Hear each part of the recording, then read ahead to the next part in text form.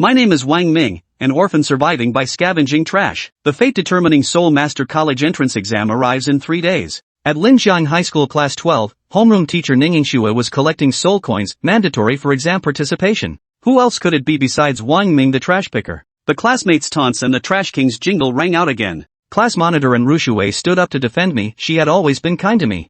I sat in the last row of the classroom, my handsome face hidden beneath disheveled long hair. I clearly knew that I had already crossed over. 300 years ago, this world was struck by calamity, with demons running rampant, and humans awakening as soul masters to fight against them. To resist the demons, humanity established the Soul Master Civilization, founding academies to nurture soul masters. The ranks of soul masters range from soul apprentice to soul emperor, divided into soul artifact masters and soul beast masters. One must contract with a soul artifact or soul beast to qualify for the college entrance examination. As an orphan, I couldn't even scrape together 300 spirit coins. Damn, transmigrating from one broke-ass life to another. I'm speechless. Supreme Trash System binding in progress, 100%, system binding successful. A soft and melodious voice sounded, and the corners of my lips curled into a smile. Trash system? Still God tier? Newcomer's gift package is being distributed. Please check host's inventory. A holographic projection screen appeared before me. Opening the red gift package, congratulations host for obtaining Soul Artifact Strengthening Crystal, Soul Beast Evolution Crystal, and Billion-Year Soul Ring Crystal.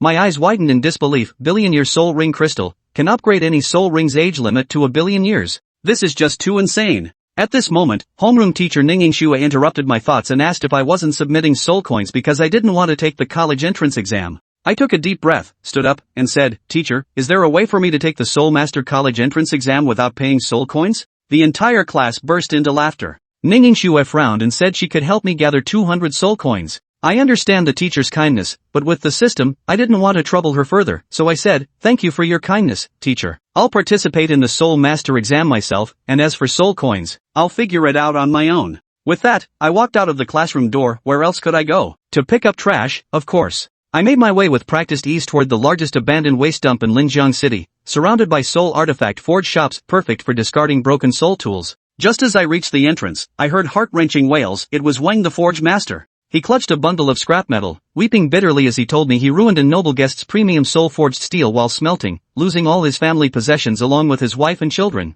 It's all these piles of scrap metal's fault. He flung the scrap iron violently onto the ground. I counted to 3 and said to shopkeeper Wang, "Here you go. The rule here is, trash belongs to me the moment it hits the ground." Manager Wang left in tears. I picked up the package and opened it to find a pile of shattered blade fragments, but with the hilt intact, forged from superior soul iron. System, detect the target trash's reinforcement probability. System detection successful. Target reinforcement probability, 100%. After reinforcement, the soul artifact quality can reach Imperial Grade Soul Artifact. Hiss an Imperial Grade Soul Artifact. I'm shocked. Soul Artifact Grades, Yellow Grade, Mysterious Grade, Earth Grade, Heaven Grade, Imperial Grade, Supreme Grade, Saint Grade, Emperor Grade. The attribute panel appeared. Details of the broken knife, knife name, none. Blade quality, scrap, garbage. The Horcrux comes with soul techniques, none. Enhanced comparison, blade grade, Imperial Superior Grade, enhanceable, % soul weapon inherent skills, eternal indestructibility, infinite restoration, to be continued, % just the eternal indestructibility and infinite restoration alone suffice to deem it a divine artifact.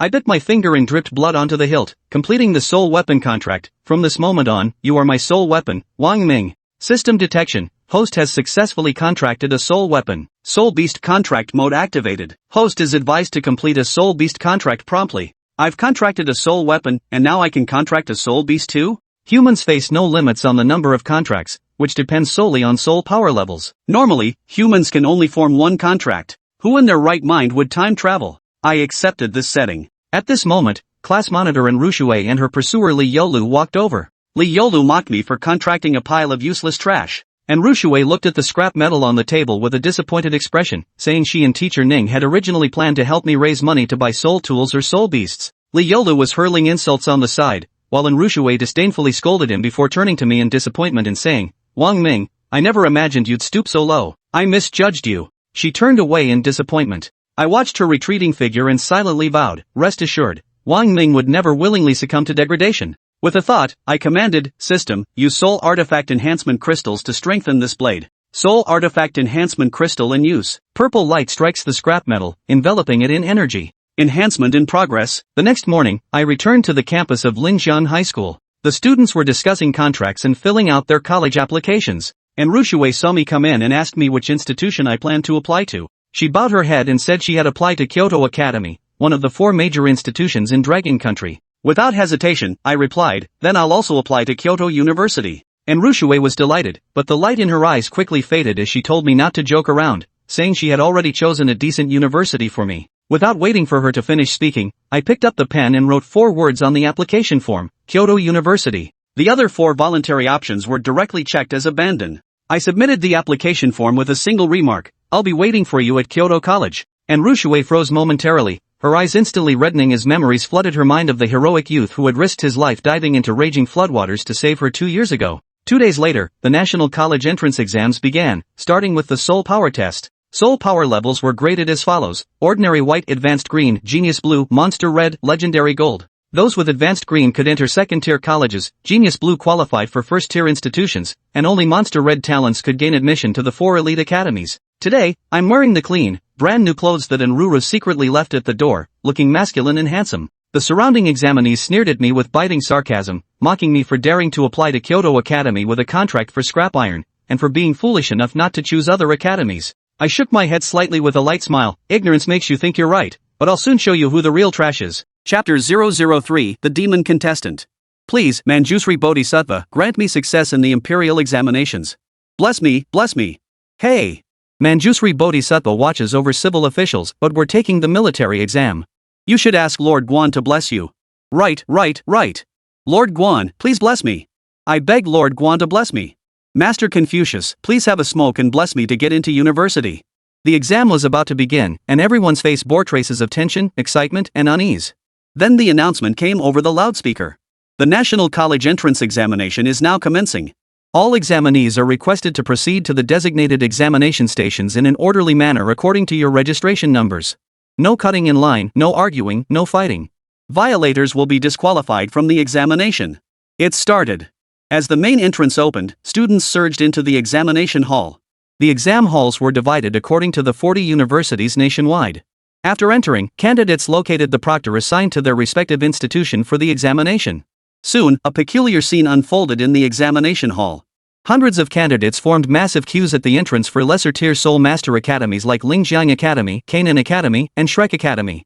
In contrast, first and second-tier institutions like Nanjiang Academy saw relatively fewer applicants. As for the 4 major academies, not a single soul had appeared so far. Wang Ming stood at the entrance, scanning the stream of entrants, yet the familiar figure remained elusive. Finally, Wang Ming gave up searching and walked over to the assessment site for the Capital Academy. The examiner at the Capital Academy was named Li Huayuan. Li Huayuan, in his 30s, appeared energetic and alert. With short hair and a well-proportioned build, he wore a faint smile that gave off a gentle aura. The Kyoto Academy emblem hung on his chest. Noticing Wang Ming approach, Li Huayuan gave him a once-over and asked with a smile, Wang Ming? Wang Ming replied, hello, sir. I'm candidate Wang Ming. Li Huayuan nodded with a smile. You're a spirited young man. Among all the municipal high schools nationwide, you're one of the few daring to apply to Kyoto Academy. Wang Ming, is that not allowed? Li Huayuan chuckled. It's not illegal, so why wouldn't you? It's just. I've heard a rather unkind rhyme about it. Wang Ming recited it aloud with self-deprecating humor. Trash king, king trash, no dad, no mom, eats garbage, grew up in the dump, Wang Ming. Li Huayuan explained, I don't mean to mock you. I'm just curious, even if your soul power meets the requirements, it'll be tough for you to contract a high-level soul tool or soul beast, right? You must know that the minimum standard at the Capital Academy is a heaven-grade soul tool or an elite bloodline soul beast, Wang Ming interjected. Since you know that, then I've heard rumors that you contracted scrap metal. Of course, I find that unlikely, but for someone like you, high-level soul tools and soul beasts are indeed difficult. Li Huayuan said. I know, teacher, Wang Ming replied with a smile. Very well, let's begin the assessment. Seeing Wang Ming's unwavering confidence, Li Huayuan wasted no further time. Hey, look! Wang Ming is about to start his assessment. That trash actually dares to do it. Exactly. He wouldn't even dare approach the words Capital Academy for fear of being called trash. As Wang Ming stepped onto the soul platform and walked toward the soul testing orb, he instantly drew everyone's attention. After all, he was the sole applicant to the Capital Academy. Even knowing he was trash, people still wanted to see it for themselves. After all, this spectacle would remain fresh fodder for years to come. Li Yolu, who had already passed the exam for a second-tier academy, was beaming with excitement as he held his acceptance letter and school badge. He happened to see Wang Ming ascend the examination platform. Ha ha ha ha. Look, everyone. That notorious trash from Linjiang is about to take the Kyoto Academy exam. He's literally grinding his own ass into the ground, spinning around and embarrassing himself. Truly trash. If he fails, it'll be no different than taking a dump in the street. His voice boomed, and Wang Ming heard it loud and clear. Standing atop the platform, he looked at Li Yolu and shouted, Li Yolu. If I actually get in, you'll kneel down and yell Dad's the best 3 times, right? Li Yolu fired back, if you pass, I'll call you Grandpa. Wang Ming sneered inwardly. He walked slowly to the soul testing platform, placed his right hand on the smooth soul testing orb, took a deep breath, and closed his eyes.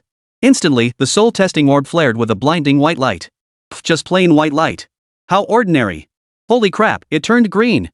Such a vivid green, it's making me uneasy. Oomph. That's the best it'll get. Holy. Blue? So what if it's blue? Kyoto Academy's minimum requirement is demonic red. If Wang Ming can glow red, I'll eat my hat while doing a handstand live. Oh holy, it's red. Holy, glad I didn't speak too soon. Wang Ming is freaking insane. This red glow is insane. Holy, it's glowing like the sun. Is Wang Ming some kind of golden legend? Buzz. At that moment, the soul testing orb emitted a buzzing sound, as if it had reached some limit. Immediately after, crack. Crack crack crack crack. Boom. The soul testing orb exploded? The soul testing orb exploded. What a niche term, the soul testing orb exploded. Silence. The entire vast examination hall fell silent, as if someone had pressed pause. Their expressions were as if orchestrated by a conductor's baton, all mouths agape, eyes wide, frozen in shock and disbelief. Li Huayun even forgot to breathe. The moment the soul testing orb shattered, he was frozen solid. Most students at the Imperial Academy possessed demonic red light, a level of talent he'd seen countless times. But he'd never witnessed anyone whose aura could shatter the soul testing orb outright. A demonic prodigy radiating pure crimson. If the soul testing orb hadn't shattered, could he be the legendary? No, that couldn't be. Li Huayuan dared not imagine it. Those who had mocked Wang Ming moments ago now resembled ducks with severed necks, mouths agape, gasping for breath, their scornful expressions morphing into sheer terror. Li Yolu's face turned deathly pale. The instant Wang Ming's soul power talent emitted that crimson light, he felt as if his soul had been ripped from him, leaving him numb and lifeless. The man he'd always looked down on was actually a red prodigy. All those years of calling him trash. In the end, he himself was the biggest piece of trash of all. Don't get too excited yet, there still is soul equipment. That pile of scrap metal isn't worth a dog's interest, and the Capital Academy certainly won't want it either, someone nearby muttered resentfully. Yeah, there's still the soul artifact. Phew. Exactly, soul artifacts. Wang Ming, I saw your trashy scrap metal soul artifact with my own eyes. I want to witness firsthand how that junk could possibly get you into the Capital Academy. Li Yolu seemed to find a new ray of hope. Just imagine Wang Ming failing the entrance exam despite possessing demonic level red soul power? That would become the talk of the world. Wouldn't that be even more satisfying? Li Huayuan took a deep breath, composed himself, and announced loudly, first test, soul power. Wang Ming passes with full red. Next, the second assessment, soul weapon and soul beast quality evaluation. Wang Ming, do you choose to be a soul weapon master or a soul beast master? Soul tool master. Candidate Wang Ming, prepare. Present your soul weapon. In that instant, every pair of eyes in the hall focused on Wang Ming. Chapter 004, First Glimpse of Sharpness. The gazes of over 20,000 people in the arena were fixed on Wang Ming. Once a despised outcast, he now stood at the center of attention, commanding everyone's respect. Huff. Wang Ming took a deep breath, unstrapped his shoulder bag, pulled open the zipper, and dumped its contents upside down onto the ground. Clinking and clanking, a pile of iron ore spilled out. Put. Ha ha ha. Just a pile of scrap metal, as expected. Holy, what the hell was I waiting for? Just wasted 30 seconds of my life. A pile of scrap metal? Who gave him the guts to apply to Kyoto Academy? His mom? Under the gaze of the crowd, the sight of scrap metal scattered on the ground stirred the crowd below, who began to mock him mercilessly. Li Huayuan's face darkened. Such a promising prospect, and he actually contracted a pile of scrap metal. Still, there was a chance to salvage the situation. Soul equipment masters weren't limited to binding just one martial soul, but one could only have one lifebound soul equipment. As long as Wang Ming didn't bind this scrap heap as his lifebound soul equipment, it would be fine. At that moment, Wang Ming spoke calmly, Teacher, this is my lifebound soul weapon, Demon Blade 1000 Blades. What?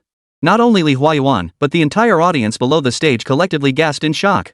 As everyone knew, soul masters rarely contract their lifebound soul artifacts or soul beasts early on, only doing so upon reaching the 31st level soul pill realm. Who would have thought Wang Ming would contract this pile of scrap metal as his lifebound treasure? Ha ha ha ha. That's laughable.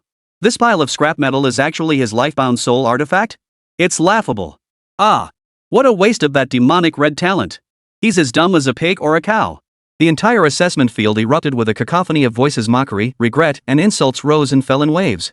Li Yolu felt an immense sense of relief wash over him, laughing until his face turned crimson. Li Huayuan shook his head in disbelief. A full crimson demonic talent wasted like that. But the assessment must continue. With a wave of his hand, a green light descended, forming a spherical halo over the platform. Li Huayuan explained, "You've likely studied the Soul Master assessment in your high school theory classes. The Soul Beast test evaluates the coordination between human and beast. Scoring over 60% is passing. The Soul Tool test primarily assesses the Soul Master's personal strength and the power of their Soul Tool. While the Soul Tool plays a significant role, the practitioner is even more crucial. I have no idea what gives you the confidence to contract this pile of junk as your lifebound Soul Tool, but since you've applied, give it your best shot. For admission to the Capital Academy, slaying a level 1 inferior demon beast secures your place." As the words fell, a 3-meter-tall mutated demon materialized within the light circle. Pangia Pang Pang. Holy crap, no way! Is the Capital Academy's trial this hardcore? Hunting a level 1 demon as a new Soul Master? That's insane. Yeah, we're not even Soul Masters yet. How are we supposed to kill demons? The crowd below the stage erupted in gasps at the absurdity of the Academy's entrance exam. Wang Ming took a deep breath, crouched down, picked up the knife handle with its broken blade still attached, gripped it firmly, and slowly stood up. Before the battle, he needed to test his Soul Tool first. Li Huayuan frowned slightly upon seeing the broken blade in Gu Ming's hand. "Begin the soul weapon inspection." Wang Ming gripped the smooth, delicate hilt tightly. 1,000 blades. Return. Clang, clang, clang. The scattered fragments on the ground glowed a blood-red light, each flickering with obscure patterns. Then, with a series of whizzing sounds, the fragments shot upward on their own, returning to their original positions in a precise, orderly sequence, accompanied by crisp, melodious metallic clinks. A blade formed entirely of blood-red jade-like fragments. Is this even possible? The crowd stared in stunned silence. Not just them, even the well-traveled Li Huayuan was utterly shocked. A soul artifact that could self-repair? Wang Ming stepped forward and placed the soul artifact into the soul artifact detector. The device emitted a voice, "Soul artifact detection commencing." The entire hall instantly fell silent. Everyone waited in hushed anticipation, holding their breath. Detection complete. Target soul artifact grade, superior, imperial grade. The room grew even quieter, the shock palpable. The words imperial grade sent shockwaves through the entire hall. Holy crap! An upper grade imperial grade soul artifact? Impossible. Absolutely impossible. Li Yolu couldn't accept this result. He shouted at those around him, his expression deranged. "It's definitely fake. How could it be? I saw it with my own eyes. It was just a pile of scrap metal. I saw it myself. How could scrap metal turn into a high-grade imperial-grade soul artifact? It's fake. Definitely fake. Cheating. Yes, Wang Ming must be cheating." Li Yolu suddenly seemed to grasp something, shouting toward the stage.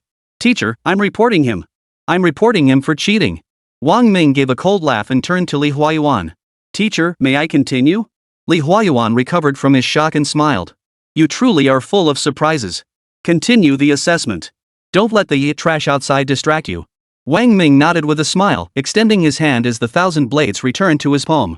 This was the scrap metal he had enhanced using the soul weapon enhancement crystal, which he named 1,000 blades. Its blade had shattered into 1,001 pieces, hence the name.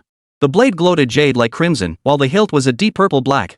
The blade measured 76 centimeters in total length, with a cutting edge 51 centimeters long, 3.2 centimeters wide, and a spine thickness of 0.7 centimeters.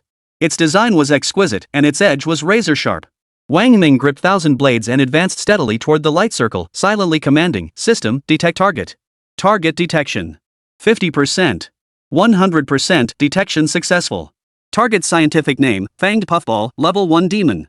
Strengths, thick hide, durable, extremely fast speed, immense strength. Attack weapon, fangs. Weaknesses, stupid, easily angered, slow reaction time. System predicts target will launch charge plus tusk thrust attack. Host advised to retreat. Wang Ming had already entered the light circle. Ha! The fanged puffball let out a furious roar and charged toward Wang Ming without hesitation, executing the system's predicted Fang charge attack. Wang Ming braced his feet. As the beast closed in, he suddenly leapt into the air. Attack timing 10%, 50%, 100%. Wang Ming swung his blade with all his might. Pong Pong's strength lay in its thick hide, but that protection was concentrated on its back, not its rear end. As Wang Ming flipped through the air and landed behind Peng Pong, he struck before the beast could react. The blade fell. It cleaved through Peng Pong's buttocks and thigh, splitting them clean in two. A blood-curdling scream, like that of a slaughtered pig, pierced the air. SSSSH. Below the stage, 20,000 spectators involuntarily clenched their sphincters in near unison. There's a kind of pain that hurts just to watch. While Wang Ming's ability to slay demons with a single stroke was indeed astonishing, this particular method was, well, hard to put into words. Li Huayuan waved his hand, and the light circle vanished along with the slain demon, a scene that felt bloody and unsavory. He then announced loudly, "Candidate Wang Ming, you have passed the assessment." Li Huayuan's declaration jolted everyone present back to reality, leaving those who had looked down on Wang Ming and hurled insults at him as trash utterly ashamed and humiliated. If someone like this is trash, then what were they? Li Yolu's eyes were bloodshot. The look he shot at Wang Ming was a mix of envy, jealousy, and resentment. The person he had called trash for 3 whole years had successfully gained admission to the prestigious Capital Academy, while he himself had only made it into a second-rate institution. A suffocating weight pressed down on his chest. It felt like a mountain had landed on him, crushing his breath. Wang Ming has passed the assessment. Award him the Kyoto Academy admission letter, 3,000 soul coins, and a level 1 demon. Hold on. Chapter 005, the 4 great academies want to poach talent? At that moment, a voice rang out from the side. Everyone turned to see mentors from the other 3 major academies striding forward. Li Huayuan's expression darkened at the sight. Even a dog could tell what they were up to, showing up like this. Don't be so impatient, Teacher Li, ha ha ha. The first to arrive was the mentor from Qinglong Academy, a man in his 40s or 50s with a bushy beard. He chuckled, "Such promising talent, we'd like to take a look too." He glanced at Wang Ming and nodded approvingly. Indeed, he's quite something, handsome and gifted. Clearly a dragon among men. And since he's a dragon among men, he naturally belongs at Qinglong Academy. Wouldn't you agree? Wang Ming was momentarily speechless. Bull. A crisp, sharp voice cut through the air. Wang Ming turned to see a fiery beauty swaying her hips as she approached. She first hurled an insult at the Qinglong Academy instructor, then turned to Wang Ming with a smile. "Little brother, with looks like yours, you should definitely come to our White Phoenix Academy. Our senior and junior sisters are all stunningly beautiful and understanding of your needs. Care to consider it?" "Ha?" Wang Ming's mouth twitched. So there were seductive beauties too. "Don't listen to her nonsense," a teacher from the National Defense Academy, dressed in military uniform, boomed as he strode over. "Women are nothing but pretty skeletons. Real men, true heroes, should serve the nation. Come to our National Defense Academy and become a soldier, that's what real men do." The mentor from Baifeng Academy wasn't having it. He turned and retorted, "Pink-painted skeletons? Then don't marry a wife. You, a henpecked husband, dare say that? Watch out, I'll tell your wife." "Just kidding, heh." The man immediately backed down. "Professor Yang, please spare me. Don't you dare tell my wife." Good heavens, the 4 great academies are actually competing for students? What an obscure term. I've never heard of the 4 great academies competing for students. Quick, grab your phone and post it on Moments. Wang Ming is my classmate. Classmate? Put. I've even had dinner with Wang Ming. The crowd below the stage was stunned to hear about the 4 prestigious universities competing for Wang Ming. Some who knew him took pride in it and planned to brag about it on their social media. "My apologies, everyone," Li Huayuan said with a smile. "Wang Ming applied to our Capital Academy, not yours. Whether he applied or not doesn't matter. We're offering a special recruitment deal now, how about it?" Teacher Yang refused to budge. "Exactly. Wang Ming, if you join Qinglong Academy, we'll match the scholarship offered by Jingdu Academy, double the amount." "Double isn't enough? We'll give you 10 times that." "10 times is worthless, kid. If you join Baifeng Academy, not only do you get 10 times the reward, but we'll throw in a pair of freshman girls twins, no less." A soldier from National Defense Academy shouted, "Enough. Let Wang Ming decide for himself." Then, turning to Wang Ming, he said, "Wang Ming, this is your chance. You choose. But before you do, remember you're a man, a real man. You know what the right choice is, no need for me to spell it out." "Put." The other 3 teachers snorted in disdain. Li Huayuan said, "In that case, let Wang Ming choose for himself." "Wang Ming, tell us your decision." The moment those words left his mouth, 4 teachers from the academy stood at 4 positions, surrounding him and staring intently, as if afraid he might flee. The crowd below instantly fell silent. All eyes were on Wang Ming, awaiting his decision. Many had already pulled out their phones to capture this once-in-a-century moment. "I choose." Wang Ming spoke slowly. The burly man from the National Defense Academy gave a nod of acknowledgement. The beautiful instructor from the White Phoenix Academy fluttered her eyelashes. The instructor from Qinglong Academy nodded. Li Huayuan, ahem. "I choose." Wang Ming slowly uttered his answer, the Capital Academy. "Ha!" Li Huayuan's face instantly broke into a wide grin. "Ha ha ha. Excellent choice. Absolutely spot on. Ha ha ha. Ugh. Ugh. Ugh. The other three mentors all wore expressions of disappointment. Li Huayuan joyfully announced, "I now solemnly declare that Wang Ming has passed the assessment and is officially admitted as a student of the Capital Academy. Reward doubled. The acceptance letter will be issued immediately." The two then proceeded to distribute the admission letters. "Make way. Make way. Everyone, please make way." Suddenly, a group of reporters carrying cameras rushed toward the stage. Journalists from major television stations swarmed in, each desperate to capture the moment first. "Please step aside, teachers, don't block the camera," a cameraman gestured with his hand. The four exchanged helpless glances and stepped aside. Wang Ming was instantly swallowed up by a sea of cameras and microphones. "Mr. Wang Ming, we hear you come from humble beginnings. How did you pull off such an incredible turnaround to become a student at Kyoto University?" "Mainly through talent," Wang Ming replied without batting an eye. "Mr. Wang, how did you manage to contract a royal-grade soul artifact?" "So easy. Being admitted to Kyoto Academy and then fiercely sought after by the four major academies, does that make you proud? Just another day at the office. As the only student from Linjiang accepted by all four prestigious academies, do you have any words for your younger peers? Keep pushing forward." In no time, Wang Ming's story shot to the top of trending lists across major platforms, maintaining high visibility as clickbait headlines fueled the frenzy.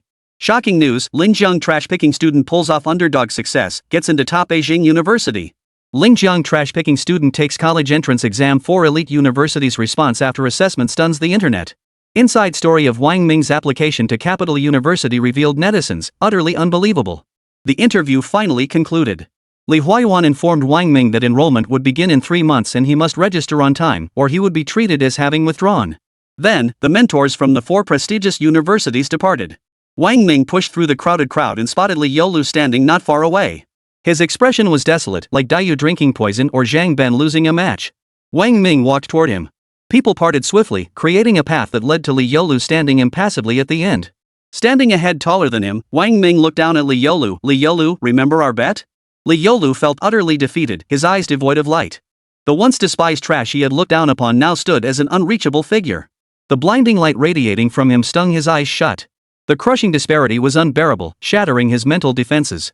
"Kneel," someone shouted. "Kneel before the esteemed senior Wang Ming." The sycophantic classmates seized the moment, pressuring Li Yolu in unison. "Kneel now." This was reality. Human nature is like this. When your status, position, and power reach a certain height, you don't need to do things yourself. Just hint at your desire, and others will do it for you. The crowd's furious shouts pressed down on Li Yolu like two mountains, crushing his breath and weakening his body. His legs could no longer support him, and he collapsed to his knees with a thud. Wang Ming looked down at Li Yolu, kneeling at his feet. This moment. All the insults and ridicule endured over the years were released the instant Li Yolu knelt. From this moment onward, he, Wang Ming, would forever be the one Li Yolu looked up to. Oomph. Scum. Wang Ming didn't make him call him grandfather. He wasn't worthy. This trash was returned to him in kind. With that, Wang Ming ignored him completely. He lifted his head, hands tucked into his pockets. A gentle breeze caressed his face, blowing back his long hair to reveal his handsome features. He strode steadily past Li Yolu's head.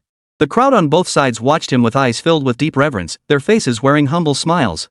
At that very moment, no one dared utter a single word of contempt toward him. Chapter 006, The Iron-Devouring Ant Queen. And Rue Shui doesn't need to take the entrance exam. She's been directly recommended to the Imperial Academy in the capital. She's not from Linjiang, she hails from a prominent family in the capital. I've only heard rumors about her background, but it's vast beyond measure. It's not something you or I could ever hope to comprehend. Wang Ming, I warn you, your talent is exceptional, and the soul-bound artifact you contracted astonished me. You are a prodigy Linjiang hasn't seen in a century. I am proud of you. But, if you think these gifts alone will get you close to Enrujui, you are sorely mistaken. The waters outside run deep. I hope you recognize reality and don't ruin yourself. Master. Rest assured, I fully understand the gaps between people. I won't do anything foolish. But one day, I will prove to everyone, if no one lifts me to the clouds, I will climb the snowy peaks myself. Where the sea meets the sky, the horizon becomes my shore. Upon the mountain's ultimate peak, I shall reign supreme. Linjiang City High-Speed Rail Station. Wang Ming stared blankly, his gaze unfocused, replaying his conversation with homeroom teacher Ningxue in his mind. He also thought about how school would start in 3 months. He must arrive early in the capital to find part-time work to survive. The academy offered a 6,000 soul coin scholarship, but the enrollment fee alone cost 6,000 soul coins. Add living expenses, and a single semester would require at least 10,000 soul coins. And he still hadn't contracted a soul beast. Whoa! Suddenly, a wave of tingling pleasure spread through his entire body, making him cry out involuntarily in ecstasy. The sound drew stares from those around him. Ahem! Wang Ming hastily covered his embarrassment with a cough. Demon Soul Core Energy Absorption 100%, Soul Essence plus 90. Cultivation level plus 1. Current cultivation level, level 2 Soul User 10300. Soul Weapon, Demon Blade 1000 Blades. Soul Beast, none. Soul Rings, none. Soul Weapon Enhancement Crystals, 0. Soul Beast Evolution Crystals, 1. Million Year Soul Ring Crystal, 1. Search range, 1 kilometer radius. After absorbing 3 level 1 Demon Soul Core crystals, my strength only increased by 2 levels. Wang Ming was secretly shocked. According to high school theory, for soul cultivators below level 10, a single level 1 Demon Soul Core crystal could help an ordinary person advance 2 levels. Yet he had absorbed 3 and only gained 2 levels. Could it be due to my soul power talent? Wang Ming could only speculate, as he had no better explanation. System detected an evolvable soul beast. Ha! An evolvable soul beast? Wang Ming furrowed his brow slightly, scanning the surroundings of the waiting hall. His gaze fell upon a boy of about 3 years old sitting on a chair beside the aisle, holding an ant no bigger than a fingertip in his hand. Is it this ant? System, detect whether the target soul beast can evolve. System detecting. 10%. 50%. 100% detection successful. Target soul beast scientific name, Iron Fire Ant, common low-tier soul beast, often kept as a toy pet by young children. Gentle by nature. Enhancement potential, 100%. Post-evolution soul beast bloodline, epic. Whoa! Hearing the word epic, Wang Ming's eye twitched. It was common knowledge that a soul beast's innate abilities depended on its bloodline. The stronger the bloodline, the more terrifying it became in later stages. Soul beast bloodlines are categorized as common, high-grade, infernal, epic, ancient, mythical, legendary. Unexpected. A seemingly insignificant fire ant, treated merely as a pet, possesses such terrifying evolutionary potential. What a pity. This fire ant belongs to someone else. No matter. He would intervene. Wang Ming pulled his suitcase over, straddled it, and appeared before the little boy. Then, the suitcase emitted a loud, high-pitched mechanical voice. Beep beep beep, welcome to our electric luggage system. Wishing you a pleasant journey. Immediately after, a magical BGM began playing. My heart beats with love like a raging fire, you laugh, but the madman is me, love like fire warms the heart, I see the flames of love flickering. The little boy stood there, mouth agape, utterly mesmerized. His cherished toy instantly lost its appeal. The sudden sound drew the attention of everyone in the waiting hall. Witnessing this scene, the entire crowd began a synchronized toe-curling exercise, awkwardly digging their toes into the floor as if carving out a 3-bedroom apartment. Wang Ming spun around on his suitcase, sparking the little boy's playful curiosity. Mommy, I want to play with that. The little boy was filled with envy, pointing at Wang Ming as he tugged at a woman's wrist. Mommy, I want to play with that. Beside the boy sat a young woman dressed in elegant attire, with a perfect figure, around 30 years old. She glanced at Wang Ming, finding the whole scene utterly embarrassing. What's the difference between this and defecating in public at a high-speed rail station? Lulu, sweetie, we don't play with that. It belongs to someone else. Don't you have your favorite little ant? He's your hero, Ant-Man, the mother hurriedly coaxed. No, no. The little boy refused to listen, flinging the iron fire ant he held aside. I don't want that one. I want this one. The mother across from them looked utterly helpless. Seeing his goal achieved, Wang Ming quickly rode his suitcase over and said with a smile, Auntie, just let him play for a bit. It's fine. The little boy happily jumped off the chair. Wang Ming lifted the boy onto the suitcase, turned on the music, and as the lyrics, My heart beats like a raging fire of love, played, the boy giggled and played happily. Seeing her daughter happy, the mother smiled too. As for the iron fire ant, no one could recall them. After all, for the wealthy, a few hundred soul coins for a pet was hardly worth their concern. Ticket inspection began. The little boy rode his suitcase through the gate, his mother following behind. Wang Ming picked up the transparent plastic container holding the fire ants early and followed them into the station. Unexpectedly, they ended up in the same carriage, though several seats separated them. Taking his assigned seat, Wang Ming retrieved the iron fire ant from the plastic container and examined it closely. This iron fire ant was copper red all over, with a large head and well-developed mandibles. Its 6 legs were slender yet sharp, with a pair of razor-sharp pincers beneath its mouth. A pair of wings, thin as cicada wings, adorned its back. The attribute panel automatically appeared before Wang Ming. Soul Beast, Iron Fire Ant. Soul Beast Bloodline, Common. Soul Beast Nature, Gentle, Non-aggressive. Level, Initial Form. Talents, None. Enhancement Potential, 100%. Subsequently, a comparison panel appeared on the right side of the attribute panel after using the Soul Beast Evolution Crystal. Soul Beast, Iron Devouring Ant Queen Evolvable. Soul Beast Bloodline, Epic Evolvable. Soul Beast Temperament, Gentle, Non-aggressive. Level, Initial Form. Innate ability, can infinitely spawn iron-devouring worker ants. Iron-devouring worker ants feast on bizarre insects and demonic beasts, impervious to water and fire, possess venom, and are ferociously vicious. After reading the talent description, Wang Ming was deeply moved. The mere phrase infinite reproduction was terrifying enough, compounded by the formidable strength of the iron-devouring worker ants it produced. Within the soul beast realm, these ants ranked among the most powerful combatants. Most crucially, the iron-devouring queen could evolve. If he had sufficient soul beast evolution crystals, Wang Ming was genuinely curious to see what form the iron-devouring ants would take after another evolution. Wang Ming immediately bit his finger, letting a drop of blood fall onto the iron fire ant's head as he initiated the soul beast contract. The bullet-nosed high-speed train raced along at 420 km/h. The carriage was smooth and quiet, lulling many passengers into drowsiness. Only Wang Ming remained alert, contemplating the evolution of the soul beast after feeding the iron fire ant the soul beast evolution crystal. Beep! Beep! Suddenly, an alarm sounded in Wang Ming's mind. System scan, demons detected on both sides of the train. Highest detected demon level, 5 equivalent to a human soul king. Estimated host resistance probability, 0%. Estimated host escape probability, 0%. Estimated host survival probability, 0%. Wang Ming, thanks a lot. Chapter 007, Demon Attack. At 420 km/h, jumping from the high-speed train with Wang Ming's current level 2 soul warrior strength would mean certain death or severe disability. Death would be the cleaner option. Warning! Warning! Demon 800 meters from host. 300 meters. Gah! No system alert was needed. The ground already trembled, and the demon's howl echoed through the air. Hearing that primal roar, every passenger in the carriage wore a look of sheer terror. Though not the heartland of Dragon Nation, this was still an interior region.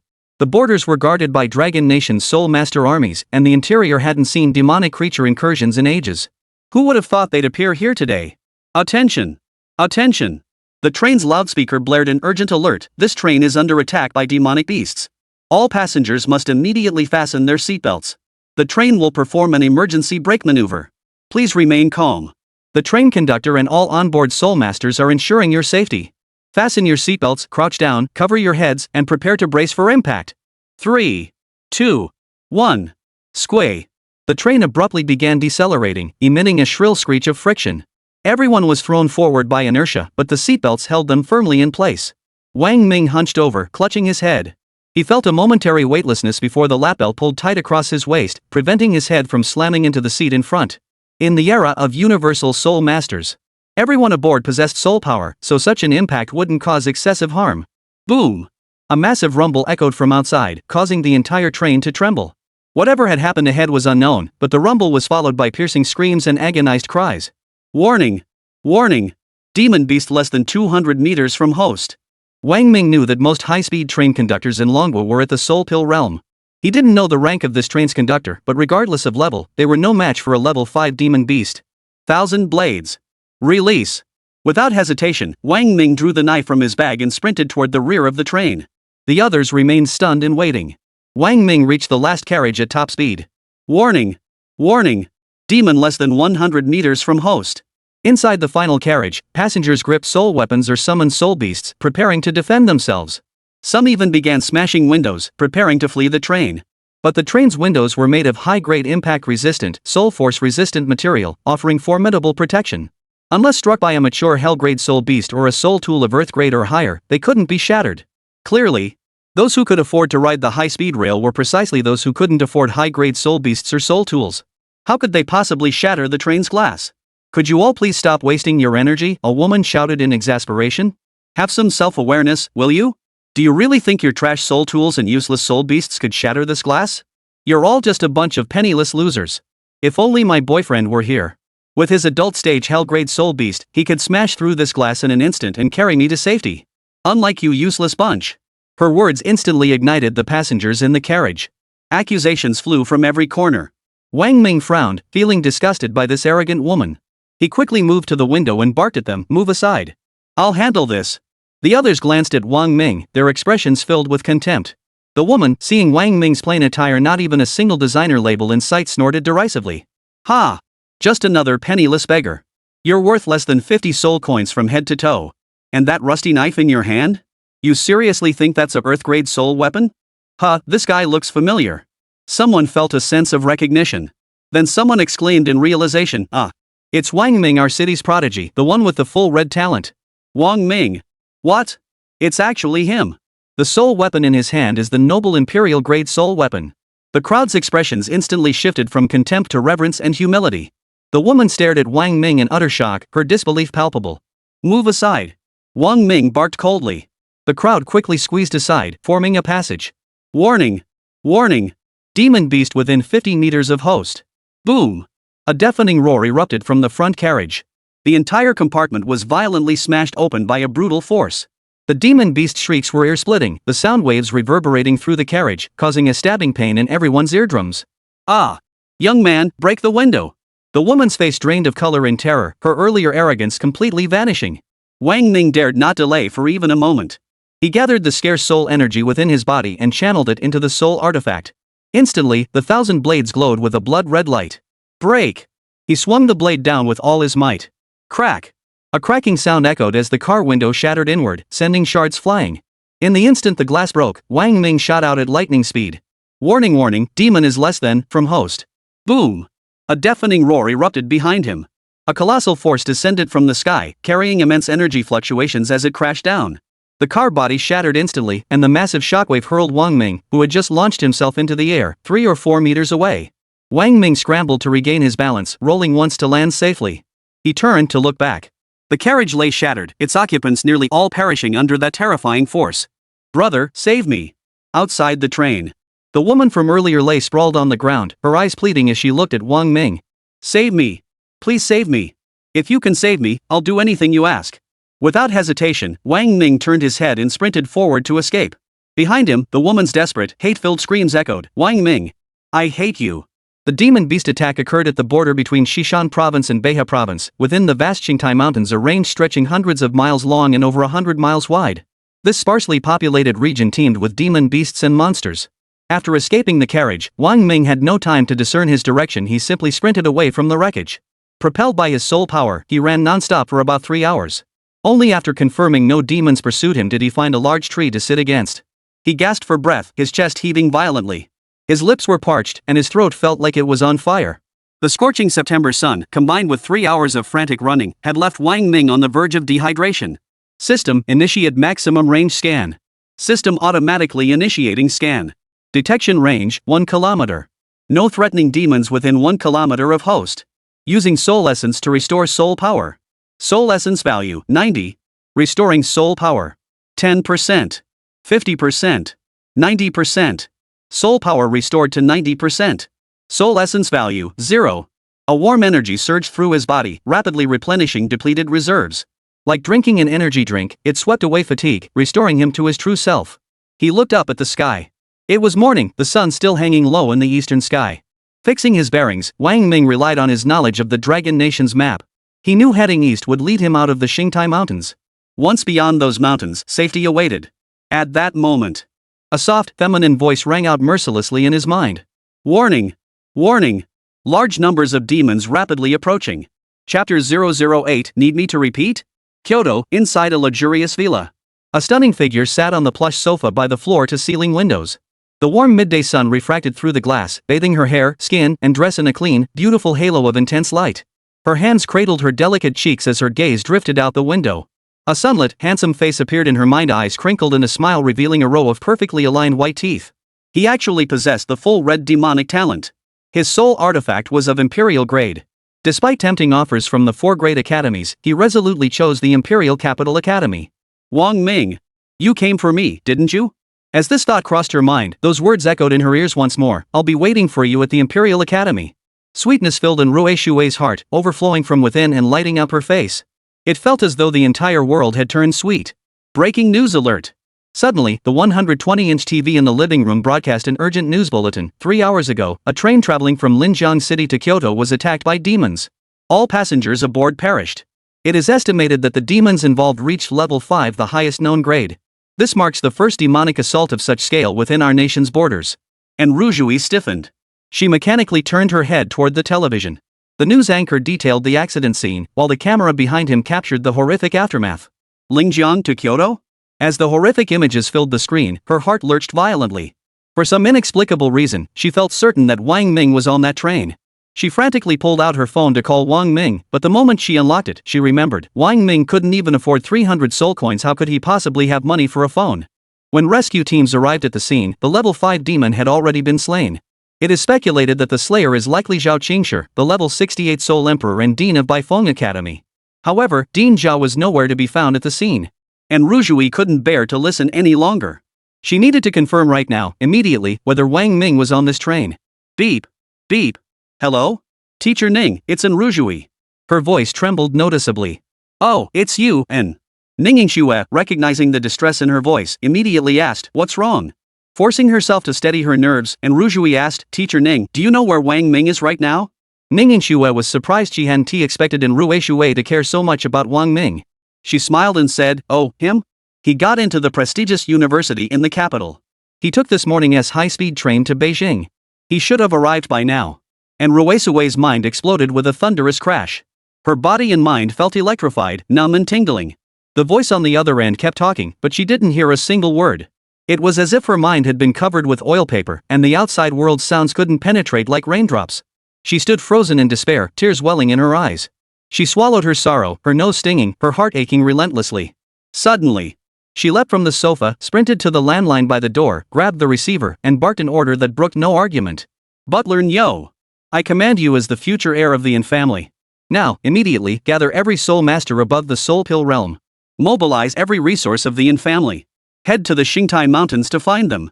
I demand to see the body if they're dead, or the person alive. On the other end, Steward Nyo was startled before cautiously asking, search for someone? Young miss, who are you looking for? And Ruzhui, his name is Wang Ming. Steward Nyo, yes, miss. And Ruzhui, if we lack manpower, mobilize the Crimson Flame Army directly. The Crimson Flame Army? When Steward Nyo heard those words, his shock was akin to discovering a new continent.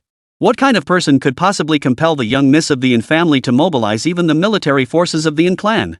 This wasn't merely finding someone. This was clearly preparing for war against demons. Young miss, are you certain you wish to mobilize the Crimson Flame Army? Steward Nyo could scarcely believe his ears and asked again for confirmation. Do I need to repeat myself? And Ruzhui was now consumed by panic. The sweetness of moments ago now felt like kerosene ignited within her heart, burning with a stinging agony. Her tone was hard. If Wang Ming comes to any harm, I'll make every demon in the Xingtai Mountains pay with their lives. Do you understand? Steward Nyo had practically watched Ruzhui grow up. From childhood to adulthood. The Ruzhui in his mind had always been gentle, obedient, and adorable. She had never been this firm or stern before. He immediately grasped the gravity of the situation. Understood. Rest assured, Mississippi. We'll act immediately. After hanging up. After Nyo Yuchuan swiftly dialed several numbers, the entire Kyoto began mobilizing its forces. Even many minor families eager to curry favor with the Yin clan sprang into action. Those unaware might have thought some major upheaval had struck the capital. They all shared a single objective. To find a man named Wang Ming. Meanwhile, in the heart of the city, within an ancient-style mansion spanning 100 acres, a handsome young man swam vigorously in an artificial pool. With a powerful dive, he covered 100 meters in one breath. Reaching the edge, he surfaced, gasping for air as his muscular physique emerged from the water. His bulging biceps, powerful chest muscles, and handsome face alone were enough to make countless beauties swoon. He was Xin Shanguang, the eldest son of the Xin family of the capital. Young Master Xin. A hurried voice called out from afar. Xin Shanguang wiped his face with a towel and stepped out of the water, his physique fully exposed. His lower body bulged prominently as he turned to the approaching figure and asked, what is it? The visitor was Chao Ma Yang, the Xin family's steward. Chao Ma Yang reported, Young Master Xin, we just received word that the eldest Missin has suddenly mobilized the Yin family forces to head for the Xingtai Mountains. She's searching for a young man named Wang Ming, demanding to see him alive or his body if he's dead. Wang Ming? Xin Chang thought for a moment, recalling having heard the name online. Is he that guy with the demonic talent for red? Chao Ma Yang replied, that's him. Back in Linjiang, he was a classmate of Missin. For her to mobilize such a large force to find him now, their relationship must be quite deep. Xin Qianguan scoffed dismissively, him? Is he even worthy? Chao Ma Yang forced a smile, he certainly isn't worthy, but Missin is quite taken with him. Xin Qianguan casually remarked, then let old Qian deal with this brat. Chao Ma Yang protested, Young Master Xin, killing that lowly nobody Wang Ming hardly warrants calling an old Master Qian. After all, he's a 62nd tier Soul Emperor expert. It'd be like using a sledgehammer to crack a nut. Xin Qianguan whipped his head around and glared at Chao Ma Yang, his voice icy. Do I look like some cliché villain from a pulp novel? Do I need to let him grow stronger by sending him to his death one by one, only for him to come back and kill me later? Invite old Qian. Wipe him out with thunderous force. And never let his name cross my lips again. Understood? Chao Ma Yang, yes, young master. I'll summon Elder Qian immediately. Chapter 009, Danger Level, 4 stars. On an unnamed mountaintop. Wang Ming peered out cautiously, observing the fierce battle below. Half an hour earlier, when the system alert echoed in his mind, he fled at top speed without hesitation. He eventually climbed this mountain peak, not only evading the demons but also discovering a natural cave behind the summit. Meanwhile, below the peak, a beautiful woman commanded her soul beast in combat against the demons. Fortunately, the pursuing demons were only level 1 and level 2, no match for her. Yet, their sheer numbers were overwhelming, and the woman's energy was rapidly depleting. She was gradually losing ground. Wang Ming held his breath, remaining utterly unmoved. What did pitying the fairer sex have to do with a penniless loser like Wang Ming? As a man. Meant knowing one's place. Hero saving the damsel in distress? Give me a break. Even if he saved her, he wouldn't necessarily get a single word of thanks. Instead, he'd risk his own life. That's the kind of thing only a dumbass male lead in a feel-good novel would do. Wang Ming wouldn't fall for that. After all, Wang Ming doesn't have the anti-inflammatory Great Wasteland Prison Heaven finger or the brother hard decision oops, typo my hand slipped. And he certainly didn't have Grandpa Ring. In his view, it would be best if these demons killed the woman. That way, they wouldn't search the mountains and forests, risking finding him. But judging from the battle below, this woman was incredibly powerful. That soul beast alone was at least at the Beast King level, easily handling those level 1 and level 2 demons. Unfortunately, the demons were too numerous. Even a soul beast couldn't fight 4 hands at once, and it was already wounded in multiple places. Retreat! The woman had no choice but to fight her way back. Glancing sideways at the mountain peak, she noted that while the demons were numerous, they were all land-bound creatures incapable of flight. Even if they climbed up, it would take time. She ordered, Azzy, up the mountain. This soul beast was none other than the Beast Emperor Body Hell Bloodline Purple Flame-Winged Lion King. Hearing the woman's command, the Purple Flame-Winged Lion King flapped its wings, lifting the woman into the air as they soared toward the mountain peak. Upon the mountain peak, Wang Ming spotted the woman and the purple lion approaching and immediately greeted her with a warm, familiar tone, "Oh, my dear mother." Simultaneously, he hurried back to the natural cave, concealing the entrance with branches. But Zhao Qingshi, a 58th level Soul Emperor, was no fool to be deceived. The instant she reached the summit, she sensed another presence. With a flick of her wrist, a purple flame ignited and shot toward Wang Ming's cave dwelling. Boom! The purple flames were terrifying. The branches instantly burned to ashes upon contact, leaving the cave entrance wide open. Who's there? Come out! Zhao Qingshi's face was as pale as paper, yet her expression radiated a chilling aura of murderous intent. Her slightly upturned eyes and icy glare gave off a cold, dangerous vibe. Knowing he'd been discovered and escape was impossible, Wang Ming stepped out while mentally commanding, System Analyze Target. System Analyzing Target. 10%. 30%. 50%. 100%. Target Analysis Complete. Gender, Female. Power Level, 58th Rank Soul Emperor. Soul Beast, Beast Emperor Physique Hell Bloodline. Target's soul power severely depleted. Soul Beast injured, operating at 30% of full strength equivalent to a Grand Soul Master. Confrontation Analysis, Host's Victory Probability, 0%, Host's Escape Probability, 0%. Wang Ming's mouth twitched. He approached the cave entrance and respectfully identified himself, new student of the Capital Academy, Wang Ming of Linjiang. Greetings, senior sister. When you're under someone else's roof, you'd better keep your mouth sweet, it'll help you live longer.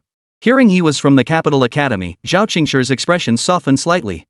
Upon hearing the name Wang Ming, she glanced at him curiously and asked, "You are Wang Ming, Prince of Linjiang, the one with the demonic talent of full-blooded red, the contract holder of an imperial-grade soul artifact?" Wang Ming froze. Had he become so renowned already? He could only nod in acknowledgement. Yes. Zhao Qingshi's gaze shifted to the blade in his hand. Sensing the energy contained within the soul weapon, she confirmed his identity. Noticing the saturation of soul power within him, she nodded. Truly worthy of the title demon-like genius of full red. Escaping the train was already remarkable enough. That your soul power remains so abundant, dare you confront the demons below? Wang Ming gave a wry smile. Senior sister, I'm only a level 2 soul user. Zhao Qingshi replied, that's precisely why you need more training. How else will you grow quickly? I am Zhao Qingshi, Dean of the White Phoenix Academy. You may call me Teacher Zhao. Once I've restored my soul power, I'll lead you out of here. But first, you must stop the demons from ascending the mountain. Otherwise, we'll all die. Wang Ming was speechless. If you hadn't lured the demons here, I wouldn't be facing death. Zhao Qingshi gave him no chance to protest, striding directly into the cave and declaring, "The mountain's base is already surrounded by demons. With your strength, descending is suicide. Either defend the peak or be devoured. Step half a foot into this cave and you die." The words "will kill" carried a chilling aura of murderous intent. Wang Ming thought inwardly, "Your dear mother." Left with no choice, Wang Ming swiftly adjusted his soul power, preparing for battle. Half an hour later. Warning! Warning! Large-scale demonic forces approaching. Distance to host, less than 300 meters. 200 meters. Damn it! Driven to desperation, Wang Ming charged forward, blade in hand. Fortunately, the mountain was very high. Climbing the peak drained the demon's stamina, and only a few managed to ascend. With the Thousand Blades Edge and the system's analysis, Wang Ming could barely hold his ground. Simultaneously, he collected demon cores from slain beasts, rapidly absorbing them to sustain his soul power. But as his stamina depleted and more demons climbed up, Wang Ming was soon surrounded. Warning! Warning! Host is facing life-threatening danger. Danger level, stars. System reward triggered. If the host safely navigates this crisis, they will receive Demon Soul Ring Deepening Crystal +1. Soul Beast Evolution Crystal +1. Huff! Wang Ming stood bloodied, both hands gripping his blades, breathing heavily. Facing 3 level 1 demons before him, his expression was cold and ruthless. The system's reward warmed his heart, but the imminent danger chilled his soul. Gore! The 3 demons roared in fury, charging from 3 directions. Split! Sword edge! Wang Ming frantically channeled his soul power into the blades. Holding them in both hands, he swung a fierce horizontal slash at the 3 charging demons. As the strike erupted, the 1,000 blades shattered into fragments. Yet the blade's form remained intact, coalescing into a single sword where form may scatter, but spirit endures. With all his might, he delivered the strike. Thud! Thud! Thud! The sharpness of an Imperial-grade soul weapon was beyond the defense of level 1 demons. Though Wang Ming's strength couldn't fully unleash its true power, it didn't diminish its cutting edge. After swiftly dispatching the 3 level 1 demonic beasts. Warning! 2 demons approaching from behind. Ugh! As the system warning sounded, a piercing pain shot through him. A level 2 demon beast had crawled up behind him. While Wang Ming was slaying the front demons, it suddenly lunged forward, sinking its teeth in with a vicious bite. It tore a chunk of flesh right off Wang Ming's right shoulder. Bone was exposed, stark and white. Gah! The intense, piercing agony nearly sent him reeling into unconsciousness. His entire body trembled uncontrollably from the pain. Wang Ming bit down hard on his lips until they split, blood flowing freely, forcing himself to stay conscious. If he collapsed now, death was certain. But the situation grew even more perilous. 2 more level 2 demons leapt up from behind, heads lowered, snarling. Their emerald eyes emitted a mesmerizing glow as they slowly closed in on Wang Ming. Warning! Danger level rising, stars. Rewards doubled. Chapter 010, her face was bursting red. Excruciating pain numbed his right arm, leaving it limp and lifeless. Wang Ming gripped his blade with one hand, clenching the hilt tightly with the other. Gritting his teeth, his face hardened as he fixed his fierce gaze on the demons closing in from 3 directions. Level 2 demons. They far exceeded his ability to resist. Even with an Imperial-grade soul weapon in hand, he stood no chance against a single level 2 demon, let alone 3. In this situation, death was inevitable. But Wang Ming possessed an indomitable spirit. He adhered to one creed, face death to embrace life. He would rather die standing than live on his knees. In this era that revered a miserable life over a glorious death, such a stance drew scorn from many, even cold-hearted insults like idiot. Yet in the hearts of true, blood-soaked hard men who valued dignity, those who stood tall in the face of death would earn a thumbs up and a heartfelt shout, "That's a real man." However, in Wang Ming's predicament, whether kneeling or standing, death was inevitable. It was like someone accidentally falling into water. Whether they could swim or not no longer mattered. They had to struggle to swim ashore, or they would drown. Summoning the last shred of soul power within him. In his mind, Wang Ming whispered farewell to Enrue Shui. With a flick of his wrist, his face twisted into a savage grimace as he lunged forward, blade raised. This utterly stunned the 3 demons facing him. This human not only refuses to surrender but dares to fight back? With a deafening roar, the 3 demons launched their attack from 3 directions. Knowing he couldn't defeat all 3 demons, Wang Ming adopted the principle of kill 1 to break even, kill 2 to gain 1. He locked onto the demon closest to him, concentrated his soul power, and charged forward with all his might. Thud! The demon beast took a brutal blow to the forehead from the Imperial-grade soul weapon. Its skin split open, revealing a gruesome gash on its head. The demon screamed in agony. Simultaneously. Gah! The other 2 demons simultaneously latched onto Wang Ming's right leg and hip, sinking their teeth in with brutal force. Half of his buttock and half of his thigh were savagely torn away by the demonic beasts. The excruciating pain overwhelmed him once more, completely sapping Wang Ming's ability to resist. Collapsing to the ground, he felt a hazy sensation of death enveloping him. Seeing this, without giving Wang Ming a moment to breathe, they roared and lunged forward, intent on tearing him apart and devouring him. Whoosh! At that moment, a sharp purple flame shot out from within the cave. Curved like a crescent moon and sharp as a blade, it flashed past. The 3 level 2 demons were effortlessly sliced apart by the purple flame. Their flesh rapidly burned away, leaving only 3 demon cores suspended in midair. Wang Ming writhed in agony, his face deathly pale, lips trembling. A fragrant breeze drifted by. A beautiful figure appeared before Wang Ming, none other than Zhao Qingshi, who had entered the cave earlier to tend to her injuries. After over an hour of recuperation, she had regained nearly half her strength. With the mountain terrain to her advantage, dealing with these minor threats was more than manageable. She lowered her gaze to Wang Ming, who lay on the ground, gradually slipping into unconsciousness. His lips were dry and cracked, his face pale. With weak eyes, he looked at Zhao Qingshi and managed a pained, strained smile. Zhao Qingshi's delicate brows furrowed slightly, her tone softening considerably. "You did well. Now it's time for these beasts to pay the price." Several hours later, inside a cave in the Xingtai Mountains, Wang Ming lay in a deep coma. With severe injuries to his thigh, buttocks, and right shoulder, Zhao Qingshi carefully positioned him face down on a rock. Watching Wang Ming sprawled across the rock, half his buttocks and rear legs exposed, Zhao Qingshi frowned.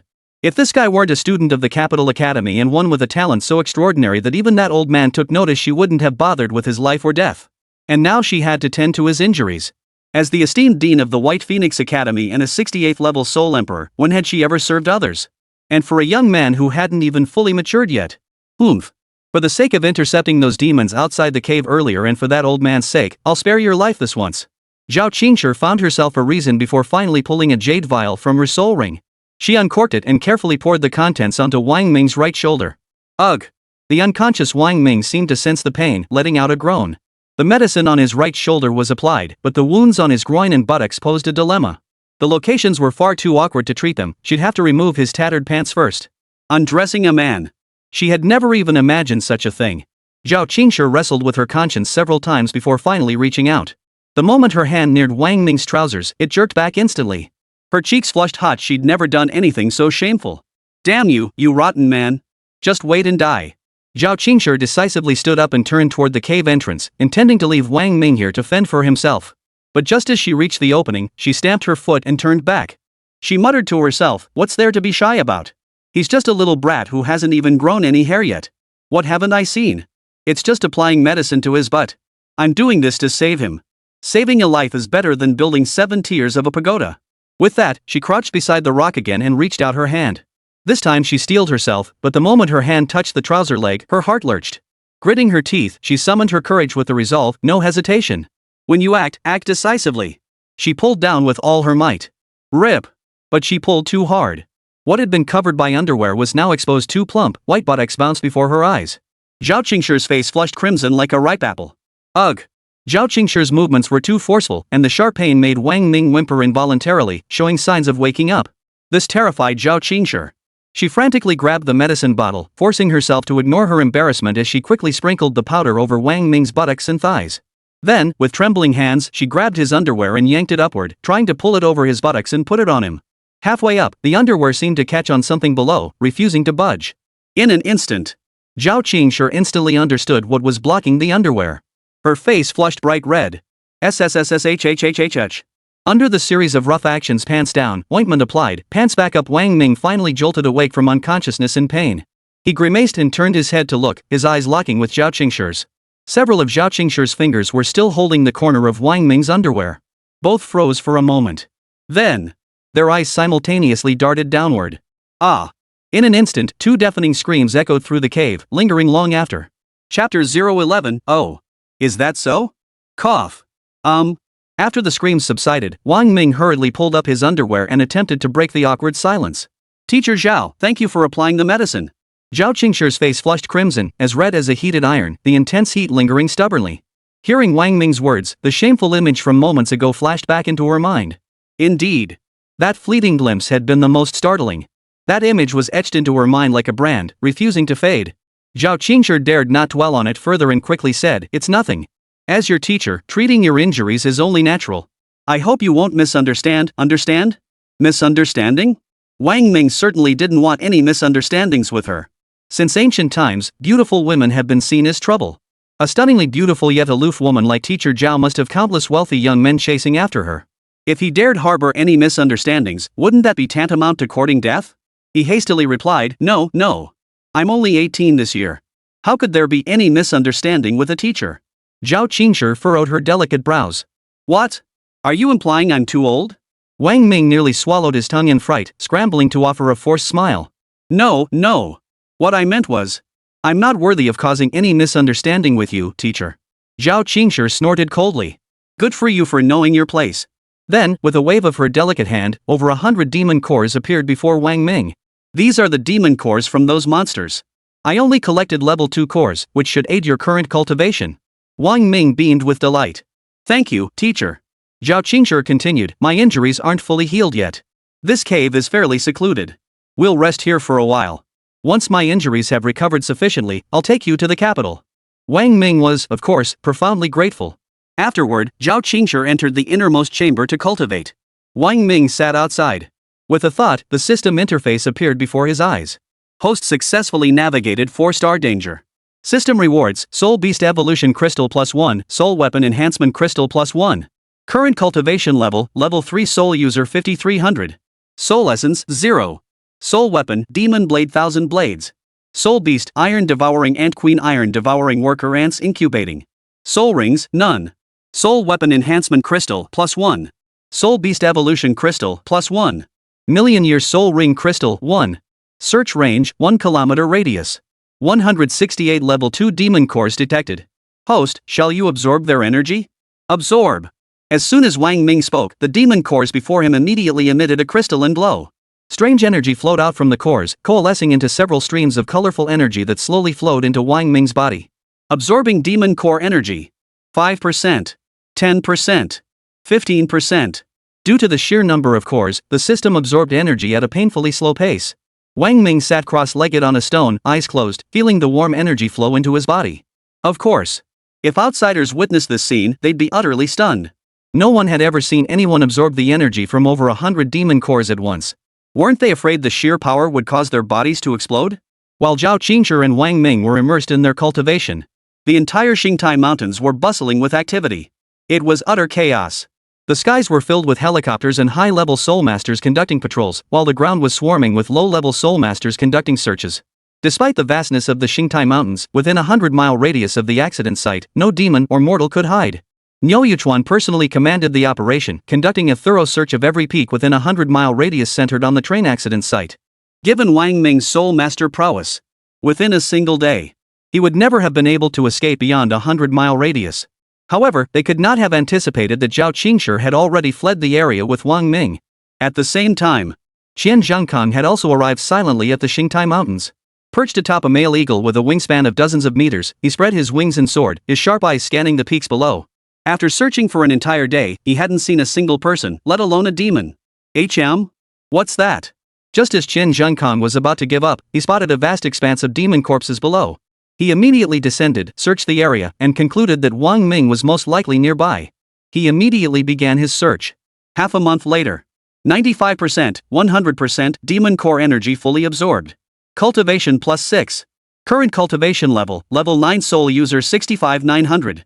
Soul Essence, +1680. Huff.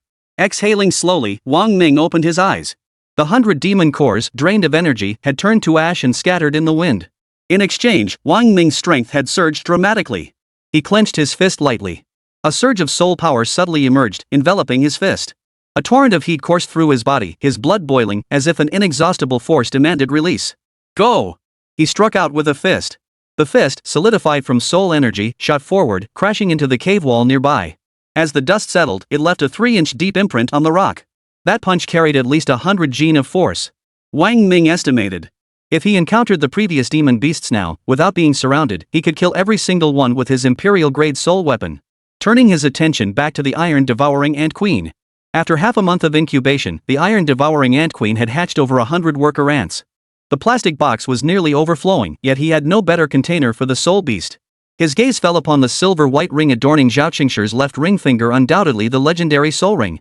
Soul rings were prohibitively expensive. Even a 5-square-inch ring cost over 5,000 soul coins. For someone like him, merely glancing at one was a luxury beyond reach. Are your injuries healed? A crisp voice echoed from within the cave. Almost, Wang Ming replied promptly. Zhao Changshi's voice came from inside. Once you're healed, go hunt a demon beast. Your pot stickers are disgusting. Wang Ming let out a wry smile at her words. For the past month, the two had been eating the dried pot stickers he'd prepared long ago, and Zhao Qingshi had complained about them several times. All right. Wang Ming rose and stepped out of the cave dwelling. The sunlight outside was blindingly bright. Wang Ming squinted to adjust, stretched his limbs, and prepared to hunt for prey. Suddenly, a piercing eagle's cry echoed through the sky. The bird dove downward, followed by a booming laugh. Ha ha ha, Wang Ming. Old man finally found you. Wang Ming's heart skipped a beat. Looking up, he saw a figure riding the eagle's head as it plunged toward him. The rider's power was at least that of a soul king. When did I ever cross such a formidable expert? Wang Ming was puzzled, but he hurried back to his cave dwelling. Qian Zhengkong roared with laughter. Heh? Trying to escape? I'll see how you manage to evade me. Before the words had fully faded, Qian Zhengkong had already materialized at the cave entrance. Yet there stood Wang Ming, grinning cheerfully inside. Qian, emboldened by his superior skills, strolled inside. Wang Ming, I've hunted you for a month. Never imagined you'd hide here. I suppose you're dying to know who I am and why I seek your death. Wang Ming shook his head. Not in the slightest. Qian Zhengkong was momentarily taken aback, then laughed. How interesting. It seems you have something to rely on. I'm curious to see who gave you such audacity to speak to me this way. Whoever gave you this courage today, you won't leave here alive. Oh? Is that so? At that moment, a lazy voice drifted slowly from within the cave. Chapter 012, Wrong Answer, Kill. Hearing this voice, Qian Zhengkong paused slightly, sensing a familiarity in the tone. Yet he gave it little thought. His mission was clear: eliminate Wang Ming at all costs. Throughout the entire Dragon Nation, there were few individuals he dared to offend, and even fewer who dared to provoke the Xin family of the capital. Playing it safe, Qian Zhengkong held back from acting immediately and instead warned, Who might you be, sir? Do you intend to meddle in the affairs of the Xin family of the capital? At the mention of the Zins of the capital, Wang Ming's eyebrow twitched. He knew the Zins of the capital well. They were one of the 5 great families of the capital, rivaling the ANS. He hadn't even reached the capital yet. When had he crossed the Zins? At the mention of the Zins, Zhao Qingshi's willow brows furrowed slightly. The Zins? Then do you know that Wang Ming is a scholar of the Capital Academy? Does your family not even hold the 4 great academies in regard? Qian Zhengkong hastily interjected, Not at all. We never intended to offend the Zins. It's just that this brat, he's meddled with someone he shouldn't have. Wang Ming, ? Then, a beautiful face flashed through his mind. Was it in Rushui? Zhao Qingshi sneered coldly, How domineering of the Xin family. What if I insist on protecting Wang Ming? Seeing that the person inside clearly understood the power dynamics in the capital, Qian Zhengkong cautioned, Then you'd better think carefully. Making enemies with the Xin family. Before he could finish, a flash of light appeared ahead, revealing a stunning figure. Zhao Qingshi wore a cold smile, her eyes gleaming with icy intent. Then does your Xin family not fear antagonizing my White Phoenix Academy? Qian Zhengkong froze in shock upon recognizing the figure. The Vice Dean of the White Phoenix Academy, Zhao Qingshi? Instantly, his keen eyes detected injuries on her body, and a resolute glint flickered in his gaze. Zhao Qingshi, naturally aware of Qian Zhengkong's calculations, smiled. What's that? Elder Qian wishes to test his luck? Qian Zhengkong replied, It's not that I lack respect for Dean Zhao, nor would I dare oppose the White Phoenix Academy. But I have a mission to fulfill. Wang Ming must die today. Zhao Qingshi's eyes turned icy. With a wave of her hand, the colossal form of the purple flame-winged Lion King materialized behind her. Then I shall have the pleasure of witnessing Elder Qian's prowess. Qian Zhengkong chuckled, Dean Zhao, you are wounded. Even with your 6th level advantage, you are no match for me today. Zhao Qingshi said nothing more. With a wave of her hand, the purple flame-winged Lion King roared furiously, opening its maw to spew a jet of purple flame toward Qian Zhengkong. Heavenly wave divine eagle, protect. The colossal eagle behind Qian Zhengkong flapped its wings, then folded them together, shielding him within its embrace. The terrifying purple flames began scorching the moment they touched the eagle's protective wings. Even the soul power within the wings started to burn, causing the giant eagle to let out a pained cry. Gritting his teeth, Qian Zhengkong coldly declared, Truly worthy of the purple flame's innate fire, it even consumes soul power. Pity your strength is diminished now, preventing you from unleashing your full power. Zhao Qingshi, you insisted on meddling in the Xin family's affairs. Do not blame this old man for showing no mercy. With that, he shook his arms. Wind blades. Slaughter. With a fierce shout, the giant eagle spread its trembling wings, unleashing a fierce gale. The slashes were like blades, tearing through the purple flames as they charged toward Zhao Qingshi. Oomph. Zhao Qingshi snorted coldly, her mind flickering. Lion roar in the wilderness. The purple flame-winged Lion King behind her stepped forward, materializing before her. Opening its maw, a roar echoed through the cave, sending shockwaves of sound rippling outward. The sound shook mountains and rivers, instantly shattering the incoming wind blades. The terrifying sonic waves swept through the entire cave. Wang Ming's ears went deaf. The terrifying sound waves seemed to penetrate every pore, invading his brain from all directions. His mind went blank, his entire body trembling violently within the sonic assault, his bones feeling as if they were about to shatter. And this was under Zhao Qingshi's protection. Had this been a hostile encounter, Wang Ming would likely have been shattered into fragments by the very first wave of sound. 1,000 blades. Gritting his teeth against the tremors, Wang Ming commanded the 1,000 blades to shatter into 1,000 fragments. They scattered randomly through the sound waves, drifting toward Qian Zhangkang. Soon, the sound waves ceased. The entire cave was blanketed in dust, interspersed with scattered black eagle feathers. The cave walls had cracked open several finger-width fissures under the sonic assault. A few more hits, and the entire cave dwelling would likely collapse. Put! Qian Zhangkang knelt on one knee, spitting out a mouthful of blood, his face pale. The giant eagle guarding the entrance now appeared weakened, its feathers seeming ready to burst from the strain.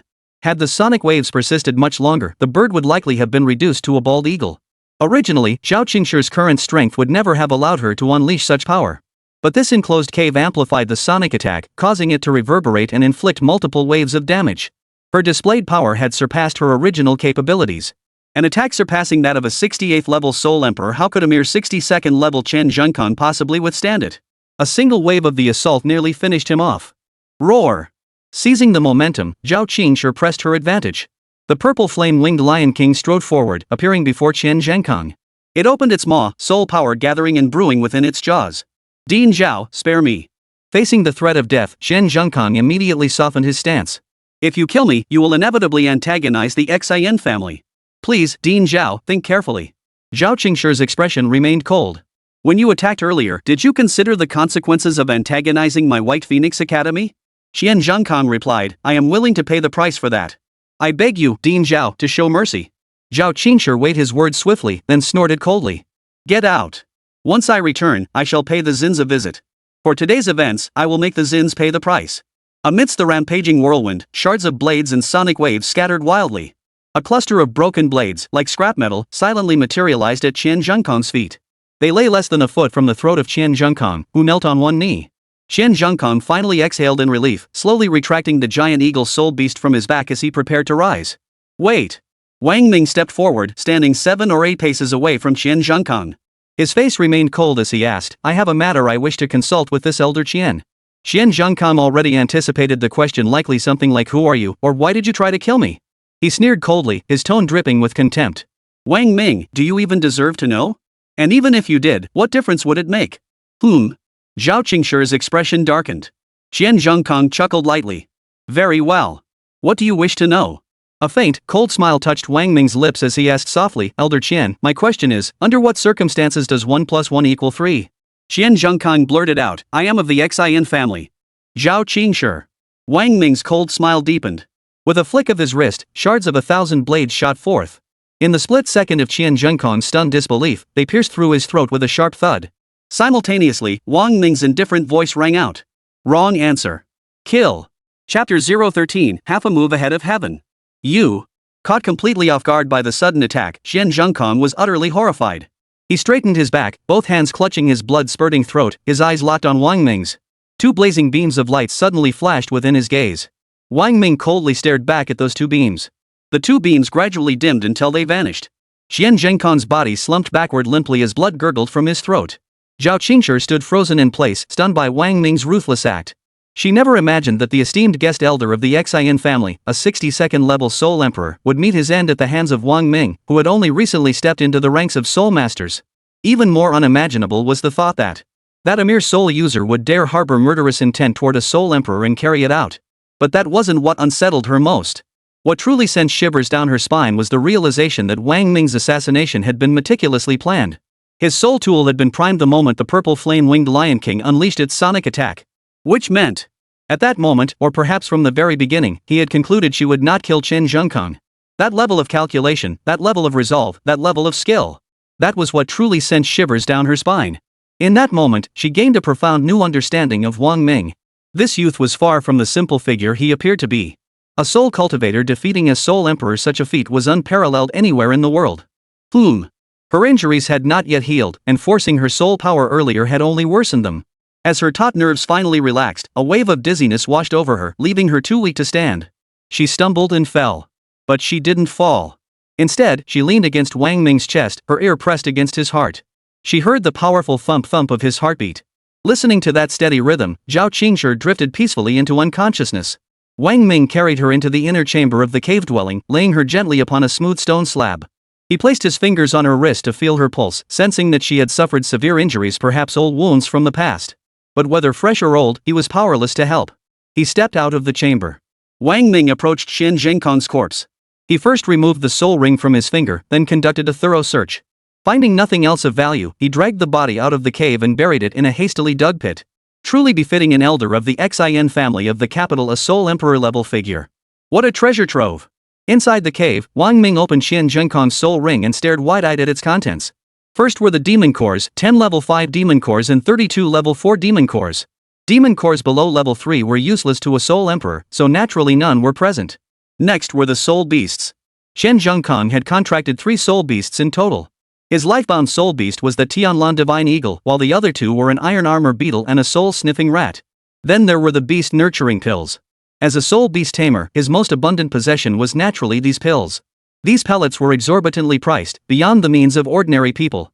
The bag contained nearly 1,000 pellets, enough to sustain Wang Ming for quite some time. The soul coins were scarce, a mere 12,000 soul coins.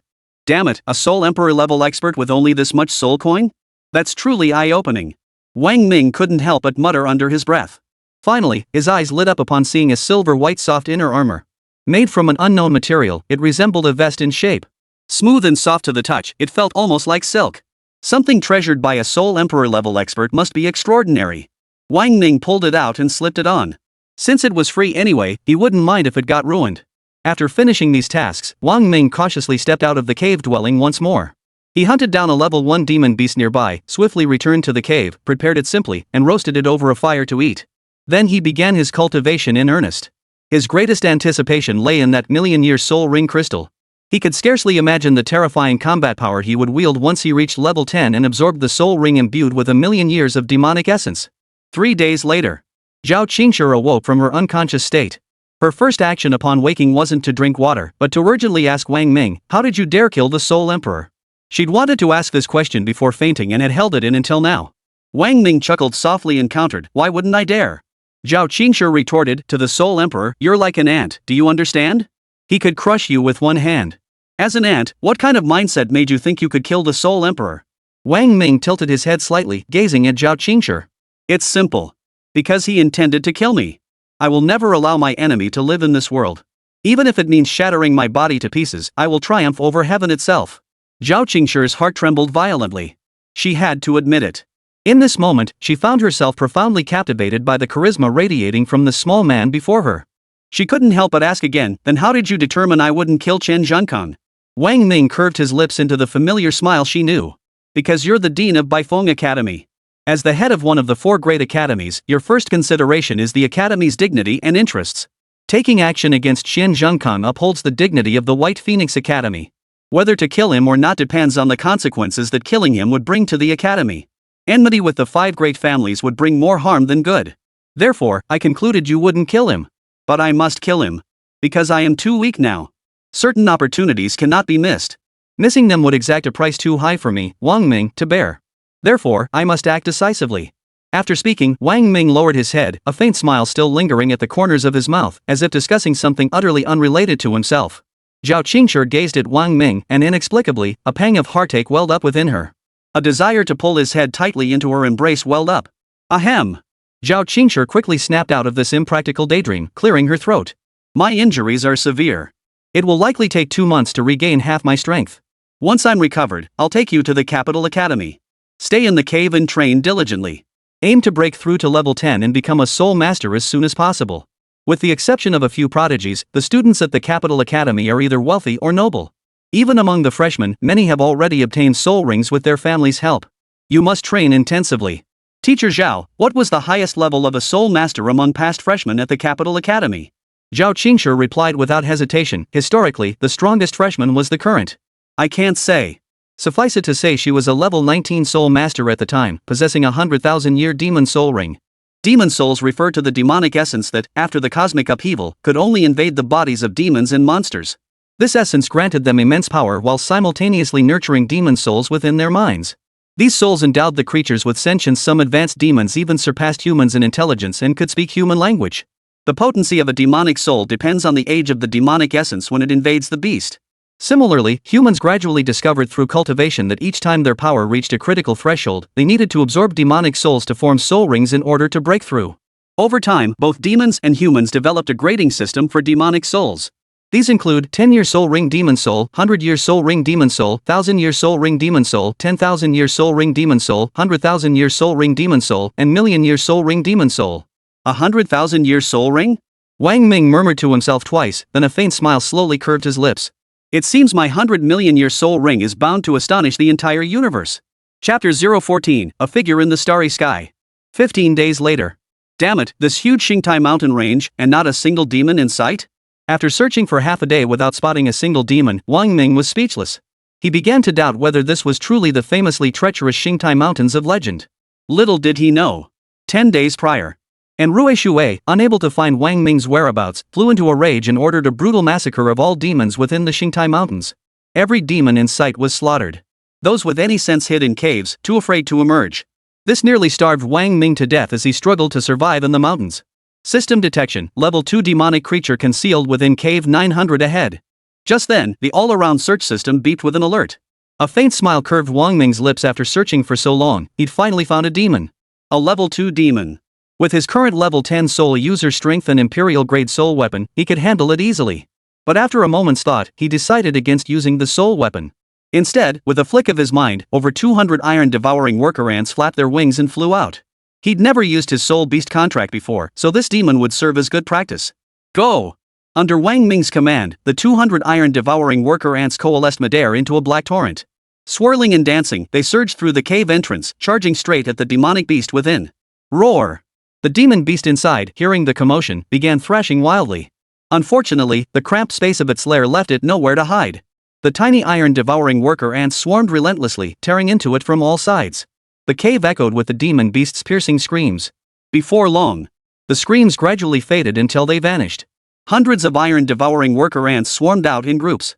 A system scan revealed 76 ants lost in the battle, leaving 158 survivors. This outcome was quite satisfactory.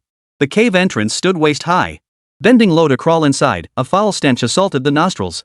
Dim light caused momentary blindness, but as vision slowly adjusted, the chamber revealed itself, 2 meters tall and 3 square meters wide.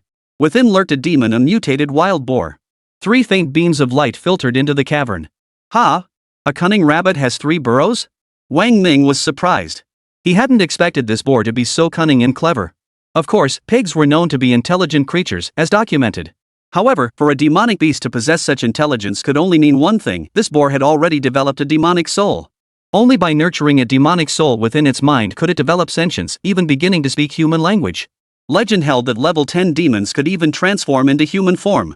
With a hint of anticipation, Wang Ming approached the demonic boar. Drawing upon knowledge from his high school textbooks, he slowly extended his soul power into the boar's mind to search. At a certain moment, a look of joy flashed across Wang Ming's face. It does possess a demonic soul. He swiftly guided the demonic soul out using his soul power, following textbook methods. Soon, a white halo glowed on the boar's forehead. Gradually, this white light detached from its skull and hovered above its head. The halo drifted ethereally in the air, seeming ready to dissipate at any moment. Is this a soul ring? The white circle was about 4 fingers wide, adorned with 3 evenly spaced, exquisitely crafted protruding spikes.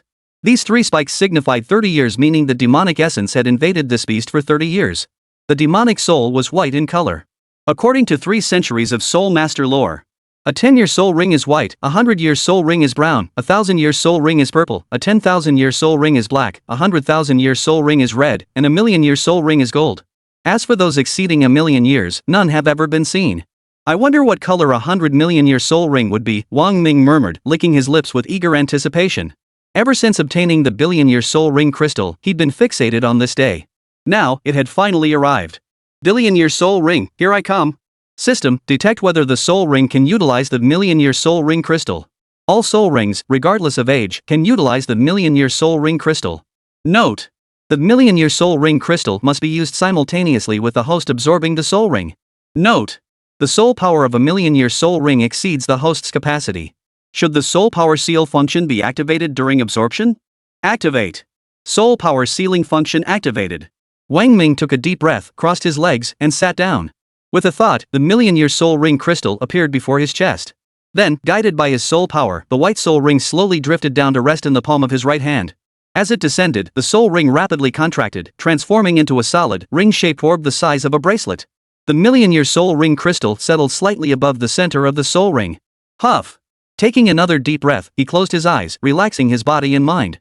Clearing his thoughts of all distractions, he focused his entire attention on the soul ring. At that moment, the million-year soul ring crystal flared with a blinding light. The radiance flowed downward into the soul ring. The white soul ring began to tremble excitedly, spinning on its own, like a greedy infant suckling at its mother's breast. As it spun rapidly, the original 3 points gradually transformed into 4, then 5. At the same time, Wang Ming began absorbing the soul ring. A torrent of scorching energy surged madly into his body. This colossal force started as a trickling stream, gradually swelling into a rushing river. The scorching energy flowed through his body, completely immersing Wang Ming's consciousness in that searing ocean. Wave after wave of soul ring power washed over his body, while his consciousness, as if empowered by the soul ring's force, began to soar. In the depths of his mind, he seemed to lift his head, gazing upward. His gaze pierced through the cave ceiling, soaring 10,000 meters into the sky, piercing through the atmosphere of blue star, traversing the boundless sea of stars. Countless points of light raced backward. He had no idea how long it had been. His gaze finally ceased its journey, settling upon a boundless, limitless expanse of black starry sky. Within this vastness, countless planets floated, their sheer size utterly beyond Wang Ming's comprehension. Then, in the distant expanse of countless planets, a colossal human figure seemed to materialize. This figure was terrifyingly large, making countless massive planets appear as small as basketballs before it. The figure was faint, so faint it seemed it might dissipate at any moment. It appeared in his vision as if it had traversed billions of light years, carrying an aura of remoteness, antiquity, and profound age, radiating traces of countless millennia. It, too, seemed to sense Wang Ming's gaze. Slowly, it turned and looked at him. The figure had no discernible features. Gender was indistinguishable. Without opening its mouth, a voice echoed through the starry expanse, "You've come. You have come. Come. Come." The voice seemed to have traversed countless ages. The distant echoes reverberated endlessly across the boundless cosmos, reaching Wang Ming's ears like the faint sound of a paper cup phone from dozens of meters away. Before it, Wang Ming felt as insignificant as a grain of sand in the dust. Summoning his courage, he asked, "Who are you?" Who? Who? The sound echoed endlessly through the starry sky. It sounded even more desolate. At that moment, the colossal figure stirred. Chapter 015, Primordial Finger. In the boundless darkness of the starry sky, as if hearing Wang Ming's voice, its form shifted slightly, slowly raising one hand. Its movements appeared sluggish, as if played back in slow motion. A single finger extended toward Wang Ming. This finger was colossal, as if it had spanned countless light years and galaxies to reach out. Even before it descended, a terrifying pressure began to rage across the starry expanse. Storms erupted in the cosmos, intensifying as the finger drew nearer. Boom! Boom! Boom! The planet before Wang Ming's eyes shattered and vanished in the storm. Before this finger, these exploding planets resembled basketballs filled with debris bursting apart. As the finger drew nearer, it seemed as though the entire starry sky had been reduced to nothing but that terrifying finger. Everything before it appeared utterly fragile, reduced to nothingness wherever the finger touched. Crack! Crack, crack, crack. The starry sky seemed unable to withstand the terrifying energy, shattering into fragments. Cracks spread like shattered mirror shards around Wang Ming under his feet, above his head, and in the space around him. The cracking accelerated, the fissures growing denser. Boom! Just as the finger was about to appear before Wang Ming, everything around him vanished in a single boom. The entire starry sky was left with only that finger. Wang Ming's pupils trembled. The overwhelming pressure suffocated him. Before this finger, he felt as fragile as a sheet of paper easily crushed into dust. The shock it delivered to his soul was beyond words. Primordial finger. An ancient voice echoed, as if whispered in his ear yet emanating from the distant cosmos. The finger descended. It landed atop Wang Ming's head. Simultaneously, he witnessed everything around him begin to reverse at breakneck speed so rapid that all surrounding objects blurred into specks of light. Blue Star appeared beneath his feet, followed by the Xingtai Mountains, and finally, that cave. Boom! A violent wave of energy radiated outward from Wang Ming, its terrifying force shaking the entire cave walls until they trembled. Cracks split open within the cavern, and massive boulders tumbled and scattered down the slopes. Wang Ming kept his eyes tightly shut. The million-year soul ring crystal shrank from fist-sized to finger-sized before vanishing entirely. Simultaneously, the white soul ring had transformed into a dark crimson, radiating a terrifying glow, sealing the soul power of the billion-year soul ring. 20%, 50%, 70%, 90%, 99.9899%, releasing host tolerable soul power 0.08009%, soul ring age compressed to 900,000 year soul ring. Cultivation level +8. Current cultivation, level 18 soul master 10 1800. Soul ring, 900,000 year first soul ring. Soul skill, primordial finger. Soul essence, 60,000. Detection range, 2 kilometers. Buzz. The crimson black soul ring's glow roared, bathing the entire cave in a deep crimson hue. The soul ring rapidly expanded from its original bracelet size, encircling Wang Ming at its center as it slowly rotated. 9 sharp points were evenly distributed around it, exquisitely beautiful. Huff. Wang Ming slowly opened his eyes, a flash of crimson light darting through them. A 900,000 year soul ring. Gazing at the crimson black soul ring before him, Wang Ming felt a surge of heat in his heart. Rising to his feet, the soul ring spun at his waist, releasing a terrifying aura of pressure. Everything around him seemed to bow down under its overwhelming presence. The terrifying scene of that finger that had made his heart tremble flashed vividly in his mind. He murmured to himself, is this the soul skill of a 100 million year soul ring? The primordial finger. He yearned to test the finger's power. Just how devastating could it be when compressed by a 900,000 year soul ring? He drew a deep breath. Wang Ming's expression grew solemn as he channeled his soul power. Slowly, he raised his hand. The soul ring at his waist shot upward rapidly, expanding as it rose until it reached its maximum size within the cave. Primordial. As the words primordial left his lips, the scene within the soul ring abruptly shifted. It resembled a mirror, reflecting a dark starry sky. An ancient, primordial aura washed over him. In that moment, Wang Ming seemed to embody the very essence of the primordial god. One finger. Wang Ming's hand slowly pointed downward, and a terrifying finger descended from the soul ring's starry sky. Whoosh! Before the finger fully descended, Wang Ming hastily withdrew the soul technique. For the instant that finger appeared, he felt a chill run through his bones. In that moment, he sensed as if he were possessed by the primordial god himself, and that if this finger struck down, the entire mountainous terrain would be leveled to the ground. His soul power drained completely in that instant. Even the power unleashed by Qin Zhenkong and Zhao Qingshi during their battle couldn't match 1% of this finger's might. What kind of terrifying force was this? And this was merely the might unleashed by a 900,000 level soul ring. What if it were 1,000,000 years, 10 million years? The thought made Wang Ming's breathing grow ragged. This was his ultimate trump card, a card capable of turning the tide of battle. Even a soul master above level 70 would likely be unable to withstand this finger strike. After retrieving the soul rings, he examined his physical form. After being tempered by soul power, Wang Ming's body had undergone noticeable changes. The most obvious was his height. He had actually grown several centimeters during the absorption of the soul rings. At 18 years old, he now stood 182 centimeters tall, his frame more robust and less frail. He clenched his fists. He felt as though his entire body possessed the strength of 10,000 jin. A premonition arose. He sensed he could shatter the cave ahead with a single punch. Of course, he didn't test it. Lifting the demonic boar with effortless ease, Wang Ming exited the cave and swiftly returned to his cave dwelling. What took you so long? Zhao Qingshi stood frowning at the cave entrance, her expression tinged with concern. Wang Ming froze. Was it that long? 15 days. You tell me if that's long or not? Zhao Qingshi regarded Wang Ming with a peculiar look, sensing some change in him but unable to pinpoint exactly what it was. 15 days? Wang Ming's eyes widened in shock. To him, it felt like only half a day had passed. Moreover, the time difference between entering and exiting the cave seemed negligible. How could so much time have elapsed? Don't you have any idea? Zhao Qingshi rolled her eyes at him, then glanced at the wild boar in his hands.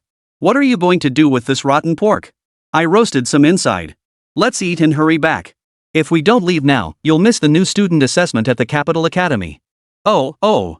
Wang Ming nodded hastily, glancing again at the spoiled pork in his hands. He hurried inside, where the roasted meat resembled tiger leopard-like beasts. He wolfed down nearly half of it. Zhao Qingshi stared in utter astonishment. Had he really gone 15 days without a single bite? Afterward, Zhao Qingshi summoned her soul beast. The two mounted it and flew toward the Capital Academy. The examination supervisor stood atop the high platform and announced, I hereby declare. The entrance examination for this year's new students of the Capital Academy is about to commence. Of the 100 candidates expected to attend, 99 are present. One candidate is absent. According to the Academy's regulations, any student who fails to attend the opening assessment on time shall be deemed to have voluntarily withdrawn. The students below the platform murmured among themselves upon hearing this. Could someone actually forfeit the Kyoto Academy assessment? And Rui stood below, her spirit desolate. She slowly raised her head to gaze at the clear sky, desperately hoping Wang Ming would make a last-minute, dazzling appearance. Now, I announce. Countdown to the new student assessment. 3, 2, 1. At that moment, a resounding voice echoed from the distant sky. Kyoto scholar, Linjiang examinee, Wang Ming reporting for duty. Chapter 016, Dare You Accept the Challenge?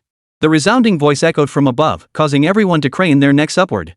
From the distant horizon, a majestic lion soared toward them, its wings spread wide.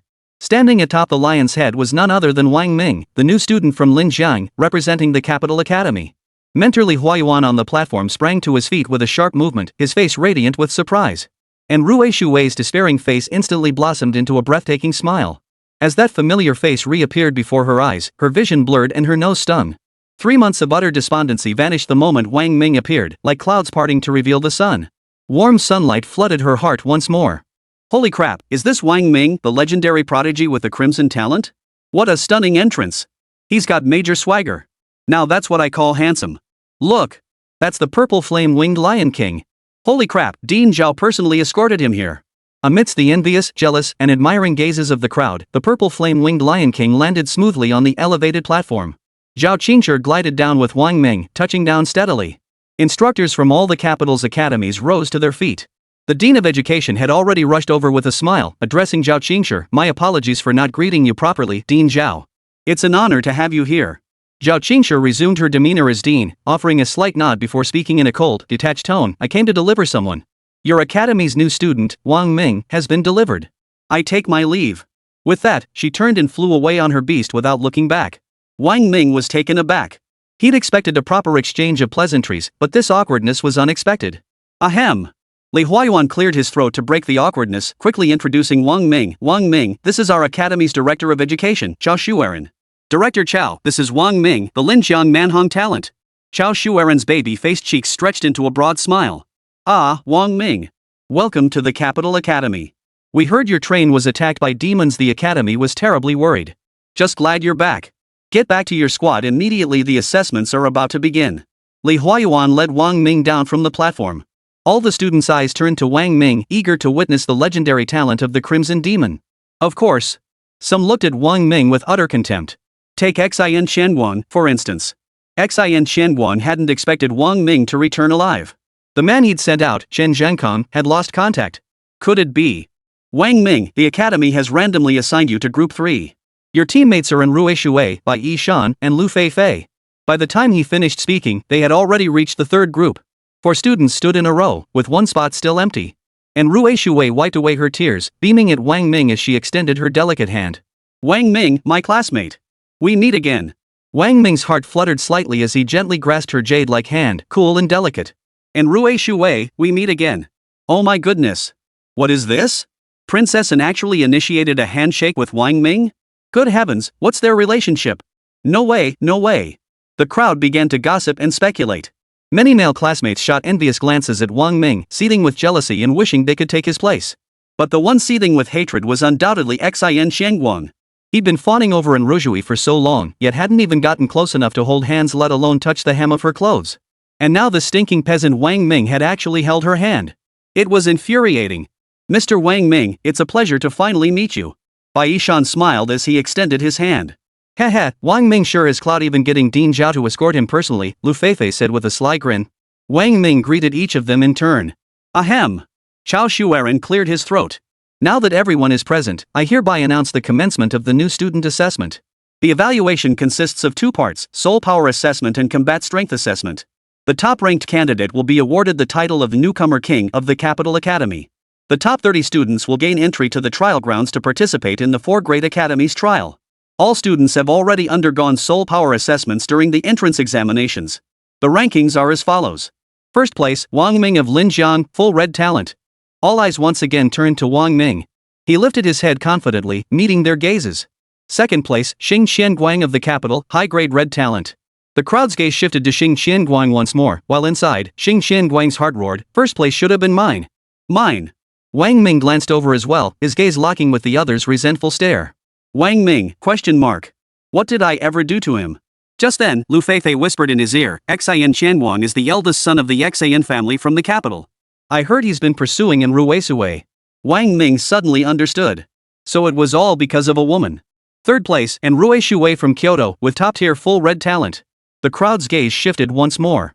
Wang Ming was slightly surprised. As expected of a recommended candidate, and Rue Shui possessed nothing but top-tier red talents. He turned his head slightly to glance at the beauty beside him, who was smiling warmly at him. They shared a knowing smile. Xian Xianguan felt like his lungs were about to burst. Fourth place, Lu Xiaoyao of the capital, top-tier full red talent. Wang Ming followed the crowd's gaze to the front row, where a gracefully poised young woman stood, a member of Xian Xianguan's group. Fifth place. Chao Shueran patiently announced the talent rankings for every student. Bai Yishan ranked 29th with a medium-grade red talent. Lu Feifei ranked 78th with a low-grade red talent. After finishing the rankings, Chao Shueran stated, "Students, the level of soul power does not equate to strength. According to the assessment rules, you may freely challenge those ranked higher in talent. If you defeat someone with higher soul power, your ranking will automatically rise." The moment these words left his mouth, the entire hall erupted into commotion. Wang Ming was also surprised. He had assumed the rankings would be determined through group matches, but it turned out to be unrelated to groupings. Anyone could challenge anyone, with the school providing the arena. As the top-ranked student, Wang Ming naturally couldn't challenge anyone. Sigh. Being unbeatable is such a lonely place. Whoosh. Suddenly, a figure leapt onto the first platform. He seemed almost impatient, his voice tinged with hysteria as he pointed at Wang Ming and declared, "Group 1, Xian Xianguan, challenges Group 3, Wang Ming." Looks like Xian Xianguan couldn't hold back any longer. Exactly. Wang Ming publicly took Princess Anne's hand, that's slapping him in the face. How could he stand it? I hear Wang Ming comes from humble origins. Even if he somehow contracted an imperial-grade soul tool, how could he compare to the Zins? Rumor has it Xing Xianguang is already a level 15 soul master with soul rings likely reaching the 1,000-year tier. Sigh. His top spot is as good as gone. First place? Look at Xian Xianguan's stance, he clearly intends to kill Wang Ming. It's doubtful Wang Ming will even survive. On the high platform, Xian Xianguan glared furiously at Wang Ming. Wang Ming, do you dare accept this challenge? Chapter 017, come forth to meet your doom. At that moment, all eyes refocused on Wang Ming. Li Huayuan silently held his breath for Wang Ming. As a teacher at the Capital Academy, he knew all too well the depth of these great families' foundations. He'd heard that Xian Xianguan had not only contracted an imperial-grade soul tool but had also absorbed a 9,000-year soul ring, reaching the terrifying level of 15. And Wang Ming? A boy from a remote provincial city, forget absorbing soul rings, he was likely still a soul master within the 5th or 6th level range. How could he possibly be a match for Xian Xianguan? What was even more terrifying was that, judging by Xian Xianguang's stance, he was clearly intent on killing Wang Ming. Not only did Xian possess the capability to eliminate Wang Ming, but he also had the backing to do so without paying any price whatsoever. No. Wang Ming is my student. No matter what, I must save him at the last moment, even if it means offending the Xian family. As Li Huayuan pondered this, Wang Ming slowly took a step forward. But the moment his foot lifted and Ru Shui beside him stepped out, her voice sharp as she declared, "Xian Xianguang. What kind of skill is it to bully Wang Ming just because you have your family's backing? I formally challenge you now. Do you dare accept my challenge? What's going on? Princess Anne is actually sticking up for Wang Ming? That's exactly what's happening. As for the specifics? We'll have to wait and see. This is gonna be good." Seeing Ru Shui stand up for Wang Ming, Xian Xianguang felt a spark of jealousy ignite within him. Like a flame spreading from his chest to his head, he roared, "Wang Ming! If you're a man, don't hide behind a woman. Do you dare accept my challenge?" And Ru Shui prepared to walk toward the stage. Just then, Lu Xiaoyao stepped forward from ahead, blocking Ru Shui's path. Her voice was icy as she declared, "And Ru Shui, I am your opponent." Holy crap, what the hell is going on here? Hold on, let me sort this out. Xian Xianguang is jealous of Wang Ming, which means Xian Xianguang likes Ru Shui. But Ru Shui likes Wang Ming. And now Lu Xiaoyao is blocking her path, which means Lu Xiaoyao likes Xian Xianguang. Yet Xian Xianguang likes Ru Shui. Is it that he loves her, she loves him, but he loves the guy she loves? Bai Yishan, standing beside Wang Ming, cautioned, "Bro, don't accept Xian Xianguang's challenge. The 4 great families have deep roots. Even if you win, they'll hold a grudge." Lu Feifei chimed in, "Old Bai's right. Surviving in the capital requires not just strength, but connections too." Wang Ming asked, "Deep-rooted? Could they even produce a 100,000-year soul ring?" Bai Yishan paused, shaking his head with a wry smile. "Of course not. Are you kidding? A 100,000-year soul ring is as rare as a phoenix feather or a qilin horn. Not even the 5 great families could produce many, let alone the state itself." Good to hear. With that, Wang Ming strode toward the arena. Those ahead, seeing Wang Ming move, hurriedly parted to clear a path to the stage. Bai Yishan and Lu Feifei exchanged glances. That's good? What did that mean? As he reached in Rue Shui's side, she grabbed his arm, her expression filled with concern. Wang Ming gave her a gentle smile and said, "Don't worry. Just wait here for me." And Rujui looked at him deeply, pressed her lips together, and obediently nodded. She added, "Be careful." Damn it, Wang Ming actually dared to accept the challenge? Put. He's got no clue how deep the water is. Taking on young Master Xin? He's asking for trouble. It's all because of a woman. Wang Ming's in big trouble now.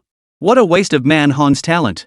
Seeing Wang Ming actually accept the challenge, the students expressed their contempt. Many students from the capital's academies were natives of the capital, and they knew all too well the terror of the 5 great families. Only these reckless outsiders dared to provoke them. Of course, every single one of those hotheads had vanished without a trace. The arena, roughly the size of a basketball court, was encircled by a layer of white energy light. Under the gaze of the entire school's faculty and students, Wang Ming slowly stepped onto the platform. "Wang Ming, you finally have the guts to show up," Xin Qianguang declared, ready for battle. "I thought you were just a coward hiding behind women. Come at me. Let's see what you're really made of." Wang Ming ignored Xin Qianguang. Under the watchful eyes of the crowd, he walked to the front of the arena and addressed the mentors on the elevated platform. "Honorable mentors, student Wang Ming admits defeat." What? Wang Ming conceded defeat? Everyone present could scarcely believe their ears. Never before had they heard of a freshman at the Capital Academy conceding defeat before the match even began. If word got out, it would be an utter disgrace to the academy. Ahem. Zhao Shuaren, who had prepared to watch the match, was caught off guard by the sudden surrender. Stumbling for words, he stammered, "Student Wang Ming, surrendering without even fighting is unprecedented at our academy. While surrender is permitted, such decisive action is perhaps a bit." He stopped short of explicitly stating embarrassing. Wang Ming replied, "Teacher, it's not that I don't want to fight. It's just that Xin Qianguang is no match for me.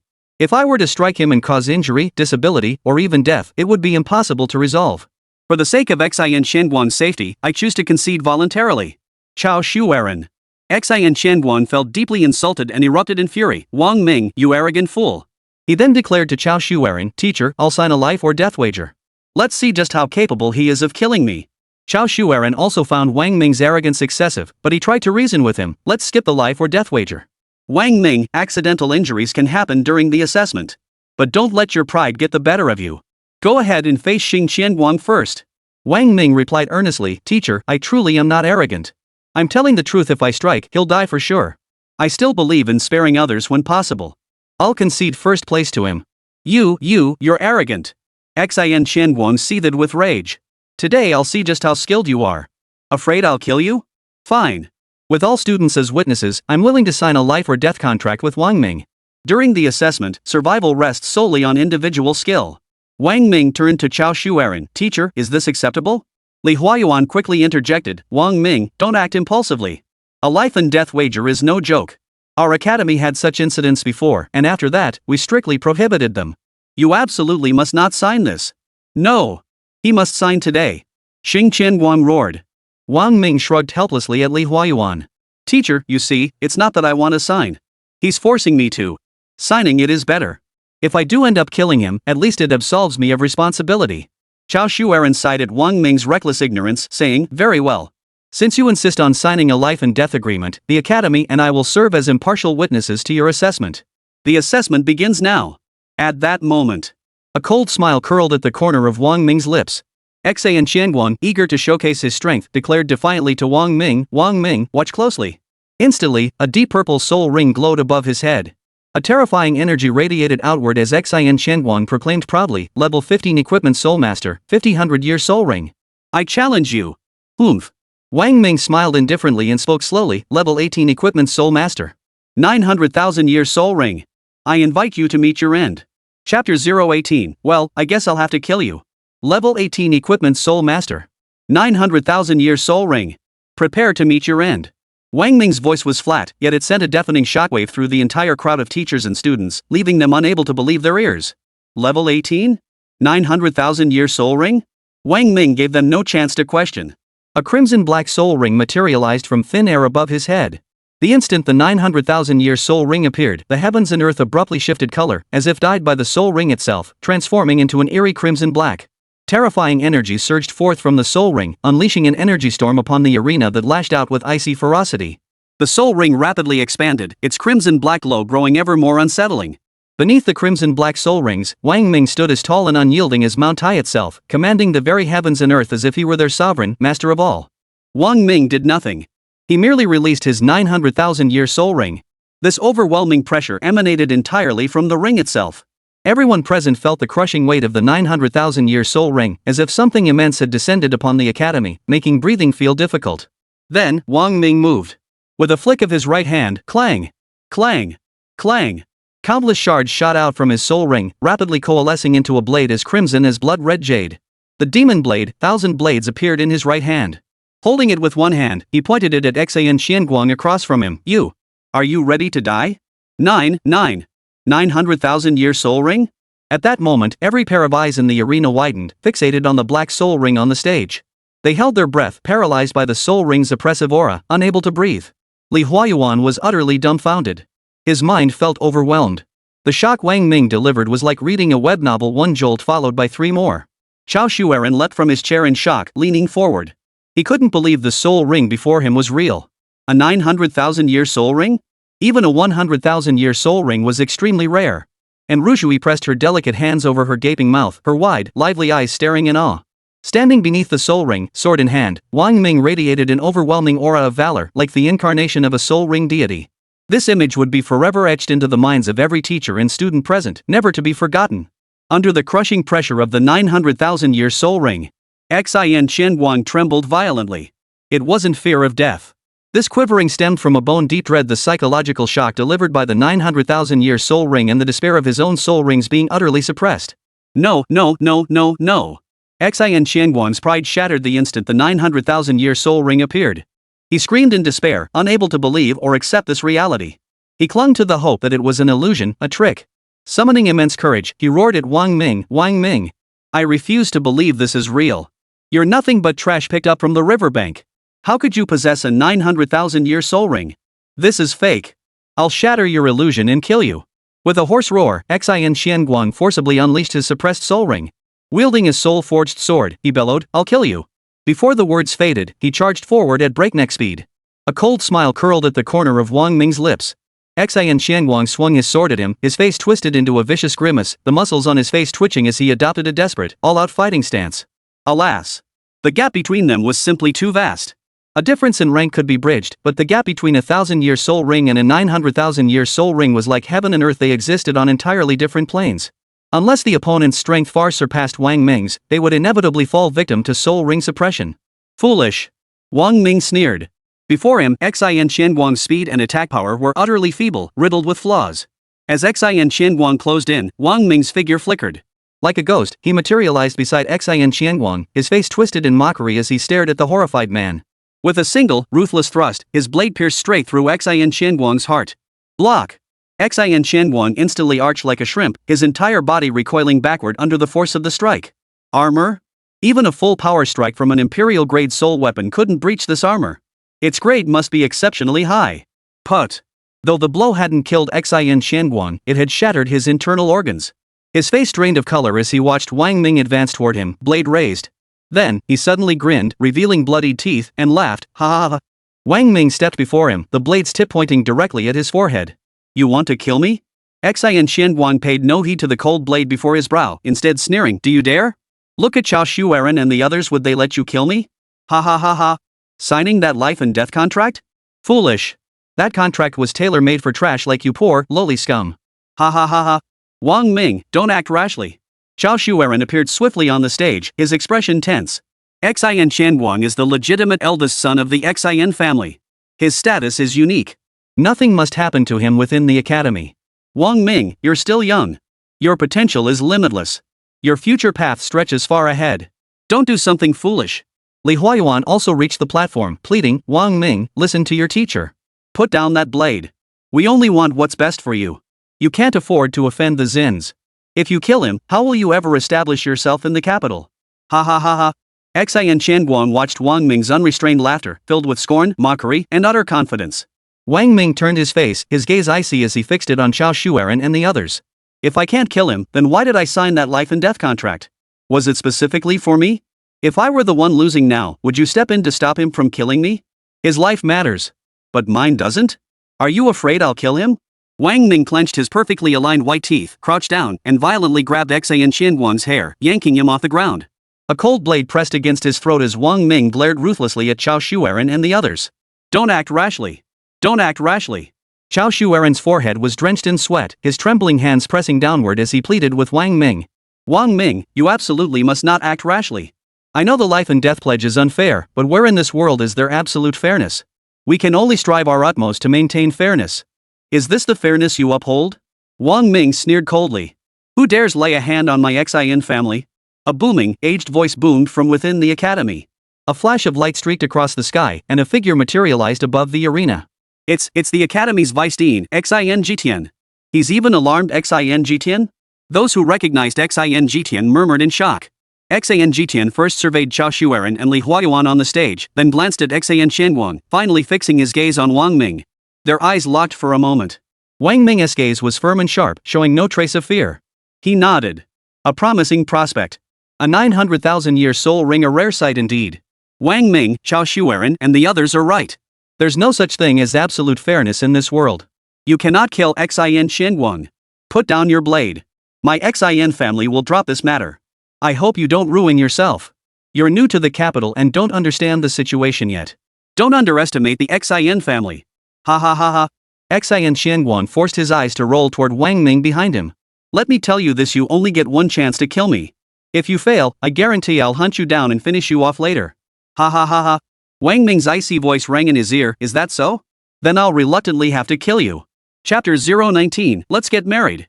Xian Qianguan keenly sensed a chilling intent to kill.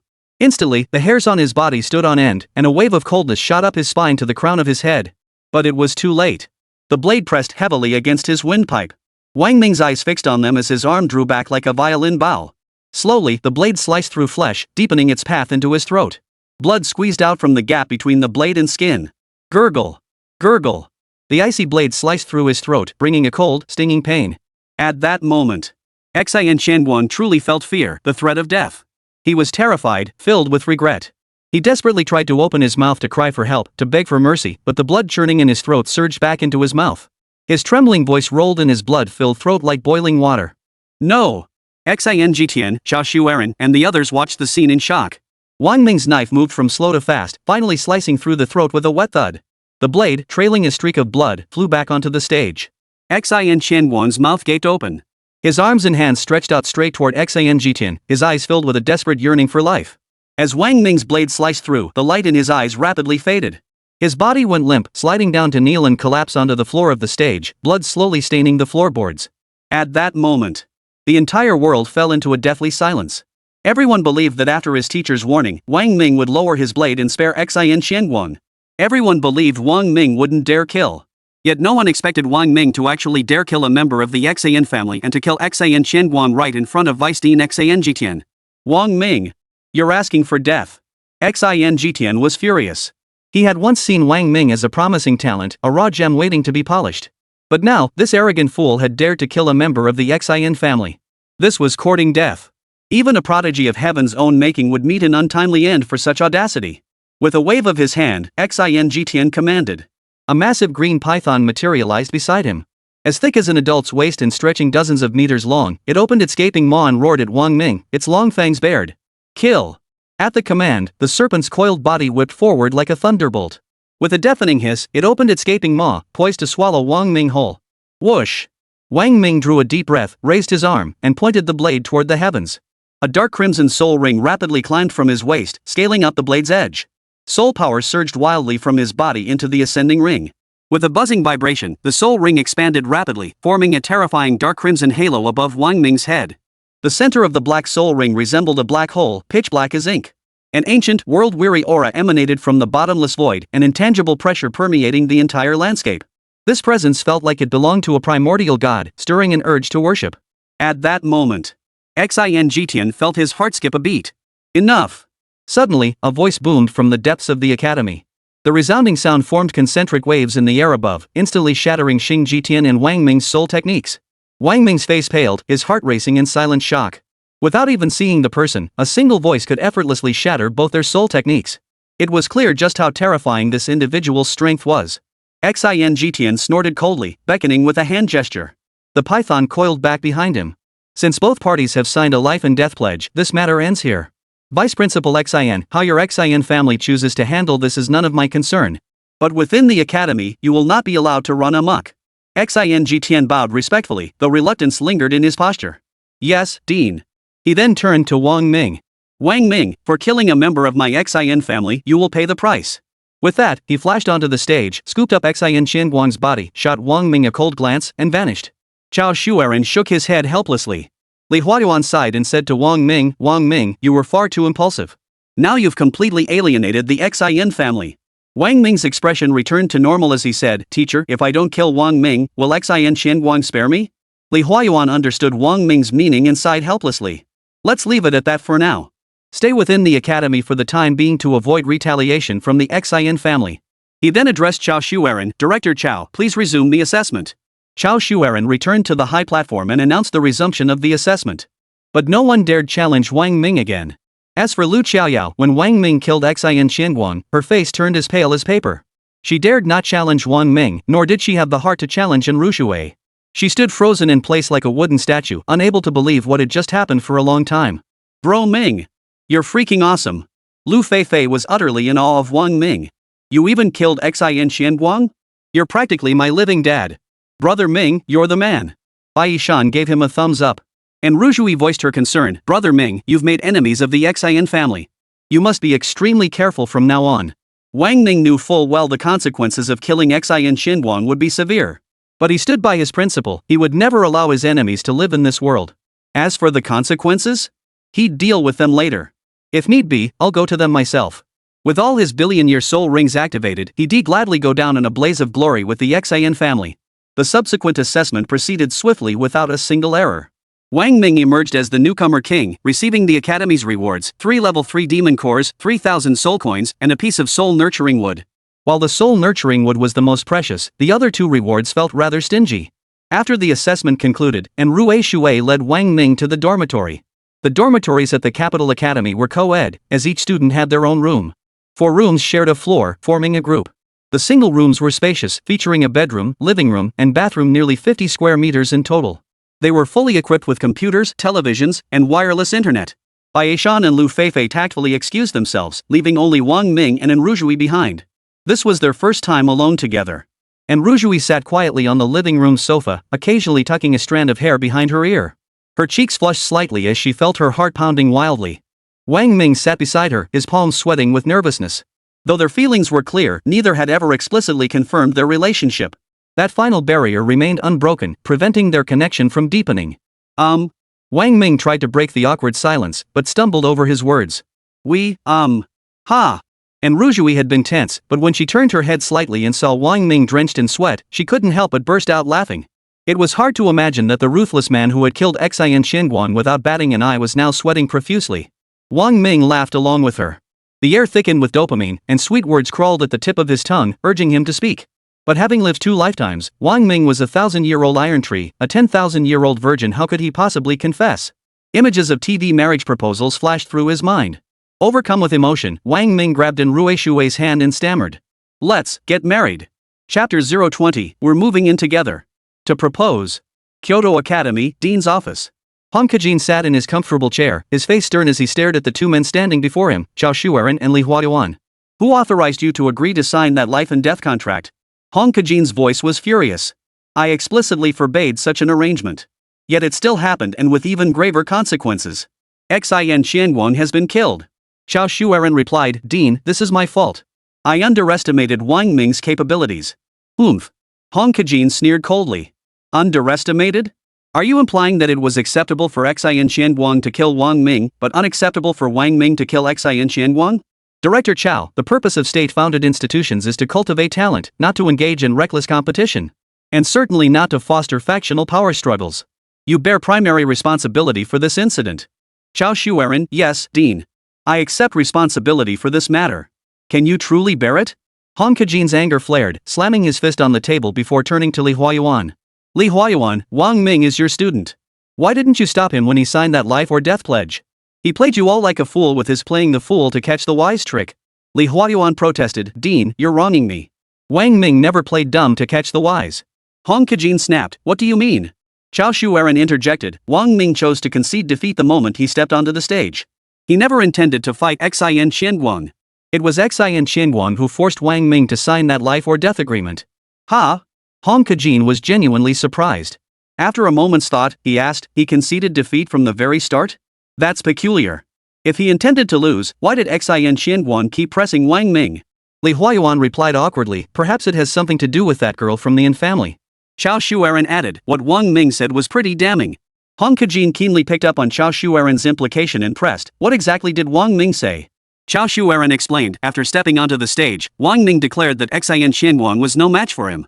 He feared that if he injured, crippled, or even killed him, it would be impossible to cover up. Out of concern for Xin Qianguang's safety, he was willing to concede defeat voluntarily.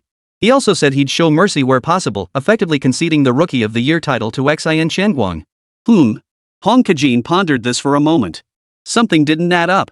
It felt like he was forcing Xin Qianguang into the fight. Upon further reflection, shock flashed in his eyes. Wang Ming was clearly using psychological warfare to provoke Xin Qianguang, aiming to make him sign the life or death agreement. Which meant, from the very beginning, Wang Ming had intended to kill Xin Qianguang. Whoa! The realization sent a chill down Hong Kajin's spine. The young man's cunning and ruthlessness were truly terrifying. This Wang Ming was no ordinary man.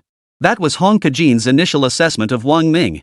After a moment of silence, Hong Kajin declared, all students present can testify, Xin Qianguang initiated this and forced Wang Ming to sign a life or death pledge. We cannot let the Xin family run amok. Students of our capital academy are not mere targets for the Xin family to kill at will. Moreover, Wang Ming's 900,000-year soul ring feels peculiar, he added, recalling the scene that still sent shivers down his spine. That soul ring had instilled an unprecedented sense of danger, a feeling he hadn't experienced since reaching the 78th Soul Master realm. To encounter such a sensation from a Soul Master today was truly unsettling. Chao Shuaren nodded. I also sense something peculiar, Dean. Logically speaking, even demons above level 8 rarely possess soul rings older than 100,000 years. How could Wang Ming, given his background, possibly have a 900,000-year-old soul ring? Hong Kajin cautioned, Director Chao, everyone has their own destiny. Ever since the demonic invasion 300 years ago, nothing strange is surprising. If it exists, it certainly didn't appear out of thin air. There's no need to delve deeper into this matter. Let's focus on resolving the issue with the Xin family first. Li Huayuan suggested, Dean, I feel the 5 great families have been overstepping their bounds lately. Shouldn't we step in and rein them in? Hong Kajin waved his hand dismissively. Leave this matter to us. The Education Bureau will certainly take it seriously. Moreover, Wang Ming's 900,000-year soul ring is bound to cause a national sensation. For now, keep Wang Ming off campus. Chao Shuaren, what about the trial grounds? Proceed as scheduled. I doubt anyone would dare cause trouble there. The trial ground is our chance. We must eliminate that menace, Wang Ming, within its confines. Xin Zhengzai, head of the Xin family, father of Xin Qianguang, and a beast soul master of the 77th rank, gritted his teeth. He dared kill a member of the Xin family, dared kill my son. How could I let him live freely? Brother, the trial ground is a joint creation of the 4 great academies and the Education Bureau. If we interfere there, we'll inevitably clash with the Education Bureau, Xin Jitian voiced his concern. My son is dead.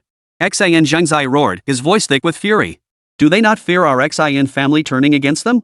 No matter what, that little bastard Wang Ming must die. Not even Jesus can save him now, mark my words. Xin Jitian opened his mouth but found himself speechless. Xin Zhengzai's face hardened with fury. They're going to the trial grounds to slay demons? Fine. Let's give them a taste of something truly vicious. I'll see just how formidable the elite students of the 4 great academies really are. Second brother, I heard there's a high-level demon sealed within the trial grounds, correct? Xin Jitian's expression shifted. Brother, that's a sealed level 7 demon. If it's unleashed, forget the students. Even if all 4 academy heads joined forces, they'd struggle to contain it. The entire capital would be thrown into chaos. Xin Zhengzai let out a savage laugh. Shaking the entire capital is exactly what I want. Xin Jitian cautioned, brother, among the elite students of the 4 great academies are also the young heirs of the other 4 great clans. If word of this leaks, our Xin clan will face the wrath of the 4 great clans and even her wrath. At the mention of her, Xin Zhengzai's brow furrowed, his face betraying a hint of apprehension. Yet, recalling the pain of losing his son and Wang Ming's 900,000-year soul ring, he gritted his teeth and declared, that boy possesses immense potential. Given time, our Xin family will inevitably fall victim to his schemes. He must be eliminated without delay. The seals at the trial grounds haven't been reinforced in ages. Some mishap occurring there is hardly surprising. I'll personally handle this matter. That scum Wang Ming must be crushed within the trial grounds. Seeing Xin Zhengzai's resolute determination, Xin Jitian found it difficult to say anything further. Xin Zhengzai lit a cigar, gazed out the window, and chuckled softly. Guang died because of that girl from the Yin family, yet that girl from the Yin family has set her heart on Wang Ming. Ha! What an enviable little couple. Pity, for your lives are destined to be a tragedy. Second brother, prepare the betrothal gifts. We're heading to the Yin family to propose. Chapter 021, Danger Level, 5 stars. Ha, ha. And Rue Shui's tiny head was utterly bewildered. Shouldn't we start by dating first? Why are we diving straight into the main event like this? An internet meme popped into her mind, marriage? The kind where you're buried together. Though hesitant, Wang Ming's words revealed his feelings for her. A blush spread across her cheeks as she murmured softly, Brother Ming, let's start by dating first. Wang Ming slapped his forehead. Right. Let's date. And Rujui's face flushed even redder, like a juicy red jelly that made one want to take a bite. Her heart pounded wildly, leaving her flustered and unsure what to do. She tugged at her shirt hem, her voice as soft as a mosquito's buzz, uttering a faint hum. Wang Ming was nervous too. His palms sweated as he gazed intently at Enrushui. When she finally murmured her consent, his face blossomed like a flower, and he smiled. Enrushui kept her head down, her heart pounding so hard it felt like it might leap from her chest. Wang Ming wondered if this moment called for action. What should he do? Kiss her? No, that seemed too abrupt. Maybe hold hands first after all, couples always held hands, didn't they? But how should I pull it off? He had to find an excuse. He couldn't just grab her hand like that. Ahem, Wang Ming tried to come up with a reason. He meant to say, Shui, would you like some water? But his nerves got the better of him, and instead he blurted out, Shui, would you hold hands? Ha! And Rue Shui couldn't help but laugh, her face blooming like a lily, radiating sweetness and happiness. Wang Ming was so embarrassed he could have dug a hole big enough for a 3-bedroom apartment right there. Peck.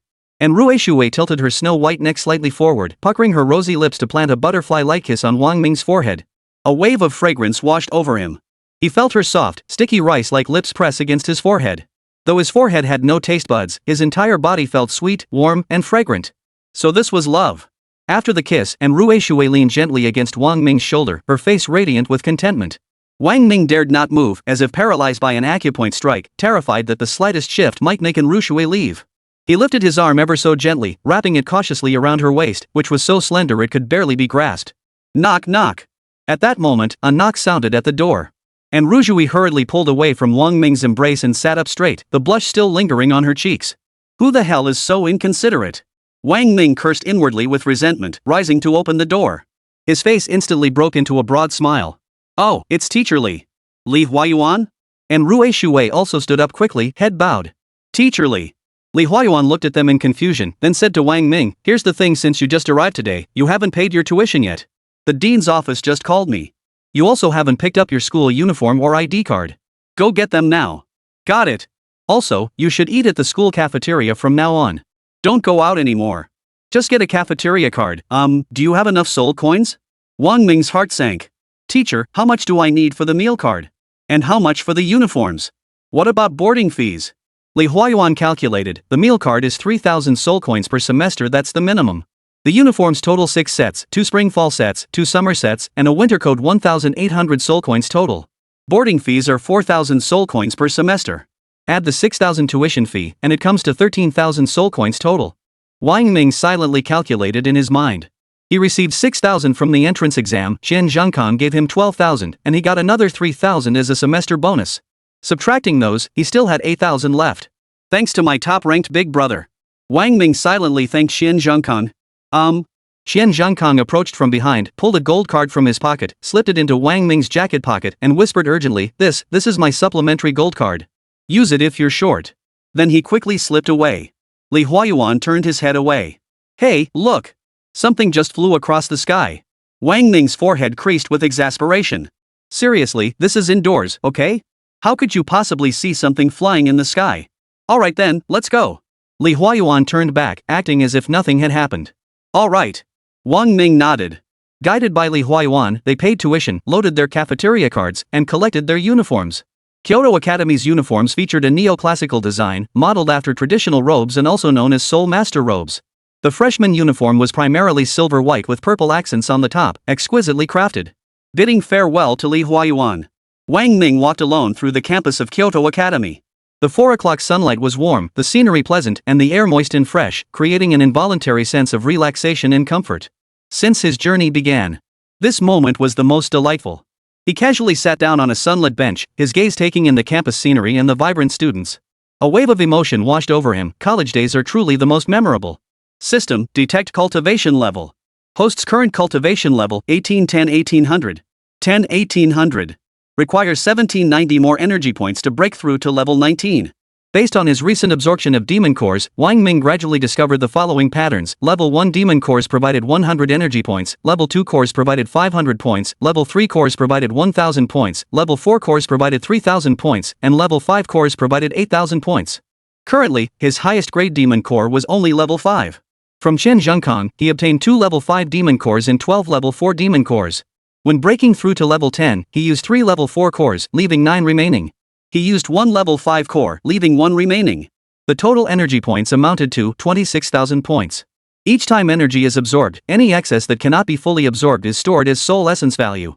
With this demon core energy, barring any mishaps, it should be enough to boost my strength to level 20. I wonder what age my second soul ring will be, Wang Ming mused inwardly.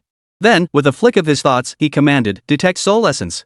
Current soul essence value, 60,000 points. Soul essence refers to the soul power stored during demon core absorption. It can instantly replenish depleted soul power. With his current soul power of 1,800 points, 60,000 points could instantly replenish it 33 times. This soul essence is enough for 1 use of primordial finger, Wang Ming silently calculated. The threat from the Xin family loomed large. He had to find a way to eliminate this trouble, or he wouldn't be able to move freely in the capital. He wouldn't even dare step outside the gates of the Imperial Academy. I wonder how much power 60,000 soul energy points can unleash with the primordial finger enough to utterly destroy the Xin family? Wang Ming speculated inwardly. If he was going to strike, he might as well aim to wipe them out completely. Who could have imagined that a mere level 18 soul master would scheme to wipe out the Xin family, one of the 5 great families of the capital, in one fell swoop? Warning!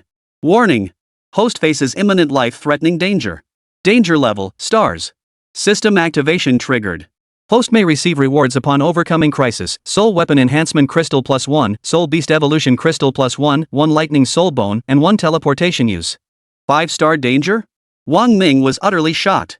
This was within the campus of the Capital Academy. How could such a terrifying danger level exist here? Chapter 022. I have 3 questions. Buzz, buzz, buzz. Just as Wang Ming reacted swiftly, an invisible energy descended from the sky.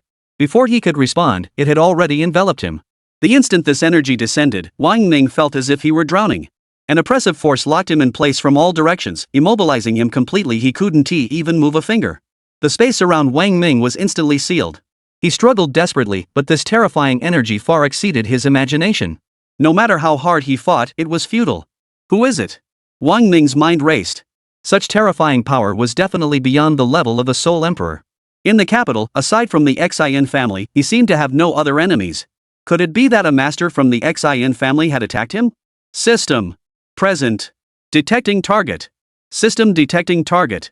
10%. 15%. 20%. Detection failed. Target exceeds detection range. Unable to detect. Beyond detection range? Wang Ming was utterly shocked. This meant the person who had unleashed soul power upon him was not within a 2-kilometer radius. What level of cultivation could possibly allow someone to project such overwhelming and precise soul power from such a great distance? Your perception is keen. A voice descended from above a woman's voice. It carried an air of nobility and authority, like someone long accustomed to high office. Her tone commanded respect without anger, radiating an aura of superiority. She spoke as if issuing an order, one impossible to resist. Wang Ming couldn't lift his head, straining his eyes upward to see who this person was. Your soul power is unique. The voice came from directly above him.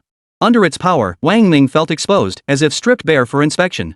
The entity above seemed capable of piercing through every thought and fiber of his being. I have 3 questions. Answer truthfully, and you live. Give nonsense, and you die. The voice brooked no argument, radiating the oppressive weight of absolute power over life and death. As the words fell, the crushing energy vanished, yet a ring of energy ripples still swirled around Wang Ming. Huff. Huff. Huff. The instant the energy vanished, Wang Ming's body went limp. He dropped to one knee, gasping for breath, every fiber of his being drained of strength.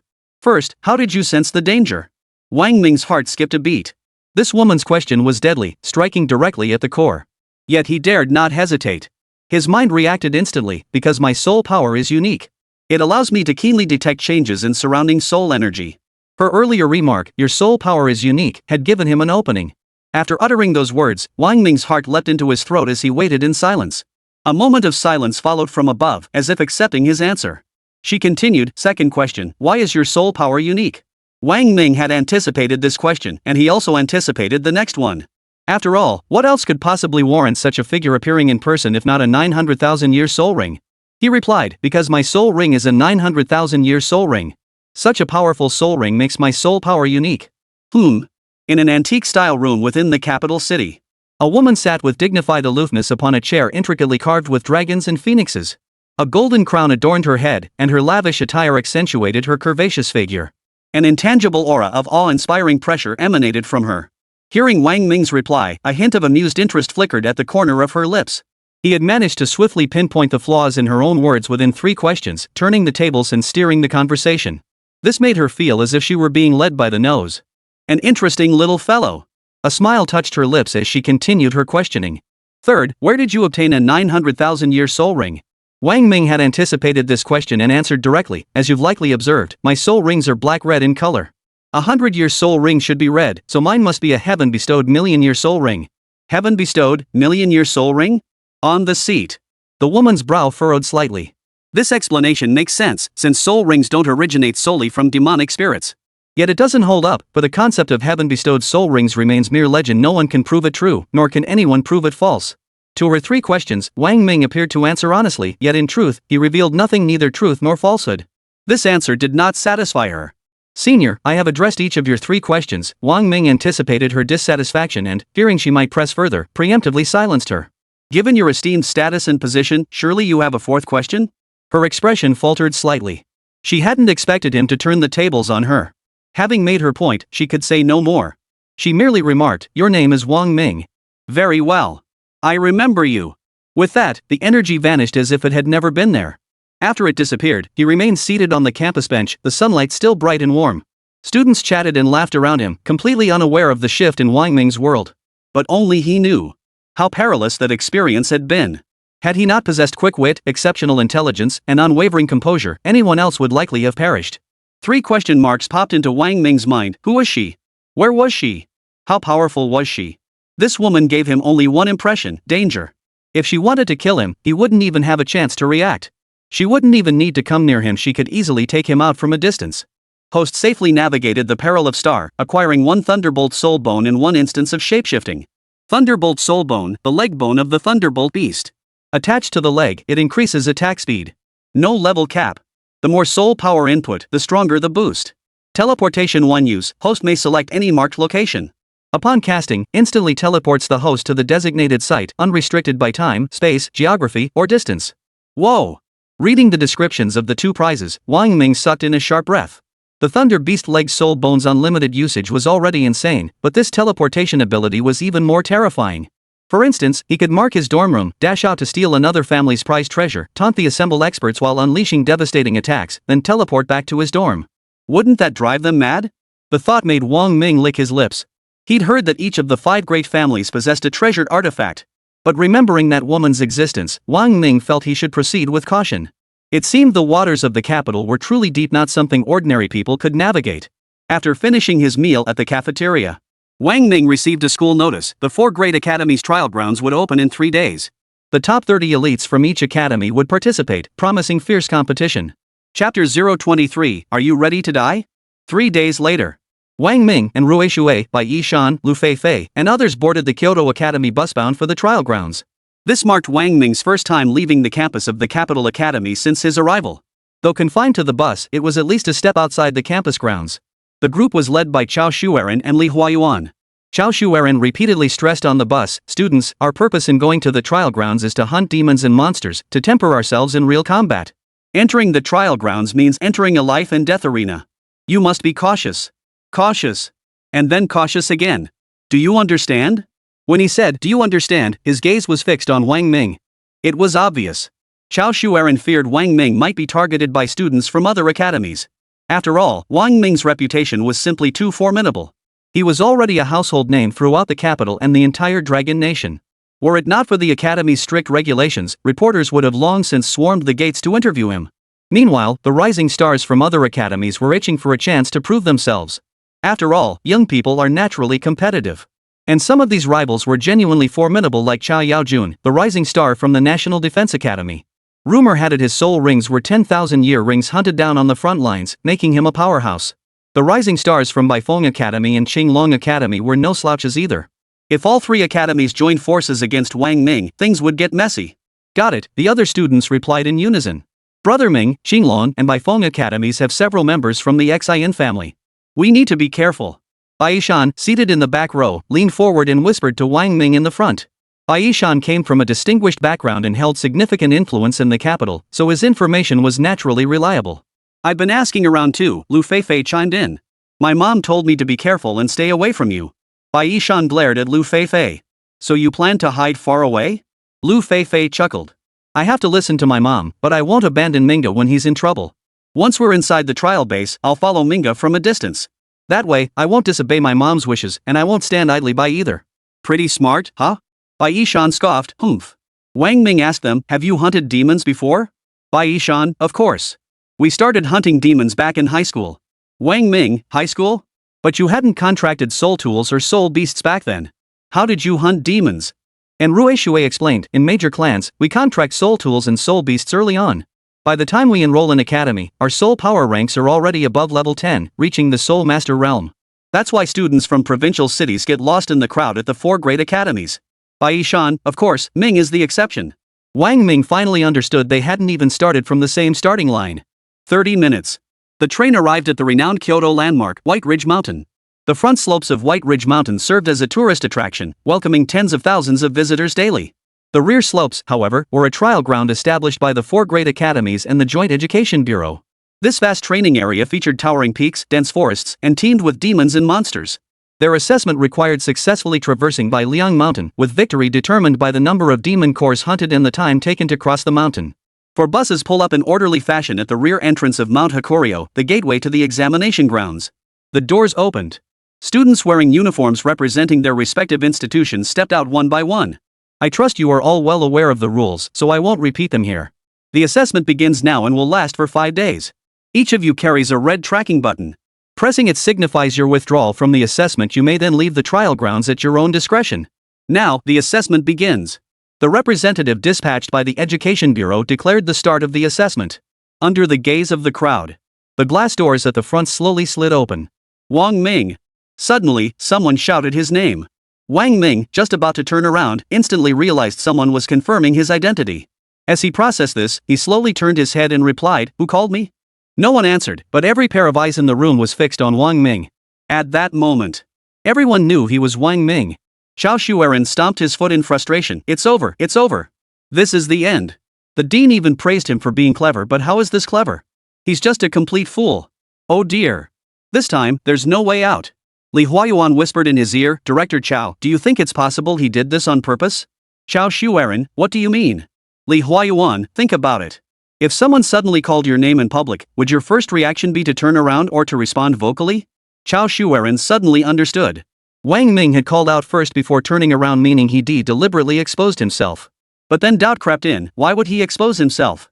Isn't he afraid? Sigh. Are you saying he? Suddenly, the image of that youth flashed through his mind. Mouth turned up in a confident smile, hands in his pockets, calm and composed. Li Huayuan nodded. Fearfully, the younger generation of the Xin family will likely not survive this trial. Chao Shueren shook his head. The Zins really have bad luck.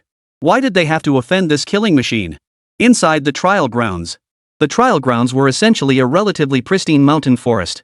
The four great academies had captured various demons and monsters to bring here, specifically to hone their students' combat prowess. Of course, many students also met their end at the jaws of these beasts. After entering the trial grounds, Wang Ming first agreed on a rendezvous point with Rue Shui and the others before departing alone. It wasn't that Rue Shui and the others would slow him down, but rather that their presence would prevent him from using certain hidden cards. He had to shake them off and fight alone. Within 2 kilometers behind him, 5 figures trailed at a distance. But this did not escape Wang Ming's notice. Empowered by the Thunderbolt Soul Bone, he could have easily outpaced them in an instant. Yet, he saw no need for that. Only a complete resolution would eliminate the threat once and for all. Upon entering the trial grounds, the entrance was too crowded with students to act. Wang Ming led them swiftly into the depths of the trial grounds. Using the system's scanning capabilities, he perfectly evaded surrounding demons while maintaining a steady pace to keep the pursuers at bay and prevent them from losing track. 30 minutes later. Wang Ming stood with his hands in his pockets, a blade of grass between his teeth, a faint smirk playing on his lips as he waited for his pursuers to catch up. Soon, the 5 young members of the Xin family caught up. Seeing Wang Ming, the most talented among them, Xin Jiao, a distant relative of the Xin family, laughed, "Run. Why aren't you running now? I'll see just how far you can get." Wang Ming smiled without responding. Xin Jiao waved his hand, signaling the others behind him to advance slowly. Holding a silver spear soul weapon, he continued walking as he spoke. "Wang Ming, to be honest, I should thank you. If you hadn't killed that good-for-nothing Xin Shenguang, I wouldn't have had the chance to seize the Xin family inheritance rights. Ha! Why not finish the job? Let your head help me inherit the Xin family. I'll honor your memory on this day next year." As he spoke, a purple soul ring released from above his head, slowly descending to his feet. The soul ring bore 6 sharp points. It was a 6,000-year soul ring. Very well. Wang Ming's smile grew even broader. "But may I ask, are you prepared to meet your end?" Chapter 024, Crushing with a Single Finger. Ha ha ha ha. Hearing Wang Ming's words, Xin Jiao burst into laughter, shaking with mirth. "It's been ages since I heard that line, are you ready to die? Ha ha ha ha. Wang Ming, let me tell you this, all of us have been prepared to die for a long time." Wang Ming's brow furrowed slightly. Xin Jiao declared, "Perhaps you're unaware of the brutal competition within great clans, but let me tell you this, those standing before you are all hardened men, tempered through countless humiliations, agonies, and life or death trials. We prepare for death at every moment. I wonder if you, the demonic red-haired prodigy, possessor of a 900,000-year soul ring, owner of an imperial-grade soul tool, and the new champion of the Capital Academy, have you prepared yourself to die?" Wang Ming could sense from their aura that these were men who had faced death. A palpable aura of ferocity radiated from them. He remained silent. With a simple wave of his hand, the blood-red jade like 1,000 blades appeared in his grasp. The other members of the Xin family drew their soul tools or soul beasts in turn. Among them were 3 soul tool masters and 2 soul beast masters. Xin Jiao possessed the highest soul power at the 15th level soul master realm, while the other 4 were all 13th level soul masters. "Kill!" Xin Jiao roared, his face twisted with ferocity. Wielding a silver spear, he charged straight at Wang Ming. A veteran of countless battles, Xin Jiao's spear technique was precise and powerful. His spear darted like a dragon, closing the distance to Wang Ming in an instant. Wang Ming flicked his blade upward, parrying the thrusting spear. Simultaneously, he spun along the spear shaft, preparing to close the distance for a slashing strike. But the other 4 didn't give Wang Ming that chance. One wielded a whip soul tool, its piercing whistle cutting through the air as it lashed out, blocking Wang Ming's advance and forcing him backward. Simultaneously, another attacked from behind with a sword, sealing off his retreat. Yet another commanded a soul beast, a netherworld wolf, which lunged at Wang Ming. Xin Jiao had baited Wang Ming into making the first move. The other 4 coordinated seamlessly, trapping Wang Ming in a pincer attack from all sides, leaving him no escape, nowhere to hide. Wang Ming's expression darkened. He immediately raised both swords vertically before his chest. With a thought, his 900,000-year soul ring appeared above his head, expanding and rapidly descending. Black-red light instantly illuminated everything around him as terrifying soul power radiated outward from Wang Ming. Simultaneously, he roared a single word. Shock. Amidst a deafening hum, the crimson-black soul ring's radiance surged violently. An even more terrifying soul power erupted, sending out concentric shockwaves that scattered rapidly outward.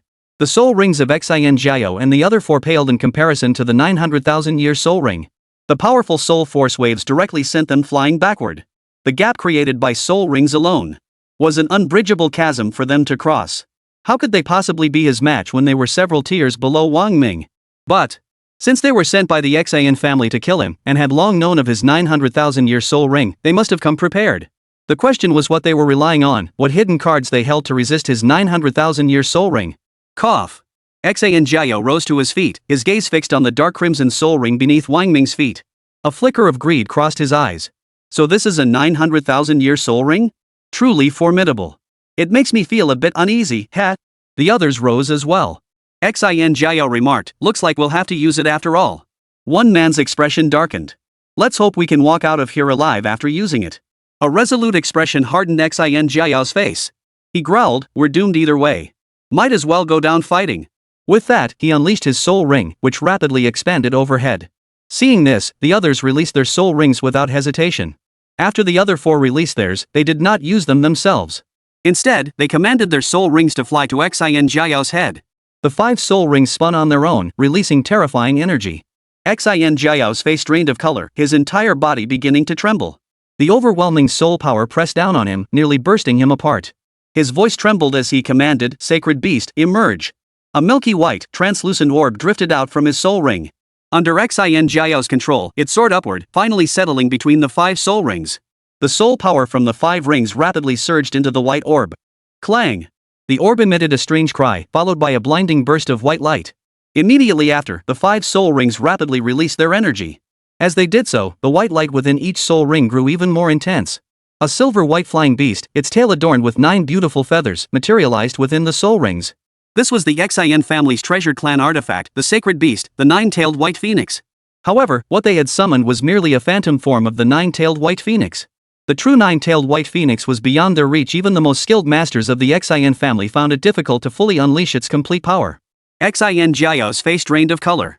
Staring at Wang Ming, he let out a savage laugh. "Wang Ming, I'll see how you survive before this sacred beast." The Xin family's sacred beast? Wang Ming was taken aback. Indeed, the world was vast and full of wonders. There actually existed such a skill fusing soul rings to release a sacred beast. Pity. A mere sacred beast, and only a phantom form at that. How could it compare to the finger of an ancient god? Wang Ming first stored the 1,000 blades into his soul ring. With a thought, the crimson-black soul ring beneath his feet began to slowly ascend, finally appearing above his head. Fully released, the soul ring's radius reached 10 meters, forming a massive soul circle in the sky. From within the soul ring, an ancient, primordial aura flowed out, enveloping the entire land. Ancient. Wang Ming's voice was soft, yet to Xin Jiao and the others, it thundered like rolling claps of thunder. The moment the words primordial escaped his lips, that terrifying aura surged rapidly. Wang Ming's body grew light, his toes lifting off the ground as he slowly ascended into the air, appearing beneath the soul ring. Primordial power from the starry sky poured into Wang Ming's body. In that moment, Wang Ming seemed the very incarnation of a primordial god, majestic and solemn, his terrifying aura suppressing all else. "One finger." As he spoke, he raised his hand, his index finger slowly pointing downward. Instantly, a massive, golden finger seemed to traverse countless ages and starry skies, emerging slowly from the soul ring. In that instant, every living thing in this realm bowed before that single finger. Xin Jiao and the others were utterly stunned by this terrifying energy. It made them tremble from the depths of their souls, filling them with despairing fear so profound that they dared not muster even a shred of courage to resist. The 9-tailed white phoenix dared not cry out. Her eyes filled with terror as she watched the dreadful finger slowly extend toward her. As the finger descended, the surrounding space seemed to crack under the unbearable pressure of its terrifying energy. Finally, the finger appeared directly above the 9-tailed white phoenix. From a distance, the fingertip appeared less than a foot away from the bird, yet up close, the distance between them was at least several feet. Boom! A crisp, decisive boom echoed. The 9-tailed white phoenix's body couldn't withstand the terrifying energy. It exploded with a boom, scattering into specks of soul light that dissipated into the heavens and earth, like someone setting off a firework in the sky that burst open mid-air.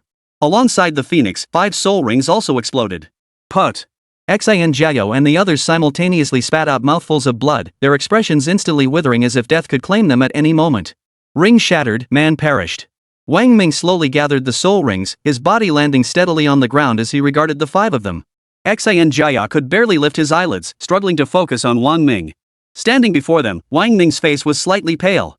His hands tucked into his pockets, he silently observed them until all signs of life faded. Then he turned and walked deeper into the trial grounds.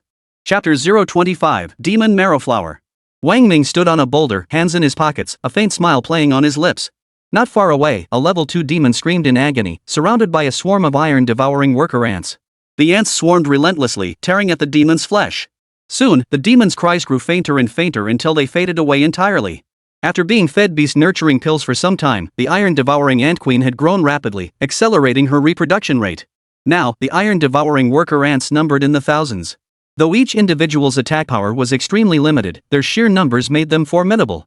Not even a level 2 demon could withstand such a swarm. Even a level 3 demon would retreat 3 steps. He collected the level 2 demon core.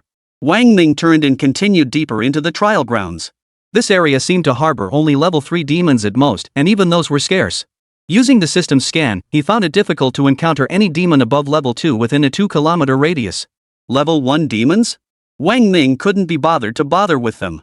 When he arrived at the pre-arranged rendezvous point, and Rue Shui and the others had indeed arrived long before. Brother Ming. And Rue Shui greeted him with radiant joy upon seeing his safe return, scrutinizing him closely, afraid he might be missing something. Brother Ming, you dealt with the Zins so quickly? Bai Shan looked utterly shocked. Who do you think Manga is? Those trash from the Xin family? Manga could crush them with a single finger, right, Manga? Lu Feifei affirmed Wang Ming's capabilities. Lu Feifei's words were actually spot on. The Xin family members had indeed been crushed under Wang Ming's finger. This assessment focuses on hunting demons and traversing White Beam Mountain, but the trial base doesn't seem to have many demons. Wang Ming changed the subject. Did you encounter any demons above level 2 on your way here? And Rue replied, most demons in the trial grounds are level 2. If you want to hunt higher level demons, you should head to 10,000 Demons Mountain. I heard it not only has level 3 plus demons but also imprisons an 8th level demon. 10,000 Demons Mountain used to be a battlefield hundreds of years ago, so you might even find soul bones there. Everyone else must have headed to 10,000 Demons Mountain, Bai Shan remarked. They're all hoping for a lucky break there. Soul bones? Wang Ming was taken aback, not expecting soul bones to exist within the trial grounds. Ever since obtaining the Thunderbolt Soul Bone, he discovered the immense combat power boost it provided. The limitless acceleration alone ensured he remained unbeatable in most situations. Hey! Wishful thinking. Lu Feifei scoffed. It's been centuries. The 4 great academies have held trials here hundreds of times. Where would so many soul bones still be? The discoverable ones were taken long ago. The undiscovered ones? Probably impossible to obtain. Bai Shan countered, it's worth a shot. Besides, even if we don't get soul bones, we can still hunt some high-level demons. We can't let our academy end up at the bottom of the rankings. Wang Ming, alright, let's head to 10,000 Demons Mountain. So the 4 set off for 10,000 Demons Mountain. Along the way, they encountered neither demons nor other academy students.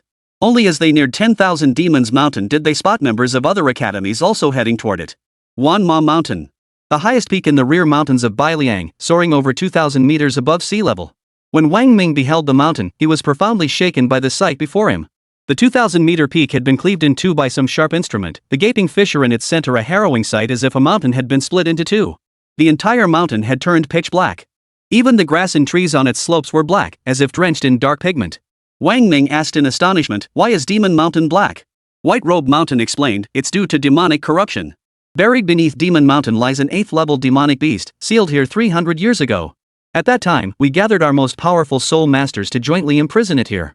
This demonic beast's strength has nearly reached the 9th level, and its demonic nature is utterly terrifying. Level 9? Wang Ming sucked in a sharp breath. Lu Feifei added, rumor has it this demon's power is truly terrifying. Predictions suggest its demonic soul may already be 1,000,000 years old. Its demonic energy has completely corrupted all the plants and trees on Demon Mountain. Wang Ming asked, so you're saying the demonic energy of all the monsters near 10,000 Demons Mountain has been amplified by this one demon's power? Everyone nodded in agreement. And Rujui added, if there are any treasures or soul bones left, they're probably deep within Demon Mountain. But the demons there are incredibly powerful. A senior once told me he encountered a level 5 demon there. Hurry! Hurry! At that moment, those on the outskirts accelerated toward Demon Mountain. Hurry! Demon marrow flowers have appeared on Demon Mountain. Demon marrow flower? Wang Ming and the others heard those 3 words and stared in utter shock. For soul masters, the allure of the demon marrow flower was utterly irresistible. This flower could extend the lifespan of soul rings. A soul master's soul rings originate from the demonic souls of monsters, and these demonic souls are born from demonic energy.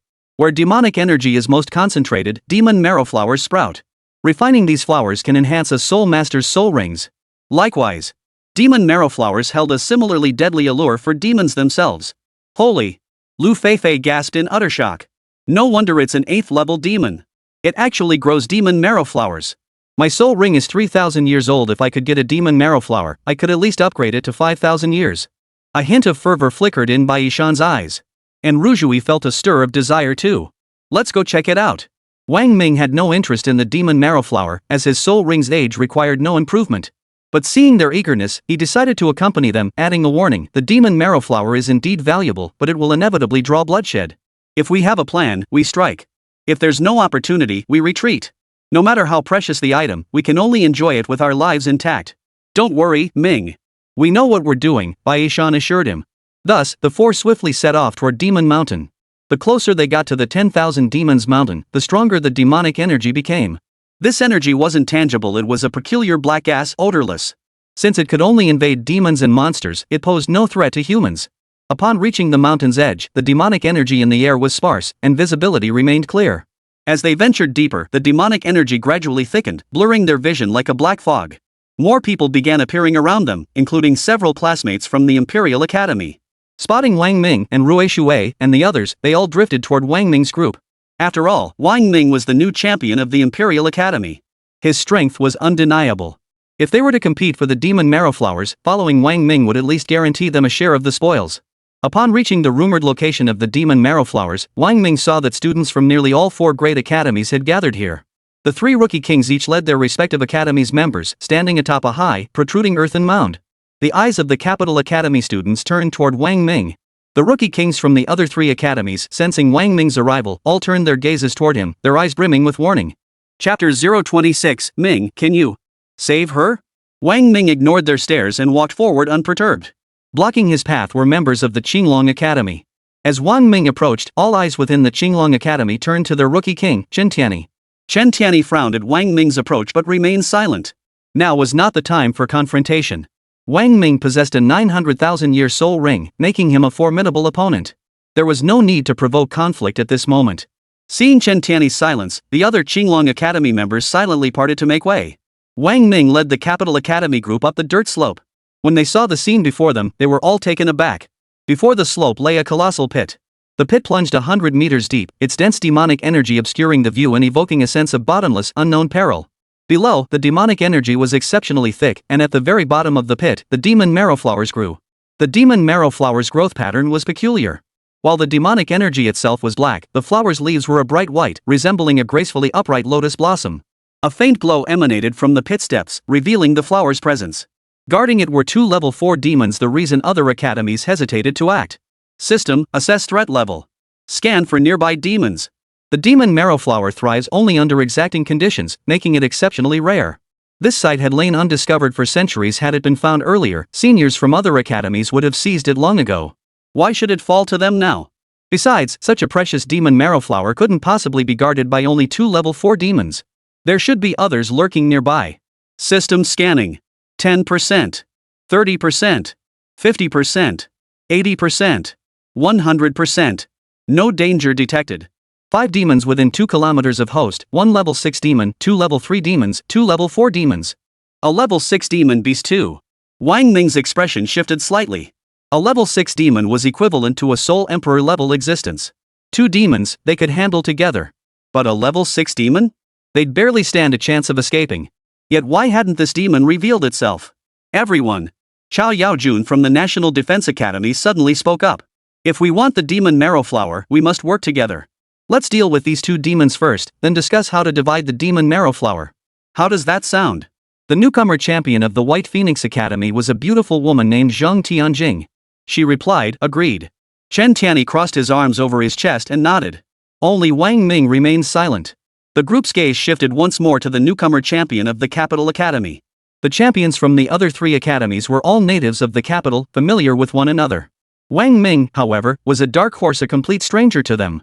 Chao Yaojun looked at Wang Ming and said, I hear brother Wang Ming possesses a 100,000-year soul ring. I suppose you have no interest in this demon marrow flower? Wang Ming ignored Chao Yaojun and instead said, doesn't this seem odd to you? The demon marrow flower is incredibly precious. Yet, there are plenty of demons above level 5 near the 10,000 Demons Mountain. Why are there only 2 level 4 demons here? Chen Tianyi sneered coldly, humph. If you're afraid of dying, then get lost and don't bother us.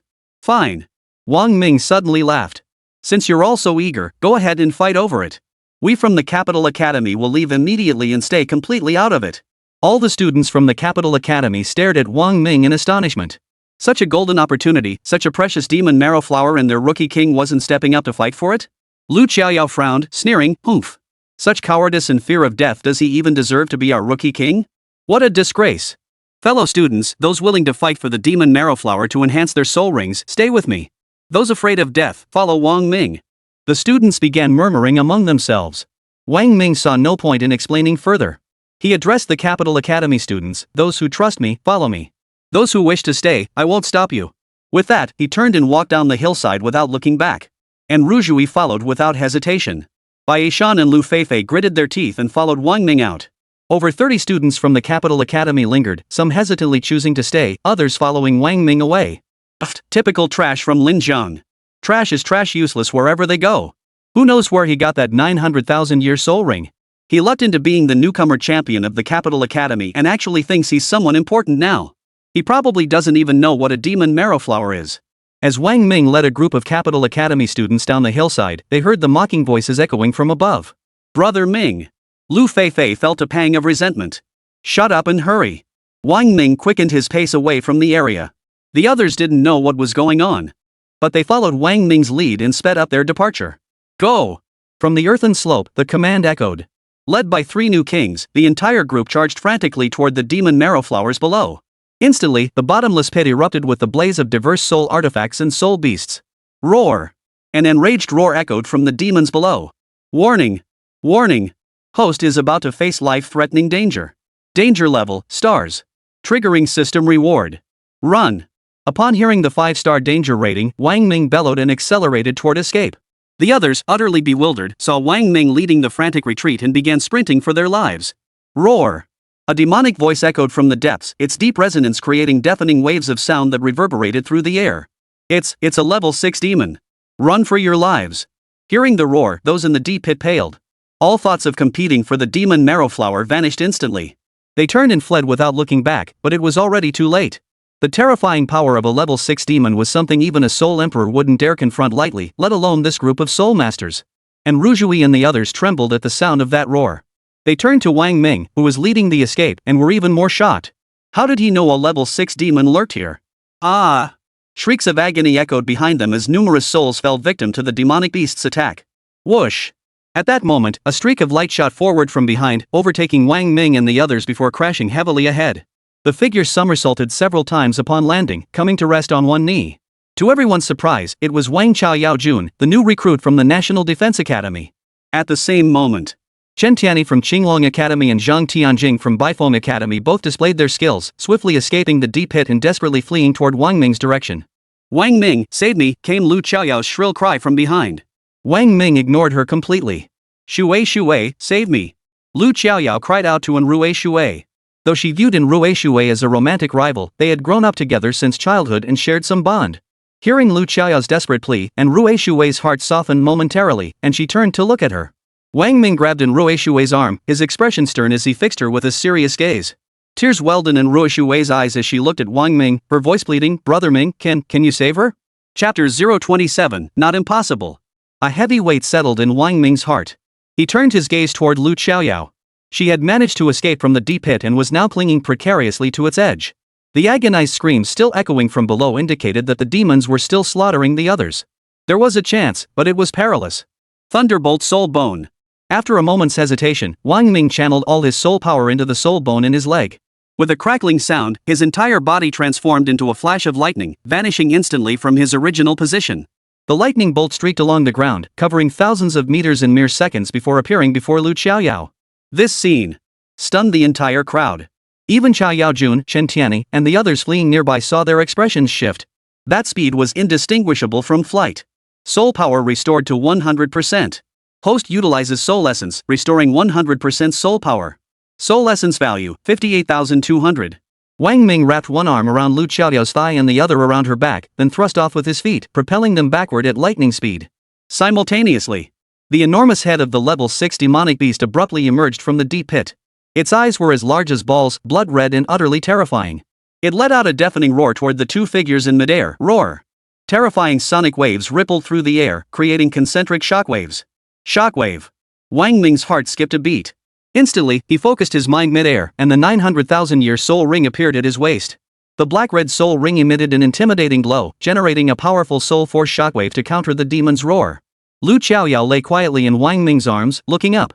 At that moment, Wang Ming's. His expression was cold and resolute, his eyes calm and composed, his long hair fluttering in the wind. In his embrace, Lu Chaoyao felt an inexplicable sense of security. She believed that even if the sky were to collapse, she wouldn't feel afraid. This moment etched Wang Ming's image deeply into her heart. Boom!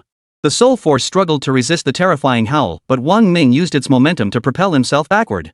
Landing with a thud, he channeled soul force into his legs to plant his feet firmly on the ground. The immense recoil pushed him rapidly backward, plowing 2 deep furrows in the earth before him. Once steady, Wang Ming executed a mid-air somersault without hesitation, righting his direction. Clutching Lu Chaoyao, he swiftly caught up with Enrui and the others, racing forward to escape. The level 6 demon stood over 10 meters tall, its body stretching dozens of meters long. Resembling both a tiger and a lion, it bared its long fangs as it roared furiously from the hillside. Glancing down at the fleeing humans below, it paused silently before turning away. Without pursuit, it descended toward the deep ravine. 30 minutes later, the group escaped Wanhwa Mountain and rested beneath a large tree. Lu Qiaoyao still clung tightly to Wang Ming with both arms. And Ruzhui, feeling a pang of jealousy, called out, "Lu Qiaoyao, aren't you getting off yet?" "Ah!" Lu Qiaoyao let out a startled cry as if waking from a dream. She hurriedly released her grip and climbed down, her cheeks flushing crimson. Her voice was as low as a mosquito's buzz. Thank you." "Oomph." And Rui Shui snorted in displeasure. Xiao Yaojun, Chen Tianyi, and Zhang Tianjing, stripped of their earlier arrogance and bravado, sat casually nearby to recuperate. Wang Ming counted the students from the capital academy. Including them, only 21 had escaped back.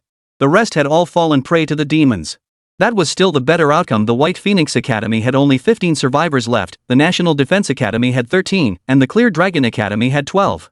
Of the original 120, only 61 remained. Nearly half had been lost.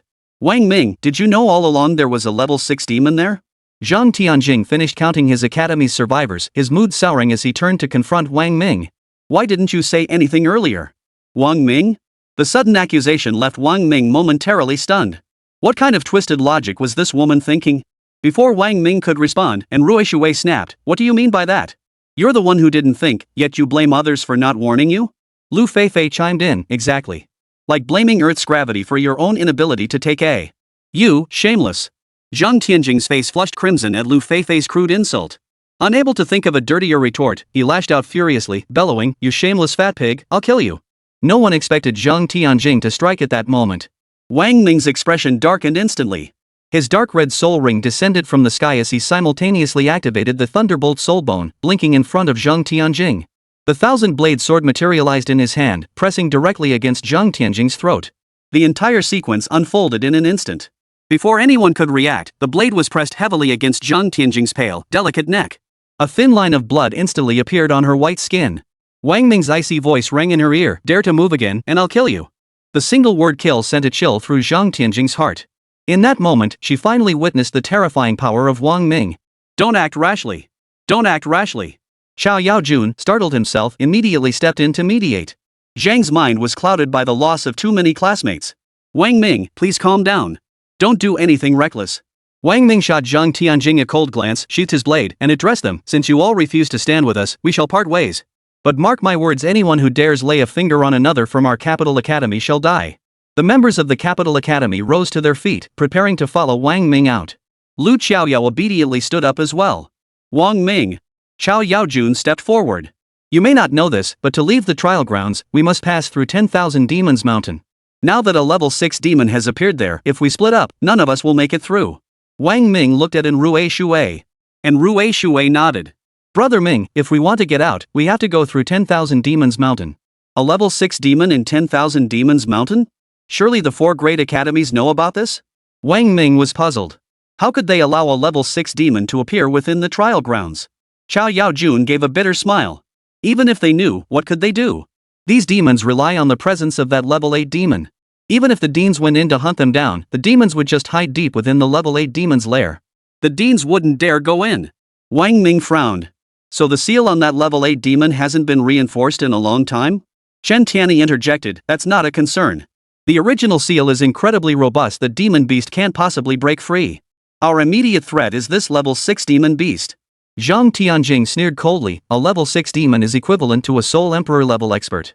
Even if we join forces, how could we possibly be its match?" Xiao Yaojun turned to Wang Ming, "We can only proceed by luring this demonic beast out." Wang Ming instantly understood. Xiao Yaojun's intent was clear, he wanted Wang Ming to lure the level 6 demonic beast. No one was a fool.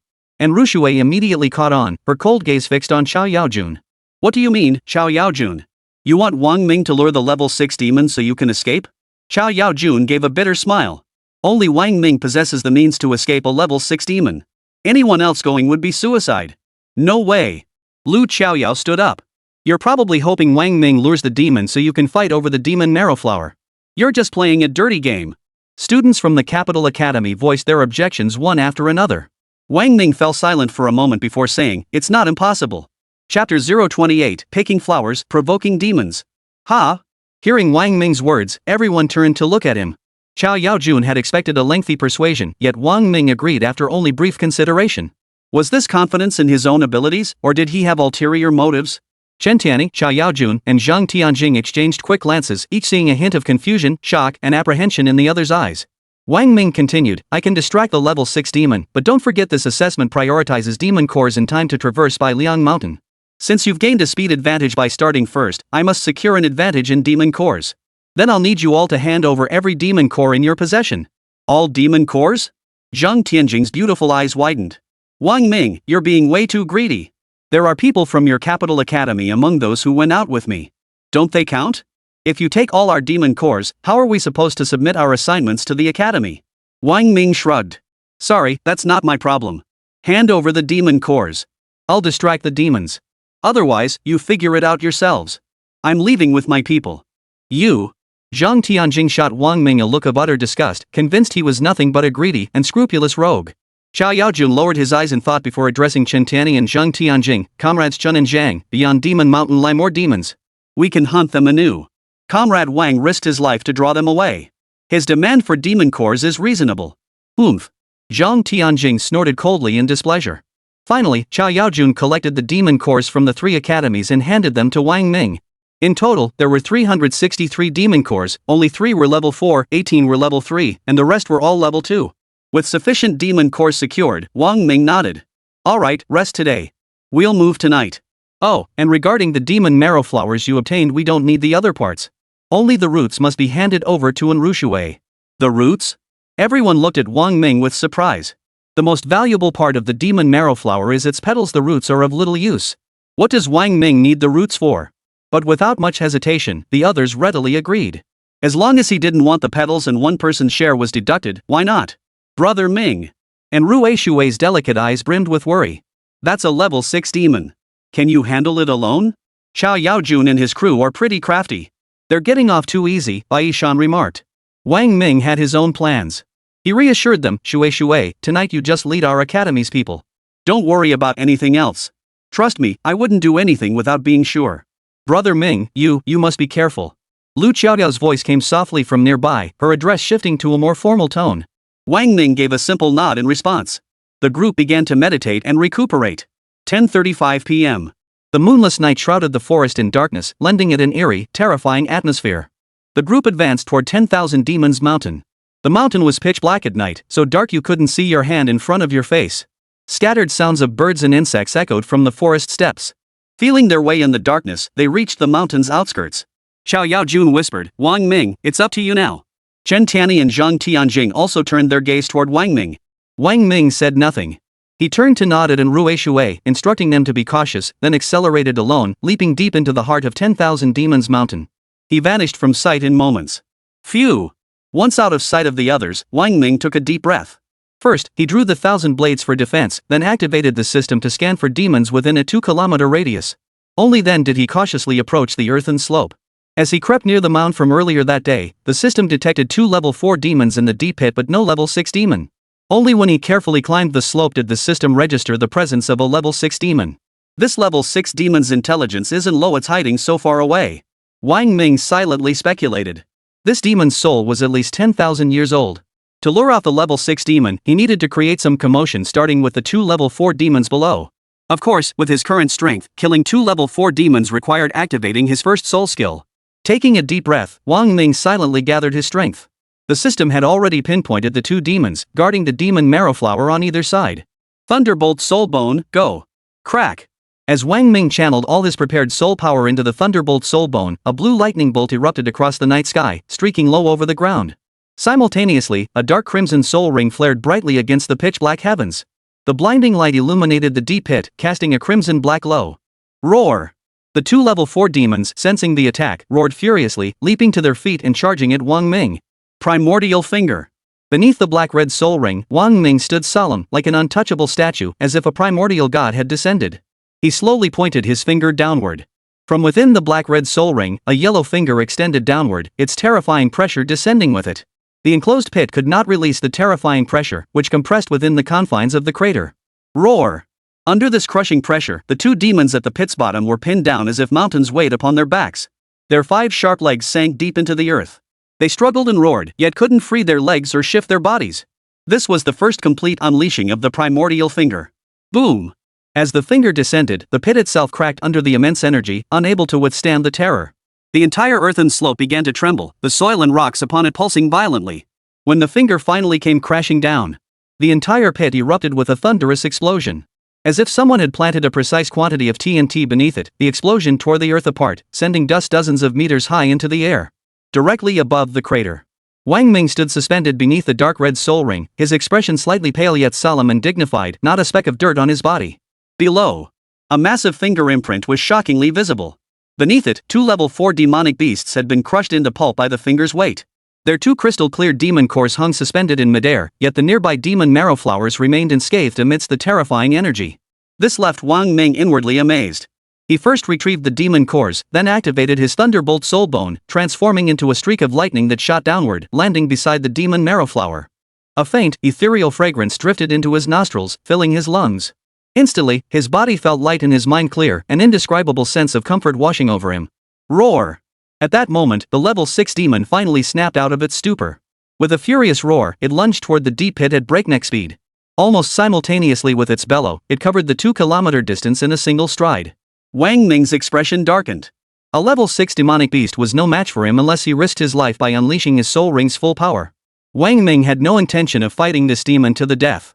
He immediately reached out, uprooting the demon marrow flower by its roots. Simultaneously, he channeled his soul power into the thunderbolt soul bone.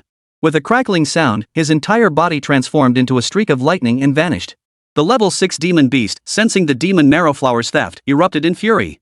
Its 2 enormous eyes blazed crimson as it roared, unleashing its full fury in pursuit of Wang Ming. It was utterly determined to fight to the death. Chapter 029 Warning. 6-star danger. The others, concealed in the distance, held their breath in tense anticipation. Suddenly, the ground trembled violently. A terrifying roar echoed from ahead, followed by a blinding flash of light streaking across the distant sky like a sudden burst of fire from kindling, extinguished just as quickly. Immediately after, another furious demonic roar echoed, even more deafening than before. It was the level 6 demon. Hearing this shrieking sound, everyone immediately recognized it as the voice of that level 6 demon. Xiao Yaojun, Chen Tianyi, and Zhang Tianjing exchanged glances in that instant, each seeing immense shock in the other's eyes. What kind of monster was this Wang Ming? A mere level 18 soul master could cause such a commotion? A sinister glint flashed in Zhang Tianjing's eyes as she thought to herself, "Humph. Wang Ming, no matter how capable you are, you won't survive the hands of a level 6 demon beast. You arrogant, ignorant soldier, daring to show disrespect to this lady, this is your fate." And Ruzhui gazed ahead with deep concern. Her hands pressed together at her chest, she silently prayed for Wang Ming. Then, in the darkness ahead, 2 streaks of light flashed one after the other, shooting into the distance Wang Ming and the level 6 demon beast. Go! Xiao Yaojun, seeing the level 6 demon lured away, immediately sprang to his feet and accelerated toward the deep pit. Seeing this, the others scrambled to their feet and accelerated toward the pit as well. Everyone jostled forward, not driven by the urge to flee, but by the pursuit of the precious demon marrow flower, a priceless treasure beyond measure. It was something every soul master coveted. When they reached the front at top speed, everyone's eyes widened in shock. The once sloping earth had become level ground. Imprinted upon it was a colossal, finger-like indentation dozens of meters deep, a sight that sent shockwaves through every soul. At the bottom of the pit lay the utterly mangled corpses of 2 level 4 demons. This is where they fought just now? Zhang Tianjing's voice trembled, her questioning tone thick with disbelief. She couldn't fathom that this was real. Where's the demon marrow flower? The demon marrow flower, which Xiao Yaojun cared about most, was nowhere to be found. Hearing this, everyone scanned the surroundings. The area was a complete mess, with not a single trace of the demon marrow flower to be found, not even a fragment of a petal. It was Wang Ming. It must have been Wang Ming. Zhang Tianjing declared with certainty. He must have killed those 2 demons first, plucked the demon marrow flower, and fled. That's what enraged that level 6 demon. Chen Tianyi gritted his teeth. Wang Ming, that bastard planned this all alone. Damn him. Oh. Baishan let out a cold, mocking laugh as if suddenly enlightened. So your goal wasn't to lure away the level 6 demon to save yourselves, but to use Wang Ming to distract it so you could reap the benefits? TSK. Others schemed deeply, but you're all upright gentlemen, noble souls, without a trace of calculation or cunning. Ha! Zhang Tianjing glared at Baishan, fury boiling over. Mr. Bai, look at your station. Do you even deserve to speak? Lu Feifei sneered, ooh la la, such a noble status. I wonder just how high it is. Baishan chimed in, well, it's definitely taller than a 3 or 4 story building. My status? That's a skyscraper, the kind that pierces the heavens. You are asking for death. Zhang Tianjing seethed, ready to kill them. And Ruzhui, consumed by worry for Wang Ming's safety, saw the scheming Zhang Tianjing preparing to strike again. She barked coldly, Zhang Tianjing. This isn't your home, nor is it a place for you to flaunt your status and flex your power. If you dare make another move, I will kill you. Zhang Tianjing's fury flared. As if I'd fear you. Before her words faded, Zhang Tianjing swept her hand, and a crystal-clear sword materialized in her grasp. A purple soul ring slowly descended from above her head. 30 kilometers away. Restore soul power. Restore soul power. Restore soul power. Wang Ming's expression was cold as ice. He repeatedly used his soul essence to rapidly restore his soul power, driving his thunderbolt soul bone to accelerate his flight. The level 6 demon beast pursued relentlessly behind him, roaring furiously, as if it wanted to tear Wang Ming to shreds and devour him alive. Soul power restored to 100%. Soul essence. Soul power restored to 100%. Soul essence. Soul essence was rapidly depleting. In less than a minute, the two had covered 30 kilometers, with soul power replenishing 8 times. The level 6 demon's speed was simply too swift. Even with the Thunderbolt soul bone activated, the gap between them was closing fast. Even with all his soul power channeled into his soul bone, Wang Ming's level 18 soul master strength couldn't match the speed of a level 6 demon beast. This chase can't go on. As the level 6 demon closed in, Wang Ming's heart sank. At most, another minute and the demon behind would catch up. A battle was inevitable. Rather than waste more soul essence, he might as well fight it out. Wang Ming acted decisively. He halted his flight, turned, and flashed his soul rings. Steady eyes gleamed with unwavering resolve. System, release soul ring duration, 0.0701%. Releasing soul ring age. 50%. 100%. Age release successful. Soul ring age, 1 million years. As the soul ring's age reached 1 million years, the ring above his head began to tremble faintly. A terrifying shockwave of soul power radiated out, causing the surrounding air to quiver. Waves of soul power surged from the ring like ocean tides rippling through the atmosphere. Amidst the terrifying energy waves, the black-red soul ring gradually shifted toward gold, transforming the surrounding sky from crimson to golden. Oomph! As the soul ring transformed from black-red to gold, colossal soul power surged into Wang Ming's body. Instantly, his physique swelled under the immense force, his entire body bulging like an overinflated balloon, teetering on the brink of explosion. A tearing pain radiated from every part of his body. The agony felt like being stuffed to death after overeating, unbearably painful. Every part of his body bulged, teetering on the brink of bursting at any moment. Ancient wasteland.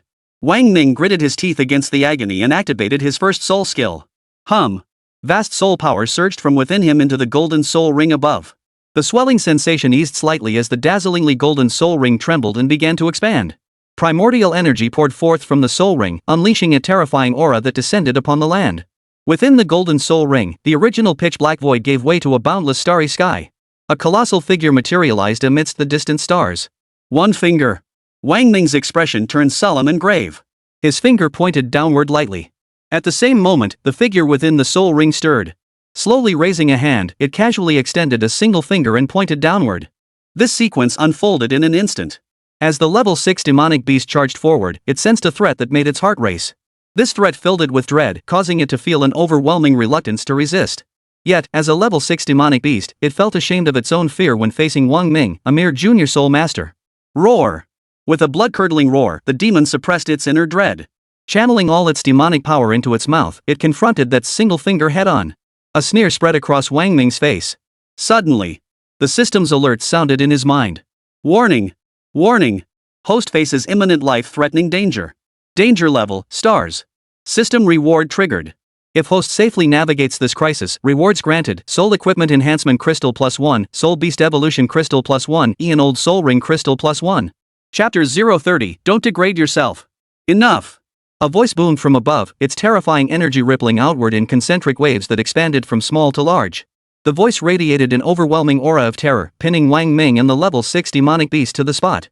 Upon hearing this voice, the level 6 demonic beast trembled violently, crawling to the ground in a prone position, displaying silent reverence and terror. Wang Ming's soul technique was abruptly suppressed by that voice. The primeval finger extending from the golden soul ring froze mid-motion, as if the surrounding space itself had been locked in place. A chill gripped his heart. This was the first time since unleashing his first soul skill that he had been suppressed by an opponent's voice. No, to be precise, it wasn't suppression. The opponent had directly sealed off this entire realm. Sealing off heaven and earth. Such power was at minimum the domain of a human soul sage or a demonic beast of level 8 or higher. Could this voice belong to the level 8 demon sealed within this place? At this thought, Wang Ming's heart trembled violently. With his current strength, facing a level 6 demon beast required all his might. Against a level 8 demon beast, he wouldn't even have a chance to fight back. This reminded him of that woman he encountered at school before entering the trial base. Young human friend, the voice boomed from above, deep and resonant, do not panic. I bear you no ill will. On the contrary, I find you most intriguing. Your companions have been invited to visit the 10,000 Demons Mountain. Young friend, would you care to join us for a visit? Wang Ming's heart sank instantly upon hearing this. It seemed Enrujui and the others hadn't escaped the 10,000 Demons Mountain at all. They'd been captured by this level 8 demonic beast. Who are you? Facing an 8th level demonic beast, he had no chance to flee, let alone resist. Embracing the philosophy of since I'm already here, Wang Ming resolved to let go completely. He stowed away his soul rings and soul tools, slipped his hands into his pockets, raised his head to gaze upward, and asked calmly. Ha ha ha ha. A laugh echoed from above. Young human friend, you possess great courage. Truly worthy of the favor bestowed by the ancient deities. An ancient deity? Wang Ming froze. Indeed. That finger imbued with primordial energy that appeared in your soul technique just now, it was the finger of an ancient deity. Though merely a simple gesture, it exerts an overwhelming pressure unmatched by any current human or demonic being. Young friend, would you care to visit my 10,000 Demons Mountain for a chat? Wang Ming had no choice, and his curiosity about the ancient deities was piqued. He replied, this junior humbly accepts your invitation. Xiao Wu, bring my guest inside. Roar. The level 6 demon beast, which had been ferocious toward Wang Ming moments before, now growled obediently. It glanced at Wang Ming, then crouched down, gesturing for him to mount its back. Wang Ming's figure flickered and appeared atop the demon beast. The demon beast let out a sharp whinny, its 4 claws leaving the ground. It kicked up ripples in the air as it soared upward. About a minute later, the two returned to Demon Mountain.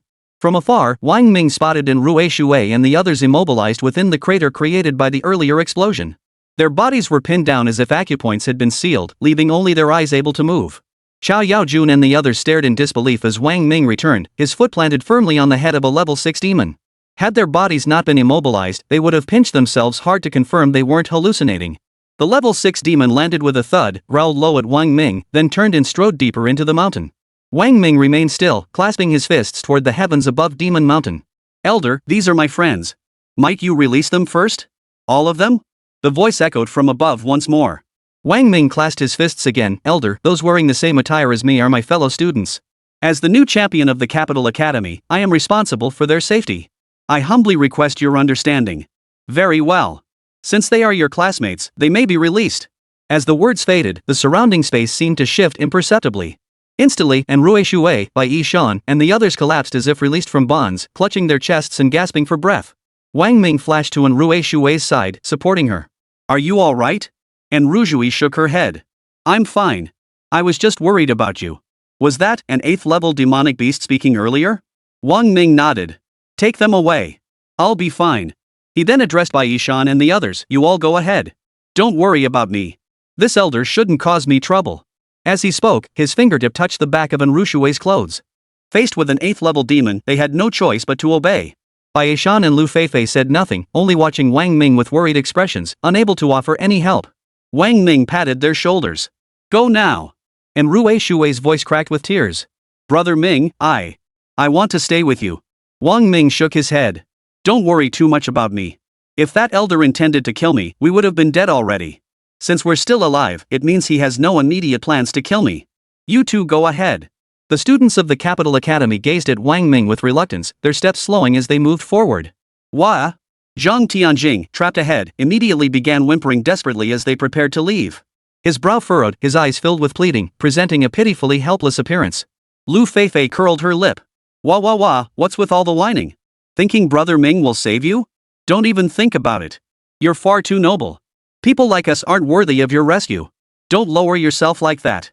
You don't want others looking down on you, do you? White-robed mountain, let's go.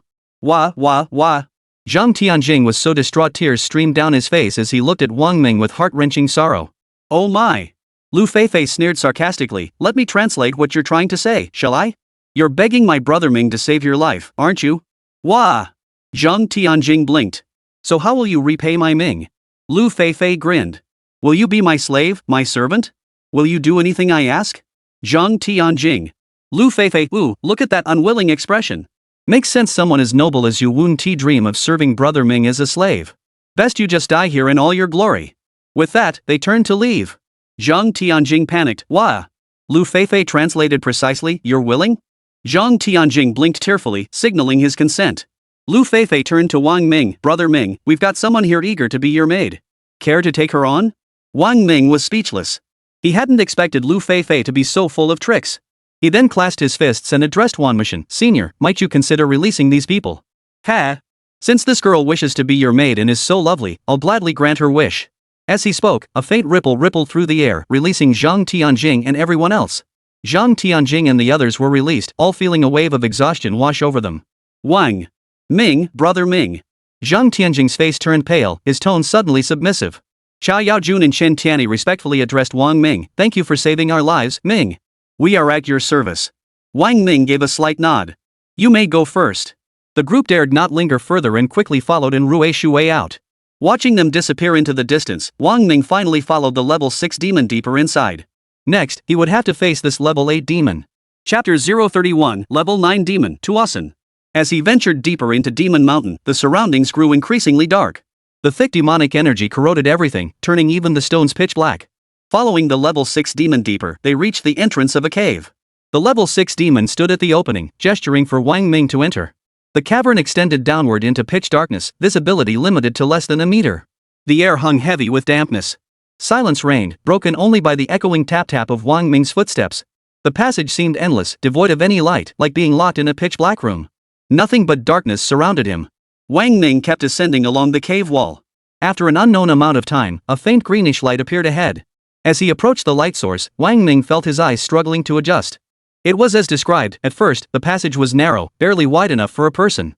After walking dozens of steps, it suddenly opened up. Before him lay an enormous cavern so vast that Wang Ming felt it had hollowed out the entire demon mountain. Its area was as large as a football field. Within this vast space, a colossal, monstrous demon was imprisoned. Its limbs and neck were bound by enormous chains. Though the chains appeared ordinary, Wang Ming knew they were far from common, otherwise, they could never have restrained an 8th level demon. This level 8 demonic beast appeared to be a type of dragon. It possessed 4 serpentine claws, a horned head, though it was certainly not a dragon, and a body estimated to be 100 meters long. Its girth was comparable to 10 men embracing it. Coiled, it stood so tall that Wang Ming couldn't take it all in at a glance. Only when he slowly raised his head did he see the dragon's head. Its eyes remained closed. The surrounding walls glowed with a pale green light, as if something unseen was burning. Suddenly, a jade green beam shot from the dragon's crown. Landing on the ground, it transformed into a human form, a middle-aged man clad in a blue robe. His features were scholarly and gentle, resembling a well-read literary master. Wang Ming clasped his fists in greeting. This junior, Wang Ming, greets the senior. The man gave a slight nod in response, then waved his hand. Instantly, a table and chairs materialized before them, with hot tea already set upon the table. The man said, "Young friend Wang Ming, please sit." Without hesitation, Wang Ming sat down with ease. The man nodded with a smile and addressed Wang Ming. "My name is Tuasan. I am the level 8 demon sealed here by your human race a century ago. Young friend, to have crossed 100 years and now share tea together, this is fate indeed." Wang Ming thought to himself, this fate was forced upon me. Yet his face remained cheerful as he replied, "It is my honor to meet you, senior, and receive your guidance and instruction." Tuasan waved his hand with a laugh. "It's hardly guidance. I invited you here today for one matter only." Wang Ming knew this matter was undoubtedly connected to the ancient deities. His expression immediately turned serious. "Please elaborate, senior." Tuasan offered Wang Ming tea and explained calmly, 300 years ago, demonic energy invaded Blue Star. We beasts were corrupted by this energy, undergoing mutations that granted us extraordinary power. This energy could cause immense transformations in demons and monsters. The more demonic energy consumed, the stronger they became, even developing demonic souls, which are what you humans call soul rings. But as they absorbed excessive demonic energy, these beasts gradually lost their humanity, what humans call demonization. There is only one way to prevent demonic possession: consuming human flesh. Human blood and flesh contain a certain spiritual essence that weakens demonic energy. This is also the primary reason humans are not corrupted by it. A certain spiritual essence? Wang Ming frowned. Yes, but its exact nature remains unknown. We even studied human mystical texts in depth, hoping to find clues, yet we never uncovered what we sought until my power broke through to level 9. Wang Ming's heart jolted violently. Level 9? This demon had actually broken through to level 9 within a century, equivalent to a human soul sage level expert. Whoa! Wang Ming sucked in a sharp breath. Ha! Noticing Wang Ming's astonished expression, Tuasan chuckled. Among demons, I've been rather fortunate. The place where I'm imprisoned is called 10,000 Demons Mountain. But it wasn't renamed after my confinement, it was always called that. Deep beneath this mountain lies a demon platform. Drawing upon the demonic energy it releases, I managed to ascend to level 9 over the past century. Demon platform? Wang Ming was utterly baffled. At the same time, he wondered, how many people must this creature have devoured to absorb so much demonic energy, advancing from level 8 to level 9 without succumbing to madness, and even retaining such intelligence? Instantly, a vision flashed through Wang Ming's mind, a middle-aged man grinning gently, crimson blood trickling from the corners of his mouth, a mountain of bleached bones rising behind him. A chill ran down Wang Ming's spine. Tuasen recalled, when I ascended to level 9, my demonic soul soared beyond the starry sky at that very moment. I saw a colossal black figure emanating a terrifying primordial aura. Standing before this gigantic shadow, I felt utterly insignificant, as if I didn't even exist. Wang Ming's heart clenched. Wasn't this precisely the scene he had witnessed while absorbing the soul rings of countless millennia? But Wang Ming remained silent, listening intently. That immense figure seemed boundless, I couldn't perceive its entirety. It neither moved nor spoke, merely casting a glance this way. That single gaze, though not directed at me, nearly shattered my demonic soul. As he spoke, Wang Ming glimpsed a look of apprehension on Tuasen's face. Wang Ming asked, was it humanoid, or? I don't know. It was too blurry to see clearly. Tuasen shook his head. That aura, it wasn't just similar to the first soul skill you unleashed today, young friend. It was identical. As he finished, his gaze locked onto Wang Ming, as if trying to see right through him. Ahem. Wang Ming cleared his throat and hastily explained, as you must have seen, my soul ring is a million-year soul ring.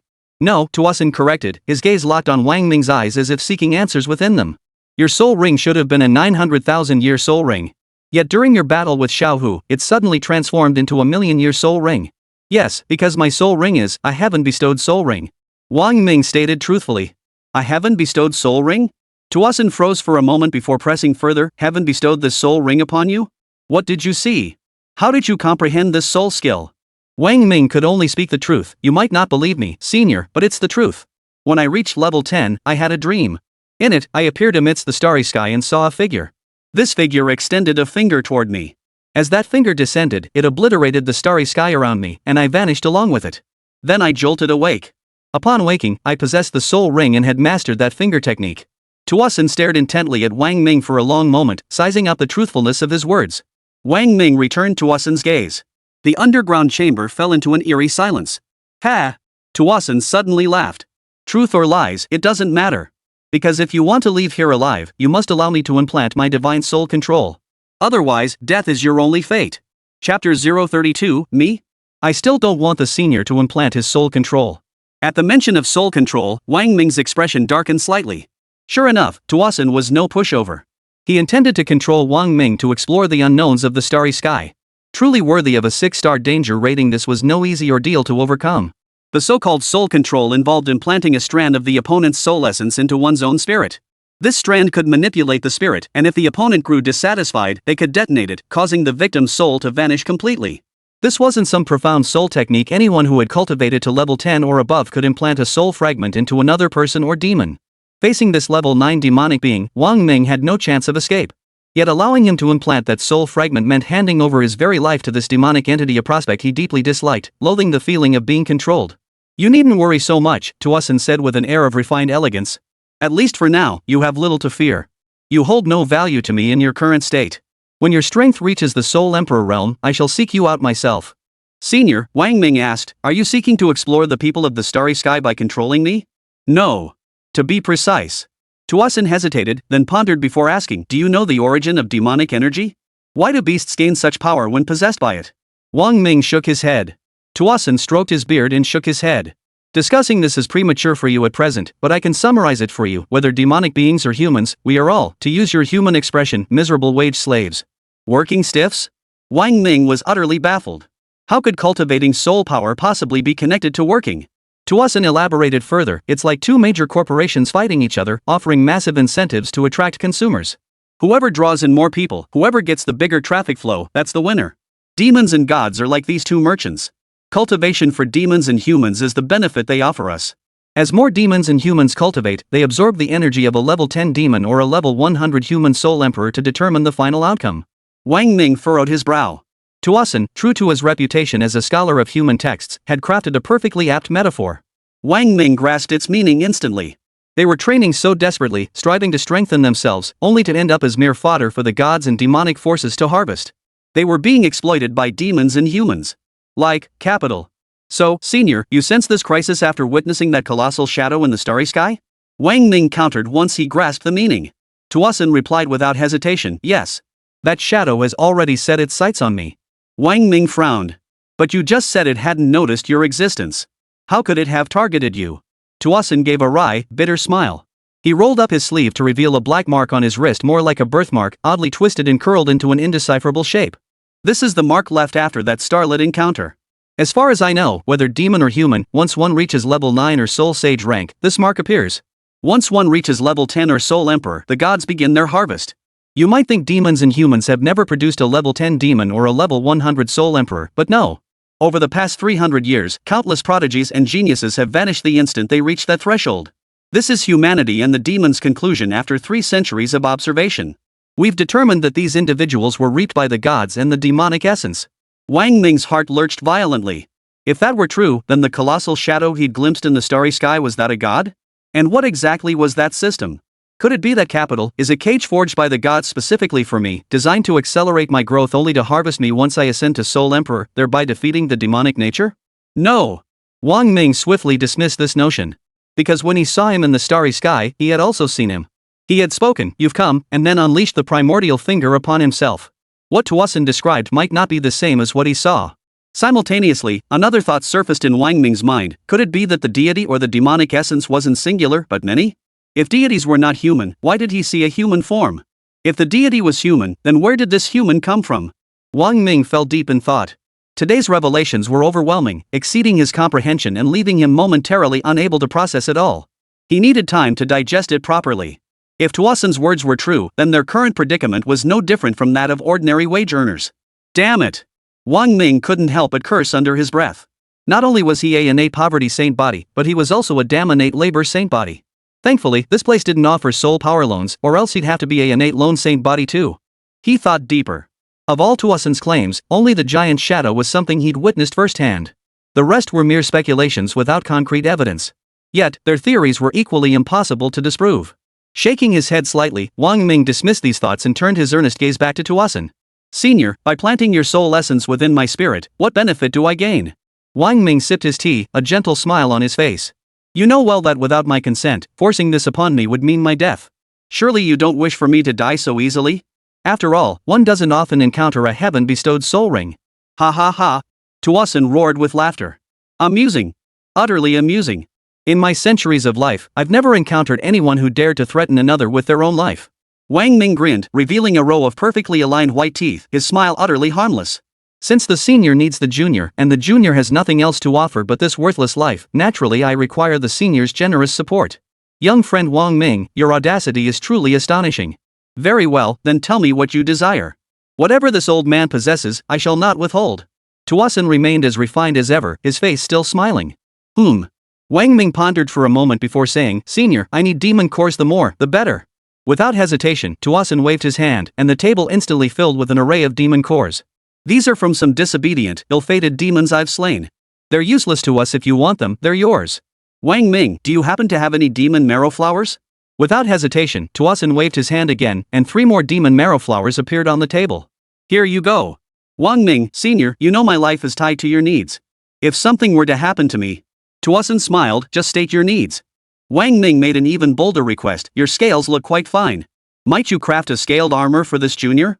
Tuasin's eye twitched. After a moment's thought, he gave a faint smile and waved his hand. Countless scales flew off the nearby dragon, gathering midair. Within moments, they coalesced into a splendid blue-green robe. The robe gently settled into Wang Ming's hands. How is it? Tuasin's voice grew even gentler, his smile more amiable. Wang Ming accepted the garment. Its texture was smooth and soft, exquisitely crafted. His face lit up with delight. Wonderful. Wonderful. Thank you for your kindness, Senior. I am deeply grateful. Truly grateful. Tuasin, glad you like it. Now then, shall we proceed with the soul imprinting? Wang Ming grinned as he stowed the scaled armor into his soul ring. Taking a leisurely sip of tea, he drawled lazily, what to do? Me? I still don't want you to implant the soul essence. Chapter 033, Wang Ming. I'll kill you. Ha! Tuasin's smile remained unchanged. But if you keep saying that, I'm going to get angry. Wang Ming chuckled, his face brimming with curiosity. Senior, I'm genuinely curious. With your strength, hiding in 10,000 Demons Mountain is far too unsafe. What do you think would happen if the capital authorities discovered your existence? Ha ha ha ha. Tuasen burst into unrestrained laughter, then abruptly sobered. You tell me if they could have killed me, they would have done so long ago. Why wait until now? Wang Ming nodded in agreement. He stood up, casually scanned the surroundings, then walked over to the chain beneath the dragon statue. Touching the chain, he asked, Senior, do you think this chain is sturdy enough to hold back your anger? Tuasen's expression darkened. The earlier refinement and gentleness vanished, replaced by a sinister, icy chill. His gaze turned menacing as he fixed it on Wang Ming. Wang Ming, my patience is not infinite. If you wish to gamble with your life, I guarantee I will make you wish you were dead. Wang Ming remained utterly unconcerned, even adding a hint of defiance. Oh, really? I don't believe you. Tuasen's eye twitched. Wang Ming stood beneath the colossal dragon, hands in his pockets, lips curled in a smirk, eyes sparkling with amusement. Provoked once more, Tuasen snarled, I don't know who gave you the audacity to spout such ignorant arrogance, but I will make you pay for those words. Before the words had fully left his mouth, Tuasen vanished into thin air. The next instant, he materialized directly before Wang Ming, one hand clawing down toward the young man's head. In his eyes, Wang Ming didn't even have a chance to react. He was merely an ant that Tuasen could crush at will. Thus, as he seized Wang Ming, his expression was confident, composed, and even carried a hint of casualness. But, as his palm neared Wang Ming, the figure beneath his hand began to blur, then turned transparent, until it vanished entirely. Throughout this entire process, Wang Ming stood with his hands in his pockets, a smirk on his lips, eyes sparkling with amusement, as if witnessing a joke. His palm met empty air. Tuasen's jaw twitched as his soul sense swept the area frantically. Not only was there no trace of a figure, but the surrounding space showed not even a ripple. How could a living person vanish so completely? Then he recalled the demon core, the demon marrow flower, and even his own scales that Wang Ming had swindled away. Wang Ming. Tuasen's face twisted into a ferocious grimace. Blinding fury swelled from his core, filling his chest until it reached a point beyond containment. In a century, he had never felt such rage. Today, he had been toyed with by a human, a mere level 18 soul master. Disgrace. An unforgettable disgrace. I will kill you. A deafening roar erupted from the cavern, its fury shaking the entire Demon Mountain range. Boulders scattered wildly as shockwaves rippled through the air. Tuasen transformed into a dragon, struggling desperately within the cavern. The chains turned blood red in the struggle, binding his body tightly. Wang Ming's voice echoed in his ears again, Elder, do you think these chains are sturdy enough to hold back your rage? Arg! Tuasen's heart-wrenching roar made his eyes red with fury as his body began to struggle frantically. Wang Ming! I'll kill you. I'll tear you to pieces. I'll make you suffer beyond endurance. Wang Ming! But as soon as he finished roaring, Wang Ming's voice echoed in his ears once more. Oh, is that so? I don't believe it. Ah! Tuasen felt his lungs about to burst. At this moment, if he couldn't kill Wang Ming, how could he possibly swallow his rage? He began to struggle with utter disregard for consequences or cost, his terrifying power causing the entire Wanliang mountain to tremble. At the same time, at the exit of the trial grounds, and Ruzhui waited anxiously for Wang Ming's return. Meanwhile, upon learning that Wang Ming had been invited away by an 8th-level demonic beast, mentors like Chao Shuaren immediately contacted the Education Bureau headquarters and the 4 major academies. Both headquarters and the academies had already dispatched personnel. Lu Qiaoyao's expression was equally troubled. The image of him saving her lingered relentlessly in her mind. How she wished her life could be frozen forever in that moment, allowing her to rest eternally against his safe, protective chest. Zhang Tianjing's expression was complex. She both hoped and dreaded Wang Ming's survival. She didn't want it to be because of their changed relationship, but because of the debt he owed her for saving his life. Chao Yaojun waited silently. Chen Tianyi drew closer to Zhang Tianjing like a loyal bodyguard. Boom! At that moment, an earth-shattering tremor erupted from within the trial grounds, causing the entire ground to shake violently. A voice, wrenching and piercing, echoed from the depths, Wang Ming! I'll kill you!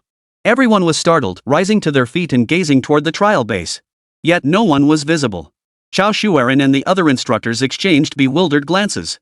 Judging by the aura, they recognized this as the rampage of that level 8 demonic beast.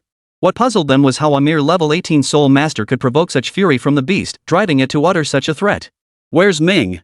And Rui Shui felt a sharp sting in her nose as tears welled up and spilled over her cheeks. She had assumed Wang Ming had perished in the fury of the level 8 demon beast moments ago, and she couldn't hold back her tears. Lu Qiaoyao's eyes instantly reddened. Zhang Tianjing pressed his lips together, his gaze fixed on the trial grounds, saying nothing. Chao Shuaren couldn't help but sigh deeply. No one had anticipated that Wang Ming would provoke the level 8 demon beast. Hum. A barely perceptible hum sounded behind Enrue Shui. Instantly, ripples spread from her back as a figure emerged, smiling. When Wang Ming had ordered Tuasen to release Enrue Shui, he had silently placed the shift position mark behind her. This was the confidence that allowed him to challenge Tuasen. Moreover, he was certain that the person controlling Tuasen within the campus must be aware of Tuasen's existence and rank. He was gambling. He was betting that Tuasen could break free from the restraints, betting that the one controlling him would definitely step forward. He was determined to see just who this person was and whether they could truly suppress Tozen's presence. Everyone.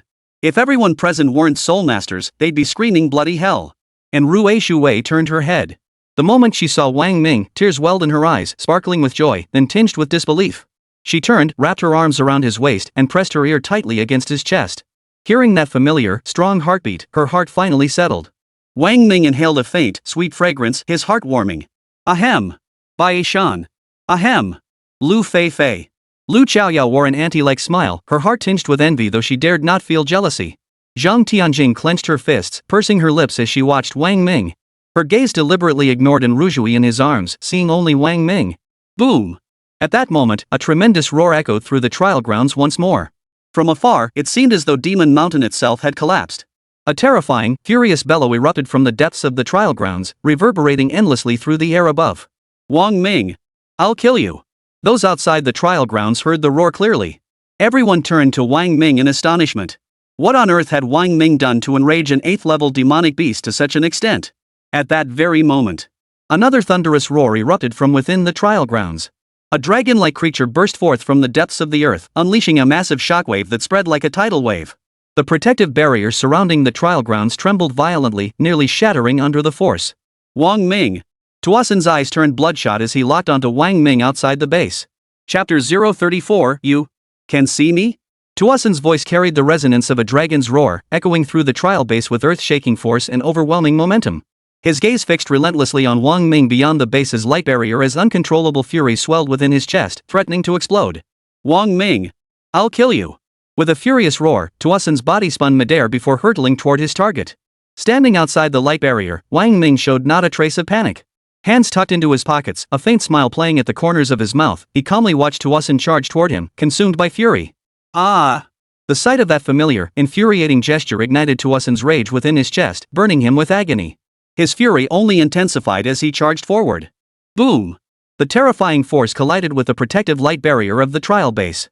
Ripples spread across the barrier like water, yet it remained completely undamaged. Chao Shuerin sneered coldly with disdain. Oomph! This protective barrier was forged by several soul-revered level experts working together. Unless this beast reaches level 9, don't even think about breaking through this protective light screen. Wang Ming's mouth twitched. You really have a gift for gab, you bastard. He roared, this demon is a level 9. Run! Before his words faded, Wang Ming channeled all his soul power into the Thunderbolt Soulbone. With a crackling sound, he vanished from the spot. Everyone, damn it! Run! Everyone scrambled to flee in every direction possible except toward Wang Ming. They all heard the demon explicitly demand Wang Ming's death. Since it was after him, it wouldn't pursue them. Before Enrue Shui could react, Bai Yishan and Lu Feifei hoisted her up and fled in another direction. It wasn't that they lacked loyalty. Facing a level 9 demon, their best chance was a 30% survival rate. At best they'd hold out for 3 seconds, leaving the demon 70% satisfied. Boom! Enraged, Tuasen unleashed his demonic power, spewing forth a jet of black light. The beam shot down like an arrow, carrying a pressure powerful enough to shatter space itself. Crack! A crisp snap echoed as the protective barrier shattered under the single strike. Roar! Tozen flashed forward, raising his head to emit a deep, resonant dragon's cry toward the sky. He then turned toward Wang Ming's escape route, letting out a savage laugh. Wang Ming, let's see where you run now. Without the shield to hinder him. To Tuasen, Wang Ming's desperate flight seemed as laughably slow as an infant learning to walk. With a wave of his hand, the surrounding space began to warp. The entire dragon-like form vanished from its original position. The next instant, directly above Wang Ming's path of full-speed escape, space twisted, and Tuasen's figure materialized. This was the divine power of a level 9 demonic beast, the manipulation of space. Wang Ming, let's see how you escape now, ha? Today, I will tear you to pieces. Seeing Wang Ming again, a cruel smile spread across Tuasen's face. He would torture Wang Ming to death, piece by piece, to vent the hatred burning in his heart. Seeing Tuasen appear overhead, Wang Ming stopped running. His reason for staying put was simple. Tuasen's appearance hadn't triggered the system's danger alert or danger reward. This meant that, though powerful, Tuasin didn't pose a life-threatening danger to him. Conversely, it suggested there was a presence nearby capable of counterbalancing Tuasin. Given that, what did Wang Ming have to fear? Tuasin was clearly interested in him, and that entity's presence likely meant it was interested in him too. And so, Wang Ming tucked his hands into his pockets, curled the corners of his mouth, and spoke with a hint of amusement in his eyes, uttering those words Tuasin knew all too well. Oh, really? I don't believe it. Poof. Witnessing Wang Ming's infuriating gesture and flippant words once more, Tuasin's rage boiled over. Only by reducing Wang Ming to ashes could his fury be appeased. Wang Ming, prepare to die. With a sweep of his claw, four sharp black beams, curved like crescent moons and swift as lightning, appeared before Wang Ming in an instant. Wang Ming remained unflinching. He let the attack come to him. Crack! Just as the four sharp black beams appeared before him, a white light flashed from the side, shattering the black beams. Simultaneously, a refreshingly sweet fragrance wafted through the air as a figure materialized beside Wang Ming. Wang Ming's expression flickered when he saw this woman. She resembled a fairy from mythical tales, possessing an ethereal aura untouched by the world. She was to be admired from afar, never to be approached lightly. Her thick, cascading hair fell straight down, reaching past her hips. The slight upturn at the corners of her eyes gave off a cold, dangerous aura, while her delicate oval face radiated an air of nobility. She wore a black gown, its V-neckline parting to reveal a high, full bust that seemed poised to burst through the fabric at any moment. Below, a slender waist curved gracefully into exaggeratedly rounded hips. Two long, shapely legs outlined a stunningly provocative figure. Her age was impossible to guess, yet she radiated an exceptionally mature charm. Standing a full 1.82 meters tall, her legs appeared to be at least 1.2 meters long. Perched atop high heels beside Wang Ming, she towered over him equal in height. Of course, Wang Ming had only just turned 18 this year. The crown atop her head refracted a blinding glare in the sunlight. She turned her head slightly, her voice tinged with coldness. You can see me? A simple question. Yet Wang Ming felt his scalp tingle. He stammered, I can't see you, I can't see you. Before a level 9 demon like you, this junior can only await his doom. I'm eternally grateful for your rescue. The woman frowned slightly. Clearly, Wang Ming had been utterly fearless moments ago, clearly waiting for her to make her move. Yet, with her power, not even a level 18 soul master could sense her presence, let alone that level 9 demon. How had Wang Ming detected her? Wang Ming wasn't the focus now. She didn't dwell on it. Turning back, she fixed her calm gaze on Tuasin above, her voice cold and crisp. Tuasin, you cannot kill this man. Behind the woman, Wang Ming fixed that expression on Tuasin above. Raging, Tuasin refused to back down. He roared, I swear I will kill him. He dies today. Not even Jesus can save him, I say so. The woman's tone remained unchanged, yet her voice held absolute authority. I said, you cannot kill him. Tuasin roared back, then let's see if you can stop me. With that, his figure flickered and appeared above the woman in an instant. She calmly raised her jade-like hand and gently pointed forward. The surrounding space began to warp. Wang Ming saw only darkness before his eyes, as if the very fabric of reality had shattered. But before he could react, the woman's stunning figure reappeared before him. Tuasin remained suspended overhead, gasping for breath, his body covered in horrifying wounds, blood streaming freely. His eyes burned with venom as he glared at the woman, then shifted his gaze to Wang Ming. Fine. Remember our agreement. Tuasin blurted out to the woman without warning, then fixed his gaze on Wang Ming. Wang Ming, I remember you. With that, his figure flickered and vanished from the spot. After Tuasin vanished, the woman slowly turned to face Wang Ming. Wang Ming felt his bladder tighten. You. Come with me. The woman's words fell without giving Wang Ming any chance to choose. In a flash, she vanished from the spot. Chapter 035 1500 100 0000. When Wang Ming's vision returned, he found himself in a boudoir. Was this the woman's boudoir? Wang Ming examined it carefully. The room was spacious, yet its furnishings weren't as lavishly ornate as he'd imagined. Instead, the decor was simple and elegant, dominated by white tones without a trace of girlish pink. Sunlight streamed in, bathing the entire space in a bright, luminous white. Wang Ming. The woman emerged from behind, sitting on a nearby sofa with one leg crossed over the other. Her legs were long and white, gleaming in the sunlight like jade carvings. Who are you? Wang Ming asked, bewildered by the breathtaking beauty before him. What did Tuasin tell you? The woman didn't answer his question but countered with her own. Wang Ming nodded. Yes, he said some wildly imaginative things. Utterly nonsensical. Unreasonable? The woman chuckled softly. Then is the so-called heaven-sent soul ring you mentioned any more reasonable? Wang Ming scratched the back of his head. A heaven-bestowed soul ring? Perhaps it exists, but I haven't seen one in 300 years. However, those wild, outlandish things Tuasin told you? They're true. Because it's not just him who can see it, I can see it too. After speaking, she gazed at Wang Ming with her large, dark eyes. Her face was smooth as if sunlight would slide right off it, her eyes sparkled with a bright light, and her moist lips glistened with a crystalline sheen. Wang Ming's resolve to resist this allure floundered like a fish out of water, thrashing helplessly on the ground. This woman was truly terrifying. Wang Ming dared not look at her any longer and quickly averted his gaze. Yet her presence filled his ears and nose, irresistible. Her face at that moment swirled in his mind like a leaf caught in a whirlpool. "Perhaps what you say is true," he said, "but you sought me out. What do you want me to do?" The woman smiled faintly. "You can't help us for now. I called you here only to tell you this. I don't believe your soul ring is a heaven-bestowed soul ring." Wang Ming's heart fluttered slightly. At that moment, he felt her smile was one of triumph, as if she had seen through his thoughts. He replied, "That's the truth.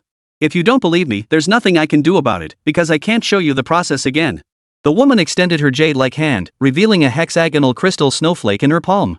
"Take this," she said. "Should you need anything, infuse it with your soul power. Within 100 li, I can arrive in an instant." With that, she handed the crystal snowflake to Wang Ming. Wang Ming reached out and took the snowflake. As he did so, his fingers accidentally brushed hers. The touch was cool and smooth, like cold jade. At that moment, Wang Ming saw the space before him begin to warp. Her exquisite face distorted, and upon closer inspection, he realized he had already returned to his original position. Everything that had just happened felt like a dream, yet the crystal snowflake in his hand was very real. He picked up the crystal snowflake and examined it closely. The snowflake was exquisitely crafted, sparkling with a faint, icy fragrance that radiated a chill. After a moment's thought, Wang Ming stored the snowflake in his soul ring. Both Tuosin and that woman sought to use him. He held no value to them now, they would only seek to use him once he grew stronger. Divine nature, demonic essence. These two concepts were the greatest revelation from this trial ground, teaching him that humanity's defined hierarchies were incomplete. Beyond humans lay others, beyond heaven lay yet another heaven. Brother Ming. When Wang Ming returned to the trial base, he saw that Rue Shui and the others had also come back. Seeing Wang Ming return safely, Rue Shui ran over and burrowed into his chest. Wang Ming ruffled her hair and looked up to see that the other students and instructors had all arrived. Among them was someone he knew very well, Zhao Qingshi. "Wang Ming, what happened? What about that level 9 demon beast?" Chao Shuaren inquired with feigned concern. Wang Ming, "Oh, it's behind us." Chao Shuaren's expression turned panicked. Behind you? Put. Zhao Qingshi beside him couldn't help but snort with laughter. Chao Shuaren's face flushed with embarrassment as he scolded, "Wang Ming, how dare you joke about the teacher?" Wang Ming replied earnestly, "He was behind me the whole time, that much is true." But then, for some reason, maybe his conscience got the better of him, he suddenly vanished. Zhao Qingshi shot him a withering glance, then swept a cold look over Rue Shui in his arms. "Since nothing's wrong, return to the academy. This assessment is temporarily cancelled due to that level 9 demonic beast's interference. Everyone, return to the academy immediately." Back to the academy. Wang Ming sat cross-legged on the sofa in the guest elevator, reviewing the events of the trial base assessment. First were the Zins. The Zins were now his sworn enemies, representing his greatest current threat. Then there was the matter of the divine and demonic forces mentioned by Tuosin and that woman. Though these matters still felt distant, they could not be ignored. Now, regarding the gains from this outing. The most tangible gain was demon cores. He had seized 363 cores from Chao Yaojun and his group, adding to his own haul for a total of 392 cores. However, these were all below level 4. The cores he had swindled from Tuosin were the real prize, 3 level 7 cores and 7 level 6 cores. I wonder how much energy a level 6 or level 7 demon core can provide. Wang Ming was eager to see how much energy a single level 7 demon core could yield. While demon cores were the most numerous, in terms of quality, the billion-year soul ring crystals were undoubtedly the most valuable. His first soul ring was from a billion-year-old spirit beast. Unexpectedly, his second soul ring was also a 10,000-year one. He wondered if this time, he would be able to see that colossal shadow in the starry sky. Additionally, he obtained 4 demon marrow flowers, a scaled armor robe, and a single drop of 10,000-year-old spiritual medicine as a reward from the level 6 demon awakening system. His losses were also substantial. Soul essence value, 15,000. To escape the level 6 demon beast in Tuosin, he had used up a full 25 soul essence restorations to replenish his soul power. It seemed this soul essence was crucial in critical moments. With so many demon cores, I should focus on strengthening myself first. Wang Ming sat cross-legged.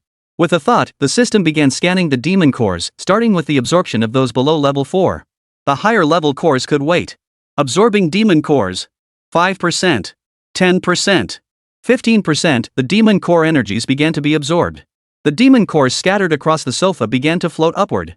Their sparkling energy shimmered like colorful ribbons in the sunlight, their vibrant hues slowly flowing into Wang Ming's body. Wang Ming felt a warm glow envelop his entire body. His meridians and blood vessels felt like heating pipes infused with hot water, radiating warmth throughout his limbs. The tingling sensation was incredibly soothing. As the sky outside gradually darkened and deep into the night fell, all the demon cores on the sofa lost their energy, turning to ash and drifting away. Cultivation level +2. Current cultivation, level 19 Soul Master 1500-100-0000. Soul Ring, first Soul Ring, 900,000 years old. Soul Skill, Primordial Finger. Soul Essence, 22,000. Detection Range, 2 kilometers. Soul Weapon, Demon Blade 1000 Blades Superior Imperial Grade. Soul Beast, Iron Devouring Ant Queen Initial Form Epic Grade, Level 1 Iron Devouring Worker Ants, 3661. Soul Weapon Enhancement Crystals, 4. Soul Beast Evolution Crystals, 4. Million Year Soul Ring Crystal, 1. Soul Bone, Thunderbolt Soul Bone. The system interface appeared before Wang Ming's eyes. But when his gaze fell upon current cultivation, level 19 Soul Master 1500-100-0000, the string of zeros at the end froze his eyes. Wang Ming's voice grew hoarse. 10, 100,000, 10,000, 100,000? Chapter 036, He is not worthy to be my infamily's son-in-law. Inside the infamily villa. And Jingzhong, head of the infamily and father of Anrushui, sat on a leather sofa, his expression cold and stern. Across from him sat Xin Zhengzai, flanked by an elderly man in military uniform. An aura of authority emanated from this figure, none other than Bai Shendong, a renowned general in the military. The child is still young, not yet at the age for marriage discussions. Your proposal of a match at this time is premature, my friend. And Jingzhong said coldly. Besides, what era is this? The days of arranged marriages by parental decree are long gone. Children have their own thoughts, how can one force such matters? Xinjiang Jie smiled. Brethren, our great families value matches of equal standing and powerful alliances. If the Yin and Xin families were to unite through marriage, we would wield greater influence in both the military and political spheres. Wouldn't you agree? And Jingzhong's brow furrowed slightly. Bai Shindong's voice was hoarse as he said, Stewardin, I hear you've held this position for 7 years. Don't you wish to advance further?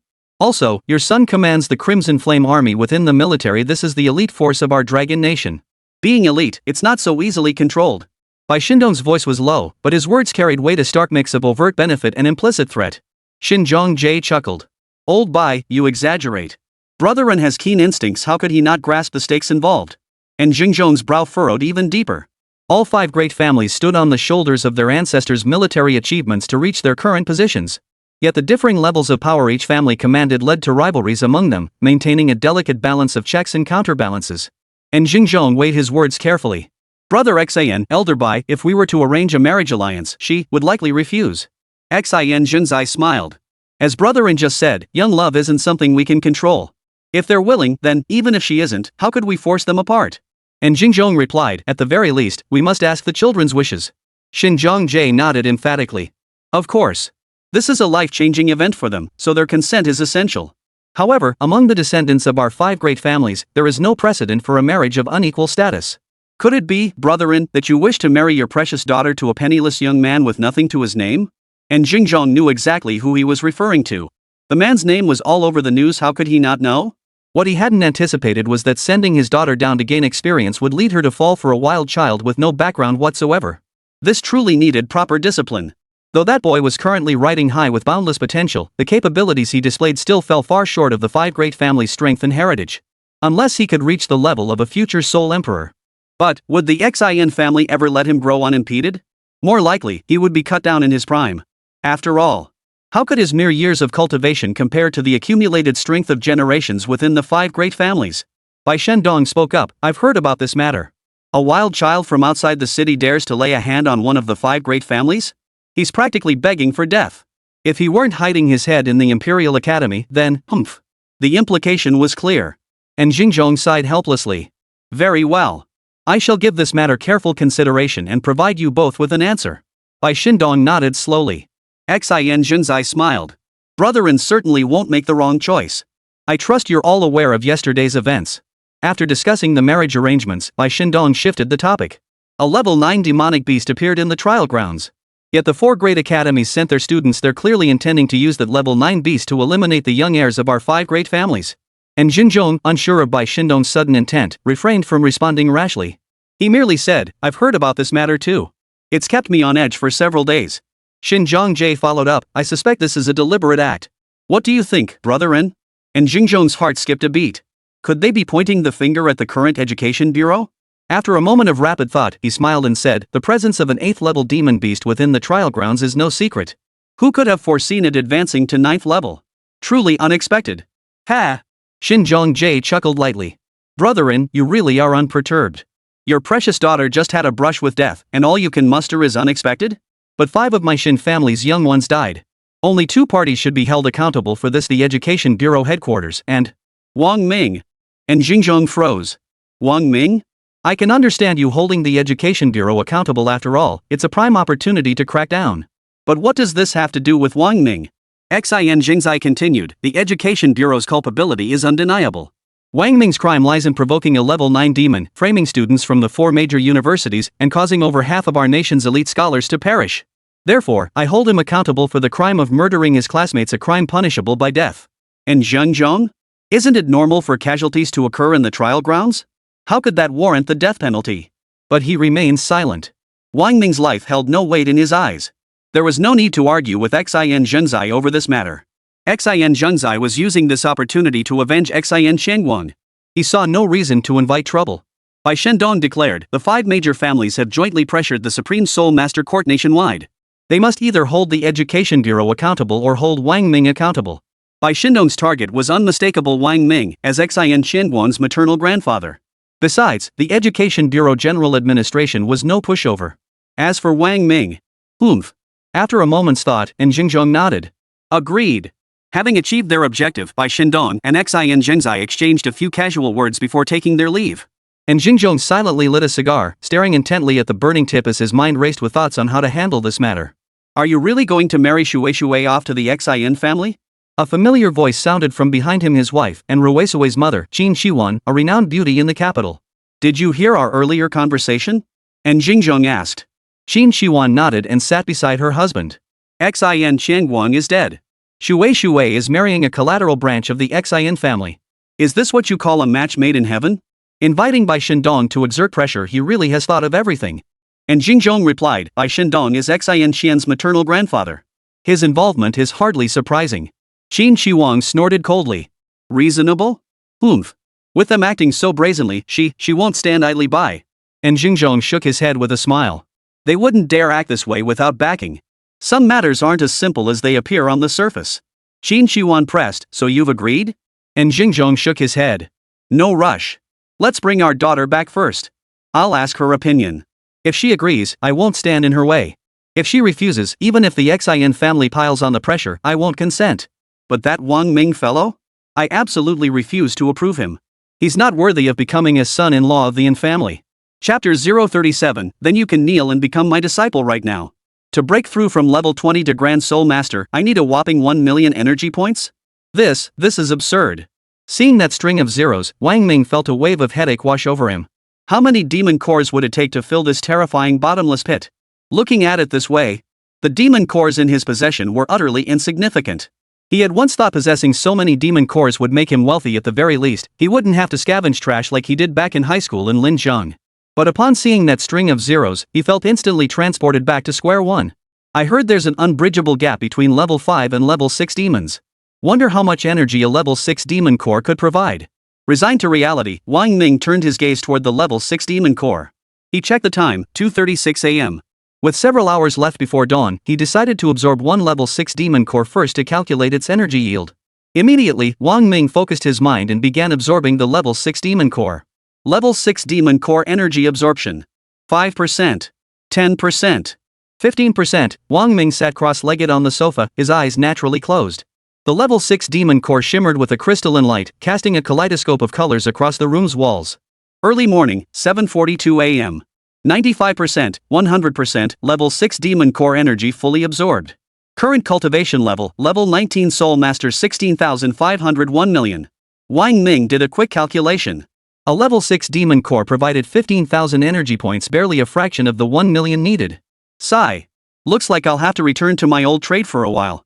With the Xin family causing trouble outside, he dared not venture out freely for now. Matters outside the school could only be handled by Whitecloth Mountain and Lu Feifei, so scavenging was restricted to the campus grounds. Of course, his scavenging now wasn't about picking up useless trash littering the ground. Instead, he targeted battle-damaged or failed soul artifacts, or those seemingly useless, mediocre soul beasts. He planned to enhance the soul artifacts and evolve the soul beasts before selling them, thereby acquiring more demon cores. Pushing open the door, Wang Ming stepped out of the dormitory. The campus was still largely empty at dawn, with only a few scattered figures jogging. Huff! Taking a deep breath, he felt a wave of refreshing comfort wash over his body. After stretching his limbs casually, Wang Ming headed toward the school's soul equipment and soul beast recycling plant. Soul equipment was mostly crafted from high-grade materials, so even when discarded, it still held significant value. Soul beasts, depending on their grade, would either be sold to wealthy individuals as soul pets or end up on dinner tables. Adjacent to the recycling station were a school-run soul equipment forge and a soul beast specialty shop, both already open for business. Heavy hammering echoed from within the forge. "Miss, this soul tool is beyond repair. You might as well discard it. Even remelting it for reforging is impossible," came the blacksmith's voice from inside. "Is there truly no hope of salvaging it?" came a voice familiar to Wang Ming. "Lu Qiaoyao?" Wang Ming was taken aback. Children born with silver spoons in their mouths like Lu Qiaoyao wouldn't come to a soul weapon shop to have their soul weapons reforged. Shouldn't they just toss broken ones and buy new ones? "This soul artifact is very important to me. I'll pay whatever it takes. Please, find a way," Lu Qiaoyao pleaded from inside. The forger sighed. "It's not that I don't want to reforge it. The materials in this soul artifact have been used multiple times, and their inherent properties have been completely lost. Even if we reforge it, I doubt we can restore it to its original form." Wang Ming leaned against the doorframe, watching inside. Lu Qiaoyao held an ice sword forged from frigid materials. Its blade was transparent as crystal, yet now covered in numerous cracks. She gazed at the battered sword with heartfelt sorrow. Hearing the blacksmith's words, her expression darkened. "Is this sword important to you?" Wang Ming inquired. Lu Qiaoyao looked up and saw Wang Ming. Her face lit up briefly before darkening. "Very important. Unfortunately, during the trial base, it shattered like this while saving me, blocking a full power strike from that level 6 demon beast." Wang Ming pondered briefly before asking, "How important? I mean, would you spare no effort to repair it?" Lu Qiaoyao's eyes reddened slightly. "It's the only memento my mother left me. If I could repair this sword, I'd pay any price." Her voice choked with emotion. Wang Ming beckoned. "Bring it over. Let me take a look." Lu Qiaoyao looked at Wang Ming in confusion. "Wang Ming, you can forge soul weapons?" The smith shook his head. "It's useless. This sword is damaged beyond repair. Even the most skilled smith couldn't work miracles without the raw materials. It's basically trash now." Wang Ming replied, "We won't know if it can be repaired until we take a look." Lu Qiaoyao approached, carrying a faint fragrance, and handed the sword cracked from end to end to Wang Ming. Her beautiful, large eyes gazed at him expectantly. "System, scan target enhancement success rate. System detecting. 10%. 50%. 100% detection complete. Target identified, sword. Material, 10,000-year mystic ice. Current state, mystic ice fractured. Current grade, heavenly grade. Potential for enhancement, 100%. After enhancement, the soul weapon's quality may reach lower revered grade." What? It actually reached lower grade revered quality? Wang Ming was somewhat surprised. It seemed he had underestimated the power of the soul weapon enhancement crystal. It could actually enhance this scrap piece to the level of a lower grade revered grade item. Of course, the sword's original quality had already reached upper grade heaven grade. Can it be repaired? Lu Qiaoyao asked cautiously, afraid Wang Ming would give her hope only to dash it. The blacksmith shook his head firmly. "Absolutely impossible. If he can repair it, I'll apprentice myself to him." Wang Ming shook his head slightly. Seeing Wang Ming shake his head, Lu Qiaoyao instantly felt as if her soul had been ripped from her body, her eyes losing all light. Wang Ming spoke up, "It's not beyond saving. Not only can I restore it to perfect condition, but I could even enhance its quality. Unfortunately, I doubt you could afford such a price." A glimmer of hope flared in Lu Qiaoyao's eyes. You can repair it?" Wang Ming was certain, yes. Lu Qiaoyao pleaded, "Brother Ming, no matter the cost, I'm willing to pay it if you can fix it." Wang Ming asked doubtfully, "Can you afford a high-grade soul weapon?" Lu Qiaoyao froze. "A high-grade soul artifact?" Wang Ming replied, "As I said earlier, not only can I repair it, but I can also elevate its quality to a low grade. Noble grade." At the words noble grade, Lu Qiaoyao's eyes widened to their fullest. She covered her gaping mouth with her jade-like hand, utterly incredulous. Even the smiths had declared this sword beyond repair. Yet Wang Ming could not only fix it but also elevate its quality? Lu Qiaoyao couldn't believe it was true. Wang Ming quickly cut off her questions. "If you can afford it, pay up and I'll repair it. If you can't, don't ask so many questions, I'm in a hurry."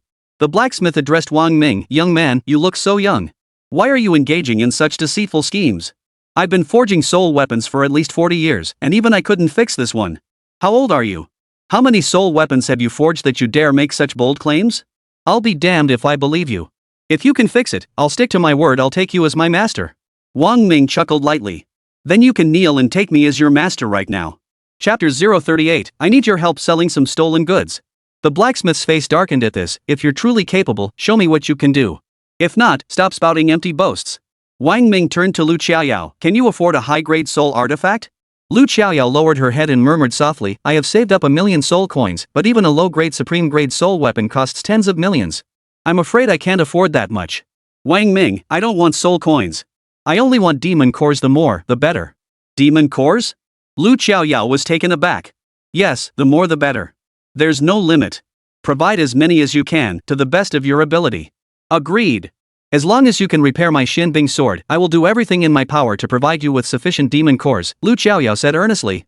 Wang Ming turned to the blacksmith. Provide me with a forging chamber. Blacksmith, are you serious? Wang Ming retorted, do I look like I'm joking? The blacksmith scrutinized Wang Ming carefully, then led him into a forging room with a mix of skepticism and reluctance. He grumbled, well. I'll assist you from the side. This kind of work is pretty tough to handle alone.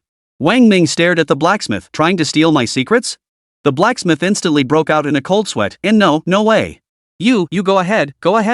With that, he shuffled his way out. Wang Ming closed the door. He opened the system properties panel to inspect the details of the Xianbing sword. Sword name, Xianbing sword. Quality, high grade heavenly grade now ruined. Material, 10,000-year mystic ice soul shattered. Innate soul skill, none. Enhancement potential, 100%. Subsequently, a comparison panel appeared on the right side of the attribute panel after using the soul weapon enhancement crystal. Sword name, mystic ice sword. Quality, inferior noble grade maximum. Material, 10,000-year mystic ice soul true spirit. Innate soul techniques, ice spirit true form, absolute 0, 10,000 miles of frozen wastes, realm of frigid ice. Enhancement potential. Seeing the innate soul skills of this revered grade soul weapon, Wang Ming was utterly astonished. Truly worthy of a revered grade soul weapon, it even possesses such an insane innate skill as ice domain. No wonder it's worth tens of millions. It's no exaggeration. System, use the soul weapon enhancement crystal to enhance this sword. Soul weapon enhancement crystal in use. A soft, melodious female voice echoed in his mind. Enhancement in progress, 5%, 10%, 15%. The enhancement of the supreme grade soul weapon proceeded with unusual slowness. Wang Ming sat cross-legged as if in deep meditation, watching the progress bar inch forward centimeter by centimeter. Time slipped through his fingertips. After an unknown duration, 95%, 100%. Soul weapon enhancement successful. Enhanced grade, lower tier supreme grade soul weapon.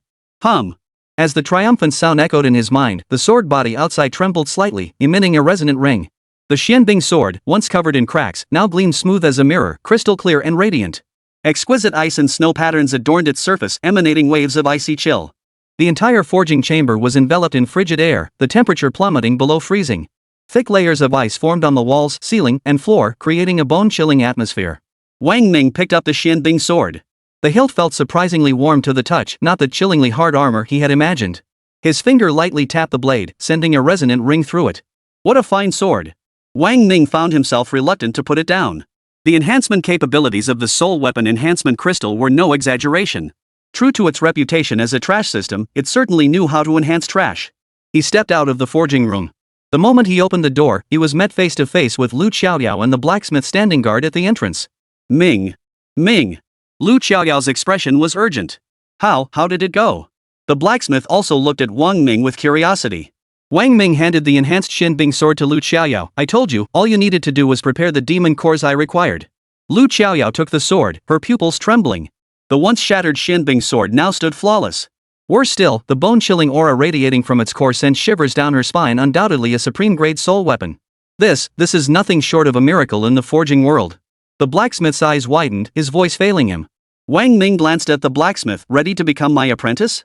The blacksmith's gaze toward Wang Ming shifted completely. He immediately prepared to kneel and pay respects. Wang Ming knew he possessed no true forging skill. His achievements stemmed entirely from the system's soul weapon enhancement crystals.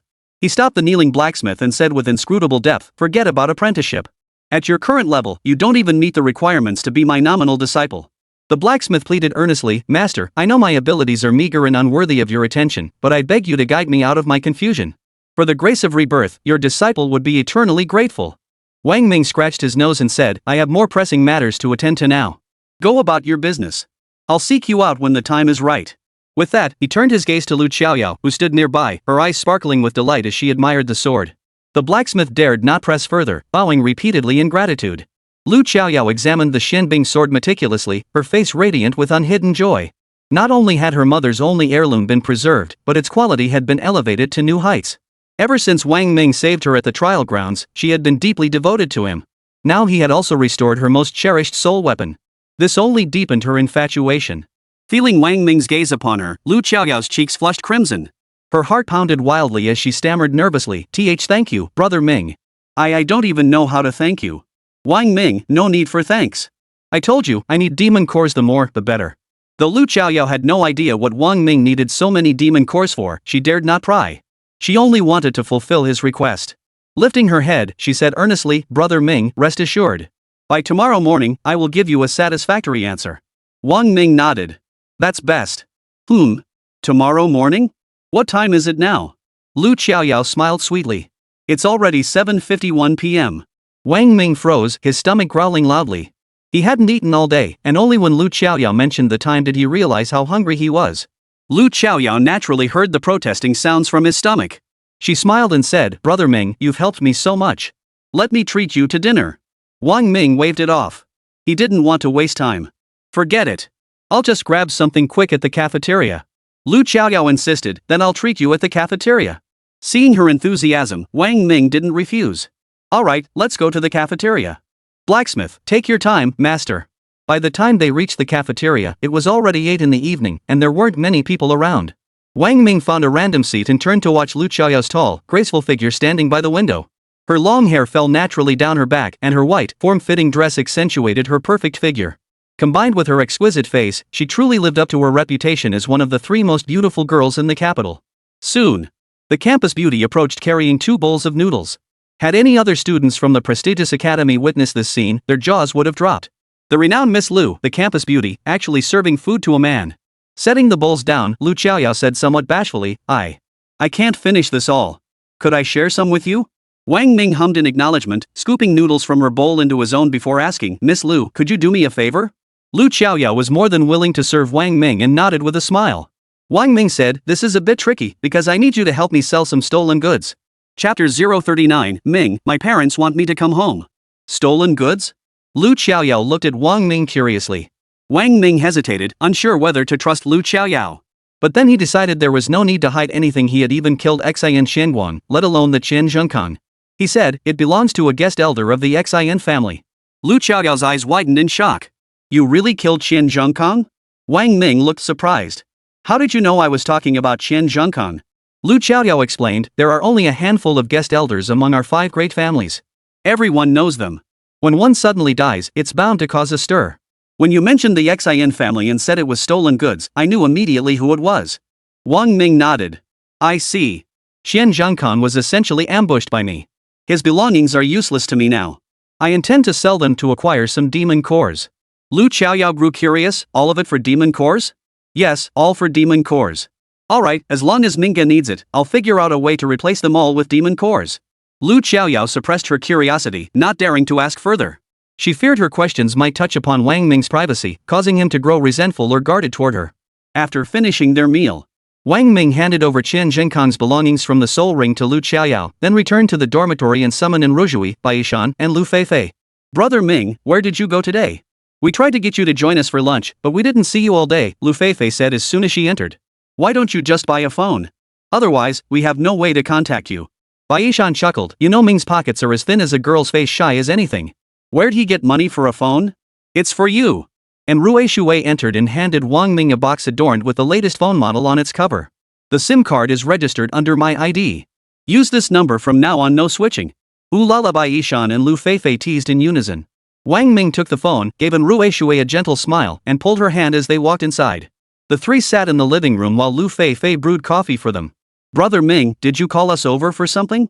Baishan asked. Wang Ming smiled at them, then waved his hand.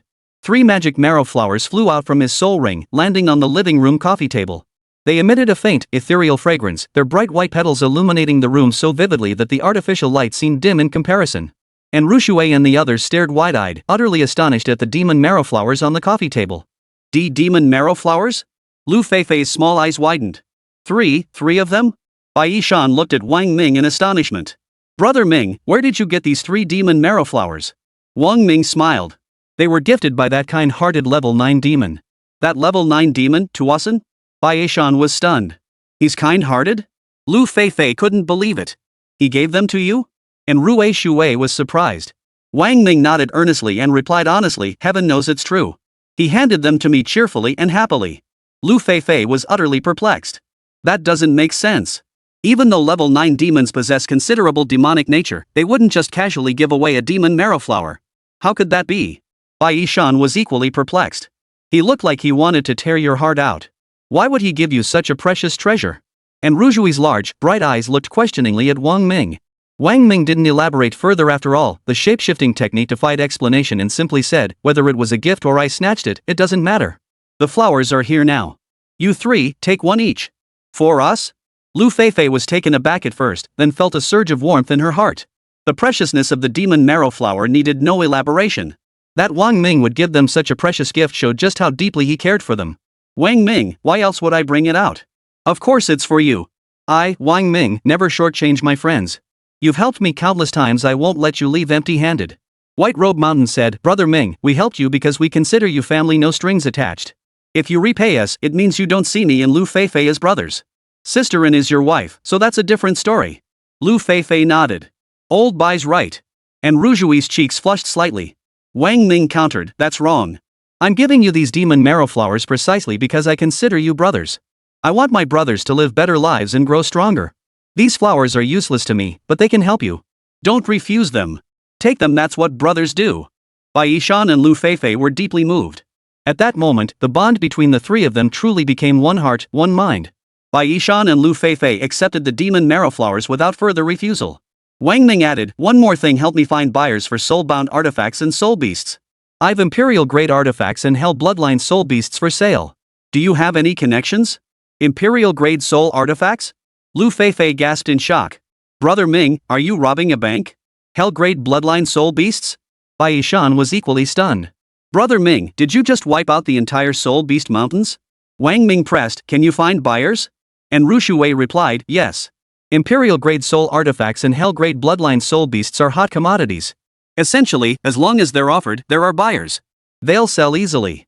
This was within Wang Ming's expectations. He nodded. Good.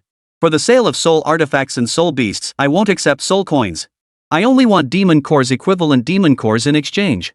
Not a single soul coin. What choice did he have? 1 million energy points required an enormous amount. Demon cores? And Rui Shui frowned slightly, her concern evident. Brother Ming, why do you need so many demon cores?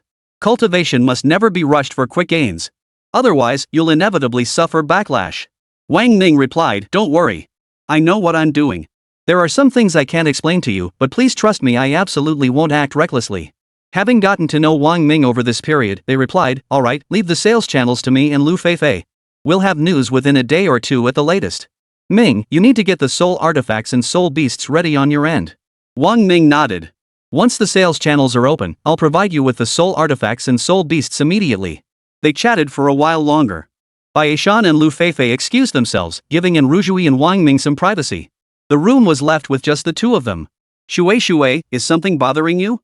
And Rui Shui hadn't spoken much earlier, and her complexion hadn't been good. Wang Ming had noticed she seemed preoccupied. After seeing Bai Yishan and Lu Feifei off, he sat beside her, wrapped his arm around her shoulder, and asked. And Rui Shui leaned her head onto his shoulder, her voice slightly hoarse. Brother Ming, my parents want me to come back. Wang Ming frowned slightly. What's going on? And Rui Shui nodded, her voice already choked with emotion. The Xin family came to our house yesterday to propose marriage. Wang Ming felt as though something had violently twisted his heart, the pain so sharp it felt like tearing.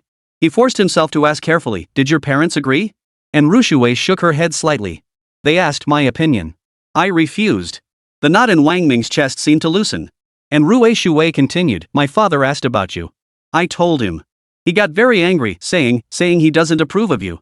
He ordered me to return home immediately tomorrow. Chapter 040, I'm willing. Dad, I need money. Inside the Grand Lu mansion, in Lu Qingzhu's study, Lu Qiaoyao knocked on the door and entered, her tone cold and direct. Lu Qingzhu. Back when Lu Qiaoyao's mother died, he had been out carousing with several women. Now, in his twilight years, his vigor had waned. He no longer harbored passion for such pursuits, but instead yearned more deeply for familial bonds. Because of what happened back then, Lu Qiaoyao couldn't forgive Lu Qingzhu. Their father-daughter relationship had always been strained and cold. Lu Qingzhu had made numerous attempts to mend their relationship, only to be met with Lu Qiaoyao's icy rejection. She had even moved into the school dormitory to avoid him. All these years. This was the first time Lu Qiaoyao had ever initiated a conversation with him. Overjoyed, Lu Qingzhu hurriedly tossed aside his books and strode over, exclaiming warmly, all right. How much do you need? With a flick of her wrist, the Xianbing sword materialized in Lu Qiaoyao's hand. As she channeled her soul power into it, the ice domain activated. Instantly, the study transformed into a frozen wasteland, a world blanketed in white, its biting cold piercing the air. Father and daughter stood facing each other, 5 meters apart. Lu Qingzhu's expression shifted slightly. A domain space? Has the Xianbing sword reached the rank of a supreme-grade soul weapon? Lu Qiaoyao replied, I need the money to buy a supreme-grade soul weapon. Lu Qingzhu's concern, however, centered on how a heaven-grade Xianbing sword could become a supreme-grade soul weapon. He immediately looked at Lu Qiaoyao and asked, money isn't the issue, Yao Yao. How did your heaven-grade soul weapon become a supreme-grade one? Lu Qiaoyao retorted, I won't answer. You won't give me the money? Of course not. I'll give you the money right now. This was the first time his daughter had spoken, and he dared not refuse. With a wave of his hand, a torrent of soul coins poured into Lu Qiaoyao's soul ring. Only then did he say, Yao Yao, can you tell daddy about the Xianbing sword? Lu Qiaoyao frowned. To say she felt no affection for her father would be untrue. Feeling his gaze, she hesitated to refuse. But remembering it was Wang Ming's secret, she replied, a friend of mine reforged it. Your friend? Lu Qingzhu froze. Her friend should be around her age. How could someone that young possess such advanced forging skills? Yao Yao, I know you have your own mind. I rarely interfere with your friendships, but this friend of yours is truly extraordinary. Lu Qingzhu said. You know that master smiths capable of forging revered grade soul artifacts are few and far between even in Dragon Nation. You should understand his value. Lu Qiaoyao pondered briefly before asking, you want to recruit him? Lu Qingzhu replied, you know the competition among the 5 great families is intensifying. Dad faces immense pressure. Having such a master blacksmith on our side would ease that burden considerably. Lu Qiaoyao also hoped Wang Ming would join their family. Ideally, he could become her. At that thought, she immediately recalled Enrushui. Enrushui and Wang Ming had already confirmed their relationship. If she forced her way in or leveraged family connections, it would surely repel Wang Ming. Moreover, she'd risk being seen as manipulative. If that were the case, she'd rather maintain their eternal friendship. Even just watching him would satisfy her. I'll convey your thoughts to him. Whether he accepts rests entirely with him. If he declines, let's not bring it up again. Lu Qiaoyao paused, then added, could you help me exchange all my soul coins for demon cores of equal value? Lu Qingzhu froze. Demon cores? Lu Qiaoyao nodded. Yes, demon cores. Exchange them all for demon cores. Lu Qingzhu cautioned, Xiaoyao, we're talking millions of soul coins here. That'll get us a huge amount of demon cores. Are you sure this is what he wants? Lu Qingzhu immediately understood. Lu Qiaoyao nodded. His demand no soul coins, only demon cores. And they must be ready by tomorrow morning. Lu Qingzhu pondered briefly before turning to his desk. He picked up the red landline phone and dialed a number. Hello? This is Lu Qingzhu. Prepare demon cores worth 10 million immediately. It's 17,659,000. Lu Qiaoyao stated. Lu Qingzhu glanced at his daughter and amended his words, it's a demon core worth 17,659,000 soul coins. Confirmed. Exchange the entire amount. Yes, you have 5 hours to deliver it to my residence. This is my order. He hung up the phone and turned to face his daughter. A faint smile touched Lu Qiaoyao's lips. Seeing the hint of a smile on her face, Lu Qingzhu felt a surge of joy. But suddenly, something felt off. He quickly asked, Yao Yao, this friend you mentioned, is it a man or a woman? Lu Qiaoyao froze. Why? Lu Qingzhu quickly laughed it off. Nothing, Dad was just asking. Lu Qiaoyao replied, don't ask about my affairs. I'll wait outside for the demon core to be delivered, then I'll leave. With that, she turned and walked toward the door. Before disappearing through it, she left one final word, thanks. Lu Qingzhu stared at the empty doorway, a faint smile spreading across his face. His daughter had actually thanked him. Early the next morning. Wang Ming had just finished a night of cultivation when a knock sounded at the door. He opened the door. A faint fragrance wafted in. Wang Ming saw a full-figured, gracefully poised beauty standing at the doorway. Sunlight streamed in from behind her, bathing her hair and skin in a golden glow. The demon core you requested. Lu Qiaoyao held out a silver soul ring with her jade-like hand. Thank you. Wang Ming accepted the ring. Won't you invite me in for a moment? Lu Xiaoyao asked with a smile. No time, Wang Ming replied. I'm about to head out. You can't leave campus. Watch out for the Zins, Lu Xiaoyao warned. I'm not going out. I'm heading to the junkyard to pick up some trash and useless soul beasts. Wang Ming didn't hide anything from Lu Xiaoyao. Lu Xiaoyao froze. Scavenging, trash? Yeah, Wang Ming started walking out. Lu Xiaoyao stepped aside to let him pass. Wang Ming closed the door behind him and said, I suppose you already know picking up trash is my old trade. Lu Xiaoyao frowned in confusion. What for? Wang Ming, to sell it for money, of course. Lu Xiaoyao grew even more puzzled. Then why don't you just ask for money? Why only demon cores? Wang Ming walked toward the exit, continuing as he moved, because I need more money to buy more demon cores. Lu Xiaoyao's curiosity piqued. How many demon cores could possibly satisfy him? What on earth did he need so many for? It certainly didn't seem like cultivation. She asked, do you need my help? Wang Ming waved without turning back. No way. You're the princess of the Lu family. If you went, you'd be tomorrow's headline news. Lu Xiaoyao tilted her head slightly and smiled at him. You're the new champion of the Capital Academy, possessor of a 900,000-year soul ring and a full red talent. Wouldn't you be headline news just by picking up trash? Why not make the headlines even hotter? Wang Ming glanced back at her and smiled. If you're willing, you're welcome to join. Lu Xiaoyao smiled, her eyes crinkling like crescent moons, sparkling with delight and a hint of allure. She quickened her pace to Wang Ming's side and declared, I'm in. Chapter 041, Look, she smiles. The garbage dump was quiet in the early morning. Wang Ming and Lu Xiaoyao arrived at the dump, where waves of pungent, mixed garbage stench wafted through the air, an exceptionally foul odor. The stench hit her nose. Lu Xiaoyao had never smelled anything like this before. She wrinkled her delicate nose and covered her mouth and nose with her sleeve. Brother Ming, this is way too much. Wang Ming chuckled. This is a landfill, not a fancy restaurant. Stinky? That's normal, right?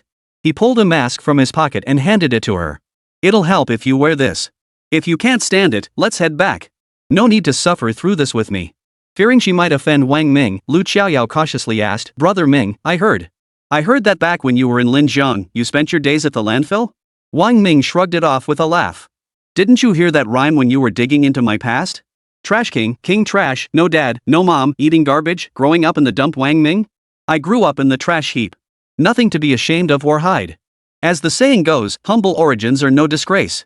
A true man knows when to bend and when to stand tall. I grew up scavenging trash, and I feel no shame in it. Wang Ming's voice carried an air of righteous conviction. Standing in the sunlight, Lu Xiaoyao felt the light reflecting off him illuminate her heart. Despite his harsh upbringing, he had achieved so much. Comparing him to the pretentious accomplishments of those Beijing playboys, they all seemed pale and insignificant in her eyes. Wang Ming bent down, beginning to search for discarded soul tools.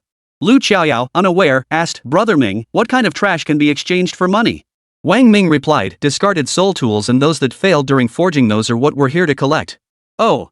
Realizing discarded soul tools held immense value even for ordinary people, Lu Xiaoyao mimicked Wang Ming, bending down to search. Ha! Just then, several students out for their morning jog spotted a striking figure amidst the trash heap. They halted abruptly and called out to their buddies nearby, Hey, hey, hey! Guys, check it out, there's a pretty girl over there. Hearing about a girl, the guys immediately turned to look. Holy crap, what a figure! Is she really picking through trash? Holy crap, such a gorgeous girl picking through trash? That's a total waste of beauty. No way, I gotta go save her. A chick this gorgeous? If I could buy her with money, that'd be awesome. Let's go check it out. With that, they hurried into the junkyard. Hey, girl. What are you picking up? Need a hand? A young man approached Lu Xiaoyao. Seeing the discarded soul tools in her hands, he assumed she must be short on cash. These soul tools are useless now. Even if you melt them down and reforge them, the best you'd get is a low-grade item. Why not come with me? I'll buy you a top-tier soul tool right now. How about it? Yeah, girl, picking up this junk is pointless. Come with us. Hey. The others grinned with a hint of sleaziness. Some were already eyeing her with intent. Lu Xiaoyao scowled in disgust and snapped coldly, Get lost. You trash picking, think you're hot? Being cursed out by a scavenger in front of his buddies was a blow to his pride. Don't you dare get cocky, you. Furious, he swatted the discarded soul artifact from Lu Xiaoyao's hand. Lu Xiaoyao clenched her fists, glaring coldly at the young man. Oh? Looks like you want to fight. The young man sneered contemptuously. I'm standing right here. I'll be damned if I don't see if you dare touch me. A young man beside him introduced arrogantly, Let me tell you, this is last year's rookie king, the young master of the Zhang family, Zhang. Zhang Qingshan, did you just call me a lowly servant? Lu Xiaoyao recognized Zhang Qingshan, Zhang Tianjing's older brother. She removed her mask and sneered coldly, "Then I'll see if you dare touch me." "You?" Zhang Qingshan's eyes widened. Lu Xiaoyao? The young men behind him also stared in disbelief. They never imagined that the person scavenging trash here would be Lu Xiaoyao? Good heavens! No one could believe it was real. The princess of the Lu family, one of the 5 great clans, was actually scavenging trash at the Imperial Academy's dump? Misunderstanding. Misunderstanding. Zhang Qingshan immediately backed down, hastily picking up a discarded soul artifact from the ground and handing it over. "Little sister Yao Yao, it was all a misunderstanding just now. How could I dare insult the apple of Uncle Lu's eye? Please don't tell my father." Lu Xiaoyao didn't want to deal with them, much less let them ruin her alone time with Wang Ming. She coldly snapped, "Get lost." Fine, I'm leaving." Zhang Qingshan tucked his tail between his legs, ready to slink away. But then he caught sight of someone else watching him. The realization that someone beneath him had witnessed his groveling filled him with humiliation. He turned and barked furiously at Wang Ming. "What the hell are you looking at? Brother Shan! Brother Shan!" The person beside him tugged at Zhang Qingshan. He seems to be the new rookie king, Wang Ming. The one who publicly killed Xie and Qianguang, angered a level 9 demon beast in the trial grounds yet escaped unscathed, and possesses a 900,000-year soul ring. Ha! Zhang Qingshan's expression froze. Damn it! What kind of day is this? A Lu family princess and a rookie king, scavenging trash here? Could there be some treasure buried in this pile of rubbish? Wang Ming's lips curved into a faint smile as he strolled forward, his voice gentle. "What did you just say?" Zhang Qingshan felt Wang Ming's smile look gentle on the surface but carried a murderous intent beneath. His heart sank instantly. I didn't say anything just now." Wang Ming shook his head slightly. "No, you did. I heard you insult her, didn't I?" Zhang Qingshan immediately protested, "Misunderstanding. Misunderstanding. I wouldn't dare insult Sister Yao Yao even if I had the guts of a tiger and the courage of a leopard. It was all a misunderstanding." "A misunderstanding?" Wang Ming sneered coldly, flicking his wrist to summon the demon blade Thousand Edges. It gleamed with a blinding, icy light in the sunlight. "If I accidentally kill you, would that count as a misunderstanding?" Zhang Qingshan swallowed hard. Wang Ming, don't do anything rash." In truth, Zhang Qingshan had already reached the 26th level Grand Soul Master rank. Yet for some inexplicable reason, facing Wang Ming stirred an inexplicable sense of dread within him. Wang Ming laughed coldly. "You insulted my friend and think you can just walk away? Zhang Qingshan, then what do you want?" Wang Ming, simple. "Apologize. Yao Yao, I'm so sorry. I didn't recognize your worth and spoke disrespectfully to you. Please forgive me.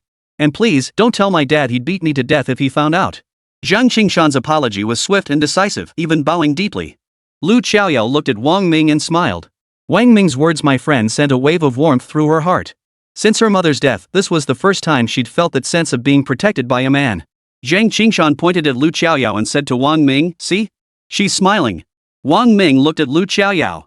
Her smile blossomed like a flower, and he asked, "You agree?" "MHM."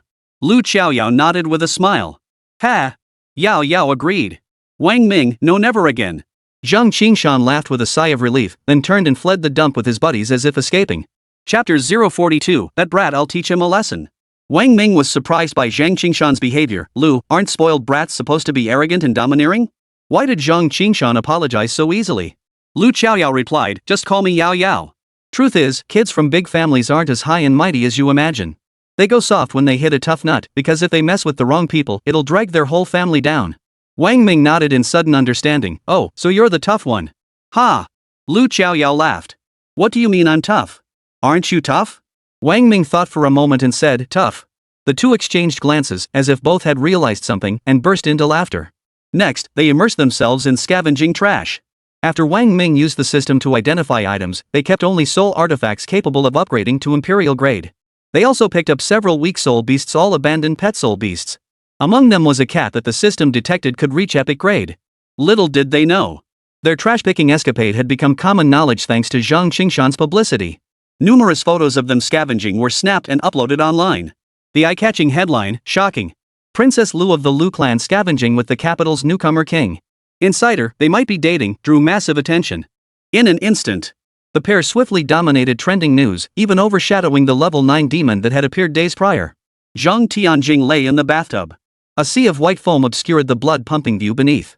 A towel wrapped around her hair, she held an apple in one hand while scrolling through her phone with the other.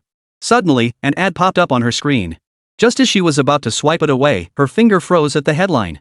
"Shocking. Lu family princess spotted picking trash with Capital's rising star. Insider claims they might be dating? Lu Xiaoyao and Wang Ming? Dating? What about in Rujui? Her curiosity was instantly piqued, and she hurriedly clicked to read more. The photo clearly showed the two of them.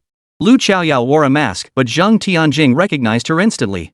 Beside her stood Wang Ming. The pair chatted and laughed in the picture, looking every bit like a couple and a surprisingly well-matched one at that. Oomph. That Lu Xiaoyao, she seemed so aloof on the surface, but who knew she was such a manipulative schemer? Zhang Tianjing said with disdain. He was clearly within Rujui, yet she barged in. What a phony! The image of Wang Ming pressing a knife to her throat at the trial base flashed through her mind again. She had caught a glimpse of half his face then. That half face bore a stern expression, his deep eyes brimming with icy murderous intent. His high, straight nose extended into beautifully sculpted nostrils, while his perfect jawline defined a face of stark, commanding severity. Long hair drifted effortlessly around his ears, untouched by any breeze. Actually, he's quite handsome, especially with that aura of ruthless, domineering menace. For some inexplicable reason, this thought surfaced in her mind. It was perfectly natural for her to think this way. After all, a woman might forgive a man who hurt her, but she could never forgive one who willingly sacrificed himself for her. If only he'd pursue me. Sis is the queen, radiating confidence. If you love me, come forward, if not, don't get cocky. Just as Zhang Tianjing's thoughts were running wild, the ringtone of her phone snapped her back to reality. Glancing down, the caller ID read, "That damn guy." What? Zhang Tianjing answered the call irritably. "Jinger, are you free tonight? I'd like to take you out to dinner." Chen Tiany's voice came through the phone. "No time." Zhang Tianjing refused decisively. I cooked it myself," Chen Tiany's voice softened. "It's the first time I've ever cooked in my life. Would you come try a bite? You think I'm your lab rat?" Zhang Tianjing retorted dismissively.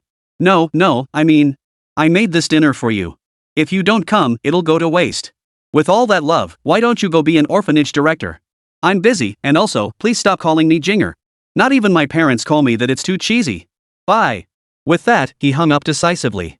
The phone screen automatically returned to the previous interface, where Wang Ming's sunny smile filled the display. No. She had reached out and zoomed in herself. But zooming in too much blurred the image, making Wang Ming's face indistinct. Whose crappy phone took this? The quality is awful. Her mission unfulfilled, she tossed the phone aside and stepped out of the bath. Water droplets couldn't cling to her smooth skin, sliding down her fair neck. Her long legs stepped out of the tub. She wrapped herself in a towel and poured a glass of red wine. She sank into the oversized sofa by the floor-to-ceiling windows, lost in thought as she gazed at the night view of the capital city. Baifeng Academy, faculty apartment building. As vice dean of Baifeng Academy, coupled with her external status, Zhao Qingshi occupied the entire top floor of the faculty apartment building, spacious and bright. 8:54 p.m. Zhao Qingshi lay comfortably on the sofa wearing loose pajamas, a face mask applied. The silk pajamas softly hugged her curvaceous figure, hinting at what lay beneath. Her hands held her phone as she scrolled through her social feed, something she hadn't done in ages. Suddenly, a notification popped up. Ha! When she saw the headline, she gasped in surprise. The Lu family princess is actually picking up trash with the newcomer king of the capital? Wasn't the rising star of the capital none other than Wang Ming? Princess of the Lu family.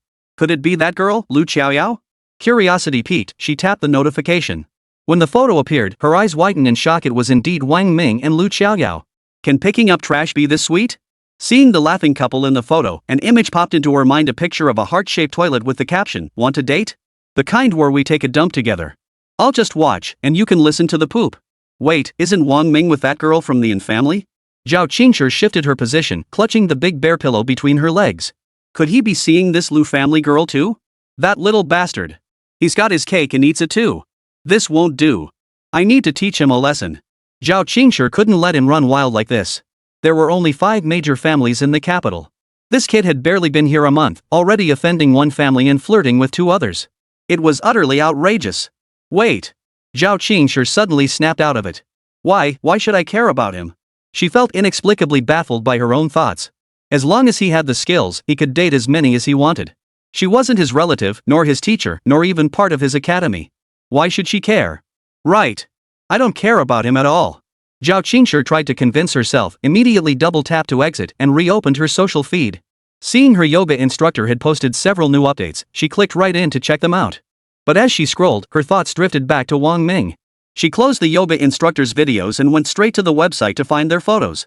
Clicking to enlarge one showing Wang Ming and Lu Xiaoyao smiling at each other, a surge of inexplicable anger flared within her. That little jerk. I'll teach him a lesson he won't forget. Chapter 043, Huh? How did that trash become a soul tool? Achoo! In the dorm room, Wang Ming sneezed loudly. Rubbing his nose, he wondered, I don't have a cold, and my nose isn't itchy. Why did I sneeze out of nowhere? First thought, second curse, third cold. Huh? Could someone be thinking about me? Achoo! Looks like someone's cursing me. Forget it. Better focus on strengthening my soul tools and evolving my soul beasts first. 3 soul tools and 3 soul beasts sat on the coffee table. The soul beasts were a cat, a bumblebee, and a hamster, all pet soul beasts. Discarded carelessly in the junkyard after being played with, these poor little creatures were truly pitiful. Lucky you met me. Wang Ming stroked the cat. Otherwise, the talents hidden within you would have been wasted. He channeled his soul power, red soul light flickering from his fingertips. 3 points of light touched their foreheads, and 3 sparkling crystals floated above them. System, begin Soul Beast Evolution. Using Soul Beast Evolution Crystal. Soul Beast Evolution in progress. 1%. 2%. 3%. Since 3 soul beasts were evolving simultaneously, the process was noticeably slower, but this had no impact on the quality of their post-evolution forms. Wang Ming then channeled his soul power again, directing soul light onto the 3 soul tools. System, begin strengthening the soul artifacts. Using Soul Weapon Enhancement Crystal. Soul Weapon Enhancement in progress. 1%. 2%. 3%. The enhancement of the soul weapons proceeded even more slowly. The intervals between the gentle female voice echoing in his mind grew longer. At this pace, it would take at least an entire night. Wang Ming dared not waste any time. With a wave of his hand, hundreds of demon cores of various grades appeared in the room, shimmering with multicolored light under the moonlight. Lu Qiaoyao had truly gone above and beyond. The number of demon cores within the soul ring far exceeded his expectations. There were 15 level 6 demon cores alone, 21 level 5 demon cores, and 43 level 4 demon cores. These cores could provide half the required energy value. Combined with his own stockpile and some future purchases, it would be sufficient. Level 6 demon cores equated to Soul Emperor tier power. Lu Qiaoyao delivering 15 of them was truly beyond his expectations. Combined with his own 3 level 7 demon cores, 7 level 6 demon cores, and numerous level 4 and below demon cores, he could secure at least 800,000 energy points. Once these soul artifacts and soul beasts were successfully forged, he'd reap a massive reward. Just breaking through to level 20 requires such terrifying energy values. What about the levels beyond? Millions? The thought sent a chill through Wang Ming's heart. Such staggering quantities would drain the blood of every demon and monster on the planet. Now, Wang Ming's concern wasn't whether he could cultivate to the Soul Emperor realm, but whether the world's demonic creatures could sustain his cultivation to that level. Better start cultivating immediately. Crossing his legs, Wang Ming focused his mind. The system detected the demon core and began absorbing it. Suddenly, the room filled with dazzling, multicolored light. From each demon core, a ribbon 2 fingers wide flowed out, drifting nimbly before converging into Wang Ming's body. Holding onto the principle of unity, he relaxed his mind and body, absorbing the demon core's energy with the system's assistance. Dawn. A ray of sunlight streamed through the window, illuminating the room. 97%, 98%, 99%, 100%. Soul Weapon Enhancement Soul Beast Evolution successful. Soul Weapons, Bright Silver Spear, High-Grade Imperial Grade Houghton Hammer, High-Grade Imperial Grade Concealed Blade Fan, Medium-Grade Imperial Grade. Soul Beasts, Initial Form Hell Bloodline, Soul Devouring Weasel Initial Form Hell Bloodline, Venom Devouring Bee Initial Form Epic Bloodline, Gluttonous Demon Beast. Gluttonous Beast? Upon hearing the name, Wang Ming instantly thought of the mythical monster, the Taotie. Could this cat be related to the ancient beast, the Taotie? With that thought, Wang Ming opened his eyes and looked at the cat on the sofa. It was still a kitten, discovered by Lu Qiaoyao when she heard its faint meows. Feeling pity for it, Lu Qiaoyao had brought it over for Wang Ming to examine. Upon inspection, Wang Ming was astonished to discover the cat possessed the potential to evolve an epic bloodline. He immediately took it in, but never imagined this cat could evolve the bloodline of the ancient beast, the Taotie. Its name is intriguing too, the gluttonous beast. Could it be connected to Tuasin and the demonic nature she mentioned? Wang Ming pondered deeply. Soul beasts cannot absorb demonic energy, they draw upon the soul power within humans to manifest their own strength. But this cat was named the gluttonous demon beast. Could it actually consume demonic energy? With this question in mind, Wang Ming decided, I won't sell this cat for now. I'll keep it by my side. If it truly can consume demonic energy, I'll contract it as my second soul beast. He glanced at the results of his overnight cultivation. Current cultivation level, level 19 Soul Master 326,201 million. Soul Essence, 43,200. Advancing 1/5 of his cultivation in a single night was no small feat. With 5 more days, he could absorb his second soul ring. He eagerly anticipated the immense power boost that would follow. Beep!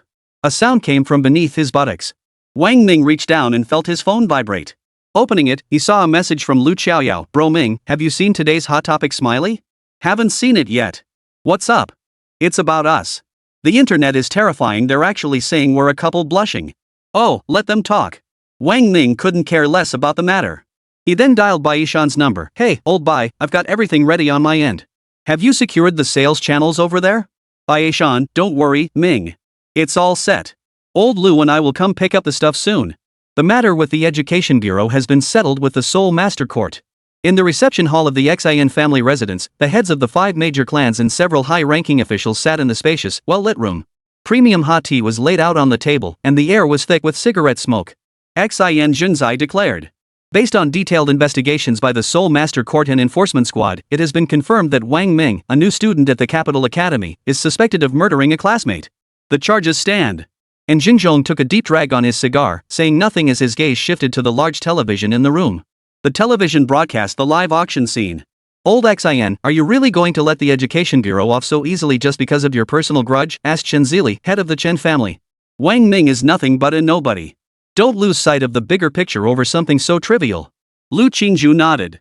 Old Chen has a point. The education sector is a pie none of our 5 major families have yet to get a slice of. Zhang Wuxian, head of the Zhang family, added, ever since she took power, our 5 major families have lost our real authority.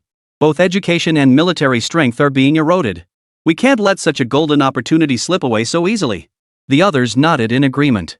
Next up for auction is a top-tier imperial-grade soul artifact, the heaven-shattering hammer. At that moment, the auctioneer's voice boomed from the television beside them. Hearing the words Hotian hammer, Zhang Wuxian turned his head toward the television. There, displayed on the screen, was a soul artifact he recognized all too well. He gasped in surprise, huh? Isn't that my eldest son's low-grade heaven-grade soul artifact? Wasn't it discarded as junk long ago? How did it become a high-grade imperial-grade soul artifact? Hearing this, everyone turned their heads toward the television. Sure enough, they saw the hammer adorned with lightning on the screen. Everyone present had witnessed Zhang's eldest son, a soul cultivator, wielding this hammer to slaughter enemies left and right.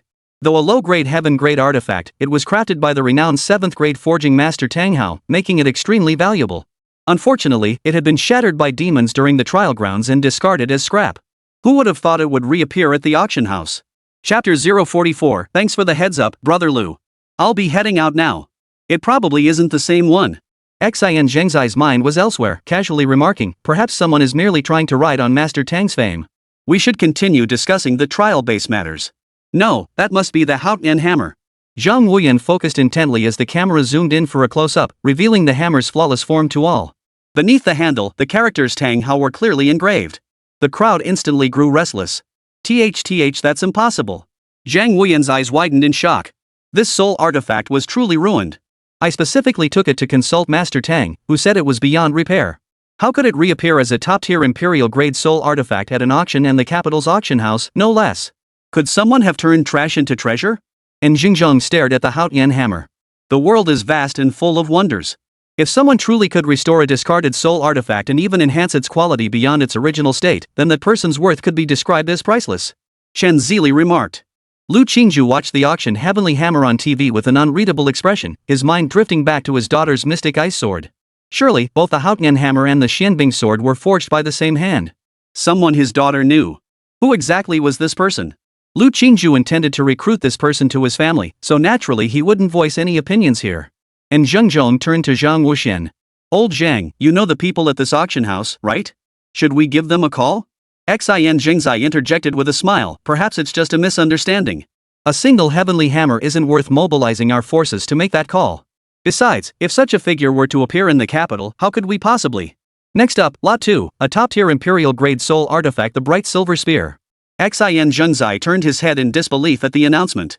Sure enough, he saw a spear that looked incredibly familiar. Wasn't this the very bright silver spear his son had once wielded? He froze instantly. Zhang Wuxian decisively pulled out his phone and addressed the crowd. It seems an extraordinary figure has indeed emerged in the capital. He then dialed a number and turned to leave the living room. After a moment's thought, Xin Jingzai took out his phone and dialed. Hello? Are you watching the auction? Yes, act immediately. Bid for that bright silver spear. Bid online. You must secure it. Right. Hurry. Lu Qingju pondered briefly before also stepping outside. He dialed his daughter Lu Xiaoyao's number. Hello, Yao Yao. What is it? About that thing I mentioned the night before last, did you ask him? I did. He said he wasn't interested and asked me not to bring it up again. I'm afraid it might upset him. Okay, I'm hanging up. With that, the call ended abruptly. Lu Qingju stared at his phone, which continued to vibrate, and shook his head helplessly. When he returned to the reception hall, Zhang Wuxian had already finished his call and come back. His expression was grave as he said, "The auction house manager told me that all the items up for auction today were only delivered this morning: 3 Imperial-grade soul artifacts and 2 Hell Bloodline soul beasts." Whoa! Everyone present sucked in a sharp breath. Though the 5 great families possessed immense resources, Imperial-grade soul artifacts weren't something they could casually produce. After all, everyone present was at the Soul Emperor realm. They couldn't simply ignore Imperial-grade artifacts or soul beasts with Hell Bloodlines. More importantly, the individual capable of transforming worthless items into treasures, that was the crux of the matter. And Xingzhong fixed his gaze on Zhang Wuyan and asked, "Old Zhang, have we identified this person yet?" Zhang Wuyan shook his head slightly. He's extremely cautious. The item was delivered to the auction house through an intermediary. I've already instructed the person in charge to contact that intermediary. We should have news shortly. Xin Zhengzai declared, "This will undoubtedly cause a sensation in the capital. When it does, countless factions will vie to recruit him. We must act decisively and secure his allegiance to our 5 great families' camp." And Xingzhong turned to Lu Qingju. "Brother Lu, you seem distracted." Lu Qingju lifted his eyelids to glance at Xingzhong, forcing a smile. "Nothing. Just worrying about my daughter's affairs." "You go ahead, I'm listening." Lu Qingju knew full well that this master forger was a formidable figure capable of crafting revered grade soul artifacts. This information absolutely must not be shared with them. The 5 gathered here appeared united, yet each harbored their own hidden agenda. And Xingzhong clearly didn't believe him, but he could only withdraw his gaze. Beep beep. Just then, Xin Zhengzai's phone rang. He glanced at the number and said to the group, "My apologies, I must excuse myself." Then he hurried out to take the call. Beep beep. Coincidentally, Zhang Wuyan's phone also rang. He glanced at his phone and immediately stood up to leave. The 3 remaining in the reception room said nothing. Soon, Xin Youngjie returned. Noticing Zhang Wuxian was gone, he asked, "Old Zhang stepped out?" On Young chuckled. "You two really are busy with important matters. So, have you found this master already?" Xin Youngjie chuckled, "It's not that simple. This master prefers to stay out of the limelight. Otherwise, he'd be famous throughout the capital by now." Not long after, Zhang Wuyan walked in, still clutching his phone. Seeing everyone's eyes on him, he hesitated before saying, "Given your abilities, I know you could all find out what I know. There's nothing to hide. I just received word that this master is likely hiding within one of the 4 great academies." "Hidden within the 4 great academies?" And Xingzhong chuckled, "He truly is a master. Minor masters hide in the wilderness, intermediate masters hide in the city, and great masters hide in the court. This man has been secluded within the capital's 4 great academies, yet we remained utterly unaware. He is indeed a master." Xin Zhengzai stood up and said, "Let's settle the matter of the training base for now. We'll arrest Wang Ming and determine his sentence first. As for whether to pursue the Education Bureau's responsibility, we can discuss that later. That's all for today. How does that sound?" Zhang Wuxian rose, agreed. "I have matters to attend to and must take my leave." Chen Zili rose with a smile. "It seems everyone here is determined to secure this master. Very well, then let's see whose hand is quickest. Goodbye." Lu Qingju felt he couldn't afford to wait any longer. He held the greatest advantage while others still needed to search the 4 major academies. He had his sights set directly on the capital academy. He immediately rose to take his leave and hurried out the door. "Old Lu." And Xingzhong hurried after him. "Olden, what is it?" Seeing the sly look in Xingzhong's eyes, Lu Qingju felt a sense of foreboding. "You know about this master, right?" And Xingzhong asked, staring intently into Lu Qingju's eyes. "What are you talking about? If I knew, I would have said so already." Lu Qingju's heart skipped a beat. He quickly shook his head in denial. "At the meeting, you mentioned your distracted state was due to your daughter, Lu Qiaoyao," and Xingzhong analyzed. "That indicates you just spoke with her on the phone. Further inference suggests your daughter might know this master. Since he's hiding within one of the 4 great academies, it stands to reason this master could be concealed within the capital academy, correct?" Sweat beaded on Lu Qingju's palms. And Xingzhong truly lived up to his reputation as the fox. His insight was sharp, his reasoning meticulous. How could he deduce all of Lu Qingju's thoughts from such a subtle remark? Seeing Lu Qingju's reaction, and Xingzhong smiled and bowed his fist in greeting. "Thank you for the insight, Brother Lu. I'll take my leave now. Farewell." Chapter 045, Principles. What I hold in my hand are principles. Just as the 5 great families began investigating this master, the forging world was also thrown into upheaval. Especially Tang Hao, the renowned forging master of the capital. Upon learning that the Haotian hammer he had crafted had been transformed into a top-tier imperial-grade soul weapon by someone's hands, he was utterly stunned. He knew the materials used in the Haotian hammer well, they were at most top-tier heaven grade. How could it possibly be elevated to emperor grade? This person was undoubtedly a master superior to himself. The Forging Guild. Tang Hao issued a directive to all smiths, at any cost, locate this master immediately and recruit him as the vice president of the Smiths Association. Meanwhile, upon learning of this development, the military immediately sprang into action. Countless soul weapons were lost annually in border conflicts. Replacing discarded, obsolete soul weapons required enormous sums of soul coins, placing immense pressure on the military. Securing this individual's services to transform waste into treasure, forging junk into divine artifacts would significantly alleviate that burden. Bai Shindong declared, "Find him. We must locate this individual and recruit him to our military. We cannot let others gain the upper hand." And so, a fierce, yet unseen battle of competition and pursuit erupted among the major clans and factions. They mobilized every connection and channel, flooding the auction house with inquiries. The chairman and manager's phones were ringing off the hook, one call after another. Mainly, they dared not ignore the calls. None knew which hidden powerhouse in the capital might be calling from an unfamiliar number. But whoever it was, they were figures none of them could afford to offend. Wang Ming was thoroughly satisfied with today's auction results. 3 Imperial-grade soul artifacts and 2 Hell-tier soul beasts had yielded 2 level 7 demon cores, 8 level 6 demon cores, 17 level 5 demon cores, and 31 level 4 demon cores. These demon cores were more than enough to fuel his breakthrough to level 20. Meow.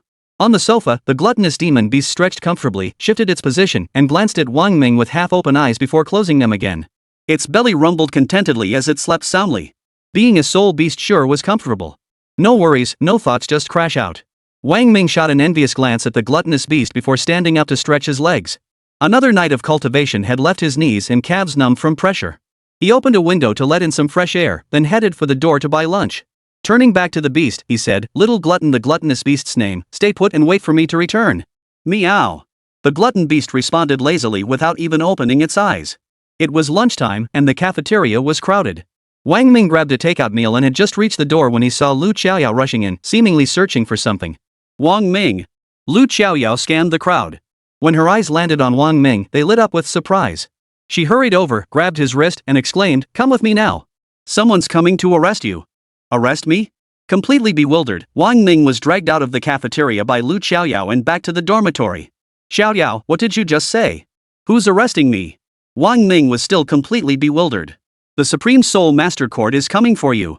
They suspect you of intentionally harming a classmate," Lu Qiaoyao said urgently. "Murder a classmate?" Wang Ming was utterly bewildered. After a moment's thought, he asked, "Is it Xin Xianguang?" "No, it's the trial grounds." "The trial grounds?"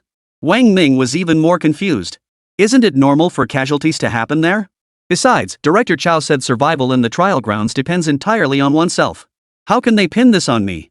Lu Qiaoyao replied, "Someone has accused you of exploiting this loophole to deliberately murder a classmate at the trial base."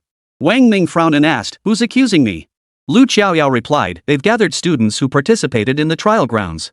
These students accuse you of intentionally killing a classmate. The charges have been substantiated. The Soul Master Court and the Soul Master Enforcement Squad will likely arrive at the school soon to make an arrest." Wang Ming's expression darkened slightly as he grasped the gravity of the situation. Someone was deliberately targeting him. It must be the Xin family. He turned to Lu Qiaoyao and asked, "Doesn't the academy do anything about this?" Lu Qiaoyao shook her head. "The Soul Master Court is also holding the academy and the Education Bureau accountable. They say that with such heavy casualties occurring at the trial base, either you will be held responsible for indiscriminately killing and murdering your classmates, or the academy and the Education Bureau will be charged with knowingly sending students into the trial base despite knowing it contained level 8 demons." Wang Ming sneered coldly, "So they've all tacitly chosen to blame me for murdering my classmates, is that it?" Lu Qiaoyao nodded. Beep. His phone buzzed in his pocket. It was Rui Shui calling. He answered, and her anxious voice came through, "Brother Ming, get out of the academy immediately. Someone is trying to kill you." "I already know," Wang Ming replied. "The Xin family started this. They're going to kill you, Ming. You absolutely can't let them capture you, or else." By this point, Rujui was sobbing uncontrollably. Shui, calm down. Don't cry. I'll be fine, Wang Ming reassured her. "Brother Ming, can you contact Lu Qiaoyao?" And Ruesue asked on the other end. Hearing this, Lu Qiaoyao stood up in surprise, staring at the phone. "You can take her car, sneak out of the academy, and hide at her place. Even if the Soul Master Court finds out you're hiding at the Lu residence, they won't dare search there. Lu Xiaoyao's eyes lit up. Right. Ming, you can hide at my place first. Hearing Lu Xiaoyao's voice, and Ruzhui felt a pang of sadness in her heart. Brother Ming, is Lu Xiaoyao with you? Wang Ming, yes, she just told me the news. Oh, then you. And Ruzhui felt an inexplicable flutter of anxiety. She didn't dare let Wang Ming hide at the Lu residence, yet she feared for his safety. Before she could find her words, Wang Ming's voice came through with a laugh. How about having Lu Xiaoyao drive me to your place? Yes. And Ruzhui exclaimed with surprise and delight, but her mood immediately darkened. Her father would never welcome Wang Ming, let alone protect him. Her nose stung, and her eyes welled up as she reluctantly said, Brother Ming, you should still go to Lu Xiaoyao's place. Wang Ming chuckled. Don't worry, Shui. I'm not going anywhere. I'll see if the Soul Master Court can kill me. Lu Xiaoyao and Enrui Shui both froze. Lu Xiaoyao said, Brother Ming, as a member of one of the 5 great families, my duty forbids me from helping you. But I can't stand by and watch them frame you. You should come to my house and hide for a while. A confident smile curved Wang Ming's lips. Principles? The principles I hold in my hands are the only ones that matter. Lu Xiaoyao looked utterly bewildered. What do you mean? Xiaoyao, can you cook? Wang Ming suddenly asked, looking at her. Huh? Lu Xiaoyao froze, then nodded. Yes. I cook for myself at home all the time. Wang Ming smiled. Great. I'd like to sample your cooking tonight. Just prepare the meal and meet me at the courthouse entrance after dark. Lu Xiaoyao, huh? Chapter 046, is picking up trash illegal? In the dormitory. Wang Ming opened the lunchbox and began eating with relish. He had to admit, today's meal was exceptionally fragrant. Both the seasoning and the cooking were spot on. He polished off the entire meal. After cleaning the box, he took out several beast-feeding pills to feed the iron-devouring ant queen and the gluttonous beast. After this period of feeding, the iron-devouring ant queen showed noticeable changes. The brown hue on her body gradually shifted to yellow, hinting at an impending advancement. The number of iron-devouring worker ants had also surpassed 5,000. Their sheer numbers alone could give level 4 demons headaches. After finishing these tasks, Wang Ming went to the bathroom and calmly took a big dump. Returning to the sofa, he sat cross-legged, took out dozens of demon cores, adjusted his breathing, and began immersive cultivation. Everything seemed normal. Knock knock. At 3:08 p.m., a knock sounded at the dormitory door. They're here already? A faint smile touched Wang Ming's lips. With a wave of his hand, all the demon cores and soul beasts in the room vanished into his soul ring. He stood up and opened the door. Outside stood 3 figures in black uniforms, 2 men and 1 woman. Beside them were 2 others Wang Ming recognized, Xin Jitian and Chen Tianyi. Seeing Chen Tianyi, Wang Ming's brow furrowed slightly. He wasn't surprised to see Zhang Tianjing standing outside at this hour, but Chen Tianyi? He couldn't recall exchanging more than a few words with him during their entire time at the trial base. How could he have offended him? You're Wang Ming? The man in charge looked at Wang Ming and asked. Wang Ming nodded. Yes. The leader pulled a document from his folder and held it before Wang Ming. You are now suspected of murdering a classmate. This is an arrest warrant. Please come with us to assist with the investigation. The red-headed document before him bore 3 large characters, arrest warrant. Wang Ming glanced at the warrant, then turned to Chen Tianyi. You're here to arrest me. What's he doing here? Chen Tianyi chuckled, me?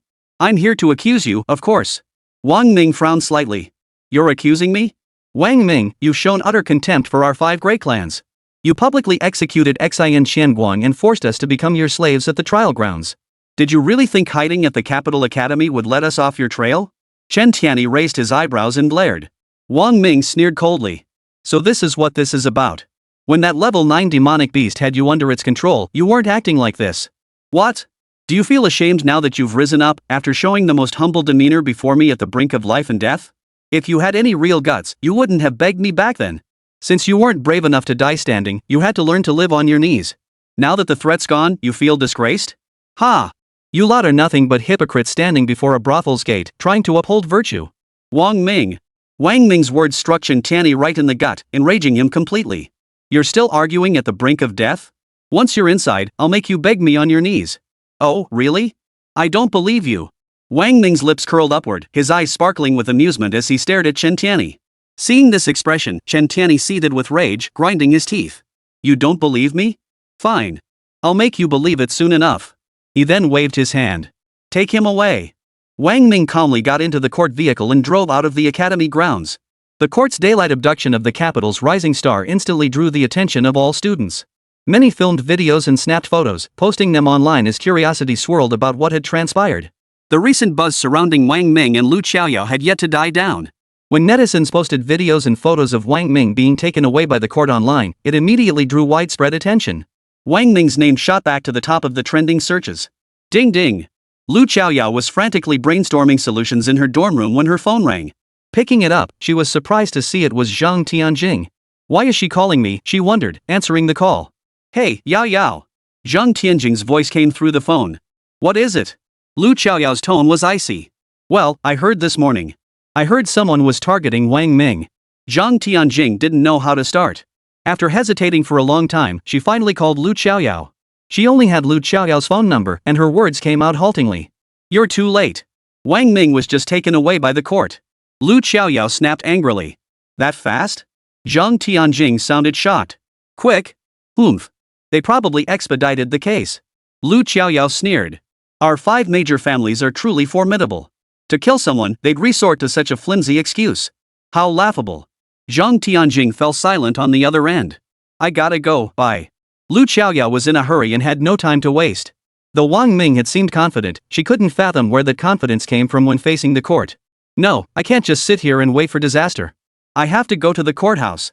Glancing at the time 3:36 p.m., she rushed downstairs, grabbed groceries from the supermarket, tossed them in her car, and sped toward the courthouse.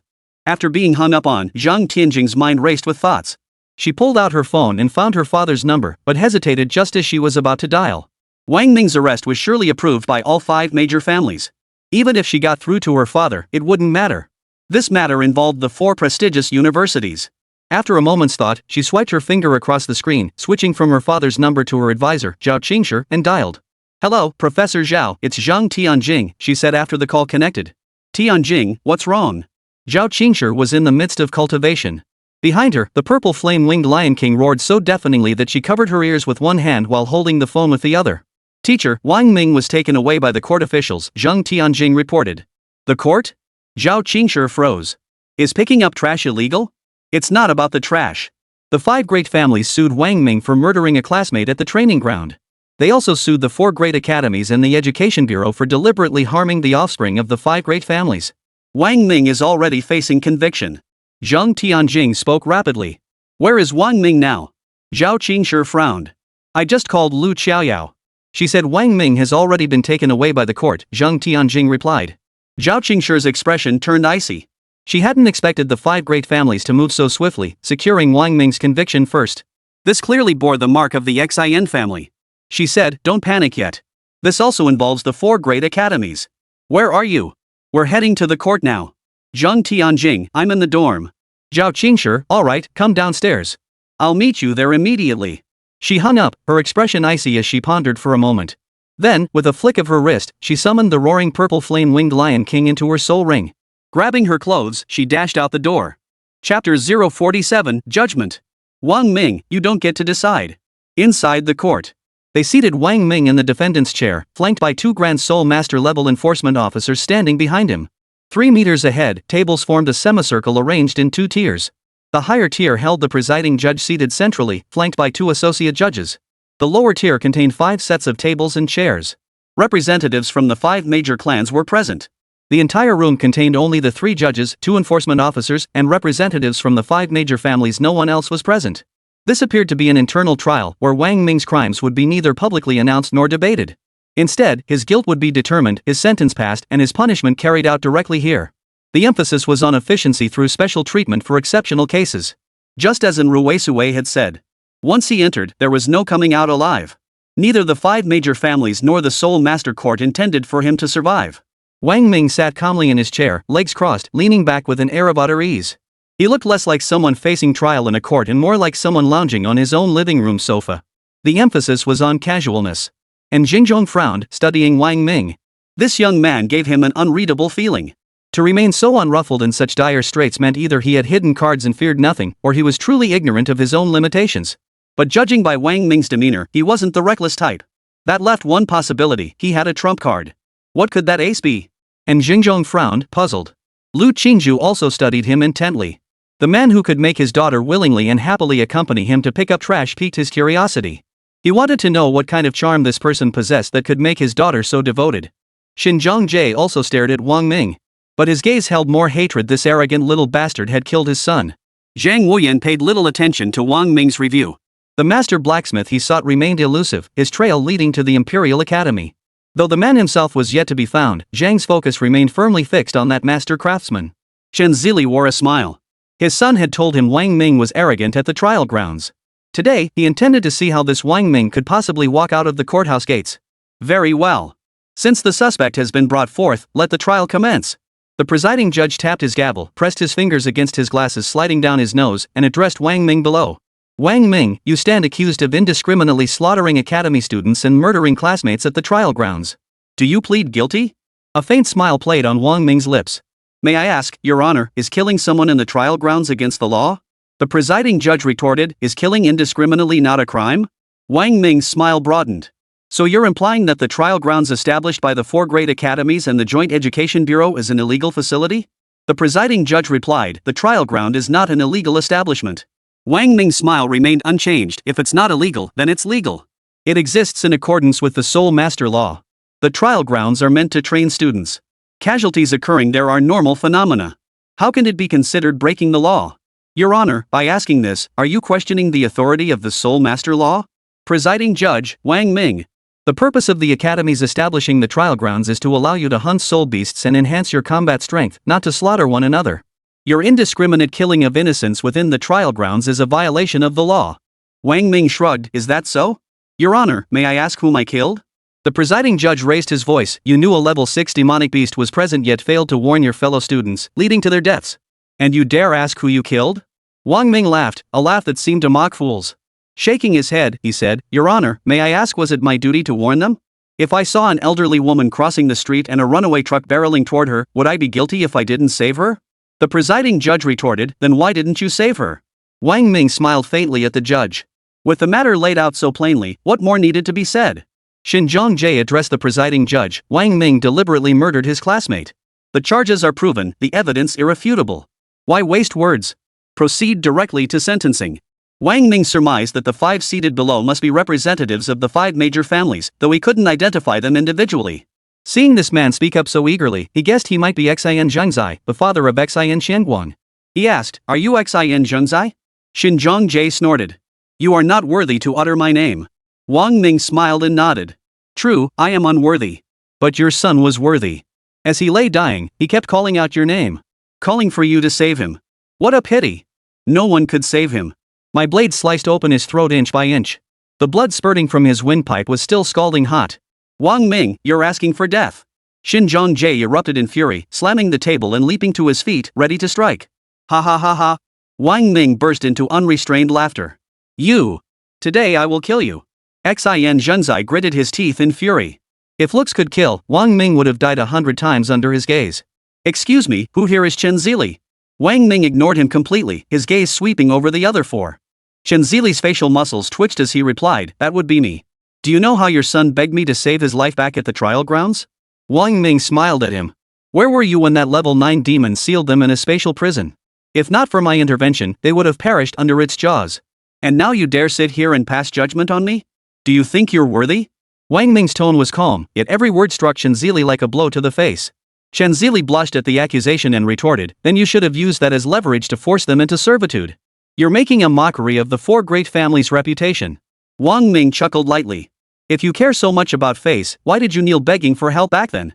Had you let him die standing there, wouldn't your Chen family have saved face? Ha! Neither of you needed a DNA test to know he was your biological son. You're both hypocrites standing on a pedestal while living in a brothel. Wang Ming, you insolent fool. Chen Zili slammed the table and leapt to his feet in fury. And Xingzhong, Lu Qingzhu, and Zhang Wuxian quickly averted their eyes, unwilling to meet Wang Ming's gaze. After all, their daughters had all been rescued from the trial grounds by Wang Ming. If the insults were directed at them, their old faces would indeed be hard-pressed to bear it. As Wang Ming's gaze swept past them, they felt the same dread as sitting in a classroom, terrified of being called on by the teacher. The presiding judge tapped his gavel and bellowed, Wang Ming. You plotted against your classmates, defied the law, and showed contempt for this court. Now, on behalf of the Supreme Soul Master Court of the Nation, I sentence Wang Ming to death. Execution is to be carried out immediately. Xin Zhengzai and Chen Zili wore smug grins. Their gazes fixed on Wang Ming seemed to say, even if you were Zhuge Liang, the master of rhetoric, you won't walk out of here alive. Death sentence for me? Wang Ming remained utterly unflustered.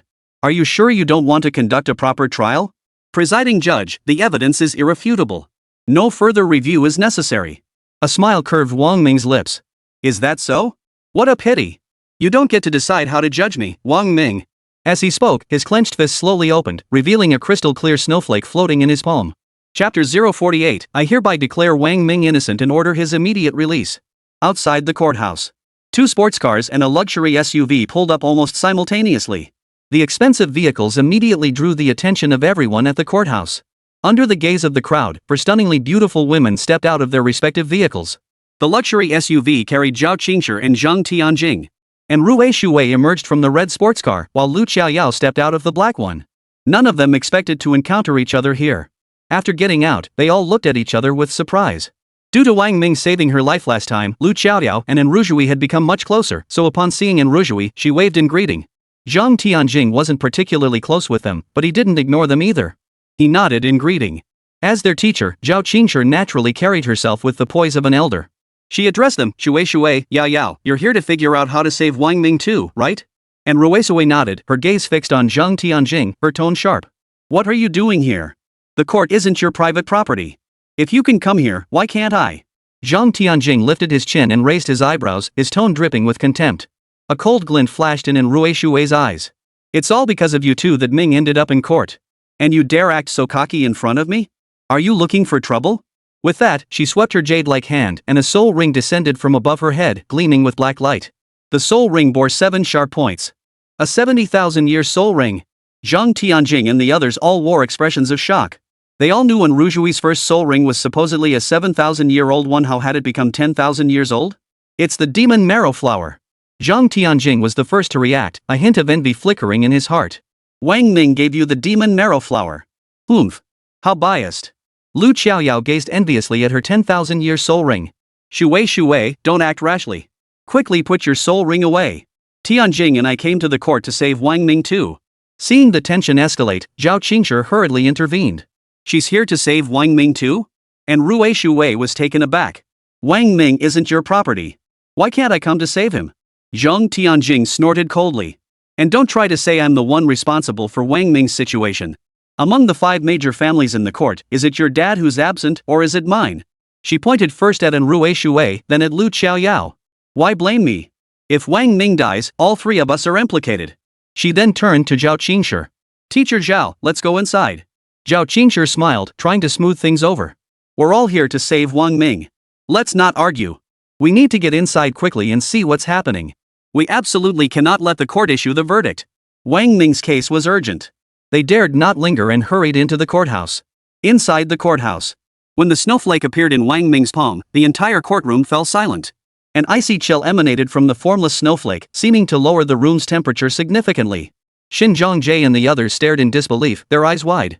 The presiding judge jumped to his feet, gripping his glasses frame as if afraid he was seeing things. This snowflake was all too familiar to them. And Jingzhong's expression was complex. If they had previously dismissed Wang Ming as a mere insect to be crushed at will, then Wang Ming now presenting her snowflake meant he was someone they dared not provoke. He now realized his earlier words had been rash. Zhang Wuxian felt a quiet sense of relief that he hadn't deeply offended Wang Ming. He also smirked inwardly at the Zins, the Chens, and Chief Judge Song Shuqing, wondering how they would extricate themselves from this predicament today. Lu Qingju was first stunned, then furrowed his brow in deep thought. How could he possibly possess her item? Xian Zhangzai's eyes locked onto the snowflake in Wang Ming's hand. He couldn't believe it was real.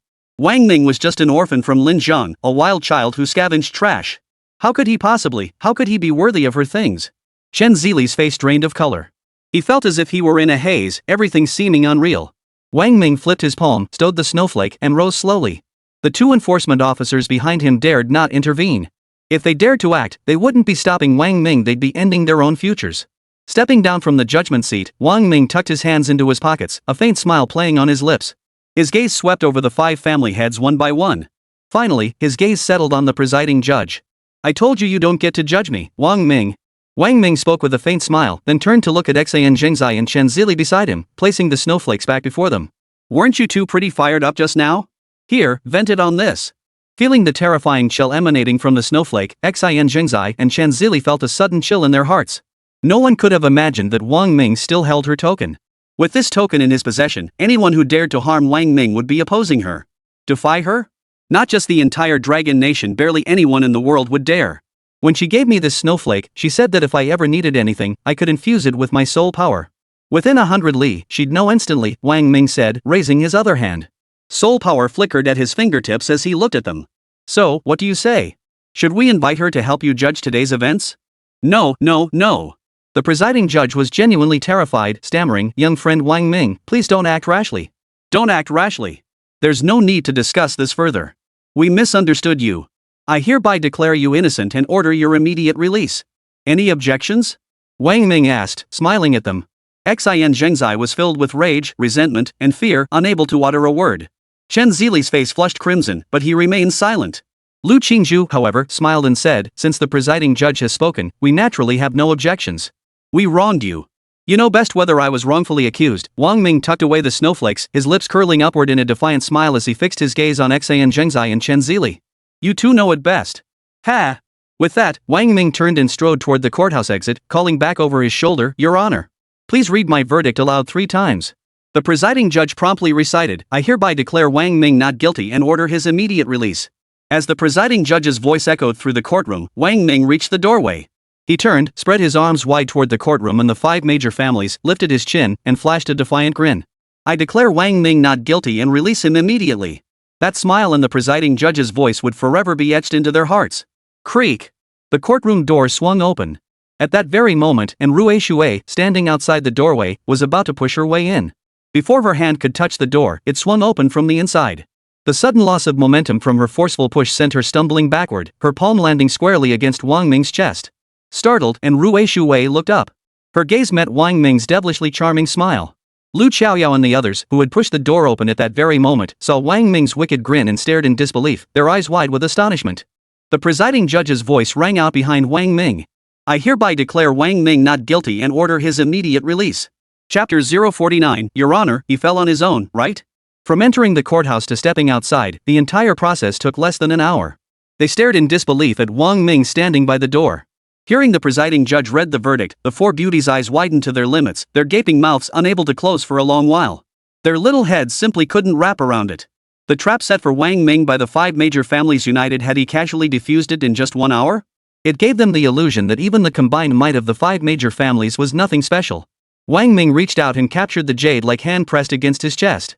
His gaze locked with hers, and for a moment, everything around them seemed to fade away. The smile on his lips grew even brighter. And Rue Shui saw Wang Ming again, overcome with joy and tears welling up in her beautiful eyes. Wang Ming gently pulled her toward him, embracing her delicate frame.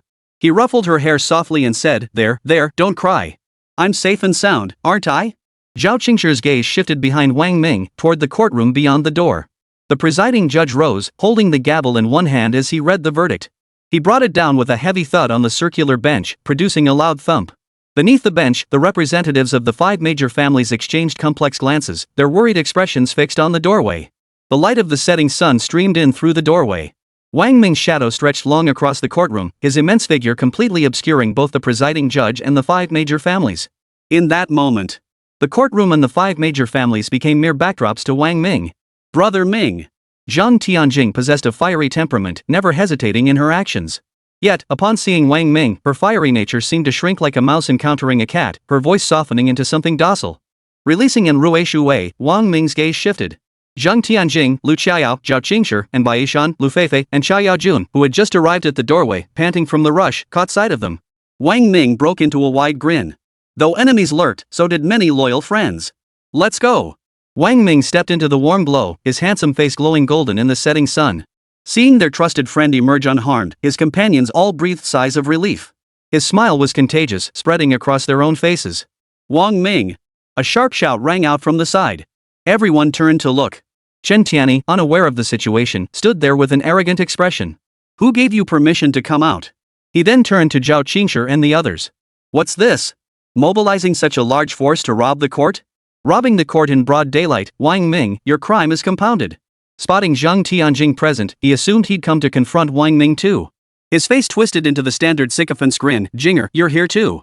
That scumbag Wang Ming bullied you at the trial base, pretending to be someone important. Today, he won't escape. I'll get revenge for you. Zhang Tianjing responded with disgust and contempt. I told you don't call me Jinger. Call me that one more time and I'll rip your mouth off. Besides, Brother Ming saved my life at the trial base. I, Zheng Tianjing, am no ungrateful villain. I wouldn't stoop to associating with heartless, ungrateful scum like you. Jing.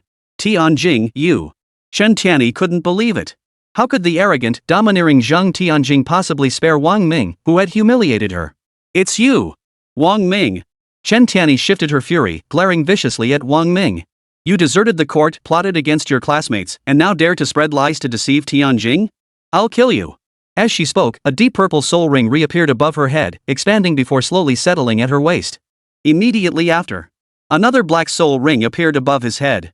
He was a 21st level Grand Soul Master. Chen Tianyi let out a savage laugh. Wang Ming, I'll see if your current strength can withstand a single blow from me. Ha! My second soul ring is a 70,000-year soul ring. Ha ha ha! Shut up! Wang Ming had been seething with pent-up fury inside the courthouse. Chen Tianyi's appearance was practically begging for a fight. With a flicker of intent, Wang Ming channeled his soul power into the Thunderbolt Soul Bone. With a crackling sound, his figure materialized before Chen Tianyi like a ghostly apparition. You! Chen Tianyi's heart skipped a beat. Boom! Wang Ming's palm slammed into Chen Tianyi's chest. A surge of soul power erupted from his palm, sending Chen Tianyi arching backward like a shrimp. He coughed up a mouthful of blood and flew backward like a cannonball, crashing into the courtroom. The immense momentum shattered the tables and chairs used in Wang Ming's trial moments before, finally coming to a halt before the table of the five great families. And Ruzhui and the others paled in shock. None had expected Wang Ming to dare strike in the courtroom, before the five great families, and in front of Chen Tianyi's father and without holding back. A single blow had left Chen Tianyi gravely injured. Zhao Qingshi immediately waved her hand. The massive form of the purple flame-winged Lion King materialized, ready for emergency action. And Rushui, Lu Qiaoyao, Zheng Tianjing, and the others were at a loss, for their own fathers were among those inside.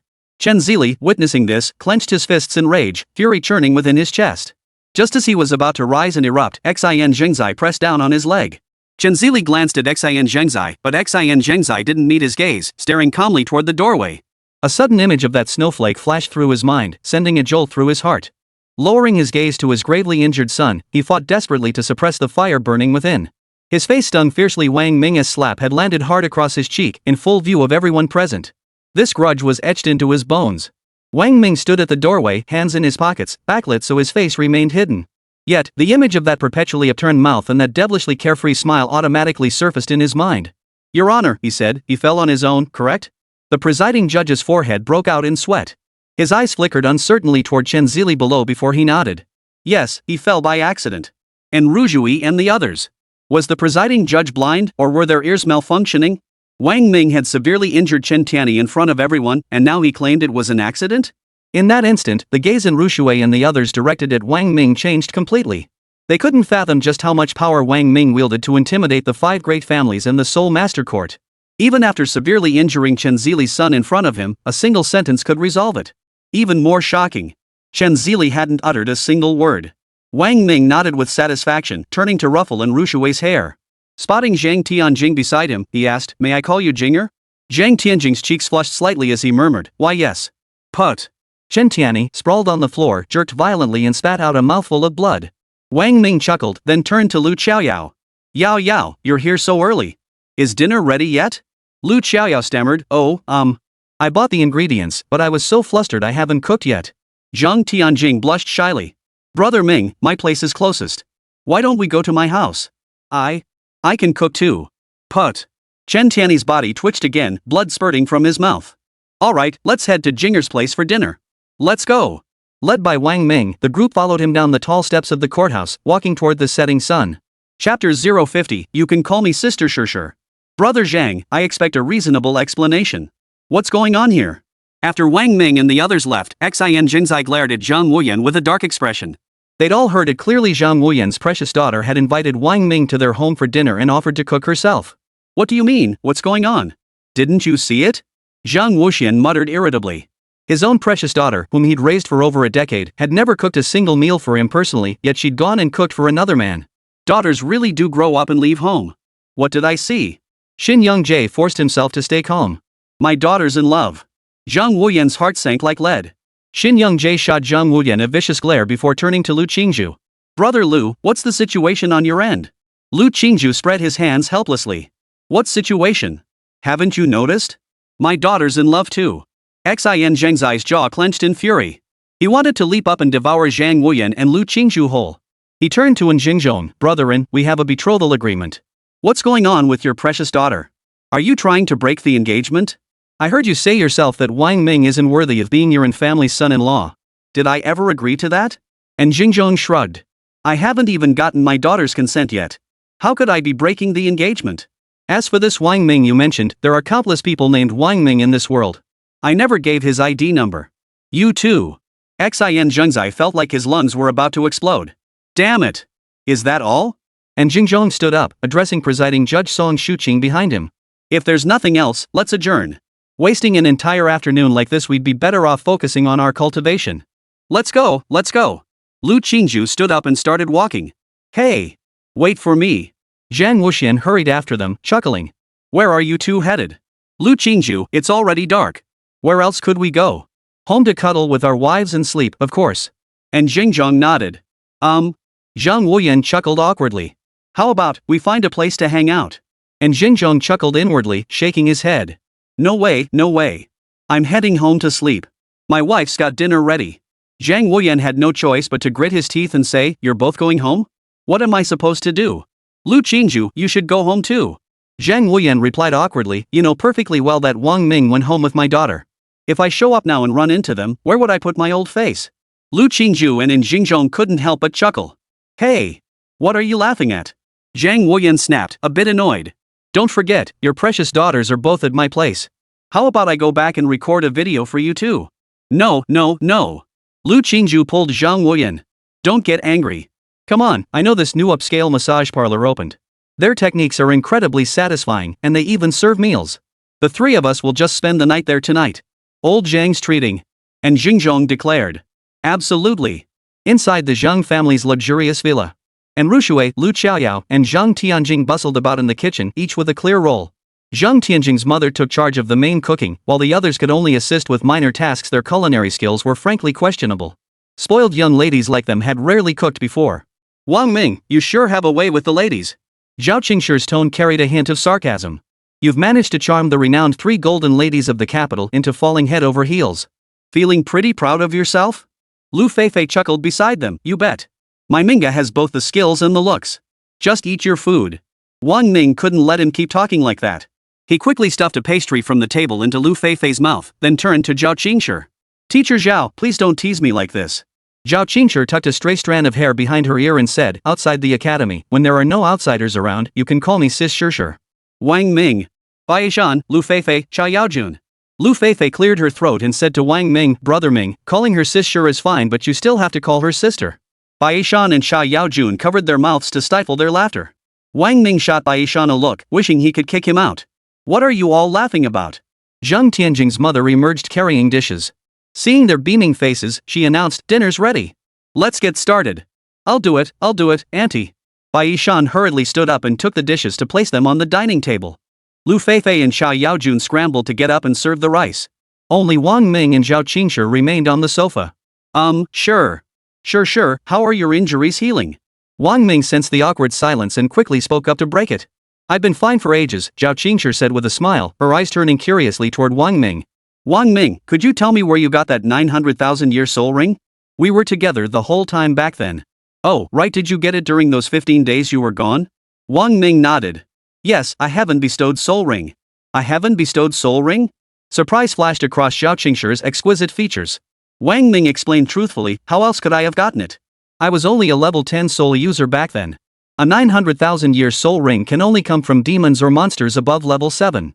Obviously, I didn't hunt it down myself. Zhao Qingshi nodded in deep agreement. Just then, the dishes were served. And Ruishui approached with a smile, extending her hand, Brother Ming, let's eat. She then turned to Zhao Qingshi, Teacher Zhao, shall we dine? Wang Ming rose, holding in Ruishui's delicate hand. Zhao Qingshi glanced at their joined hands before rising to head toward the table. 9 people filled the round table perfectly. It was laden with dishes, fragrant and steaming hot. The atmosphere and feeling were enough to make anyone's appetite soar. Sit down and eat. Zhang Tianjing's mother wore a kind smile on her face, warmly tending to everyone. Wang Ming sat with Rushui to his right. Zhang Tianjing, relying on his status as the host, sat to Wang Ming's left, with Zhang Tianjing's mother seated to his left. Brother Ming, try my mom's cooking.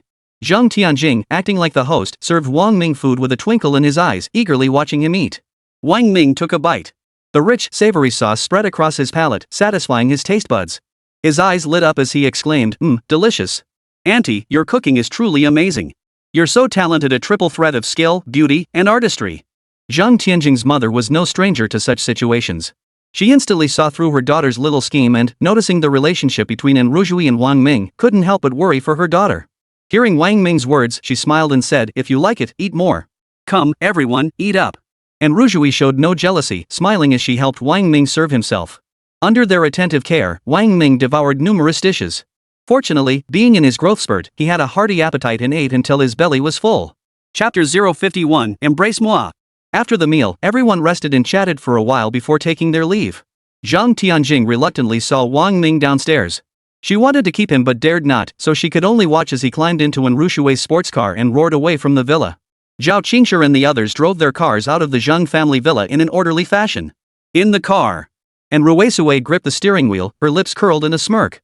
Brother Ming, I think Zhang Tianjing has fallen for you too. Wang Ming felt his scalp tingle. This felt like a loaded question. He quickly retorted, don't be ridiculous. I'm not some golden goose. She's the Zhang family's heiress. Why would she fall for an unwanted wild child like me? Enruzhui turned to face him. Am I not human? Wang Ming hastily retorted, except you. Put. Men's mouths are full of lies. Enruzhui felt sweetness in her heart, but her words were relentless. Don't play dumb with me. I don't believe you can't tell. It's not just Zhang Tianjing, but also that Lu Xiaoyao who picks up trash with you. Oomph. If I'd known she'd try to steal my man, I wouldn't have let you save her back then. Shui, that's not something you should say, Wang Ming replied. Then what are you planning to do? What do you mean, what am I going to do? They all like you. What are you going to do about it? Are you planning to marry them all? Besides, that shabby place by the river, it wouldn't even fit a dog. How could you possibly afford to marry so many wives? I never said I'd marry them. Look at me, I'm so poor I can barely afford food. How could I possibly afford to marry anyone? Then can you afford to marry me? I'd sell everything I own to marry you. If I don't have enough money, I'll sell my kidney. Enruzhui's lips curled up in delight, unable to contain the sweetness in her heart. Who said you should sell your kidney? If you sell your kidney, what good is marrying a wife? Wang Ming scratched his nose and chuckled. The car pulled up along the roadside near the entrance of Jingdu Academy. Under the dim streetlights, students streamed in and out of the gates, couples tugging at each other's arms. Wang Ming and Enruzhui sat inside the car. They gazed at each other, sweet smiles lighting up their faces. The air inside the car was thick with sweetness, as if urging them to exchange tender words. Embrace moi. Enruzhui's flawless cheeks flushed with shy crimson as she whispered in a low voice, hiding behind the foreign language to ask Wang Ming to kiss her. Wang Ming reached out, cupping her chin, and gazed deeply into her bright, alluring eyes. He leaned in slowly, their breath mingling. Enruzhui felt her heart racing wildly, her mind going blank. Her breathing grew faintly hurried as she felt the blood rush to her face. She closed her eyes. When his lips touched hers, Enruzhui trembled as if struck by lightning, her arms instinctively wrapping around his neck. He felt her passionate response. A surging tide swelled within Wang Ming's chest. He felt as though his hair stood on end, his arms trembling. Effortlessly, he found her delicate lips and sucked gently, his arms tightening around her. An unstoppable desire drove him to press her tightly against his chest, as if he wanted to swallow her whole to achieve some vague purpose. Their breaths grew hotter and more urgent. Their tongues entwined, their breaths mingled, passion burning like fire. The potent scent of hormones triggered an excess of dopamine, urging them to act. The car was filled with the fiery essence of love. Beep. Beep. The phone's ringtone echoed through the car stereo. Reluctantly, they pulled apart. Breathing heavily, they gazed at each other, their lips parting to reveal a crystal-clear thread of saliva. Wang Ming felt his heart pounding wildly. Enruzhui's face was flushed, her hair tousled, delicate nostrils flaring with each breath. Her bright eyes held a hint of bashfulness that intoxicated him. Enruzhui pressed her hand over her heaving chest, trying to steady her breathing. She picked up her phone, turned back to Wang Ming, and made a shushing gesture before answering the call. Hello, Mom. Shui, you're not home yet this late? Xin Xuan's voice came from the other end. Almost there. I'm driving, Enruzhui replied nervously. Oh, drive carefully then. Stay safe. Xin Xuan hung up without a second thought. Enruzhui finally exhaled in relief. She glanced back at Wang Ming, and the two shared a guilty, mischievous laugh, a laugh filled with joy. It's getting late. You should go home first, Wang Ming said, gently touching her flushed cheeks. Enruzhui savored his touch, reluctantly burying her face in his chest once more. Resting her head against his neck, she murmured, Brother Ming, what would you do if Lu Xiaoyao and the others truly fell for you? Wang Ming pressed his face against her hair. I only love you. And Rushui smiled contentedly, then teased, I don't believe you. As the internet jokes say, men only behave when they're hung on the wall. No matter how you handle things with them, I only want you. If they insist on marrying into your shabby house, they'll have to sleep outside. The bed is mine, and you are mine. With that, she climbed up, pouting like a little tiger guarding its food. Wang Ming chuckled, fine, I'm yours. Now go home, sweetheart. Don't stay out too late. And Rushui pouted, reluctant to leave. Wang Ming tickled her nose, opened the car door, and stepped out, waving at her. And Rushui forced a smile and waved back. Watching Wang Ming's retreating figure, and Rushui smiled sweetly, started the car, and drove off amid the roar of the sports car's engine. By the time she returned to her dorm, it was already 10:57 p.m. Wang Ming first released the glutton beast and iron-devouring ants, then fed them beast-nourishing pills. After the little glutton ate its fill, it let out a meow and found a comfortable spot to curl up and sleep. The iron-devouring ant queen crawled onto the desk and lay down. Phew! Seeing them so content, Wang Ming felt a pang of envy. With a wave of his hand, hundreds of demon cores glistened as they floated around him, shimmering with dazzling multicolored light. Having offended the Chen family again today, he knew his days ahead wouldn't be easy. Strengthening his power was paramount to protect the sweet love. He must possess sufficient strength. First, break through to level 20 and absorb that second billion-year soul ring. Wang Ming closed the message, embraced the principle of unity, activated the system, and began absorbing the demon core's energy. Absorbing demon core energy. 1%. 2%. 3%, the slow progress bar echoed in his mind. Wang Ming sat cross-legged on the sofa, his heart as still as water, breathing evenly as he immersed himself in cultivation. 7:32 a.m. 98%, 99%, 100% demon core energy absorption successful. Current cultivation level, level 19 Soul Master 563,201 million. Seeing the pop-up interface, Wang Ming exhaled deeply. The absorption was already halfway complete. In 3 more days, he would break through to Grand Soul Master and absorb a 100 million year soul ring. He wondered just how great a breakthrough the second 100 million year soul ring would bring. That ancient figure. Would he ever see it again? Chapter 052, otherwise, it's declaring war on our education bureau. The emergence of a reclusive master blacksmith in the capital was like a tornado, stirring up a storm that filled everyone with curiosity about this mysterious figure. Soul equipment masters, in particular, paid close attention to this matter. The uproar among the 5 great families, the military, and the forging community ignited a citywide sensation. The media, in particular. They keenly sensed the explosive potential of this story and launched an intensive investigation. Ultimately, their focus converged on the Capital Academy. Simultaneously, the 5 great families, the military, and the forging community all directed their ultimate attention toward the Capital Academy. The Education Bureau also paid close attention to this matter. After all, a forger capable of turning scrap into treasure was even more valuable than a regular forger. And this was no ordinary forger, this was a master who could enhance the quality of soul artifacts forged by Tang Hao, the renowned Kyoto forging master. This alone indicated that this master smith's skill surpassed even that of Tang Hao himself. Dean Hong Kajin of the Imperial Academy felt the pressure mounting. He simply couldn't fathom when Kyoto Academy had harbored such a mysterious master blacksmith. Had he known earlier, this news would never have leaked out, drawing the attention of the entire Kyoto elite. Ring ring. Just as Hong Kajin was racking his brain for investigative leads, the phone on his desk rang. It was the red emergency phone. Hong Kajin hurriedly answered, his voice respectful, Director. The voice of Hu Delu, Director of the Education Bureau, came through the line, Old Hong, have you found that master forger hiding within your academy? Hong Kajin replied with difficulty, Old Leader, these are all just rumors. There's no way to start an investigation. Our Capital Academy does have a soul artifact forging shop, but I know that forger best. At best, he's only a low-tier heaven-grade forger. It's simply impossible for him to forge an imperial-grade soul artifact. This has already caused a sensation. You must understand the importance of a forging master capable of turning worthless materials into treasures. This is no joke. I'm giving you 3 days to find this master. Hu Delu's tone brooked no argument. Yes. Within 3 days, I will find him. Hong Kajin understood the gravity of the situation and dared not delay. Good. The General Administration has already convened a meeting on this matter. This individual must remain under our jurisdiction at the Education Administration. Do you understand? Hu Delu's tone turned stern. The 5 great families, the military, and the forging community have already mobilized. You must be extremely cautious.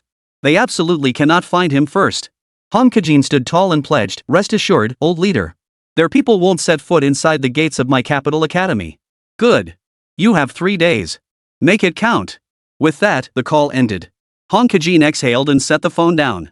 After a moment's thought, he picked up another landline and dialed the academic affairs office. Notify everyone immediately. Have all faculty come to my office, every single one. Notify security, the campus is entering heightened alert status immediately. All students must return to their dormitories and remain confined to their quarters. Off-campus students must return to campus without delay. Everyone is to return to their workstations immediately. In an instant, the entire campus sprang into action. Students training on campus and couples on dates were all summoned back. The school gates slammed shut, barring entry and exit. Fully armed security personnel guarded every entrance. Meanwhile, Udelu summoned all Education Bureau personnel to the headquarters conference room for a meeting. Except for representatives from the Capital Academy, everyone attended, including the presidents and vice presidents of the White Phoenix Academy, the Azure Dragon Academy, and the National Defense Academy. Even a veteran professor from the Education Bureau was summoned. This senior professor was a sole revered level existence. Everyone practically rushed to the meeting, their expressions hurried. Even after taking their seats in the conference room, some were still panting slightly. Udelu's directive was clear: within 1 hour, every individual holding the rank of dean or higher must be present at the Education Bureau headquarters for a meeting. This order applied to everyone. Those failing to arrive at the conference room within the stipulated time would no longer be required to attend future meetings. Soon, every single person was present. Zhao Qingshi's cheeks were flushed. She had just finished an intense workout when she received the call and had rushed over. Everyone here? Udelu scanned the room. Director, everyone is here, Deputy Director Tian of the Education Bureau said in a soft, melodious voice. Good. Let's begin by signing these confidentiality agreements. Udelu opened his briefcase, pulled out a stack of agreements, and passed them around. Everyone was already aware of the matter and signed without hesitation. I'm sure you've guessed why I called you all here, Udelu stated bluntly. A forger who can turn waste into treasure, one who can even enhance the quality of existing soul artifacts, is invaluable. Investigations reveal this individual is hiding within the Capital Academy. Old Hong has already implemented strict security measures around the Capital Academy per my orders, preventing other factions from making covert moves. The purpose of today's meeting is to discuss how we should handle this matter. Tian spoke first. First, we must strengthen the Academy's defenses. The vice presidents of the 3 major academies will temporarily relocate to the Academy, and Elder High will also be stationed there. Whoa! The assembled group sucked in their breath at this revelation, turning their gaze toward the Elder.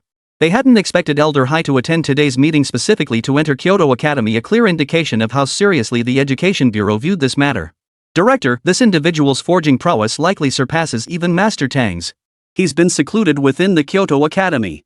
Might our large-scale search provoke his resentment? Asked Zhao Qingshi. Udelu nodded. Your concern is valid. But others have already mobilized, leaving us no choice but this drastic measure. Once we locate this master, I will personally apologize to him. Whatever compensation he requires, we will provide it. Chen Jianjun, Dean of the National Defense Academy, interjected. Commissioner, someone this formidable might be beyond our grasp. The military likely needs him more than we do. Udelu chuckled. Naturally. Our goal isn't to monopolize him, but to prevent the 5 great families and the Forging Association from poaching him. They colluded with the Soul Master Court to forcibly take Wang Ming away. This matter won't be settled so easily. Zhao Qingshi nodded slightly. It seemed the Education Bureau wasn't ignoring this matter. After all, it concerned both the Bureau's reputation and the safety of its students.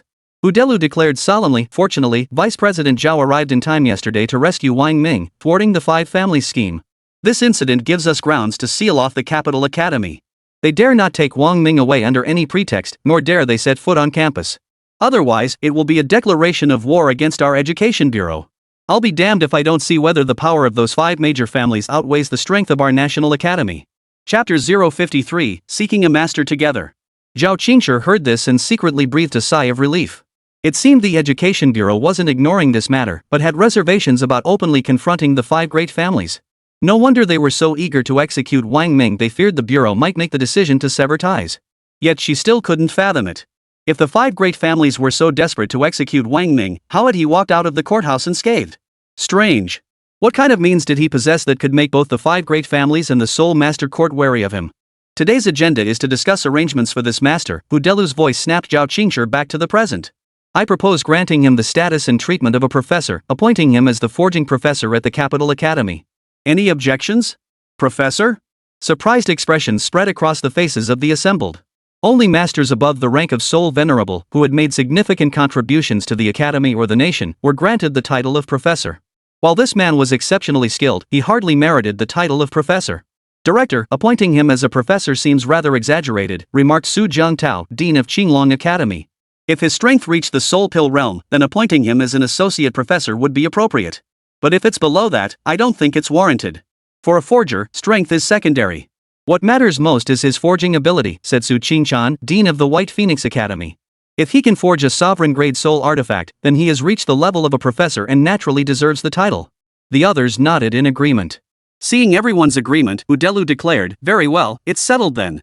Just then, a man rushed in and whispered something into Udelu's ear. What? Udelu's expression darkened. They're truly despicable. All eyes turned to Udelu. Udelu waved him away and addressed the assembled group. Tang Hao, the 5 great families, and the military representatives have forcefully entered the capital academy. Hong Kajin couldn't stop him. They wish to discuss the matter of this master forger with us. Oomph. Shen Jianjun snorted coldly. The military is one thing, but those 5 great families are truly insatiable. They want a piece of everything. Udelu rose to his feet. Everyone, proceed immediately to the capital academy. Several vice presidents will accompany us to reinforce the academy's defenses. The presidents will join me for the meeting. Yes. Everyone rose and swiftly exited. Shortly after, several black luxury vehicles drove out of the Education Bureau in an orderly fashion, heading toward the capital academy. Inside the conference room at the capital academy, military representative by Shindong, representatives from the 5 great families, and Tang Hao and Hong Kajin from the Forging Association sat in the smoke-filled room. Everyone smoked in silence, not uttering a word. Lu Qingjuan and Jingzhong, who did not smoke, covered their mouths and noses with handkerchiefs, their brows furrowed. Not long after, the conference room door opened. Upon seeing Udelu leading the group, everyone stood to greet him. My, old Hu, you're a busy bee these days. Bai Shindong chuckled as he shook hands. Now we have to line up just to see you. Udelu chuckled, not at all. Compared to you all, my busyness is only as it should be. Please, everyone, take a seat. He then turned to the 5 major families with a broad smile. You've certainly moved swiftly. No sooner had you finished the pastry making with our Education Bureau students than you arrived. So, I hear your verdict was to acquit Wang Ming? As he spoke, a mocking smile played on Udelu's lips. His piercing gaze held the 5 major families in such intensity that none dared meet his eyes. He didn't know the inside story. But he knew the outcome. The 5 great families had tried to discipline an outsider, only to let him walk away unscathed. Their reputation was utterly ruined. Let's stick to the matter at hand. Bai Shindong changed the subject. I'm sure you understand why we're here. You, old Hu, must also be aware of how crucial this master blacksmith is to the military. Old Bai, I'm well aware of this matter. Our Education Bureau has no intention of monopolizing this master blacksmith unlike certain others. We're willing to cooperate with the military. I wonder how much sincerity the military can offer. Udelu smiled warmly at Bai Shindong. Bai Shindong maintained his smile. As long as there's room for discussion, we'll certainly demonstrate sincerity that satisfies you. Ahem. Xinjiang Jie cleared his throat. Director Hu, this master blacksmith is only temporarily at the capital academy. He is not necessarily affiliated with the academy. Should he choose to leave voluntarily, I hope you will not stand in his way. Tang Hao nodded. Head Xin speaks wisely. We hope Director Hu won't resort to bullying tactics. Udelu frowned slightly. Indeed, as Xin Zhengzai stated, they currently didn't even know the identity of this master. If he had no desire to become a professor, if he preferred to align himself with one of the 5 great families instead, then all this discussion was premature. And Jingzhong said, everyone, my suggestion is that we first join forces to find this master blacksmith and see what he chooses. Lu Qingju nodded. Exactly. He's a master blacksmith, not a cake. Discussing cooperation before even locating him seems a bit disrespectful, don't you think? The 5 major families' approach was deceptively sharp. These words left Udelu and Bai Shindong feeling rather awkward. Very well. Then we shall unite to locate this master first. As for his decision, that rests entirely with him. Udelu could only nod in agreement before asking, how do you propose we search? Surely we can't comb through every academy in the capital, questioning everyone individually. Chen Zili chuckled, simple. We've already located the intermediary who handled the auction house transaction. He confirmed meeting the person who handed over the soul artifact to a student. We suspect this student was merely a messenger.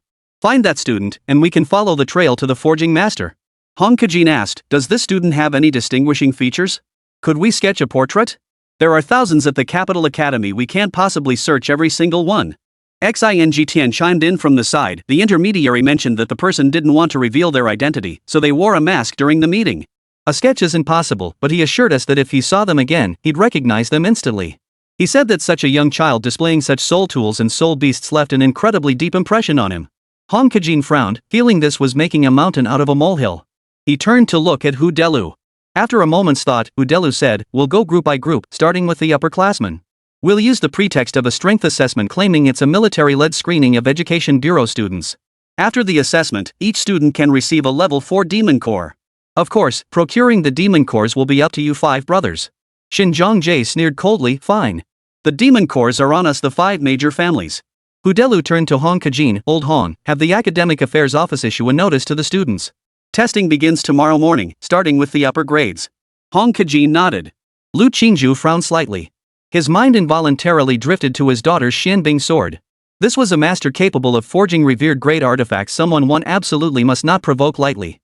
Such a large-scale operation would inevitably arouse the other party's displeasure. After much deliberation, he decided to send his daughter a message. At the very least, this would leave the Lu family in a favorable light. Chapter 054, What? Family Head Xin likes to block the way. Current cultivation, level 19 Soul Master 753,201 million. Phew. Wang Ming exhaled slowly, a satisfied smile spreading across his face as he surveyed the results of his night's cultivation. One more day of training today, and I'll break through to level 20 by tomorrow morning. At level 20, I'll be able to absorb my second soul ring. The second billion-year soul ring. The thought alone sent a wave of excitement through Wang Ming. He was already eager to see just how much of a boost the second billion-year soul ring would bring. Even more so, he anticipated the second soul skill. Beep beep. Just as Wang Ming was lost in anticipation, his phone on the coffee table buzzed. He picked it up to see it was Lu Xiaoyao calling. "Hello? Hey, Ming, my dad just texted me. People from the 5 great families, the Education Bureau, the military, and the forging world are all looking for you." "Looking for me?" "What I mean is, they learned from the last auction that someone can forge junk into divine artifacts and even enhance the quality of existing soul artifacts. So they've started a search. They've now pinpointed our academy as the location and are preparing to search every corner." "That fast?" Wang Ming was taken aback. He thought Baishan and the others had been extremely cautious, but it seemed they'd underestimated the 5 great families' capabilities. "Brother Ming, if they know it's you, they'll definitely try to recruit you. But if the Xin and Chen families find out, they'll likely hunt you down even more relentlessly. This situation has both advantages and disadvantages for you. What are your plans?" "The ability to forge trash into divine artifacts. For everyone, especially soul weapon masters, it held an irresistible allure. His status would naturally soar with this forging ability, but Wang Ming didn't want to draw such attention. Besides, he only had 1 soul weapon enhancement crystal and 1 soul beast evolution crystal left. He couldn't afford to waste them carelessly. Hiding it was no longer an option. The Education Bureau, the 5 great families, the military, and the forging community had joined forces. This forger must face consequences. What to do? Right. His disciple. Wang Ming's eyes suddenly lit up. He recalled the master at the Soul Weapon Forge in the Capital Academy. He could have him impersonate him to step forward, but in that case, these people would inevitably verify his authenticity. It seemed the final soul weapon enhancement crystal was beyond saving. After a moment of serious contemplation, he decided it was feasible better than exposing himself. He told Lu Xiaoyao, "You don't need to worry about this. Please keep it confidential from your father too. I have a way to handle it. Don't worry. Thanks for the heads up. Bye." After hanging up, Wang Ming immediately called Bai Yishan and Lu Feifei before hurrying out the door toward the forge. With the entire campus under lockdown, few people remained on the grounds. Wang Ming hurried to the forge. As he approached the entrance, heavy hammering sounds echoed from inside. "Sorry, student," the blacksmith's voice called out as Wang Ming stepped inside. "The academy notified us to close today." "You? Master?" His words trailed off as he spotted Wang Ming. His eyes lit up, and he hurried to the doorway, his face brimming with respect. "How did you find the time to visit today?" Wang Ming got straight to the point. "I'm offering you an opportunity. Are you interested?" "Blacksmith, an opportunity?" Wang Ming, "An opportunity to become a master forger of revered great soul artifacts." The blacksmith's eyes widened in astonishment. "Master, you're going to teach me the art of forging?" Wang Ming shook his head. "No." The blacksmith's disappointment quickly turned to confusion. "Then what is it?" "Wang Ming, the academy is on lockdown today and ordered your shop closed. They're searching for me, but I don't want them to find me. I need you to take my place." "Huh?" The forger was taken aback and quickly shook his head. "Master, please don't joke with me like this. Dean Hong knows my skill level well. He absolutely won't believe it." Wang Ming frowned slightly. These people were all cunning and calculating. It would indeed be difficult to deceive them. After pondering, he said, "Then don't impersonate me. Just say you're my disciple. I previously forged 3 imperial-grade soul artifacts for auction, and they discovered them. You can claim your master asked you to handle the sale. As for who your master is, say he lives in seclusion, shunning fame and fortune. Understand? This way, he could save his last soul artifact enhancement crystal. The smith pondered for a moment before asking, Master, does this mean you're willing to take me as your disciple? Wang Ming nodded. Don't you want to? Disciple He Zhanggang pays respects to his master. The blacksmith, overjoyed, hurriedly knelt and performed the formal kneeling salute. Very well. Now that you are formally my disciple, there's no need to conceal anything, Wang Ming said. Remember, you were entrusted to 2 students for the sale. Their names are Bai Yishan and Lu Feifei. Do not forget them. Afterward, the 2 reviewed various details. Soon, footsteps sounded outside the door. They immediately fell silent. Wang Ming signaled to He Zhanggang with his eyes, warning him not to slip up. He Zhanggang nodded. Several figures appeared at the doorway, and Hong Kajin's voice rang out, Brother Xin, you still don't believe it? This master he is a heaven-grade forger. He absolutely isn't the one we're looking for. He then called into the room, Master He, are you there? Under Wang Ming's watchful gaze, representatives from the 5 great families, the 4 great academies, the militaries by Shandong, and the forging world's master Tang Hao collectively appeared at the doorway, blocking the light and plunging the already dim forge into deeper shadow. He Zhanggang hurried to the doorway. Oh, Dean Hong. And the rest of you? Hong Kajin smiled as he introduced the visitors, then said to He Zhanggang, Old He, a master blacksmith has recently emerged at our academy. They won't overlook a single corner, so they came to you first. Hey, Wang Ming, what are you doing here? Hong Kajin suddenly spotted Wang Ming standing inside.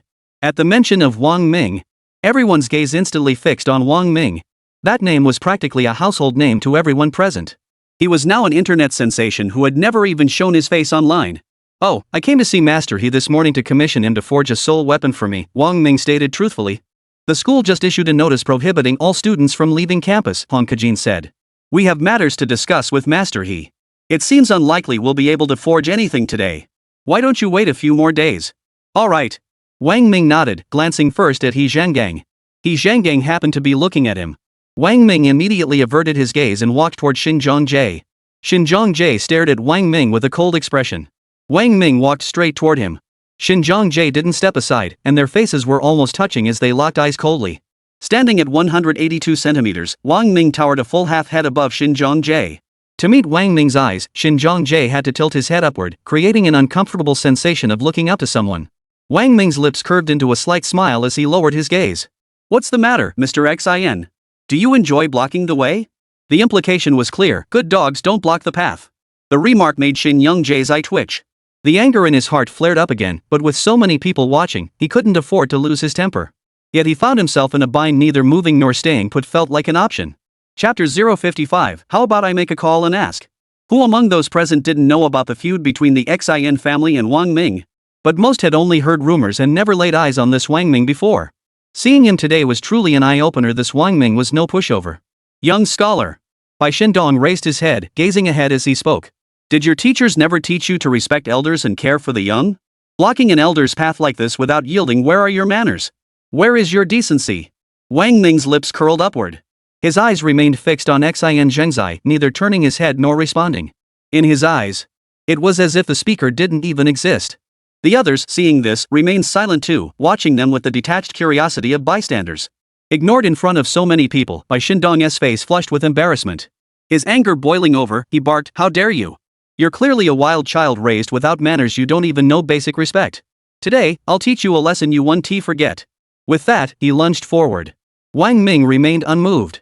A faint smile played at the corners of his mouth. This was the capital's academy, not military territory, and certainly not the outside world. Moreover, it was happening right in front of Hong Kajin.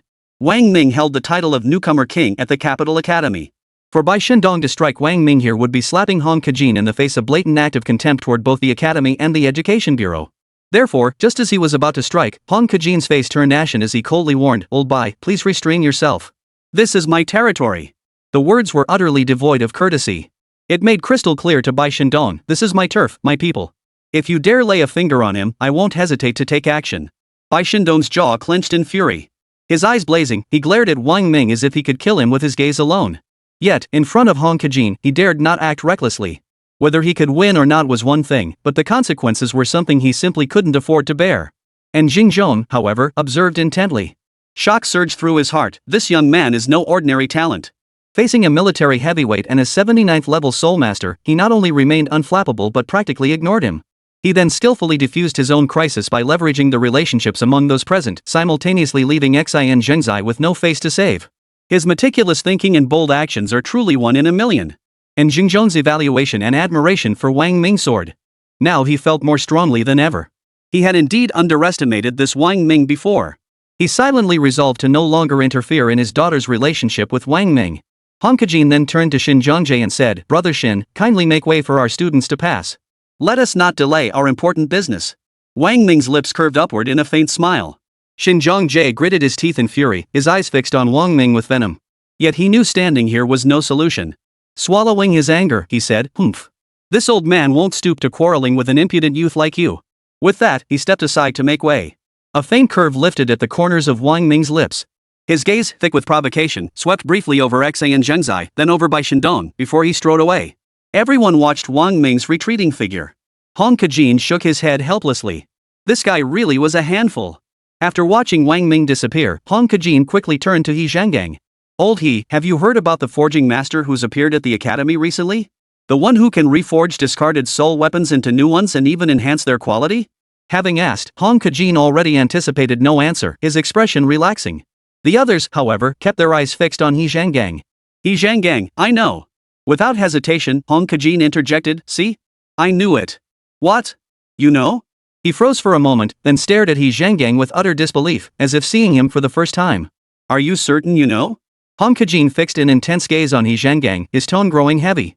"I'm certain I know," He Zhangang replied with equal earnestness. The others immediately lit up with excitement. Xin Zhongjie and Baek Shindong momentarily forgot their earlier unpleasantness, staring intently at He Zhangang as if he were some priceless treasure or stunning beauty. "Don't look at me like that," He Zhangang said, feeling slightly uncomfortable. "I didn't forge it. If not you, then who?" Xin Yongjie pressed urgently. He Zhangang desperately wanted to say, "The one you just sent away," but dared not. Instead, he replied, "Naturally, it was forged by my master. He had me collect all that scrap and remelt it. If you don't believe me, ask the head of the Lu family." "Whom?" All eyes turned sideways toward Lu Qingzhu. "Lu Qingzhu, huh?" He froze for a moment before realizing what he said. He quickly explained, "Oh, it's like this. Last time at the trial grounds, my daughter's soul weapon, the Xianbing sword, was shattered by a level 6 demon. Later, we sought this master's help. Through his reforging, my daughter's soul weapon was fully restored, and its quality reached the lower noble grade. Honorable grade?" Everyone's eyes widened in astonishment. Han Kejin snapped out of his shock, grabbed He Zhanggang's hand, and asked, "Old He, where is your master now? Would he be willing to meet with us?" He Zhangang smiled. "Dean Hon, with my master's skill, if he wished to emerge into the world, he would have become a nationally recognized master blacksmith long ago. Why would he need you to seek him out? He finds the mundane world too troublesome and desires only to devote himself entirely to the art of forging. If it weren't for my meager earnings barely keeping food on the table, he wouldn't have sent me to collect scrap metal to reforge and resell." "Very well," Han Kejin immediately replied. "I understand the master's devotion to the art of forging.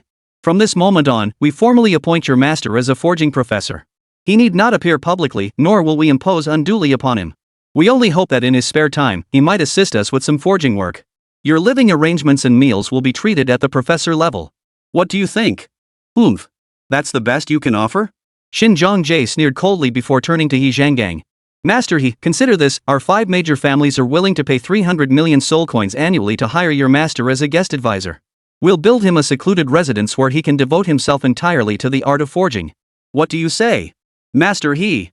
Tang Hao, a master of the forging world, quickly interjected, "Your master is a revered master of the highest caliber, devoted to the art of forging. Joining our association is undoubtedly the wisest choice. Our association possesses numerous books on forging and many fellow forgers to discuss the art with all kindred spirits. We earnestly hope your master will join our association." Bai Shindong immediately interjected, No. A master of such caliber must serve the nation. Only with a strong nation can there be a secure home. If your master wishes to live in seclusion, he must ensure national security. We are willing to appoint him as the military's master blacksmith, with all terms tailored to his requirements. What do you think, Master He?" The crowd gathered around He Zhangang, each chiming in with their thoughts. Their sincerity was palpable. The offers grew more extravagant by the moment. He Zhangang was taken aback. Senior master blacksmiths were indeed in high demand. These terms stirred his heart, yet he dared not commit rashly. Following his prior discussion with Wang Ming, he replied, "Well, I cannot speak for my master. Perhaps I should call and ask?" Chapter 056, I don't know the phone number. Alright. The crowd chorused in unison, their eyes fixed expectantly on Yi Zhanggang, practically itching to make the call for him. Everyone, please wait a moment. Under their intense scrutiny, Yi Zhanggang felt immense pressure. He turned and took a few steps inside, with the people behind him following closely, eyes fixed on him as if afraid he might run away. Under their watchful eyes, Yi Zhanggang pulled out his phone and dialed the number he'd just saved for Wang Ming. The moment Wang Ming reached his dorm room, the phone rang. So soon? He was a bit surprised, but he didn't rush to answer. Instead, he watched the phone ring. Wang Ming didn't answer. Xin Zhengzai, Hong Kajin, Tang Hao, and the others grew anxious and tense, listening intently to the phone's persistent ringing, hoping for the moment it would buzz and connect. Sorry, the number you dialed is temporarily unavailable. Please try again later. Sorry. The number you. Yi Zhanggang turned to the anxious faces and said apologetically, sorry, guys. When my master gets deep into his research, he enters a state of complete absorption. He probably didn't hear it. No problem, no problem. That's perfectly normal. Exactly. The master is so deeply immersed in the art of forging, it's no wonder he's so engrossed. When I'm deep in my own research, I turn my phone off. That the master can achieve such focus without turning his off shows just how profoundly he's mastered his craft. We're all in awe. The dignitaries instantly became understanding, their speech now polite and courteous. Master He, please take a seat. We'll play later, Xinjiang Jie astutely offered a chair. Don't disturb your venerable master. We have all the time in the world, waiting won't hurt. The others shot Xinjiang Jie contemptuous glances. But their hands were honest. Chen Zili chimed in, exactly. Let me pour Master He a cup of tea. Take your time, no need to disturb your master. He promptly picked up the teapot from the table and began pouring. The others scrambled to find something to do. The shop was so small there was little else to occupy them, so they resorted to lavishing praise with their words. Yi Zhanggang sighed deeply in satisfaction. To receive service from the 5 great families, bowing respect from the 4 great academies, and greetings from military and forging circles. This life was worth it. After another 30 minutes, under the eager gazes of the crowd, Yi Zhanggang dialed Wang Ming's number once more. The faint beep-beep from the phone was barely audible, yet in the presence of these experts above the Soul Master realm, it might as well have been on speakerphone. Wang Ming's phone rang again. Placed on the table, the vibration produced a faint humming sound as the phone shifted slightly with each pulse. A faint smile touched Wang Ming's lips as he leisurely watched the vibrating phone. His fingers tapped rhythmically on the sofa cushion. After a long while, he finally picked up the phone and slid the answer button. Hello? Wang Ming's voice was deliberately husky. Hello, Master, it's Xiao Gang. Yi Zhangdong's voice came from the other end. Oh, it's Xiao Gongzi. Don't you know your master is busy right now? Why are you calling? Wang Ming continued to keep his voice low. It's like this, Master. The soul weapon you forged a few days ago, your disciple failed in his duty. When it went up for auction, it was recognized by others. The 5 major families of the capital, the 4 great academies, the military, and the masters of the forging world. Yi Zhanggang looked at Tang Hao. My name is Tang Hao, and I hold the position of president of the Forging Guild, Tang Hao replied with utmost humility. Master Tang Hao, the renowned forging master. They sought me out, wishing to invite you to come out of retirement. They've offered many favorable terms. Would you consider it? Yi Zhanggang held the phone with both hands, speaking with utmost respect. Oh, Master Tang Hao. Your name is thunderous to my ears. Wang Ming's lips curved upward, his eyes sparkling with amusement. Alas, I am utterly devoted to the art of forging. Truly, I wish not to be entangled in trivial matters. No, no, no. Master, you misunderstand. Tang Hao hurriedly interjected, we wouldn't dare trouble the master. We merely wish to find a place more conducive to your forging research, ensuring all your daily needs are met. We only hope that in your spare time, you might impart some wisdom. Is that so? Wang Ming's voice was slow and deliberate. Seeing Tang Hao seize the initiative, the others immediately grew eager. Xinjiang Jie promptly addressed him, Master, I am Xinjiang Jie, representative of the 5 great families of the capital. We wish to invite you to serve as our guest elder. We will personally craft a secluded courtyard for your forging studies, and we will bear all your expenses. We humbly request your acceptance. Master. Master. Others rushed forward to speak, even pushing Yi Zhanggang aside. The phone passed from Xin Zhengzai to Hong Kajin, then from Hong Kajin to Bai Shindong, all scrambling to speak, as if they wished to crawl through the phone and follow the network cable straight to the master's presence. Wang Ming fell silent. He placed the phone on the table, activated speaker mode, and let the corners of his mouth turn up in a smile. Basking in the sunlight streaming through the window, he listened to the cacophony of voices on the other end offering all manner of tempting conditions. The commotion on the other end lasted a full 7 or 8 minutes before finally quieting down. The phone was passed to Tang Hao, who cautiously asked, Master, are you still listening? Yes. May we humbly request your... I understand your intentions, Wang Ming replied slowly and deliberately, but I truly wish to remain uninvolved in worldly affairs. As for titles like honorary advisor or professor, I have long ceased to covet such empty honors. However, at the word but, the group immediately held their breath. They dared not even breathe, fearing they might mishear the master's decision. They craned their necks, strained their ears, and widened their eyes, desperate not to miss a single word. This old man is quite intrigued by the secluded retreat proposed by the Xin family head. My current residence does indeed trouble me. Alas, land in the capital is worth its weight in gold, and this old man's purse is sorely empty. A faint smile curved the corners of Wang Ming's mouth. Xin Zhengzai and the others' eyes lit up. They nearly cried out in delight.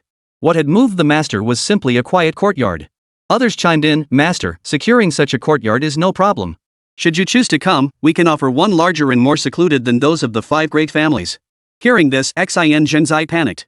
He lunged forward, trying to snatch the phone from Tang Hao's hand. But Tang Hao held it too tightly, refusing to let go. Xin Zhengzai immediately exerted his soul power. Tang Hao grew desperate too, countering with his own soul power while desperately pleading. Snap! The force was too great. The phone snapped in two. Tang Hao lost his temper, glaring at Xin Zhengzai and cursing, "Xin Zhengzai, what the hell do you think you're doing?" Xin Zhongjie stood his ground. "Master Tang Hao, this master has already agreed to accept our proposal." "What are you doing?" Neither Xin Yongjie nor Tang Hao would back down. They glared at each other. And Jingzhong shook his head repeatedly before pulling out his own phone and handing it to He Zhanggang. "Master He, I'm sorry, but your master has already accepted the proposal put forward by our 5 major families. Would you please use my phone to call again?" He Zhanggang replied helplessly, I don't know the phone number." "You don't know the number?" The crowd gasped in shock. He Zhanggang felt like crying. Heaven knows, he genuinely didn't know. Wang Ming had entered and saved the number for him. He genuinely didn't know it. Chapter 057. My master's surname is the same Wang as Wang Ming. I rarely call my master. If I need to, I just look it up in the contacts. I've never memorized it. He Zhanggang explained. Tang Hao said, "I remember it. I'll call." He Zhanggang? Tang Hao clarified, "I possess photographic memory. I caught a glimpse of the number when you dialed earlier. Hold on, I'll make the call." Saying this, Tang Hao took out his phone and began entering the number to save it. Everyone watched him enter the number.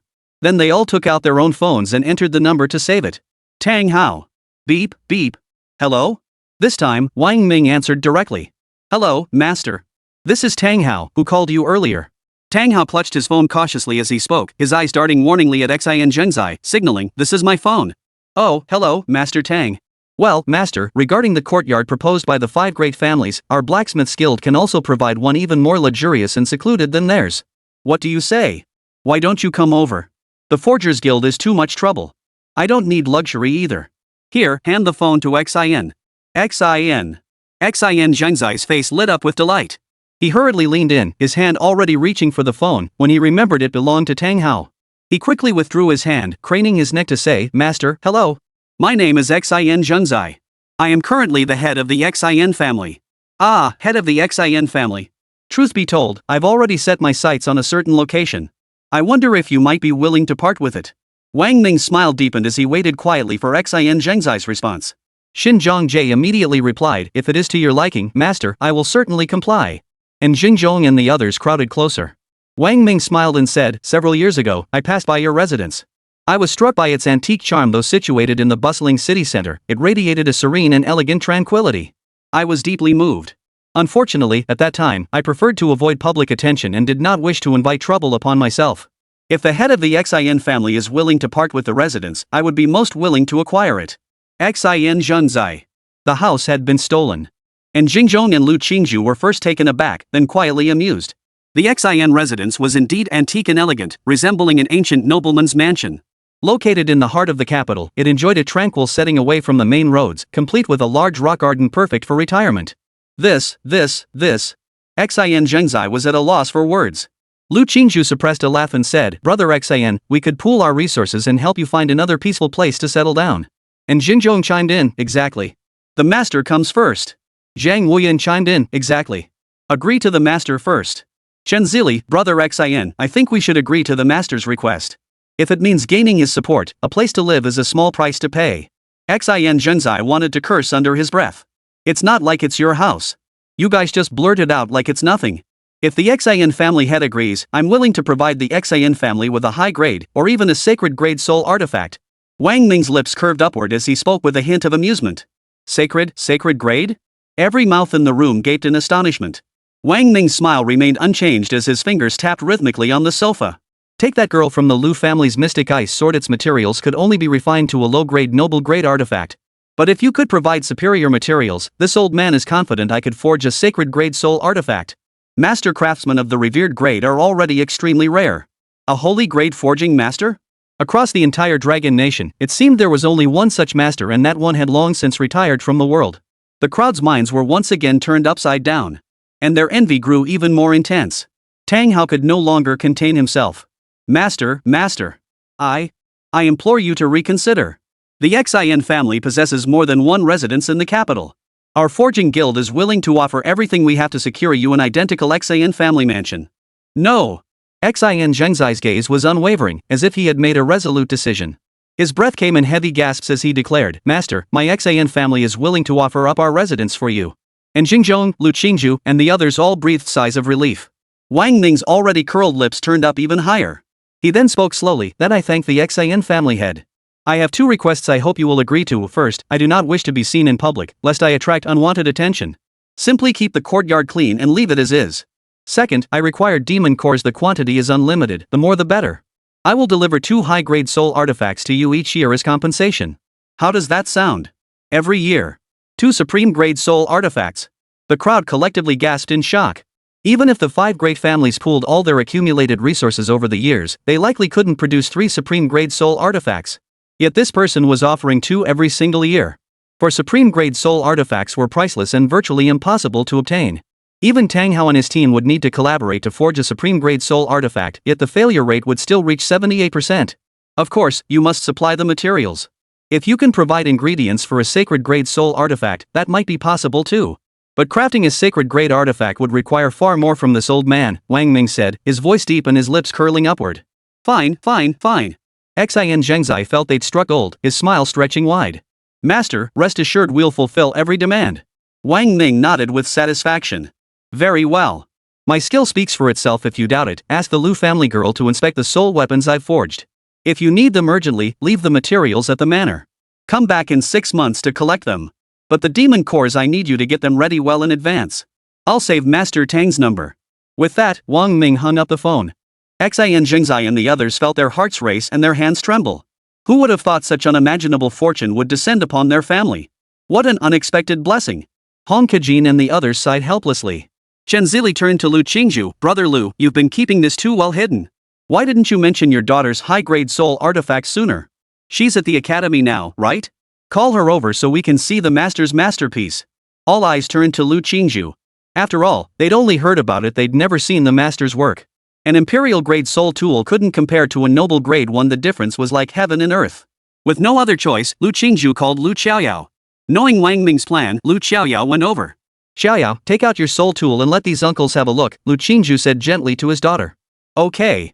With a thought, Lu Xiaoyao flashed the Xianbing sword from her soul ring. Instantly, a bone-chilling aura descended, lowering the room's temperature significantly. Tang Hao eagerly seized the Xianbing sword, examining it with professional meticulousness as if appraising a naked, peerless beauty. His scrutiny was so thorough he didn't even overlook the hilt. After his examination, his face was filled with astonishment. The master truly lives up to his reputation. He has pushed the potential of this sword's material to its absolute limit. If I were to forge it, I could never achieve such a masterpiece with this material alone. Good heavens! The others took turns examining it. Convinced that this master was the genuine article, they all cast envious glances toward the 5 great families. Are you questioning my master's credentials? He Zhang expression darkened at their behavior. If you doubt my master's authenticity, you needn't stay here. Not at all. Master He, please don't be angry, the others hurriedly protested, fearful of provoking him and thereby angering the master. Xin Zhengzai and the others couldn't hide their delight. Oh, right, Xinjiang Jie asked Master He with great humility. Master He, we'd like to ask what is the surname of your master, our esteemed guest elder? He Zhangging smiled. My master's surname is Wang as in Wang Ming. Chapter 058, after dinner, I'll take you there. He hung up the phone. Wang Ming rose and walked to the window, gazing out at the October scenery. A gentle breeze rustled the willows, filling the air with the essence of autumn. The corners of his mouth lifted slightly. The moment he answered Lu Xiaoyao's call, a plan to destroy the Xin family flashed through his mind, a bold scheme to ruin them financially and shatter their family. This scheme was simple: use the Xin family's money to achieve his own ends. Forging a supreme-grade soul artifact was an expensive endeavor. Xan family, Wang Ming murmured, his smile deepening, I shall use your very money to satisfy my needs. He would never tolerate his enemies living in this world. And the Chen family, a cold gleam flashed in Wang Ming's eyes, I will make you fall one by one before my eyes. If you wish to kill Wang Ming, be prepared to face the consequences. Xin family, Chen family, are you ready? He withdrew his thoughts. Wang Ming first fed Xiao Tao and the iron-devouring ant queen. The iron-devouring queen ant had already begun advancing to its mature form. A mature soul beast would reach the level of a grand soul master, while the combat prowess and vitality of the iron-devouring worker ants would also increase significantly, becoming one of his most formidable weapons. After completing these tasks, Wang Ming took out 100 demon cores of various grades. He sat cross-legged on the sofa, closed his eyes, and adjusted his state, aiming to elevate his strength to level 20 by tomorrow morning. The second soul ring and second soul skill he longed for were about to arrive. The 5 great families acted with remarkable speed. That very day, Xin Zhengzai ordered his family to relocate immediately, making room for Master Wang. The Lu and Chen and Zhang families began searching for a new residence for the Xin family. Mobilizing their connections, they found a villa for the Zins in just half a day. This villa, nestled near mountains and water, was close to the city center. Originally priced at 300 million soul coins, the 5 major families secured it for 250 million thanks to their formidable connections. The Xin family moved in that very day. Over 100 people and dozens of vehicles were involved in the move. After a day and night of frantic preparations, by the next morning, Xin Zhengzai handed the keys to the Xin family residence to He Zhenggang. He gazed longingly at his home one last time, sighed. He turned and walked away, his expression cold and distant. Watching them depart, He Zhenggang could scarcely believe it was real. The Xin family, one of the 5 major clans, had simply given away the residence they had lived in for a century and meticulously crafted. He immediately pulled out his phone and called Wang Ming. Current cultivation level 19 Soul Master 100-00121000000. Huff. Just as the Xin family handed over the property, Wang Ming exhaled deeply and slowly opened his eyes. A flash of golden light flickered within them, and a look of joy spread across his face. After half a day and a night of cultivation, his energy points reached level 19. Finally, full. Next came the absorption of the billion-year soul ring, the path to becoming a grand soul master. Beep beep. Just then, his phone rang. Hello? Hello, master, it's Xiao Gang, He Zhenggang said cautiously. What is it? Wang Ming asked. Master, the Xin family has already cleared out their home. Would you like to come take a look? He Zhenggang asked. No need. You go inside. For now, this is your home. Just stay there. Bring the demon cores and materials they left behind to the academy. Don't worry about anything else, Wang Ming replied. He Zhenggang stared in disbelief, pointing at his own nose. Me, live there? Wang Ming replied, what else? You're now Master Wang's disciple. If you don't live there, who will? Bye. He hung up and immediately called in Rue Shui. Hello, Shui. And Rue Shui had just woken up, her voice still sleepy. What's up, Ming? Wang Ming said, can I borrow your car? And Rue Shui laughed. Everything I have is yours. It's just a car. If you want it, I can give it to you. Wang Ming quickly refused, no need. I just want to borrow your name to make an appearance. You're going out? And Rue Shui snapped awake. Brother Ming, the Zins and Chens hate you to the bone. If they spot you out. Her words poured out like spilled beans, warming Wang Ming's heart. This was what it felt like to be loved. That's exactly why I need your car. Wang Ming laughed. If I drive yours, the Zins and Chens won't notice. They wouldn't dare come after you too, right? And Rushui, Brother Ming, wherever you want to go, I'll go with you. He planned to venture deep into Bailian Mountain to absorb the billion-year soul ring. This was his deepest secret he couldn't let anyone know, not even his own mother. He trusted in Rushui to keep it confidential if she knew, but he still wouldn't tell her. In truth, this was also a way of protecting them. Don't worry, I'll be careful. You don't need to come. I can handle this on my own. Wang Ming didn't outright refuse, but his words were clear. And Rue Shui thought for a moment before replying, alright, just be careful. Come over to pick it up. Wang Ming hummed in acknowledgement and hung up. With a wave of his hand, he summoned Xiao Tao and Xiaoyi the iron-devouring ant queen into his soul ring, then stepped outside to knock on Enrushui's dorm door. Come in. Enrushui's sweet voice greeted him. Wang Ming pushed the door open. Enrushui sat on the sofa wearing a white silk nightgown, her blue hair casually draped over her shoulders, untamed yet exuding a disheveled beauty. Her exquisite figure was faintly visible beneath the nightgown, her long, shapely legs crossed across the sofa. Here's your key. Enrushui held the car keys in her delicate hand. Wang Ming walked over and took the keys. Enrushui suddenly grabbed his hand and pulled him down. Caught off guard and unprepared, he stumbled backward, crashing headfirst into her embrace. He felt a soft, warm sensation on top of his head. holding him close, and Ruishui giggled, "Brother Ming, what secret are you hiding that you won't tell me?" Wang Ming wrapped his arms around her waist, pinning her beneath him. He leaned in slowly, her delicate fragrance filling the air. Their noses touched, eyes locked, and Ruishui's cheeks flushed visibly. "Put." Wang Ming kissed her lips lightly and said, "It's not really a secret. Just some things I need to take care of. Don't worry, I'm not stupid enough to go looking for trouble with the Zins or the Chens." And Ruishui's cheeks burned even hotter. Then be careful. Wang Ming stood up. "If you're heading home, you can have Lu Xiaoyao walk you. I'll be going now. And Rushui, I'm not going back. My dad seems busy with that master forger's business lately. I'm cooking dinner for you tonight. Come to think of it, that Master Wang is quite interesting. He actually took over the Xin family's mansion." Wang Ming looked at Ruishui. "What do you think of the Xin family mansion?" And Rushui replied, "Of course it's great. The Xin family mansion is one of a kind in the capital. I've only been once, but I liked it. I prefer this ancient architectural style, but my dad loves European designs. I might not be back tonight," he said. The last time he absorbed his first soul ring took 15 days, and he wasn't sure how long this attempt would take. "This time, I'm leaving for an indefinite period. Don't worry. I'll call you when I'm ready. You'll have to cook me a proper feast. After dinner, I'll take you there." With that, he turned and walked away. And Rushui stared blankly at the now empty doorway, wondering where exactly he meant to take her. Wang Ming drove Ruisui's red sports car out of the academy grounds, following the navigation toward Bailiang Mountain. This marked Wang Ming's first true solo venture beyond the academy walls into the capital city. Chapter 059, single-handedly slaying a level 3 demon. Along the way, Wang Ming drove leisurely, following the navigation out of the city center. What he hadn't anticipated was just how vast and congested the city truly was.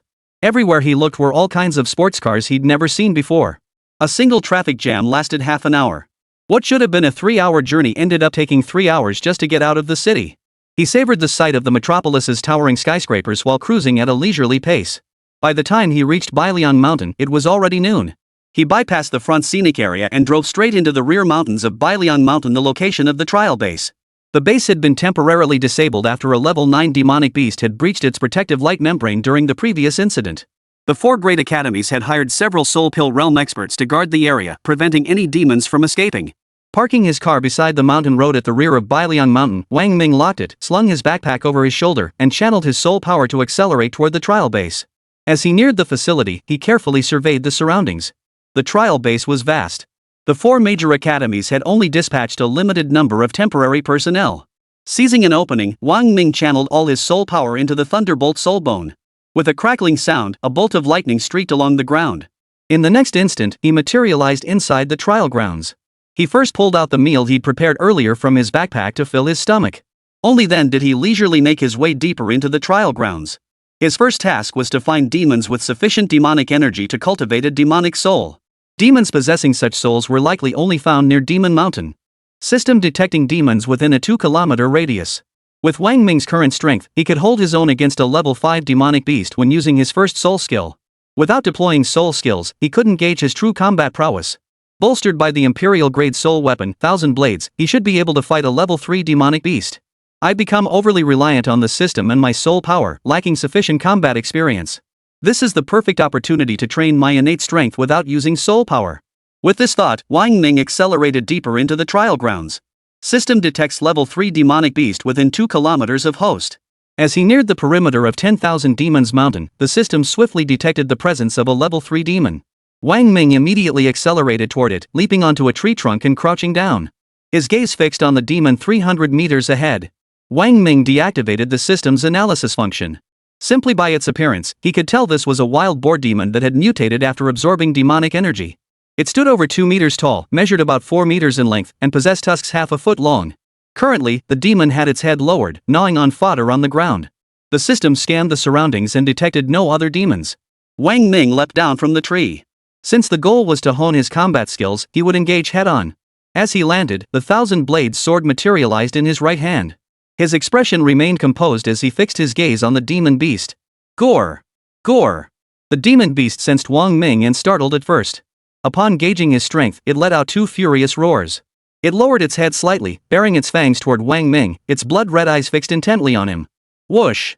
Wang Ming drew a deep breath, gripping his blade tightly as he prepared. Whoosh! Almost simultaneously, the demon and Wang Ming launched their attacks, hurtling toward each other. The demon charged forward with its massive frame, unstoppable like a tank. Wang Ming's mind flashed and his scaled armor appeared. Holding his blade with both hands, he leapt upward as they closed in, slashing viciously at the demon's head. Block! The blade descended. 1,000 razor-sharp blades carved a horrifying gash across the demon's skull. Yet Wang Ming felt the creature collide like a runaway truck, its terrifying momentum knocking him back with brutal force. The enraged demon, far from slowing, accelerated, intent on crushing Wang Ming to death with its charge and tearing him apart with its fangs. Wang Ming's expression darkened. Mid-air, he swiftly adjusted his posture, twisting to grip the blade with his backhand and driving it deep into the ground. The sharp edge carved a deep, long gash into the earth, halting his backward momentum. Only then did his feet touch solid ground. The demon had already closed the distance. He thrust off with both feet, soul power erupting from beneath him as his body flipped mid-air. He aimed to dodge the demon's head and strike its tail instead. Unexpectedly, this demon was exceptionally intelligent. The very next second after Wang Ming leapt, it too sprang upward. A 2-meter-tall creature leaping 2 meters high. Wang Ming's heart sank with horror. His combat experience was truly too limited, and facing a level 3 demon had put him in grave danger. 1,000 blades, scatter. In a split-second reaction, the 1,000 blades shattered into 1,001 fragments. Each shard glowed with a blood-red, jade-like luster, razor-sharp. Go! With a fierce swing of his arm, the 1,000 blades rained down like a torrential storm, targeting the demon's head. Thud! The lethal force of an Imperial-grade soul artifact was terrifying. The demon's thick, leathery skin was easily pierced as the blades sank deep into its flesh. One fragment even struck with pinpoint accuracy, embedding itself directly into one of the demon's eyes. Arg! The excruciating pain made the demon let out a wretched scream of agony. Its body lost momentum and crashed to the ground. Its body slammed heavily onto the ground. In the throes of agony, the demon bellowed incessantly, thrashing wildly and kicking up a cloud of dust. Ha! Wang Ming flipped forward, landing ahead of the demon. With a thought, the 1,000 shards embedded within its body trembled violently, bursting free and inflicting agonizing secondary damage. Amidst the demon's wails, the 1,000 blades returned to their sheath. Gah! Gah! The demon, sensing mortal peril amidst its agonized cries, turned its head sideways. Its single eye offered only a partial view, forcing it to fix its crimson gaze upon Wang Ming ahead, its malevolence palpable. Oomph! Wang Ming sneered coldly, then thrust forward with the blade in hand, his body shooting like an arrow. The demon roared in fury, charging forward with all its might, its forehooves pounding the ground in an unstoppable onslaught. But Wang Ming's figure flickered, vanishing from the demon's soul eye's field of vision. The demonic beast froze in shock, instantly realizing the cunning human would surely strike its blind side. Its massive body whipped around in a sudden spin, executing a drifting maneuver on the spot as its single eye locked onto the flank. The flank was empty. A chill ran down the demon's spine. Kill! Wang Ming soared through the air, watching the demonic beast pivot after its drift. With a mighty thrust, he drove his blade deep into the creature's back. The sharp tip paused momentarily upon contact with the beast's thick, rough hide before sinking with a wet thud into its flank. Disperse! Wang Ming's mind moved. The blade embedded in the demon's back shattered. Under Wang Ming's mental command, the fragments darted wildly within the creature's abdomen. Gah! The excruciating pain in its abdomen made the demon scream in agony, convulsing violently before collapsing to the ground. Break! Wang Ming barked coldly. The shards erupted from every direction, sealing the demon's fate. With one final wretched scream, its body jerked violently before its massive head slammed onto the ground, shattering the skull. A crystal-clear demon core appeared. Simultaneously, a white demonic ring slowly materialized. The white halo bore 5 evenly spaced points, signifying a demonic soul aged 50 years. Chapter 060. Do you like Brother Ming? Wang Ming did not rush to absorb the soul ring. The recent battle had made him acutely aware that without the aid of soul skills in the system, his combat experience was severely lacking, a major weakness. In an environment devoid of soul power, he would inevitably suffer heavy losses. Next, Wang Ming specifically sought out level 3 demons within the trial grounds, beginning to hunt soul beasts without using soul skills. Hunting demons not only enhanced his combat experience but also tempered his resolve. Moreover, it improved his diet. This time in the mountains, he had packed plenty of roasting spices and cumin in his backpack. With such natural delicacies available, he couldn't let them go to waste. The 900,000-year soul ring brought not only enhanced strength but also transformed his physical constitution. In terms of strength, explosive power, reaction speed, and sensory perception, Wang Ming far surpassed ordinary humans. In his battles against demons, he fully leveraged his advantages, engaging in fierce, bloody combat. At the most perilous moment, he single-handedly fought 2 level 3 demons. 15 days later, inside a cave within the trial grounds, wood crackled and popped as it burned in the fire. Above the flames, a demon's flesh roasted to a golden crisp, dripping with oil and releasing a rich, savory aroma. Wang Ming patiently rotated the meat, ensuring it cooked evenly. As he rotated it, he sprinkled seasoning over the meat periodically to enhance the flavor. Then he pulled a can of beer from his backpack. Grilled meat and beer, bliss beyond compare. Once the meat was cooked, Wang Ming couldn't wait to dig in. Washing it down with beer, he devoured nearly 5 pounds of meat. It was a mystery how his modest-sized stomach could hold so much. After finishing, Wang Ming stood up to walk it off, preparing to begin absorbing soul rings. His second soul ring. Kyoto Academy. It had been 15 days since Wang Ming left Kyoto University.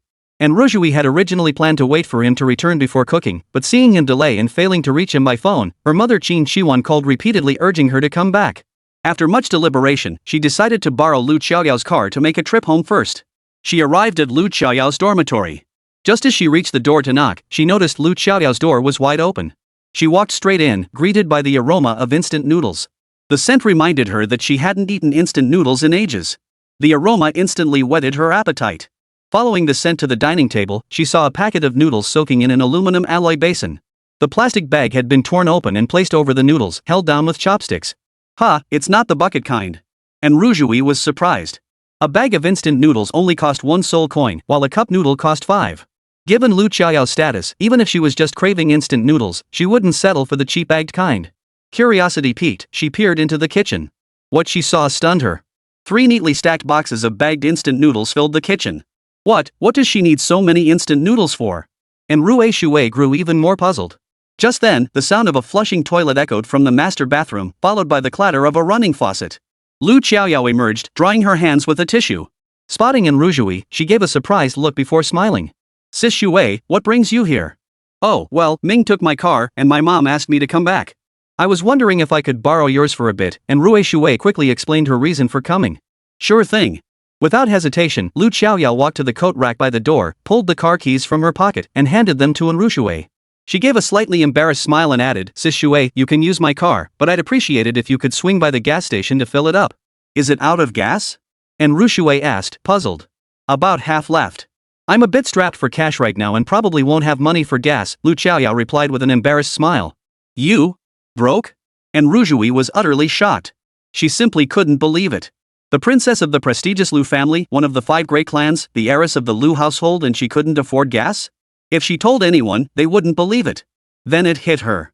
Pointing at the 3 boxes of instant noodles in the kitchen, she gasped, You bought all these noodles for? Oh my god, Yao Yao, what on earth is going on with you? Lu Qiaoyao smiled faintly.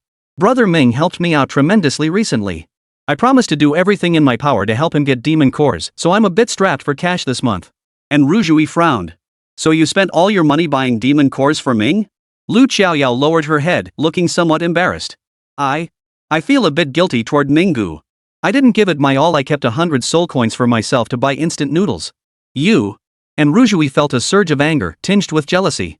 She didn't know what she was angry about. Was it because Lu Qiaoyao was foolish for sacrificing so much for Wang Ming? Or was it resentment over why Lu Qiaoyao felt compelled to give so much? But more than anything, it was jealousy that Lu Qiaoyao loved Wang Ming more than she loved her. Lu Qiaoyao lowered her head, saying nothing. And Rujui stared at Lu Qiaoyao with a complex mix of emotions.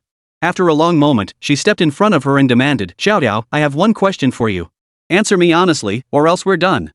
A tremor ran through Lu Qiaoyao's heart as she stared at Rue Shui in disbelief. And Rujui took a deep breath, her voice trembling slightly. Do you like Ming?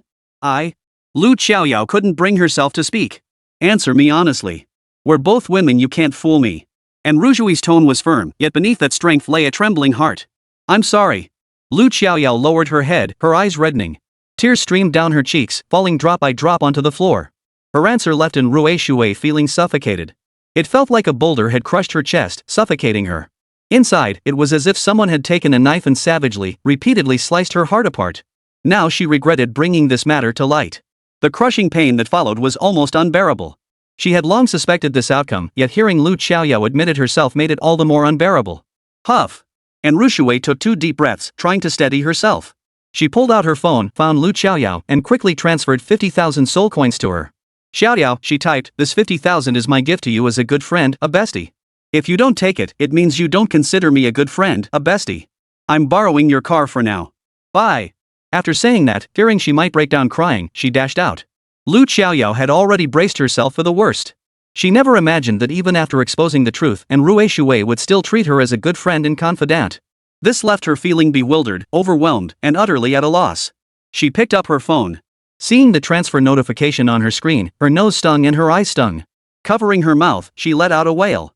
Chapter 061, Farewell, Starry Giant. In a cave on the backside of White Ridge Mountain. I wonder what kind of surprise the second 100 million-year soul ring will bring me. Wang Ming sat cross-legged on a rock, filled with immense anticipation. He adjusted his state to its peak, preparing himself as best as possible. With a thought, a white soul ring flew out from his soul ring, about the size of a bracelet. It spun steadily before his chest, emitting a dazzling white light. A faint soul power slowly spread out. This was the demonic soul of that beast. System, activate the million-year soul ring crystal. Million-year soul ring crystal activation initiated. Usable soul ring detected. Hostess soul power meets requirements. As a soft female voice echoed in his mind, a golden light flashed from his brow. An egg-sized crystal, pointed at both ends, materialized atop the soul ring on his chest. Detection successful. Million-year soul ring crystal can be used. Attention! The million-year soul ring crystal must be used concurrently with the host absorbing soul ring's attention. The soul power of the million-year soul ring crystal exceeds the host's capacity. Should the soul power seal function be activated during absorption? Activate. Soul power sealing function activated. Under Wang Ming's gaze, the crystal stone drifted autonomously to hover directly above the center of the soul ring. Immediately, it erupted with blinding multicolored light. The vibrant radiance transformed into cascading rivers of energy, plunging down toward the soul ring like a waterfall. The white soul ring, absorbing the colossal soul power, began to tremble slightly, accelerating its rotation. Amidst its rapid spin, the white soul ring's original 5 points gradually multiplied into 6, 7, 8. Finally, the soul ring's color gradually shifted from white to a century-old brown. The brown soul ring's points began to multiply from nothing. At the same time, Wang Ming embraced the principle of unity, focusing solely on absorbing the soul power within the soul ring. Streams of scorching energy flowed into his body like small rivers, circulating through his meridians. His body felt as though immersed in a boiling bath or enveloped in a sauna, blisteringly hot yet supremely comfortable. The vast energy outside gradually enveloped him like a colorful silkworm cocoon, with vibrant energy ribbons swirling around his body. The scorching energy surged within him, his limbs and bones bathed in an ocean of soul power. Wang Ming immersed himself completely in absorbing the soul ring, utterly focused. His consciousness, as if freed from the constraints of his physical form, began to rise slowly. In the depths of his mind, he seemed to lift his head, gazing upward. That familiar sensation returned. This time, he was no longer tense, flustered, and disorganized like a newlywed bride. He entered without crashing. As his consciousness ascended weightlessly, everything around him transformed into rapidly receding points of light, delivering an immense visual shock. Soon, his consciousness spanned thousands of miles, piercing through the atmosphere and entering the vast expanse of the starry cosmos. He studied this expanse of stars intently. Looking down, Blue Star was now indistinguishable among countless other planets. Enormous, irregularly shaped celestial bodies floated all around. Wang Ming could tell this distance had surpassed the farthest range currently visible to humanity. Perhaps he had already left the Milky Way. Of course, this was merely his conjecture, as he lacked the means to observe the heavens. That figure. This time, he saw the enormous figure clearly. This figure hadn't always existed in this expanse of stars. Instead, after his arrival, the immense human form slowly materialized from afar, drawing nearer as if his presence had triggered its emergence. He sensed that this figure seemed closer than last time, for he thought he could discern its face, though still a blurred outline. Its features, nose bridge, and eyes now held a vague semblance. Where he had been facing away last time, now he stood directly before him. An ancient aura washed over him, saturating the entire starry expanse with the scent of timelessness. He scrutinized the figure intently. The more he looked, the more astonished he became. The figure was boundlessly vast. From start to finish, he could only see the part above its chest. The rest seemed too immense for this starry sky to contain. This left him utterly stunned. "We meet again." Wang Ming spoke up this time. "You've come. Come. Come." The reply remained 3 words, like a broken record, yet the voice was clearer now. Each syllable pierced his ears, a thunderous echo reverberating through the vast cosmos, seeming to emanate from every direction. "Are you a deity?" Wang Ming strained to discern its features, but could only make out a blurred outline. His voice echoed through the cosmos. The answer came in the form of a slowly raised arm. Under Wang Ming's gaze, the raised arm stretched out long, palm facing downward as it slowly descended toward him. Yet the visual impression suggested it could never reach him across the vast distance. Yet, the palm descended. A colossal hand spanned countless light years and galaxies, bearing an ancient aura as it descended. Planets beneath the palm exploded instantly before contact, the vast starry sky appearing fragile and fragile before it. As the palm descended rapidly, it grew larger and larger, nearly obscuring the entire starry sky above. Wang Ming felt as if the entire universe itself was crushing down upon him. The terrifying pressure made his breathing labored, every muscle in his body tensed. The gale force winds from the descending palm raged through the starry sky around him, ripples spreading through the surrounding space. The ripples multiplied until the space itself began to violently tremble. This expanse of sky could not withstand the might of that single palm strike. Wang Ming lifted his head. The fierce wind whipped his shoulder-length hair, revealing his gleaming forehead. As far as his eyes could see, the vast yellow palm dominated the sky, its intricate palm lines clearly visible. Boom! Boom! Boom! Planets shattered under the palm's force, their debris scattering across the cosmos. Gale force winds whipped into a terrifying energy storm, raging through the starry expanse as the tempest grew ever more fierce. Wang Ming stood unmoved. He tilted his head back, calmly observing the descent of the palm. Crack! Crack, crack, crack. The starry sky finally shattered under the weight of the descending palm. The surrounding cosmos cracked like a mirror, turning as black as ink. The palm finally descended upon Wang Ming's head. He did not close his eyes, nor did he flinch or show any sign of tension. He merely watched with unwavering composure. Boom! The instant the palm touched Wang Ming's forehead, everything around him vanished with a resounding boom. He clearly saw the palm burrow into his brow and vanish without a trace. A weathered voice boomed within his mind. Primordial divine palm. The instant this voice rang out, Wang Ming's consciousness blurred. Everything around him dissolved into chaos, the heavens and earth dimmed. Only that palm remained, etched like a brand deep into his memory.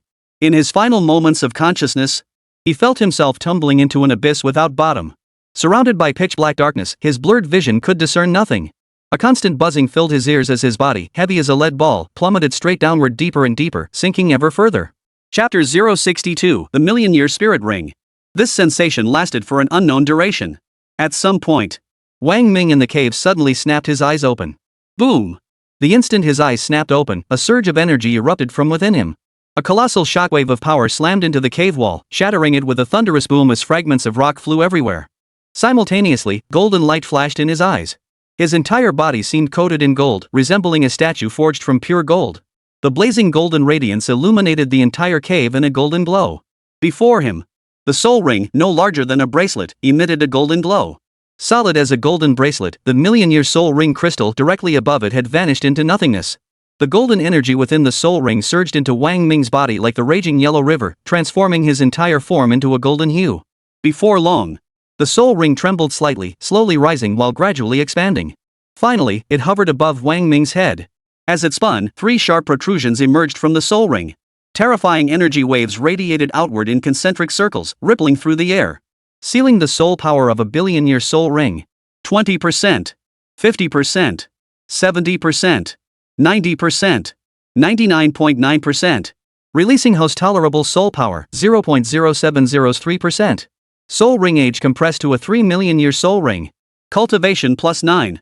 Current cultivation, level 28 Grand Soul Master 10080000. Soul rings, first soul ring 900,000 years currently tolerable duration, second soul ring 3 million years currently tolerable duration. Soul techniques, first soul technique primordial finger, second soul technique primordial divine palm. Soul essence, 3,200,000. Detection range, 5 kilometers. Hum. As the system's voice faded, the golden soul rings blazed with intense light.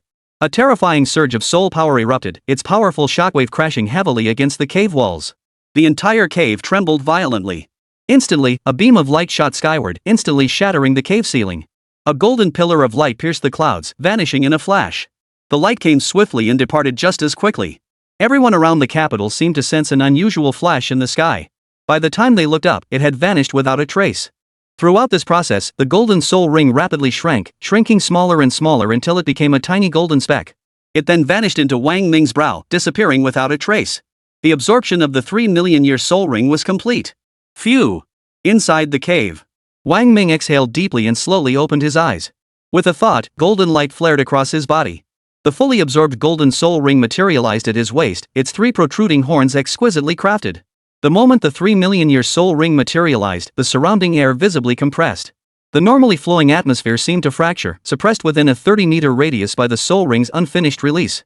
Dust particles that had been floating in midair moments before were instantly pressed to the ground by its emergence. Against an opponent of equal rank. If Wang Ming were to act, he wouldn't need any soul techniques. The soul ring alone could completely suppress his opponent. Is this the power of a million-year soul ring? Feeling the suppressive force, Wang Ming was secretly startled. Merely with his soul ring, he could easily achieve spatial suppression, a capability possessed only by experts at the soul master level and above. He withdrew the soul ring and turned his attention back to the changes within his body. His strength surged from a 19th level soul master all the way to a 28th level grand soul master. A surging heat coursed through his meridians. His robust physique harbored terrifying soul power. Clenching his fist, taut muscles bulged, their elegant contours sculpting a perfect physique.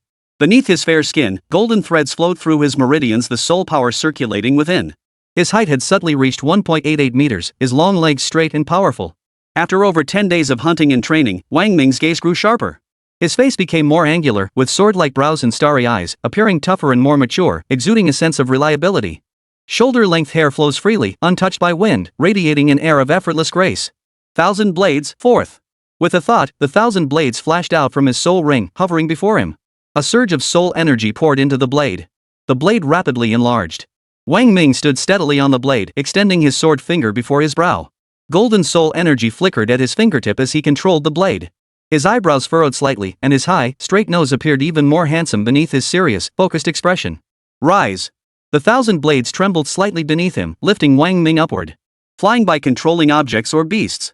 This marked a soul beast master's entry into the great soul master realm. Only the soul power accumulated within the body at this level could sustain short-range flight. Upon reaching the soul core realm, long-distance flight became possible.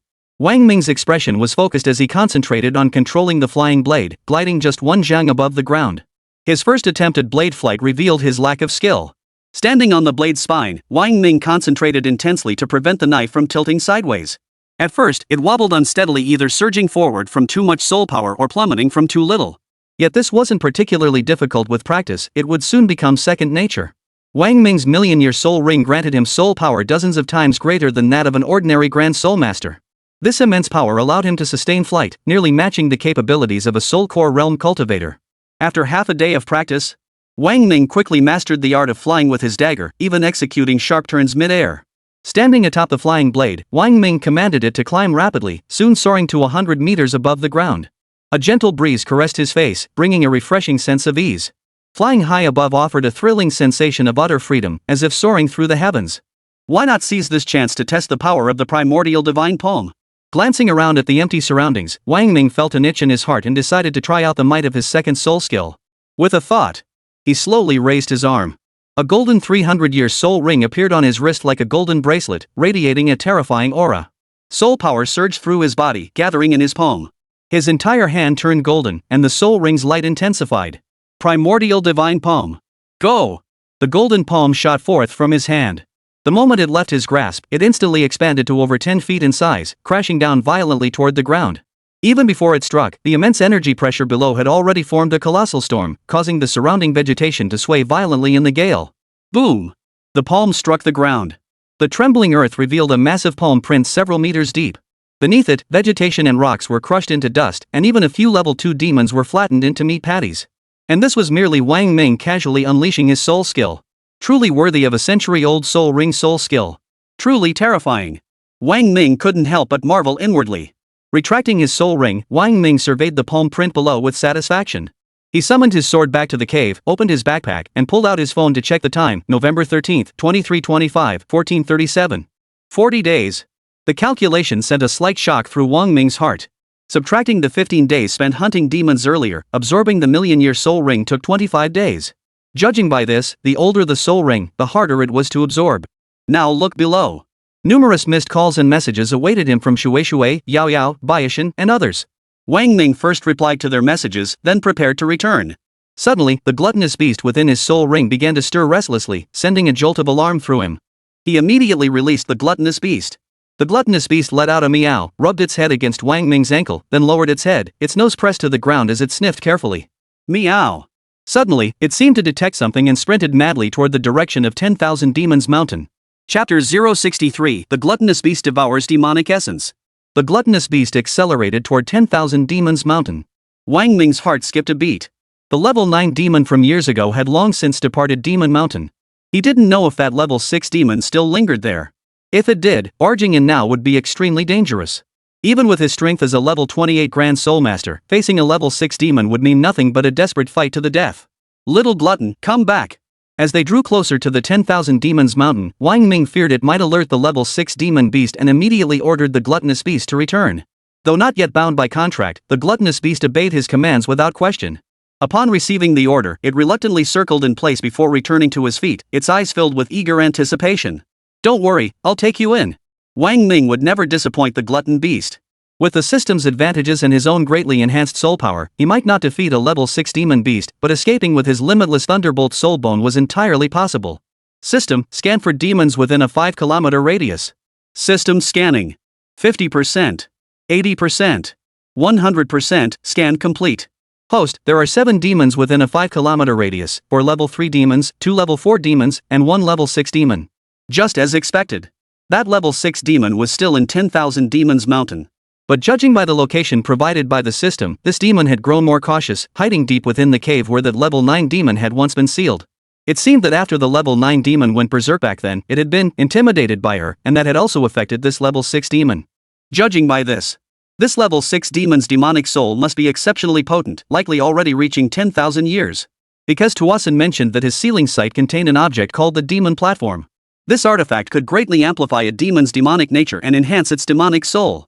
With such an object present, this level 6 demon's demonic soul must be substantial. Unfortunately, even with his current strength, he could only avoid confronting this level 6 demon. As for its demonic soul? Forget it. Meow. The tabby cat in his arms meowed softly, as if urging Wang Ming to venture deeper. "Xiao Tao, there's a level 6 demon beast in here. We absolutely mustn't venture too deep, and we can't act recklessly either, understand?" Wang Ming stroked Xiao Tao's head as he cautioned. "Meow." Xiao Tao responded. Only then did Wang Ming set Xiao Tao down. Xiao Tao continued sniffing along the ground, this time slowing its pace. It moved forward cautiously, sniffing as it went. But as they gradually advanced deeper, Wang Ming suddenly realized that the direction Xiao Tao was sniffing toward was precisely the location where that level 9 demonic beast had been sealed, for they had arrived at the very spot where they had fought over the demon marrow flower. What exactly was Xiao Tao searching for? Wang Ming felt a pang of doubt. Just then. Meow. Xiao Tao's body tensed, letting out a cry. Its forepaws dug tightly into the ground, muscles taut and fur bristling as if facing a formidable enemy. Immediately after, Xiao Tao took a deep breath, inhaling. With this simple act of breathing in, all the denser demonic energy in the surrounding area was drawn toward it, completely sucked into Xiao Tao's nasal passages. Wang Ming's eyes widened in shock. Indeed, the name Tao Demon Beast was no mere label. The little glutton truly devoured demonic energy. As it consumed the demonic energy, the fur on its outer coat gradually transformed from its original yellow tiger striped pattern to a deep inky black. Its brick red nose continued to suck in the energy with all its might, its large almond-shaped eyes widening as it strained. Its sturdy, powerful limbs dug into the ground, revealing sharply defined muscles. Soon, all the demonic energy within 100 meters was completely drained. The once pitch-black air suddenly brightened, as if a ring of light had been carved out of the heart of darkness. Little Tao's fur turned entirely jet black, transforming it into a small black cat. After finishing its absorption, Xiao Tao licked its nose with its tongue, looking thoroughly satisfied. Then its body began to shake violently. As it shook, the black fur fell off like black dust clinging to its coat. Wang Ming watched in silent amazement. Activating system scan to detect the gluttonous beast's status. Detecting target gluttonous beast. 30%. 50%. 80%. 100% detection complete. Soul beast, gluttonous beast. Soul beast status, peak initial form. Bloodline, epic. Soul beast ability, feeds on demonic energy, capable of devouring any demonic essence to enhance physique. Currently in the gluttonous beast's initial stage, awaiting evolution. Seems the gluttonous demon beast has considerable potential. Wang Ming silently analyzed. It's currently at peak initial form. With more demonic energy absorbed, it should rapidly advance to the mature stage. We're still several kilometers from that level 6 demon beast. Venturing a bit deeper shouldn't draw its attention. After pondering briefly, Wang Ming decided to lead Little Glutton a few hundred meters further. Even if the level 6 demon beast detected them, he could rely on the Thunderbolt Soul Bone to escape. Little Glutton, come on. Let's go deeper. The deeper they went, the higher the concentration of demonic energy in the air became. Visibility dropped sharply, and vision blurred beyond a few meters. Right here. The demonic energy concentration around them was already extremely high.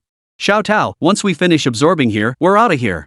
Wang Ming patted Xiao Tao's head as he spoke. Meow. Xiao Tao responded. Then, Xiao Tao resumed its previous actions. Its brick red nose sniffed sharply, and the surrounding demonic lines seemed to be summoned, rushing one after another toward Xiao Tao's nostrils. They gathered from all around, forming a cluster, and finally flowed into Xiao Tao's tiny nasal cavity. Xiao Tao's fur gradually turned black again. This time, Wang Ming noticed. Xiao Tao's fur changed color starting from the roots. As the color climbed toward the tips, black substance oozed from the ends and fell onto his body. How amazing! Wang Ming marveled. Indeed, the Soul Master world held no shortage of wonders. Soon, all the demonic energy within 100 meters was absorbed by Xiao Tao, leaving a bright white circle like a patch suddenly illuminated by a powerful flashlight in the night. Yet it was quickly reclaimed by the surging demonic energy from all sides. Xiao Tao shook its body, its fur regaining its color, looking thoroughly satisfied. Satisfied? Wang Ming crouched down, stroking its soft head. If you are, let's head back. We shouldn't venture too deep now that level 6 demon beast inside isn't something we can handle. Meow. Xiao Tao responded, rubbing its head against his palm. Wang Ming chuckled, then placed it on his shoulder. He mounted Qianrun and shot upward at lightning speed, racing toward the front slopes of Bailiang Mountain. Upon exiting, the trial grounds had already begun repairs. The system detected several Soul Emperors present, so Wang Ming dared not stride out boldly on his flying blade. Instead, he took a detour to an area without Soul Emperors and used his Thunderbolt Soul Bone. In a few flashes, he leapt out of the trial grounds. Fortunately, the trial grounds hadn't been fully repaired yet, otherwise, he would likely have been trapped inside. Once outside, Wang Ming swiftly located in Rui Shui's red supercar. Settling into the driver's seat, he sent her a message, Shui, I'll be back for dinner tonight. After we eat, I'll take you there. Chapter 064, Welcoming the Master Home. And Rui Shui received Wang Ming's message and was overjoyed. Wang Ming had been gone for 40 days, leaving her utterly worried sick. She feared he might fall victim to the Zins or the Chens. She had contacted Lu Xiaoyao several times to inquire, but even Lu Xiaoyao didn't know Wang Ming's whereabouts. Both had endured long periods of fear and anxiety, but today they finally received news from Wang Ming. And Ruzhui immediately sent a message to Lu Xiaoyao. Far from souring their relationship after revealing their true feelings, their bond had actually deepened. Especially during Wang Ming's disappearance, they had checked in daily, using every chance to catch up and share more. They had always been close friends and sisters. It was only because of Xian Qinguang's appearance back then that misunderstandings arose between Lu Xiaoyao and Ruzhui. Now, those misunderstandings had been completely resolved. Seeing in Rui Shui's message, a weight lifted from Lu Xiaoyao's heart. She replied immediately, agreeing to cook dinner together in the dorm tonight. Then, changing into her pajamas and dressing appropriately, she headed to the campus supermarket to buy groceries. When Wang Ming returned to the dorm entrance, a wave of delicious aromas hit him. Lu Xiaoyao and Ruzhui stood gracefully at the stove, aprons tied around their waists. Their roles were clearly defined, one stir-frying, the other chopping vegetables and assisting. It was obvious that Ruzhui was the assistant, while Lu Xiaoyao was the head chef. He was surprised. How could Lu Xiaoyao be here? Brother Ming, where did you disappear to for so long? We were worried sick. We asked Sister several times, but she didn't know your whereabouts either. Bai Shan, who had just spotted the figure passing by the window, immediately opened the door. Sure enough, it was Wang Ming. He scolded him. I had to handle some matters outside. Sorry for worrying you all. Wang Ming said apologetically. Brother Ming. Brother Ming. And Rui Shui and Lu Xiaoyao heard the voices at the door. Their eyes lit up and they turned around with delighted expressions. When they saw Wang Ming, two bright beams flashed in their eyes, their joy written plainly on their faces. And Ruzhui rushed straight out and threw herself into Wang Ming's arms. Brother Ming, where have you been all this time?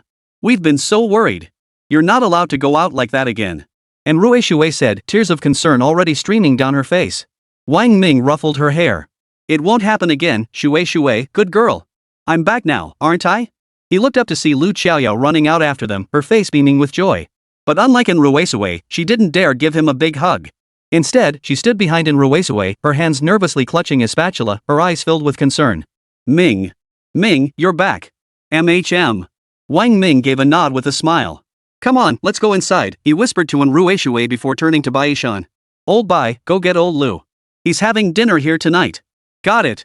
Bai Shan answered loudly, turning to find Lu Feifei. Yao Yao. Releasing Ruzhui, Wang Ming walked to Lu Xiaoyao. Seeing her in an apron, holding a wok spatula, his expression was timid. This was the fear she felt toward her beloved after Ruzhui had exposed their relationship like the hesitation one feels when nearing home. Unaware of their exchange, Wang Ming offered a polite, "You've really gone out of your way for us today. What trouble?" And Rui Shui chuckled mischievously from the side.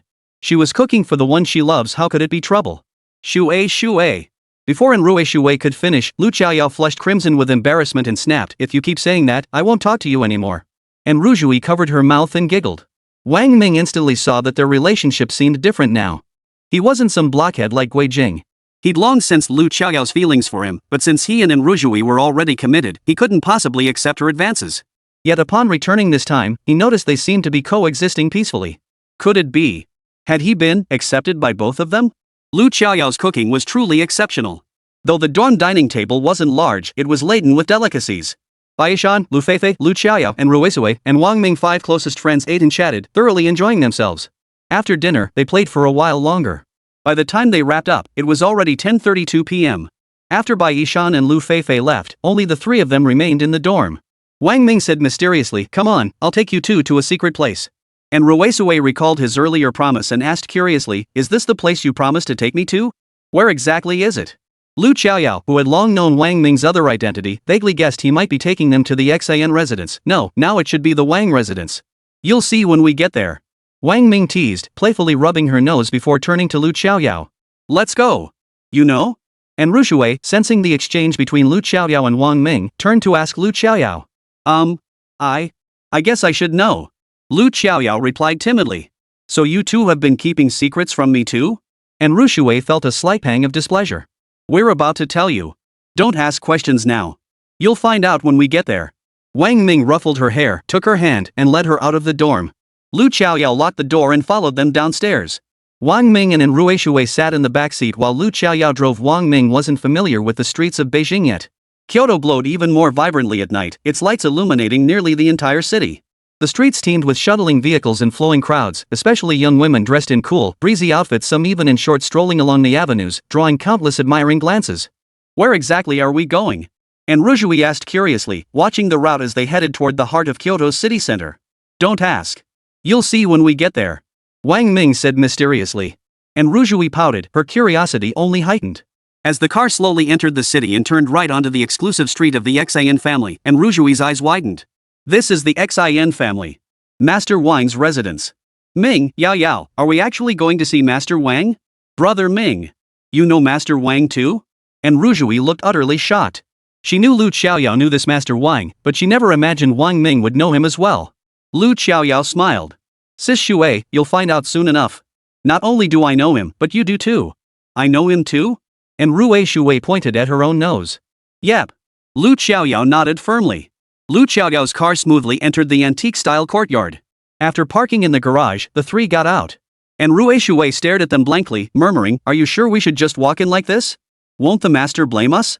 If he gets angry, we can't handle the consequences." Lu Xiaoyao covered her mouth and giggled. "Don't worry, Sister Shui. You can handle it, he wouldn't dare get mad at you." She glanced at Wang Ming. Wang Ming scratched his nose and said, "Come on, let's go inside." As soon as they reached the entrance, He Zhanggang, who had been tipped off and was waiting at the door, quickly opened it from the inside. He bowed respectfully to Wang Ming. "Welcome home, master."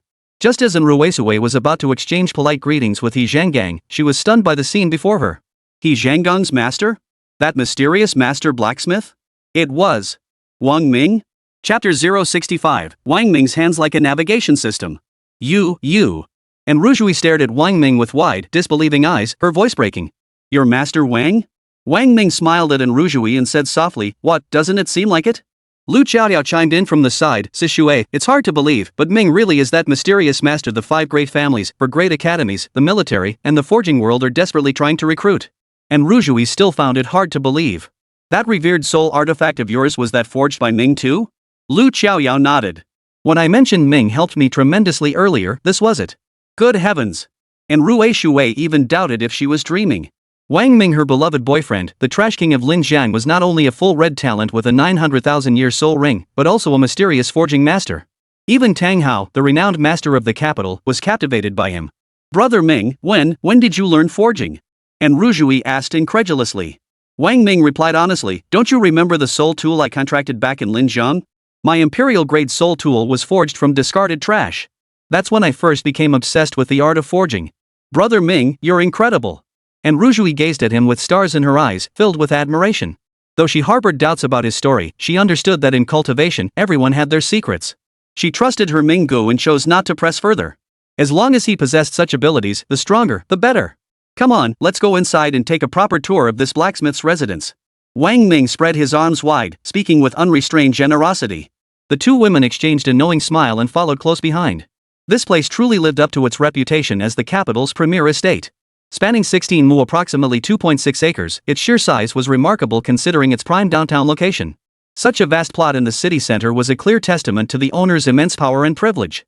Several courtyards lay ahead, interconnected by covered walkways. Between them, it was truly a scene of a tower every 5 steps, a pavilion every 10, winding corridors, high-peaked eaves, each embracing the terrain, intricate and elaborate. The roofs featured falcon claw brackets without a single nail or iron fastener in sight. The furnishings throughout were entirely in traditional Chinese style, radiating the family's grandeur. Most of it was beyond Wang Ming's imagination, things he had never heard of or seen before. He could only gaze in admiration, marveling at the extravagance of the wealthy. Such a vast courtyard. Guided by He Zhanggang, it took them a full hour just to tour the front section. When they reached the rear, a towering artificial hill over 10 meters high suddenly came into view. Autumn winds swept across the ground, blanketing it in golden hues. Bathed in silvery moonlight, it possessed a unique charm.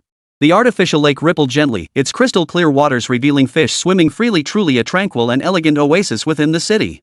The surrounding lanterns were all ancient wind-killing lanterns, casting beautiful reflections on the lake's surface. The Zins certainly know how to live. It feels like stepping into an ancient royal estate, remarked Lu Qiaoyao. Though she had visited the Zins several times before, she had never explored so freely. Today's leisurely stroll gave her the sensation of being transported to an ancient dynasty. This mansion was originally a royal palace, and Rui Shui remarked.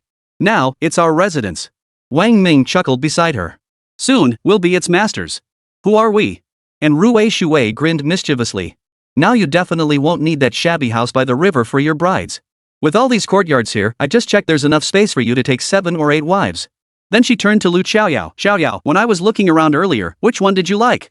Lu Qiaoyao's cheeks flushed. Ha? I didn't. If you don't choose, I'll pick one myself, and Ru Shui chuckled, turning to Wang Ming. Brother Ming, which one are you planning to live in? Wang Ming chuckled, I don't mind. Where I live is insignificant to me, any room will do. Master, both mistresses, you two go ahead and look around. I'll take my leave. He Zhanggang saw they were about to start flirting and teasing each other, and felt it was inappropriate for him to stand there, so he quickly excused himself. Come on, let's head to that leafy meadow over there. And Ru Shui pointed to the gently sloping patch of grass along the forest path ahead. The three walked over. Several stones lay scattered on the slope, each inscribed with characters. They sat upon them, bathed in the bright moonlight above, gazing at the rippling lake before them, with the lovely ladies by their sides and the air filled with a faint, pleasant fragrance. Wang Ming felt a wave of contentment wash over him. Ah, this is what life should be like. A winding stone path climbs the distant cold mountain, white clouds drift deep where homes are hidden. I halt my carriage, captivated by the maple forest at dusk, frosted leaves blaze redder than flowers in February. And Ruesue smiled dreamily. Yao Yao, what did you just recite? Lu Qiaoyao replied, a poem. By the Tang Dynasty poet Du. Recite the last 2 lines again. I stopped my carriage to admire the maple forest. Lu Qiaoyao instantly realized in Rui Shui's playful teasing, her cheeks flushing crimson. Sis Shui, you're so mean. And Rui Shui chuckled, maple forest, making love, with who? Wang Ming shook his head helplessly, yet relished this moment of pure, carefree relaxation. He wrapped his arms around their shoulders, pulling them back so they both lay down on the rocks, gazing up at the bright moonlight above. Ming! And Rui Shui lay against Wang Ming's chest, calling out softly. Wang Ming stroked her silky hair. Lu Qiaoyao lay timidly in Wang Ming's embrace, too nervous to move a muscle. Yao Yao said she wants you to kiss her, and Rui Shui said. Lu Qiaoyao, huh? Wang Ming tilted his head slightly, glancing at Lu Qiaoyao lying beside him. He smiled as he gently stroked her head, but did not kiss her. This feeling is truly wonderful. Wang Ming murmured, gazing at the moon. I wish this night could last forever, lying in your arms, listening to your heartbeat, gazing at the pure moonlight, thinking of nothing, doing nothing, just letting time freeze in this moment. Unrujui said. Wang Ming murmured in agreement. Lu Qiaoyao felt this was the best possible state. If her life could be frozen forever in this very moment, she would be utterly content. The three lay there in silence. The clamor of the city couldn't penetrate the tranquil courtyard. They felt as if transported to ancient times, no car horns blaring, no lights piercing the darkness. Only the moonlight gently caressed the earth and their eyes. Tonight the breeze blows, tonight the moon is beautiful. They embraced each other in happiness, quietly admiring the moonlight. Not long after, Wang Ming heard the steady breathing of Rui Shui and Lu Qiaoyao. He lowered his head slightly to see both women lying peacefully asleep on his chest, sweet smiles playing on their lips. He lay there like this for a while longer. Wang Ming rose gently, carefully placing Lu Qiaoyao beside him first. He then carried Enrujui to the front house, laid her on the bed, tucked her in, and immediately returned. Lu Qiaoyao slept soundly. He carefully wrapped his arm around her rounded thigh, cradled her waist and back, and lifted her gently. Lu Qiaoyao's eyelids fluttered slightly before slowly opening. Their gazes met. Brother Ming, Lu Qiaoyao murmured shyly, lowering her gaze. Seeing this, Wang Ming leaned down and gently kissed her lips. Her tender lips felt like jelly, soft, plump, and springy. Ah! Her body trembled as if electrified, then passionately wrapped her arms around his neck, returning his kiss with fervor. Their breath mingled, their passion burning fiercely under the bright moonlight. She clung tightly to him, her breathing deepening. Wang Ming's arm encircled her waist, while his other hand began an involuntary ascent, as if guided by instinct. Chapter 066, The Imperial Concubine of the Capital. Wang Ming burned with feverish heat, his heart pounding as if it would leap from his throat. The warm softness in his palms intoxicated him, her silky hair brushing against his neck. He felt as though he might burst into flames, a surging tide swelling within his chest, blood rushing to his face. He pinned her beneath him, seeking to merge their bodies into one. Lu Xiaoyao's petite frame trembled, her breath hot and ragged. Driven by passion, she responded to his movements. Only when their breaths grew stifled did they reluctantly separate. Their faces were flushed, breaths heavy. Xiaoyao, Wang Ming murmured, holding her close, it's getting late. I should take you home first. Lu Xiaoyao murmured a soft yet her arms tightened around Wang Ming, her face pressed against his, seeming somewhat. Wang Ming dared not linger further. Excessive physical contact could ignite a terrifying fire. He quickly carried her back. The next morning, He Zhanggang handed Wang Ming the soul rings left behind by the 5 major families at the mansion. After breakfast there, the 3 returned to the academy. 10:32 a.m. Announcement. Announcement. All elite students of this academy currently off campus must assemble in the school training conference room at 12:30 p.m. today. Failure to arrive on time will be treated as voluntary withdrawal. Please take note. Notice Office, Capital Academy. Wang Ming had just stepped out of the shower when he saw the text message on his phone. He froze for a moment. This was the first text he'd ever received from the academy since enrolling. He was also puzzled how did the school get his phone number. The phone and SIM card were bought for him by Shui. He hadn't told the school about it, had he? All elite students? Could something else be happening? Puzzled, Wang Ming gathered his soul beast and headed out. Brother Ming! Brother Ming! Just as he stepped outside, Bai Yishan and Lu Feifei emerged from the dormitory and spotted Wang Ming in the hallway, calling out to him. Wang Ming responded while asking, did you guys get the text the academy just sent? Lu Feifei, of course. We're the elite, after all. Wang Ming chuckled. Any idea what it's about? Bai Yishan stepped forward and announced loudly, my dad called last night saying there might be an anomaly up north. The situation is unknown right now, and there's a geographical restriction only those below soul pill level can enter. Even if you manage to get in, you're trapped and can't move an inch. The space locks you down immediately. Wang Ming frowned. Not even soul saint level experts can get in? Bai Yishan shook his head, his voice dropping lower. My dad heard that she, apparently went in. She came out not long after entering, which is why he issued orders overnight to all academies nationwide to assemble their elite disciples and send them in. Seems like they need to retrieve something. If they can't handle it, aren't we just walking into death? Wang Ming frowned. I don't know about that. But people from other countries will be going in too. So we won't just be facing demons, we'll be up against people from other nations as well. It's extremely dangerous, Bai Yishan said. It's no big deal, really. The demons inside are restricted to none above level 4, Lu Feifei said nonchalantly. Wang Ming nodded. The trio headed toward the cafeteria. Midway, they received texts from Manhwaecap and Lu Xiaoyao, who shared their location and asked them to grab food. Lu Feifei swiped her card and selected a window seat. Wang Ming glanced out the window and spotted Rushui's red sports car parked below. Lu Feifei remarked beside him, truly befitting a prominent family, even their sports cars are custom made. Hey, Ming, do you know how many soul coins this thing costs? Wang Ming guessed, at least 1 million, right? 1 million? Lu Feifei gave Wang Ming a look of utter bewilderment. 1 million would barely buy a single door on that thing. That car cost 3 million to start with. Wow, Ming, you sure know how to pick your girlfriends. You're my idol, the Liao AI of the capital. Ha! Bai Yishan couldn't help but burst out laughing. Wang Ming retorted, if you don't speak up, no one will mistake you for a mute. Bai Yishan countered, Brother Ming, I think Fatso's actually spot on. Just look at Zheng Tianjing, Lu Xiaoyao, and Rushui, they're the 3 most sought-after women in the capital. If you land all 3, wouldn't you be the capital's Liao AI? Though Wang Ming found their logic compelling, he still felt like punching them. You guys are asking for it. What are you two talking about? And Rushui walked over and sat beside Wang Ming, asking with a smile. Nothing at all, Bai Yishan quickly replied. Right, we definitely didn't say Brother Ming is the capital's Liao AI, Lu Feifei added with a sly grin. The Kyoto Liao AI? And Rushui froze for a moment before realizing what they meant. She burst out laughing, her eyes fixed on Wang Ming. Wang Ming clenched his fists. What are you all laughing about? Lu Xiaoyao approached, noticing their merriment. She sat down beside Wang Ming and inquired. We didn't say anything. Ha ha. Bai Yishan struggled to hold back his laughter. Right, we weren't talking about my Ming brother. Ha ha ha. Lu Feifei had even less restraint than Bai Yishan, bursting into laughter mid-sentence. And Ruzhui clutched Wang Ming's arm, shaking with laughter. Contagiously amused, Lu Qiaoyao turned to Wang Ming and asked, "Brother Ming, what are they laughing about?" Wang Ming was speechless. He turned to Lu Qiaoyao and said, "These two are like dogs spitting out ivory they just asked to be beaten. Wait and see how I deal with them later." Lu Qiaoyao, so what did they actually say? Wang Ming, they said I'm the capital's Luo AI. Lu Buwei of the capital? Lu Qiaoyao froze for a moment before covering her mouth to stifle her laughter. Seeing them laugh, Wang Ming couldn't help but laugh too. Throughout the meal, the five of them laughed and coughed their way through it. Finally, they finished eating. Glancing at the clock, it was already 12:01. They cleared the dishes and utensils to the sink, then headed toward the university's motto conference room. The conference room was already filled with people.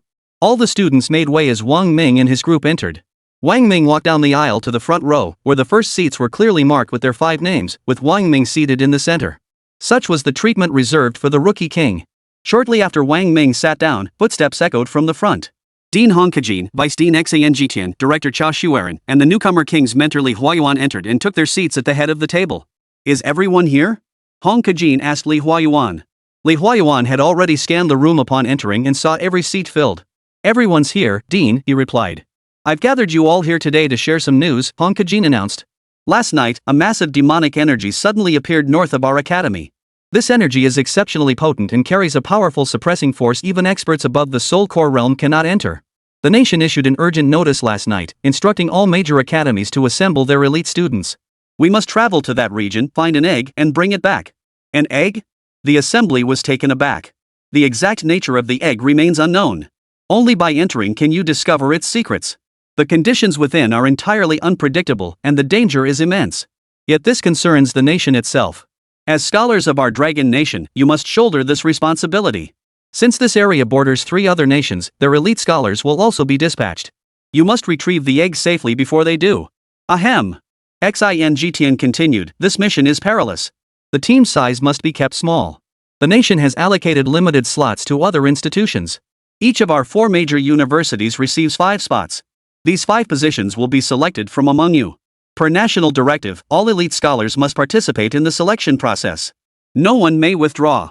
No one may slack off. Of course, it goes without saying that our academy's new champion, Wang Ming, takes precedence. 1 spot is reserved for him. If any of you here disagree, you may challenge him." Chapter 067, Wang Ming won't make it back alive from that place. Hong Kajin and the others looked at Xin Jitian with some surprise. Who had set the rules?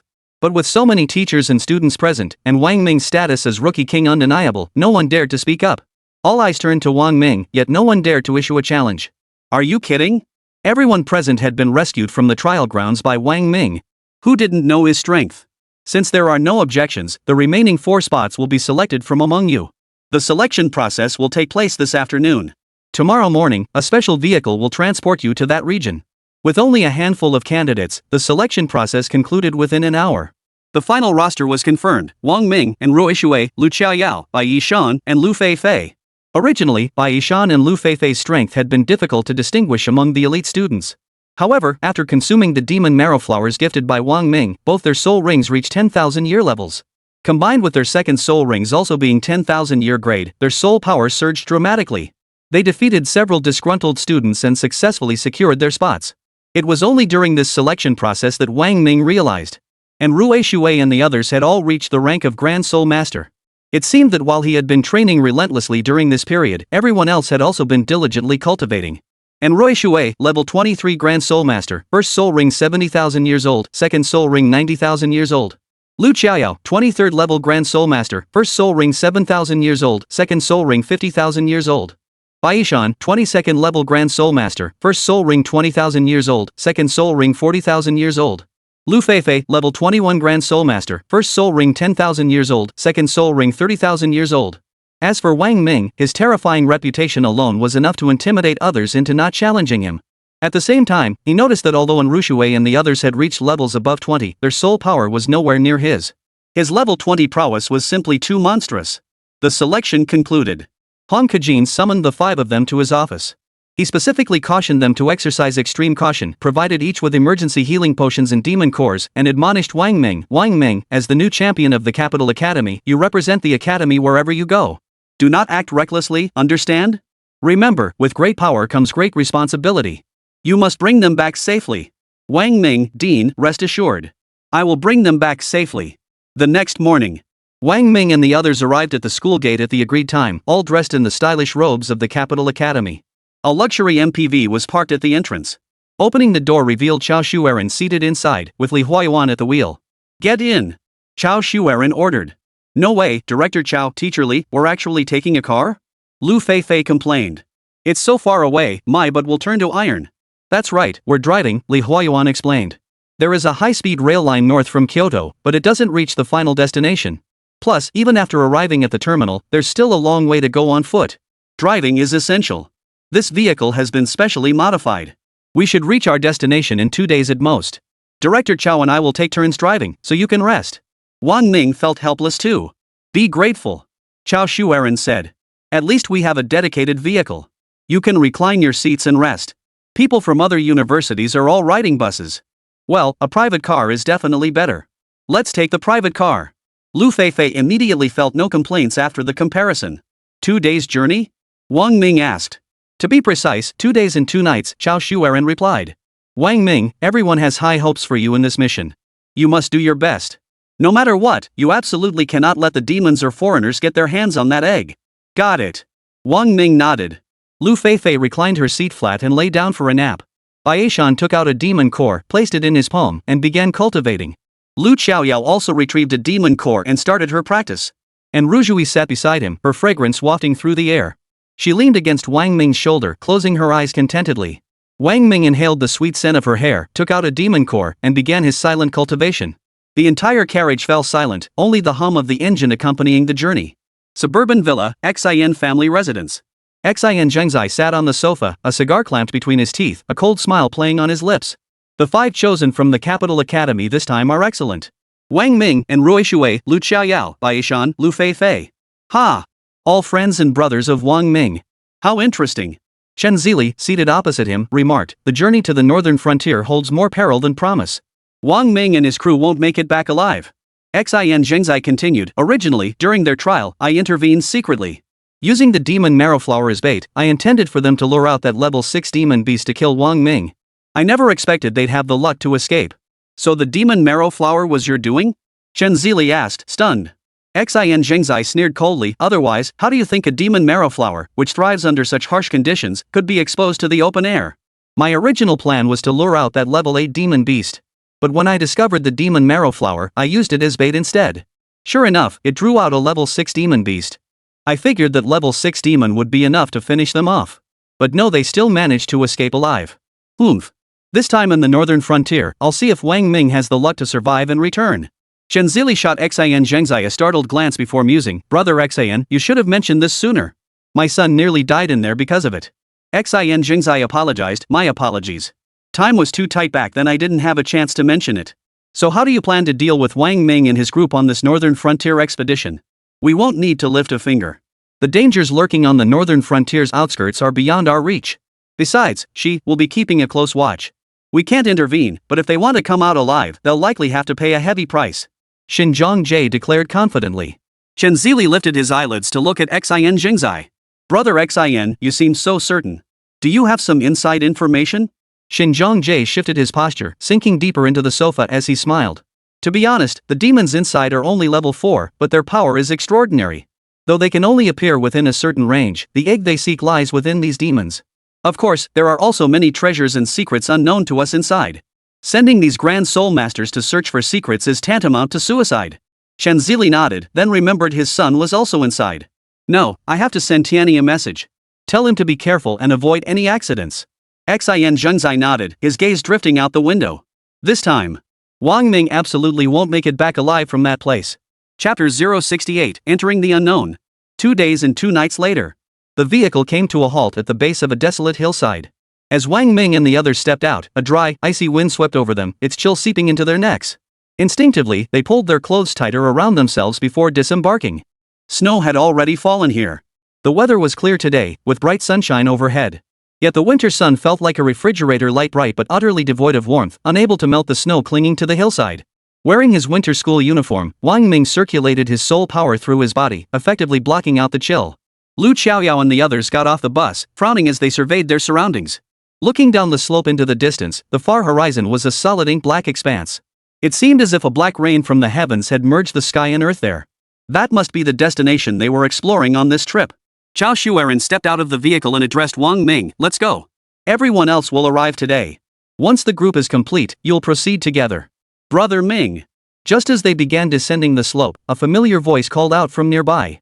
It was Zheng Tianjing. Inside the tent were members of the Baifeng Academy, including a teacher who had come to recruit students at the Linjiang Academy back then, still wearing that alluring red dress.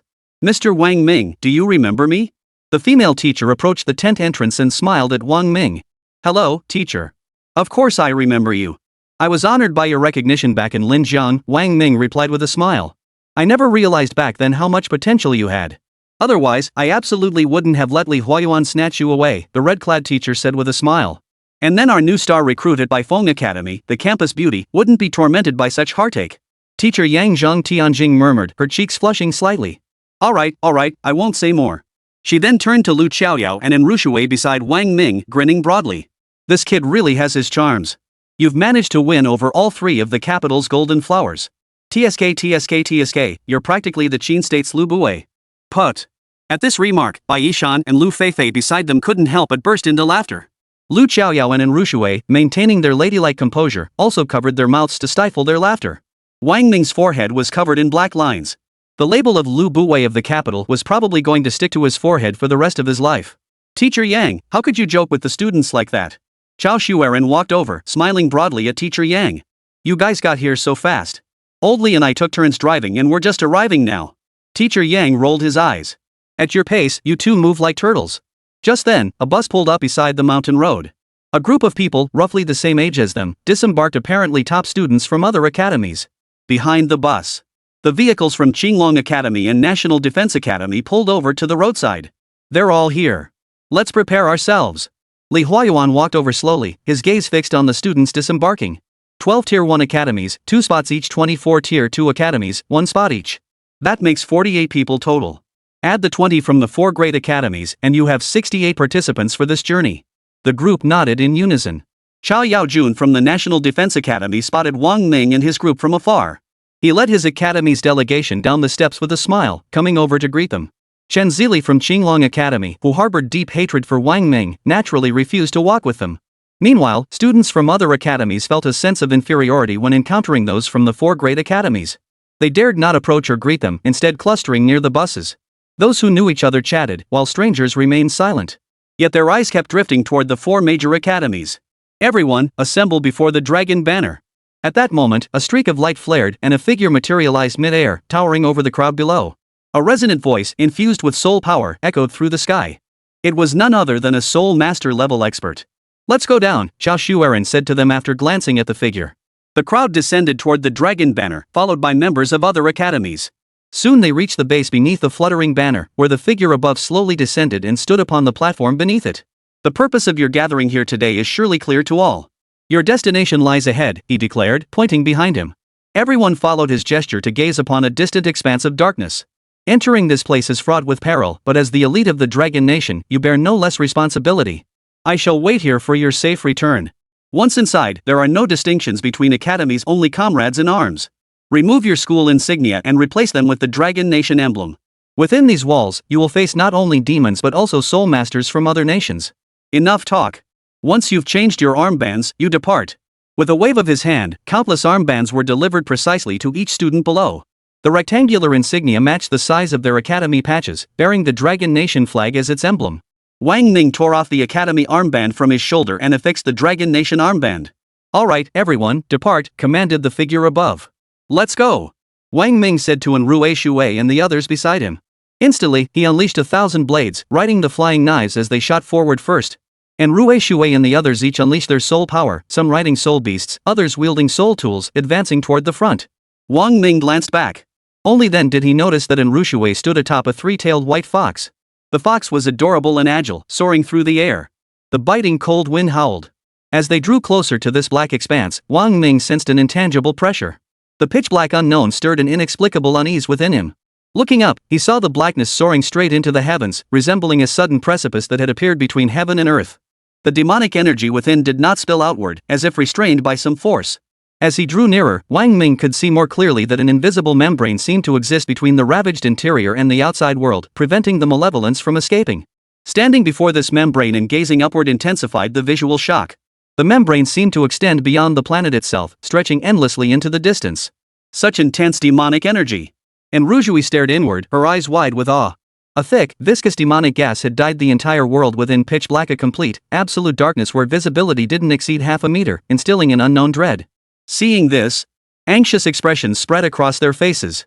Facing this situation, it would be a lie to say they weren't afraid. The four great academies fixed their gaze upon Wang Ming. Soon, more eyes converged on him.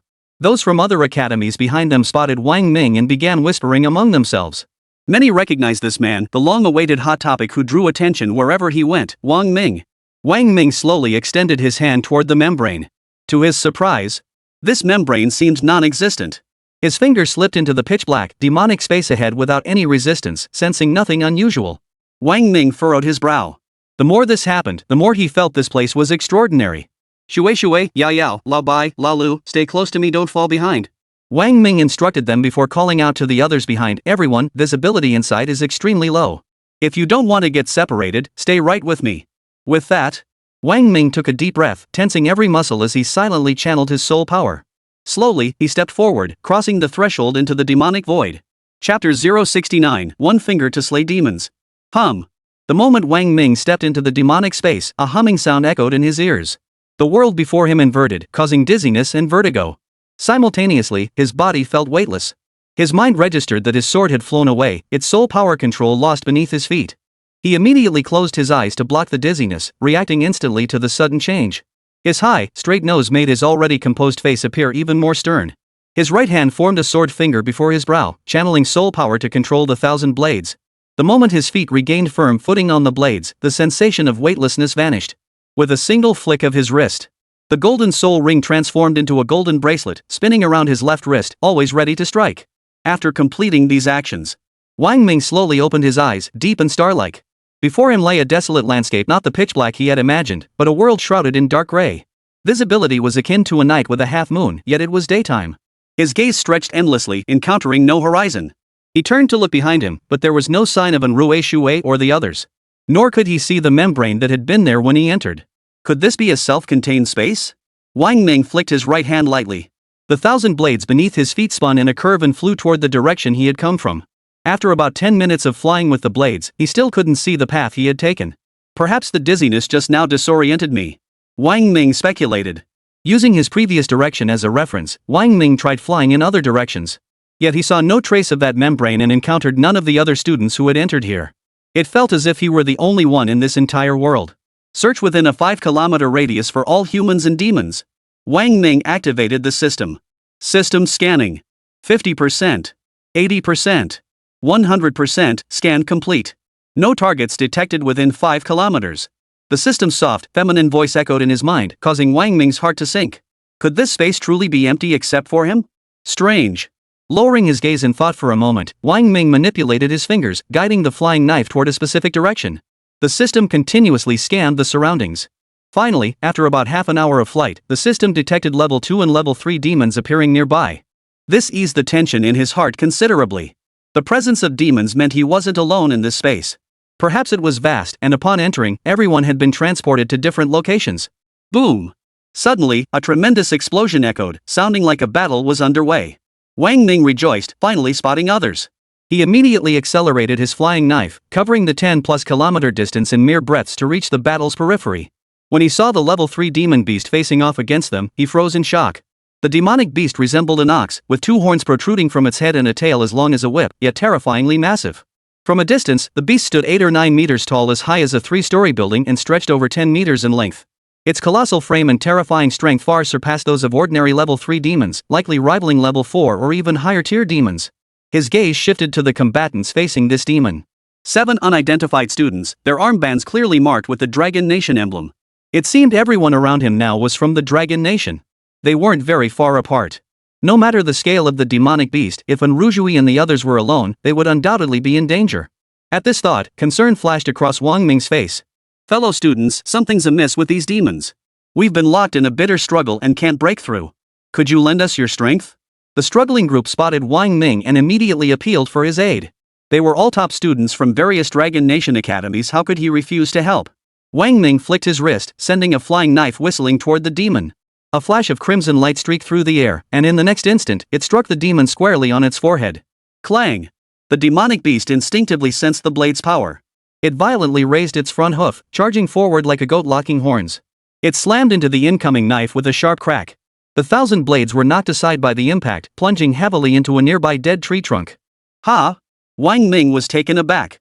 Even with the power of his 28th level soul force channeled through the Imperial-grade soul weapon, a single strike had failed to slay this level 3 demon beast.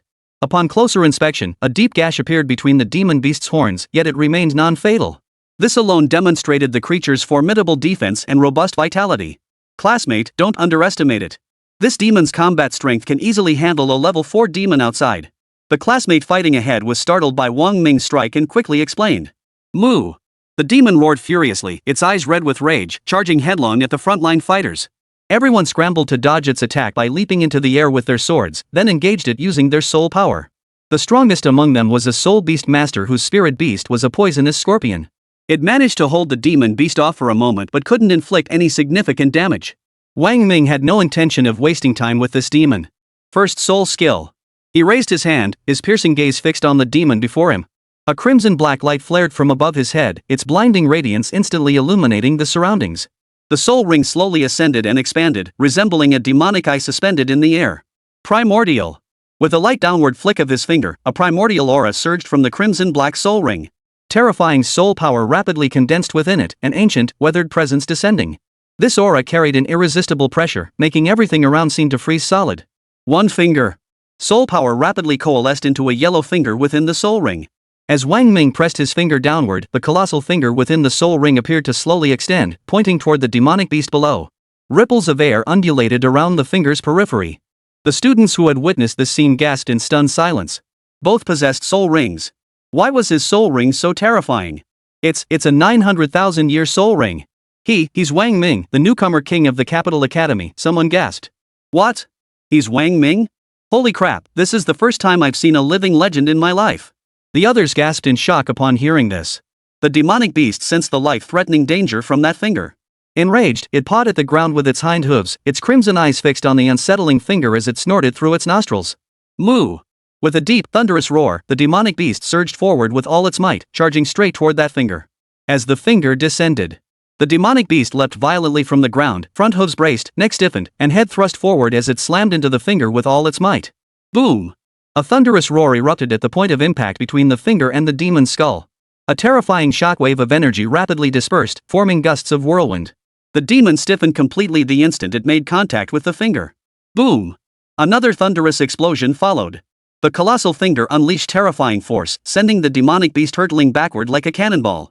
It slammed into the ground, carving a deep crater several meters wide, the surrounding earth cracking and fissuring. Silence fell over the area. The pupils of the students trembled in their sockets. What they had just witnessed shattered their understanding of what a grand soul master could achieve. Chapter 070, Mingu. Save me. Somewhere in the demon realm. Upon entering this place, Rue Shui felt a wave of dizziness.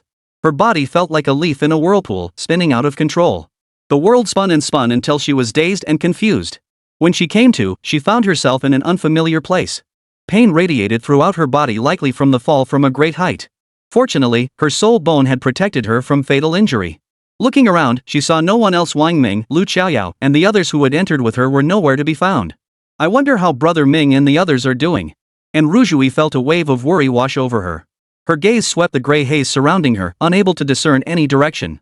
After a moment of thought, she chose a direction she believed to be correct, summoned her soul beast and rode it into the air.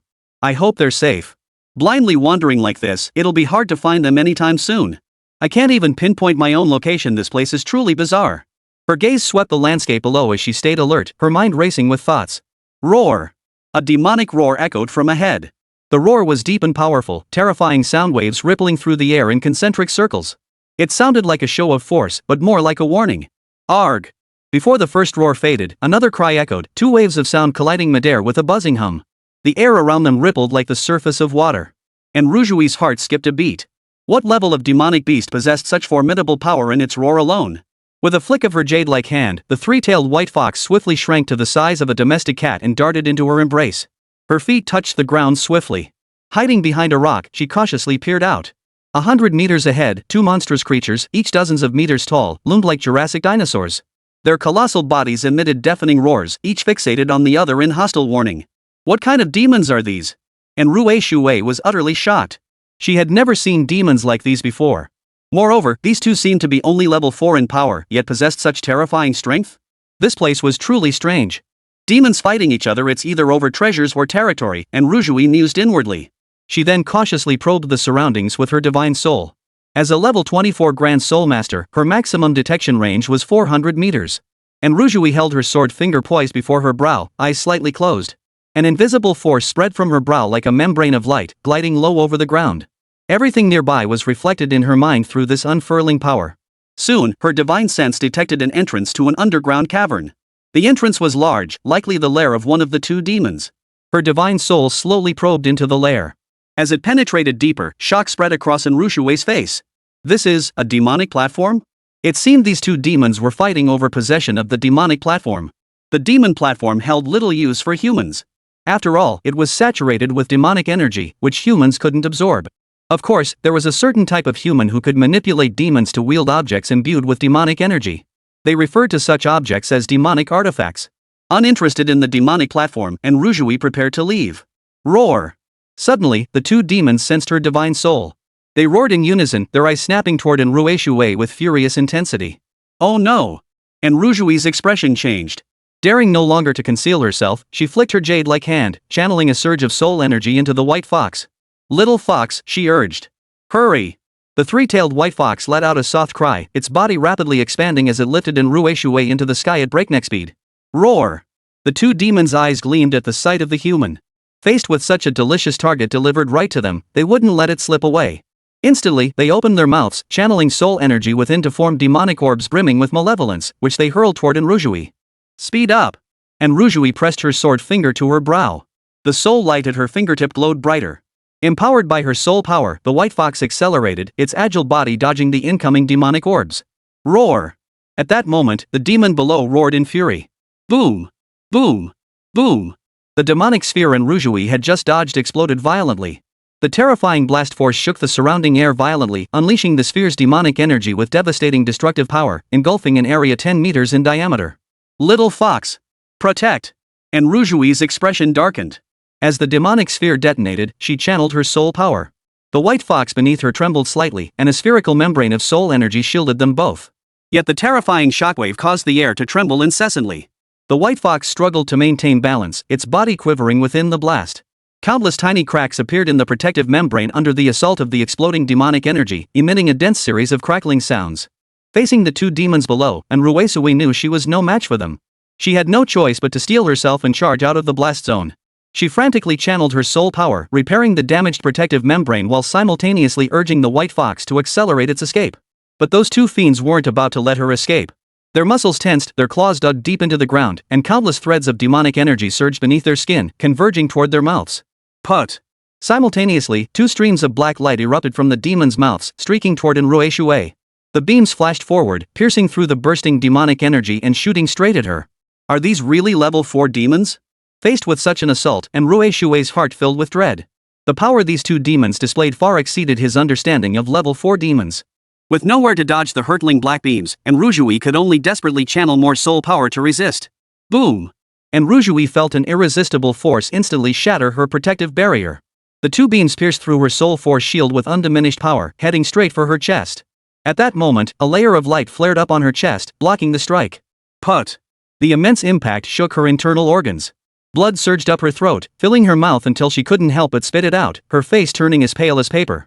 Deprived of soul power support, the white fox transformed into a streak of light and darted into the soul ring. Enrujui's body plummeted like a, crashing heavily onto the ground. The light on her chest flared once more, shielding her and preventing an instant death from the fall. Cough cough. Enrushui lay on the ground, dizzy and her vision blurring. Yet she knew she dared not lose consciousness. Unconsciousness meant death. She bit down hard on her tongue, forcing herself to stay awake. The ground trembled beneath her. With great effort, Enrushui lifted her eyelids to see two demonic beasts sprinting toward her. Yet her body was utterly limp and weak, unable even to stand. Facing such ferocious demons, despair washed over her. She thought of her Mingu, and a wave of longing surged in her heart.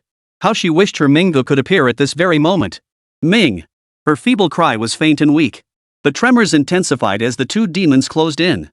Through her blurred vision, she saw the disgusting saliva dripping from their mouths as they stared at her. She knew they would tear her apart and devour her. Ming! Save me! And Rujui knew her cries were futile, impossible to be heard. Yet she desperately wished her Ming would appear from the sky, just as he had at the start of the semester. Primordial. Divine Palm. Chapter 071, Danger Level, 5 stars. Just as despair consumed Rujui, a piercing voice rang out above her. The familiar sound echoed in the sky, lifting her spirits. She looked up. Above, Wang Ming stood with a stern expression, his clothes and hair fluttering in the wind. A massive black-red soul ring glowed dimly atop his head, resembling the eye of a demon. A massive yellow finger slowly extended from the soul ring, pointing toward the two demons below. Instantly, a terrifying pressure descended from the finger above, causing the surrounding air to feel as though it were freezing solid.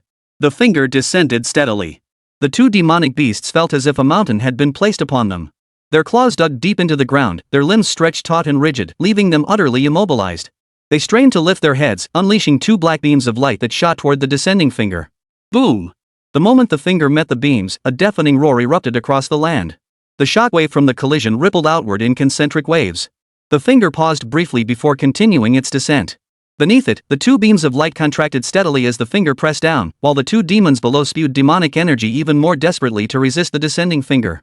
Yet as the finger descended relentlessly, the terrifying pressure intensified, the mountain crushing them grew heavier, their bodies unable to withstand such force. Boom! Boom! The sound of their skin bursting echoed, blood gushing everywhere. Their limbs, pressed into the ground, were already submerged up to their knees. The surrounding ground began cracking open in countless fissures, everything on the surface pressed flat against the earth. Boom! The ground beneath the demons caved in with a thunderous crash, sending dust flying everywhere. Fingers nearly pierced the heads of the two demons as the ground crashed downward, forming a massive pit. Under the immense pressure, their bodies exploded in multiple places, blood staining the earth crimson. And Rujui saw that familiar figure and a blissful smile spread across her lips. The tension that had gripped her entire body instantly relaxed. A wave of exhaustion washed over her, and as darkness closed in before her eyes, she lost consciousness. Kill! Seeing Rujui faint, Wang Ming immediately released more soul power into the soul ring. His finger emitted a humming sound, ripples spreading around it as he slammed it down with a thunderous crash. Boom! The earth visibly trembled, and even more terrifying cracks appeared around them. A massive finger imprint materialized, piercing deep into the ground where the two demonic beasts lay. At the bottom of the deep pit, the two demons lay mangled and bloodied, their demon cores glowing brightly against the ground. Wang Ming waved his hand. The two demon cores shot up from the pit, landing in his hand. These level 4 demon cores were significantly heavier than ordinary ones of the same rank, their hues more vivid, and naturally containing far greater soul power. For Wang Ming, who urgently needed vast energy reserves, this was most welcome. He landed swiftly. Wang Ming's face was slightly pale, but he immediately scooped up Rujui to assess her condition. Thankfully, her internal organs had only suffered minor concussive injuries, nothing life-threatening. With a few days of rest, she would fully recover. At that moment, flashes of light streaked across the sky. It was the 7 individuals from other academies whom Wang Ming had rescued earlier, 2 women and 5 men. As they caught up and witnessed the scene, the shock on their faces was impossible to hide. Spotting the beauty in Wang Ming's arms, they instantly understood. It seemed these 2 clueless demons had touched this big shot's sore spot, only to be crushed into mincemeat with a single finger. What a miserable death! The 2 girls glanced at Rujui in Wang Ming's arms, their eyes flickering with envy and jealousy. Yet they dared not show it, merely pursing their lips. After all, she was a girl, what right did she have? You 2 stand guard. I'll tend to her injuries. Wang Ming's tone brooked no argument. Yes, Brother Ming. They dared not defy Wang Ming's command and immediately dispersed. Wang Ming lifted Ruishui's delicate wrist, channeling soul energy to assess her injuries. They weren't severe, no broken bones, making treatment straightforward. He began slowly circulating his energy to heal her. About 3 hours passed. Wang Ming's face grew increasingly pale. And Rujui's long, curved eyelashes fluttered slightly as she slowly opened her eyes. Seeing the familiar face mere inches away, she could no longer contain her fear and sorrow. Clutching Wang Ming's neck, she burst into tears. Ming! Minga, I thought I'd never see you again. Wang Ming stroked her silky hair. There. I'm right here now, aren't I? And Rujui clung to him even tighter, terrified he might vanish. After comforting her for a moment, Wang Ming said, Shui, be good. There are people from other academies here. Don't let them laugh at the school flower of our capital academy. Oomph. With my manga here, I dare anyone to laugh at me. And Rushui pouted playfully, though her body honestly relaxed its grip. She climbed to her feet and pulled out a wet wipe to clean the dust from her face. How's your body feeling? Wang Ming asked with concern. And Rushui circulated her soul power to check her condition. Much better. I should be fine to go with you guys. Good. We need to hurry and find Lu Chaoyao and the White Robe Mountain Group. The demons here are strange and far more powerful than those outside. If they get caught up in this, they'll be in danger. Wang Ming said. MHM. And Rushui nodded, then turned to Wang Ming. Brother Ming, I just discovered demonic platforms inside the lairs of those two demons. The moment I found them, they sensed me. Demon altars? Wang Ming was taken aback. He knew of a demonic platform within 10,000 demons. Mountain Tozen had told him about it. He'd also mentioned that the platform's function was to unleash demonic energy, making it a crucial treasure for demonic cultivation, no less valuable than elixirs. Thus, the preciousness of a demonic platform was self-evident. How could such a treasure appear so casually in a demon's lair? Could it be that the intense concentration of demonic energy here was achieved through the use of numerous demon platforms? Wang Ming pondered this possibility before turning to Rushui. Rest here for a moment, he said. I'll go examine this demonic platform. Then, addressing the other 7, he added, come over here and watch over her for a bit. I'll be back soon. With that, he mounted his flying dagger and vanished in a streak of golden light. He soon located the underground chamber Rushui had described. The cavern was vast, giving an impression of emptiness, and pitch black inside. Entering it felt like being locked in a dark room. Wang Ming was confident in his abilities. But in this eerie place, caution was paramount. He didn't want to suffer a setback in the most unexpected place. He immediately waved his hand. Over 1,000 iron-devouring worker ants fluttered into existence behind him, their wings humming with the sound of their flight. Having evolved into mature forms, the iron-devouring ants had correspondingly evolved, their overall strength enhanced. Go! At his command, the swarm surged forward. These ants served as Wang Ming's 1,000 eyes. Though visibility was poor, it wasn't entirely zero. Finally, deep within the cavern, they discovered a passageway. Following it to its end, they found the so-called demon platform. The demon platform was octagonal in shape, roughly as thick as an infant's arm, and stood 9 feet tall. This was no demonic platform. It was clearly a demon pillar or demon staff, right? Wang Ming thought to himself. He immediately summoned his flying knife to enter the cavern, traversing the passage to stand before this demonic platform. He examined it closely. The surface was densely carved with unidentifiable patterns, and a deathly, demonic aura seemed to seep out like smoke, filling the entire cave. Wang Ming slowly reached out and grasped the demonic platform. Warning, warning. Host faces imminent life-threatening danger. Danger level, stars. System reward triggered. If host survives this crisis, rewards granted: Soul Weapon Enhancement Crystal +1, Soul Beast Evolution Crystal +1, 1 Soul Purifying Bone, and 1 Teleportation Use. Chapter 072, Desolate. Desolate. Desolate. 5-star danger? Wang Ming's heart jolted. His hand, poised to touch the demonic platform, snapped back instantly. Simultaneously, he channeled soul power into his Thunderbolt Soulbone, transforming his entire body into a bolt of lightning that shot out with a crackling hiss. At the same moment, the demonic platform hummed softly. Instantly, the demonic energy within the cave surged toward the demonic platform as if summoned. Within moments, the demonic energy vanished completely, replaced by a pitch-black entity beside the platform. This thing resembled a humanoid form, with 2 horns protruding from its head. Its body was covered in black scales, its single eye glared upward, its nose resembled that of a bull demon, and its mouth was filled with fangs. A hideous roar erupted from its throat. This filled Wang Ming with dread. What the hell is this thing? Human. The creature uttered a human voice from its mouth. Its vertical eye emitted an eerie glow as it fixed its gaze on Wang Ming, who had just slipped away. With one hand, it hoisted the demonic platform beside it. Now it seemed clear that the so-called demonic platform was merely this creature's weapon. Who are you? Hearing it speak human words sent shockwaves through Wang Ming.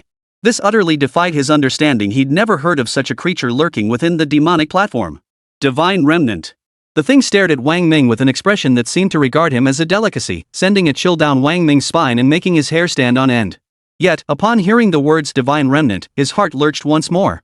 What Divine Remnant? He demanded. Divine Remnant. The thing didn't respond. Instead, it swung the demonic platform toward Wang Ming with blinding speed. In the blink of an eye, it was upon him, the platform whistling through the air as it came crashing down toward his head. ZZZZT. Activating the Thunderbolt Soulbone, Wang Ming's figure transformed into a streak of lightning to evade. Yet to his horror, the creature's speed was astonishingly swift. Keeping pace with his own movement, the staff seemed guided by navigation, striking straight down.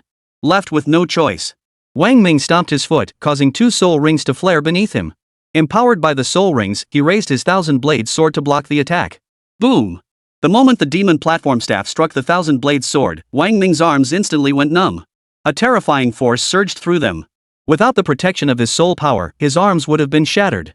His body couldn't withstand such terrifying force. Under the blow, Wang Ming's body shot backward like a bullet fired from a barrel, flying out through the cave entrance. He flew 80 to 90 meters before landing. Pushing off the ground with his feet, he spun around and thrust the blade into the earth. 3 deep gashes were left in the earth. The commotion naturally alerted in Rui Shui and the others nearby. They heard a thunderous roar from ahead, followed immediately by the sight of Wang Ming flying out and landing far away. Their eyes widened in shock. Wang Ming's prowess was well known to them all. To send him flying like that revealed just how terrifying his opponent's strength must be. Put! The force of the blow surged through his arms into his internal organs. The agonizing pain from his twisted viscera twisted his face into a grimace as blood surged up his throat, forcing him to spit out a mouthful. This creature's power was terrifying. System: Restore soul power. Scan target status. Restoring soul power. 50%. 100% soul power restored successfully. Detecting target. 30%. 50%. 80%. 100% detection successful. Target: Demon Spirit Beast, parasitizing within a demonic artifact. Target: Demon Spirit Beast level 6, feeds on remnants of divine beings.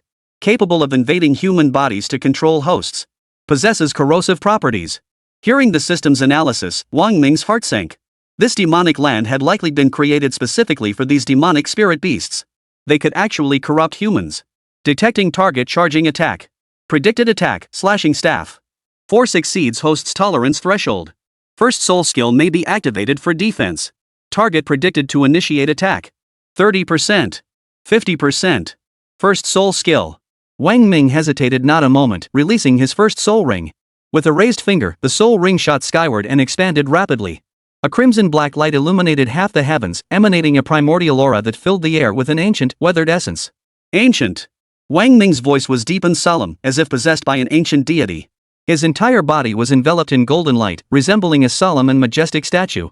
A terrifying aura emanated from within him. This time, the primordial energy did not dissipate randomly but flowed into Wang Ming's body. Simultaneously, the soul power within him surged wildly into the soul ring. This was the first time he had fully unleashed the primordial finger since acquiring his first soul skill. In that instant, the soul power within him was drained completely. His face paled slightly. What a domineering soul skill! The others who had witnessed this colossal display stared wide-eyed in utter shock. Under the immense pressure of the soul ring technique, they felt an overwhelming sense of oppression.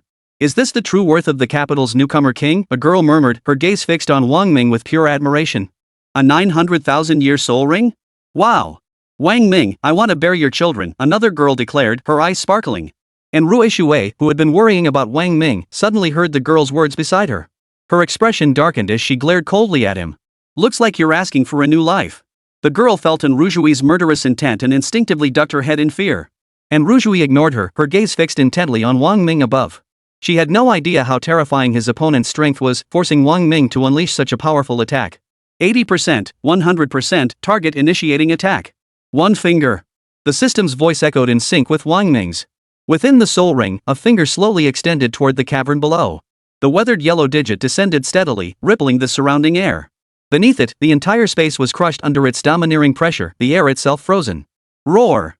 The creature below, wielding a demonic staff, flashed to the mouth of the pit. Confronting this finger, it roared furiously.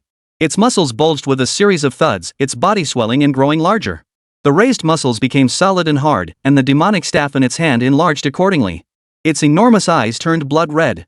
WHWH, what is that thing? The others stared wide-eyed in terror, their gaping mouths unable to close for a long moment. Good heavens, what is he holding? A magic tablet? And Rui Shui covered her lips, trembling with terror, her bright eyes wide with disbelief. Everyone stared at the scene in utter disbelief. Human! The creature roared furiously, gripping the magic staff with both hands. Aiming at the pointing fingers, it swung its arm in a wide arc, delivering a vicious strike.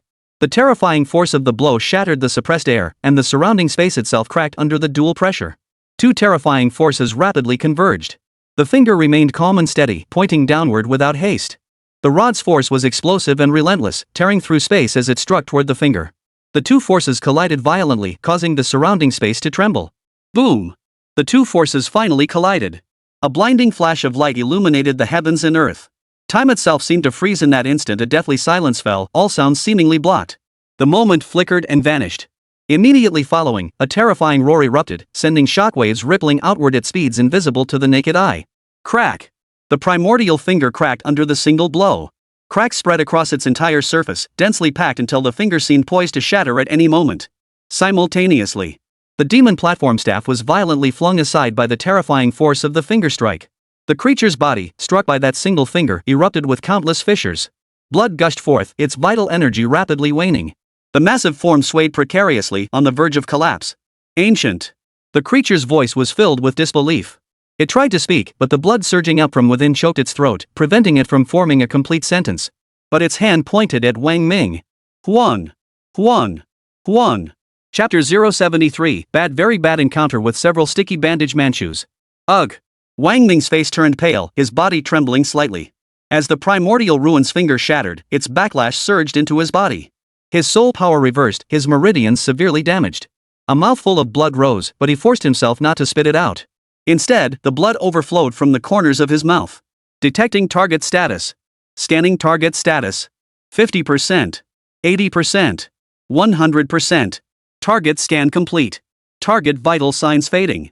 Calculating survival probability. 50%. 80%. 100%. Target survival probability 0%. Target has lost vital signs. Host successfully survived.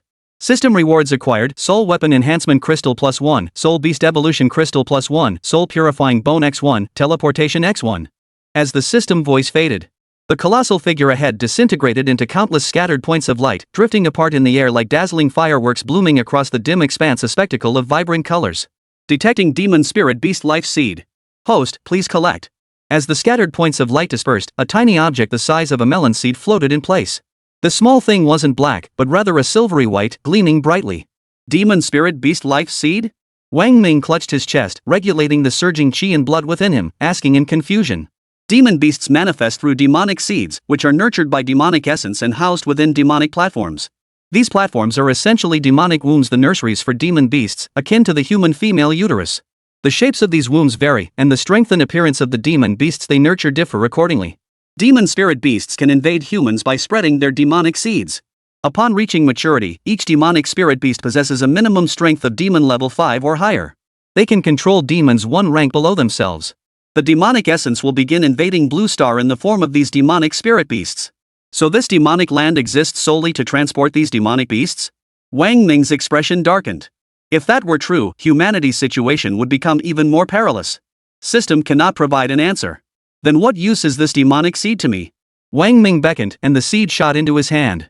Crystal-like in appearance, it felt warm between his fingertips, as if alive. The demon spirit seed contains a demon spirit. Humans who refine it can resist demon spirit beasts' control. Additionally, refining the seed grants control over the original demon spirit's magic artifact. The demon embryo transforms into the demon spirit beast's magic artifact after completing its incubation. Demon spirit seeds contain potent soul energy, capable of purifying both soul energy and physical constitution. Seems this demon spirit seed has quite a few uses. Wang Ming nodded. He recalled how the demonic artifact that had just withstood his finger strike had been shaken away unscathed, sparking his interest in this soul artifact. He asked, System, are soul artifact enhancement crystals effective on demonic artifacts? Yes. Then what's the difference between soul artifacts and demonic artifacts? No difference. Human soul power originates from demonic souls born of demonic nature. The fundamental source of power for humans and demons is identical. However, demonic artifacts contain demonic spirits. Prolonged or improper use may lead to corruption. I see. Wang Ming nodded. Brother Ming. At that moment, Rui Shui hurriedly arrived, riding her soul beast at full speed. She grabbed Wang Ming's arm, her face filled with concern. Brother Ming, are you okay? I'm fine. Wang Ming forced a smile. The situation inside his body was far from optimistic. His meridians were damaged, and he would need at least some time to recuperate. Brother Ming. The others swiftly flew over, their eyes filled with concern, but more so with awe. Had it been them facing that demonic spirit beast earlier, they would likely have been doomed. Let's go down first. Wang Ming ordered. They landed and entered the cave they had just emerged from. Wang Ming instructed Rui Shui to retrieve the staff that had been knocked away earlier, while the others gathered some food. He himself took out the demon spirit seed and began attempting to refine it. The demonic spirit seed was about the size of a regular melon seed. It was hard to imagine how much energy it could possibly contain, yet he was intensely curious. How much power would he wield over that demonic artifact after refining this seed? System: refine the demon spirit seed. Detecting demon spirit seed. Detection successful. Initiating refinement. 10%. 20%, the system's soft, feminine voice echoed in his mind. Instantly, a beam of energy shot from his brow like a spotlight, focusing on the demon spirit seed. Hum. The demonic spirit seed trembled slightly, emitting a faint glow. Instantly, a steady stream of energy began flowing toward his brow, causing the seed to spin rapidly on its own. The instant this energy entered his brain, Wang Ming felt a wave of refreshing clarity. Like mint. His mind felt light and agile, his body and spirit gradually relaxing under this energy. Slowly, he sensed it spreading downward from his brain, soothing every inch and millimeter of his body. The soul power within him grew purer as this energy flowed through him. From head to toe. After circulating throughout his entire body, the energy began to retract, traveling the long road back to converge in his mind, coalescing into a crystalline seed. Simultaneously, his senses seemed to pick up a new connection, subtle, intangible, yet intensely perceptive. 90%, 100%, demon spirit seed absorption complete. Huff. Wang Ming slowly opened his eyes. The demonic spirit seed before him had vanished, and the injuries within his body had begun to heal. His body felt significantly lighter, as if a heavy burden had been lifted, and his skin appeared brighter and more radiant. I never imagined the demon spirit seed had such effects, Wang Ming murmured, touching his face in surprise. Brother Ming. And Rui Shui entered, holding a staff. This must be the demonic platform I saw earlier. It looks like a weapon. Wang Ming explained, this thing is actually a weapon. And proceeded to give her a detailed explanation. And Rui Shui nodded in sudden understanding. Come. Wang Ming beckoned toward the staff. With a whoosh, it flew into his hand. The staff could change size at will, somewhat reminiscent of the legendary golden monkey staff. After swinging it a few times, he felt it wasn't quite suited to him and stowed it away in his soul ring. Turning to Enru Shui, he said, Shui, let's rest a bit before we go find Yao Yao and the others. I hope they haven't encountered any of those terrifying demonic beasts. Yeah, I hope they're okay. And Rui Shui said hopefully. Shortly after, the others returned, having hunted down a level 1 demon beast. Everyone roasted and ate the meat, then immediately set off to find Lu Xiaoyao and the others. Having learned from their previous experience, Wang Ming dared not touch the demonic fetus lightly, fearing it might contain even more powerful demonic beasts. With the system's assistance, they proceeded safely. They located Lu Xiaoyao, Baishan, and Lu Feifei one after another, along with Cha Yaojun from the National Defense Academy. Gradually, individuals from other academies across the Dragon Nation began to gather. Along the way, they discovered numerous human remains, devoured by demons. Of the 68 who had entered, Wang Ming had only located 31 so far. The rest were either missing or had fallen victim to the demons. In the final days, they unexpectedly encountered Chen Zili. Standing beside Chen Zili were several bandit flagmen. Chapter 074, Prince Fujiwara, save me. Their encounter with Chen Zili was due to the appearance of a demonic beast in this area. However, this demonic spirit beast hadn't appeared spontaneously. It seemed more like these Manchu soldiers had deliberately sought it out. When Wang Ming first arrived, he had used the system to detect the presence of a demonic embryo, with 2 demons lurking nearby. According to the system's explanation, these 2 demonic creatures were likely puppets controlled by the demonic spirit beast that had planted the demonic spirit seed. As Wang Ming prepared to bypass the demonic embryo, he noticed Chen Zili and his group charging toward it like they'd discovered treasure. They were clearly heading straight for the location of the demonic embryo. This piqued Wang Ming's curiosity. The demonic spirit beast within the demonic embryo was exceptionally powerful, far beyond what ordinary people could handle. What were these flag-wielding men specifically seeking the demonic embryo for? Could it be they intended to exploit the power within the demonic embryo for some nefarious purpose? As everyone knows, the Manchus were a thoroughly unscrupulous people. Chen Zili led several underlings.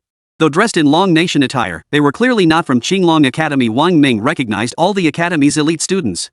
Wang Ming? Chen Zili was surprised to see Wang Ming, but quickly chuckled. I was planning to find you after capturing this demonic embryo. I didn't expect you to come to me. Chen Zili. Xiao Yaojun, standing nearby, was fiercely patriotic. Seeing Chen serving the Band-Aid flag enraged him. You lackey. Working for these beasts? Don't you fear the entire nation will shame your Chen family? Chen Zili scoffed coldly. Xiao Yaojun, don't lecture me from your high horse. Let me tell you, what's inside here is incredibly bizarre. It's beyond your capabilities to handle. Even Wang Ming himself would die if he encountered whatever lurks within that demonic embryo. Got it? And this gentleman. He proudly extended his thumb, pointing at a young man beside him. This is the royal heir of the Great Plaster Flag, of noble birth. Do you know his first soul ring is 300,000 years old, and his second soul ring is a staggering 600,000 years old? He possesses the power to slay the demons within the demonic embryo. 300,000 years?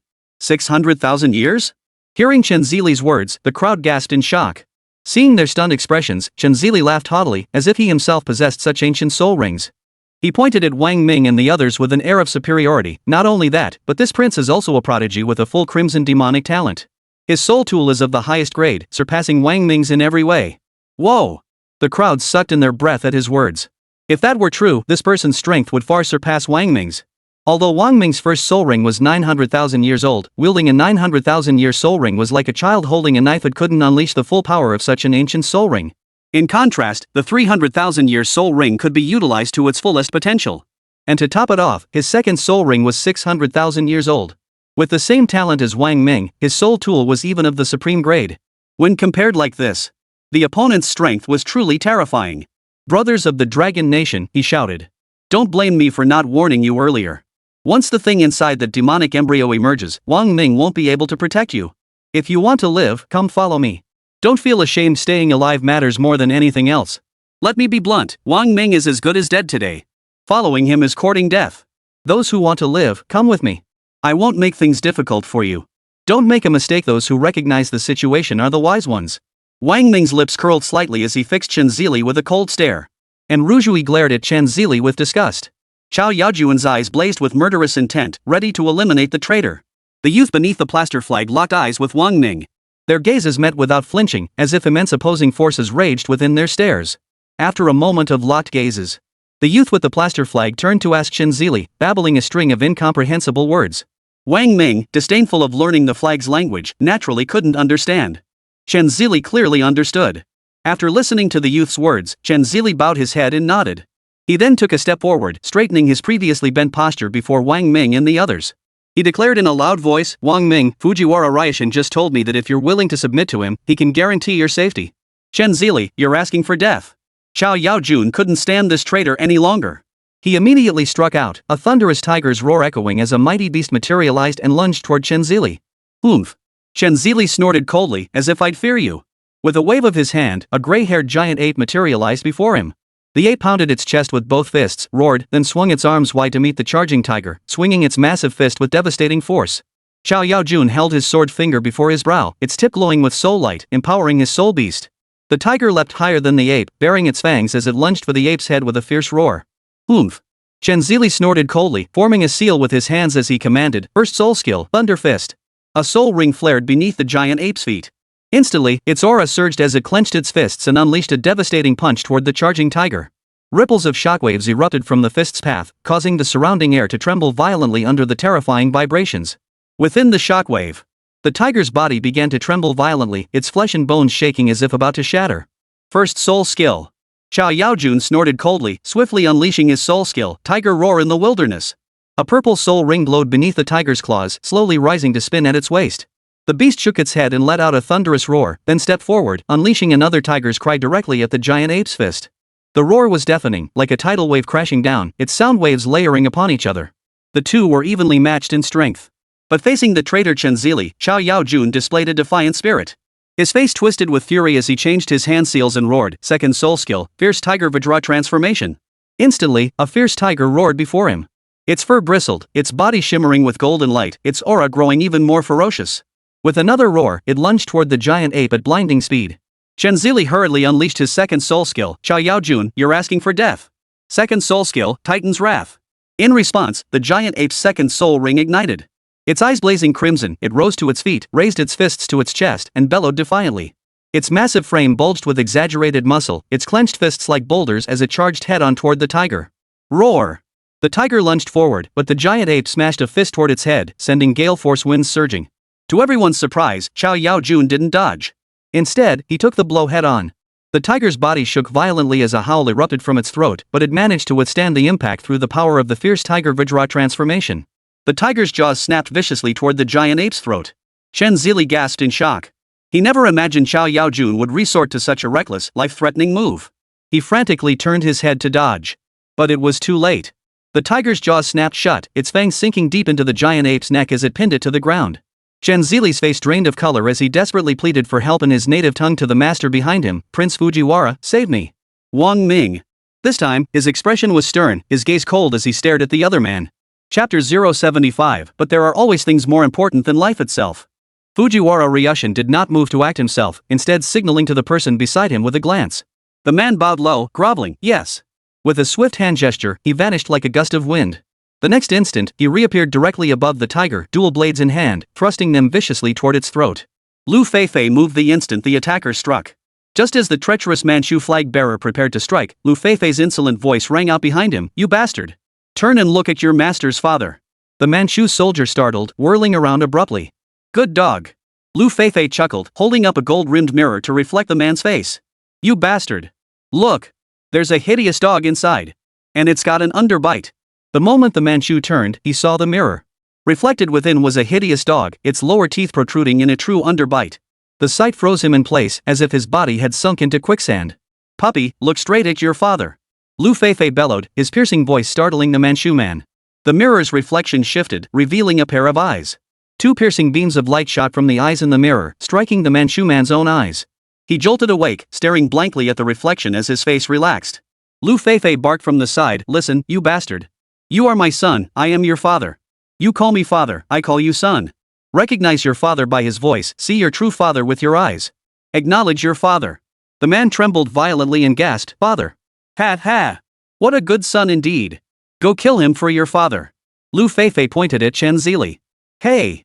The bandit with the medicinal plaster flag let out a sharp cry, his figure vanishing like a gust of wind from where he stood.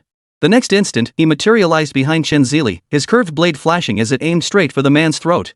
Lu Feifei chuckled. This was his soul artifact, the seven-colored illusionary heaven realm, and its first soul skill, mind-binding.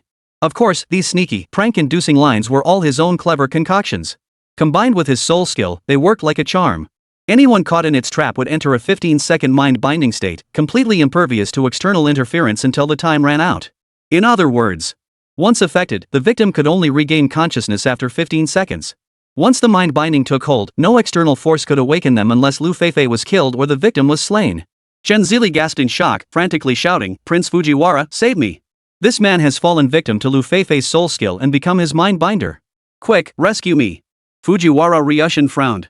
His gaze toward Lu Feifei held a hint of disgust. His attack method was utterly repulsive.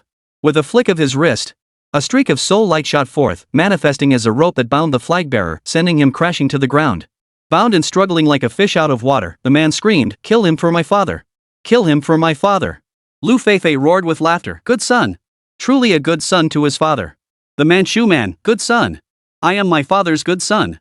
Lu Feifei declared, "Son, since you cannot kill him for your father, you have failed me. Quickly bite your tongue and die to atone for your failure." The Manchu soldier jerked violently and bellowed, "I have failed my father." Then, with a sudden, desperate force, he bit down on his tongue.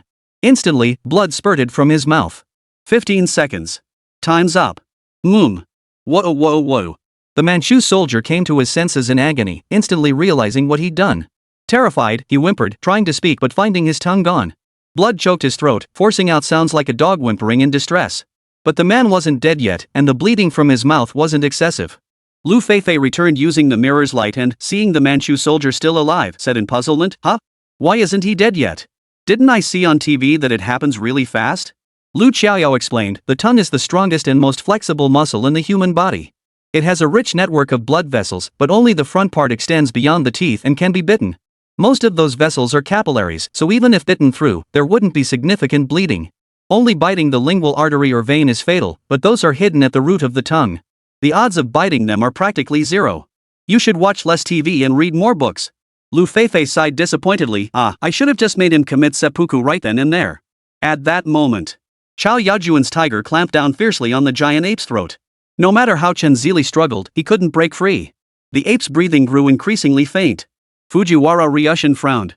Glancing at his subordinate, who was clutching his mouth and whimpering in pain while writhing on the ground, a flash of murderous intent flickered in his eyes. Roar! At that very moment, a fierce screech erupted from a nearby underground cavern. It was the two demonic beasts controlled by the demonic spirit beast. Sensing the commotion outside, they roared in fury and charged forth simultaneously, lunging toward their prey. The appearance of these two fiends ironically saved Chen Zili's life. They were both level 4 demons. But Wang Ming and the others knew well that the greatest threat in this place wasn't the demons themselves, but the demonic spirit beasts dwelling within the demonic fetuses. These demonic spirit beasts were incredibly powerful and represented their most formidable adversaries. After bursting forth, the two demons split left and right, charging toward Fujiwara Ryushin and Wang Ming respectively. Wang Ming kept his hands in his pockets, his expression stern, making no move to fight. Behind him, Lu Qiaoyao, Xiao Yaojun, Baishan, and the others charged forward, striking simultaneously. Though the level 4 demons far surpassed the demons outside in power, they were no match for so many soul masters. Two fists couldn't fight four hands. Fujiwara Ryushin remained motionless. His subordinates swiftly intervened, blocking the demon's path. Soon, under the combined assault, both demons fell, shattering into two dazzling demon cores. Wang Ming. Fujiwara Longshin spoke dragon tongue fluently. With the two puppet demons slain, the demonic spirit beast within the demonic embryo will emerge shortly. I offer you and your comrades behind you two choices: submit to me, or die. Don't rush your answer. Perhaps you haven't witnessed the demonic spirit beast's power yet. I can assure you, once it emerges, all of you combined won't stand a chance against it. I hope you recognize the wise choose their side. Wang Ming, I hear you possess the talent of Man Hong and a 900,000-year heaven-bestowed soul ring. I admire you. Do not ruin yourself. Upon hearing Fujiwara Longshin's words, all eyes turned to Wang Ming. Some gazes flickered with conflict. After all, when faced with survival versus dignity, most would choose life. But some things matter more than life itself. Finally, Wang Ming stood tall before everyone, like a towering wall. He shielded them from the danger ahead and steadied the hearts of those behind him. Not a single soul moved. Boom! A thunderous roar echoed from the cavern as the surrounding demonic energy began to reverse, surging back into the depths. A torrential force erupted from the abyss. Warning! Warning! Host is about to face star danger. System reward triggered. If the host safely navigates this crisis, rewards will be granted: Soul Weapon Enhancement Crystal +1, Soul Beast Evolution Crystal +1, and 1 instance of shapeshifting. Chapter 076, Humph. Nothing special. A piercing roar echoed from within the cavern, causing everyone present to pale. That single cry alone sent shivers down many spines, their eyes fixed on the source of the sound with sheer terror. Boom! Boom! Boom! Earth-shaking tremors erupted the sound of the demonic beast's footsteps. Boom! A thunderous roar. The surface of the cave was violently breached by something hard and solid. The earth trembled as a colossal creature slowly emerged from the gaping hole, rising higher and higher. The gazes of the crowd followed its ascent. The pupils in every eye trembled. This demon beast stood a full 10 meters tall and stretched 30 meters long. It possessed two elephant-like trunks, and between them grew a long, white tooth. This fong was the demonic embryo of the beast. Its four thick legs resembled temple pillars, supporting its colossal frame. Detecting target status: target, demon spirit beast, level 7. When the system's voice echoed in his mind, Wang Ming's heart jolted. A level 7 demon spirit beast. The demon beast he had slain just days prior was only level 6. That victory had required unleashing his first soul skill at full power, draining his soul energy completely and leaving his physical body scarred by backlash.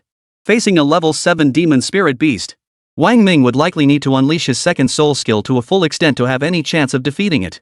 However, with his current strength, fully unleashing his second soul skill was utterly impossible. The soul power required for a million-year soul ring was simply staggering. Unless he completely depleted his soul essence reserves. But the demon realm teemed with demonic beasts. If he used it all now, facing any future demonic beast would mean certain death. Something's wrong. Wang Ming suddenly sensed something amiss. The system had rated this level 7 demon beast as a 6-star threat, yet the level 6 demon beast encountered earlier had also been assessed as a level 6 danger. What was going on? Risk differentiation. Wang Ming carefully analyzed and reached a conclusion. For instance, when he first encountered her, the system rated her danger level as 6 stars. That's because a powerhouse of her caliber inherently carries a 6-star threat rating upon appearance. Even without killing intent, Tuosan's presence alone would trigger a 6-star rating. The demon beast encountered days prior radiated overwhelming killing intent, posing a level 6 threat to him. But recently, when facing a level 7 demon beast, he had experts from the Plaster Flag by his side, who shouldered part of the risk, causing the system's risk assessment to decrease. It's a level 7 demon beast. Chen Zili shouted, scrambling behind Fujiwara Ryushin's back. He sneered coldly at Wang Ming. Wang Ming, this is a level 7 demon spirit beast. Only Prince Fujiwara has the power to subdue it. Even if your first soul ring is 900,000 years old, what about your second? Ha! Overestimating your abilities. This place will become your grave. The crowd behind Wang Ming paled visibly. Only when faced with the direct threat to their lives could some wavering hearts make a firm choice. Young Master Chen, can we back out now? Some asked timidly, their eyes fixed on the level 7 demon spirit beast. Considering you're all fellow countrymen, how could I, Chen Zili, refuse? Anyone who wants to live should hurry over and seek Prince Fujiwara's protection. Following Wang Ming means certain death. Chen Zili shouted defiantly. Brother Ming, I'm sorry. Someone hurriedly ran toward Chen Zili. Sorry. Several others followed suit. Moo. At that moment, the demon beast roared. Perhaps it too despised the weak and cowardly, for it raised its massive hoof and stomped down fiercely toward those fleeing. Its massive hoof loomed like a shadow across the sky. Those people didn't even have a chance to flee, watching helplessly as the massive hoof descended. Boom! The ground erupted with a thunderous crash, forming a massive crater. The earth trembled violently, sending dust flying everywhere. Countless cracks spread like spiderwebs around the demon beast's hooves. Everyone who had tried to run past was crushed to death. Everyone stay put. Wang Ming barked. This demon beast has no eyes. It tracks our location through seismic waves. Don't move a muscle. At his command, everyone froze instantly. Fujiwara Ryushin sneered coldly. Those unwilling to submit to me shall die. With a flick of his wrist, he casually flung the bound Manchu soldier toward Wang Ming. Wang Ming struck. 1,000 blades flashed from his soul ring, a crimson light streaking across the sky. The man's body was cleaved in two mid-air, one half landing near Fujiwara Ryushin, the other near Wang Ming. Moo! The moment the two halves hit the ground, the demonic beast roared furiously, its two trunks lashing out left and right. Could those trunks extend? The crowd gasped in shock, scrambling to dodge the whipping tentacles. Oomph! Fujiwara Ryushin let out a cold snort as he leapt into the air. He bit the tip of his left middle finger, drawing a drop of blood. With his right hand, he produced a plate, placing the precious blood upon it while murmuring incantations. Binding demon disc activate. Fujiwara Ryushin flicked his sword finger. The round plate burst into brilliant soul light, sweeping toward the demon beast. It landed atop its head, and a beam of light shot down, striking the demon beast squarely between its eyebrows. Control. Moo. Two voices rang out simultaneously. The nose hurtling toward the medicinal flag halted abruptly. Hear my command, advance. Fujiwara Ryushin pointed his finger. The demon beast roared furiously, turning to charge toward Wang Ming. It lifted its massive leg, capable of covering 100 meters in a single stride. Holy! Your dear mother! That bastard with the flag can control a demon beast. Lu Feifei gasped in shock. Wang Ming's expression darkened. It seemed these flag wavers had indeed prepared well in advance. But how did they know there would be demonic embryos and demonic beasts here? Even she didn't know. No. How could she not know about this place? If she knew, why did she send us in? What was her purpose? Fly upward, shouted Baishan. That beast is far too cumbersome to take flight. At his command, the group scrambled to mount their soul beasts and soul artifacts to ascend. Moo! Suddenly, the demonic spirit beast let out a long, piercing howl toward the sky. Wave after wave of sound rippled through the air, powerful enough to knock everyone flying back down. The aerial escape route was blocked. Wang Ming held the rear, allowing everyone else to escape first. The demonic spirit beast sensed Wang Ming's presence and lashed out with a fierce blow from its trunk. 1,000 blades. Wang Ming roared, summoning the 1,000 blades sword into his hand. Simultaneously, with a flick of his thoughts, an iron-devouring worker ant flew out and landed on his palm. He tapped the ant's back with one finger, commanding, use shape-shifting. Shift position activated successfully. Go! The iron-devouring ant flapped its wings and soared toward the direction of the plaster flag man. Simultaneously, the demon beast's nasal whip lashed out. Wang Ming channeled his soul power to block the attack. Boom! The immense force struck, and Wang Ming's resistance was utterly futile, like a mantis trying to stop a cart. After only a moment's defense, his body shot backward like a... In the distance. Fujiwara Ryushin observed the scene and sneered coldly, so this is the best the Dragon Nation's Manhwa talent has to offer a mere 900,000-year soul ring possessor. Chen Zili flattered from the side, he's merely a hollow name. How could he compare to your Royal Highness? Oomph. Nothing but empty. Ha! Before he could finish, something felt off. Wang Ming, who had been flung away moments ago, vanished mid-flight. He disappeared without a trace, as if he had never been there at all. 1,000 blades, kill! A piercing voice echoed from above their heads. Chapter 077, I, representing the spirits of the Dragon Nation, declare your death. The voice echoed from above, causing everyone to look up. A blade dozens of meters long, shattered into countless fragments and enveloped in golden soul energy, descended from the heavens. It bore the might to cleave mountains and rivers. Wang Ming? Chen Zili's pupils trembled in shock, his voice failing him. How is this possible? How did he traverse from there to here? Fujiwara Ryushin snorted coldly. With a flick of his wrist, a curved blade materialized in his hand. Soul energy surged from within him as he swung upward with all his might. Clang! The two blades collided head-on. The force of the strike pressed down. Though Fujiwara Ryushin's blade was of superior quality compared to Wang Ming's imperial-grade weapon, his soul power was nowhere near as formidable. One clash of blades. Fujiwara Ryushin felt an overwhelming force surge from above, instantly numbing his arm. The shot cracked open the web between his thumb and index finger, blood gushing forth. This sheer force violently pushed him back several steps before he could steady himself. After the strike, the blade overhead suddenly shattered into countless fragments. Fall. A cold, ruthless voice echoed from above. Whoosh. Whoosh. Whoosh. Thousands of shards of blade rained down like a torrential storm, engulfing everyone below. The crowd gasped in shock, each activating their soul skills for defense. Chenzili's giant ape crouched low, shielding him at its center. Thud. Thud. Thud. The sharpness of an imperial-grade soul artifact was no trivial matter to withstand, especially when amplified by Wang Ming's formidable soul power. Some defenders found their shields as thin as paper, easily pierced by the shards. Chenzili's giant ape, possessing hellish bloodlines, sustained several piercing wounds through its body, yet it continued to shield Chenzili fiercely. Fujiwara Ryushin, meanwhile, swung his blade to deflect the incoming shards, offering no protection to himself. One devastating strike. Of the 20-odd flag bearers, 7 or 8 were instantly killed by the shards, while the rest were all wounded. Combine. Mid-air, Wang Ming's body descended slowly as he swung the hilt of his blade. Countless shards shot upward, clanging into place in orderly succession as the 1,000 blades reassembled. Simultaneously, they inflicted secondary damage upon those below. Wang Ming. Fujiwara Ryushin frowned, gazing upward at Wang Ming with a face as dark as iron.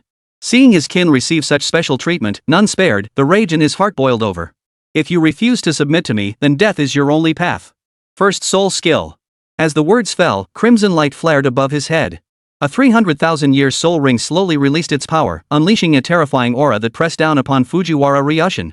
Empowered by the soul ring, Ryushin's body rose steadily into the air. 3,000 slashed down. Fujiwara Ryushin's expression turned solemn. The blade in his hand hovered before his chest. With a commanding shout, the blade trembled slightly, its light intensifying dramatically. A terrifying blade intent radiated from the sword, piercing straight toward the heavens as if to cleave the very sky and earth apart. The demonic aura permeating the air was instantly severed upon contact with this blade intent. Wang Ming frowned slightly. Truly worthy of a 300,000-year soul ring, this strike was terrifying indeed. Even the surrounding air grew razor sharp. The wind that swept past his face stung his cheeks with a faint sting. Second soul skill. Fujiwara Ryushin roared the command once more. Another soul ring ignited above his head, slowly unfurling. An even more terrifying pressure descended, making the surrounding air feel as though it were about to solidify. This was the first time Wang Ming had faced an opponent with soul rings over 100,000 years old. Wang Ming. Fujiwara Ryushin declared, tremble beneath my soul rings. Those who defy this princess will defy the entire Great Plaster God clan. I, representing the Divine Clan, pronounce your death. Sword Ultimate Art. Clang. As the words fell, a piercing clang echoed across the heavens and earth. The sound seemed to come from above, echoing throughout the land. Countless sword essences permeated the air, their sharpness intensifying. The wind swept silently. A massive boulder split cleanly in two as if it were fragile paper. It's the divine bestowed second soul skill, the essence of the blade. Several surviving flag bearers chattered excitedly. This is the wrath of the divine race. To offend the divine race is to pay with one's life. This ignorant dragon nation man shall perish beneath the fury of the divine race, the flag bearer declared proudly. The great divine race shall bestow supreme divine power upon our Great Plaster clan, one knelt in reverence. Chenzili looked utterly drained. The giant ape's severe injuries had backfired on him. Now, as he sensed that pervasive, razor-sharp blade intent, he slowly raised his head. Seeing Fujiwara Ryushin unleash his soul technique, a smile cracked across his lips. He believed. Under the combined soul power of Fujiwara Ryushin, even with his 900,000-year soul ring, Wang Ming would not escape death. Summoning his last ounce of strength, he shouted at Wang Ming above, Wang Ming. Let's see how you escape Prince Fujiwara's soul skill. This time, I will watch you die. Is that so? A calm, confident smile spread across Wang Ming's face. He cast a disdainful glance at Chenzili. I'm afraid I'll disappoint you once again. Fujiwara Ryushin did indeed feel exceptionally powerful. But he posed no real threat to him. When Fujiwara Longshin unleashed his first and second soul techniques, the system didn't even trigger a half-star crisis. Clearly, those two attacks were insufficient. Fujiwara Ryushin. Wang Ming stood suspended midair, his gaze carrying an air of unyielding superiority. Your soul ring is 300,000 years old because the greatest power your band-aid flag can muster only reaches that level. My soul ring is 900,000 years old because the maximum I can currently withstand is 900,000 years. You. Do you even deserve to be my opponent? I admire your confidence. Fujiwara Ryushin remained unmoved, slowly channeling his soul power. Alas, your eloquence cannot alter the fact that you are about to die. Wang Ming, accept the judgment of our Great Plaster clan. Is that so? Wang Ming's lips curled upward as he stepped forward. Hum. The instant he stepped forward, a crimson-black light flared from beneath his feet. The dazzling radiance illuminated the entire area, suppressing Fujiwara Ryushin's soul ring pressure. A majestic aura of supreme authority erupted suddenly. The blade intent that had just rent the heavens and earth was effortlessly shattered the moment the 900,000-year soul ring appeared. Everything within this realm was now suppressed by the soul ring's might. First soul skill. Wang Ming's lips parted slightly, yet his voice echoed long and loud within the suppressed world. As the words fell, the black-red soul ring, now radiating brilliant light, emitted a humming sound. The soul ring slowly released, its circle rising steadily from beneath his feet, expanding as it ascended. By the time it reached the top of his head, the soul ring was as vast as the eye of a demon gazing down from the heavens. Primordial wasteland. Wang Ming slowly raised his hand. An aura of profound antiquity radiated from the soul ring, intensifying the oppressive pressure across the land. Those below, like Chen Zili and the others, felt the weight bearing down on them directly. Their bodies were pinned to the ground, unable to move. Some could not withstand the pressure and knelt down. Fujiwara Ryushin. With solemn gravity, Wang Ming slowly pointed his finger toward him. Within the soul ring, a massive yellow finger followed his gesture, extending slowly. A thunderous voice echoed across the heavens and earth. I, representing the souls of millions of compatriots of the Dragon Nation, pronounce your death. Chapter 078 Dragon Nation Men don't kill Dragon Nation Men. Are you? The moment the words fell, Wang Ming's finger pointed downward. Boom! The finger's overwhelming pressure compressed the surrounding air, producing a thunderous roar as it descended slowly. Simultaneously, as the finger condensed from soul power and empowered by soul rings pierced through the rings, the sky below trembled with a humming resonance. Wherever the finger touched, solidified air was obliterated, everything reduced to nothingness. Kill! Fujiwara Ryushin's heart trembled the instant that finger appeared. An irresistible dread welled up from his core, a shock to his soul from the primordial aura. The suffocating fear gripped his chest, making his breaths grow ragged. But he, bearing the glory of the divine clan, could not yield so easily. Summoning immense courage, Fujiwara Ryushin let out a hysterical roar. Veins bulged violently on his neck, forehead, and wrists, his contorted face appearing exceptionally ferocious. The blade, empowered by his first and second soul techniques. As if piercing through heaven and earth, a deep, resonant clang echoed. In a fraction of a second, the blade's light flashed before the colossal finger. The yellow finger seemed to gently point downward.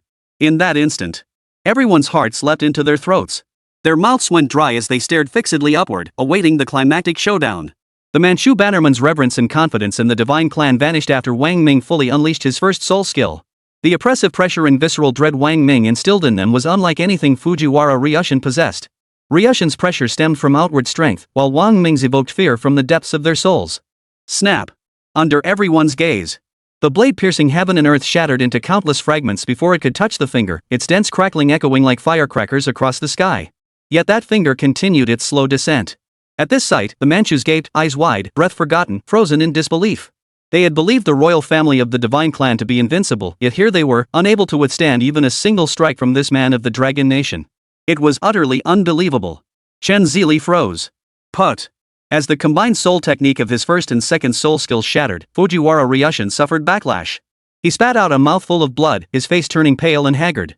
His body staggered, his back hunched as he stared at the finger pressing down. The fear in his heart intensified. Ugh! With no blade intent to block it, the finger's overwhelming pressure descended, bearing down entirely upon him.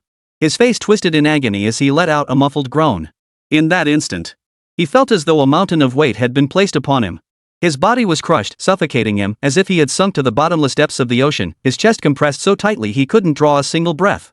He tried to muster his soul power to resist, but it felt utterly futile. Under the crushing weight, his body plummeted straight down with the finger, crashing heavily onto the ground.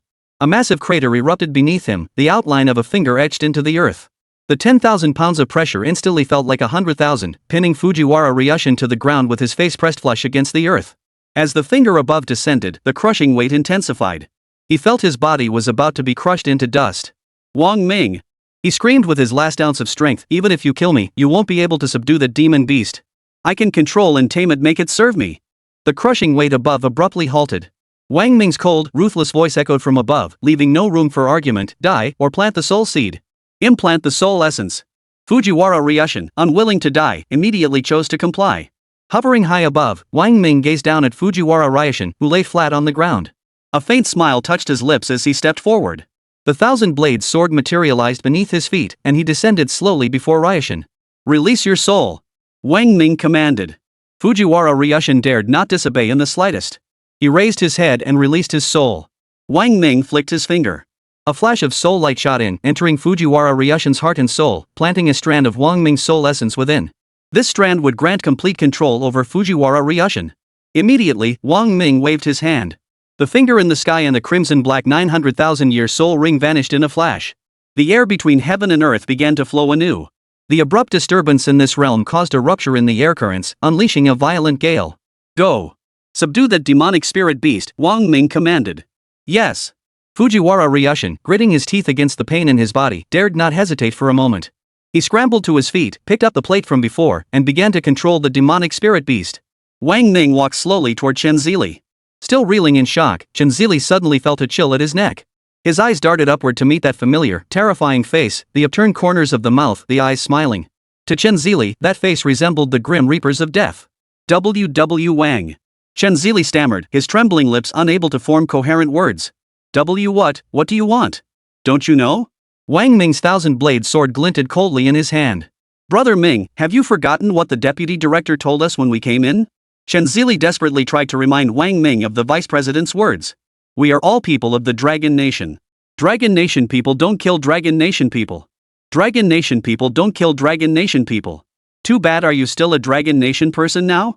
Wang Ming had already stepped in front of Chen Zili, the blade's tip pressed against his throat. The sharp blade sent a stinging pain through his neck. The pain filled him with terror. His eyes pleaded with Wang Ming, Brother Ming. I just wanted to survive. What did I do wrong? Those Manchus are too powerful. I'm no match for them. Brother Ming. So you'd betray your country to save your own skin? Wang Ming's voice was ice cold. Brother Ming, spare me. Chen Zili begged for mercy. But Wang Ming would never grant his enemies any breathing room. Once you chose to stand against him, you had to be prepared to die. Thud. The tip of the thousand-blade sword pierced Chen Zili's throat without hesitation, the blade emerging cleanly through the back of his neck. Ha ha ha ha. Chen Zili's mouth gaped open, his throat blocked by the blade emitting strange sounds. His body convulsed violently, his hands curled into claws clutching his neck. The excruciating pain froze him in place, his eyes rolling back in his head. Wang Ming pulled the blade out expressionlessly. Chen Zili's body collapsed to the ground as the blade was drawn, still twitching as viscous blood stained the black pavement crimson. Holding the bloodied blade, he turned around. Several nearby Manchu guards trembled in fear, lowering their heads, unable to meet Wang Ming's gaze. At that moment, Fujiwara Ryushin's face was deathly pale as he desperately manipulated the demon binding disc. As his soul power surged into it, the disc rapidly expanded. The octagonal shape glowed with a faint light, and soon, a luminous membrane shimmered along each of its 8 edges. Fujiwara Ryushin chanted incantations, squeezing out another drop of blood. Seal! With a commanding shout, the demon-trapping disc shot forward with a whoosh, hurtling toward the distant demon beast. Chapter 079, Researching the Compatibility Between Demon Spirit Beasts and Humans. The demon-trapping disc, magnified dozens of times, landed atop the demonic spirit beast. The enraged creature suddenly trembled violently, then froze rigid in place. Then, the octagonal demon-trapping disc blazed with intense light, a peculiar energy emanating from it like a searchlight, bathing the demonic spirit beast in its glow. Instantly, the demon beast reacted like a zombie exposed to sunlight, its body emitting waves of smoke like demonic energy. The interior of the octagonal demon-trapping disc instantly turned pitch black, engulfed by dense demonic energy. Moments later, the demon-trapping disc hummed and trembled, slowly rising. A beam of light still shone within it. As the disc ascended, an ivory-like object rose alongside the beam. This was the demonic embryo of the spirit beast. Wang Ming frowned as he stared at the octagonal demon-trapping disc. This little flag-bearer's treasure was truly remarkable. It had captured the demonic spirit beast with such ease. What surprised him even more was that the flag-bearer's demon-trapping disc could revert the demonic spirit beast to its original form and capture it alive. Could it be that they were studying demonic spirit beasts? As everyone knew, the small patch banner possessed a twisted fervor and ruthless determination when it came to studying lifeforms, especially those of an unconventional nature. This demon-trapping disc was likely invented by the small patch banner through their research on demonic embryos. And Rui Shui and the others breathed a collective sigh of relief upon seeing the demonic beast subdued.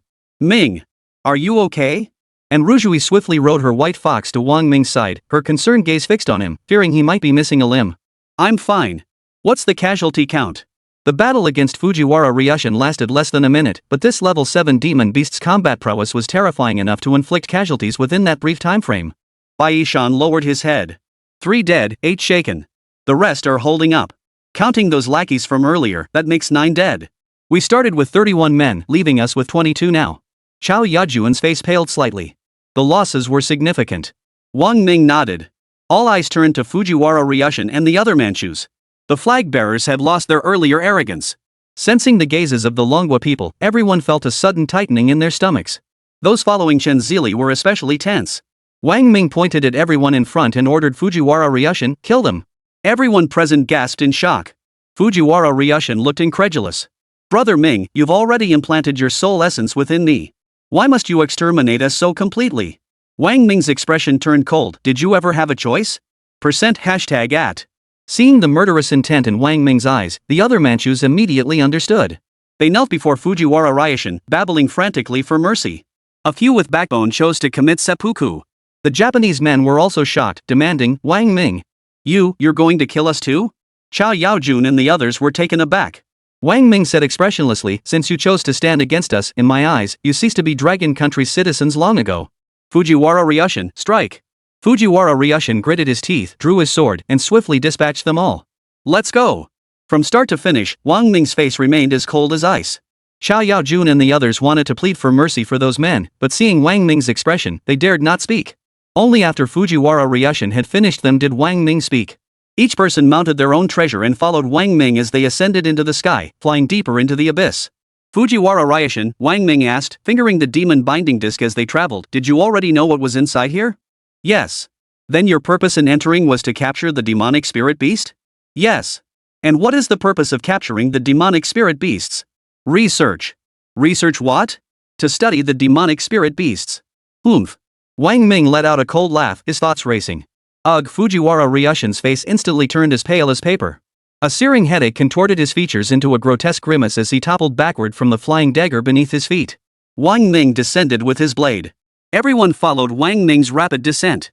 By the time they landed on the ground, Fujiwara Ryushin was trembling in agony where he stood. Wang Ming held the blade, crimson as jade, pressed against Ryushin's throat. Don't test my patience with your life. Researching the compatibility between demonic beasts and humans. Fujiwara Ryushin dared not hold back any longer, for he keenly sensed the cold, ruthless killing intent emanating from Wang Ming. Researching the compatibility between demonic beasts and humans? Lu Chaoyao gasped in astonishment. Yes. The demonic womb functions like a human female's uterus, possessing the ability to nurture life. The beings born from it carry potent demonic energy. Below level 7, demonic beasts lack sentience, merely scattering demonic seeds to cultivate new wombs. They resemble living plants more than sentient beings. Then what is the purpose of your research into the compatibility between demonic spirit beasts and humans? And Rue Shui asked. Fujiwara Ryushin paused briefly before replying, to investigate whether humans can be conceived through demonic wombs. This way, we could cultivate powerful beings imbued with demonic essence. The chill ran down everyone's spine at these words. These Manchu bastards were utterly insane. Have you already conducted experiments in this area? Wang Ming's voice was icy. Yes. You likely don't possess such technology alone. Is the white-headed eagle involved behind the scenes? Yes. Silence fell once more. Fujiwara Ryushin looked at Wang Ming and said, Wang Ming, demonic nature is invincible. This is something many understand, whether human or demon, our power ultimately stems from that demonic essence. The emergence of the demon fetus is actually humanity's last chance assimilation. Humans assimilating demonic nature, just as humans absorb oxygen to survive. This way, we can thrive within demonic nature. Oomph. Demonic nature cannot corrupt us humans, how can there be any talk of assimilation? Lu Feifei sneered. Fujiwara Ryushin sneered coldly, cannot be corrupted? That's only because a faint divine essence still resides within us humans. This thread of divine essence blocks the corruption of demonic nature. But with the demise of the ancient gods, this divine essence will grow weaker and weaker. Once it vanishes completely, demonic nature will inevitably invade humanity. Then we'll all become mindless, inhuman walking corpses. Fujiwara Ryushin's voice boomed deafeningly. At that moment, everyone fell silent. Especially Wang Ming, for he knew the creatures within the demonic fetus possessed an erosive effect on humanity, manifesting through the form of demonic spirit seeds. We're searching for humanity's last chance at survival, don't tell me your dragon nation is unaware. Fujiwara Ryushin sneered at Wang Ming. Didn't you enter this place for the demonic embryo? Wang Ming remained silent for a moment before asking, do you know there's an egg inside? Ha ha ha ha. Fujiwara Ryushin burst into loud laughter upon hearing this. His laughter made everyone frown, each feeling an ominous foreboding. Fujiwara Ryushin's voice grew icy as he declared, and you claim you haven't researched it? Perhaps you're unaware, but the egg you seek is the demon fetus itself. And inside the demon fetus lies a human. Chapter 080, God's Daughter, Jenny Heifer. A human being. Fujiwara Ryushin's words sent a chill through everyone present. A human?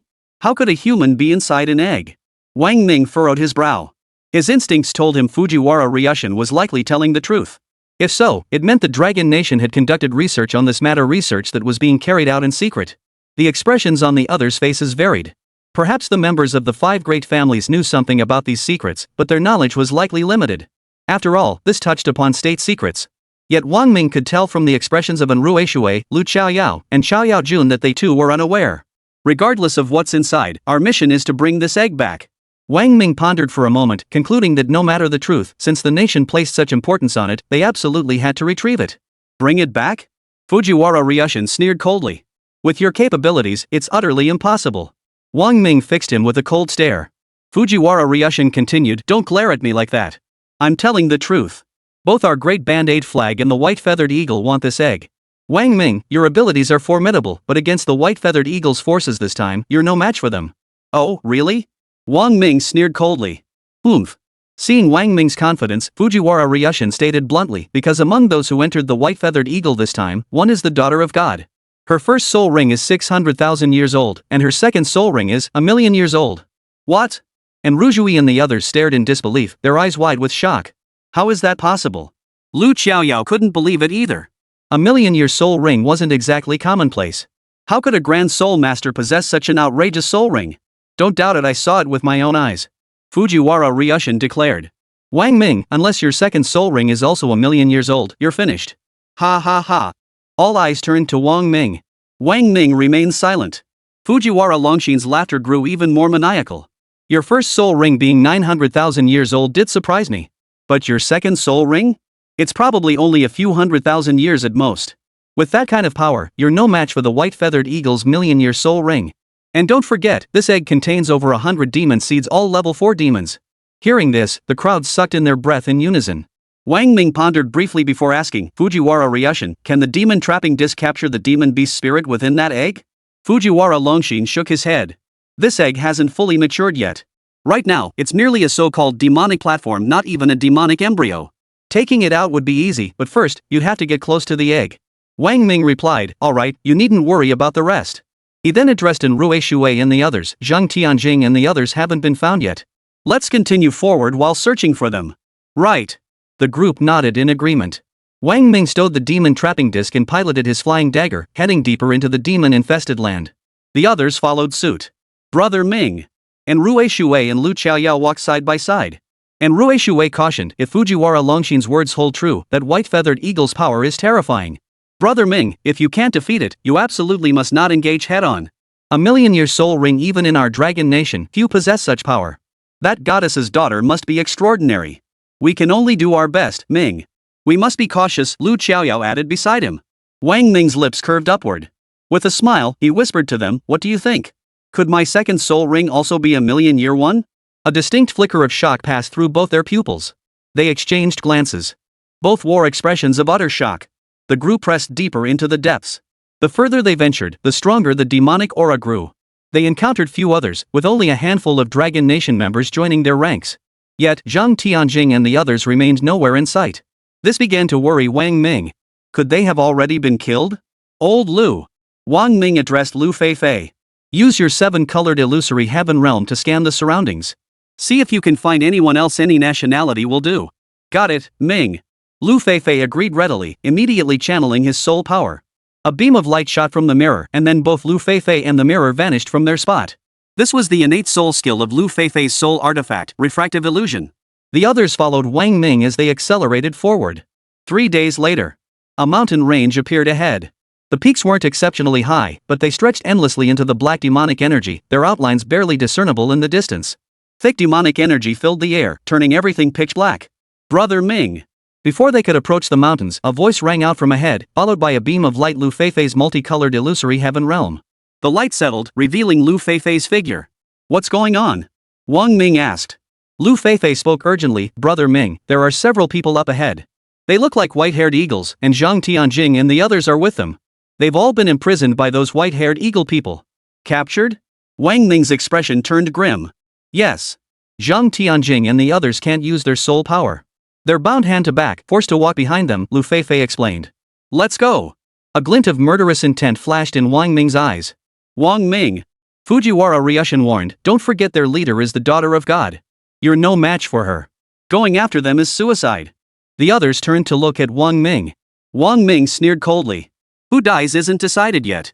Let's go. He immediately summoned his sword and sped away. The others accelerated to chase after him. Within an hour, they caught up with the white-haired eagle man mentioned by Lu Feifei. The enemy sensed the approaching presence behind them, halting abruptly and turning to assume a defensive stance. When Zhang Tianjing turned and saw Wang Ming's stern face emerge from the thick, dark aura of demonic energy, her heart gave a sudden jolt. Her nose stung, and her eyes welled up with tears. The person she had longed for had finally appeared. That man, is he the strongest warrior of the Dragon Nation you spoke of? The leader of the white-haired eagle group was a cold, aloof woman with golden hair and blue eyes. She keenly noticed Zhang Tianjing's expression and asked, gazing at Wang Ming as he rapidly approached. Oomph. Zhang Tianjing snorted coldly. Jenny Heffel, you'll find out soon enough. I'll make sure Wang Ming strips you naked and tosses you into the demon's lair to feed the monsters. Ha! Jenny Heifer sneered coldly, gazing at the charging Wang Ming. Is that so? But he truly is a dashingly handsome man, exactly my type. If he's willing to submit at my feet and kiss my toes, I might consider sparing his life. Zhang Tianjing retorted, ridiculous, Jenny Haifei. If you're willing to bend over, wag your tail, and beg for mercy to become Brother Ming's servant, I might intercede and spare your life. You trust him that much? Jenny Heifer asked. You'll find out soon enough, Zhang Tianjing replied. Is that so? Well then, I look forward to seeing how he performs. Jenny Heffel's gaze toward Wang Ming held a hint of anticipation. She couldn't help but lick her lips. Such a handsome man, his skills in bed must be extraordinary. Chapter 081, Run as far as you can. A woman blocked Wang Ming's path. They stood about 10 meters apart. She wore a sky blue gown, its long hem dancing in the air.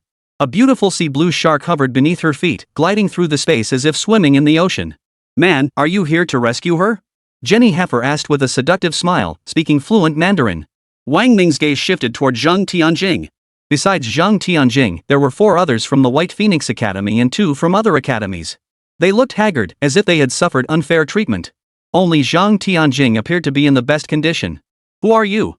Wang Ming withdrew his gaze and looked at her. Jenny Haifu, her gaze fell on Fujiwara Ryushin behind Wang Ming. Oh. It seems your strength is truly formidable. Even Fujiwara Ryushin has become your prisoner. If you don't release her, you'll soon be a prisoner yourself. Wang Ming declared. Is that so? Jenny Haifel chuckled, then waved behind her. Didn't you hear? This handsome guy says if I don't release them, I'll become a prisoner too. Hurry up and let them go. Everyone. Of course. Jenny Heifer said to Wang Ming with a beaming smile. Releasing them is fine, I'm quite obedient. But I have a small request. Wang Ming frowned. What request? Jenny Haifel smiled, gliding gracefully toward Wang Ming as the sea sharks beneath her feet slowly swam to match her pace. And Rui Shui, Lu Xiaoyao, and the others immediately grew wary, their cold gazes fixed on the approaching woman. He. Jenny Haifei flashed a smile at Enru Shui and Lu Xiaoyao before gliding to Wang Ming's side, her voice seductive. Are they all your women? As she drew near, a faint, cool fragrance wafted toward him, soothing his senses. But Wang Ming had no time for such distractions. His voice was firm as he demanded, state your demand. How unromantic. Jenny Haifel chuckled. But I like it. My demand is simple, spend the night with me, and I'll let them go. What? Everyone was stunned. And Rushui and Lu Xiaoyao were furious. This despicable woman was utterly shameless, daring to utter such brazen words in public. What was even more infuriating was, she was stealing their man right from under their noses. This was truly the last straw. You filthy. You're asking for death. And Rushui immediately unleashed her soul power, her white fox at her feet poised to unleash a soul skill. Beside her, Lu Xiaoyao let out a sharp cry, sword drawn, ready to strike. Ha! Jenny Haifei let out a light chuckle. With a flick of her finger, a stream of soul light flowed out, filling the air with a salty chill. And Rushui and Lu Xiaoyao felt their bodies stiffen, as if bound by chains. Oomph! Wang Ming snorted coldly, releasing his soul power as well. Jenny Haifel's chill was immediately forced back, and Enrujui and Lu Xiaoyao regained control of their bodies. I have no interest in sleeping with you, Wang Ming's expression remained unchanged. If you won't release them, I'll do it myself. With that, he vanished from beneath his feet with a crackling sound, reappearing behind Zhang Tianjing in the next instant. The white-haired eagle's men were startled and prepared to strike. Jenny Heffel waved her hand to halt them. Wang Ming touched Zhang Tianjing lightly, releasing the soul power binding her. After days of confinement, the moment the restraints vanished, Zhang Tianjing felt her body go limp, collapsing into Wang Ming's embrace. She murmured shyly, Ming. Ming good, thank you. Wang Ming hummed in acknowledgement, holding her as he moved to release the others from their bonds. Oomph. And Rui Shui and Lu Xiaoyao snorted coldly at the sight. Jenny Heifer watched Wang Ming rescue Zhang Tianjing and the others with a smile on her face. Hearing in Ru Shui and Lu Xiaoyao's displeased snorts, she chuckled and remarked, "Men? They're all just playboys. Physiologically speaking, they're nothing more than machines designed to spread their seed everywhere. Only we women are the true essence of this world. Certainly not women like you." And Ru Shui retorted. "My Ming is nothing like the men you describe." Lu Xiaoyao retorted. Lu Feifei curled her lips. "TSK TSK TSK. You talk like you've sampled every man on the planet. How lonely must you be? Are you that afraid your little patch of land will go barren?" Jenny Haifei chuckled at Lu Feifei. "Your sharp tongue is so irritating, it makes me want to stuff dog hair in your mouth. Even if I were a bus, you wouldn't be allowed on."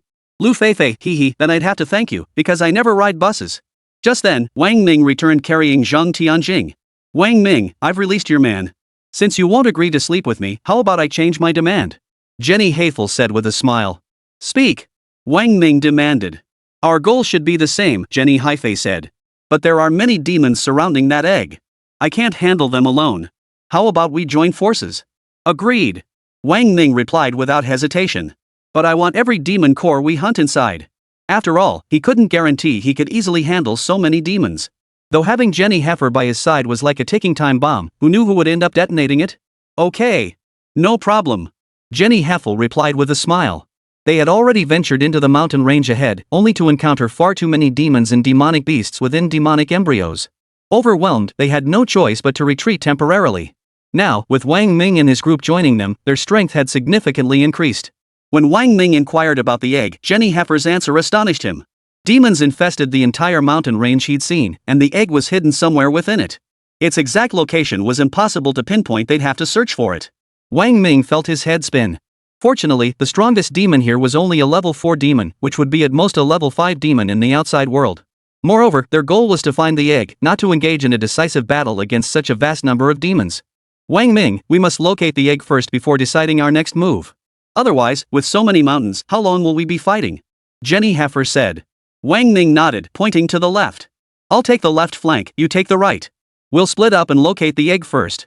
Jenny Heifer nodded in agreement.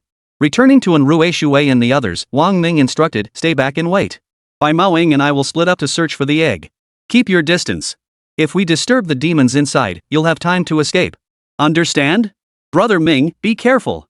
And Rui Shui said anxiously. "Don't worry," Wang Ming replied with a smile. "Brother Ming, how far should we hide?" Lu Feifei whispered. Wang Ming smiled and told him, "Once I go in with that woman, you guys leave immediately. Run as far as you can. Don't worry about me. With my speed, I'll find you in no time." As he spoke, his hand gently patted in Ru Shui's shoulder. "Got it."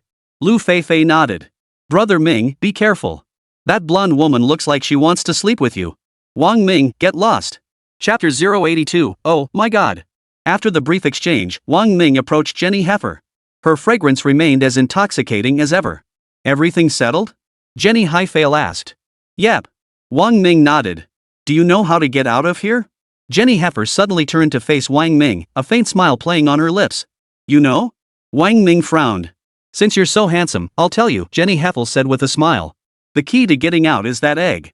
There's a teleportation array where the egg is located. When you obtain that egg, you'll be teleported out." Wang Ming stared intently into her eyes. She returned his gaze with a smile. He could only trust half of what this woman said, but he didn't believe a word of this particular statement. The world they were in now was a parallel blue star world, not a cultivation realm. As for the so-called teleportation array, he suspected this woman had probably read some Chinese fantasy novels. "Is that so?" Wang Ming chuckled lightly. "Then let's find that egg first and see. Wang Ming, the demons here are extremely powerful. I'm sure you already know this. If your soul power wanes, get out immediately. The soul beasts here are restrained and cannot leave this mountain range," Jenny Heifer said before they departed. "Got it," Wang Ming replied, channeling his soul power into the thunderbolt soul bone beneath his feet. With a crackling sound, he vanished from the spot. Jenny Heifer watched Wang Ming vanish into a streak of lightning, a cold smile curling her lips. "A speed-type soul bone, huh? Wang Ming, there's something about you that makes me feel uneasy. What exactly is it that makes me feel this way? Wang Ming, you really do intrigue me. Sis, I'm going to pin you down and strip you of every single secret." He. Amidst a trail of laughter, Jenny Heifer rode her sea shark toward the opposite side. Wang Ming swiftly traversed the mountain peaks, searching for the egg. This mountain range was densely packed with peaks, each housing one or two demons. According to Fujiwara Ryushin, these demons were the guardians of that egg. If all these level 4 demons were stirred up, he'd be lucky to escape with his skin intact. Fortunately, he had the system. The system's detection range was 5 kilometers. Standing atop each peak, he didn't need to venture deep into the mountains to use the system's scanning function to assess the situation on the slopes. This also prevented him from being hunted down by the demons. I wonder how Jenny Heffel searched for that egg. Wang Ming pondered inwardly. Suddenly, a vivid image flashed through his mind, a woman dashing frantically ahead, pursued by a frenzied horde of demons. System detecting. System detecting. System detecting. After 3 days and nights of relentless searching, Wang Ming still hadn't found any trace of the egg. He had meticulously combed through every peak in this mountain range, yet his efforts yielded nothing. The vast mountain range had been thoroughly combed. Could it be that the egg is on the side that white-haired eagle woman searched? Wang Ming frowned, looking at the few remaining mountain ranges before him. He decided to finish the search before making any conclusions. Meanwhile, elsewhere, Jenny Hifu was exhausted beyond belief, having only managed to search a small portion of the mountain range. Without any external aids, she had no choice but to search using her divine soul. However, such a search inevitably brought her into contact with the divine souls of the demons. Once detected, she faced relentless pursuit. These demons were the puppet guardians of the egg, and they were utterly reckless in their pursuit to capture her. Though powerful, she faced overwhelming numbers. Even a Soul Emperor-level expert would have no choice but to flee. Thus, she had no choice but to flee the mountains every day to rest for one night. These demons were bound by constraints once outside the mountain range, they ceased pursuit. But what shocked her beyond belief was this. Wang Ming had entered the mountains 3 days and 3 nights ago and had yet to emerge. Really? Jenny Heifer could scarcely believe her ears. He never emerged after entering? Yes, Your Highness Jenny Heifer. You seem to have overestimated this dragon country man's abilities. Unless God himself descended, with that man's strength, he would likely have perished inside long ago, becoming demonic creatures' prey, Jenny Heifer's subordinate stated. My goodness, that foolish man. Jenny Heifer found it hard to believe Wang Ming could have perished inside, yet his prolonged absence made survival seem implausible. I warned him to emerge before his soul power depleted. Utterly foolish. Such a waste of that fine form probably devoured by some fortunate female demon. Ah! What a feast! From now on, she could only rely on herself. What troubled her even more was this. Even if she found the egg, without sufficient power to protect it, the swarm of demons would prevent her from escaping these mountains. The hardest part wasn't finding it was getting the egg out. First, find that egg. With no one else to rely on, Jenny Heifer had to depend solely on herself. After a night's rest, she ventured back into the mountains, systematically searching every inch. Meanwhile, Wang Ming had been searching tirelessly for 4 days straight. He had combed every peak in the area, yet found no trace of the egg. Thus, after a night's rest, he began his search on the 5th day within the mountain range where Jenny Heifer was located. The system rapidly processed and relayed detection results in his mind. Without exception, the results were all negative. Searching such a vast mountain range proved incredibly frustrating. Wang Ming possessed extraordinary patience. Unless provoked to his core, his mind remained as still as a calm lake, undisturbed by waves. Facing countless peaks, he meticulously examined each one. The system's voice provided constant updates in his mind. It was nearing afternoon. Detecting large-scale demonic forces and one human entity directly ahead of host. Target distance, 5 kilometers. Accelerating toward host. 4,500 meters. 4,000 meters, hearing the alert in his mind, Wang Ming instantly knew who it was. Boom! Roar! Before the system's warning tone reached 2,000 meters, the demons' roars and the torrential sound of their charging masses echoed through the air. From the deafening commotion alone, Wang Ming could gauge how many demons were chasing Jenny Heifer. He chuckled inwardly, Jenny Heifer really is irresistibly charming. To draw so many demons in pursuit. If they catch her, they'll surely shower her with heartfelt devotion. 2,500 meters, 2,000 meters, 1,500 meters. Jenny Heifer moved with astonishing speed, vanishing into the distance within seconds. Busy fleeing and searching, Jenny Heifer remained completely unaware of Wang Ming's presence. Instead, she immersed herself in combing through one mountain peak after another. The result of her search was to draw demons from within the mountain range to join the pursuing horde. Finally, when Jenny Heifer suddenly appeared on the mountain peak opposite Wang Ming, she froze in place as if struck by a spell. Her eyes widened, her mouth gaped open, and she covered her mouth with both hands, screaming, "Oh my God! Oh my God! Oh my God!" Chapter 083, I'll be damned if I can't sleep with you. Jenny Heifer could scarcely believe her eyes. Wang Ming, whom she had long assumed devoured by demons, stood alive before her. Even more astonishing was the complete absence of any pursuing demons behind him. This left her speechless with disbelief. Seeing me this excited? Jenny Heifer's shrill voice drowned out the demon's charging footsteps behind them, piercing Wang Ming's ears. Oh my god! Jenny Heifer stepped before Wang Ming, her bright eyes wide as saucers. She scrutinized him from head to toe, as if examining a priceless treasure. You're alive, my goodness. It's unbelievable. I can't believe my eyes, you're actually alive, and there are no demons chasing you. How did you manage that? My goodness. Jenny Heifer's tone was exaggeratedly dramatic. Because I'm the son of the gods. Wang Ming said with a smile. Jenny Heifer, what? Wang Ming chuckled. Aren't you the daughter of God? But now it seems you're not only God's daughter, but also the mother of demons. Otherwise, how could so many demons be chasing you? Jenny Heifer rolled her eyes at Wang Ming. Fine. I'll take that as a compliment. Dear son of the gods, these demons chasing me are all yours. I'm completely exhausted and can't muster a single ounce of strength left. Wang Ming sneered coldly, I am no mother of demons. Jenny Heifer, if you don't want to be torn to shreds by this horde, I suggest we get out of here immediately. With that, she accelerated toward the exit. Wang Ming piloted his flying knife, following her toward the outer edge of the mountain range. Since their current position was near the outer edge of the opposite mountain range, there was no need for a long detour. Within an hour, they reached the mountain's border, where the demons finally halted at the boundary. Phew! Jenny Heifer collapsed onto the ground, exhausted and utterly unladylike, gasping for breath. Her flawless white face flushed slightly as she glanced up at Wang Ming, her curiosity growing even stronger. She simply couldn't fathom it. What method had Wang Ming used to evade the demon's pursuit and locate the egg? She was grateful she'd teamed up with him.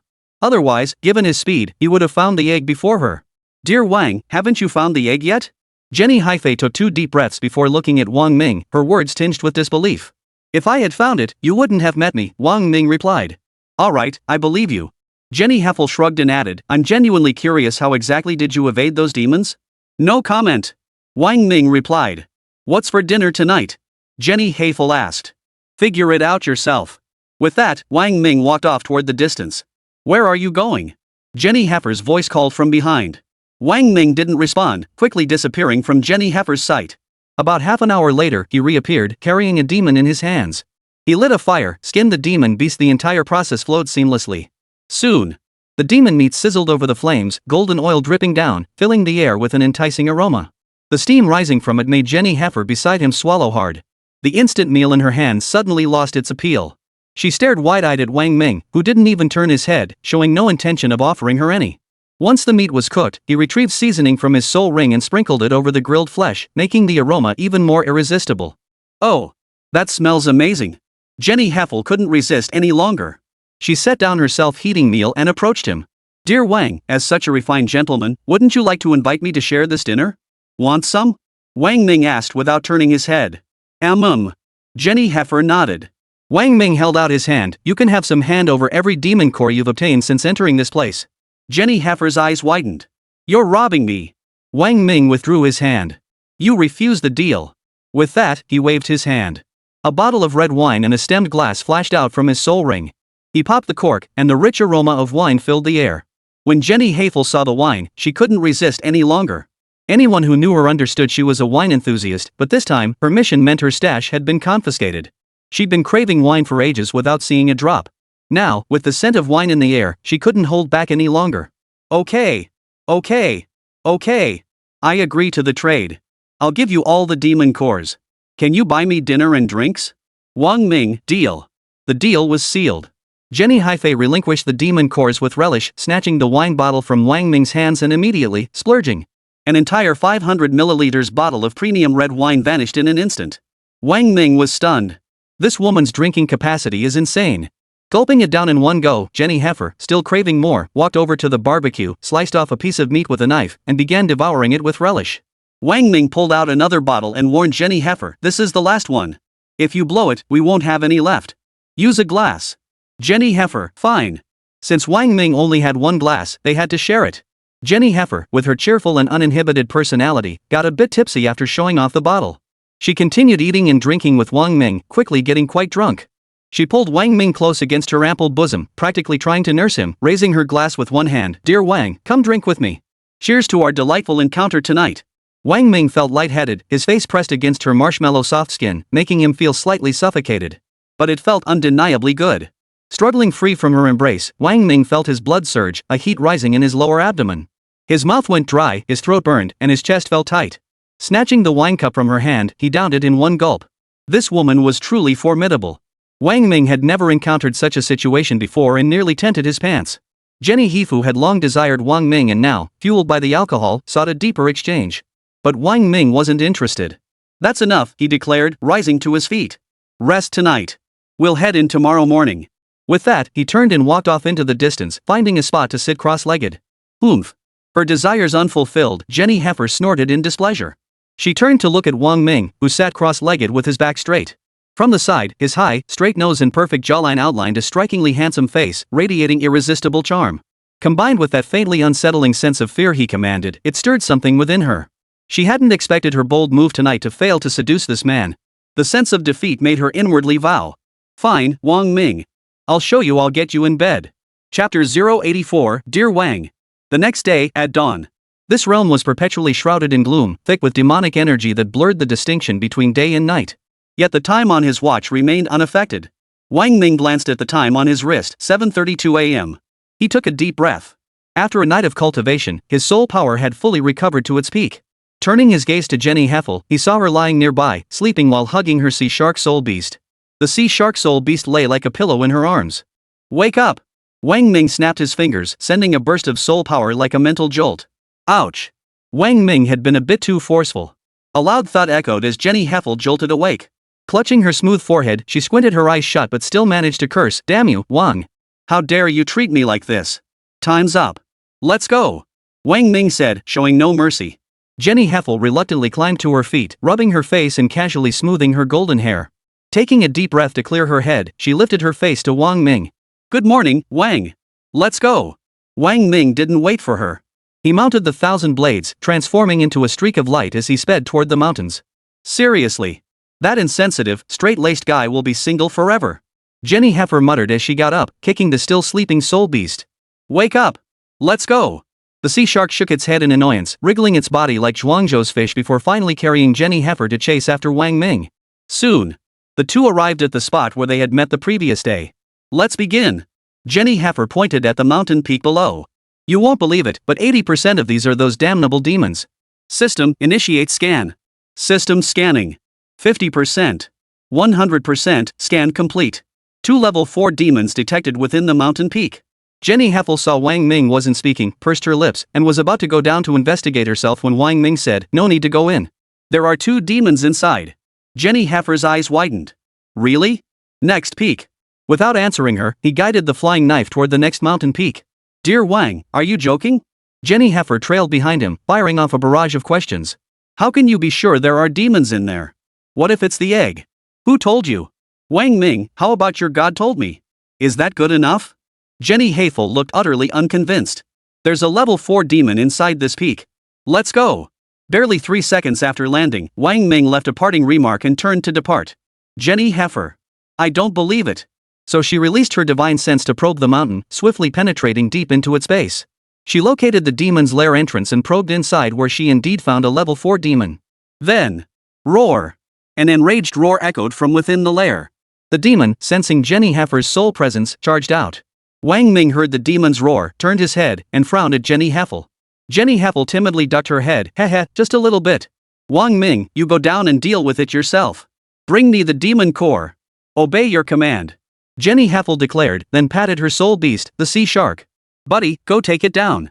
The sea shark trembled and swam downward. Beneath Jenny Heifer's feet, another octopus materialized. This one possessed densely packed tentacles and an unusually large head. Wang Ming's brow furrowed slightly.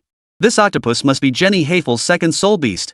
Both were mature specimens. The sea shark possessed hell-tier bloodlines, while this octopus's bloodline was actually epic tier. It seemed this daughter of God truly couldn't be underestimated.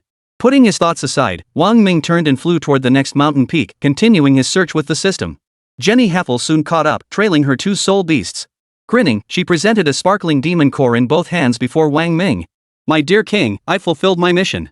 Wang Ming accepted the demon core without hesitation and resumed his search. Now Jenny Heifer was utterly convinced of Wang Ming's search prowess. She quietly trailed behind him. With no demons chasing them, the pair leisurely searched each peak. "Dear king, how did you know about the demons here?" Jenny Heifer trailed behind, curiously asking as she watched Wang Ming spend no more than 3 seconds at each peak. "Dear Wang, I heard your first soul ring is 900,000 years old. How did you get it?" Seeing he didn't respond, Jenny Hafel pressed on. Dear King, would you like to sleep with me? My figure is quite sexy. Dear King. Come here. Wang Ming turned, fixing her with a stare. Ha? Jenny Hafel's tiny head was utterly baffled. You come. I'll find a place to rest and see how you're being hunted down by demons. Wang Ming sat down, gesturing for her to approach. No, no, no. Jenny Hafel chuckled. Dear King, please go ahead. I won't say another word. No, no, no. You come. I can see you're bored. No, dear Wang, I've sincerely recognized my mistake. Please don't hold it against me, Jenny Heifer said earnestly. Wang Ming stood up abruptly. One more word, and I'll toss you off the cliff. Got it. Wang Ming continued searching each one. This tedious process repeated over and over. Wang Ming meticulously examined each one, while Jenny Heifer quietly trailed behind like a shadow.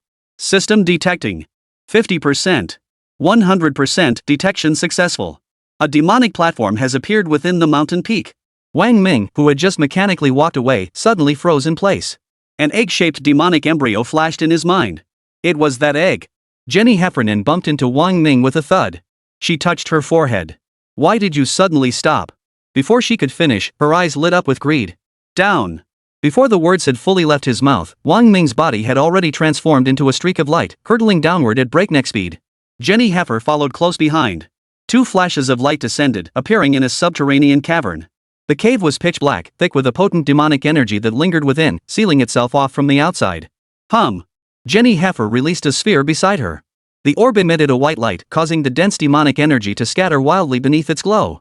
The unstoppable light illuminated the cave, revealing its interior to the pair. A plain cave, with a deep passageway stretching ahead. The two exchanged a glance. They began walking down the long passageway. Silence hung heavy within the cavern, broken only by the echoing patter of their footsteps along the passageway. Holding their breath, they scanned their surroundings warily, advancing cautiously inward. The passage seemed to stretch endlessly. They felt they had walked for ages, but Wang Ming was certain the passage couldn't be far otherwise. The system wouldn't have detected the egg's presence within a 5-kilometer radius. Finally, they reached the end and saw the egg they had been searching for. The sight of it left both men speechless, their expressions frozen in disbelief. They stood rooted to the spot, utterly transfixed, their eyes fixed on the egg. Chapter 085. I urge you to give up, with my 3-million-year soul ring. For standing before them was not an egg at all, but a person, a woman carved from ice, a stunningly beautiful woman, completely naked, with a figure of unparalleled perfection. She resembled a celestial maiden descended from the heavens. She possessed an otherworldly aura, untouched by the mundane. A thick layer of ice encased her, forming a spherical shell that resembled a gigantic, unhatched egg. Oh my God! Is this the demon platform? Jenny Heifer's eyes widened, her voice thick with disbelief.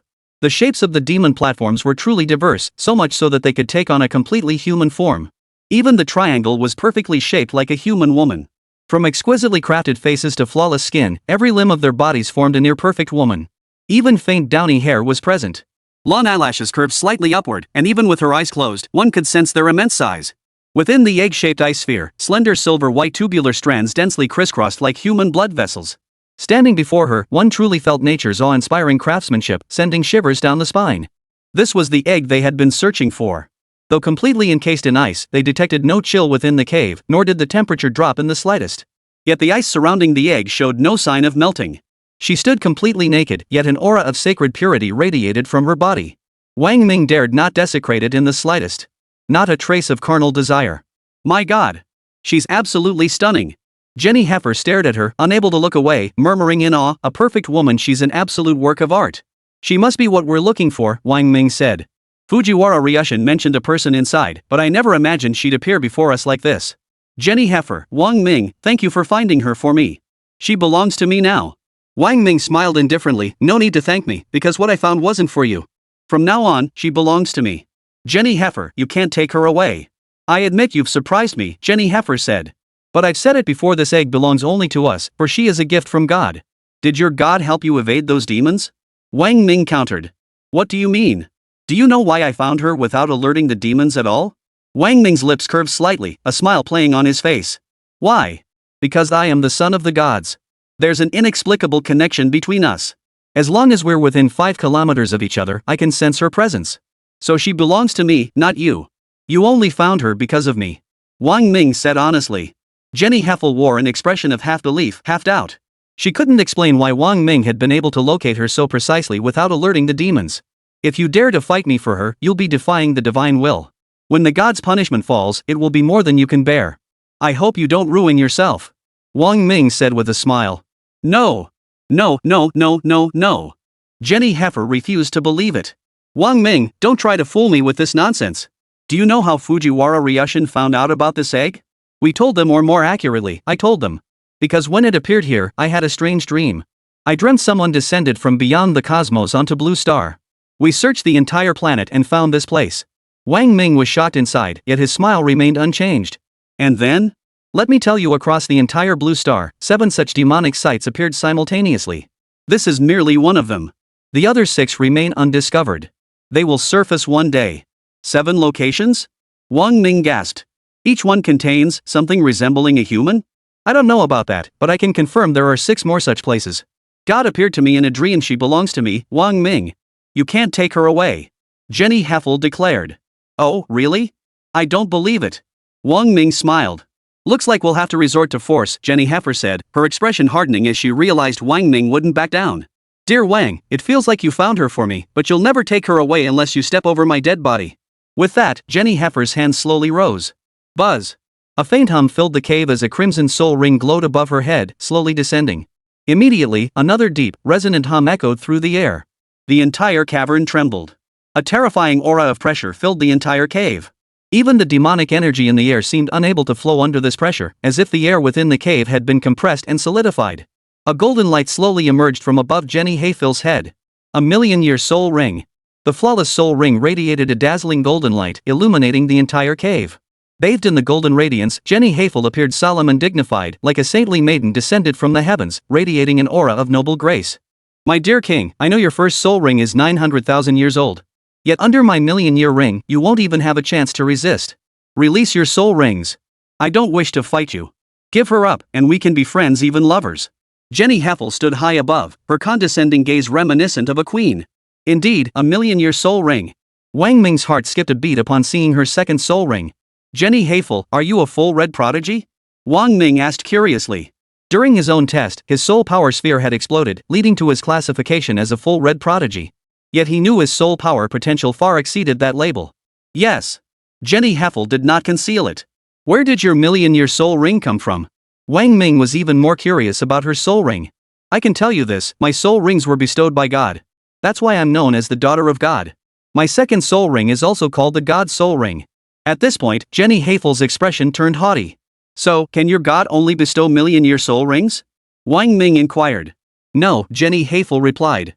That's because a million years is my current limit. Once my strength reaches greater heights, the age of my soul rings will become truly terrifying. I see. Wang Ming nodded. So, dear Wang, do you still wish to contend with me for her ownership?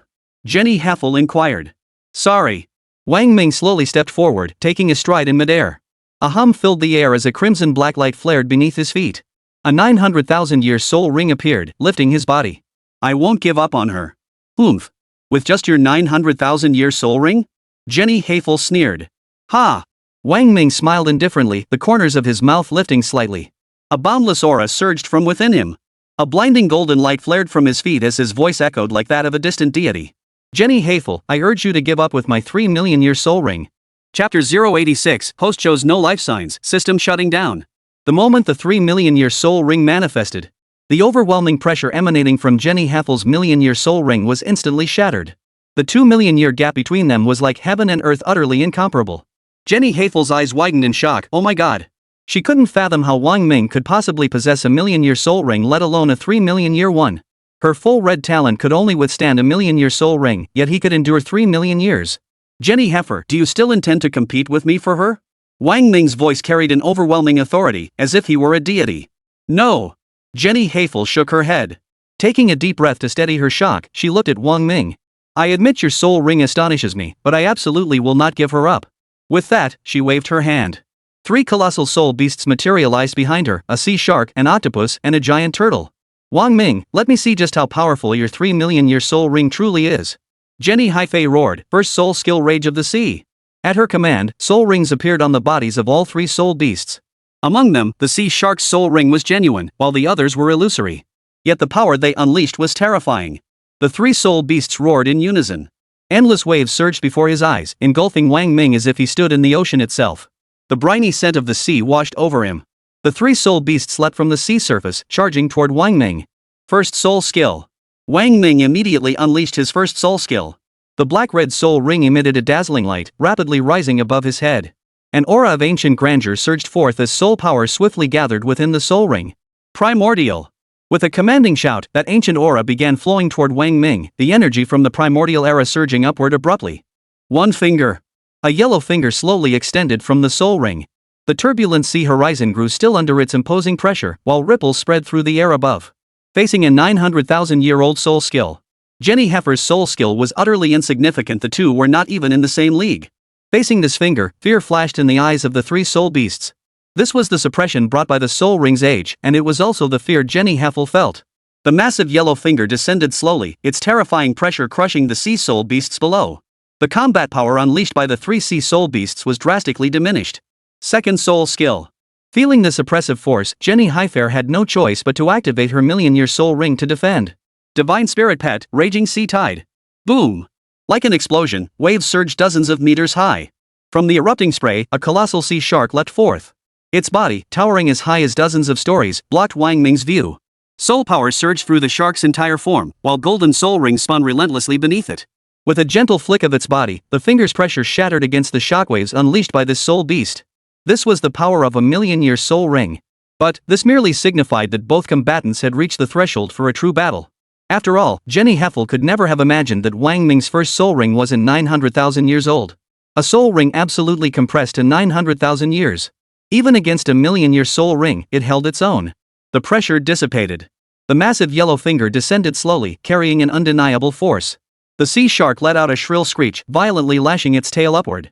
A thick jet of seawater erupted, hurtling toward the finger above. Boom!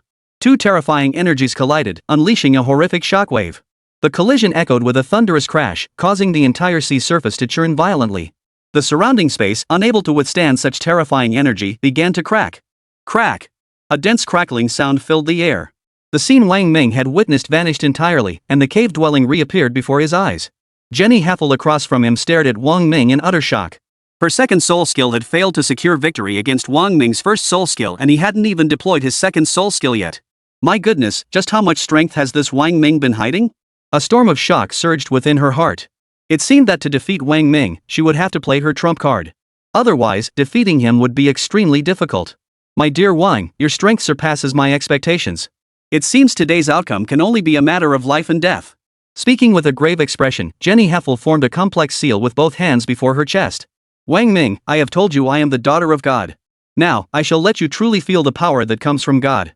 As the words fell, the hand seals in her hands accelerated. A peculiar energy fluctuation slowly materialized around her, like shimmering points of light gathering behind her. As the energy points multiplied, a blurred silhouette gradually coalesced behind her. In that instant, the entire mountain peak began to tremble slightly. Wang Ming felt a pang of dread. This silhouette instilled a sense of fear within him, and he marveled inwardly, is this Jenny Heifer's trump card? Simultaneously, he drew a deep breath, preparing to unleash his second soul skill to counter Jenny Heifer's attack. Hum! At that very moment, the egg below suddenly emitted a faint humming sound. Wang Ming and Jenny Heifer hurriedly looked toward the egg, only to see it trembling slightly, as if releasing some kind of signal. Immediately after, roar! The air outside erupted with the furious roars of countless demons, their voices echoing across the land. The thunderous sound of 10,000 demons charging forward rolled like a torrent. It's demons! Jenny Heifer paled in shock. She sensed danger and alerted every demon in the entire mountain range. Wang Ming's expression darkened. He ceased his struggle with Jenny Heifer, channeling all his energy into the thunderbolt soulbone. With a crackling sound, he transformed into a bolt of lightning, vanishing from his spot only to reappear before the egg in a fraction of a second. No! Jenny Heifer's face paled as she scrambled toward the lower level. Wang Ming appeared before the frozen egg. Taking a deep breath, he placed his hand on it with a resolute expression, feeling the bone-chilling cold radiate through his palm.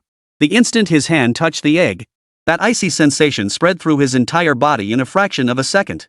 He felt an extreme chill, and everything before his eyes began to twist and turn, the heavens and earth inverting. Warning! Warning! Host facing imminent life-threatening danger. Danger level, stars. Triggering system reward, a soft, feminine voice echoed within his mind. Demonic entity invading body. Demonic entity invading body. Infection rate 100%. Host is about to lose vital signs. 80%, 50%, 30%, 0%. Beep host has lost conscious awareness. No carotid pulse. No spontaneous breathing. Beep host has lost vital signs. System will automatically shut down. 20%, 40%, 60%, 80%, 100%, system automatically shutting down. Beep. Chapter 087, Mingo, I Want It Too. A coral mountain carved like a treasure, slender and graceful. Softly gathered at the temples, a cloud forms in the sleeves. Last night, the fair maiden first met her match in love's embrace, they swiftly drew near. Red waves ripple through the folded quilts, whispering the clink of golden hairpins. Since that dream on the Chu terrace, only sorrowful evening rain soaks the embroidered quilt. Life is short and bitter. In the end, we're all but white bones. Why not revel in spring nights and journey to Mount Wu together? He, A seductive murmur whispered in his ear. The caressing hands grew softer, and the scorching breath brushed against his skin, sending a shiver through Wang Ming. The seductive whispers in his ear continued, the soul-stirring sounds drawing him deeper into their embrace. What am I doing? In the hazy confusion, these seductive whispers stirred Wang Ming's consciousness. The external stimulation gradually brought his sinking mind back to clarity. Slowly opening his eyes, he found himself immersed in a sea of pink. Where am I? His body floated in the pink sea, even the sky was pink. Countless petals drifted in the ocean, their fragrance filling the air. Inhaling it, he was intoxicated by the floral scent. Young master, you're awake. I've been waiting for you for so long. At that moment, a figure slowly materialized from the water before him, a completely naked person rising unclothed from the depths. Water droplets clung precariously to the smooth skin before sliding down in undulating waves. This person was the woman from the egg. Her exquisite face wore a seductive smile. Her beautiful almond-shaped eyes held pink irises radiating an irresistible allure, while the corners of her lips curved upward in a playful grin. Were you waiting for me? Wang Ming surveyed her from head to toe before fixing his gaze on her eyes. I've been waiting for quite some time, young master. Your physique is truly splendid, utterly satisfying to this servant. He's such a perfect man. Leaving this servant utterly captivated, her coquettish voice whispered in his ear. Where is this? Wang Ming had no interest in engaging in such banter. Who are you? You're such a tease, young master. You chose me yourself, have you forgotten so quickly? If you're willing to satisfy my loneliness, I'll tell you, the woman said, her eyes sparkling with desire. You wicked temptress. Wang Ming snorted coldly, his voice dripping with contempt. Is that so? The woman smiled seductively, her eyes narrowing slightly. But your body tells a different story, doesn't it? Wang Ming hurriedly looked down. His expression darkened. He's such a stubborn man. The woman giggled coquettishly, slowly stepping through the water toward him. I adore it. I can't get enough. You dare tempt me from my path? Wang Ming steeled his resolve. The being before him was a demonic spirit beast from the demonic embryo, no, something far more terrifying than a mere spirit beast. Demon spirit beasts were merely low-intelligence creatures, but this one before him not only possessed intelligence surpassing humans but also boasted a near-perfect human female form. Do you like it, little brother? The woman cooed, her hand lightly pressing against Wang Ming's chest. Don't overthink it. Just enjoy the pleasure. Come, I'll make you explode with ecstasy. You depraved demonic creature. With his situation unclear, Wang Ming wouldn't engage with her in any way. He shook off her hand and took a step back, refusing to let that sensation below cloud his judgment. Speak. Who exactly are you? Oh dear, you're such a tease, young master. Not satisfied with my personal service? Fine. I'll just summon my sisters to join us. The woman giggled coquettishly, her slender jade-like fingers flicking lightly. A pink ocean rippled. Then, dozens of completely naked women slowly materialized before him. When Wang Ming saw them, his scalp prickled and his eyes widened in shock. Ningxue and Ruishui, Lu Qiaoyao, Zhang Tianjing, Zhao Qingshi, Jenny Haifei. Nearly every woman who had ever crossed his mind now stood before him, completely naked. Brother Ming! Brother Ming! Brother Ming! Spotting Wang Ming, they cried out in familiar, animated voices, rushing toward him with concerned expressions, their bodies undulating like waves. Brother Ming, are you okay? Shui missed you so much. And Ruishui cradled his face in her hands, tears welling in her eyes. Shui. Wang Ming stared at Ruishui, now mere inches away, his expression dazed. Brother Ming, I missed you too. Lu Qiaoyao pulled his hand into her soft embrace, her other hand held by Zhang Tianjing. Oh my, Wang Ming. It hasn't been that long since we last met, yet you've developed so well, truly surprising your teacher, Ningxue said with a smile from behind. Ming, I want you. And Ruishui suddenly pressed her lips to his. Brother Ming, I want it too. Brother Ming, I want it too. The voices of Lu Qiaoyao, Zhang Tianjing, Jenny Haifei, and others echoed in his ears. Chapter 088, the young master's final request is? To vanish. No. Wang Ming screamed inwardly, snapping back to reality. This was all fake, a lewd dream conjured by this woman. He absolutely couldn't sink into it, or he'd be doomed forever. Get the hell out of here! Wang Ming roared furiously, sending everyone nearby flying. You demoness! You dare conjure my own body to defile me? You're asking for death. As the words left his mouth, he tried to summon his soul power only to discover that Kong Tao Tao's body contained none. What the hell? Wang Ming's heart raced. Ha ha ha ha. The woman burst into laughter. And Ruesue and the others dissolved into transparent water droplets amidst her cackling, sinking into the ocean below. My dear little brother, this is my magic mirror. Magic mirror? Exactly. The moment your hand touched me, your body was consumed by my demonic essence, becoming wholly mine. Now you exist only as a consciousness. TSK TSK TSK, what a perfect vessel, the woman chuckled. So, am I dead now? You could say that, but not entirely. Your consciousness still exists, it will forever reside within this body's consciousness. And I will become the master of this body, the woman chuckled. Wang Ming's heart sank. He never imagined such a thing could happen. Young master, if you submit to me, I'll grant you pleasures no other man can offer. Every woman in the world will become yours to toy with. How does that sound? The woman's voice grew intensely seductive. No. Wang Ming frowned slightly, thinking to himself, if this woman could truly take over my body so easily, why would she be so earnestly trying to persuade me? There must be something wrong here. I absolutely cannot fall for her beauty trap. System, are you there? Wang Ming tried calling out, but there was no response in his mind. He. The woman's seductive laughter rang in his ears. Well then, young master? My figure is truly unmatched in this world.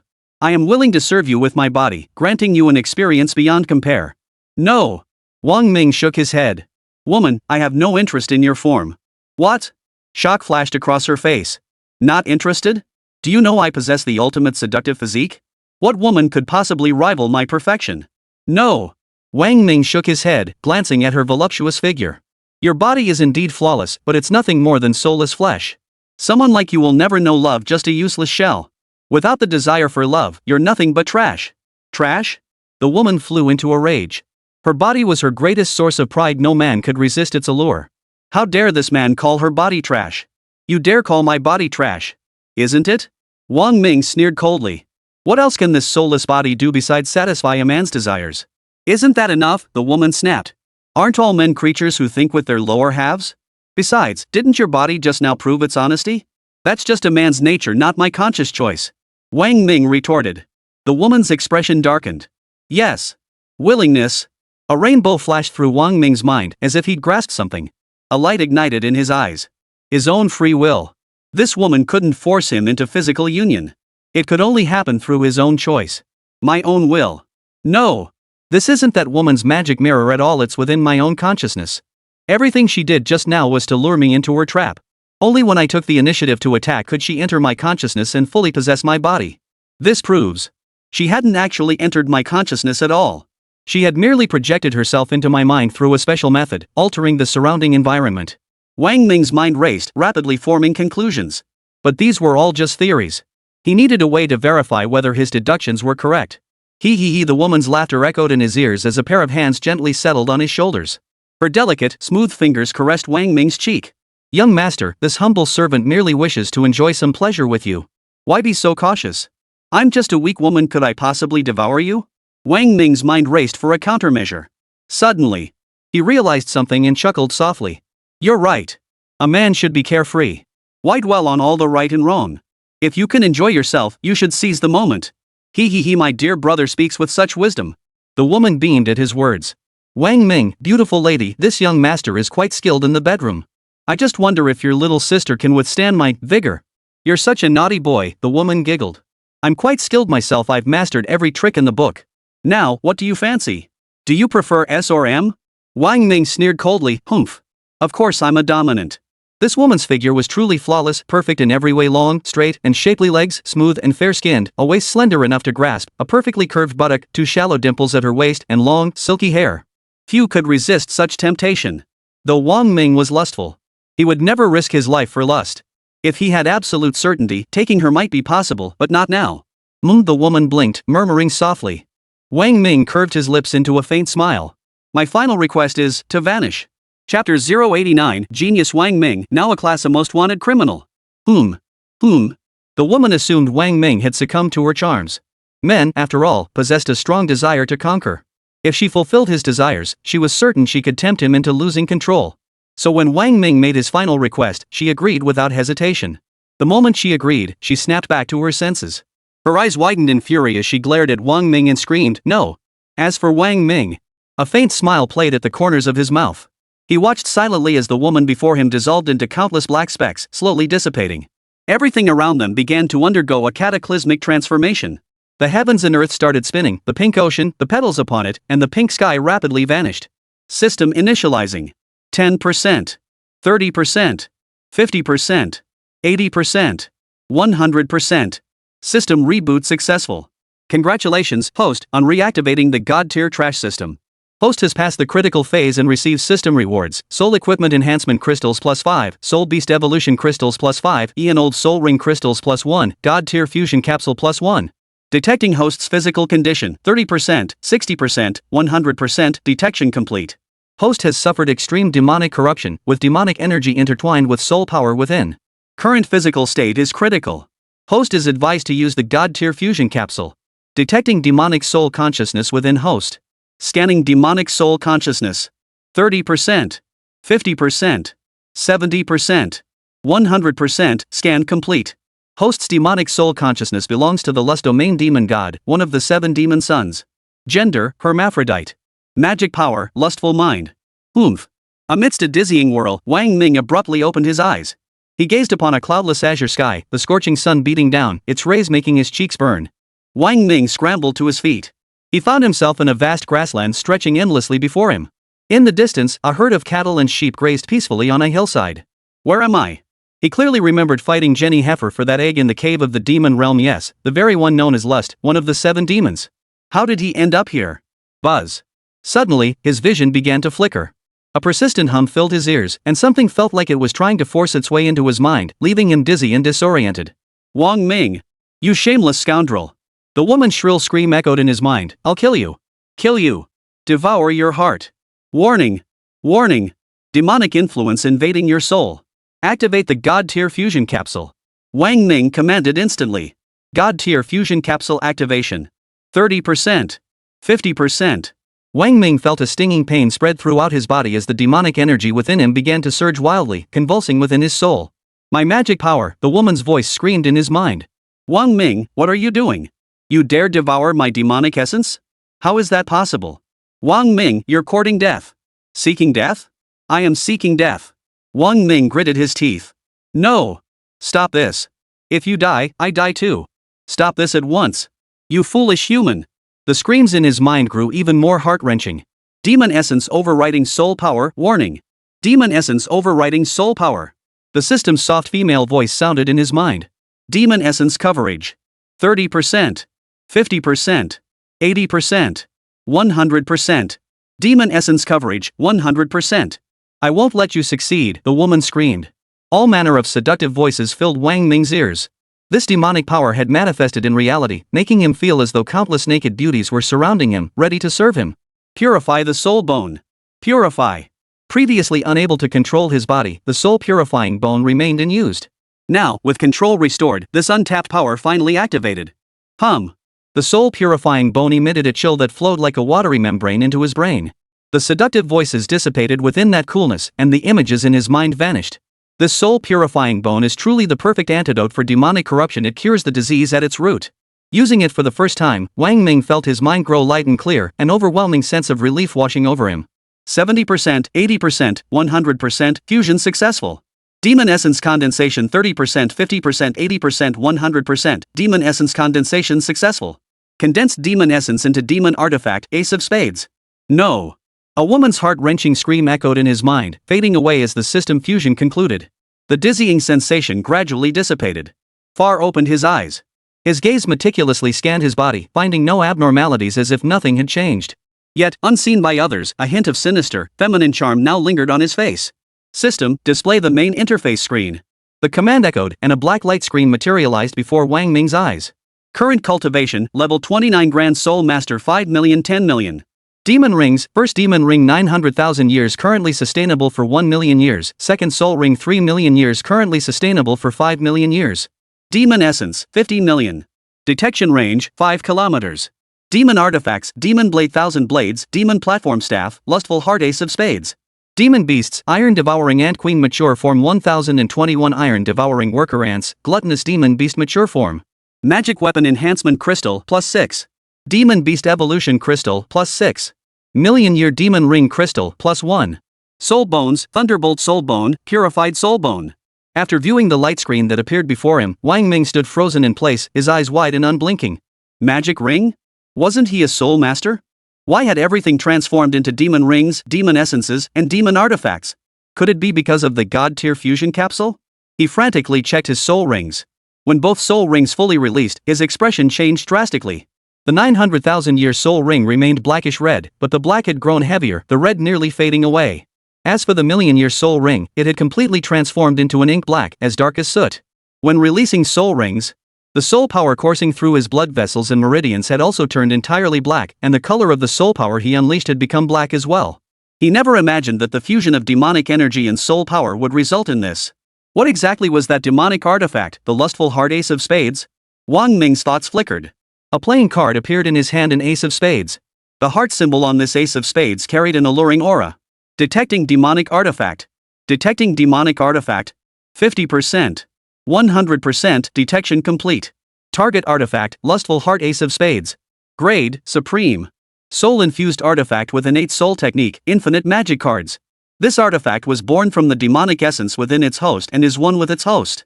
One with me? Wang Ming was utterly bewildered. He examined the ace of spades in his hand. It felt remarkably smooth. With a casual flick of his fingers, another ace of spades appeared beneath it. He flicked again, and another materialized. Ha! Wang Ming was taken aback. Could this be magic? Turn into the ace of diamonds. The ace of spades in his hand transformed into the ace of diamonds. Interesting. Wang Ming chuckled. So this was a magician's trick. It seemed the demon essence fusion had absorbed lustful desires into its demonic abilities. It likely possessed not only illusionary magic but also carnal temptation. He tucked away the ace of spades and pulled out his phone, only to be startled. Date, May 21, 2326. He clearly remembered entering the demon realm last November. Half a year had already passed? Just as he closed his phone, a notification popped up on the screen. The headline read, Shocking news, genius scholar, newcomer king of the Capital Academy, 900,000-year soul ring holder, Linjiang's Wang Ming, has become a class of most wanted criminal. Netizens, serves him right. Chapter 090, such a grown man, shameless. It must be said. Clickbait headlines were undeniably effective. Such titles piqued people's curiosity and drew them in, and they certainly piqued Wang Ming's curiosity. How had he become a wanted criminal? He tapped the headline and opened the reading interface. The result? Both sides of the screen were flooded with pop-ups, free live streams, real-time training. Simplified, value-packed services. Wang Ming had to carefully click the flashing XS to close these pop-ups, using both hands to zoom in on the text below. As he scrolled down, his expression grew increasingly grim. After his bizarre disappearance, an enraged Jenny Heffel was convinced Wang Ming had used some despicable means to flee with the egg and pressured the Dragon Kingdom through diplomatic channels. Of course. The pressure from the white-haired eagle meant nothing to the Dragon Kingdom. But his disappearance was a fact. The Xian and Chen families were convinced that Wang Ming had obtained the egg and glimpsed its secrets. Compounded by Jenny Heffer's excessive claims that Wang Ming had acquired the egg and unlocked its demonic secrets, the militaries by Shandong also issued a warrant for his arrest. Military official by Shandong also demanded a warrant for Wang Ming's arrest. Under mounting pressure, Dragon Nation issued a Class A warrant for Wang Ming, accusing him of absconding with classified information. A reward of 1 million soul coins was offered for any information leading to his capture. Who knew I'd become so valuable now, reaching 1 million? Wang Ming's lips curled upward. Clearly, this warrant was the work of the Chun family, the Xian family, and by Shandong. Their objective, naturally, was his life. But the matter of that egg was now complicated. He had fully absorbed and integrated the lustful demonic power, one of the 7 demonic powers, into his own strength. Everyone knew he'd taken the egg. If he returned without it, he'd be in serious trouble. Just then, another unexpected pop-up appeared, its most prominent 3 characters grabbing his attention: Demon Infiltrator. What was a Demon Invader? Curiosity piqued, Wang Ming immediately clicked to investigate. What he saw left him stunned. It turned out that, ever since he had taken that egg, the demon-infested land had vanished. The demonic embryos hidden within it had instead appeared in bizarre forms across several neighboring nations. These embryos invaded humans through demonic spirit seeds, turning them into puppets to serve their will. These demonic embryos lurked within human hosts. The infected appeared perfectly normal during the day, going about their daily lives. But once night fell, they began hunting humans, feeding on human hearts and brain matter. This fostered deep mistrust among humans, especially toward strangers. People avoided contact to prevent being hunted and devoured by these demonic invaders without warning. Some with ulterior motives even exploited this situation to eliminate rivals and seize power. After reading this news, Wang Ming felt a heavy weight in his heart. According to the explanation above, he too should be considered a demon-possessed individual. However, his case was unique. With the aid of the God-tier fusion capsule, he had fused with demonic power. Now, he resembled a demonic entity, able to freely wield demonic forces. He was now cultivating both demonic essence and divine soul. He was also cultivating both artifact and beast. I should return first, Wang Ming mused inwardly. I'll assess the situation upon arrival. His prolonged absence must have left Enrui Shui and the others deeply worried. Enrui Shui still bore the teleportation mark he had left on her. With his own location unknown, flying back felt like an endless journey. He dialed Enrui Shui's number. Far away in the capital. Enrui Shui sat at her dressing table, her hands propping her chin. Her gaze was vacant, fixed on some point outside. She looked haggard, her reddened eyes slightly swollen, tears slowly trickling down her cheeks. Half a year had passed. There was no news of Wang Ming. The Xian family, convinced he was dead, had brought the Chenin families to their home to force a marriage. Under the pressure of the situation, and Xingzhong reluctantly agreed. This plunged Enrui Shui into even deeper despair. She joined the demon hunting squad formed by the 4 major universities in collaboration with the military, throwing herself into relentless missions to exterminate demons. She hoped the intense pressure would numb her grief. But the moment her mind and body finally relaxed, the grief surged back like a tidal wave, dragging her heart helplessly into the abyss of sorrow. Beep, beep, beep. The ringtone of her phone, still on the bed, snapped her back to reality. She slowly turned her head toward the device, her eyes blank, emotionless, and cold. She knew it was the despicable man from the Xin family calling. This man was Xin Jitian's son, Xin Kachin. He was the one arranged to marry her. After the 2 families confirmed the engagement, he had been calling Enrui Shui several times a day, hoping to win her over through this method. Absolutely ridiculous. The thought of Xin Kachin's revolting face transformed her grief into seething hatred. Rushing over, she snatched the phone without even glancing at the caller ID and snapped into the receiver. I've already told you it's impossible. Impossible. Do you hear me? Why keep calling? What kind of grown man has no shame? Wang Ming on the other end? We can't be together? But just as he opened his mouth to explain it was him, Wang Ming, he realized the other party had hung up. This left Wang Ming with a bitter smile, while also making him suspect that someone, knowing he was wanted, had gotten the wrong idea again. He redialed the number and called again. And Rujui, having just vented her fury, exhaled a long breath. Releasing all that pent-up anger felt much better. If Dad hadn't strictly forbidden her from blocking him, she'd have loved to lock this despicable person in a dark room. Beep, beep, beep. The phone's vibration alert sounded again. And Rujui's rage switch flipped back on.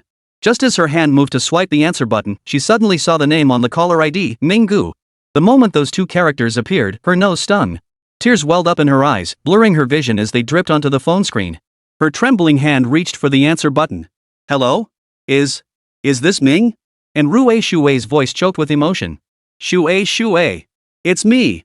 The familiar voice she had longed for answered from the other end. The moment she confirmed it was Wang Ming, and Rui Shui burst into tears, releasing all the pent-up sorrow and worry of the past 6 months. She clutched the phone, sobbing uncontrollably. Shui, what's wrong? Qin Shiwan, standing outside the door, heard her daughter's sobs and called out with concern. And Rujui immediately covered her mouth, unable to speak. She desperately held back her tears as Wang Ming's voice came through the phone. Shui, find a safe place. I'll come find you right away. Okay. And Rui Shui replied repeatedly. Brother Ming, wait a moment. I'll find a place and call you back. After speaking, she hurriedly changed clothes, grabbed her car keys, and pulled open the door. Qin Shiwan stood at the doorway, her expression filled with concern and heartache. Mom, I'm fine. I'm just going out.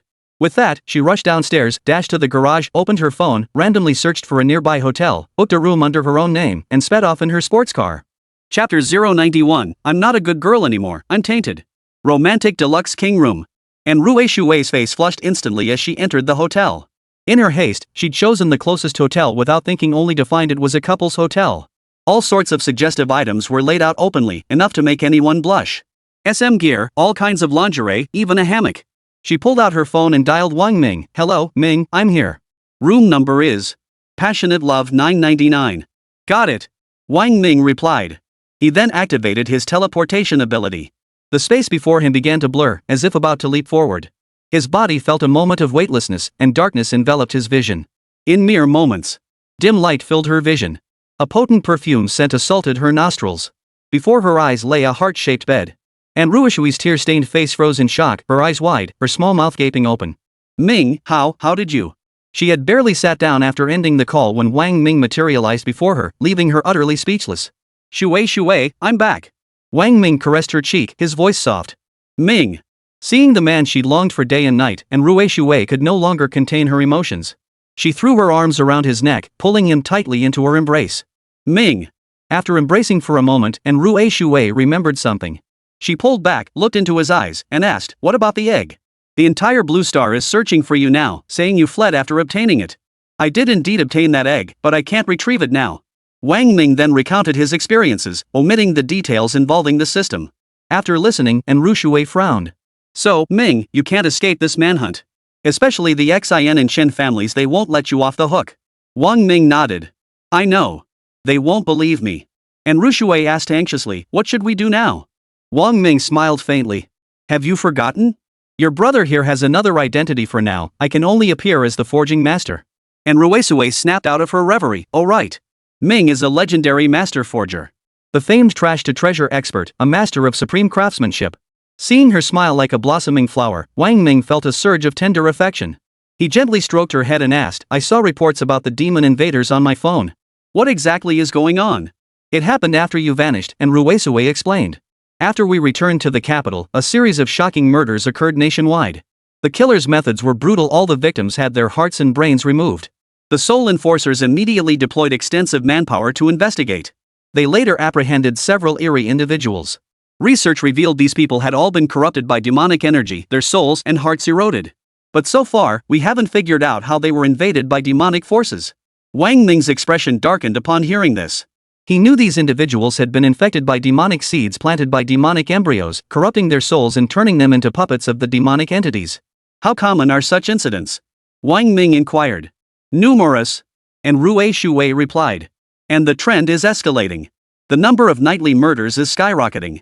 According to diplomatic reports, several small nations have already been wiped out. Other places too? Wang Ming was alarmed. Yes. This is a catastrophe engulfing the entire Blue Star. Such incidents have appeared everywhere, and in other regions, they're even more brutal. And Ruishui stated. Wang Ming speculated. The primary reason why the demonic invasions near Dragon Nation were less severe than elsewhere lay in lust. As the master of all demonic embryos, sexual desires' demonic power had been absorbed and integrated by him. These demonic embryos had lost control, transforming into mindless, low-intelligence creatures that hunted humans indiscriminately.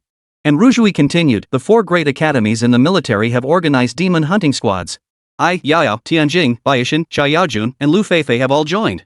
Dean Zhao Qingshi is the squad leader, and teacher Li Huayuan is the deputy leader, leading us in exterminating these demons.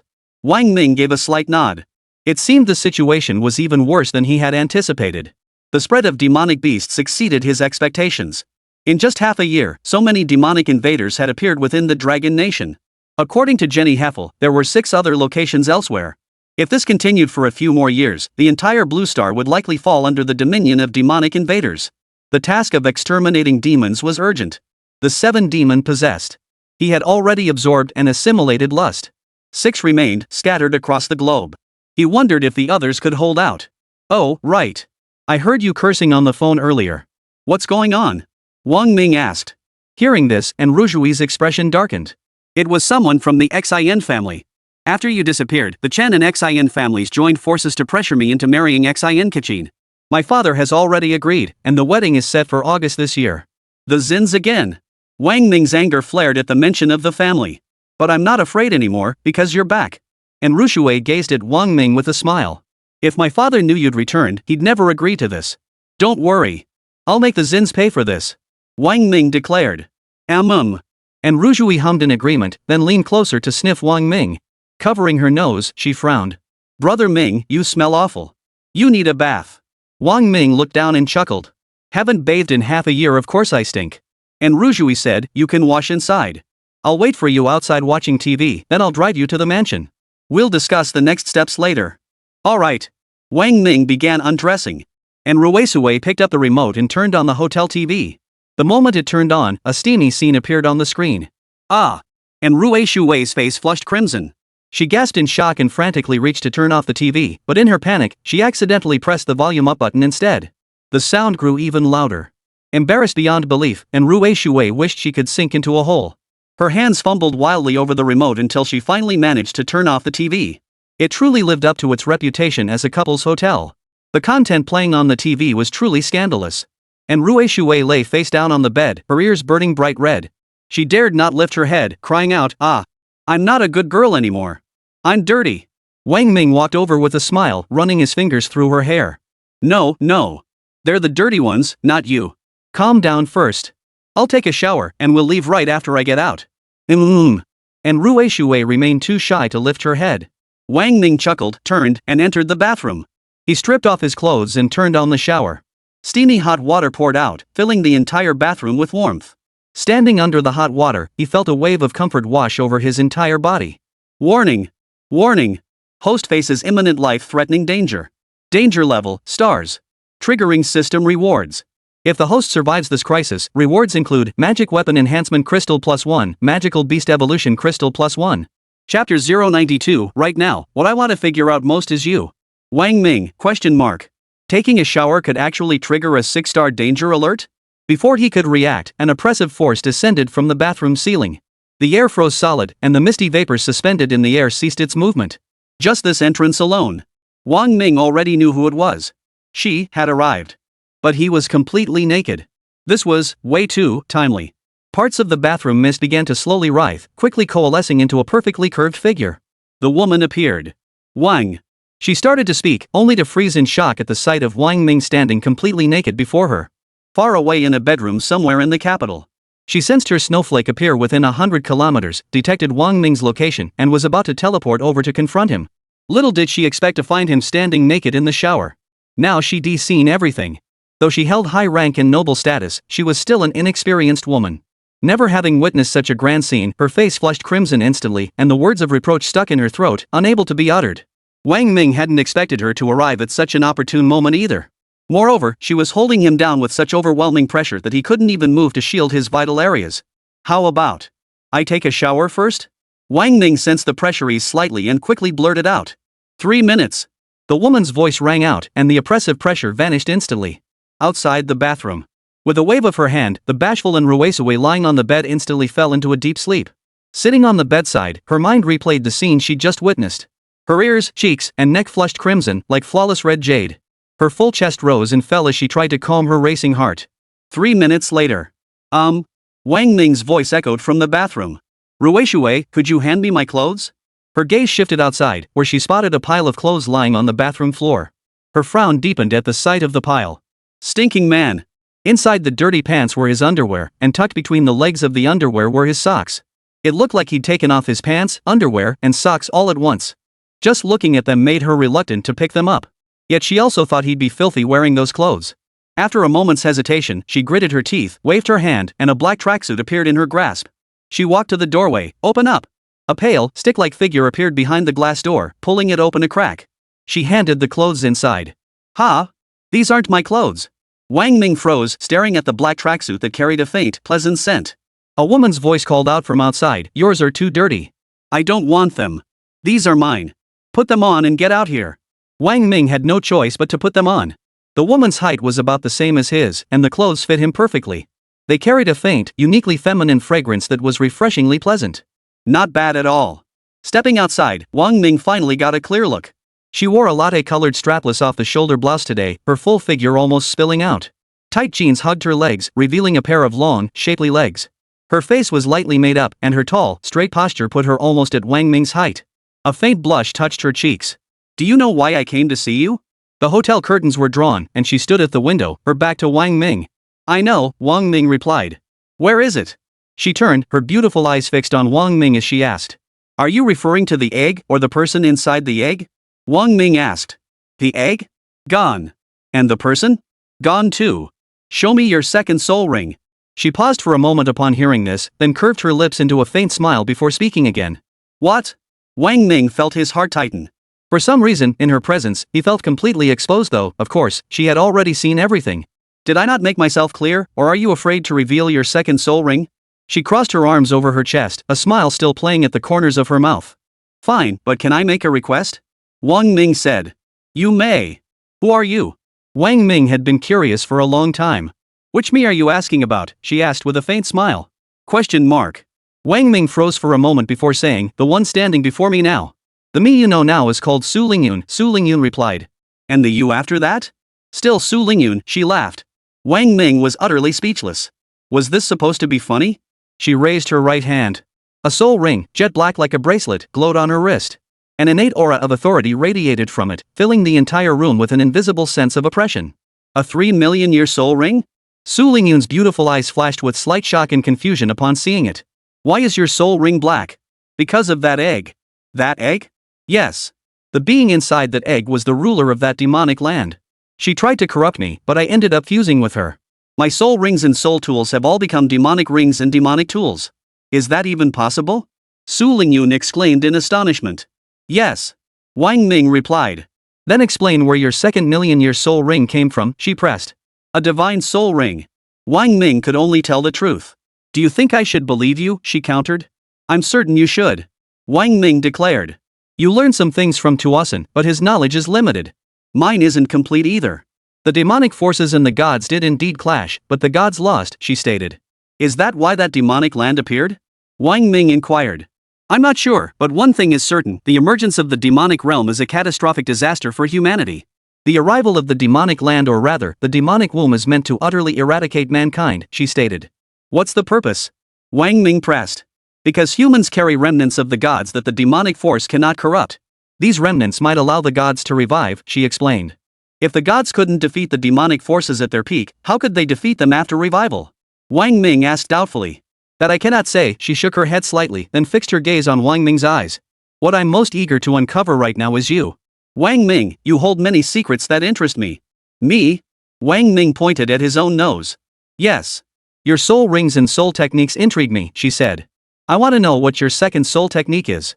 Does it still carry that primordial aura? Wang Ming fell silent. This woman was truly terrifying. Were all your soul rings bestowed upon you by him? She asked. When you obtained your soul rings and soul skills, did you see his presence? Wang Ming dared not speak. Can't speak now? She chuckled softly. It doesn't matter. You're still too weak. Even if I asked, you couldn't help me. But there's one thing you must understand, he might not be bestowing them upon you, he might be using you. Chapter 093, The Villain. Let go of this sister. Su Lingyun vanished after uttering those words. And Rujui lay peacefully in bed, sleeping deeply with a sweet smile on her lips, as if lost in a beautiful dream. Yet Wang Ming felt an uneasy sense of foreboding. His system was a plot device brought over from another world. Why did he perceive his presence when obtaining the billion-year soul ring? Moreover, his billion-year soul ring crystals only appeared as his strength increased. Unless he reached a certain realm, no matter how great the danger, he couldn't obtain them. Ha! After deep contemplation, Wang Ming exhaled slowly. Gazing at the bustling traffic outside the window, he shook his head with self-mockery. Right. With my current strength, I can't accomplish anything. What's the point of overthinking this? At the very least, I desperately need this power right now, whether to eliminate the demonic spirit beasts or confront my enemies. Turning to the sleeping beauty on the bed, Wang Ming climbed in beside her. He gently wrapped his arms around her slender waist, sliding one hand beneath her neck to rest lightly on her full bosom.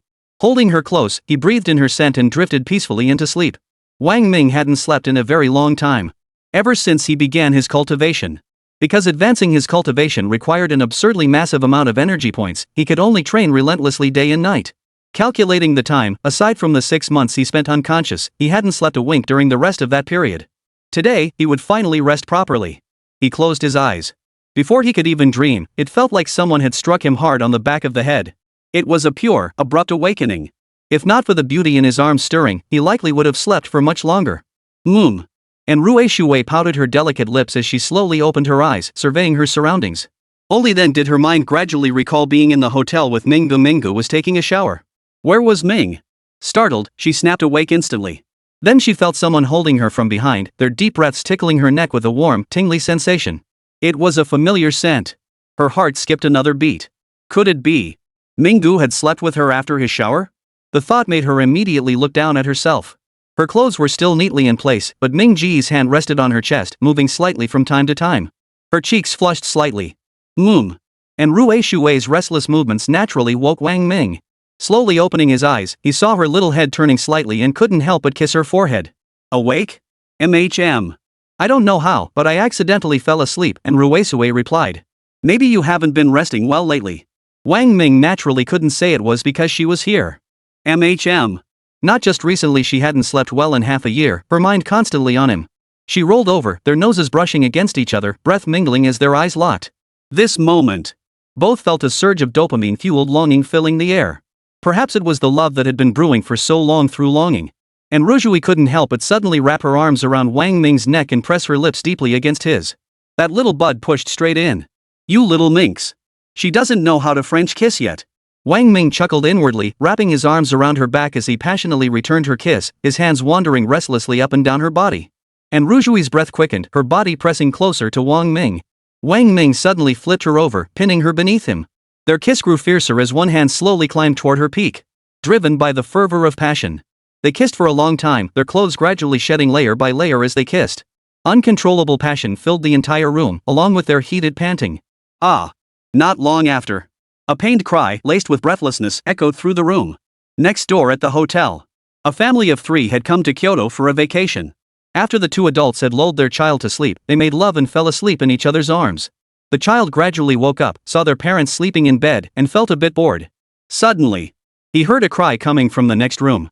So he walked over slowly, pressed his ear against the wall, and listened carefully. He heard faint sounds like a sister screaming in agony, being slapped repeatedly. Quick-witted, he fetched a disposable cup, tore off the bottom, pressed the rim against the wall, and listened intently. Now he could hear it clearly. A sister's voice was screaming, accompanied by the sound of slaps. Oh no! This must be a bad guy committing violence against a sister. As a young pioneer, I must stop this from happening. I will rescue the sister and become a young hero. So, he grabbed his smartwatch and dialed the emergency number without hesitation. Hello? Is this the police? I'm a second-grade student at Liuzhou Elementary School in Liuzhou City, Dongchuan Province. I need to report something. I found a bad guy hurting my sister in the room next to mine at the hotel. Oh, young man, this is the Kyoto Police Dispatch Center. May I ask if you are currently in Kyoto? Yes. I'm traveling in Kyoto with my mom and dad. Which hotel are you staying at? What's your room number? We'll send someone to investigate immediately. The child replied, We're at hotel, room 888. I know the room next door is 999. Please hurry, I'm scared the bad guys will escape. Got it. After hanging up the phone, the little kid hurriedly grabbed a cup to listen. He was still abusing his sister. What a despicable villain. Once the police caught him, he'd get a proper lesson. Then, this sister would surely reward me with a kiss out of gratitude. He imagined all this so vividly. He searched the hotel room for a suitable weapon to prevent the villain from escaping. Finally, he found a clothes hanger. Next door. After the battle ended, the 2 embraced each other tightly. Beep. Beep. Just then, the phone in Rue Shui's pocket rang. She quickly got up, following the sound to find her clothes. From a pile of messy underwear, panties, and socks, she fumbled for her phone. Oh, it's my mom calling. And Rujui felt flustered, like a child caught doing something wrong. What time is it? Wang Ming asked. It's already 7 p.m., and Rue Shui replied. Then let's head back first. Get dressed, and we'll call Auntie back once we're in the car. Wang Ming suggested. Okay. The 2 quickly dressed, gathered their things, and stepped out of the hotel. But as soon as they reached the doorway, a childish voice rang out, Bad guy. Let go of this sister. Huh? And Rushui and Wang Ming looked utterly bewildered. Don't pretend. I heard everything you did to my sister just now. I'm a young pioneer, and I've already called the police. The officers will be here any minute. The child held up a clothes hanger with both hands, looking utterly serious. Chapter 094, As long as you're okay. Come inside now. Just then, the door beside the hotel opened. A young woman stepped out, grabbed the child by the arm, and apologized awkwardly to Wang Ming and Enrushui. I'm so sorry, truly sorry. Kids just don't know any better. It's okay, it's okay. What else could Wang Ming say? Enrushui hung her head in embarrassment, unable to speak. Bad man. He's a bad man, Mom. I heard him hitting my sister in the hotel just now, making her scream. The child's shrill voice rang out. Wang Ming. Enrushui felt so embarrassed she wished she could sink into the ground. The young woman's cheeks flushed slightly with embarrassment. She pulled the child inside forcefully, muttered an apology to Wang Ming and Enrushui, then hurriedly slammed the door shut. From inside, the child's voice echoed, Mommy, I'm telling the truth. That bad man hit my sister until she was screaming. Shut up right now, the young woman scolded. Wang Ming and Enrushui fled the hotel as if escaping. Once they were seated in Enrue Shui's sports car, their guilty consciences gradually calmed. They exchanged glances and burst into laughter. "I'll drop you off first," Enrue Shui said as she started the car. "Okay. Brother Ming, what are your plans now?" Enrue Shui asked as the car exited the hotel parking lot and merged onto the main road. "Exorcise demons," Wang Ming declared. "Tomorrow morning, I'll invite Dean Zhao and others to discuss this. As a wanted criminal now, I can only join you under a new identity to participate in the exorcism operation." "Right," and Rujui nodded, then added, "My wedding is in 3 months. Don't worry." Wang Ming reached out and ruffled her hair. "In 3 months, it's uncertain whether the Xin family will even exist. How could they dare marry you then?" "And Rujui, huh? Ming, are you going after the Xin family?" Wang Ming smiled. "Don't worry. I already have a specific plan targeting the Zins. I'll make them pay." And Rushui nodded, then suddenly remembered something. "Oh right. Ming, do you remember teacher Ninging Xue from our Linjiang High School?" "Of course I remember. She helped me so much back then. If not for her, I might have starved to death out there." Wang Ming would never forget someone who had shown him such kindness. "Go see her sometime," and Rushui urged. "After hearing you vanished and became a wanted criminal, she worried so much she couldn't eat for days. In the beginning, she video called me daily. She looked so much thinner." Hearing this, Wang Ming felt a pang of guilt. Since leaving Linjiang, he hadn't contacted her once. He felt he'd been ungrateful. He nodded. "All right. Send me teacher Ning's number. I'll call her as soon as I get back. It was my fault for not calling her after getting a phone." "All right." And Rushui nodded, then cautioned, "Brother Ming, the Xin family rose to become one of the 5 great families. Their foundations and power are formidable. Taking them down alone won't be enough. You need backing that can intimidate them. In the old Blue Star, power ruled supreme. In the new Blue Star, strength reigns supreme." Wang Ming smiled. "Then guess how much influence a forging master of the revered rank holds?" And Rue Shui smiled, her eyes crinkling. Back at the residence. After escorting Wang Ming inside, Enrue Shui first called her mother before heading back. He Zhanggang spotted Enrue Shui's car and assumed his master's wife had returned. He hurried to the entrance to greet them, but when he saw Wang Ming, he froze in shock. Master?" He Zhanggang stammered. "Don't recognize me?" Wang Ming smiled indifferently and walked inside. "It's not that I don't recognize you, it's just hard to believe." "My goodness. Master, rumors have been swirling that you'd long since." He Zhanggang exclaimed in surprise and delight. Then, glancing around furtively like a thief, he closed the door and whispered, "Master, do you know the country has issued a warrant for your arrest?" Wang Ming nodded. "I know." He Zhanggang urged, "You really shouldn't go out for now. Lay low. As long as you stay within this mansion, no one will dare harm you." Wang Ming nodded. "Yes, you're right. Call the 5 great families immediately. Tell them the forging master will deliver what he promised tomorrow morning, a high-grade soul artifact within 6 months. He Zhenggong's face lit up with surprise. "Master, you've already forged the high-grade soul artifact?" Wang Ming nodded.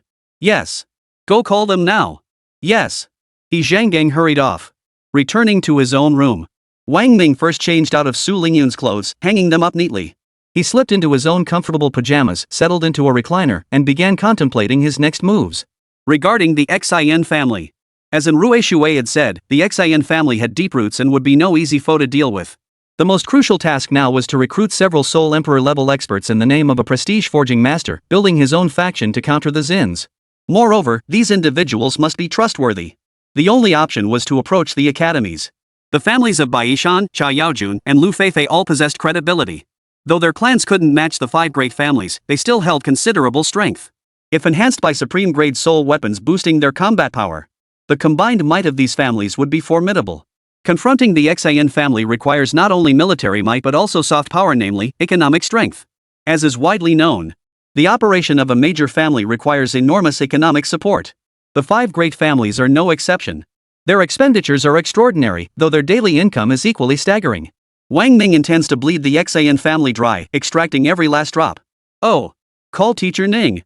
Suddenly, he jolted upright on the bed as if struck by a flash of insight. He slapped his forehead, nearly forgetting the crucial matter again. He quickly dialed Teacher Ning's number. Ring, ring. "Hello? Wang Ming?" The voice on the other end sounded pleasantly surprised the moment the call connected. Hearing the concerned voice, Wang Ming felt a pang of guilt. "Hello, Teacher Ning, it's Wang Ming. I'm sorry for calling so late and worrying you." Wang Ming said apologetically. It's okay. As long as you're safe." "Wang Ming, you need to be careful now. I saw the news saying the whole world is hunting you down, saying all sorts of things about you. But I believe in you, Wang Ming. You're not that kind of person. You must have your reasons.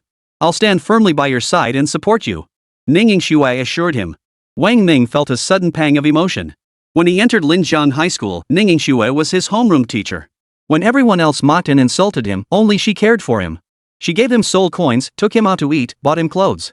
These memories, buried deep in his mind, suddenly flooded back, making him feel even more guilty and remorseful. "Teacher, I'm sorry for letting you down and worrying you. Teacher says it's fine, as long as you're okay. You're my pride and joy," Ning Shui said with a smile. "MHM. Wang Ming nodded, his nose stinging with emotion. "Hey! Teacher's gonna ask you something in secret," Ning Shui inquired with a hint of gossip. "So, did you and that girl from the Yin family end up together?" "We are, teacher," Wang Ming replied. "Oh my! That's wonderful. Our Wang Ming is just amazing. I heard you're quite the sensation in the capital. You've charmed all three of the capital's most sought-after young ladies. They even call you the Lu Buwei of the capital," Ning Shui said with a laugh. Wang Ming. Chapter 095, The Xin Family's Special Treatment. He hung up the phone. Wang Ming took a deep breath, composed himself, and with a wave of his hand, hundreds of colorful, luminous demon cores filled the room. These demon cores had been obtained from Jenny Heifer and contained abundant energy. To break through to level 30 required a staggering 10 million energy points, a terrifyingly large number. Fortunately, during the fusion with the demonic essence, the lustful demon's magic had provided him with 5 million energy points and an additional 50 million demonic essence points, leaving him with 5 million energy points remaining. Halved. Then there are soul rings. No, they should be called magic rings now. The age requirement for the first magic ring increased to 1 million years. The requirement for the second magic ring has also been raised to 5 million years. The extended requirements for magic rings significantly boosted his power. Now a globally wanted criminal, he must adopt a new identity and soul weapon to join the demon hunting team. He had already enlisted in Rui Shui's help with the identity. As for the soul tool, the Black Ace, a supreme-grade demonic artifact, was the optimal choice. His 2 black magic rings would be mistaken for 10,000-year soul rings by anyone without exceptionally keen eyesight. System, upgrade my first and second soul rings to their maximum physical endurance. Activating Demon Soul Seal, upgrading Demon Ring lifespans. 10%. 30%, as the system's soft female voice echoed, Wang Ming felt a warm energy surge from an unknown source within him, slowly circulating throughout his entire body. 80%, 100%, duration upgrade successful. Host's first soul ring now 1 million years, second soul ring 5 million years. Ian level Demon Ring Seal activated. Host's current cultivation level, level 29 Grand Soul Master 6 million 10 million. As the system's voice faded, Wang Ming felt an overwhelming sense of ease wash over him, a warm glow spreading throughout his body. The 10 million energy points required for level 29 had increased by 1 million. He could distinctly sense it. Though merely a level 29 Grand Soul Master, the sheer depth of soul power within him now rivaled even Soul Pill Realm or Soul King Realm experts. After all, his soul power had reached a staggering 10,000 years at level 19, and now, at level 29, it had surged to 10 million. Such immense soul power far surpassed the strength of others at his level. Wang Ming felt confident he could even hold his own against opponents several levels above him. I haven't fought a Soul King level expert yet. I wonder how powerful they are. Wang Ming thought to himself, but quickly shook his head. Soul King level experts might possess higher soul power than him. Moreover, each had their own opportunities and secrets. If he encountered a particularly troublesome Soul King, he might well lose his life. It was best not to entertain such thoughts. Huff. After releasing the maximum number of soul rings for his age, he took a deep breath. With a 4 million year gap to bridge, Wang Ming felt the weight of immense pressure. His current supply of soul tools and soul beast evolution crystals was dwindling. His only option was to fleece the Xin and Chen families. No choice. I'll just have to make the Zins and Chens suffer a bit first, Wang Ming sighed, then began absorbing the demon core energy obtained from the demon realm. Cultivation knows no time. As the first rays of sunlight rose the next day, luxury vehicles from the 5 major families began arriving at the estate one after another. He Zhanggang received them, while Wang Ming declined to appear, citing his busy schedule with forging. Their hopes of meeting this master blacksmith were dashed once more. This is the high-grade soul artifact my master promised, the golden jade lotus. He Zhanggang waved his hand, and a servant cautiously entered carrying a tray. Xin Zhengzai and the others immediately craned their necks, eyes fixed intently on the tray. A red cloth covered the tray. Placed in the center of the tea table, He Zhanggang lifted the red cloth and announced, "Esteemed family heads, please examine it closely. My master's work never disappoints. This soul artifact was originally an imperial-grade soul artifact crafted by Master Tang Hao. Through my master's reforging, its quality has been elevated to the highest tier of this soul artifact, a mid-tier noble-grade soul artifact." He pulled back the red cloth. A faint, cool fragrance wafted out as a golden jade lotus blossomed vividly before the crowd, refracting beautiful hues of color in the sunlight. The crowd's eyes lit up. My goodness! Truly the work of a master craftsman. Xin Zhengzai instantly recognized the extraordinary nature of the artifact, showering it with praise. The sheer soul power contained within this soul artifact alone is enough to make one's heart tremble. Chen Zili nodded. Indeed. Truly worthy of a master craftsman. To forge such a soul artifact in just half a year, Master Wang is truly unmatched under heaven. And Xingzhong, Lu Qingzhu, and the others joined in the praise. My brothers. Xinjiang Jie addressed in Ru Shui and the others. In inviting the master here, my Xin family contributed the most. This first supreme grade soul artifact rightfully belongs to us. Any objections? Well. The others felt envious yet somewhat awkward refusing. After all, the Xin family had even offered the residents of the capital's foremost noble house to secure the master's services. It was only fitting that the first artifact should be theirs. Seeing the silence, Xin Zhengzai laughed heartily. Very well. Since you all seem willing to cede it, my Xin family gladly accepts this first soul artifact. As for any subsequent artifacts, my family will absolutely not compete with you for them. Xin family head, please hold your horses. He Zhanggang suddenly interjected. My master has already informed me that he has someone in mind for this soul artifact. What? The crowd stared at He Zhanggang in astonishment. Xin Zhengzai's expression darkened. He Zhanggang explained with a smile, household head Xin, there's no need to vie for this minor high-grade soul artifact. My master is deeply satisfied with the capital's premier manor your family has offered. As a token of gratitude, he is prepared to forge a sacred grade soul artifact for the Xin family. What? All five of them jumped to their feet in shock. Their expressions could only be described as utterly flabbergasted. A sacred grade soul artifact? Are you kidding me? There are barely a handful of those in the entire Dragon Nation. And now this Master Wang is actually going to forge one for the Xin family? Is this true? Xin Zhengzai could scarcely believe his ears. This overwhelming fortune left him dizzy with disbelief, instantly making him feel his sacrifices had been utterly worthwhile. Xin family head, are you questioning my master? He Zhanggang frowned at his doubt. Let me tell you this, if my master fails to forge a holy grade soul weapon, he'll move out himself. No. How could Xin Zhengzai dare offend them? He immediately offered a fawning smile. How could I dare question Master Wang? It's just that your reward leaves me feeling both honored and overwhelmed. So you don't want it? Fine, no need for my master to trouble himself. I want it. Xin Zhengzai hurriedly declared. Since it's the master's wish, how could I possibly refuse? This revered grade soul weapon, I won't compete with you brothers for it. Xin Zhengzai grinned broadly at the other four. The four men glared at Xin Zhengzai with envy. That was a sacred grade soul artifact. Though they hadn't witnessed the master forging a sacred grade soul artifact, his unwavering certainty suggested he had confidence in his ability. If he truly succeeded, the Xin family's strength would surge dramatically. Lu Qingzhu examined the soul weapon on the tea table, finding it perfectly suited for his daughter. He asked, has Master Wang designated this noble grade soul weapon for anyone in particular? He Zhanggang nodded. Yes, this soul artifact is for the daughter of the Zheng family head, Zheng Tianjing. Zhang Wuxian. He never imagined this soul artifact was forged by the master specifically for his daughter, truly unexpected. He Zhanggang explained, my master mentioned that he had met the daughter of the Zheng family head once. He felt she was a fine young lady, so he crafted this soul tool as a gift for her. Zhang Wuyan hastily clasped his fists in gratitude. Master He, please convey my deepest thanks to Master Wang on my behalf. He Zhanggang, you're welcome.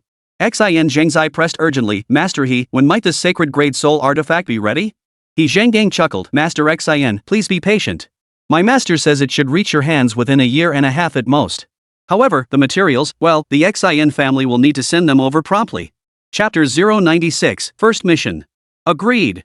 Xin Zhengzai consented without hesitation. I will gather all the materials within a month. Though the materials for a holy grade soul artifact were rare, they weren't impossible to find. It was just that the cost involved was enormous. Previously, without any hope of such an artifact, there had been no need to make a concerted effort to gather them. Now that hope existed, naturally, no expense would be spared in the search. One more thing.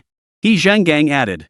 Forging soul artifacts, especially sacred ones, requires an immense amount of demon core energy. My master has requested that the Xin family provide a sufficient supply of demon cores. Very well. Name your quantity, Master He. Whatever you have, we'll give it. He Zhanggang replied with a smile, then turned to the Chen family. Head Chen, my master specifically mentioned you. He said if you also desire a sacred grade soul artifact, you may begin gathering the materials and demon cores required for its forging. Chen Zili's face lit up with surprise. Me too? He Zhanggang nodded. You may. The others grew anxious. And Jingzhong, master he, what about us? Kudaran family. Lu Qingzhu, master, master. My Lu family, your master knows my daughter, doesn't he? Zhang Wuxian, master, and my Zhang family too. In the prince's bedroom. Wang Ming sat cross-legged, watching the 5 clan heads enthusiastically surround He Zhanggang on the surveillance feed. He shook his head helplessly. The allure of a sacred-grade soul artifact was indeed powerful. Very well. The Chen and Xin families were just waiting to be drained. As for the Yin, Lu, and Zhang families, their fate depended on their actions. If they chose to stand by him, the sacred-grade soul artifact wasn't out of the question. If they opposed him, well, that was their loss. Wang Ming. He would never allow his enemies to survive in this world. After seeing off the representatives of the 5 major families, and Ruzhui dispatched someone to deliver new identities and capital information. Wang Mo, freshman at Baifeng Academy, strength, level 23 Grand Soul Master, soul weapon, playing cards, temporarily assigned to the 9th Demon Slaying Squad. Captain, Peng Zichon, level 36 Soul Pill Realm, Soul Beast, Swallowing Wolf. Deputy Captain, Gan Yang, level 34 Soul Pill Realm, Soul Tool, Vinethorn's Whip. Members, 7 individuals. Shui sure gets things done efficiently. Wang Ming's lips curved into a contented smile as he reviewed the delivered documents. Indeed, having a considerate and caring wife was a blessing. So many matters no longer required his personal attention. Currently, only in Ruisui knew about his return. With today's gathering of the 5 great families, Lu Xiaoya would soon find out too. But they trusted Wang Ming implicitly. He trusted they wouldn't blab after all, he was still a wanted criminal. He had that much confidence in them. One day of cultivation. The demon core energy in this demonic land is 1.5 times that of the outside world. In just one day, with the system's assistance, he had absorbed a staggering 300,000 energy points. Beep. At that moment, his phone vibrated. Wang Ming picked up his phone and found himself added to a group called Demon Slaying Squad 9. 8 members had just been invited, and the group owner was someone named Lone Wolf. I'm your captain, Peng Ziqiang. Proud Wolf sent a message. Hello, Captain. Hello, Captain. Everyone greeted the captain in unison. Wang Ming wasn't one for standing out alone, so he followed suit. Captain, hello. Peng Ziqiang, change your group notes to the format, name plus grade plus combat level. Everyone report to Ma Zi Lane in Zone A immediately. We have a mission tonight. Yes, sir. A flurry of responses echoed through the chat. Wang Ming pulled out the scaled armor gifted by Tuasen, slipped it on, tied his shoulder-length hair back with a hair tie, and donned a baseball cap and glasses. His appearance had shifted slightly after absorbing that demonic energy last time, and with this disguise, even acquaintances would struggle to recognize him.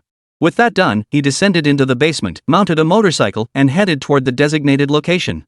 The night was hazy, neon lights flickering. Wang Ming sped along the road. Since the Wang residence was in the heart of Beijing, far from Area A, even on a motorcycle without traffic concerns, it took him half an hour to reach the designated spot. When he arrived, the others were already there. Wang Mo? The moment Wang Ming's bike came to a stop, a deep voice asked, the tone distinctly sharp. Yes. Wang Ming replied. Your strength is a level 23 Grand Soul Master, the person asked again. Yes. Wang Ming answered. Oomph. How did such a weakling manage to infiltrate our night squad? A disdainful female voice chimed in from the side. Wang Ming turned his head slightly. It was a woman with big, curly hair, wearing short shorts, and carrying a strong scent of perfume. She was passable in looks. After updating the group notes, everyone's strength was generally between level 30 and 33, with only the captain at level 36 and the deputy captain at level 34. He was the weakest. Humph, another useless connection getter, another person sneered coldly. Well, he's got connections. The others shot Wang Ming looks of envy, jealousy, and disdain. Enough. The man who had spoken earlier shot Wang Ming a cold glance before turning to address the group. Our target tonight is a level 4 spirit beast. This beast has already killed 5 people in this area and is growing stronger rapidly. I secured this mission for all of you. I expect everyone to do their best to take it down. Yes, the group replied in unison. Zone A has 6 blocks total. Our team will cover Ma Zi Alley. Since it's quite long, we'll split the 9 of us into 3 groups, one each at the beginning, end, and middle sections. Peng Zichun then assigned everyone to their groups. Perhaps considering Wang Ming's lower strength, Peng assigned him to the middle section. He was paired with the woman with the big waves and a tall, heavy-set man. Team leader Peng and deputy leader Gan Yang each led a group to guard the ends of the alley. Tisk, TSK, TSK. After the others departed, only the 3 of them remained in the middle section. The woman with the big waves eyed Wang Ming, murmuring with admiration, "Little brother, you really have some connections. Even the captain is looking out for you like this."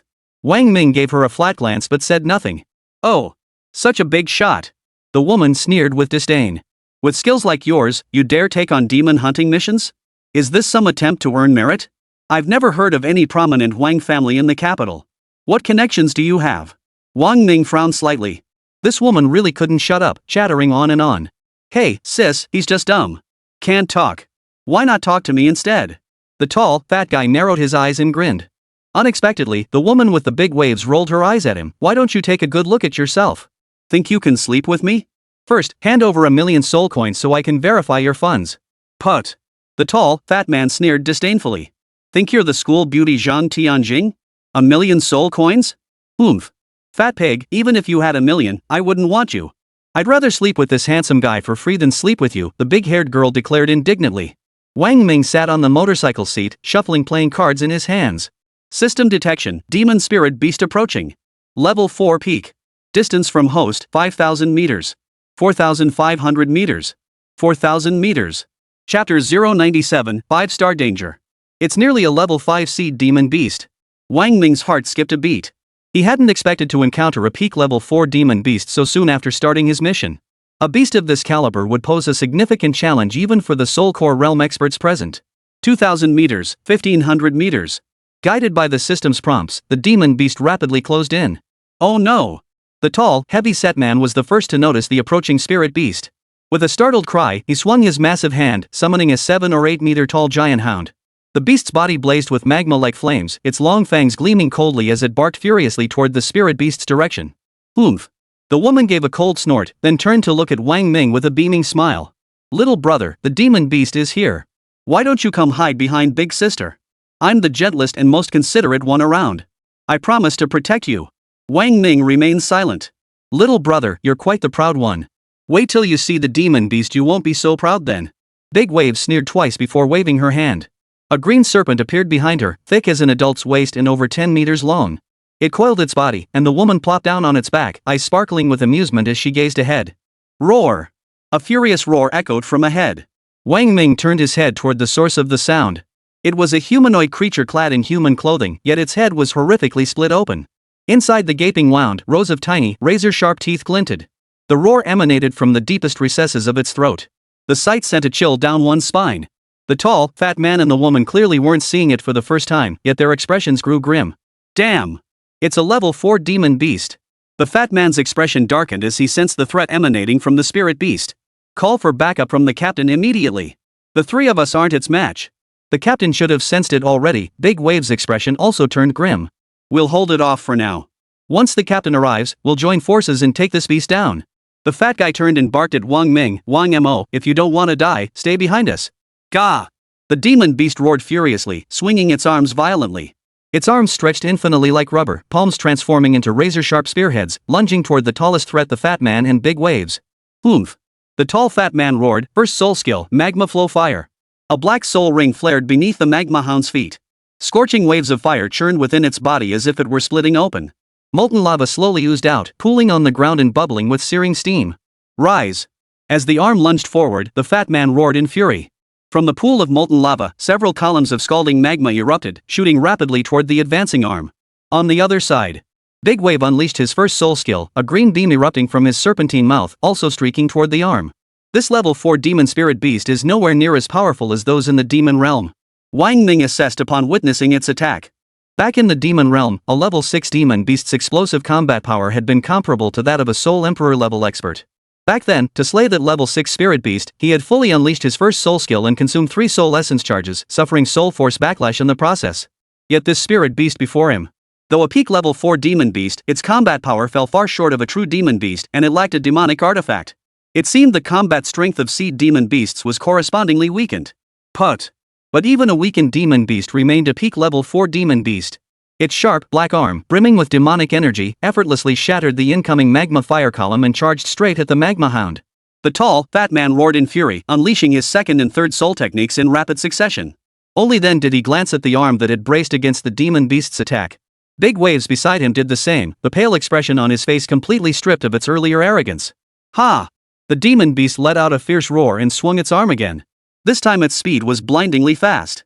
The earlier attacks had been mere probes, now came the true assault. Both arms appeared before Big Waves and the tall, fat man in what felt like 1,000th of a second. That speed! Big waves and the tall fat man froze in terror. Their eyes widened in terror, staring cross-eyed at the sharp, black glinting arm appearing before their foreheads. They watched helplessly as the arm was about to pierce their skulls, unable to react in time. First soul skill. At that moment, a sharp voice rang out, Judgment Spear. Click. As the sound faded, the clatter of a mechanism striking metal echoed, followed by 2 dull thuds. Yet no bullets were fired. Instead, a terrifying energy fluctuation flashed from the muzzle, as if an invisible bullet had shattered matter at the molecular level. Within a thousandth of a second, this bullet materialized before the 2 arms. Put. Put. The invisible projectile pierced both arms. Under the immense force, the arms snapped violently, their upper sections exploding outward. Wang Ming's heart skipped a beat. Turning his head, he saw the squad's deputy leader, Gan Shiyang, a level 34 weapon soul master. He hadn't expected this man's soul weapon to be a gun, truly unexpected. Huff, huff. Having narrowly escaped death's grasp, the 2 men lay pale and limp on the ground, gasping for breath. Their eyes were vacant. The scene they'd just witnessed had truly terrified them. Gah! The demonic spirit beast roared furiously. The arm shattered by the gunshot had somehow regenerated. A hissing sound erupted from its cracked skull as its entire body trembled. Within that tremor, waves of black, demonic energy began to seep from every pore of the beast's body. Under this dark force, the demonic beast's body began to writhe. It looked as though countless worms were writhing beneath its skin, a sickening sight. The surrounding demonic energy surged rapidly, enveloping the beast. Against the backdrop of the night, it became an even deeper, impenetrable black. No! The demon beast is about to reveal its true form. Kill it now! Just then, Captain Peng Ziqiang arrived. His face paled at the sight. Roaring, he unleashed his soul beast and immediately activated his 3rd soul skill, Vajra Claws. The soul beast roared furiously, its long, razor-sharp claws extending from its forelimbs as it lashed out violently toward the front. Several crisscrossing wolf claw marks slashed viciously through the air. 3rd soul skill, Annihilation Spear. Gan Shiyang unleashed his 3rd soul skill without hesitation. 2 terrifying streams of energy, carrying immense killing intent, surged toward the dark mass. Put. The 2 razor-sharp energy beams sliced through the black mist, revealing the demonic spirit beast within. The demon beast was half human, half beast.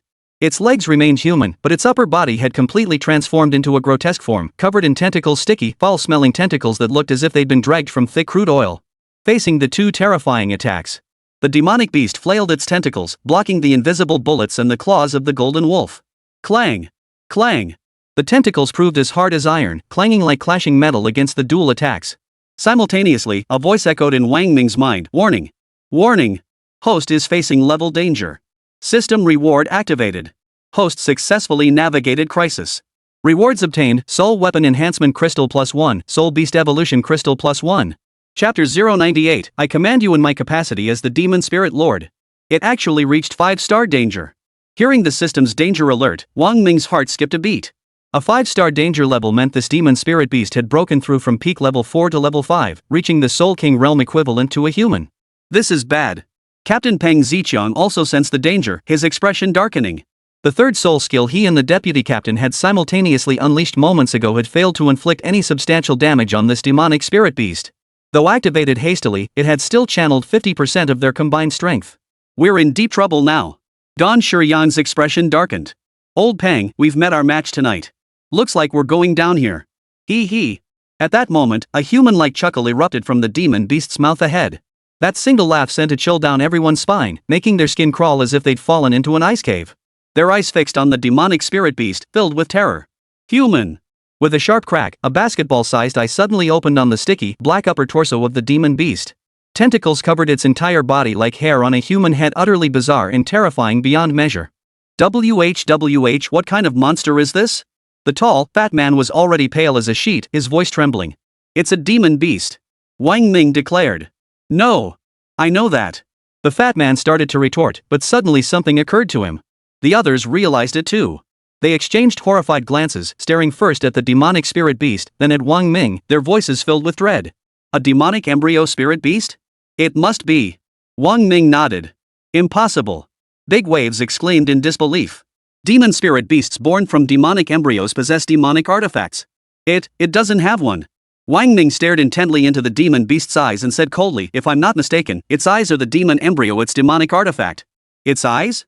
Everyone turned to look at the demon beast's eyes. Upon closer inspection, they realized. This demon beast's eyes were peculiar. Normally, eyes would be bright and lively, or at the very least, expressive. But this demon beast's eyes were, how to put it? They looked like fake eyes. They resembled stones painted with pupils more than actual eyes. Hee hee. At that moment, the demon beast's playful chuckle echoed in their ears. You've spotted me. How amusing, hee hee. But being spotted means you'll be eaten clean off the bone. Under the horrified stares of the group, countless tentacles extended endlessly from the creature's upper body toward them. Everyone frantically unleashed their soul techniques to fend off the tentacles, but Wang Ming alone stood completely still. Pang Ziqiang, noticing Wang Ming's lack of reaction, assumed he'd been scared into stupidity. He roared, Wang Mo. Quickly activate your soul skill to resist. He's frozen in terror. This is killing us. Gan Shiyang snapped. Wang Mo, the tall, heavy-set man bellowed. A tentacle shot toward Wang Ming at blinding speed. Before their eyes, it appeared instantly before his brow. They braced for the moment it would pierce his skull. But at that very moment, the ferocious tentacle halted abruptly less than 3 inches from Wang Ming's brow. Not only that, all the tentacles that had been fired froze in mid-air. The demonic beast seemed bound by some force, stiff and motionless as if its pressure points had been sealed. Everyone! What the hell is going on? Oomph! Just as I thought. Wang Ming's lips curled into a wicked smile at the sight. The moment Wang Ming confirmed this demonic beast was a demonic embryo, he'd considered exploiting its lustful nature to control it. After all, lust was the master of all demonic beasts in this realm, and he had absorbed its demonic essence. The demonic embryo had transformed into the demonic artifact, the Ace of Spades. Spade's innate abilities, summoning, demonization. The instant the demon beast's tentacle touched him, he activated Spade's skill, demonization. The demonic spirit beast was now facing the scolding of lust in its mind. Thus, to outside observers, the demonic spirit beast appeared as if it had been struck by a petrification spell. What's going on here? The crowd watched the scene in disbelief. Though they suspected Wang Ming was behind it, they couldn't quite believe it. After all, he was only a 23rd rank soul master. How could he possess such power? Could it be that some great master is helping us? Big Waves glanced at Wang Ming, her eyes filled with disbelief as she asked the others. Maybe. The others' responses were vague, yet their eyes kept drifting toward Wang Ming. Wang Mo. Pang Ziqiang's gut told him this was all Wang Ming's doing. Is it you? Wang Ming remained silent. He stood there, hands in his pockets, a confident smile playing on his lips. Then, under everyone's gaze, he took a step forward, slowly approaching the demon beast. As he drew nearer, Wang Ming caught a whiff of an unbearable stench that made him involuntarily wrinkle his nose. Wang Mo, be careful. Seeing Wang Ming's boldness, Gan Shiyang was startled and hurriedly whispered the warning, afraid of alarming the demonic spirit beast. Covering his nose and mouth with one hand, Wang Ming stared intently at the spirit beast's eyes for a moment. Indeed, it was the spirit beast's demonic embryo. The formation of these embryos was influenced by external environments, resulting in wildly varied shapes truly bizarre and extraordinary. After completing its embryonic transformation, each demonic embryo would form a demonic artifact. Demon artifacts held immense value for reforging and served as prime materials for crafting soul artifacts. But what concerned Wang Ming most was the demonic spirit seed within the demonic beast's brain. These seeds contained immense energy reserves, which were incredibly precious to him. Hiss! As Wang Ming approached, the demonic spirit beast suddenly displayed terror and trembling, like a mouse encountering a cat utterly uneasy. This scene shocked everyone profoundly. Wang Ming, do you know the locations of the other demonic embryos? Oomph. The demon beast nodded obediently, like an ugly little angel. Very well. Tell me its location. Oomph. The demon beast relayed the location. Excellent. Having pinpointed the next demon beast's location, Wang Ming nodded with satisfaction. Pang Ziqiang and the others, They could scarcely believe their eyes and ears. Never before had they seen a spirit beast so docile and obedient. Just who was this Wang Mo? A being that could instill such fear in a demon beast. Could Wang Mo be the leader of all demon beasts? Amidst the stunned gazes of the crowd, Wang Ming addressed the spirit beast. Very well. Now, as the lord of spirit beasts, I command you. Die. Ha! The demon beast trembled violently. Its body began to dissolve, its demonic energy contracting and shrinking. Gradually, it grew smaller and smaller until all its demonic essence was absorbed into a single demonic seed. The demon beast vanished completely. Chapter 099, The Mysterious Woman. Witnessing this scene, everyone's eyes widened in disbelief. Wang Ming casually waved his hand, collecting the demonic spirit seed. Turning to Pang Ziqiang and the others, he asked, the demonic spirit beast here has been eliminated. Captain, do we have any other tasks? And no, Pang Ziqiang replied, his throat feeling dry as he spoke with little conviction. Then can we disband? Wang Ming asked. Yes. Pang Ziqiang replied. Good. Wang Ming nodded slightly, then mounted his motorcycle. With a roar, he twisted the throttle to start the engine. His gaze swept coldly over the group as he spoke calmly. Captain, fellow teammates, we didn't see any demonic beasts tonight, correct? A chill gripped everyone's hearts. They felt more and more certain that the man before them, Wang Mo, was a creature far more terrifying than any demon beast. Yes, yes, yes. The tall, fat man's face trembled with fear, his voice shaking as he spoke. Wang Mo turned his gaze to the others. Yes, yes, yes. Big Waves, Gan Shiyang, and Peng Ziqian all nodded in agreement. Captain. If there's a mission, just add me in the group chat. With that, Wang Ming shifted gears, twisted the throttle, and vanished down the alley as the others watched him go. Phew. Only after the motorcycle's taillight vanished from sight did the tall, fat guy exhale heavily. My god, this Wang Mo is truly terrifying.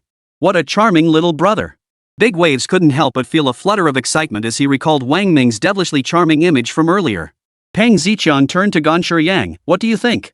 Gan Shiyang shook his head slightly. His displayed strength is at level 23, but his true power is likely terrifying. Having him join our team could be both our blessing and our curse. Tall fat guy, hey. Deputy Captain, what's that supposed to mean? I don't get it. Is he a blessing or a curse? Gan Shiyang replied, I can't guarantee whether it's a blessing or a curse. The blessing is that with him here, we won't have to worry about life-threatening dangers in our future operations. Demon beasts are like mice before him, that's our fortune. As for the curse, it's hard to say for now, but for us, it's a case of fortune and misfortune intertwined. Regardless, Peng Ziqian addressed the team, with him here, we're safe for now. What happened tonight must never leave this room.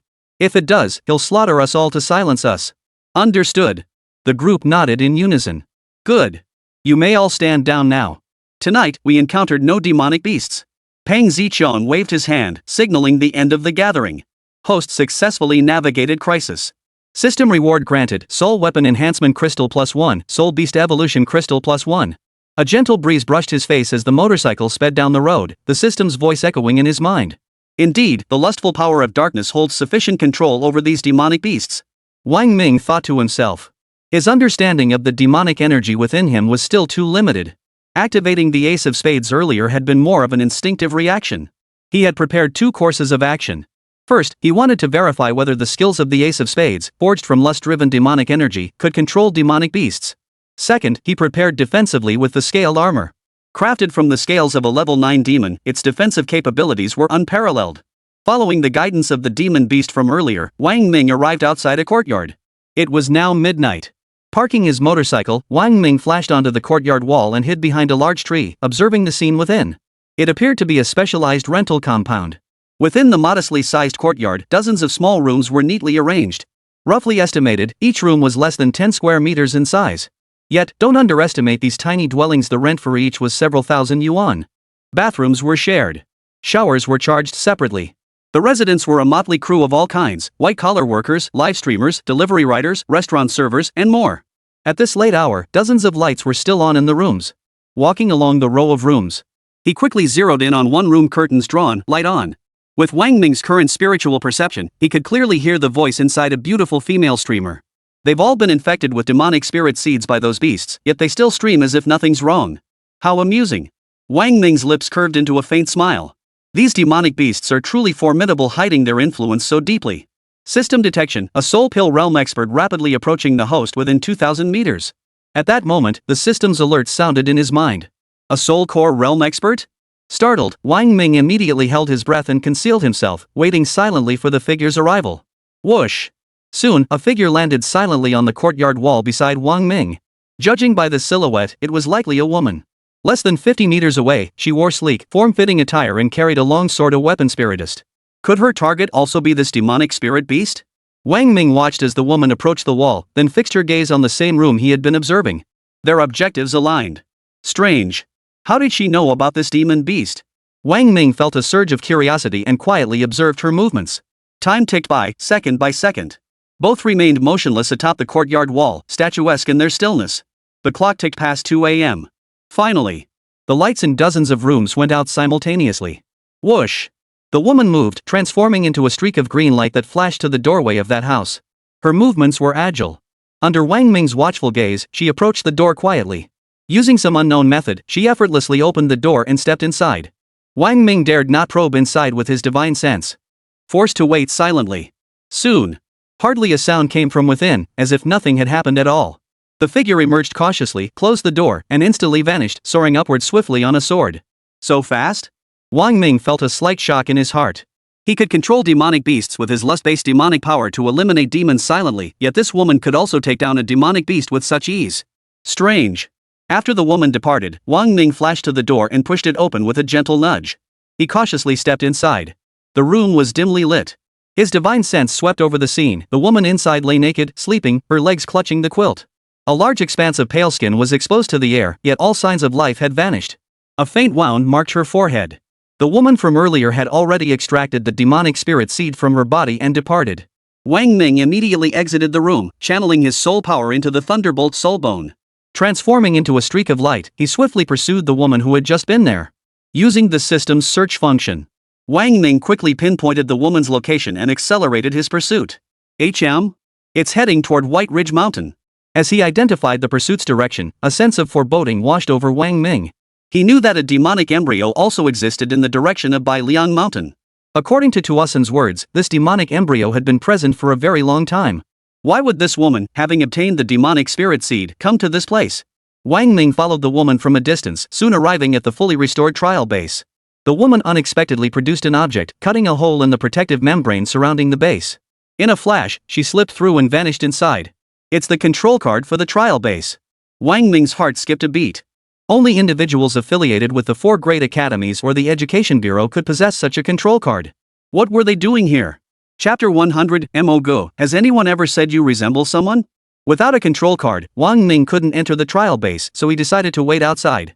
This woman would have to emerge before dawn, otherwise she risked exposure. Moreover, the front slopes of Bailiang Mountain, where the trial grounds lay, were a tourist attraction bustling with visitors during daylight hours. In this era where soul masters were everywhere, everyone possessed some level of power. If she tried to enter or exit the trial base during daylight hours, she would inevitably be spotted. With that thought, Wang Ming settled somewhere deep within the mountain forest. He activated the system's full detection range and waited silently for the woman's appearance. But the trial base covered such a vast area that he couldn't guarantee she'd make the long journey back. All he could do was pray silently. Unfortunately, he waited until past 7 a.m. the next morning, yet still saw no sign of her emerging. She must have left through another exit. Wang Ming shook his head helplessly. It seemed this woman possessed exceptional counter-surveillance skills, effectively preventing any tracking. With no other choice, he had to abandon his vigil. She hunted the demon spirit seed and delivered it to White Ridge Mountain. She'll definitely return. Tonight, I'll stake out this spot again. I refuse to believe you won't emerge from here. Wang Ming thought to himself. This time, Wang Ming didn't return to his residence but headed to the White Phoenix Academy instead. His current identity was that of a freshman at the White Phoenix Academy, a member of Group 12 under instructor Ma Su, currently assigned to the Academy's 9th Demon Slaying Squad. Based on the information provided by Enrue Shui, Wang Ming easily located Wang Mo's dormitory room. Opening the door, he found the interior layout similar to those in the capital's academies: a living room, bedroom, and bathroom, with all necessary facilities provided. Knock knock. Returning to his dorm, Wang Ming first took a shower and tidied his hair. Just as he was about to begin his cultivation practice, he heard knocking at the door. He was puzzled. He had only just arrived at the academy and didn't know anyone. Why would someone be knocking on his door? With a puzzled look, he opened the door. Standing outside was the tall, heavy-set guy he'd met yesterday. Hey there, freshman. I'm the big guy from our team you saw yesterday. My name's Lu Chan, the Lu Chan from the Three Kingdoms, Liu Bei's son, the guy said with a big grin. What's up? Wang Ming asked. Brother Mo, I heard you're the new special selection student. Lu Chan said with a grin. Is there a problem? Wang Ming frowned. Indeed, his admission to White Phoenix Academy was secured through connections by Enrujui, who had arranged for him to enter as a specially selected student. These specially selected students were elite disciples chosen by the 4 great academies from top-tier institutions nationwide and specially recruited for advanced training. No problem. Yesterday's experience was still fresh in his mind. He dared not offend this big shot, plastering a flattering smile on his face. Today is our Baifeng Academy sports meet. I heard our academy's campus beauty, Zheng Tianjing, will be participating too. Brother Mo, wanna come check it out? Sports day? Oh, Brother Mo doesn't know? The sports meet is an event organized by the academy to encourage friendly competition and interaction among students. After all, there's too little communication between classmates these days. Most students barely know anyone in their own class. Many prefer solitary cultivation, which means our relationships aren't very close. Lu Chan explained. Not interested. You go ahead, Wang Ming declined. But she's the campus beauty of our Baifeng Academy. Lu Chan widened her eyes in disbelief. Are you sure you don't want to go? With your good looks, brother Mo, if she takes a fancy to you, your future would be bright. You probably don't know, but our campus beauty is one of the 3 young ladies from the 5 great families of the capital. Is that so? Wang Ming chuckled. Come on. Let's go check it out together. Lu Chan urged. Alright, let's go.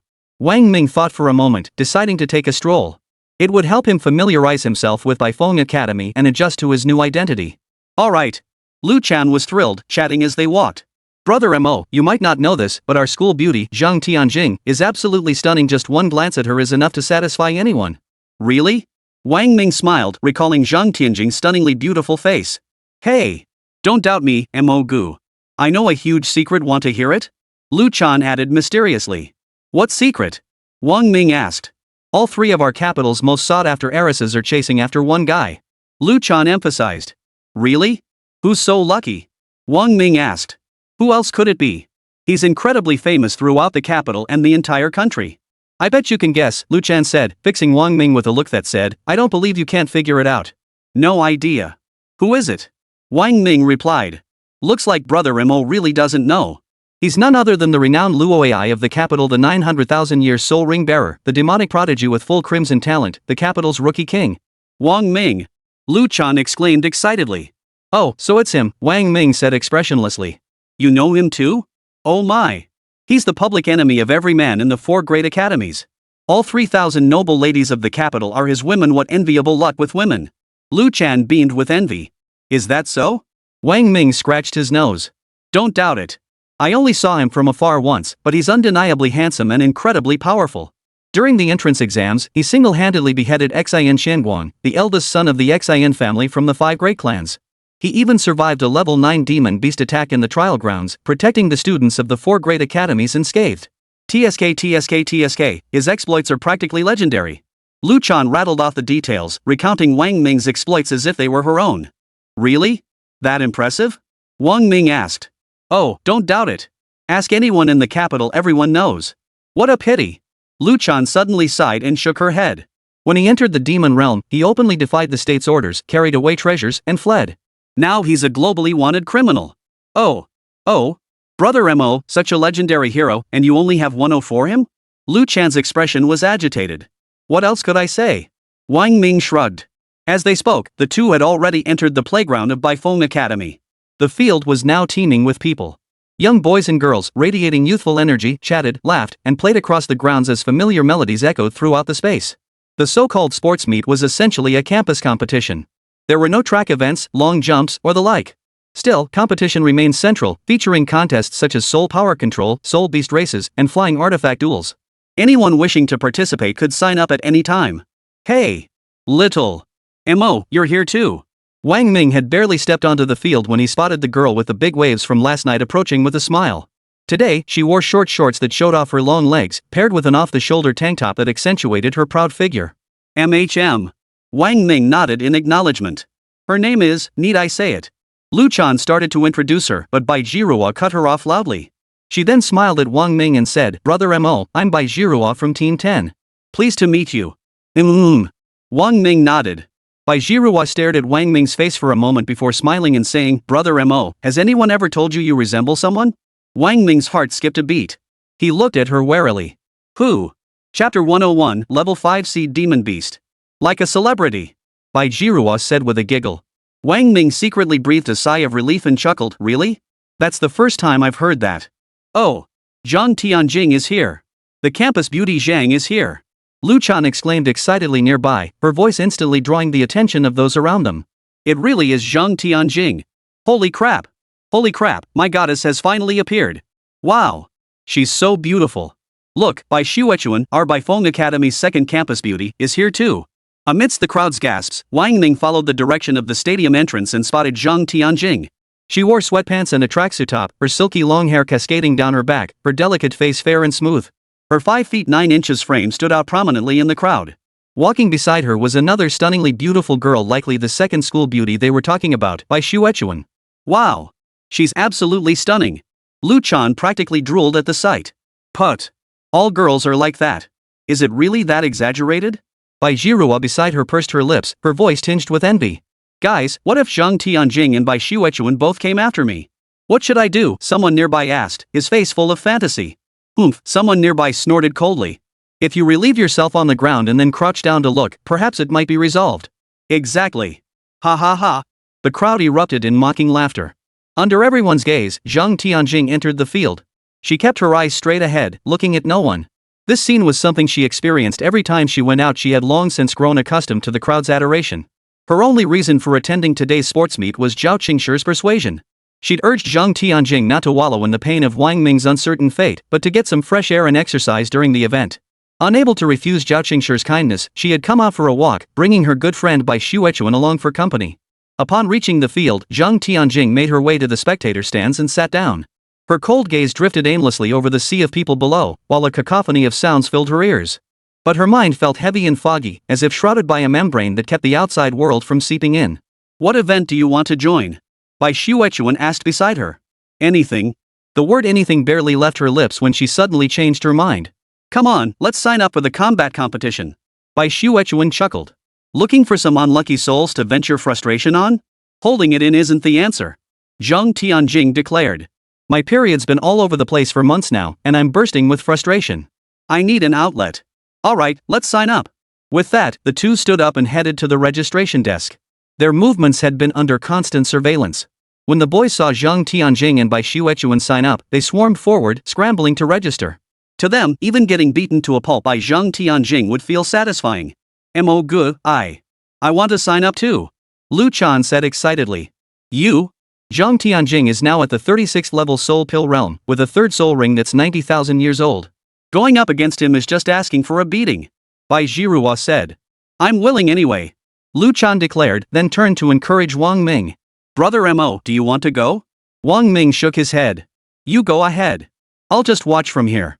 Bai Zhirua chuckled. Brother Mo's so level-headed. She's the Zhang family's heiress, yet you men can only fantasize. You can't even get close enough to touch her, just dreaming about her figure and wetting your pants in bed at night. Put. You're just jealous. Lu Chan scoffed dismissively before dashing toward the registration desk. Brother Mo, wanna grab a seat over there? Bai Zhirua flashed an eager smile at Wang Ming. I'll treat you to bubble tea. No thanks, you go ahead, Wang Ming replied indifferently. Bai Zhirua pouted, saying nothing more, yet unwilling to leave, she trailed behind Wang Ming. The competition is taking place on the stage ahead. Thanks to Zhang Tianjing and Bai Xuechuan's participation, the once deserted arena was now packed with spectators, surrounding the vast platform in layers upon layers. Zhang Tianjing stood on the platform, his face cold as ice. He radiated an aura that warned strangers to keep their distance.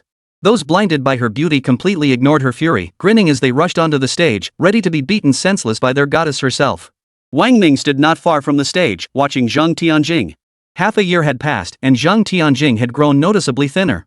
The once vibrant spark in her icy eyes had vanished. Wang Ming knew deep down that he was the reason for all this. The realization brought a dull ache to his heart.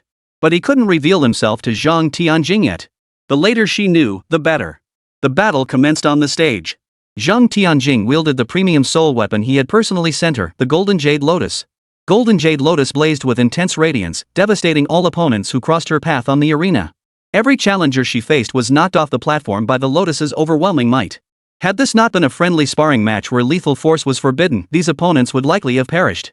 After 4 or 5 battles, Zhang Tianjing seemed like a war god, the Golden Jade Lotus blossoming into a dazzling flower, its brilliance so intense that those below dared not look directly at it. Zhang Tianjing. At that moment, a woman stepped onto the stage, glaring at Zhang Tianjing. I challenge you. Ha? Why was a girl still here causing trouble at this hour? Could it be a lesbian thing? The crowd turned to look with curiosity, only to discover it was the former campus beauty of Baifeng Academy, Wu Shaoqin. Ever since Zhang Tianjing entered Baifeng Academy, Wu Shaoqin had lost her title as the school's most beautiful girl. Not only that, but she couldn't even hold on to her position as the second most beautiful girl, having been overtaken by the newcomer Bai Xuechuan. How could Wu Shaoqin not be consumed by jealousy and resentment? Unfortunately, Zhang Tianjing rarely showed his face, leaving her no opportunity to vent her pent-up resentment. Today's sports meet finally presented that chance. Zhang Tianjing glanced at Wu Shaoqin with an expressionless look and said, "Alright. Shadow Cat." Wu Shaoqin cried out sharply. A blur appeared behind her, moving at a speed invisible to the naked eye as it lunged toward Zhang Tianjing. In the blink of an eye, a ferocious cat materialized behind Zhang Tianjing's head. Golden Lotus Blossom. Zhang Tianjing remained unruffled, flicking a finger. The lotus blossomed in his palm, instantly expanding to envelop her body at its center. The cat's claws were forcibly blocked outside. Third soul technique. Wu Shaoqin, her first move thwarted, immediately unleashed another soul skill, Underworld Soul. A black soul ring appeared beneath the cat. As the soul ring released its energy, the cat vanished before everyone's eyes, disappearing without a trace. This was the power of the netherworld. Zhang Tianjing's expression darkened. But wielding her high-grade soul weapon, she remained utterly composed, waiting calmly for the cat's reappearance. Meow. Suddenly, the cat materialized without warning directly above Zhang Tianjing's head, its sharp claws lunging straight for her forehead. Zhang Tianjing gasped in shock. She shouted frantically, "Lotus Domain!" In an instant, countless beautiful lotus flowers blossomed across the entire arena. Their fragrance wafted through the air, detectable even beyond the arena's boundaries. The two combatants were enveloped by the sea of flowers and vanished from sight. This was entering a domain. Suddenly, a warning from the system echoed in Wang Ming's mind. Warning. Level 5 Seed Spirit Beast detected within 500 meters of the host. Chapter 102. What good does your arrival do now? A level 5 Demon Spirit Beast? Wang Ming's heart skipped a beat. He frantically scanned the sea of flowers ahead, his spiritual senses darting out. Sure enough, he detected a potent demonic aura concealed within the boundless floral expanse. What a deep scheme. Wang Ming was utterly shocked. He never imagined this woman had calculated that Zhang Tianjing would unleash the unique domain skill of a supreme-grade soul artifact. She intended to enter the domain, unleash her demonic power to subdue Zhang Tianjing, and plant a demonic spirit seed within him, thus achieving her goal of controlling Zhang Tianjing. You're asking for death. To provoke Wang Ming in front of him was to invite certain death. With so many witnesses present, Wang Ming couldn't openly reveal his identity and start a bloodbath. Besides, Bai Jirua, that annoying tagalong, was right beside him. I need to use the restroom. Wang Ming made an excuse to leave. Simultaneously, a playing card appeared in his palm. Under Wang Ming's control, it fell silently to the ground, then slid along the floor, swiftly reaching beneath the arena. It then glided along the ring's edge into its center, vanishing into the lotus within the arena. Within the lotus domain, Zhang Tianjing's face was deathly pale. With her current strength, she was no match for a level 5 demon spirit beast. After only a few breaths of combat, she was already exhausted. Ha ha ha ha. Wu Shaoqin cackled maniacally. Zhang Tianjing, you despicable. It's all your fault. The school flower of Baifeng Academy should have been mine. Mine. All because of you. All because of you. Wretch. I'll plant a demonic spirit seed within you, turning you into my slave. Ha ha ha ha. I'll transform you into the most despicable, depraved, shameless whore for every man in White Phoenix Academy to enjoy. Ha ha ha ha. Watching Wu Shaoqin descend into madness, Zhang Tianjing was taken aback. She never imagined Wu Shaoqin would become so deranged over the title of campus beauty, so consumed by vanity that she'd risk her very life. You're wrong. Zhang Tianjing declared to the raving Wu Shaoqin. I'm wrong? Wu Shaoqin froze. Zhang Tianjing sneered coldly. You're utterly mistaken. The so-called campus beauty is nothing more than a ranking these boys assign to our looks, a mere commodity waiting to be bought and sold. I couldn't care less about that disgusting title. But you? You're willing to risk your life to be planted with a demonic spirit seed just for that price-tagged commodity title. How pathetic, pitiful, and lamentable. Baifeng Academy selects a campus beauty every 3 years. Do you really think you can hold that title forever? Shut up. Wu Shaoqin suddenly realized Zhang Tianjing had a point, but she had no way out now. You filthy whore. You stole the glory that was rightfully mine. Today, I'll plant the demonic spirit seed within you, turning you into my equal. Ha ha ha ha. The heiress of one of the 5 great families of the capital is about to become my slave. Zhang Tianjing, I'll make sure this filthy shell of yours becomes a whore any man in the capital can toy with whenever he pleases. Bring it on. Wu Shaoqin roared furiously as demonic energy surged violently from her body. Soon, her form was engulfed in thick, dark demonic energy. From within the dense blackness, a shrill scream erupted. Wah! With a furious roar, the demonic energy gradually faded. A hideously ugly monster appeared before Zhang Tianjing. Seeing this creature neither human nor ghost, hideously ugly, Zhang Tianjing sneered. All for the title of school beauty, jealousy and hatred had transformed a lovely girl into this monstrous form. Ha! The creature was covered in long, black fur, resembling her own soul beast, the nether cat. With a furious roar, it lunged toward Zhang Tianjing at astonishing speed. Third soul skill. Zhang Tianjing swiftly unleashed his third soul skill, Thousand Thread Strangle. This was the soul skill she had obtained from a 10,000-year soul ring belonging to a spider demon, Thousand Thread Strangulation. As the words left her mouth, countless slender silver-white spider threads appeared around Zhang Tianjing. Emerging from every angle, the threads tightly bound the charging demon beast. As the threads rapidly tightened, the demon beast's fur was lacerated, revealing fine, jagged wounds. Gah! Yet this proved insufficient to kill the level 5 demon beast. With a furious roar, it unleashed a surge of demonic energy from within, shattering the binding threads. In a flash, it lunged straight for Zhang Tianjing. Golden Lotus Domain, spin. The entire Lotus realm suddenly began to spin, countless lotus petals swirling through the air. Zhang Tianjing's figure was obscured by the fluttering petals. The demon beast lunged forward, slicing through several petals, yet Zhang Tianjing remained nowhere to be seen. Wah! Enraged, the demon beast let out a piercing, prolonged howl. Within the sound, its fur began to grow wildly, demonic energy surging through its body. Long hairs, sharp as steel needles, shot out in all directions without dead angles. Thud! Thud! Hidden within the lotus, Zhang Tianjing hadn't anticipated such a move. Just as he tried to dodge, bristles flying from other directions pierced both his arms. Ah! Zhang Tianjing screamed in agony as the pierced arms were lifted by 2 strands of hair, suspending his body midair. Ha ha ha ha! The demon beast's body began to slowly writhe and transform, reverting to Wu Xiaoqin's form, yet the countless strands of hair remained, dangling Zhang Tianjing. Wu Xiaoqin burst into laughter. Zhang Tianjing, I finally got you. Zhang Tianjing gritted his teeth, desperately summoning his soul power to resist the hair piercing his wrist, yet he could not break free. Stop struggling. Wu Xiaoqin chuckled. Once I've got you, you'll never escape this life. Just be my maid, kneel at my feet and serve me every day. Don't even think about it. Zhang Tianjing retorted coldly. Ha ha ha ha. Now that you're my prisoner, you still talk tough. Wu Xiaoqin laughed triumphantly. Zhang Tianjing, I'll soon make you just like me, this half-human, half-ghost form. I'll make you wish you were dead. Is that so? Suddenly, a cold voice echoed through the space. Both women startled. But none was more horrified than Wu Xiaoqin. Her face drained of color as she scanned the surroundings warily. Who's there? If you've got the guts, stop hiding and show yourself. Zhang Tianjing also looked around in astonishment. This lotus domain was the domain of her soul artifact. How could someone else enter without her sensing it? Perhaps it was because she was currently weakened. As you wish. Wang Ming's figure slowly materialized before Zhang Tianjing. Ming. Ming. Ming. While others might not recognize Wang Ming's slight transformation, Zhang Tianjing and the others instantly recognized the man they cherished.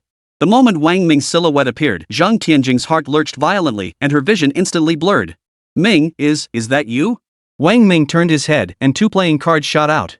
The long hair piercing Zhang Tianjing's arm snapped cleanly in 2. Zhang Tianjing's body went limp, about to collapse. Wang Ming caught her waist, pulling her into his embrace as he whispered softly, Jinger, it's me. Ming. Hearing that familiar voice, Zhang Tianjing finally couldn't hold back. All the longing and worry she carried for so long poured out in tears. Wang Ming?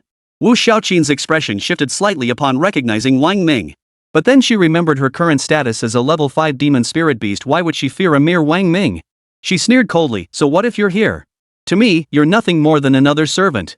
The thought of turning the newcomer king of the capital's Liao AI, into my servant is thrilling. Ha ha ha ha. Chapter 103, could she be about to confess to me?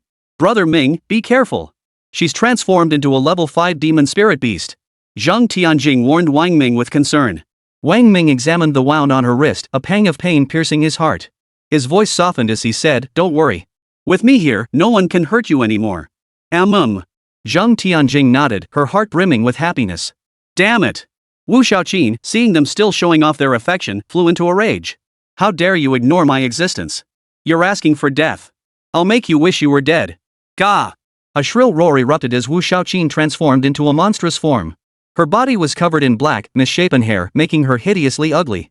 When humans were infected with demonic seeds and transformed, their monstrous forms varied based on individual preferences, psychology, and living environments. But Wu Xiaoqin's monstrous form was truly something to be pitied. It seemed this person must have been utterly despicable in real life. The demon-possessed Wu Xiaoqin let out a furious roar and lunged at Wang Ming, her hideous form repulsive to behold. Wang Ming, however, remained utterly unmoved. Zhang Tianjing watched the demonic beast closing in beside her, yet felt no panic. Wang Ming's presence at her side instilled an overwhelming sense of security and confidence. As the demonic beast closed in, Wang Ming silently summoned the demonic energy within his body. His magic began to surge, his eyes gradually turning pitch black. A faint, eerie demonic light shot from his pupils, causing the demonic beast charging toward him to halt abruptly. Its body froze as if struck by acupuncture, utterly motionless. Facing Wang Ming, it felt an almost trembling fear, as if it were about to bow down in worship. Wang Ming, why aren't you kneeling? Before Zhang Tianjing's disbelieving gaze, the demonic beast knelt down. This can't be possible. Zhang Tianjing stared at Wang Ming in utter disbelief. Brother Ming, how can it obey you like this? I'll explain later, Wang Ming said with a smile to Zhang Tianjing, then turned coldly to the demonic spirit beast. You dared to touch my sore spot. Now atone with your life. Ha! The demonic spirit beast seemed to be pleading for mercy. Die. Wang Ming gave it no chance to speak, his eyes blazing with demonic light once more. The demonic spirit beast began to tremble violently.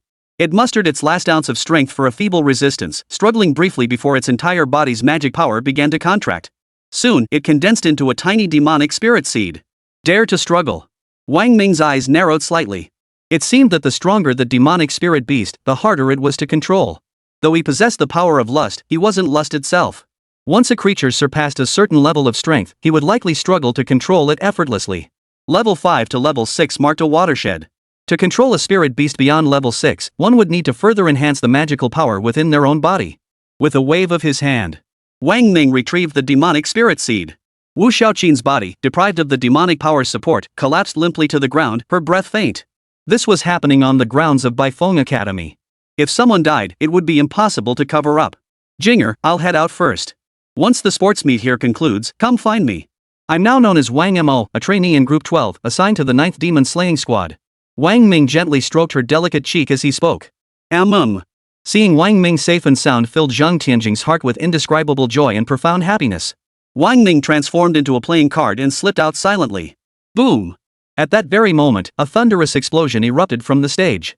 Wu Xiaoqin's body flew backward through the air, while Zhang Tianjing, holding the golden jade lotus, stood proudly suspended mid-air. Wow! So cool! My goddess is so amazing!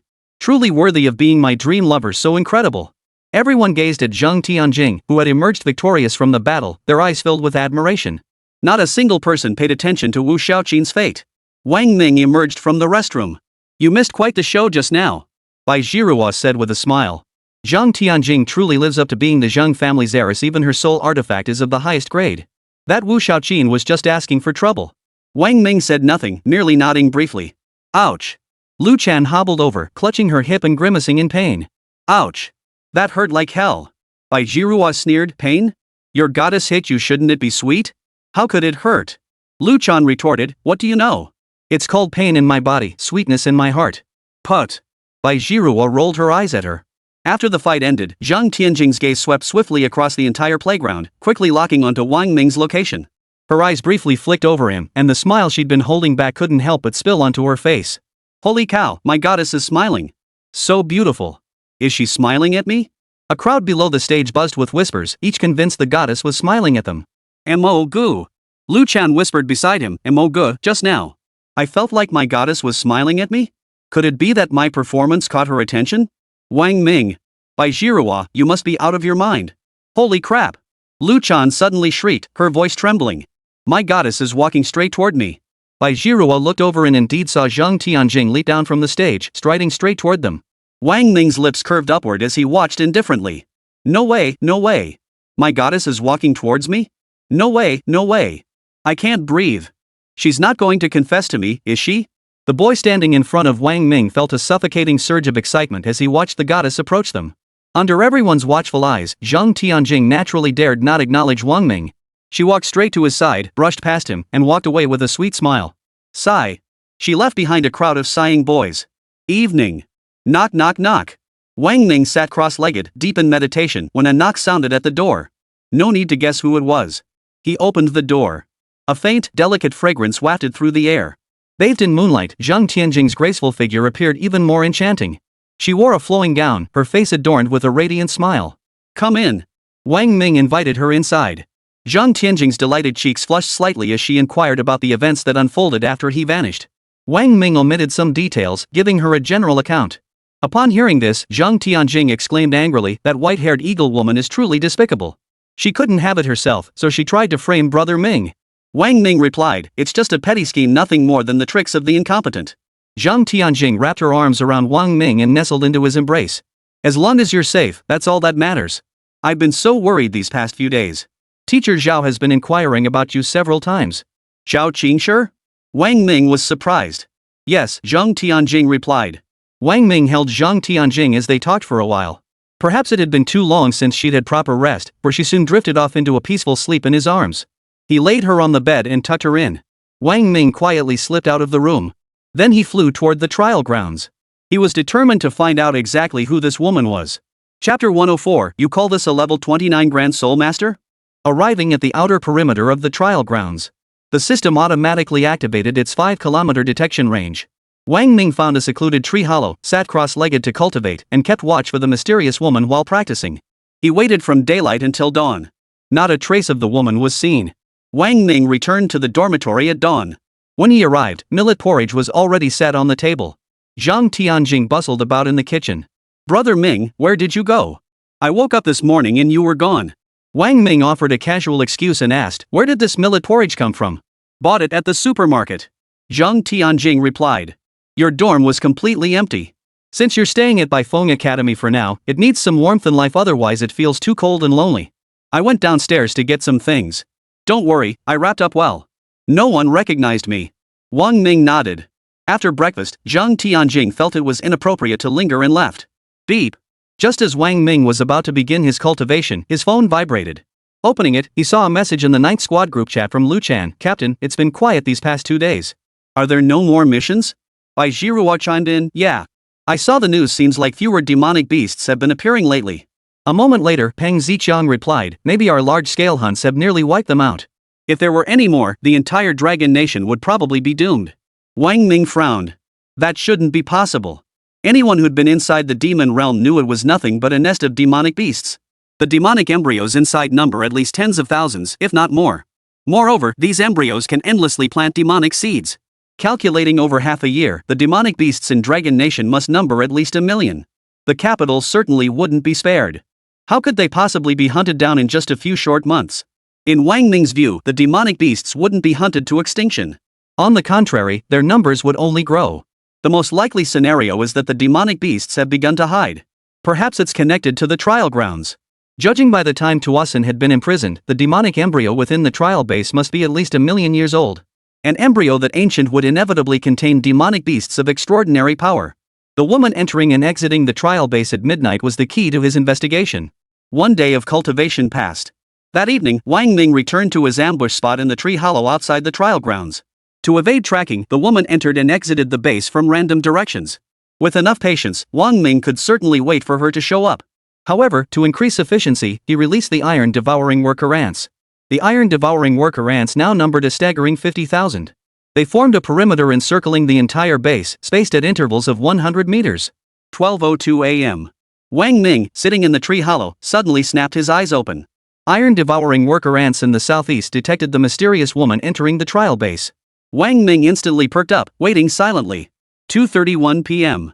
Wang Ming shot out with a flash, racing off in one direction. Simultaneously, the surrounding iron-devouring worker ants swiftly pursued him, one of them trailing the mysterious woman from a distance. Nearly half an hour later, Wang Ming landed slowly on the rooftop of an old apartment building in the outskirts of the capital city. She's hiding here. Through the iron-eating worker ant's perspective, Wang Ming peered through the window screen and quietly entered the woman's home, hiding behind the lampshade in the living room. The woman returned home, changed into her pajamas, and went into the bathroom to shower. The iron-eating worker ant flew under the lamp in the master bedroom. Soon, the woman emerged wrapped in a towel, sat at the dressing table by the bed, and dried her hair. She then removed her nightgown, turned off the lights completely, and went to sleep. Wang Ming frowned slightly. This woman gave him a very ordinary feeling. Apart from her exceptionally perfect figure, there was nothing particularly remarkable about her. Strange. Could I have followed the wrong person? Wang Ming began to doubt himself. Suddenly, Wang Ming felt as though he was being watched. The system hadn't issued any alerts, but his keen sixth sense detected a pair of eyes fixed on him from somewhere. In that instant, a chill ran down his spine. At a distance of over 5 kilometers, unless it was a specially designed telescope, it would be impossible to see him. If it were a soul-level surveillance, the system would definitely have detected it. No. Was he spying on me, or did he spot me while spying on this woman? A brief flicker of thought crossed his mind. Wang Ming immediately summoned his gluttonous beast. The beast swiftly landed, and he mounted its back, charging rapidly into the distance. He wanted to see if this person would pursue him now that he displayed the strength of a level 29 Grand Soul Master. The outskirts of the capital were still bustling with people. Even at dawn. Riding the gluttonous beast high above, Wang Ming sped through the air. The feeling of being watched gradually faded. Did they not pursue? Wang Ming furrowed his brow. System detection, human approaching rapidly within 5,000 meters. They're here. Hearing the system alert, a cold smile touched the corners of Wang Ming's lips. He accelerated forward, deliberately holding back from activating his Thunderbolt Soul Bone to give his pursuers a chance to catch up. Before long, the pursuer caught up. Damn it! A freaking Grand Soul Master, and he can run like hell. The pursuer was a masked man wielding a blade. Run! Why'd you stop running? Who are you? Wang Ming stared at him curiously. Why were you spying on that girl earlier? Ha! What use is knowing that to a man about to die? The man sneered coldly. Take your questions to the King of Hell. With that, he waved his hand, summoning 6 blades before him. His palm swept toward Wang Ming. Kill! 6 blades whistled through the air, hurtling toward Wang Ming. Xiao Tao! Wang Ming pointed his sword at Xiao Tao's head. Xiao Tao roared furiously, his body rapidly swelling. His tail whipped out behind him, snapping the incoming blades away with a series of sharp cracks. Oomph! The man sneered coldly, waved his hand, and the 6 blades returned. He fixed his gaze on the gluttonous beast. Not bad, soul beast. You've got some talent, kid. But if that's all you've got, then you're done for. Third soul skill. The man barked coldly.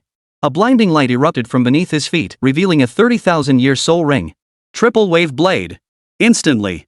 A blade dozens of meters long, carrying a sharp blade intent, came crashing down from above the man's head. 3 strikes merged into one, its momentum like a rainbow.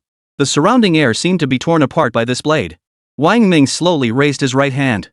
A soul ring as black as jade appeared around his wrist like a bracelet, radiating a terrifying aura. First soul skill. This was Wang Ming's first time casually deploying a scaled-down version of his soul skill, signifying his mastery had reached perfection. Primordial finger. As the words fell, a primordial aura erupted from his fingertips.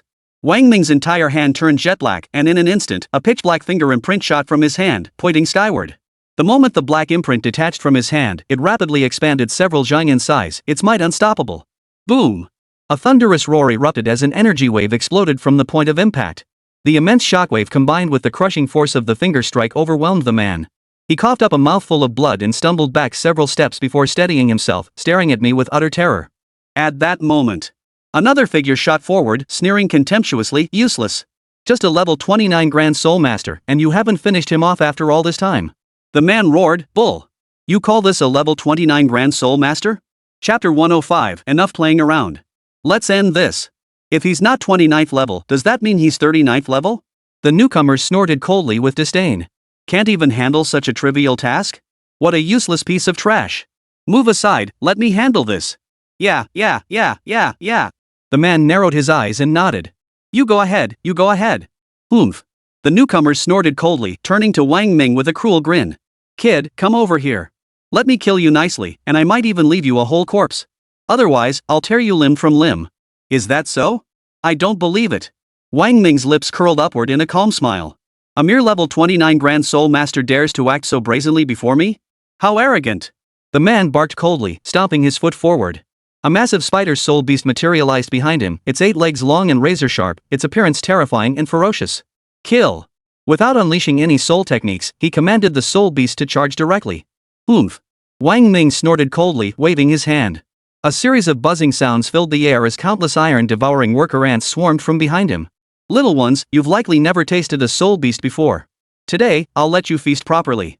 Go! Devour it! Buzz buzz buzz. The swarm of iron-devouring worker ants surged toward the spider. Is that an iron fire ant? The man stared at the soul beast in Wang Ming's hand for a long moment before recognizing it as an iron fire ant. He burst into laughter. An iron fire ant? Such a trash soul beast. Ha ha ha ha. This thing isn't even worthy of being called a soul beast, it's barely a soul pet. And someone actually contracted a soul pet. Ha ha ha ha. A puny trash pet dares to act so brazenly here. You brat, today I'll show you what a true high-grade soul beast is. First soul skill, spider web bind. Bind. The spider's body trembled, and a ring of soul rings appeared around its waist. Immense soul power surged within the soul beast. It arched its back slightly, then violently spat forth a massive web, sending it hurtling toward the incoming iron-devouring worker ants. It aimed to sweep them all away in one fell swoop. Combine. Wang Ming's lips still curled upward in a smile as he uttered a single word. Countless iron-devouring worker ants suddenly began converging toward the center. In an instant, they coalesced into a colossal, supersized iron-devouring worker ant, its presence imposing and formidable. Iron fire. Wang Ming commanded again. The colossal iron-devouring worker ant shuddered, its body gradually turning fiery red, like molten iron. This was the innate skill of the evolved, epic-tier bloodline iron-eating worker ant, unification of all insects, iron fire. The iron-eating queen ant was now a mature form, while the worker ants remained in their initial stages. However, once all the initial stage worker ants merged into one, their power would advance further, transforming them into the beast core stage. As is widely known, the tiers of soul beasts are initial form, mature form, adult form, beast core form, beast king form, beast emperor form, beast sovereign form, beast venerable form, beast sage form, beast emperor. Wang Ming currently possesses level 29 strength. While a soul beast's power is typically constrained by its master's level, the iron-devouring worker ant can transcend this limitation through its own epic tier innate talent, attaining the strength of a beast core body. Holy! How is that possible? The man who had been so arrogant moments ago was stunned speechless upon seeing the merged iron-devouring worker ant. The man gasped in horror, it's reached the beast core body stage. My god, how is this possible? Is this even the iron fire ant I know? It's definitely bluffing, the arrogant man refused to believe it. Meanwhile, the net closed in on the iron-devouring worker ant, completely transformed into molten iron. It ignored the net entirely, flapping its wings into a fiery streak as it charged forward. Sizzle! A searing sound echoed. The advancing net melted instantly upon contact with the 1000 C heat. The man remained utterly unfazed. I'll see just how capable a mere soul beast that advanced to the beast core stage through fusion truly is. You brat, you got lucky with a mutated soul beast and dare to act wild in front of me? Tonight, I'll take your mind. Second soul skill. Spider leg hunt. The spider flashed another purple soul ring. With a hiss, it transformed into a blur and lunged toward the iron-devouring worker ant. Its speed was astonishing, its 8 legs granting it a tremendous advantage as it appeared directly above the ant's head. Whoosh! Whoosh! Whoosh! A bitter wind howled as the spider's 8 long, razor-sharp legs, like blades and swords, unleashed a barrage of attacks upon the iron-devouring worker ant below. The iron-eating worker ant roared, then vanished the instant the spider's legs struck, fragmenting into countless tiny iron-eating worker ants. They scattered and flew toward the spider above. Soon, countless iron-eating worker ants covered the spider's entire body. No matter how powerful this spider was, no matter how long its legs stretched, it could not dislodge the swarm of iron-devouring ants crawling over its body. Devour! Wang Ming commanded. Ugh! At the command, countless iron-eating worker ants simultaneously began devouring the spider with frenzied abandon. The excruciating pain of their bites shattered the spider's defenses instantly. Its entire body trembled as it let out a shrieking cry. The man also suffered backlash, letting out a muffled groan. Dare to devour my soul beast? You seek death. Third soul skill. 10,000 threads bind. Simultaneously, he barked at the man beside him. Damn it. Move already. You want us to die here? The man scoffed. Pfft. I thought you were something special. He immediately launched another soul skill, dodging the soul beast and charging toward Wang Ming. The spider trembled violently, spewing countless strands of silk to wrap itself completely. These threads began binding the iron-devouring ants crawling over its body, devouring its flesh. Iron fire. Wang Ming commanded. The iron-devouring worker ants instantly emitted scorching heat, making the spider's body appear as if it were burning, glowing with a fiery red light. Ah! The intense pain of the backlash made the man scream in agony, blood spilling from the corner of his mouth. Seeing this, the soul weapon man immediately swung his blade at Wang Ming, aiming a direct strike to sever his control over the soul beast. Facing the descending blade, Wang Ming remained unflinching, a faint smile playing at the corners of his mouth. He watched the savage expression on the attacker's face, then planted his feet lightly. With a sharp sizzle, he created distance between them. The blade struck empty air. Impressive speed. The man's expression shifted to shock. His gaze fell upon Wang Ming's legs, and he gasped in astonishment. It's a soul bone. A speed-type soul bone. Good eye. Wang Ming said with a smile. Being told he had discerning eyes by a level 29 Grand Soul Master felt like an insult. He gave a cold snort, then cast another greedy glance at the soul bone. Arrogant brat. He's got something, but soon he'll be mine. Is that so? I don't believe it. Wang Ming's smile remained unchanged. Damn it. Wang Ming's smile filled him with disgust. That smile is revolting. Third soul skill. Triple wave blade. Wang Ming shook his head slightly. Boring. Enough playing around. Let's end this. Chapter 106, is she extracting the demon spirit seed? Come back. Wang Ming beckoned to the iron-devouring worker ants. Buzz buzz buzz. Countless iron-devouring worker ants emitted the buzzing sound of flapping wings as they swiftly returned and burrowed into the finger soul ring. The spider, suffering from the pain of burning and gnawing, instantly breathed a sigh of relief. It trembled unsteadily, struggling to stand. Its owner quickly fed it some beast nurturing pills to help it recover. Second soul skill. Wang Ming slowly raised his right hand, a faint smile playing on his lips. A jet-black bracelet, almost solid in appearance, glowed brightly around his wrist, emanating a slow, oppressive aura. The man, upon seeing Wang Ming's black soul ring, snorted coldly with disdain. Just a 10,000-year soul ring, yet you talk big. I'll see just how capable you are of intercepting and blocking my third soul skill.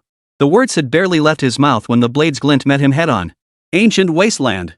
The bracelet-like soul ring flared with intense light, black energy rapidly gathering in his palm, turning his right hand as dark as ink. Divine palm. Kill. Just as the blade was about to strike, Wang Ming calmly thrust out a palm.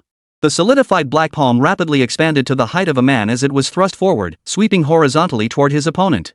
The blade hacking at him shattered cleanly against the palm's overwhelming force. Unabated, the palm continued its momentum, striking directly at the two figures behind. Holy! The man who had just fed the spider soul beast a beast pill sensed danger. Turning his head, he saw a massive palm smash the face of the person in front of him, deforming it and then hurtling fiercely toward him. He couldn't help but let out a profanity. We're screwed. Let's get the hell out of here. There was no time to worry about others, he had to save himself first. But how could his speed match the primordial divine palm? The moment he turned to run, the palm already swept toward him with unmatched, overpowering force. With the open sky above, the two were sent flying 700 or 800 meters by the primordial divine palm.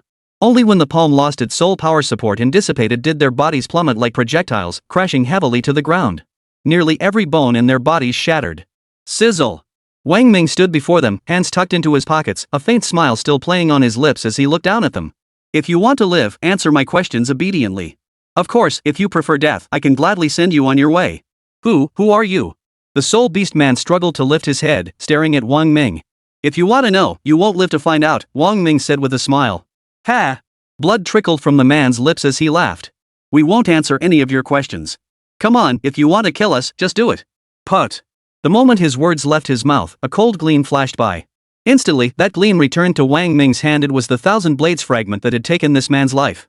You want to die? I'll grant you your wish. Guh. The man's eyes bulged as he clutched his throat, his body slumping limply backward. The man beside him trembled violently. His gaze toward Wang Ming was filled with terror. This man truly was a devil who killed without batting an eye. Your turn.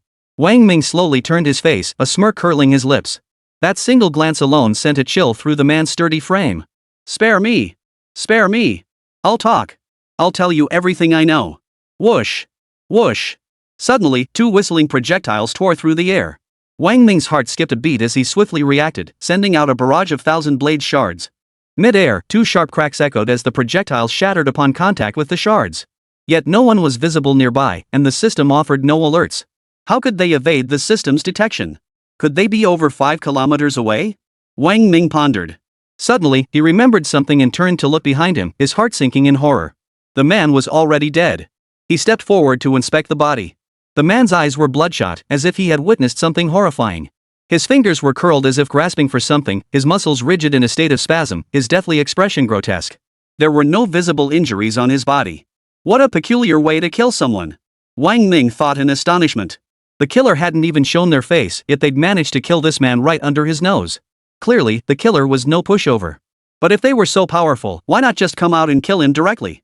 A thorough examination of the cause of death revealed. It seemed as though something within his body had caused sudden, excruciating pain, so intense that he couldn't even utter a scream before dying. Yet examining his body revealed no abnormalities whatsoever. No! That woman! He retrieved the soul rings from the two men, released the gluttonous beast, and sped toward the woman's residence. Only after landing on the rooftop and synchronizing information with the iron-devouring worker ants did he finally exhale slowly. The woman lay peacefully in bed. That sense of being watched vanished. To avoid detection this time, Wang Ming had deliberately chosen a concealed location, secretly manipulating the iron-devouring ants to monitor the woman. The next morning at 7:30, her alarm clock rang. After getting up, the woman quickly dressed, finished her morning routine, and grabbed some food before heading downstairs. Is she going to work? Wang Ming was surprised. Based on her current behavior, Wang Ming concluded she was almost certainly possessed by a demonic spirit beast. He never imagined someone possessed by such a beast would still go to work. She was truly a dedicated worker. She worked on an assembly line, performing completely mechanical, repetitive tasks. Wang Ming watched as she endured an incredibly boring day at work. Evening. The woman returned home. After dinner, around 11:32 p.m., her eyes suddenly turned crimson. In that instant, her entire demeanor shifted. A malevolent aura emanated from her. Demon beast. Wang Ming keenly sensed the demonic essence within her. Under Wang Ming's surveillance, the woman exited the house and abruptly transformed into a streak of light in an unpopulated corner, vanishing as she sped off in a specific direction at an astonishing pace. By Wang Ming's estimation, this woman's strength had at least reached the Soul Pill realm. A Soul Pill realm expert still working in that dilapidated factory? Wang Ming immediately pursued the woman's flight path. Not long after, the woman arrived outside a building, an old, dilapidated structure whose exterior walls seemed ready to crumble, weathered and faded from years of exposure. After entering the residential compound, the woman walked straight to the base of a specific building. She ascended to the 6th floor. It was also the top floor of this residential complex. She knocked on a door. "Who's there?" An elderly woman's voice answered from inside. The woman remained silent, continuing to knock. Soon, the old woman slowly opened the door. Through the perspective of the iron-devouring worker ant, Wang Ming could see the old woman stooped over, her head full of silver hair, her face creased with wrinkles, appearing to be in her 70s or 80s. "Are you looking for?" Before the old woman could finish her question, the woman suddenly lunged forward, grabbing her by the throat with one hand. She hoisted the old woman over the threshold and tossed her inside before slamming the door shut. Inside the room, the woman pressed her other palm against the old woman's forehead. The old woman's body trembled violently. A demonic spirit seed actually drifted out from her forehead. This old woman is actually a demon beast? How did she know? Wang Ming wondered. After obtaining the demon spirit seed, the woman released the old woman, turned, and left the room, dashing swiftly toward the rear mountains of Bailiang Mountain. Wang Ming froze in surprise. Is she harvesting demonic spirit seeds? Chapter 107, Lu Qingzhu faces an assassination attempt. After the woman entered the trial base, Wang Ming remained crouched outside. Less than an hour passed. The woman emerged and flew toward the direction of Jingqing's urban district. Is this woman specifically delivering demon seeds to the trial base? Wang Ming frowned. According to the system's description, demon seeds only serve to corrupt humans and provide energy. Whether for humans or demons, the demand for demon seeds is purely for energy. It couldn't possibly be for control. Moreover, this woman is already controlled by a demonic spirit seed. That means the entity controlling her is a demonic spirit beast. Since demonic spirit seeds from such beasts reproduce infinitely, why would they need others to deliver more seeds? Monitor her return home. Wang Ming's mind was filled with perplexing questions. The deaths of the two men who had been watching her last night were also highly unusual, especially the last one. His death could only be described as gruesome. Wang Ming planned to lie in wait. Tonight, he would see if anyone came to watch her. Killing two men last night had drawn their attention. They would surely send more men, likely targeting him specifically. But he waited all night. No one came. No one specifically targeted him. This only deepened his confusion. Their behavior made no logical sense. Logically, after he killed two people last night and continued monitoring this woman, he should have alerted them. Shouldn't they have rushed to send someone to kill him to silence him? Not a sound? Could it be that those two last night were just vulgar perverts? But that doesn't add up either. If they were just simple perverts, no one would have killed them to silence them. With no answers for now, Wang Ming had no choice but to return. The next morning, Wang Ming had just finished washing up and taking a shower when his phone buzzed. He picked it up to see it was Rui Shui calling. Hello? Shui. Brother Ming, where are you now? Can you talk? And Rujui's urgent voice came through the phone. I'm in my dorm at Baifeng Academy, alone. Go ahead. Wang Ming had a bad feeling. Brother Ming, did you hear about last night? What happened? Wang Ming asked, puzzled. Last night, Lu Qiaodao's father was assassinated. And Rui Shui whispered the shocking revelation. What? Wang Ming paled in shock. Lu Qingzhu was the head of the Lu family, a sole emperor-level expert surrounded by elite guards. How could he possibly be assassinated? Who dared to assassinate Lu Qingzhu? That would be openly declaring war on the five great families. In the capital, even she wouldn't dare openly defy the five great families. After all, they had existed for centuries, with deep-rooted foundations. They weren't something anyone could simply challenge. Have you identified the assassin? Wang Ming demanded. No. Last night's assassination was premeditated. The attackers were formidable, with the strongest among them likely reaching the soul master level. Fortunately, Uncle Lu was protected by the clan's guardian soul beast, or else the outcome would have been dire, and Rui Shui replied. A soul master level expert? Wang Ming was secretly startled. Those who could reach the soul ancestor level were essentially hidden masters within the five great families, the pillars of their respective clans. Even in the entire capital, few possessed such formidable strength. Who would send a soul master level assassin to target Lu Qingzhu?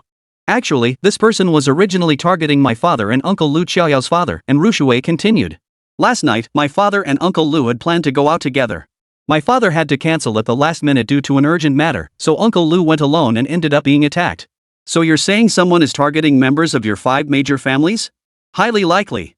The attacker acted with extreme stealth, leaving no trace, which is why they failed to kill Uncle Lu immediately. So it seems someone is indeed targeting you all. You must all be careful, Wang Ming analyzed. And Rueshui nodded obediently, then added, Brother Ming, ever since the demonic spirit beasts appeared, I felt something off about the atmosphere in the capital. It's this strange feeling I can't quite put my finger on. Perhaps the demonic energy in the capital has intensified, Wang Ming suggested. Could be. Shui, can you get a pass to enter the trial grounds? The trial grounds?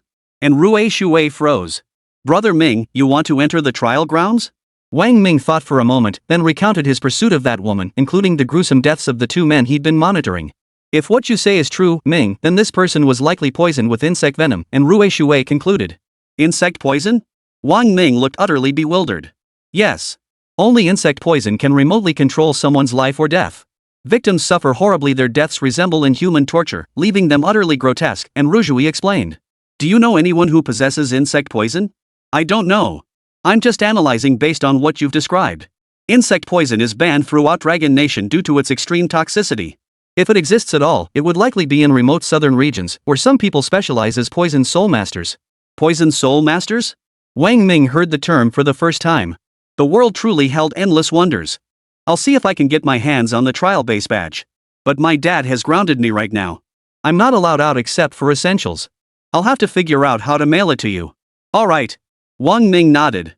After hanging up, Wang Ming sat on the sofa, his brow furrowed. Lu Qingzhu had been targeted for assassination in the capital. This was undoubtedly major news. Yet no reports appeared on his phone. Clearly, the story had been suppressed. The insect poison had resurfaced in the capital. It felt like the skies over the capital were about to change. Just as Rueshui had said, the atmosphere in the capital felt off. Perhaps the skies over the capital truly were about to change. Wang Ming pulled out his phone and specifically looked up this poison soul master.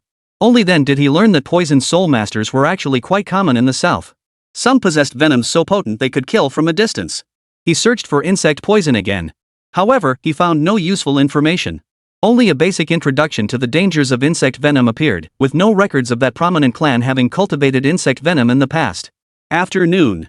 And Rueshui had a courier deliver a token. Wang Ming immediately set out for the woman's residence. This time, he intended to track her into the trial base and thoroughly investigate what she was doing there.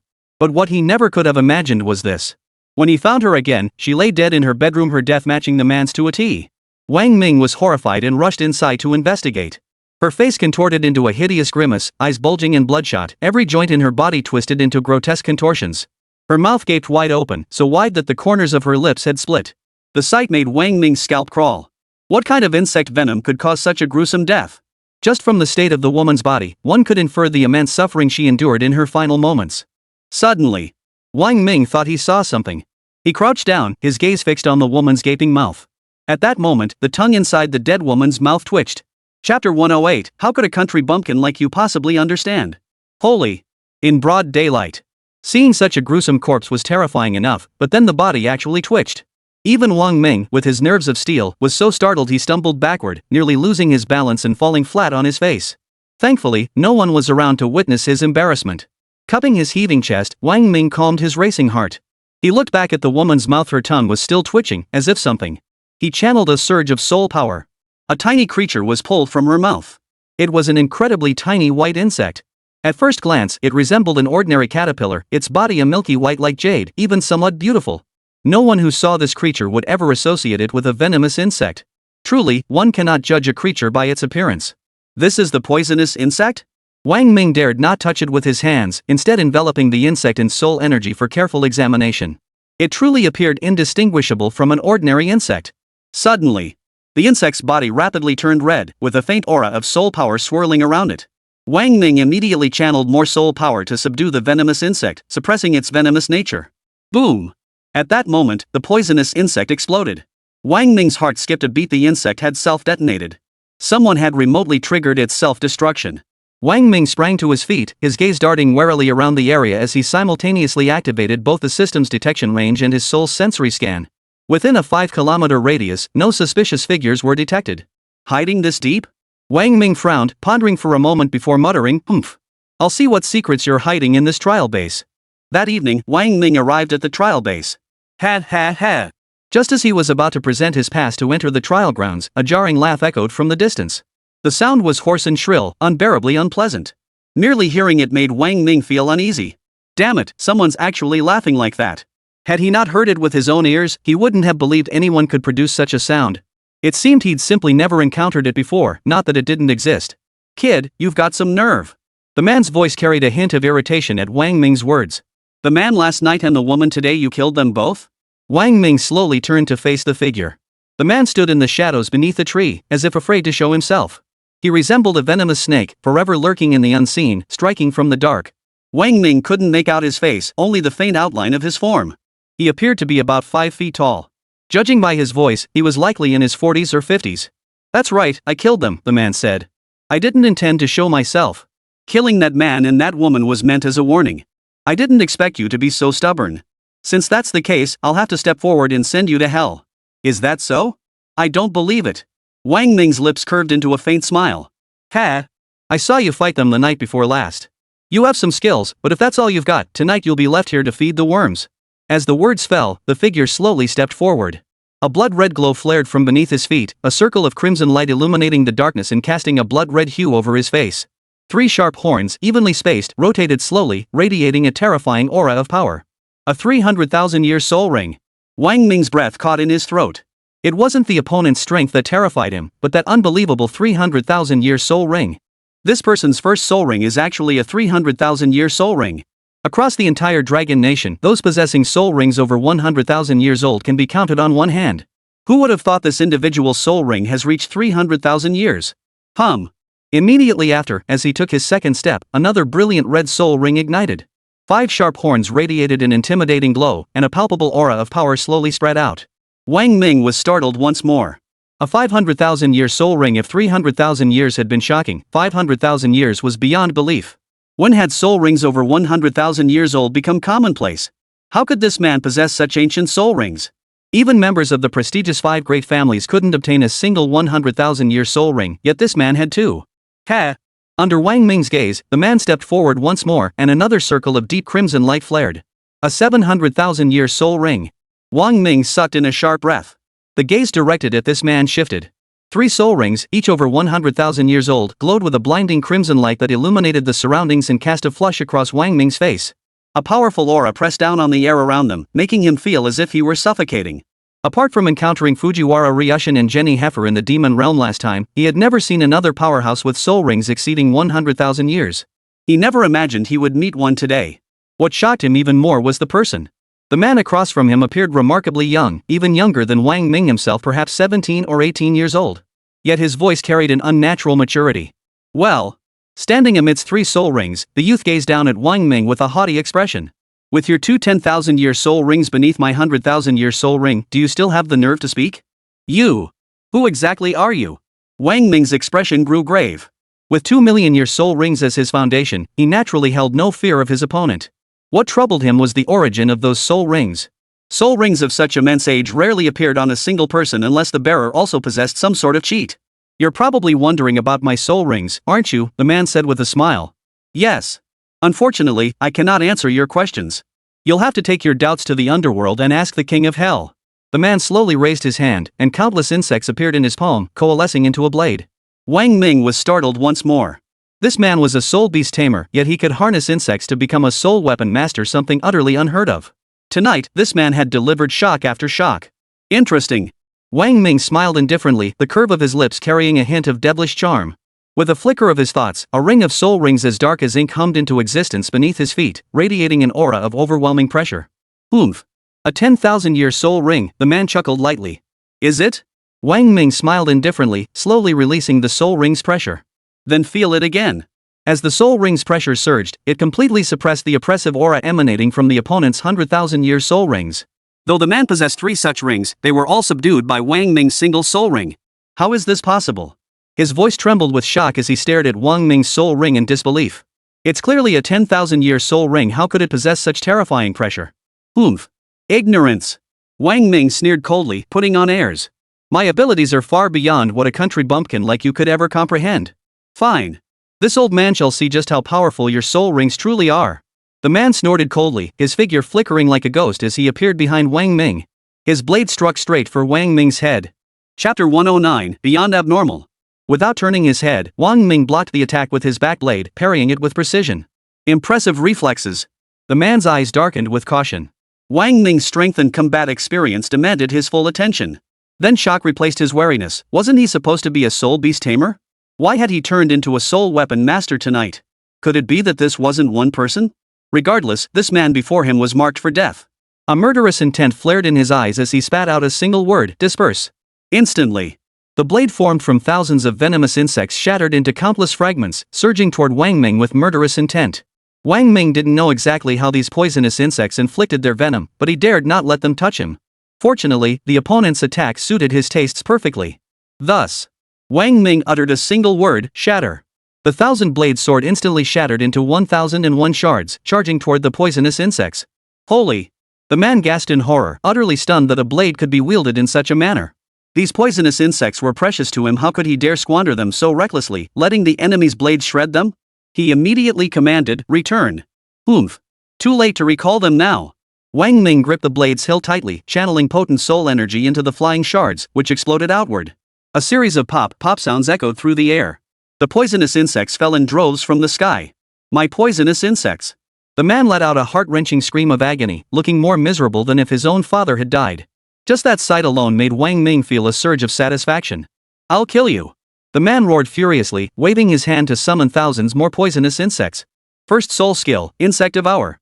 At his command, thousands of poisonous insects glowed with a faint red light, releasing toxic fumes as they swarmed toward Wang Ming. Wang Ming's heart skipped a beat. This man's soul techniques were all poisonous insects. He must be a specialist in venom. I'll see if the iron-devouring ants can withstand these venomous insects. I wonder what changes will occur when they consume them. The thought flashed through his mind like lightning, and without hesitation, he acted. With a wave of his hand, thousands of iron-devouring ants appeared, glowing red. Wang Ming commanded, go. Devour them. Upon receiving the command, the iron-devouring worker ants flapped their wings and flew forward. A soul beast? The man across from him gasped in shock.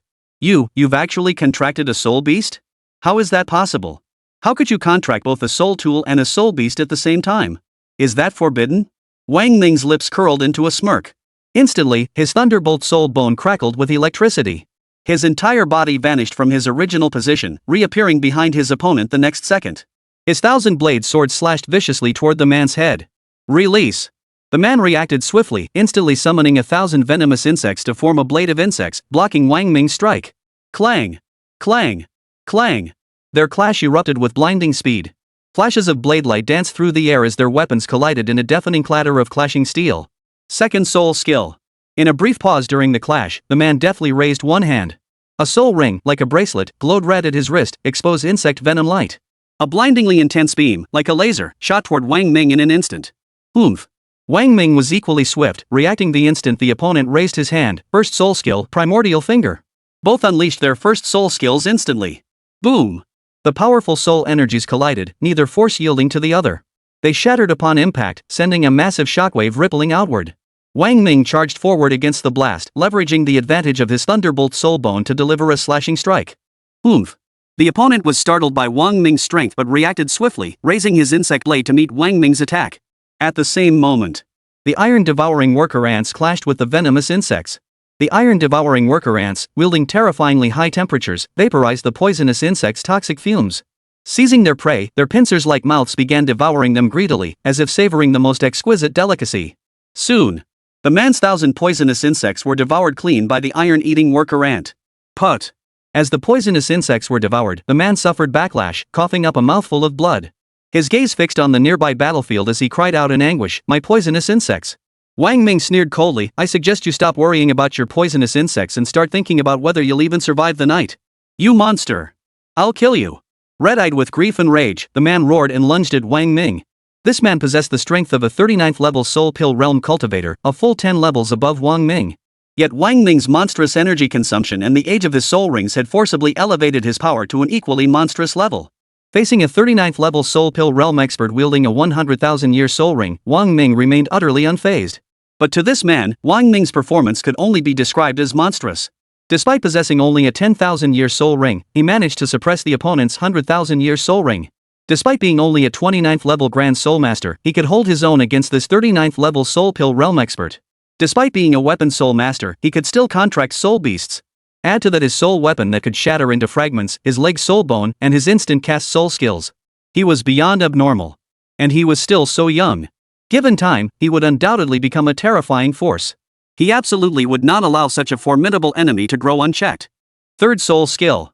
The man drew a deep breath. 3 soul rings simultaneously flared with blinding light, releasing a terrifying aura that seemed to freeze the surrounding air. Insect King's venomous mist. As the words fell, an invisible crimson blood mist surged forth from the soul rings, instantly turning the surrounding air red. Particles floating in the air instantly dissolved into pus upon contact with the toxin, revealing its potent corrosive properties. Wang Ming was stunned. Truly a master of poison, even his soul techniques were laced with venom. Freak! My poisonous mist permeates everything, transforming all matter. Tonight, I'll see how you escape my poisonous fog. Ha ha ha ha. He seemed to already envision Wang Ming dying within his toxic mist, his laughter turning savage. Is that so? Wang Ming's lips curved upward, his eyes sparkling with amusement as he looked at him. That look again. Damn it. He'd seen that expression several times tonight. Even after unleashing his third soul skill, Wang Ming still wore that same look, fueling his rage. Arrogant. Tonight, I'll make sure you die. With a push of both palms, a toxic mist, swarming with venomous insects, surged toward Wang Ming. Oomph. Nothing but cheap tricks. Wang Ming snorted coldly with disdain. Slowly raising his palm, the jet-black bracelet reappeared on his wrist. His soul ring released soul power, and a terrifying aura suddenly surged forth. The drifting poison mist instantly halted in midair, unable to advance despite the man's relentless thrusts. Wang Ming continued to show off. Let me show you what real power looks like. Second soul skill. Primordial divine palm. As the words fell, a black palm swept out horizontally. The moment it left his hand, it expanded to 3 meters in height, sweeping across the front. The toxins before it offered no resistance whatsoever, being pushed aside completely by the palm's force. Boom! A deafening explosion erupted as both the man and his toxic mist were crushed and detonated by the palm's force. As the poison mist dissipated, the man's body plummeted like a projectile deep into the forest. Wang Ming flew down. The man lay dead beneath his palm. Searching him, Wang found an ID card, name, Miao Linpu, age, 29, gender, male, address, Haiyuan County, Chuanyu City. Chapter 110, they were actually studying soul rings? So he really is a poison soul master from the south. Wang Ming frowned upon seeing the man's information, particularly surprised by his age 29. His appearance showed a difference of about 30 years from his actual age. This is the consequence of practicing dark arts. Wang Ming muttered to himself. After confiscating the man's soul ring, he continued toward the outskirts of the trial grounds. He was determined to uncover what lay within this place that had prompted such extreme caution from the poison soul master from the south. Moreover, the age of this poison soul master's soul rings truly astonished him. While demonic energy had indeed increased significantly in recent times, causing the age of demonic souls to rise, it shouldn't have skyrocketed to hundreds of thousands of years. For Miao Linpu to possess 3 soul rings, each over 100,000 years old, was simply abnormal. After all, such soul rings were rare even for the great families of the capital. How could they be so easily obtained by a southern clan? Unless this man belonged to a hidden, powerful family from the Dragon Nation. But Wang Ming knew. Among the 4 great hidden clans of the Dragon Nation, there was absolutely no one bearing the surname Miao. Arriving at the outskirts of the trial grounds, Wang Ming found a secluded spot. He produced a token, and the protective membrane before him rippled like water, opening a passage just tall enough for one person. It was now deep into the night, the darkness thick and moonless. Under cover of darkness, Wang Ming moved swiftly through the trial grounds, hugging the ground as he made his way toward the 10,000 Demons Mountain. If there was one thing that aroused his deepest suspicion, it was undoubtedly the demonic embryo hidden within Demon Mountain. This embryo concealed within the mountain was something even she likely didn't know about. After all, it was the very artifact that had allowed Tuasen to advance back in the day. If she had known about it, she would have taken it without hesitation. The trial grounds were eerily quiet in the dead of night. Occasional demonic screeches echoed through the air. Wang Ming relied on the system's alerts to evade every demon, avoiding any unnecessary trouble. If there were guards outside, there must be someone inside as well. Sure enough. As Wang Ming drew closer to Demon Mountain, the system keenly detected someone concealed in the woods at the 1 o'clock position ahead, clearly a sentry. Wang Ming dared not enter rashly. He paused on a large tree first, scanning the surroundings. The enemy ahead was a 42nd level Soul King. Typically, a Soul King level expert stationed outside would be a guardian of a region. Within a family in a city or prefecture, they would even be the strongest combatant at the family head's disposal. Yet here, near the Demon Mountain trial grounds, this individual was merely a sentry. This alone suggested that whatever lay within must be extraordinary, otherwise, such a formidable expert wouldn't be stationed here. With the Soul King's divine soul, Wang Ming had no chance of entering undetected. If he triggered the enemy's awareness, a major battle would be inevitable. Facing his Soul King, Wang Ming had no absolute confidence in victory unless he was willing to fight to the death. He hadn't come here to die. I need a way to sneak in, Wang Ming pondered silently. Perhaps he could leverage the skills of the Ace of Spades demonic artifact. Its innate soul technique mirrored Miyu's first skill in the game, allowing positional swaps to enter the area. Yet this carried the risk of alerting the Soul King. Just then, the iron-devouring worker ants stationed at the perimeter relayed a transmission. Someone had entered the trial grounds. Sure enough. After that woman died today, they've found a new target to deliver the demon spirit seeds to. With that, Wang Ming shot toward the person at high speed. It happened to be a male. His age appeared comparable to Wang Ming's, with a cultivation level of 36 tier soul core. Thunderbolt soul bone. 1,000 blades. Shatter. Wang Ming channeled half his soul power into the Thunderbolt soul bone while preemptively setting the 1,000 blades ambush along the inevitable path. The moment the man appeared, Wang Ming unleashed both the Thunderbolt soul bone and 1,000 blades simultaneously, materializing before him in an instant. Startled by the sudden turn of events, the man flinched. Just as he prepared to react, Wang Ming's finger pressed against his forehead. I command you, in my capacity as the demon spirit lord, to submit to me from this moment onward. As he spoke, Wang Ming's entire body surged with demonic energy. His eyes turned jet black like jade, and a powerful demonic aura radiated from him, making him appear like a terrifying demon spirit king. Within his mind, the soul-purifying bone glowed brightly, guarding against the demonic intrusion into his soul. Yes. The man's expression flickered. His eyes began to lose focus, unfocused and unfocusable, his voice returning with a dazed quality. What is your name? What brings you here? Wang Ming inquired. My name is Zhang Jun. I am a student of Qinglong Academy. I came here to deliver demonic spirit seeds to Lord Hu. Zhang Jun replied. Delivered demonic spirit seeds? Lord Hu? Wang Ming looked utterly perplexed. Yes, Lord Hu needs many demonic spirit seeds, Zhang Jun replied mechanically. Do you know why they require so many demon spirit seeds? Wang Ming inquired. I don't know. That's the elder's business. I don't know, Zhang Jun answered. Wang Ming frowned. Who was this Lord Tiger? He recalled encountering Tuasan at the trial base that level 6 demonic beast Tuasan called Little Tiger. Could this be the same entity now known as Lord Tiger? What would a demon want with demonic spirit seeds? Deliver the demonic spirit seeds inside, and report everything you see to me. Wang Ming ordered. Yes, sir. The man nodded mechanically, turning toward 10,000 Demons Mountain. Wang Ming concealed an iron-devouring worker ant in the man's hair and another in his ear canal. The man slowly approached 10,000 Demons Mountain. Soon, a divine soul swept over Zhang Jun's body, clearly a familiar presence. After the scan, Zhang Jun swiftly moved deeper into the mountain. Then, an even more powerful divine soul swept over. A Soul Emperor level expert. Wang Ming's heart skipped a beat. Indeed, masters were hiding here. But what shocked him was that even a Soul Emperor level expert could only guard the inner reaches of 10,000 Demons Mountain. How extraordinary must the core figures within be? This Soul Emperor level spirit swept over Zhang Jun once more, finding nothing amiss and allowing him to pass unimpeded. Zhang Jun swiftly made his way deep into the Demon Mountain, following the same passage Wang Ming had taken earlier to reach its innermost depths. The passage grew even darker here, yet a peculiar greenish light seeped through the thick demonic aura, bathing the passage in a faint emerald glow. Zhang Jun entered the inner sanctum. What met his eyes were several elders engaged in some sort of research. Dozens of demons and dozens of humans were confined within the enclosure.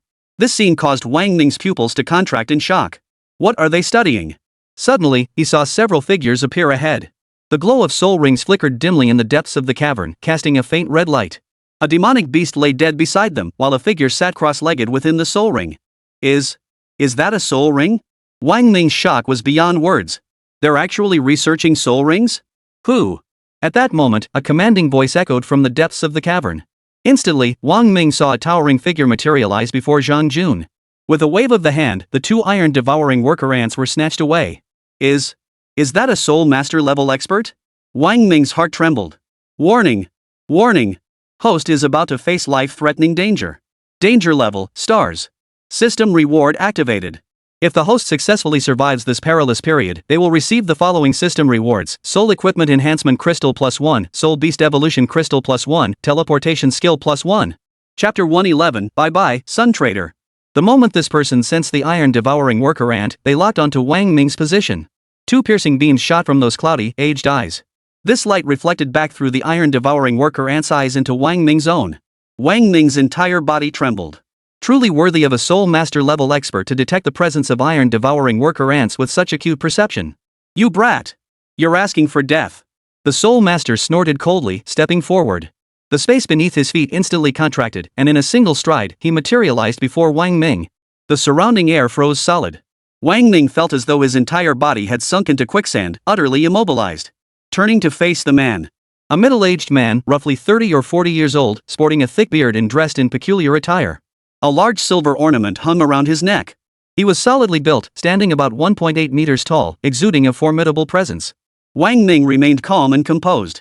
Could this man's strength possibly surpass that of Tuosan? Without exaggeration, in this world, anyone who dared to think they could stop Wang Ming hadn't even been born yet, they'd perish before birth. The man showed no urgency to act. In his eyes, a mere level 29 Grand Soul Master was as insignificant as an ant, utterly incapable of escaping his grasp. Yet, he observed the other man's unflappable composure, devoid of the fear and humility one might expect from someone of his age and strength. Such a person could only fall into one of two categories. Either they came from a family with deep connections, hiding masters who made them fearless of his attack, or they were a madman utterly fearless of death, ignorant of his own limitations. He dared not gamble on it, lest it invite unnecessary trouble. "Young upstart, who are you? What business brings you here?" he demanded, fixing his gaze on Wang Ming. "Just a nobody, not worth mentioning," Wang Ming replied with a laugh. "I came here to see what kind of shady business you lot are up to, sneaking around like this. I advise you to speak truthfully." The man's expression darkened. "Otherwise, don't blame me for showing no mercy. After all, ignorance is no excuse." "I told you just a nobody," Wang Ming replied. "Oomph, interesting." The man chuckled, slowly raising his hand. "Since you refuse to reveal your name, I'll have no choice but to kill you. I'll see what gives you the nerve to speak to me like this. How about we make a wager?" Wang Ming said with a smile. "Oh?"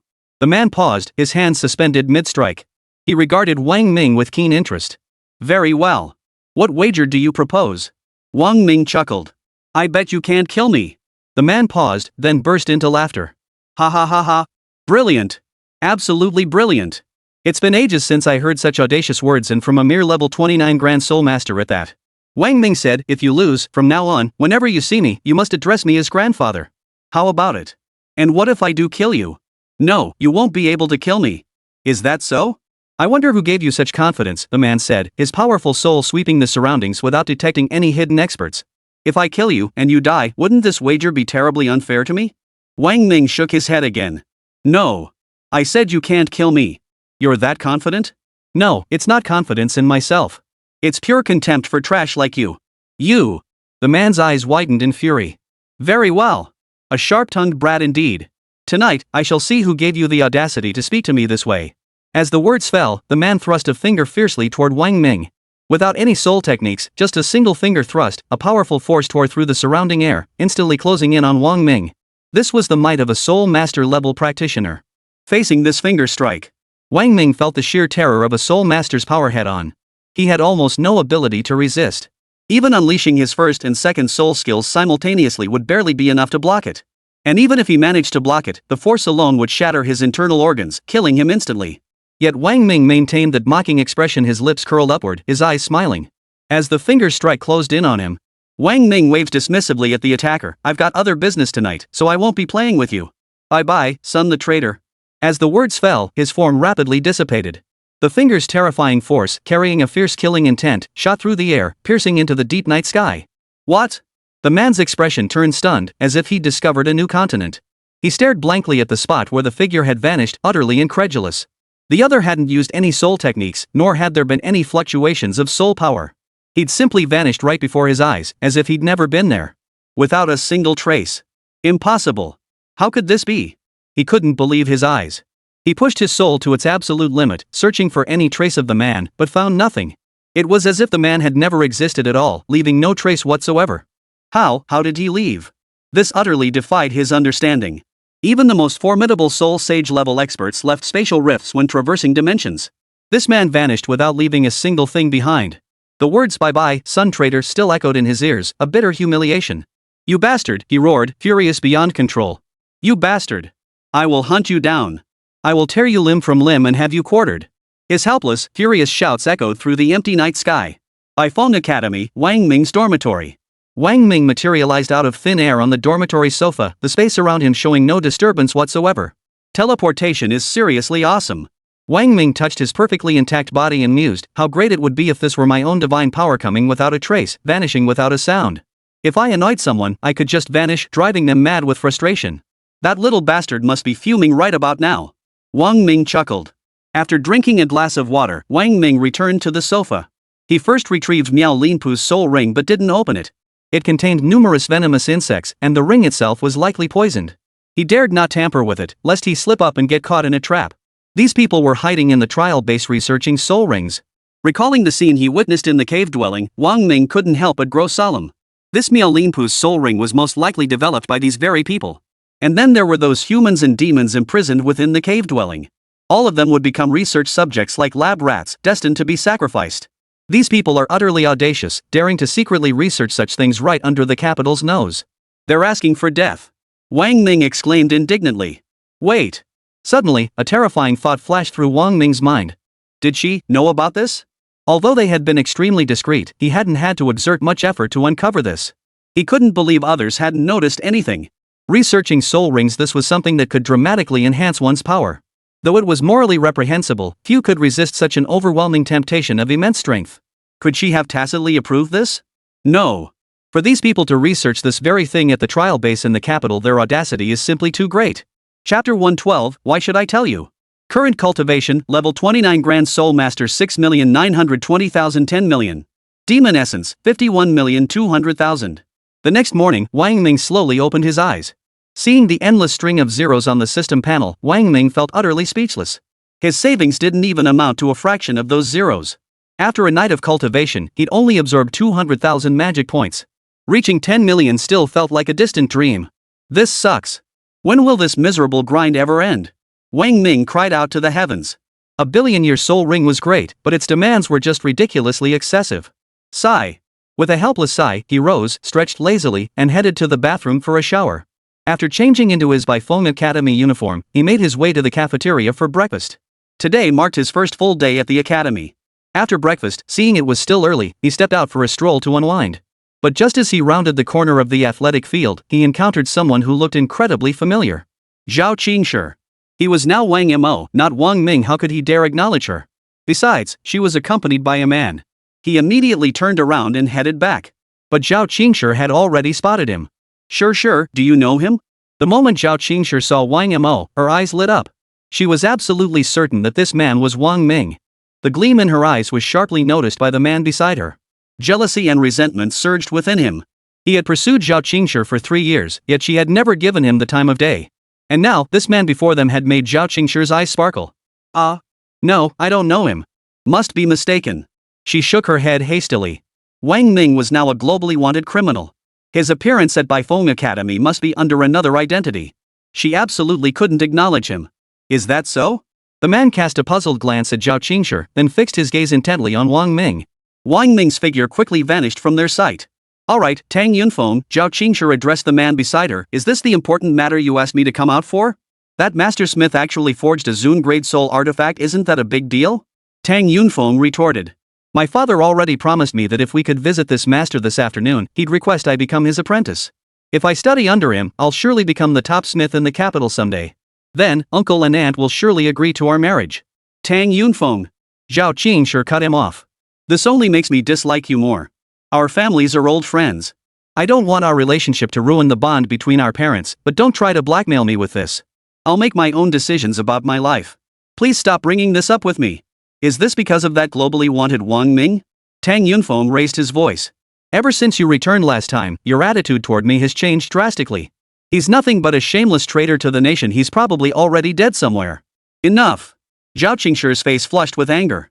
That's going too far. I have business to attend to and won't waste my time here. With that, she strode away, leaving Tang Yunfeng no chance to respond.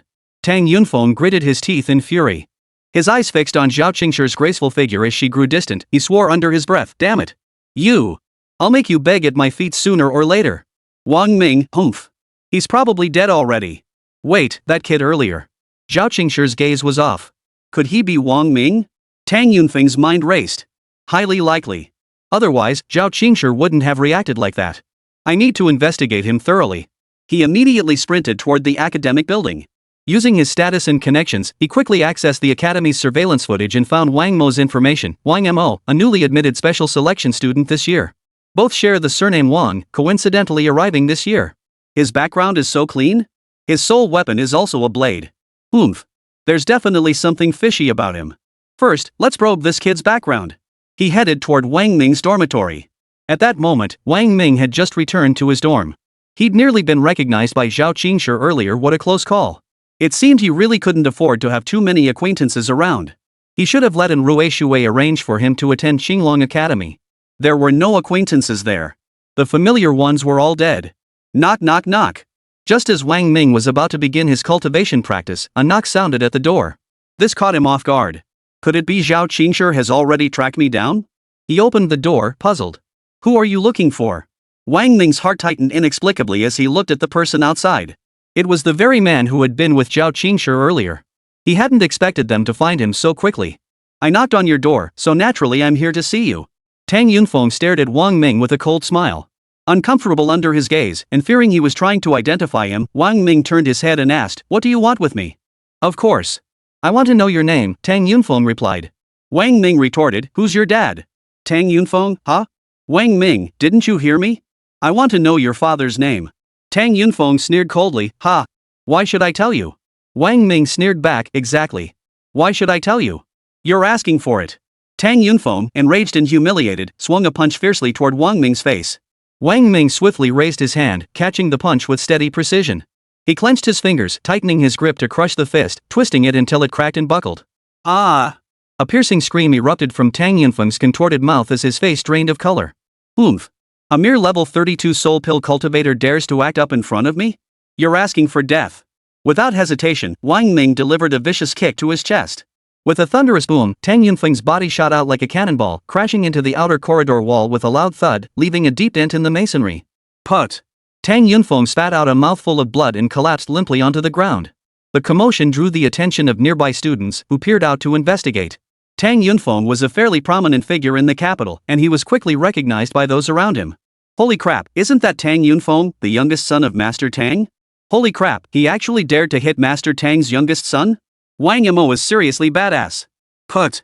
Some special transfer student from out of town doesn't know his place. He's pissed off Tang Yunfeng. This kid's probably done for. The crowd buzzed with whispers. Tang Yunfeng spat out a mouthful of blood with a spit sound. Struggling to his feet, he glared at Wang Ming and roared, "Wang Mo. You dare touch me? I'll make sure you pay for this." Tang Yunfeng glared at Wang Ming with a sinister glint in his eyes. He was now certain the man before him wasn't Wang Ming.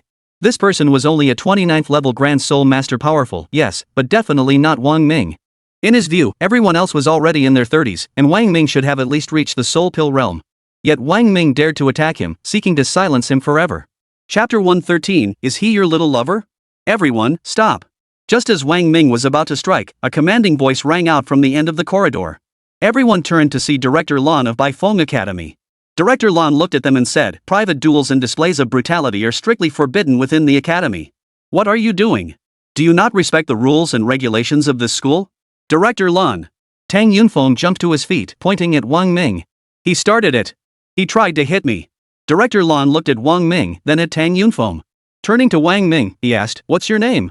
Wang Ming, Special Selection Student, Wang Mo. Student Wang Mo, the academy has strict rules.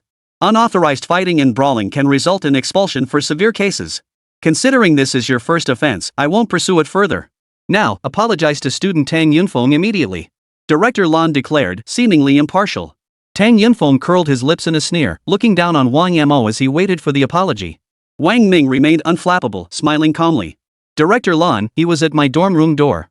According to the law, this constitutes trespassing into my private space and posing a threat to me. I was within my rights to defend myself without liability. This is school property. Director Lan emphasized. But that doesn't make it above the law. Wang Ming retorted immediately. Wang Mo, are you ignoring school rules? If so, I'll have to report this to the dean for serious disciplinary action. Director Lan threatened. Apologize to me right now. Tang Yunfeng sneered coldly. You country bumpkin from outside daring to mess with my guy in the capital? Not many have the guts. If you touch him, I'll make sure you regret it. Is that so? Wang Ming curled his lips. I don't believe it. Don't believe me? Ha! Tang Yunfeng burst into laughter. No problem. You'll see my skills soon enough. Apologize to me now, or you'll be expelled from Baifeng Academy immediately. Go back to wherever you came from. Wang Mo, I'm giving you one last chance. If you still refuse to apologize, prepare to be expelled from the academy. Director Lan's face was stern, his tone serious. Wang Ming turned to face Director Lan, maintaining his smirk. Is that so? What if you can't expel me? Oomph. Director Lon snorted disdainfully. I've never seen an out-of-town special selection student dare to be so arrogant. Do you really think I can't expel you? Wang Ming retorted, you say I violated school rules and regulations. What evidence do you have? Isn't me getting beaten up proof enough? Tang Yunfeng shouted, pointing at the others nearby. Didn't you all see it just now? Wasn't he the one who hurt me? The others lowered their heads, too afraid to speak. Tang Yunfeng stepped forward, cornering them. I'm asking you a question, got it? Yes, yes, yes. No one dared cross Tang Yunfeng. They nodded frantically in agreement. That's more like it. Tang Yunfeng turned arrogantly to Wang Ming. See? They're all my witnesses. Wang Mo, what else can you say? Wang Mo shrugged indifferently. I have nothing to say. Then please, Director Lon, take me to the dean and expel me. Director Lon narrowed his eyes, fixing them on Wang Mo, I'm not taking sides. I'm just doing my job fairly. Everyone saw you hit Tang Yunfeng. I advise you not to be stubborn. Let's make light of this matter. Just apologize to Tang Yunfeng and this will be over. Apologize? Wang Mo curled his lips. The word apology doesn't exist in my dictionary. You're arrogant. Tang Yunfeng roared in fury. Principal Lan's expression turned cold. Since you refuse to see reason, don't blame the academy for being ruthless. I'm going to see the dean right now. You'd better start packing your things and leave the academy. Wang Ming chuckled lightly. Is that so? Then I'll be waiting here for your news. Oomph. Director Lon snorted coldly and strode away.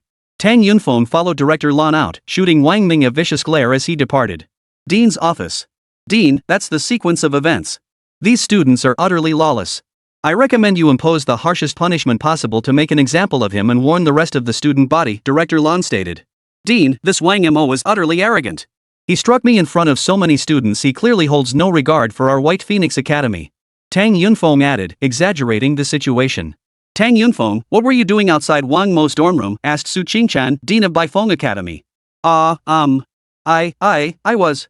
For a moment, his mind went blank, unable to fabricate a plausible excuse for why he'd been at Wang Ming's dorm door and gotten into a confrontation with him. You went looking for Wang Mo on purpose, didn't you? Su Qingchan said. You went to the investigation room today to check the surveillance footage. After finding Wang Mo, you went straight to his dorm. What were you doing there? Tang Yunfeng stammered, unable to articulate a coherent response. Su Qingchan turned to Director Lon. Director Lon, you've said quite a lot just now. So you know the entire sequence of events, correct? Dean, I only saw Wang Ming injure Tang Yunfeng. I didn't see what happened before that. Director Lan's voice grew increasingly uncertain. You dared expel a student without understanding the cause? How did you become director? Su Qingchan's tone turned icy as she stared at Director Lon. Dean, I was in such a hurry to uphold the academy's discipline. I only saw Wang Mo strike Tang Yunfeng without investigating the cause. I admit I acted too hastily. Director Lon was quick to acknowledge his mistake. You're upholding the academy's discipline? Su Qingchan snorted coldly. You're protecting Master Tang's son. Let me tell you this, at Baifeng Academy, there are only students of the academy, no distinctions between great families or masters. Yes. Director Lon agreed repeatedly. Su Qingchan turned to Tang Yunfeng. This matter ends here. If you're dissatisfied, have your father come see me or I can call him right now. No. At the mention of calling his father, Tang Yunfeng instantly backed down. No need, Aunt Su. Let's just drop this matter. I won't bother Wang Mo anymore. Alright, everyone out. I've got work to do. Su Qingchan waved them off. Dean, you're busy. We won't disturb you any longer. Director Lon wiped the cold sweat from his forehead and quickly backed out with great care. Once they were gone, Su Qingchan shook her head helplessly. What kind of background does this Wang Mo have? Why is the in-family's girl so invested in him? Su Qingchan muttered to herself. Young people these days, I just don't get them. Ring. The phone on the desk chimed. Hello? Su Qingchan answered the call. Hello, Dean? It's Zhao Qingshi. Zhao Qingshi's voice came through the line. Oh, Qingshi. What's up? Su Qingchan asked. Director, I just heard that Tang Yunfeng went looking for trouble with Wang Mo? And it's reached your office now. Zhao Qingshi said. Yes, Su Qingchan replied, her eyes darting around before adding, I've already expelled Wang Mo. Dean. Zhao Qingshi sounded visibly alarmed. This is clearly Tang Yunfeng deliberately provoking Wang Mo using his family connections. How could you expel a student so rashly? I believe this decision violates school regulations. Please reconsider. Before Zhao Qingshi could finish, Su Qingchan burst out laughing. Sure, I was just saying it offhand. Why are you so flustered? What, is he your little sweetheart? Chapter 114, Old Man Can Help You Break Through to Soul Master. Ahem. Director Chow returned to Wang Ming's dormitory, his expression slightly awkward. Clearing his throat, he announced, after careful deliberation by the academy, it has been decided to give Wang Mo one more chance. This matter is closed. Question mark. The students all wore expressions of utter disbelief. Just moments ago, they were fiercely demanding Wang Mo's expulsion, yet now they'd made a complete 180-degree turn. What a sudden twist, it nearly threw me off balance. Wang Ming let out a cold laugh. Even Tang Yunfeng hadn't dared to approach, but this Director Lan had the nerve to come explain the situation personally. Fine, I understand. Wang Ming turned and shut the dorm door. Director Lan gave a helpless, bitter laugh. He'd intended to kiss up to Master Tang, but ended up kissing his heels instead and got himself into a whole mess. What rotten luck. Wang Ming felt utterly speechless. He'd only intended to take a simple stroll around campus, never expecting to run into something like this. What rotten luck. He pulled out his phone and first called Zhang Tianjing, asking her to investigate Miao Linpu's background. He needed to confirm when he'd arrived in the capital, how he'd gotten there, whether there were any flight, high-speed rail, or expressway records, how many people had come with him, and if there was any information on others involved. Last night's events had deeply shaken Wang Ming. Researching soul rings was no small matter. With a flick of his wrist, a beautiful snowflake appeared in his hand. This was from her. Gazing at the snowflake, Wang Ming fell deep in thought. The trial base was only a few dozen kilometers from the city center. With her abilities, could she really have been completely unaware? If she did notice, why did she do nothing? Or perhaps, this matter was likely tacitly approved by her. Judging by the strength Miao Linpu displayed yesterday, they had probably already researched a 100,000-year grade soul ring, and were now likely working on a million-year one. How remarkably up to date. Times are changing. Technology has even made its way into soul rings. Beep. Just then, the phone rang. Picking it up, he saw it was a call from He Zhanggang. Hello, Master. He Zhanggang's voice came through the phone. The experts you wanted to recruit have been found. I've promised them a 3-year stay at the estate and a high-grade soul weapon each, He Zhanggang reported. How many? Wang Ming asked. 3 have arrived, all Soul Emperor level experts.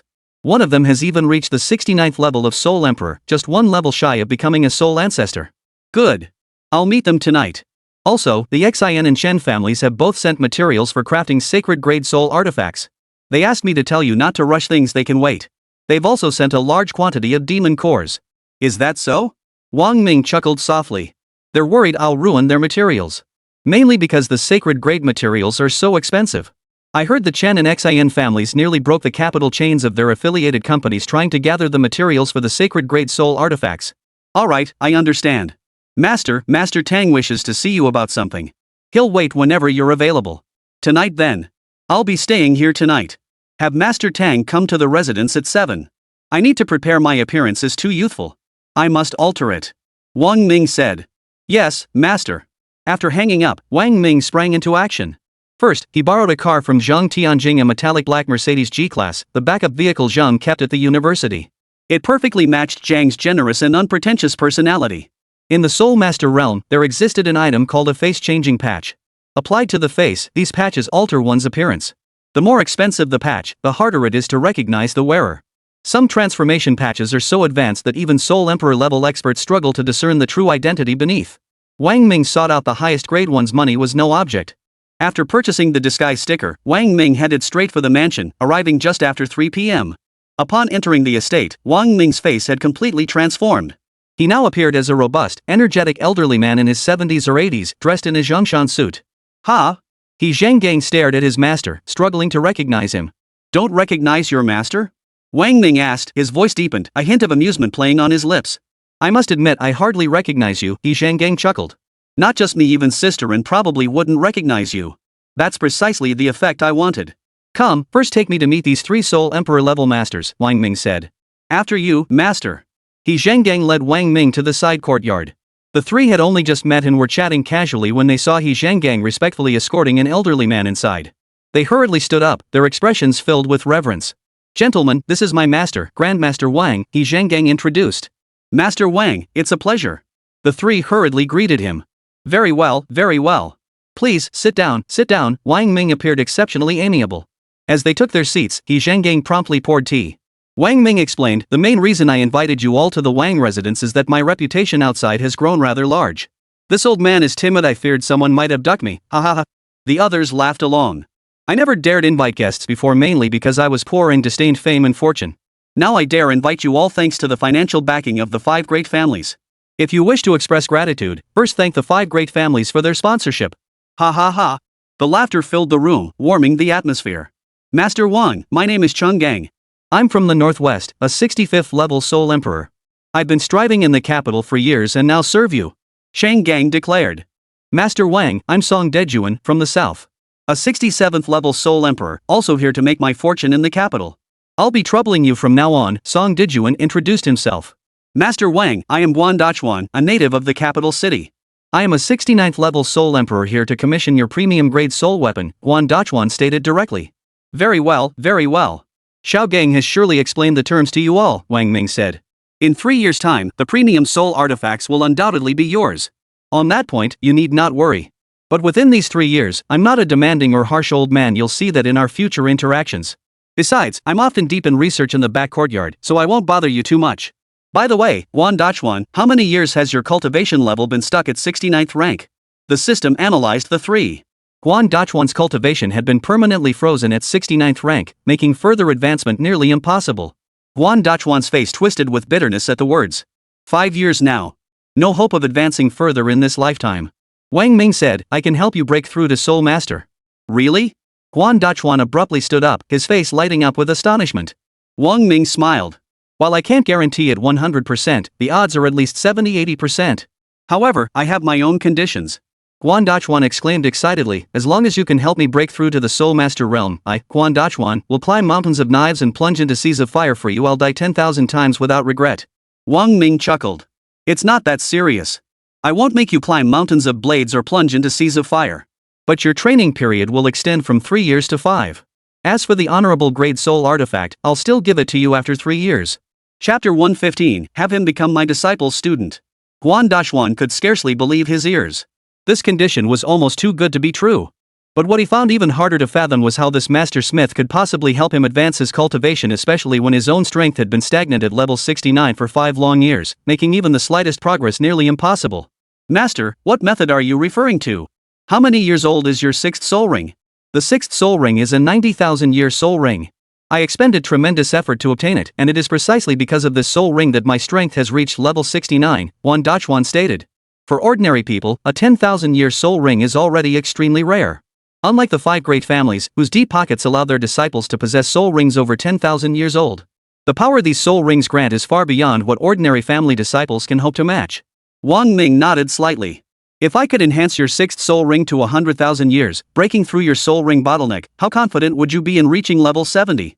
100,000-year soul ring? Guan Dachuan's breath caught, his voice trembling. Cheng Gang and Song Dejuan shifted restlessly in their seats, their eyes fixed on Wang Ming with eager anticipation. A treasure capable of enhancing a soul ring's age, one that could directly elevate it to 100,000 years, was absolutely priceless. Indeed, I can elevate your soul ring to 100,000 years. Wang Ming sipped his tea, a smile playing on his lips. Master, if you can elevate my soul ring to 100,000 years and help me break through to Soul Ancestor, I, Guan Dachuan, swear to become your sworn son. I will serve you faithfully, without a single thought of disloyalty. Cheng Gang and Song Dejuan were green with envy. Very well, very well. Wang Ming waved his hand. A stunning flower instantly appeared on the tea table, the demon marrow flower obtained from the trial base, the very last one. Demon marrow flower. The 3 men stared wide-eyed at the sight of the flower, their voices rising in unison. I needn't elaborate on the magic marrow flower's effects, right? Wang Ming said with a smile. Master, Guan Dachuan observed it carefully for a moment before speaking. This is indeed a demon marrow flower, but its age seems to be only a few decades. Even if I were to consume the entire flower, my strength would likely not reach 100,000 years. You may not know this, but there's an insurmountable gap between a 90,000-year soul ring and a 100,000-year soul ring. Even with 10 such demon marrow flowers, it would be difficult to elevate my soul ring age to 100,000 years. Wang Ming nodded in acknowledgement. I understand what you're saying, but since I've made this claim, I have confidence in it. As he spoke, Wang Ming rose to his feet, his right index finger poised over the tip of the demon marrow flower. A drop of milky white liquid fell from his fingertip. It fell into the demon marrow flower. The demon marrow flower emitted a humming sound and began to grow at a visible speed. This was the drop of 10,000-year-old spiritual essence he had obtained as a system reward during the trial base incident, when he was being pursued by a level 6 demonic beast. This 10,000-year-old spiritual essence could extend the lifespan of any plant to 10,000 years. Therefore, under the wide-eyed gazes of Chang Gang, Song Dijuan, and Guan Dachuan. The jade-white demon marrow flower rapidly grew, its color gradually shifting from jade-white to gold until it finally blossomed into a resplendent golden 10,000-year demon marrow flower. Well, Wang Ming smiled broadly as he looked at the three of them. This. The trio was utterly stunned by the spectacle before them, their speech faltering. Guan Dachuan, could this 10,000-year demon marrow flower elevate your sixth soul ring to 100,000 years? Wang Ming inquired with a smile. Why yes. Guan Dachuan felt his mouth go dry. But, Wang Ming countered, we've only just met. How can I trust your word? Master. Guan Dachuan lowered his gaze and turned to Wang Ming solemnly. Anyone who knows Guan Dachuan knows I value my word above all else. Master Wang, you show me trust, one will not betray your expectations. Master, I'm the same. Sheng Gang immediately declared. Same here. Song Dijuan chimed in. When I act, I trust those I employ and distrust those I do not, Wang Ming declared as he rose. The fact that I have produced this item for your inspection is proof of my trust in you. Guan Dachuan, take the demon marrow flower. How long will it take you to break through? Guan Dachuan, 3 months at most, 1 month at least. I will not disappoint the master. Very well. I await your good news. He then turned to Chun Gang and Song Dijuan. I have only 1 demon marrow flower to spare, so I cannot give it to you both. However, the high-grade soul artifacts refined later will be prioritized for you. How does that sound? Thank you, master. The two immediately clasped their fists in salute. Master. He Zhanggang approached and said, Master Tang and the others have arrived. Stepping out of the house, Wang Ming headed toward the living room. As soon as he entered, he saw Tang Hao sitting properly in a chair with his young son, Tang Yunfeng. Spotting the ethereal-looking elder enter, Tang Hao instantly recognized him as Master Wang and hurried over. Master Wang, greetings. He Zhanggang introduced, Master, this is the renowned Tang Hao, Master Tang of the capital. Oh my, Master Tang. I've long admired your reputation, long admired it. Wang Ming shook his hand warmly. Not at all, not at all. In Master Wang's presence, I'm like showing off a knife in front of Guan Yu, he said, then introduced the boy beside him.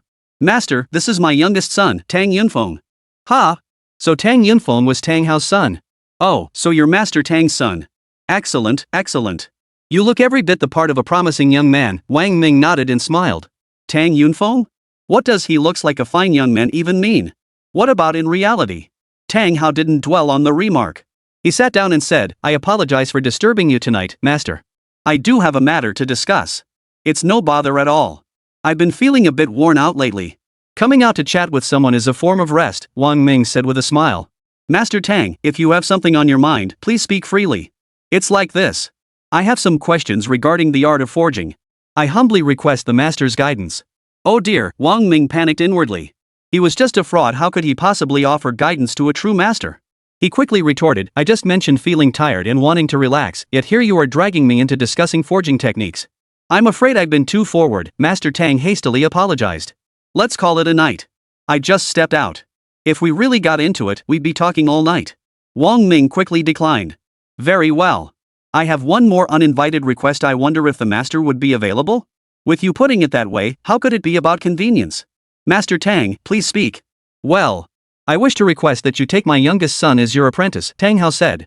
Though he is still young, he possesses remarkable talent in the art of forging. I humbly ask you to accept him as your disciple.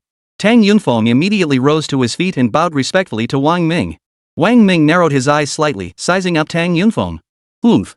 You want to apprentice under me? Well, I'll make sure you pay your respects properly. Master Tang's son must surely follow in his father's footsteps.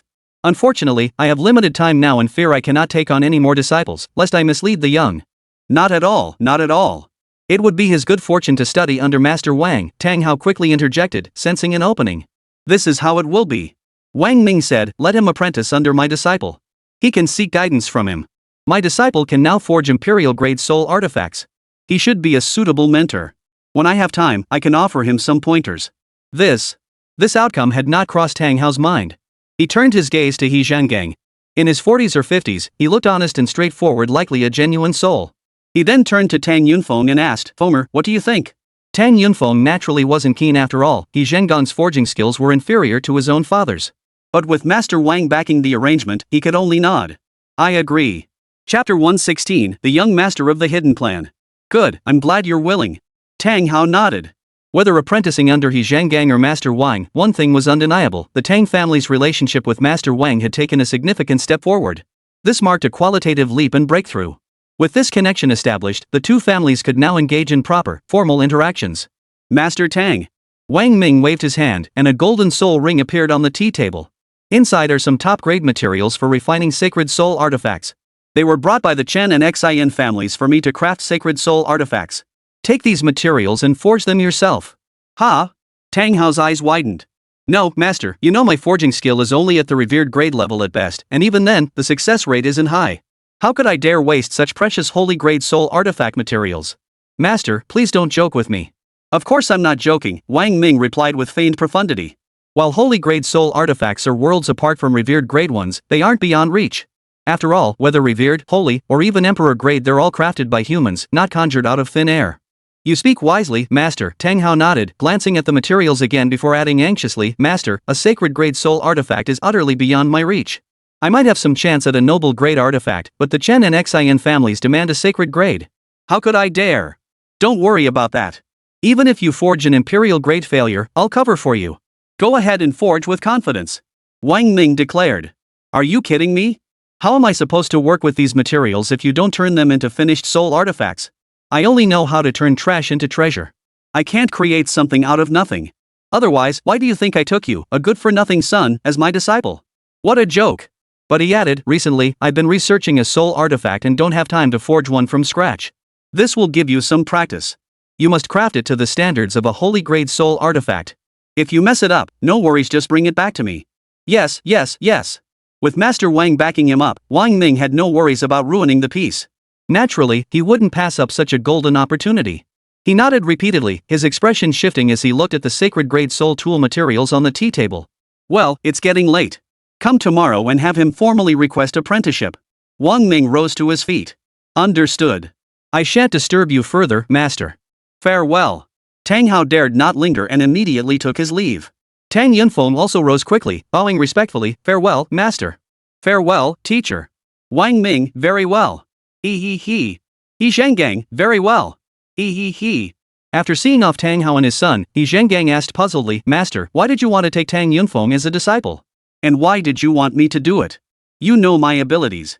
Wang Ming knew Zhenggang was hinting for him to impart some real skills. After all, since he had become a disciple, forget learning the art of forging, he could barely even see Wang Ming a few times. Wang Ming wanted to teach him too. But alas, his own skills were utterly lacking.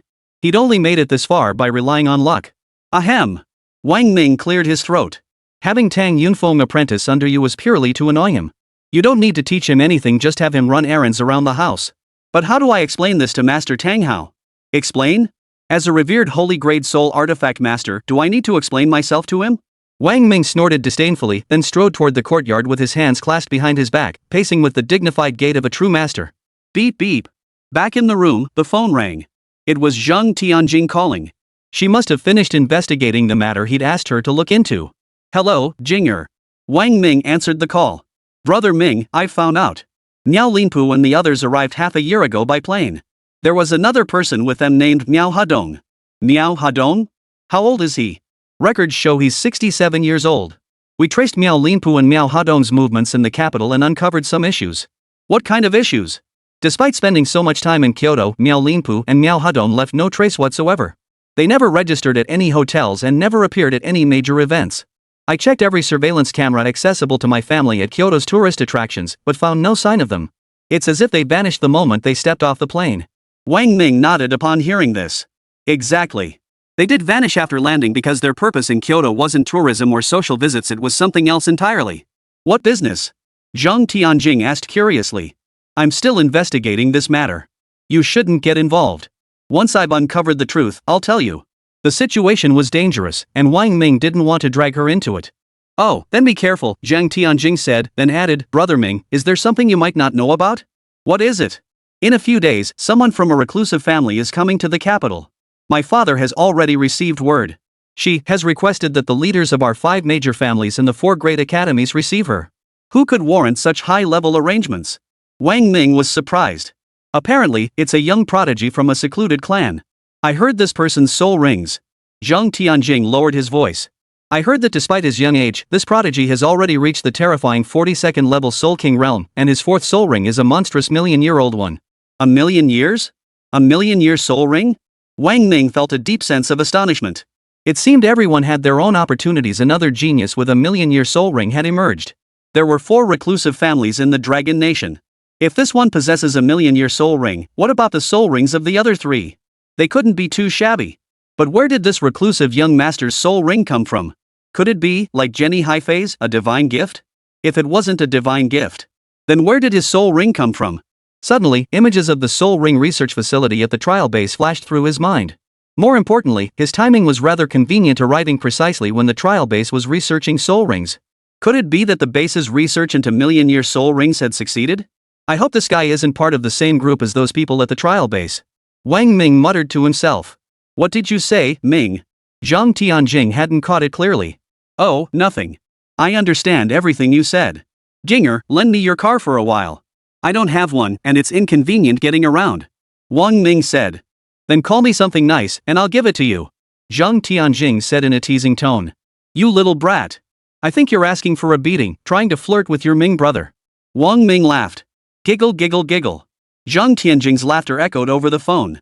Chapter 117, Infiltrating the Hotel.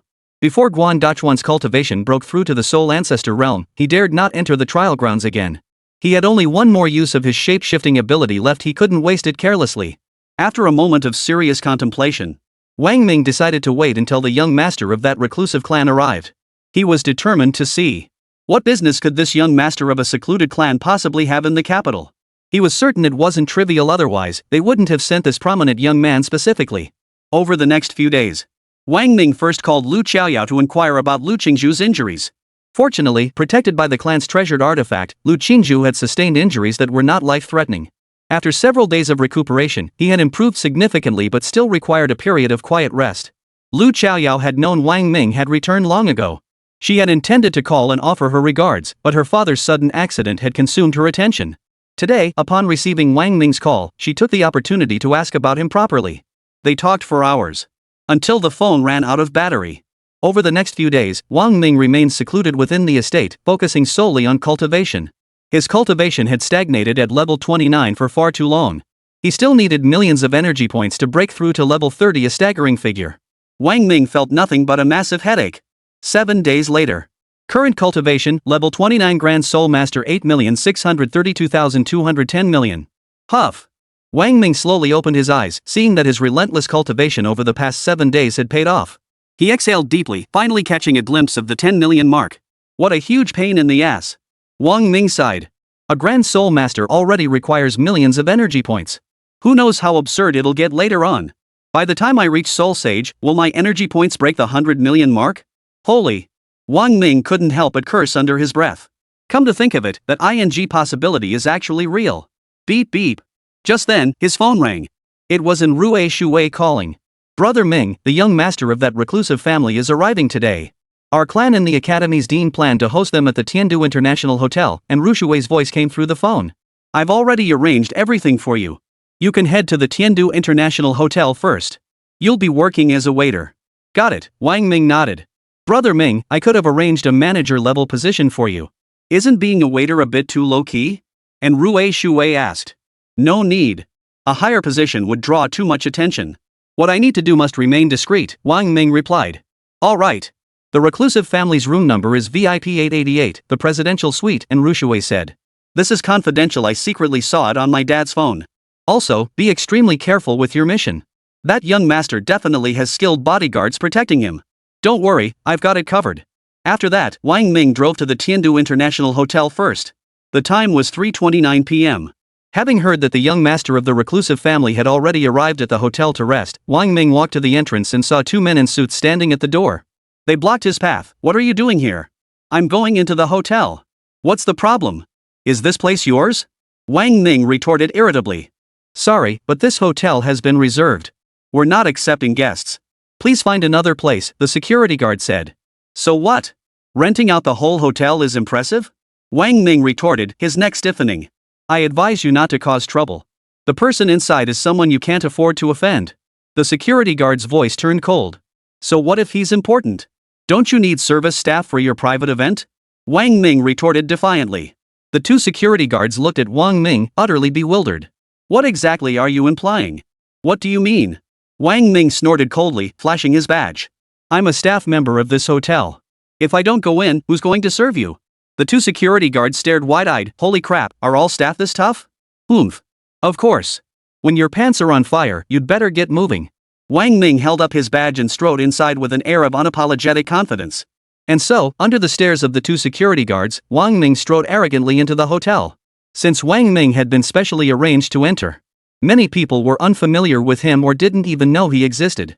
After entering the hotel, Wang Ming retrieved his room key from beneath a flower pot that had been prepared in advance. The key was for a room one floor below that of the reclusive young master. He opened the window. Wang Ming released a metal-eating worker ant, which flew out and landed on the window of the floor above. Unexpectedly, the window was covered with a soul force barrier, blocking the iron-devouring worker ant's vision and muffling all sound. Wang Ming dared not force entry and reluctantly abandoned the attempt. This person acts with such extreme caution, he must be guilty of something. 9 times out of 10, it's connected to the trial base. With this thought in mind, Wang Ming lay on the hotel bed, beginning to strategize how to infiltrate the young master's room. It was a risky endeavor. After all, he had no concrete evidence, only conjecture. The timing of this young master's arrival was too coincidental, suspiciously so. If there was a connection, his room would surely contain research reports on the trial base, exactly what Wang Ming sought. Only with those reports could he uncover the other party's true intentions. The clock struck past 7 p.m. Beep. At that moment, his phone vibrated. It was a message from Zhang Tianjing, accompanied by a photo. Message: Miao Hadong is here too. See if it's him. Wang Ming immediately zoomed in on the photo. Taken through the car window, it appeared Zhang Tianjing had snapped it discreetly from inside the vehicle. The angle captured the man's profile perfectly. This man possessed terrifying strength, reaching the Soul Master realm. Had Zhang Tianjing taken a close-up shot, it would have aroused suspicion and caused unnecessary trouble. But from the profile, Wang Ming recognized him instantly. This was the man who had attacked him at the trial base. It was indeed Miao Hadong. Wang Ming messaged Zhang Tianjing, "Do you know the relationship between Miao Hadong and Miao Linpu?" Beep. Zhang Tianjing replied instantly, "Grandfather and grandson." Wang Ming, "Ha! What a coincidence. I killed his grandson." Zhang Tianjing, "Be careful. If Miao Hadong finds you in the hotel, he won't let you off." Wang Ming, smiley face, watched the VCR. He immediately sent a video. When Zhang Tianjing opened the video and saw its contents, her beautiful eyes widened and her cherry red lips gaped open. The footage showed the very night Wang Ming had bet with Miao Hadong. The final line, "Bye-bye, you bastard," was crystal clear, and Miao Hadong's furious expression was faintly visible. After watching, Zhang Tianjing messaged, "Bro Ming, if Miao Hadong sees this video, he'll kill you. You'd better hide yourself well. A soul master's divine soul is incredibly powerful." Wang Ming replied, "I know. Chapter 118, who can compare to me? How certain are you about the million-year soul ring?" In the VIP 888 private room, Ouyang Sheng sat with his legs crossed, studying the report in his hands. He exhaled a puff of smoke slowly and asked. Across from him sat a researcher with graying hair and large eyes. This was Shi Zhong'an, the expert specializing in demonic energy and soul rings. Without the demonic spirit seeds, we could only develop 100,000-year soul rings at best. Now, harnessing the energy of these seeds, the probability of creating a million-year soul ring reaches 80%, Shi Zhong'an said with a smile. 80%? Ouyang Sheng nodded with a smile. Well worth the trip out of seclusion. Truly worthwhile. The probability is high, but actual development requires further experimentation and clinical trials, Shi Zhong'an explained. Moreover, we need a significant number of test subjects. Crucially, these subjects must possess soul power at least at the Red Fiend level.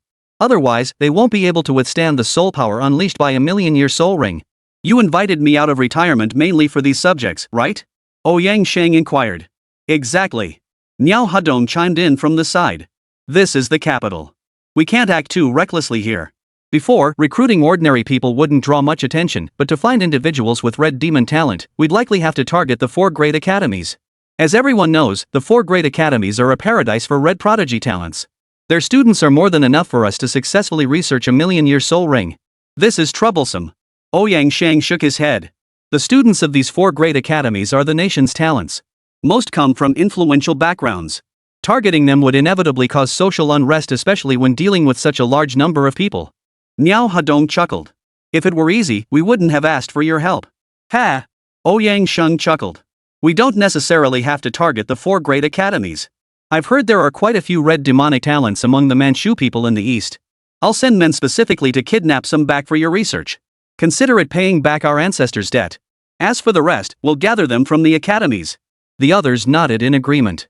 Miao Hadong said, young Master Ouyang, what I mean is, it would be best if we could get the 4 great academies to open a backdoor.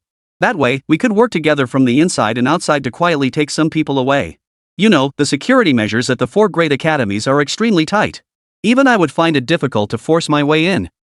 Force our way in? Ouyang Shang scoffed coldly. This is the capital city. Not only you, but even I wouldn't dare act recklessly here. It would be certain death. She is not someone to be trifled with. The mention of her. Miao Hadong's expression shifted noticeably. By the way, I heard someone's already traced it back to you? Ouyang Shang stared at Miao Hadong. Yes. Some nosy young upstart managed to infiltrate the inner circles. He likely stumbled upon classified information. I've already initiated a covert investigation. Once we track him down, he will be eliminated without fail. The mere mention of this individual sent a wave of irritation coursing through Miao Hadong. Anyone who could escape from your soul sect must be no ordinary person. Ouyang Shang remarked. Indeed. This individual possesses considerable skill. Vanishing without a trace, without any spatial fluctuations, I cannot fathom what technique or artifact he used to achieve such feats. Recalling the scene that night, Miao Hadong frowned and shook his head. This young master is equally curious. Therefore, once we find him, do not kill him. I wish to witness his abilities firsthand. Understood. At that moment, someone knocked on the door. A bodyguard entered. Young master, representatives from the 5 great families and the 4 great academies have all arrived. Ouyang Shang stood up and said, that's all for now. Among the 4 great academies, which ones do you think we can win over? I'll make some overtures tonight and try to secure a spot for you as experimental subjects. Shi Zong'an replied, the Xin family. Xin Jitian, the second in command of the Xin family, serves as vice president at the Capital Academy. Ouyang Shang nodded. Good. Xin Jitian, I'll have a thorough chat with him. Come on, let's go. These are all prominent figures in the capital. We can't keep them waiting too long, or they'll start saying I'm putting on airs again. Ha ha ha. The group laughed as they exited. The hotel lobby was already packed. The gathering centered around the 5 great families and the 4 major academies, complemented by several professors and elite guests from the clans. It was a veritable sea of people. As Ouyang Shang entered, Xin Zhengzai, Hong Kajin, and others rose to greet him, chatting cheerfully. Zhao Qingshi and Rui Shui, Lu Xiaoyao, and Zhang Tianjing sat at a table together. They chatted and laughed. Zhang Tianjing and Rui Shui, however, appeared somewhat restless. Because they knew. Wang Ming was hiding somewhere in the hotel. Ladies! Ouyang Shang, possessing a strong tolerance for alcohol, carried himself with grace and refinement. Speaking with the elegance of a gentleman, he made his rounds offering toasts to everyone present. When he reached Zhao Qingshi's table, he declared, pleased to meet you. They quickly stood up. Young Master Ouyang, it's a pleasure to meet you. Ouyang Shang's eyes lit up noticeably when he saw Rui Shui. Smiling, he addressed her, if memory serves, this must be Mr. An's daughter, and Rui Shui. And Rui Shui smiled. That's correct, young Master Ouyang.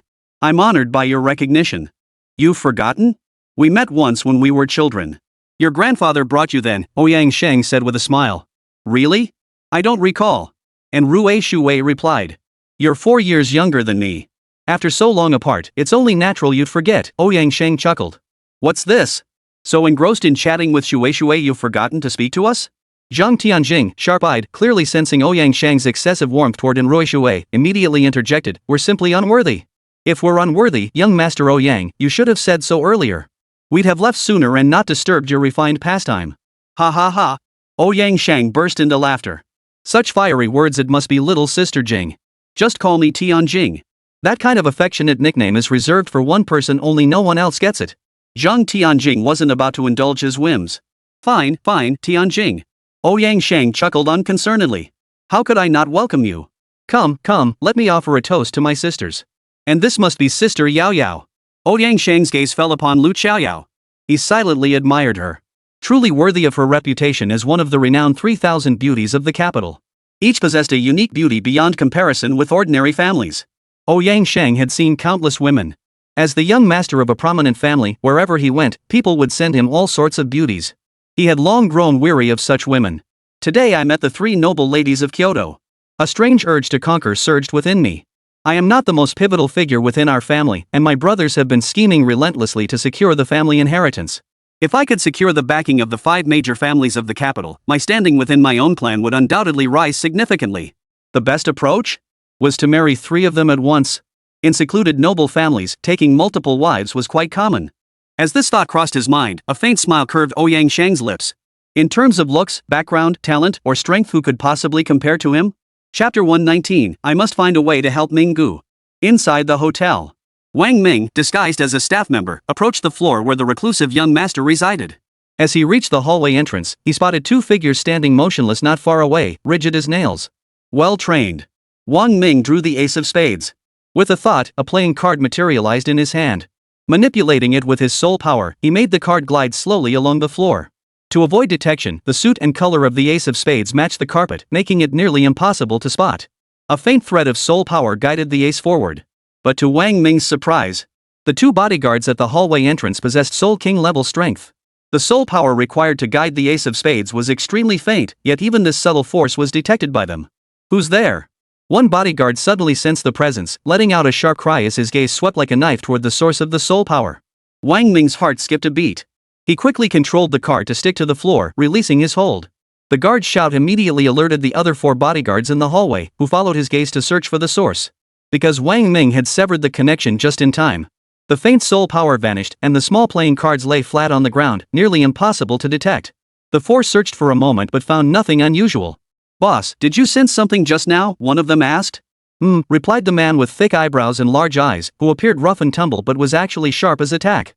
He frowned, staring intently at the floor. "I just sensed a faint soul force flowing. It was cut off just now." "Search carefully." "Yes." The other three obeyed and began searching. The man headed straight for the playing cards, head down, searching step by step. He was about to reach the cards. Wang Ming steeled his resolve. "Go!" Under his mental command, the playing cards pressed against the floor suddenly trembled. With a sharp whiz, they transformed into a streak of light and shot toward the young master's room. "How dare you!" The man startled, and the others noticed the object as well. Instantly, all four simultaneously unleashed their soul power, closing in to intercept the playing card. First, one blocked the doorway with his soul power. The other three unleashed their soul power like whips, lashing out at the card. Seeing the entrance blocked, the card frantically shot toward the window at the end of the hallway. "Oomph! Think you can escape? Stop it!" The four immediately gave chase toward the stairwell entrance. At that very moment, an inconspicuous little insect silently fluttered into the hallway, slowly landing on the crack by the doorway. Blocked by the soul force barrier, it couldn't enter and could only wait within the gap. Meow! As the playing card flew toward the window, a cat's meow echoed. Under their watchful eyes, the cat swiftly slashed the glass with its sharp claws, making a sharp squeak sound. The card slipped through the crack in the glass. The black cat caught the card and vanished with a single leap. "Don't chase it," the man barked coldly. "Beware of their diversion tactic." The others immediately retreated. "Check the stairwell immediately for anything unusual. The entrance is sealed with soul power. Nothing can get in," the man ordered. The others began a meticulous search. Wang Ming's heart sank once more. These guys were a bit too dedicated, weren't they? How much do they get paid a month? Why are they working so hard? The men searched inch by inch for a long time, but they never checked the doorway because a soul force barrier blocked it, preventing anyone from entering. This allowed Wang Ming to breathe a sigh of relief before returning to wait in the lower-level hotel. Inside the hotel, Ouyang Sheng displayed remarkable poise and control. With his impressive drinking capacity, he navigated the gathering of elders with ease, attending to nearly everyone. His conversation flowed effortlessly, radiating grace, charm, and competence. Truly the product of a distinguished family's upbringing. Whether in looks or prowess, he stood out as one of the elite even within the entire capital's social circles. He was the dream of countless young women in the capital. But not the dream of the capital's 3,000 young ladies. They were still worried about Wang Ming. Lu Chaoyao also learned from An Ruzhui and Zhang Tianjing that Wang Ming was inside the hotel, and she too began to worry. Only Zhao Qingshi remained unaware. Shui, Yao Yao, stay here. I'll find a way to go check." Zhang Tianjing stood up, already moving toward the restroom as he spoke. Upon reaching the restroom, she didn't enter but turned and headed back outside. No one was at the door. The hotel banquet hall was on the 5th floor, while the presidential suite was on the 8th. She walked up the stairwell. At the banquet, Ouyang Sheng approached Xin Zhengzai, the head of the Xin family, silently. Offering a toast, he said, "I've long heard of your illustrious reputation, Uncle Xin. As your junior, I wouldn't dare put on airs in your presence. Just call me Ouyang." He. Xin Zhengzai chuckled warmly. "Oh, no need for that. Generations are generations, and status is status. In terms of status, you're higher than me, ha." "Uncle Xin, you're too kind," Ouyang Sheng replied with a smile. "Back home, I heard the tragic news of brother Qin Guang's murder. My heart was filled with sorrow. I had intended to send someone to pay respects, but my elders insisted I focus on cultivation. I truly couldn't make it. My deepest apologies." Xinjiang Jie shook his head inside. I heard the man who killed Xianguang is named Wang Ming. I've seen him online. They say his first soul ring is 900,000 years old. He vanished from the demon realm. Has he returned yet? Ouyang Shang asked. Xin Zhengzai, he likely faced death 9 times over. He's now wanted worldwide. Even if he's still alive, he won't escape. Ouyang Shang nodded and added, oh, and I heard Uncle Xian's strength has been stuck at the 77th level Soul Master realm for years now. He hasn't made any progress at all. Xinjiang Jie shook his head with a bitter smile. It's tough. Ouyang Shang, I have a way to help Uncle advance his strength further. Would Uncle be interested? Xin Zhengzai glanced at Ouyang Shang before smiling. The path of cultivation relies on fate. When fate hasn't arrived, how can one force it? Ouyang Shang nodded with a smile. Uncle Xian is right. The path of cultivation truly requires opportunity. The two exchanged knowing smiles and nods. Ouyang Shang then took his wine cup and departed, offering toasts to the others. Xin Zhengzai, however, began deep in thought. From Ouyang Shang's earlier words, he could deduce that whatever had prompted the reclusive clan to mobilize was certainly not a simple visit to the capital. It seemed there was something more important at stake. What could it be? What could possibly capture the interest of a reclusive clan? Meanwhile, Zhang Tianjing had already approached the 8th floor hallway entrance with utmost caution. Holding her high heels in one hand and the hem of her evening gown in the other, she tiptoed upward.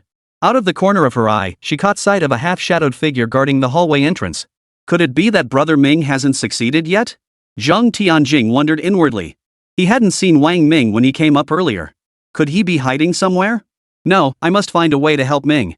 Beep beep. Just then, her phone suddenly vibrated. The sound wasn't loud, but in the empty hallway, it seemed very loud. Chapter 120, everyone, hold on. I'm going after him. Who's there? The sound didn't escape the man's ears. The moment he heard it, he reacted instantly, launching a flying knife that shot toward Zhang Tianjing. Hum. Zhang Tianjing swung his hand, causing the golden jade lotus to burst into light, deflecting the incoming dagger. Simultaneously, he flicked his wrist, pulling a mask over his face. Looking for death. Having been toyed with before, and now this again, the man flew into a rage. With a single flick of his wrist, 6 throwing knives materialized before him. He swung them through the air at Zhang Tianjing. Kill! Whoosh! Whoosh! Whoosh! The 6 daggers shot forward with deadly speed. Facing a Soul King level expert, Zhang Tianjing remained unflustered. The golden lotus blossomed, filling the hallway with blooming golden lotuses. 6 lotus petals spun upward, deflecting the incoming daggers. At the same time, another bodyguard struck, sending a venomous scorpion scuttling along the wall at astonishing speed. In the blink of an eye, it appeared behind Zhang Tianjing, its stinger aimed directly at his forehead. While Zhang Tianjing could handle a single Soul King, facing 2 assailants simultaneously proved overwhelming. Planting her feet on a lotus, she swiftly vanished from her original position. But the 2 men's strength far surpassed Zhang Tianjing's. They wouldn't let her escape so easily. The burly man let out a cold snort, stomping his foot so hard the entire space warped. His figure abruptly shifted from the 8th floor to the 7th. Zhang Tianjing's eyes narrowed. Fixing her gaze on the gleaming soul bone at his waist, she gasped, a spatial soul bone. Truly worthy of a secluded great clan, even their bodyguards possessed such precious soul bones. Trying to escape? The man swept his arm, summoning dozens of flying knives that closed in from all angles, trapping Zhang Tianjing. Simultaneously, his poisonous scorpion soul beast materialized overhead. The confined stairwell forced the scorpion to shrink, making it more agile for combat. Now hovering above, it posed a constant threat to Zhang Tianjing. Lady, I advise you not to resist. Judging by your attire, you were likely attending tonight's banquet. We wish to avoid hostility, but your presence here is highly suspicious. You must give us an explanation, the man declared. An explanation? Zhang Tianjing sneered coldly. I've never owed anyone an explanation. Your Ouyang family may be powerful, but I'm no pushover either. Then so be it. As he spoke, the man's massive hand clenched, sending dozens of throwing knives hurtling toward Zhang Tianjing in a simultaneous barrage. Above, the scorpion lunged viciously at her. 1,000 blades, shatter. At that moment, Wang Ming sensed the commotion outside the stairwell and immediately struck. Countless shards of the 1,000 blades erupted toward the 2 men. For self-preservation, they had no choice but to recall their throwing knives and scorpion, intercepting the incoming shards. Run! Whoosh! The thunderbolt soul bone transformed into a streak of light the instant Wang Ming channeled all his soul power into it. Within 1,000th of a second, it appeared at the 5th floor hallway entrance. Instantly, his figure flickered and reappeared at the 6th floor hallway entrance. The man had activated his spatial soul bone and materialized on the 6th floor. Second soul skill. Wang Ming unleashed his killing move without hesitation. A black soul ring appeared on his wrist like a bracelet as soul power rapidly condensed. A terrifying pressure surged forth, suppressing the entire space under the soul ring's might. Primordial divine palm. Kill. His palm solidified almost instantly, then without hesitation, he slammed it toward the man. Damn it! The man was startled, feeling the sheer power of the strike head-on. He swiftly swung his arm, summoning 3 soul rings. Dozens of flying knives swirled around him, forming a protective barrier. Wang Ming's attack was decisive and swift. He had intended to pursue to the next level, never expecting Wang Ming to appear here and unleash a killing move. His reaction was already calculated to be fast enough. After all, the speed Wang Ming achieved by channeling all his soul power into the Thunderbolt Soul Bone was practically indistinguishable from short-range teleportation. Boom! His palm struck the wall, sending a deafening boom reverberating through the entire structure. The front and rear walls of the floor were shattered by the single blow, leaving behind a massive, palm-shaped hole.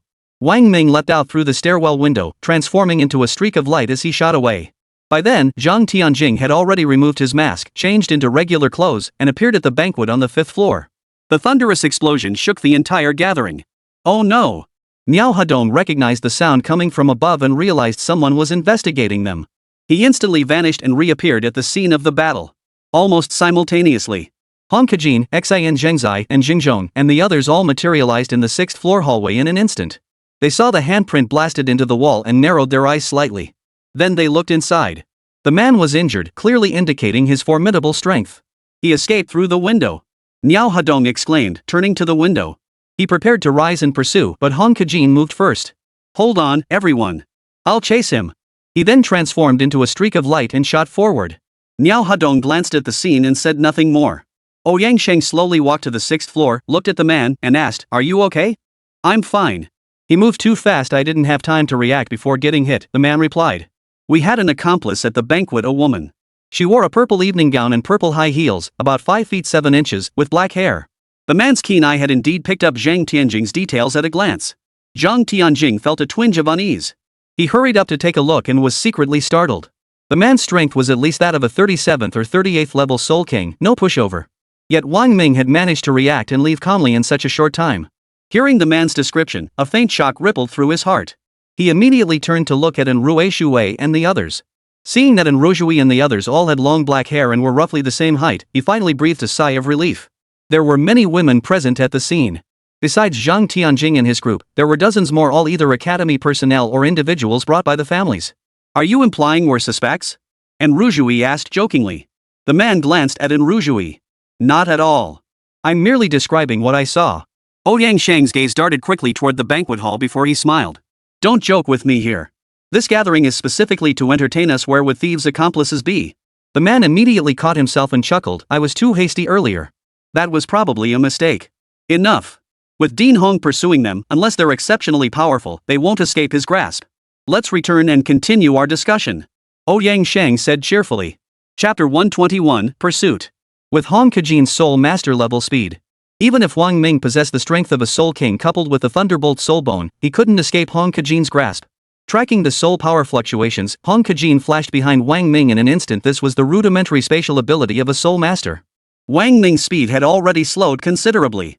At worst, he could use his final shift position technique. It wouldn't end his life here. Ha! Just as Wang Ming pondered his options, a hearty laugh echoed from behind him. The familiar voice sent a slight tremor through Wang Ming's heart. It was Hong Kajin, the dean of the Capital Academy. "Youngster, you've got guts, plenty of it," Hong Kajin remarked leisurely from behind. "Daring to stir trouble under the noses of us old fools in a secluded clan. For a mere level 29 Grand Soul Master, escaping this far in such a short time is truly impressive." Wang Ming remained silent. He couldn't gauge Hong Kajin's intentions and dared not stop. Yet Hong Kajin followed unhurriedly, maintaining a distance of roughly 100 meters. "Young man, care to tell this old man why you infiltrated the hotel? Plans that live in seclusion rarely venture into the capital. They're sending people here this time must have a significant purpose. Since you managed to get inside, you must have some information. Would you be willing to share it with me? I promise I won't cause you any trouble." Wang Ming pondered for a moment, his pace unabated, only turning his head to say, "All I know is that the trial base holds secrets that shouldn't be revealed. I was investigating Miao Hedong. The timing of the secluded clan's arrival is too coincidental. I suspect Miao Hedong is colluding with them, so I came to investigate. But I haven't uncovered anything yet. Senior, there's no need to pursue me further." "Very well. Young friend, might you tell me what exactly you were investigating about Miao Hedong?" "It concerns soul rings. The rest remains unclear." "Soul rings?" Hong Kajin froze in place, staring at the receding figure before him as deep thought consumed him. Hong Kajin was no fool. He wasn't entirely unaware that someone was secretly operating within the trial grounds. It simply hadn't caught his attention. He never imagined it would be connected to soul rings. Ever since the demonic spirit beasts invaded humanity, human problems had multiplied, with all manner of strange occurrences emerging one after another.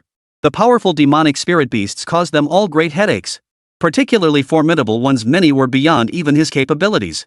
Could demonic spirit beasts also be present within the trial grounds? It seems Ouyang Shang's purpose here is no simple matter. If he truly came for soul rings, then humanity might be facing a major upheaval. Alas! Truly a headache. Hong Kajin shook his head slightly. Miao Hadong, this man dares to investigate a soul master with the strength of a mere level 29 grand soul master. How amusing. A look of admiration flashed in Hong Kajin's eyes. Then, as if remembering something, he sighed regretfully, if Wang Ming were still alive, his strength would likely have reached the soul pill realm by now. So many promising talents, what a pity. With that, he turned and headed back toward the hotel. A kilometer away, Wang Ming hid within an abandoned building, holding his breath as he sensed his surroundings. He activated the system's full detection range, but after a long while, nothing stirred. Phew! Looks like Dean Han didn't pursue me. Wang Ming breathed a sigh of relief. He'd saved himself the trouble of teleporting. After staying in the abandoned building for 3 hours, ensuring no one was tracking him, Wang Ming got up and left the structure, returning to the vicinity of the hotel. He sat in Zhang Tianjing's Mercedes-Benz G-Class. Silently, he sensed the iron-devouring worker ants concealed near Ouyang Shang's door. The hallway was deathly quiet, so quiet you could hear a pin drop. The ants lurked at the doorway, their vision shrouded in darkness. Wang Ming crouched silently in the car, cultivating while waiting. The clock ticked toward midnight. Footsteps echoed from the end of the corridor. Judging by their rapid succession, at least 3 people were approaching together. The attackers today aren't particularly strong, but they acted with extreme decisiveness. It's highly likely that young man who was investigating this matter at the trial base the night before. As the footsteps drew nearer, a voice spoke up. Hong Kajin must be shielding this individual. With his soul master cultivation, pursuing a level 29 grand soul master should be effortless. For him to escape? Oomph. Clearly intentional, another voice declared. Didn't one who mentioned there was a woman involved? Ouyang Shang's voice chimed in.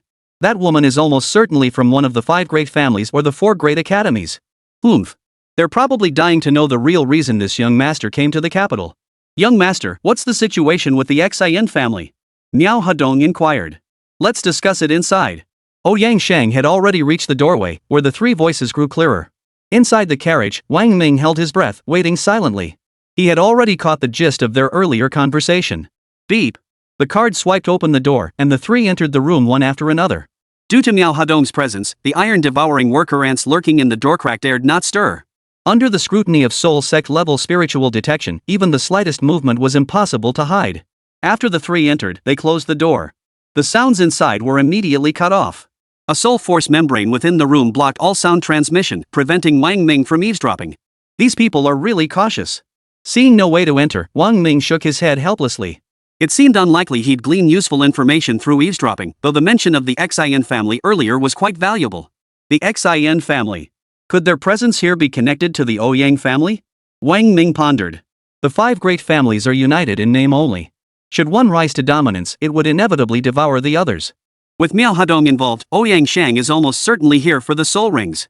If the Xin family learns of this, they won't pass up such an opportunity. Should they truly succeed in researching million-year soul rings, the Xin family head's power would surge dramatically. If one family truly dominated, the sky over the capital would change. I wonder what they're discussing. It wasn't until past 3 a.m. that Miao Hadong and Wang Hu finally emerged from Ouyang Shang's room. Wang Ming dared not monitor Miao Hadong, so Wang Hu resumed his vigil in the hallway. Not long after, 2 women entered Ouyang Shang's room, their high heels clicking on the floor. Wang Ming waited in his car until the next morning. Shortly after the 2 women left, Ouyang Shang emerged from the suite, followed by Wang Hu and his bodyguards. Wang Ming waited in the car. Not long after, 3 inconspicuous cars pulled out of the hotel. Wang Ming immediately drove after them. He was determined to see where Ouyang Shang was headed. The outcome was as he had anticipated. Their vehicles headed toward the Xin residence. Wang Ming dared not pursue further and could only stop at a distance at the fork leading to the Zins.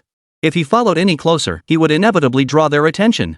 At the very least, this car couldn't follow any further. Wang Ming called Baishan. They agreed on a meeting spot, planning to switch vehicles for the pursuit. Baishan was overjoyed to receive Wang Ming's call and immediately sped toward their rendezvous point. Chapter 122, For Country and People, Who Else But Us? Meanwhile, Ouyang Shang entered the grand living room of the Xin residence. The Zins had spared no effort in preparing for Ouyang Shang's visit, bringing out a rather attractive young relative to accompany him in conversation. Young Master Ouyang, your presence here truly graces our humble abode. Xin Zhengzai, cigar clenched between his fingers, stood vibrant and energetic, his face glowing with health, his voice booming with warmth. Uncle Xin. Ouyang Shang responded with utmost courtesy and modesty, such praise is too much for a junior like me. The Xin family is one of the few great clans in our dragon nation. Though I come from a secluded family, I am merely a younger generation member. How could I presume to be anything grand? Look at him, look at him. Truly the product of the Ouyang lineage, polite and refined. Xin Jingzai chuckled, turning to Xin Jitian beside him. Young Master Ouyang, our patriarch's words earlier were entirely accurate. Xin Jitian chuckled. While we are indeed one of the few prominent families in the Dragon Nation, we still fall short compared to the Ouyang family. We cannot be mentioned in the same breath. The phrase honored by your presence is quite fitting. All three men laughed. They took their seats and sipped tea. The young lady sat gracefully beside Ouyang Shang, her smiling eyes brimming with admiration for him. Young Master Ouyang, Xin Zhengzai said cheerfully, is your visit to the Xin family today at the request of your elders, or? Both my father's wishes and my own, Ouyang Shang replied. Oh. Xin Zhengzai nodded, his eyes silently meeting Xin Jitian's before continuing, whatever the Ouyang family requires, our Xin family in the capital will assist without hesitation. Then Ouyang thanks Uncle Xin in advance, Ouyang Shang said with a smile. I have indeed come with a matter requiring Uncle Xin's assistance, and the benefits will be substantial, of course. Oh? What might that be? Xinjiang Jie narrowed his eyes slightly. Uncle Xin, are you aware that the demon spirit beast possesses only the demon spirit seed but has yet to produce a demon ring? Ouyang Shang inquired with a smile. Xin Zhengzai's gaze immediately shifted to Xin Jitian beside him. Xin Jitian had risen to become vice dean of the Capital Academy not only through connections and ability but also because he was a walking encyclopedia, deeply knowledgeable about every aspect of the Soul Master world. He promptly explained, because demonic spirit beasts are born from demonic embryos, they possess innate spiritual intelligence. Unlike demons, which require cultivation to develop their intellect, demonic spirit beasts complete their formation within the demonic embryo without forming a demonic ring. Correct, that explanation is accurate. But do you know the purpose of demonic spirit seeds? Demon spirit seeds contain exceptionally potent demonic energy. When absorbed by humans, they can dramatically enhance soul power. Moreover, the ingested seeds implant a seed within the human mind, though this seed is entirely controlled by the host. Correct, but the uses of demonic spirit seeds extend far beyond that. Ouyang Shang said with a smile. According to our research, demonic spirit seeds function more like advanced demonic marrow flowers. They can extend the lifespan of soul rings. What? Xinjiang Jie and Xin Ji Qion both gasped in shock. To understand the significance, consider how profoundly enticing the prospect of extending soul ring longevity is within the Soul Master realm. We have obtained conclusive verification of this matter, it is undeniable. Ouyang Shang declared. Both soul power and soul rings are products of demonic energy, and the primary force we combat is also demonic. Demon spirit seeds contain abundant demonic essence, as Uncle Xin mentioned earlier. But what you may not know is that these seeds can also extend the lifespan of soul rings. Soul rings originate from demonic rings within monsters. Once formed, the demonic essence within them becomes locked, making it difficult to increase or decrease. However, the demon spirit seed embodies the primal essence of demonic energy. Under certain conditions, it can extend the lifespan of soul rings. Under what conditions? Xin Zhengzai pressed urgently. Ouyang Shang's gaze shifted to the beautiful woman beside him. Zhao Zhao, could you step aside for a moment? Zhao Zhao responded with a no and promptly stood up, turning to look at Xin Zhengzai and Xin Jitian. Xin Zhengzai nodded. After Zhao Zhao exited, Ouyang Shang spoke slowly. We've conducted experiments. When a human's soul power reaches the prodigious blue level and a demonic spirit produces a demonic ring, the interaction between the two, stimulated by the demonic spirit seed, can cultivate a unique soul ring. Adding the demonic spirit seed increases the soul ring's age. We've now researched a 900,000-year soul ring. Whoa! At the mention of a 900,000-year soul ring, Xin Jingzai and Xin Jitian's eyes nearly popped out of their sockets in disbelief. You've actually succeeded in creating a 900,000-year soul ring? Xinjiang Jie gasped. Ouyang Shang signaled to Wang Hu beside him. Wang Hu stepped forward, waved his hand, and an instant later, a crimson light flooded the room. Even in broad daylight, the space was bathed in a deep red glow, releasing an invisible, oppressive aura that suppressed everything. There was no doubt about it, a 900,000-year soul ring. Truly beyond comprehension. Xinjiang Jie recovered from his shock, glancing at Ouyang Shang as his mind raced.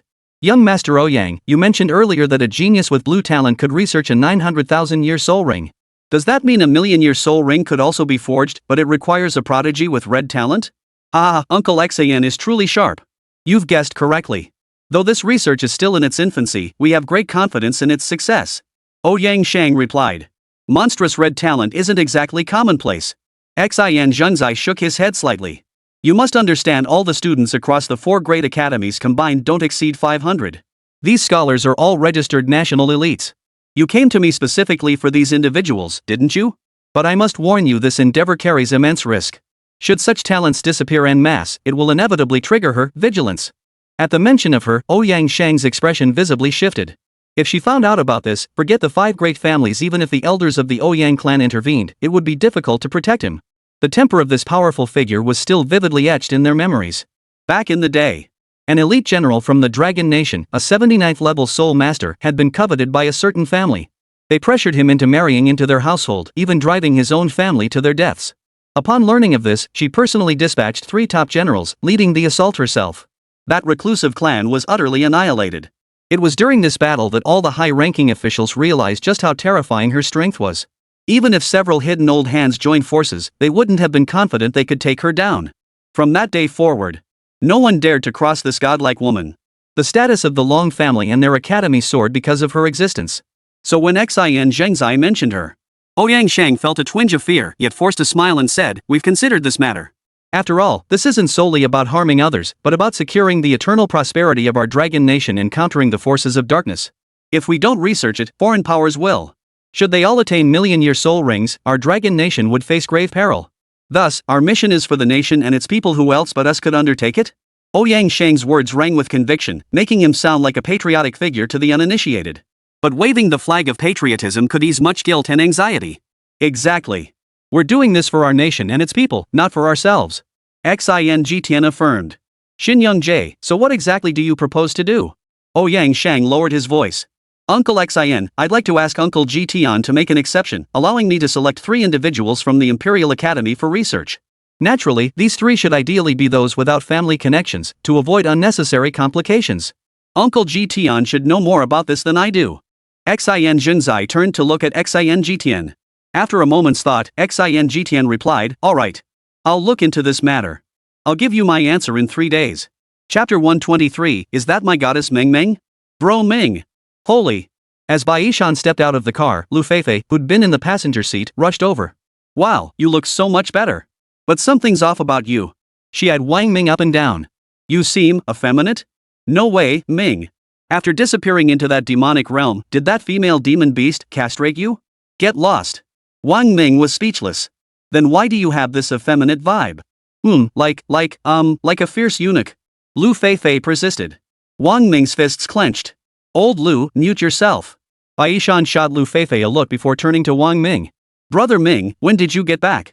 What exactly happened to you? Wang Ming replied, I'll explain everything later. Right now, I'm Wang Mo of Baifeng Academy, not Wang Ming. Damn it. That little Zhang Tianjing must have arranged this. Lu Feifei shouted again. Oomph. And Rushui, Lu Qiaoyao, and Zhang Tianjing probably knew you were back ages ago. Only us 2 were left in the dark, worrying our asses off for you. Oomph. Talk about prioritizing women over friends, huh, old Bai? Bai Yishan remained silent, effectively admitting it. Wang Ming scratched his nose. I didn't tell you guys because I was trying to protect you. Lu Feifei rolled her eyes. Protect us? So you're saying you value friendship over love? You'd expose your own wife to protect us? If it were anyone else, fine. But if it's that scoundrel from the capital, I don't buy it. Old Bai, right? This time, Bai Yishan nodded. Wang Ming, wrong. Alright, you two, I was wrong, okay? I'll treat you guys to a meal later. Now we're talking. Lu Feifei finally seemed satisfied. So, how exactly do you need our help? The 3 got into the car first. Lu Feifei drove, while Wang Ming briefly recounted what he knew. They're using humans for research? Bai Yishan exclaimed with disgust. How outrageous. Those heartless beasts.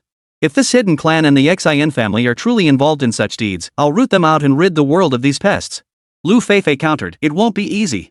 They're researching soul rings. People today only care about power and nothing else matters.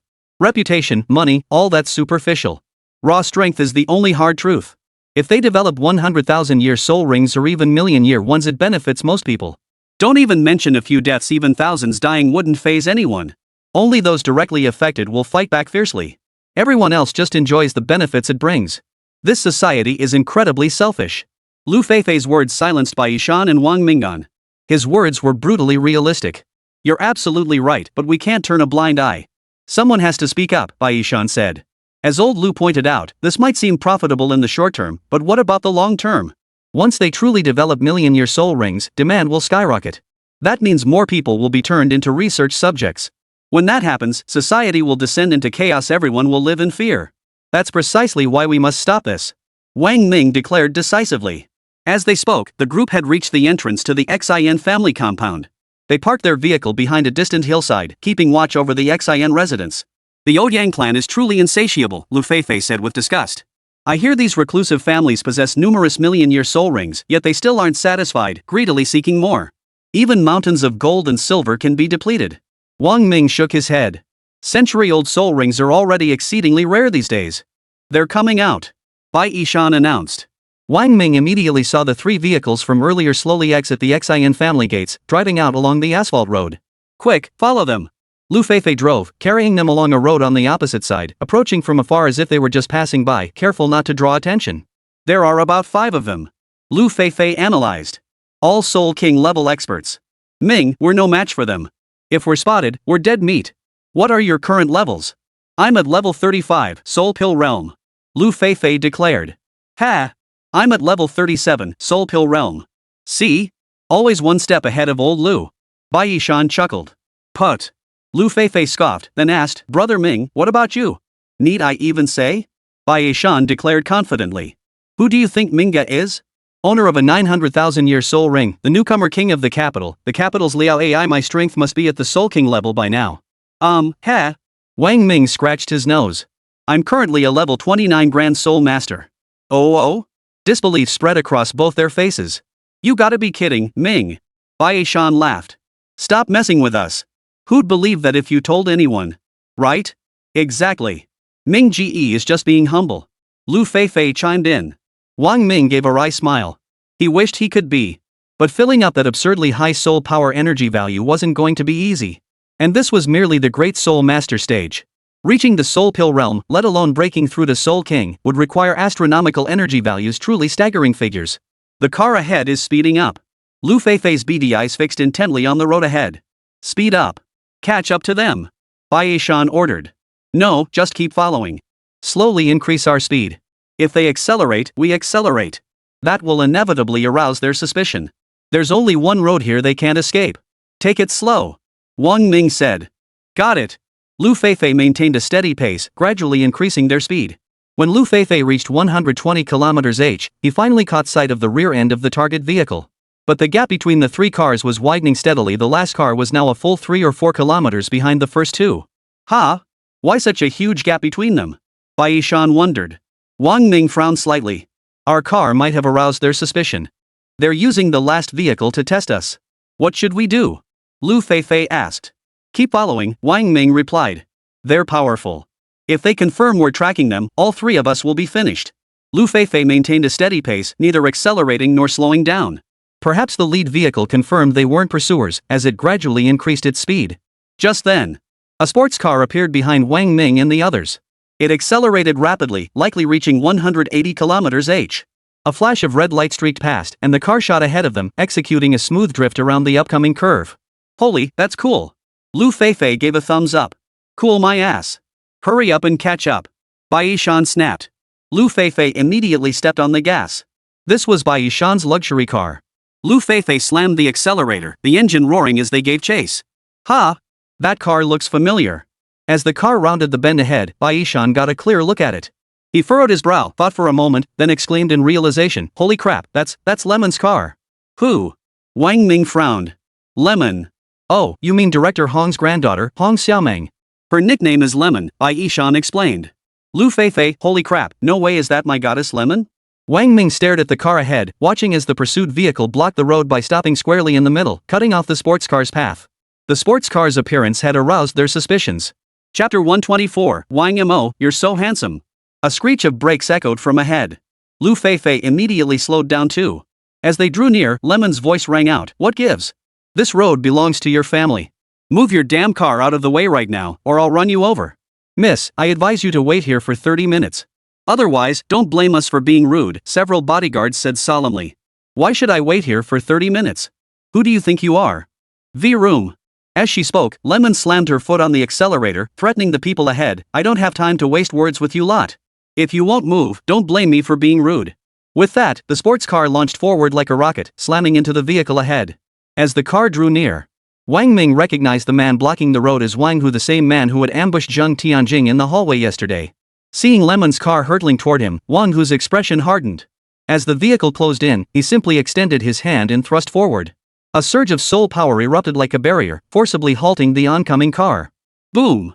The front bumper slammed into the invisible wall of soul force, the hood deforming from the impact. Lemon kicked open the door with a loud bang, stepping out unscathed. She glanced at her beloved car and instantly flew into a rage. You thug! Not only did you block my path and try to rob me, but you also dared to wreck my car. This is the capital city. How dare you show such disrespect to this lady? Just wait until I call my grandfather to deal with you lot. With that, she reached for her phone to make a call. Wang Hu flashed forward, intending to snatch Lemon's phone. But Lemon clasped the jade pendant hanging around her neck. A powerful surge of soul energy erupted, and a ghostly figure materialized above her head. Who dares lay a finger on my granddaughter? Wang Ming, Baishan, and Lu Feifei all stared in stunned silence. So this is the perk of having a grandfather? Wang Hu was also frozen in shock. He never expected that with just a simple move without even using his soul power, let alone a soul tool, the opponent would just go off the rails like that? This defies logic. But Hong Kajin, consumed by his protective instincts for his granddaughter, fixed his gaze on Wang Hu with hostility. You! Aren't you Ouyang Shang's bodyguard? What? You intend to kill my granddaughter right here? Is Ouyang Shang provoking me, or is he provoking the Capital Academy? Or is he provoking the entire Education Bureau? No. Wang Hu broke out in a cold sweat at this accusation. He'd only intended to intercept the car politely, never expecting to hit a brick wall, let alone discover the passenger was Hong Kajin's granddaughter. Dean Hong, we wouldn't dare. My young master was just passing by when your granddaughter's car pursued him. I feared someone was following him, so... Was this road funded by Ouyang Shang? No. If not, why can he drive here but others can't? Does that mean whenever he passes through, others are automatically tracking him? Ouyang Shang is also a young master from a prominent family. Why is he so self-absorbed? No, Director Hong, you've misunderstood. Misunderstanding? Hong Kajin sneered coldly. If it's a misunderstanding, then have Ouyang Shang explain it to me in person. If he can't make it clear, I'll personally pay a visit to the Ouyang family and get to the bottom of this. Grandpa, take him down. Lemon pouted, pointing angrily at Wang Hu. He wrecked my car like this. I hate him. Wang Hu. Hong Kajin, go tell Ouyang Shang to compensate my granddaughter for the car immediately. After delivering this stern warning to Wang Hu, he bent down and said affectionately to his granddaughter, good girl, Lemon. Grandpa will make sure they give you a brand new car, okay? So annoying. Lemon pouted, looking thoroughly displeased, tears of grievance welling up in her eyes. Hong Kajin's heart immediately ached for her. Director Hong. Smack. Before he could finish, his body froze as a sharp slap stung his cheek, the burning pain searing through him. This is what happens when you bully my granddaughter. If it happens again, don't blame me for not sparing your Ouyang family's face. Dare utter another word, and I'll kill you. Hong Kajin, unable to vent his anger at his granddaughter, took it all out on Wang Hu. Wang Hu felt utterly wronged. Yet he dared not voice any discontent.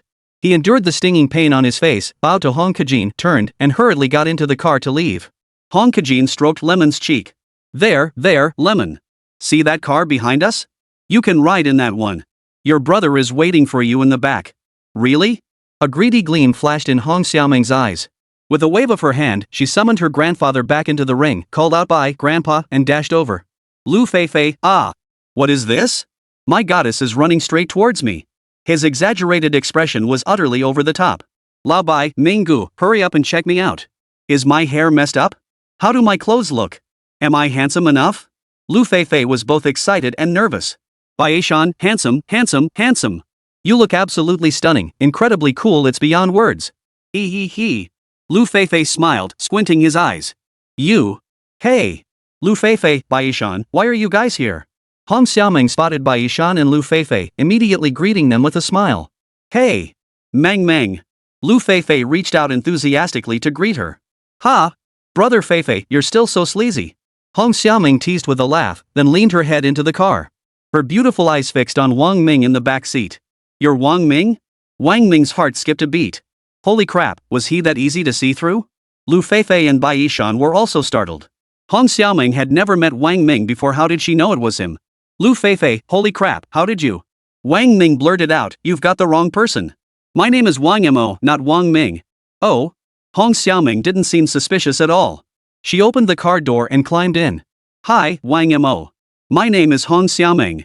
My nickname is Lemon. You can call me Lemon or Meng Meng, but I prefer Lemon. Just call me Lemon. Wang Ming, hi, Lemon. Wang Mo, you're so handsome. Hong Xiaoming stared at him with starry eyes. Wang Mo scratched his nose. I guess I'm okay. No, seriously, you're gorgeous, absolutely stunning. Way better looking than any celebrity I've seen on TV. Plus, you have this soft, feminine charm, like playing the eunuch in that show. It's a kind of delicate, elegant beauty. Hong Xiaoming was completely starstruck. Lu Feifei groaned in agony. Oh no, she's been swept off her feet by the Kyoto Liao AI again. The Kyoto Liao AI? Hong Xiaoming looked at Lu Feifei with intense curiosity. Who do you mean is the Kyoto Liao AI? Bai Yishan quickly interjected. No one. Feifei, hurry up and drive us back. Wang Ming, let's head back first. I'll go get the car. Hong Xiaoming chimed in. Right. I want to ride in Brother Wang Mo's car. Chapter 125, First Soul Skill Shock. Brother Wang Mo, you're so handsome. Brother Wang Mo, do you have a girlfriend? I'm a pretty traditional girl. If you do have a girlfriend, I wouldn't recommend being the other woman. Wang Mo. All the way there, Hong Xiaoming sat in the passenger seat, her little mouth firing like a machine gun the entire journey. Wang Ming's ears were nearly ringing from the constant chatter when they finally arrived at the gates of the Capital Academy. Lemon, we're here. You should head back now. Wang Ming couldn't wait for this little terror to leave. No way. Lemon grabbed Wang Mo's arm. Brother, why don't you come home with me? My grandpa would definitely like you. No way. Wang Ming refused immediately. Are you kidding me? Yesterday I barely escaped your grandpa catching me. Going in today would be walking right into a trap. Hong Xiaoming was a simple, innocent, and naive little cutie who was totally obsessed with good looks. Completely blinded by her own pretty face. Please. Hong Xiaoming tugged at Wang Ming's arm, looking like she was about to burst into tears. Fine. Wang Ming was speechless. After a moment, he said, here's the deal, I'll give you my number. Whenever you want to hang out, just call me. How's that? We can't get too close right away. We need to keep things mysterious, right? Oh yeah, right. We gotta keep it mysterious. Hong Xiaoming quickly pulled out her phone. Wang Ming dictated his number and she saved it as Brother Luo AI. Wang Ming's hackles rose instantly. Damn it, why Brother Liaoli? Hong Xiaoming retorted, didn't Brother Feifei just call you Lu Buwei of the capital? So I'm labeling you Lu Buwei brother. Wang Ming, Lu Feifei, you little. After seeing Hong Xiaoming off, Wang Ming immediately headed toward the hotel. Bai Yishan and Lu Feifei were stationed outside. Before he even reached the hotel, Bai Yishan called urgently, Brother Ming, their car's on the move again. Looks like they're heading out to the suburbs, probably by Liang Mountain. By Liang Mountain? The moment Wang Ming heard those words, he snapped, follow them. I'll be right there. With that, he slammed his foot on the accelerator and sped toward Bailiang Mountain. It was now lunchtime. Commuters flooded the roads, causing heavy traffic jams, especially on Jingdu Road, which was gridlocked. Wang Ming couldn't wait. He pulled over to the side of the road and launched his flying sword toward Bailiang Mountain. He intended to see what Ouyang Shang was up to. A car couldn't match the speed of flight. About 30 minutes later, Wang Ming spotted Ouyang Shang's familiar beat-up car in the distance. This time, however, it was alone. The moment he spotted it, Wang Ming suddenly felt like he'd been tricked. Could he have fallen for their diversion tactic? But turning back now was too late. He could only follow and see what this car was up to. The car sped into the back mountains of Bailiang Mountain. Instead of heading toward the trial base, it casually parked on a hillside after entering the rear mountains of Bailiang Mountain. 3 people stepped out of the car. They were Ouyang Shang's 3 bodyguards. It seemed they had spotted Wang Ming and his group long ago, but their earlier pursuit had been interrupted by Hong Xiaoming's appearance. This time, they had come out specifically to lure them into a trap. Lu Feifei's car stopped nearby. 2 people got out, and Wang Ming slowly descended before them. Hey! You're the one who fought me yesterday, right? Wang Hu pointed at Wang Ming.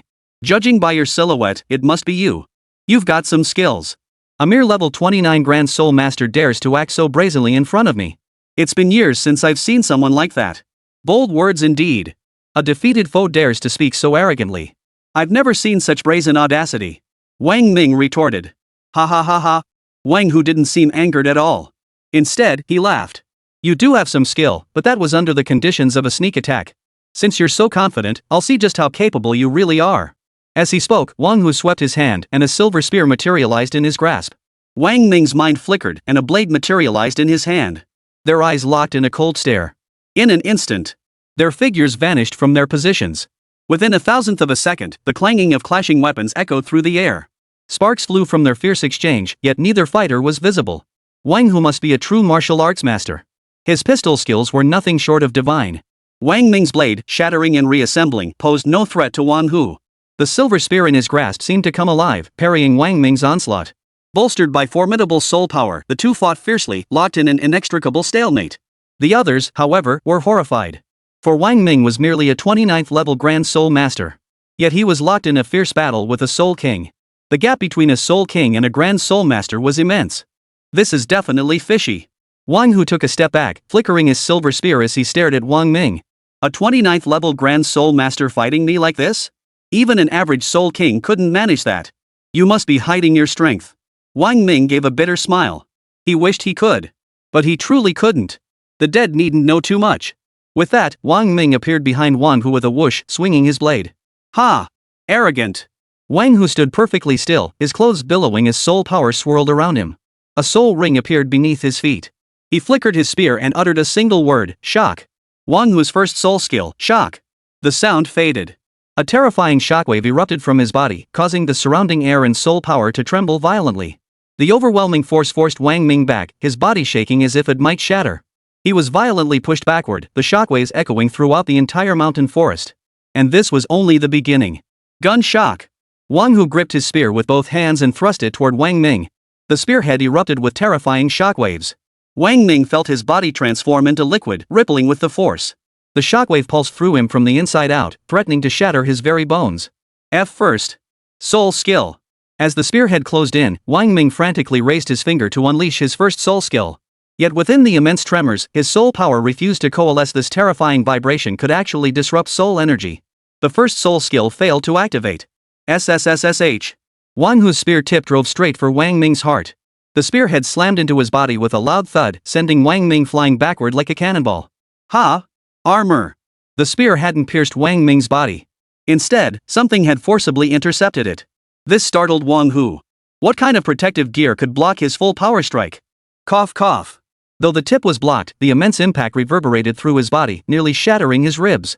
Unable to suppress a few coughs, Wang Ming scrambled to his feet and sneered, "Level 9 demon beast hide? Do you really think you can pierce that? A level 9 demon beast?" Wang Hu was startled at first, then his face twisted with disbelief. Watch your mouth. A level 29 Grand Soul Master like you probably hasn't even seen a level 7 demon beast, let alone a level 9 one. Chapter 126, Fake. Fake. Just bluster. Hey. Let me tell you, my brother Ming isn't just bragging. Lu Feifei perked up at this topic. Back when he was still a soul master, he ran into a level 9 demon named Tuasen at the trial grounds. Not only did he toy with Tuasen like a puppet, but he even made Tuasen serve him tea, fetch water, and hand over treasures. You probably heard about that incident at the trial grounds back then, huh? Well, that was my Ming brother. How awesome is that? Oh?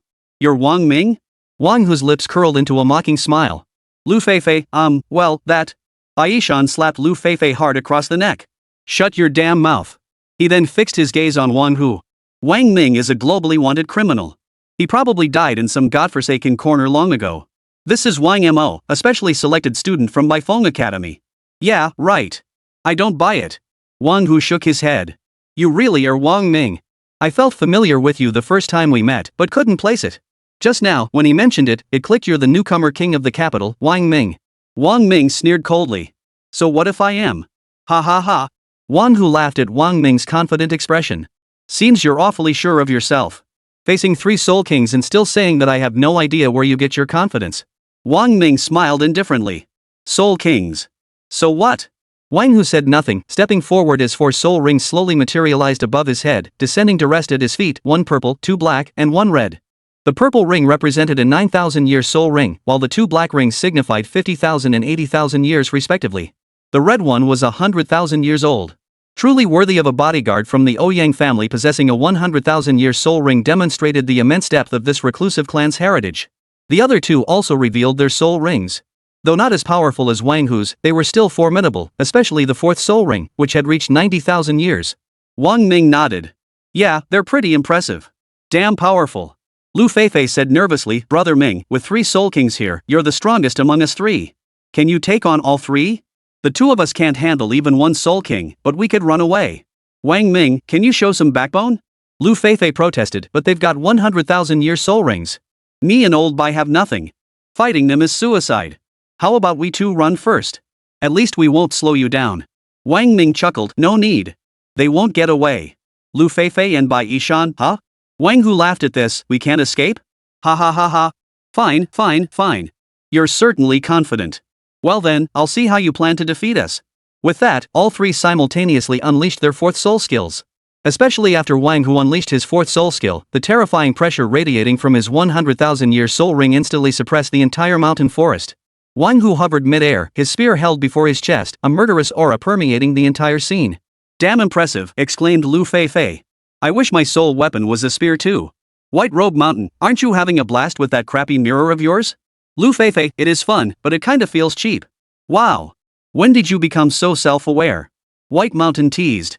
Seeing them still chatting and laughing, Wang Hu felt anger welling up inside. He had unleashed his killing technique, yet they remained utterly oblivious. Arrogant, ignorant brats. Today I'll make sure you have no place to bury your bodies. 4th soul technique, Dragon's Flight. With a thunderous command, the silver spear came to life.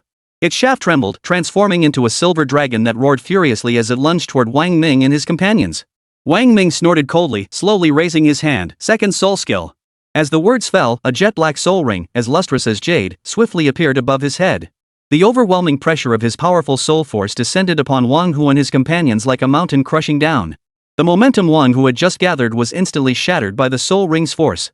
The jet-black soul ring slowly rose upward, gradually expanding in size. Within it, a pitch-black vortex appeared, its depths resembling a bottomless abyss. Primordial chaos. An aura emanating from the primordial era drifted out from the black hole, spreading across the entire arena and converging within Wang Ming's body. As the primordial aura merged with him, Wang Ming radiated an aura of sacred inviolability, evoking an overwhelming urge to worship. Wang Hu and the others stared in stunned silence. This aura instilled a primal fear deep within them. Even the most fearless desperados felt their legs grow weak in its presence. This. Wang Hu stammered, his lips trembling. A 1,000,000-year soul ring? His voice was thick with disbelief. He had been supremely confident in his own 100,000-year soul ring, yet now faced one that was 1,000,000 years old. His own soul ring seemed as insignificant as a mouse before a cat in comparison. Impossible. Absolutely impossible. Wang Hu shook his head. Who else could possess a 1,000,000-year soul ring besides those hidden clans? Wang Ming's lips curved upward in a smile. Impossible? Could it be fake? No. A 1,000,000-year soul ring should be golden. His is black, it must be fake. Fake.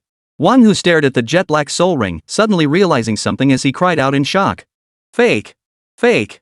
Nothing but bluffing. Wang Hu refused to believe it. Today, I'll see just how much a mere Grand Soul Master can do. Dragon Spear, kill. Wang Hu unleashed his full soul power, the colossal energy giving him confidence.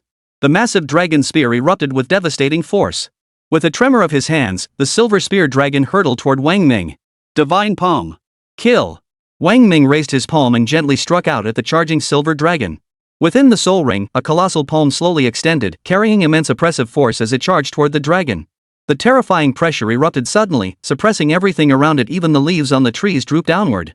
The palm struck out. The silver dragon roared furiously, its head lunging viciously toward the palm's center. It must be said that Wang Hu's strength was formidable, far surpassing that of Miao Linpu encountered the previous night, despite Miao Linpu's soul rings being quite extraordinary. But compared to Wang Hu, he fell far short, especially when Wang Hu unleashed his 4th soul skill from his 100,000-year soul ring. It dared to show signs of countering the soul skill erupting from Wang Ming's 5,000,000-year soul ring. Of course, this was also because Wang Ming's current cultivation level was only at the 29th rank. Boom! The collision of the two energies erupted in a thunderous roar. The dragon head shattered explosively under everyone's gaze. Simultaneously, cracks appeared in the black palm amidst the detonation, yet it did not shatter completely. Instead, it channeled its final burst of energy and lunged toward Wang Hu. Chapter 127, Can you withstand this?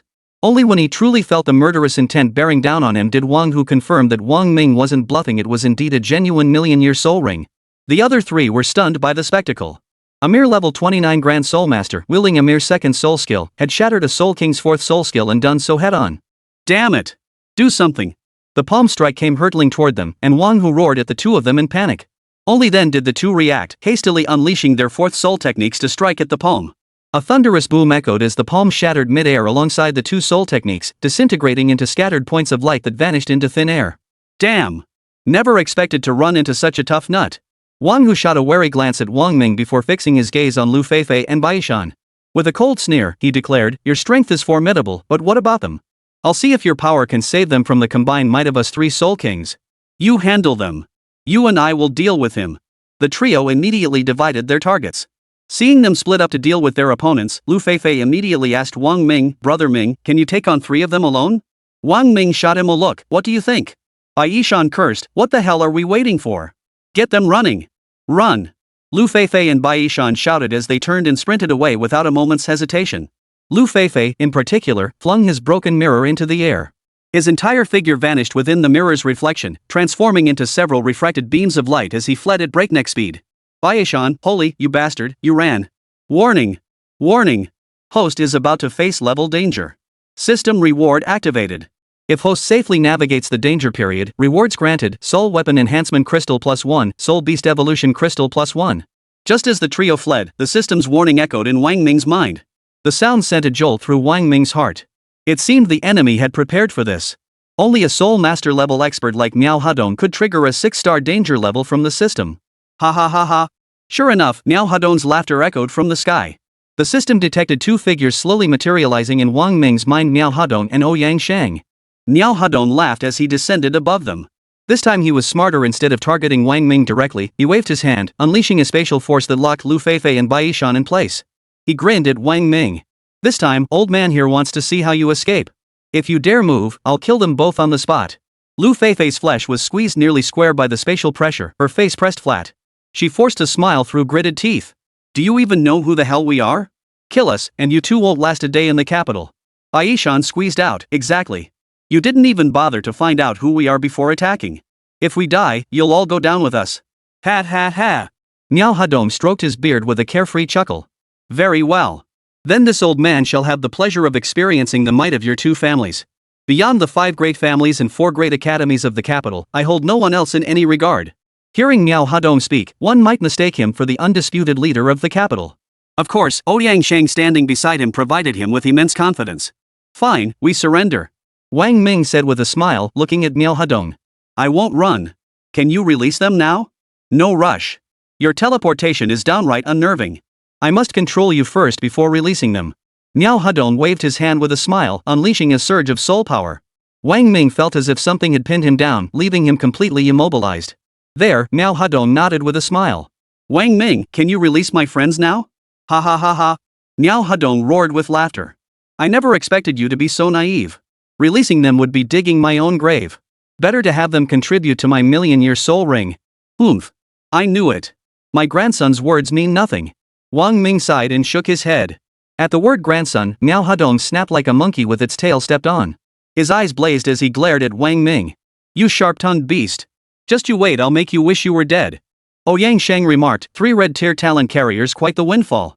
"Let's send them to the trial base for research first." Thus, Miao Hadong led them toward the trial base. Red-tier talent? Wang Ming's mind raced.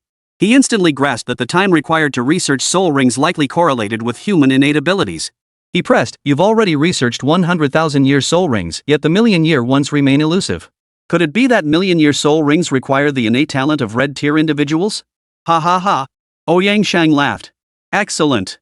You're truly sharp to deduce that. Indeed, researching million-year soul rings requires the red prodigy talent, and all 3 of you possess it. Red talent individuals are exceedingly rare throughout the entire Dragon Nation. How dare you use one to research soul rings? Aren't you afraid she'll find out?" Wang Ming asked. "Oomph. You dare mention her?" Miao Hadong sneered coldly with disdain. "Don't flatter yourself. Worry about your own situation first." As he spoke, Miao Hadong swept his hand through the air. Wang Ming felt the space before him begin to warp. His vision blurred, a sharp pain pierced his eardrums, and his brain swelled with pressure, as if it might explode. This was the power wielded by a soul master, teleportation. Though only a short-range teleportation, its combat effectiveness in battle was terrifying. When his vision finally cleared, Wang Ming felt dizzy and disoriented. Darkness enveloped him, broken only by the greenish-blue flames burning within the demonic energy-filled cavern, preventing it from being completely pitch black. Both sides of the cavern were lined with rows of cages, each holding dozens of prisoners. The prisoners inside were gaunt and sallow, their expressions lifeless. Welcome, everyone, to the experimental base.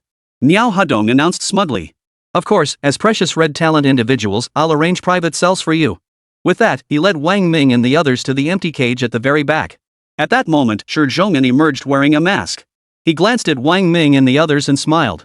Old Niao sure works fast. He managed to capture 3 red talent prodigies in just half a day. Niao Hadong retorted, don't underestimate them, especially this one. He's the very person who escaped from my grasp last time. Shi Zhong'an fixed an amused gaze on Wang Ming, so it's you. Truly a heroic youth. Now, hero, use your life to make a great contribution to humanity's soul ring cause. Ouyang Shang asked, can we proceed now? Everything's ready except the final push. Shi Zhong'an chuckled. We've waited so long for this moment, how could we wait any longer? Old Niao, bring him in. We'll start with him.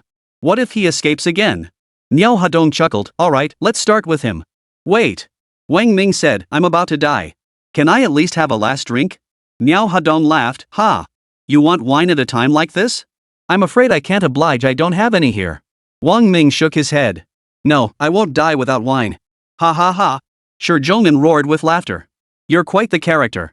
You're already meat on the chopping block, what choice do you have? Wang Ming smiled calmly, what if I said there was? Niao Hadong frowned, fixing Wang Ming with a piercing stare. Oomph. I'll see what tricks you've got left up your sleeve. Wang Ming smiled. I have plenty of tricks up my sleeve. The question is whether you can handle them. As he spoke, a flake of crystal clear snow drifted gracefully from his hand. Chapter 128, is Wang Ming her bastard son? The snowflake drifted unremarkably before Wang Ming, illuminating his smiling face. Niao Hadong had never seen this snowflake before. His first thought upon seeing Wang Ming produce it was, has this guy lost his mind? Threatening me with a snowflake? But just because he hadn't seen it didn't mean others hadn't. Ouyang Shang had. So when he saw the snowflake, his eyes widened in shock. The fear was unmasked, for the intimidation it carried struck him to the core. Heh, interesting. You think pulling out a measly snowflake? Shut up. Ouyang Shang's voice carried a deep, helpless fear. Niao Hadong sensed something amiss with Ouyang Shang. Whatever could instill such dread in the young master of this reclusive clan must be extraordinary, otherwise, Wang Ming wouldn't be so calm and confident. Lu Feifei naturally had no idea what this object was. But seeing his boss pull it out and send Ouyang Shang into such terror, he felt his own salvation approaching. He chuckled, now you know, huh? Oomph. I told you guys long ago, little master here isn't someone to mess with. If you know what's good for you, let us go right now. Otherwise, I'll make sure you wish you were dead. Ha ha ha ha. Bai Yishan was a man of sharp intellect. When he saw the snowflake and observed Ouyang Shang's reaction, something clicked. His gaze toward Wang Ming shifted. No wonder Wang Ming possessed soul rings of 900,001 million years. He must be her illegitimate son. It had to be so. Otherwise, how could an unknown nobody from Linjian possess such terrifying soul rings? No wonder he dared to kill Xian Shenguang, the eldest son of the Xian family, one of the 5 great families of the capital, in broad daylight. His background was that formidable. For him and Lu Feifei to even know Wang Ming, that's nothing short of climbing way above their station. Ha! Bai Yishan roared with laughter. Now you're scared, aren't you? Let me tell you, my brother Ming is her illegitimate son. Touch him and you're asking for death. Ouyang Shang, oh? Wang Ming, oh? Lu Feifei suddenly understood, right. That explains it. My Minga's first move was a 900,000-year soul ring. He dared kill Xian Shenguang on his debut, faced the 5 great family sanctions without flinching, and even challenged a soul master solo. So he is her illegitimate son. It all makes sense now. It's so logical. My goodness. Ming, you've been hiding this from us for so long. Why didn't you tell us sooner? If you had, we wouldn't have been so scared. Ouyang Shang's gaze toward Wang Ming instantly transformed, becoming crystal clear. Niao Hadong stared at Wang Ming, his eyes filled with utter disbelief. Shi Zhong'an looked utterly bewildered. This revelation was simply too explosive, so shocking that none could accept it. Wang Ming, her illegitimate son. Wang Ming felt his confidence crumble. Watching the snowflake shimmering with a silvery white glow before him, he felt a pang of dread. He couldn't possibly be her illegitimate child. According to the original host's memories, his parents had passed away shortly after his birth. After Bai Yishan and Lu Feifei showered him with such flattery, he grew a bit apprehensive. He feared she might crush him with a single blow to protect her own reputation. Ming! Ouyang Shang called out, his tone suddenly softening. It's a misunderstanding. This is all a misunderstanding, old Niao. Quickly let Ming go. This. Niao Hadong hesitated. This sudden turn of events caught him off guard. How could he release someone he'd finally caught, all because of a tiny snowflake? If it turned out to be fake, wouldn't that be utterly humiliating? Niao Hadong had already been humiliated by Wang Ming once. He wouldn't accept a second time. He said, "Young Master Ouyang, please don't be impatient. The authenticity of this item hasn't been confirmed yet. Besides, I've heard she's always been alone, never involved in any scandals. How could such a significant illegitimate child suddenly appear? This child is about 20 years old. If we calculate the timeline, she couldn't have had an illegitimate child 20 years ago." Ouyang Shang nodded as if awakening from a dream. He realized he'd been overly suspicious, intimidated by her reputation and swayed by Lu Feifei and Bai Yishan's words. Turning to Wang Ming, he seethed with embarrassment at his earlier fear, gritting his teeth. "Ridiculous. Trying to use her to pressure me? You really think you're so clever? Too bad I'm not so easily fooled." "Is that so?" Wang Ming's lips curled into a sneer. "Then you believe this artifact is fake? How about this?" As a master of the soul sec level, Miao Hedong could sense the terrifying energy concealed within this snowflake. He chose a safe approach. "I'll let you go, but you must not utter a single word about what happened here." "How does that sound?" "No deal." Wang Ming shook his head with a smile. "You slaughtered so many of your own kind for selfish gain. Do you really think you can get away with it that easily?" Miao Hedong's eyes narrowed as he fixed Wang Ming with a cold stare. "Then what do you want? Don't push it too far. She is indeed powerful, but we're 60 or 70 miles from the capital. Even if she comes, it'll take time. That time is more than enough for me to kill you all. If need be, we'll take her down with us." Miao Hedong's threat wasn't empty. Though she was powerful, she wasn't present. With Miao Hedong's soul master level strength, he was confident he could wipe them out in an instant.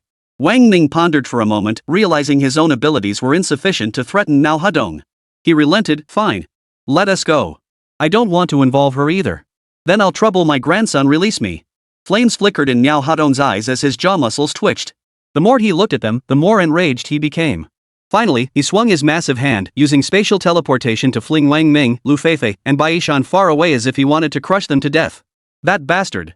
I'd kill him myself." Miao Hedong gritted his teeth. Ouyang Shang furrowed his brow, pondering slowly. "Old Miao, old Shi, what are the odds this Ming guy is her illegitimate child?" Shi Zhongyan shook his head.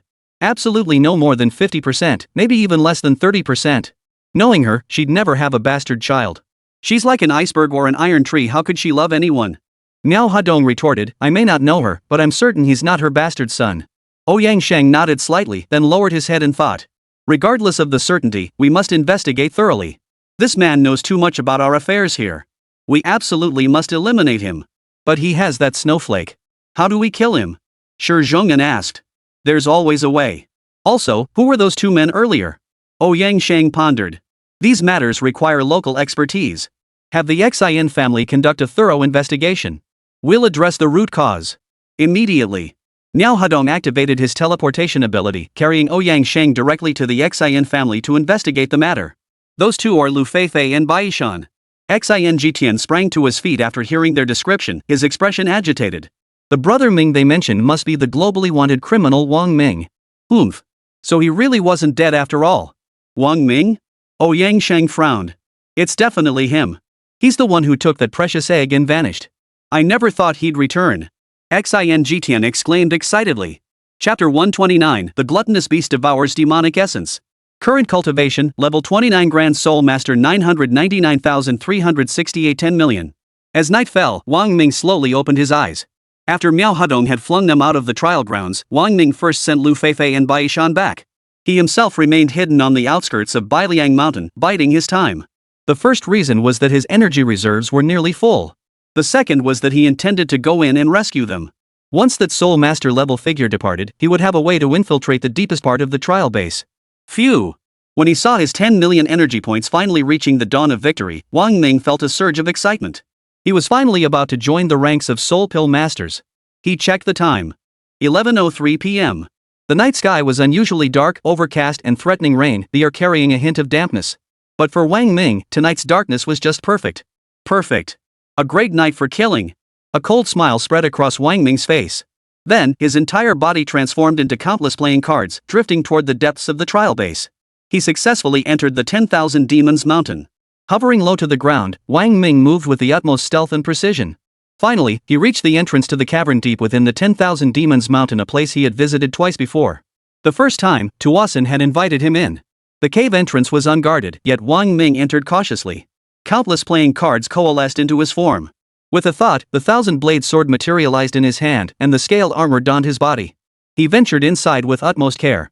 Fortunately, Ouyang Shang and Miao Hadong were absent. However, Professor Shi Zhonghan was inside, deeply engrossed in his research. The entrance remained unguarded because 4 Soul Emperor-level experts were stationed around the perimeter of 10,000 Demons Mountain, ensuring the interior's absolute security. But Wang Hu and his men were inside. Shi Zhonghan was a simple professor, merely a soul user in strength. Wang Hu and his men, however, were a different story. Wang Ming was utterly confident he could kill them, but any action would inevitably draw the attention of the Soul Emperor-level experts outside. Facing such formidable opponents, Wang Ming dared not rely on his own limited strength to confront them head-on. Fortunately, he possessed a face-changing patch. Assuming Ouyang Shang's face, Wang Ming walked in openly and unchallenged. Wang Hu and the others startled at the sound, but upon recognizing the face, they immediately relaxed and returned to their posts. Shi Zhonghan sat in his chair, deeply engrossed in his work behind thick glasses for severe myopia. He didn't notice Wang Ming's entry at all. Wang Ming quietly observed him. Professor Shi Zhonghan was truly a remarkable talent. He had achieved remarkable accomplishments in biological research, dedicating his entire life to the field. Disguised as Ouyang Shang, Wang Ming explored the underground chamber with keen interest. He silently tossed the 1,000 blades fragment at the feet of the other two before returning to Wang Hu's side with a sigh. Wang Hu stood immovable, rooted to the spot like a nail. He was indeed a capable bodyguard. Snap! Wang Ming patted his shoulder. Young master. Wang Hu immediately bowed deeply in respect. How many years have you served Ouyang Shang? Wang Ming asked. 12. Before he could finish the instinctive reply, he jerked his head up, staring at the familiar face before him. He scrutinized it closely, only to realize the person was an imposter. In that instant, he froze in shock. But Wang Ming gave him no chance to react. The instant Wang Hu registered what was happening, 1,000 shards of blade pierced mercilessly through his throat.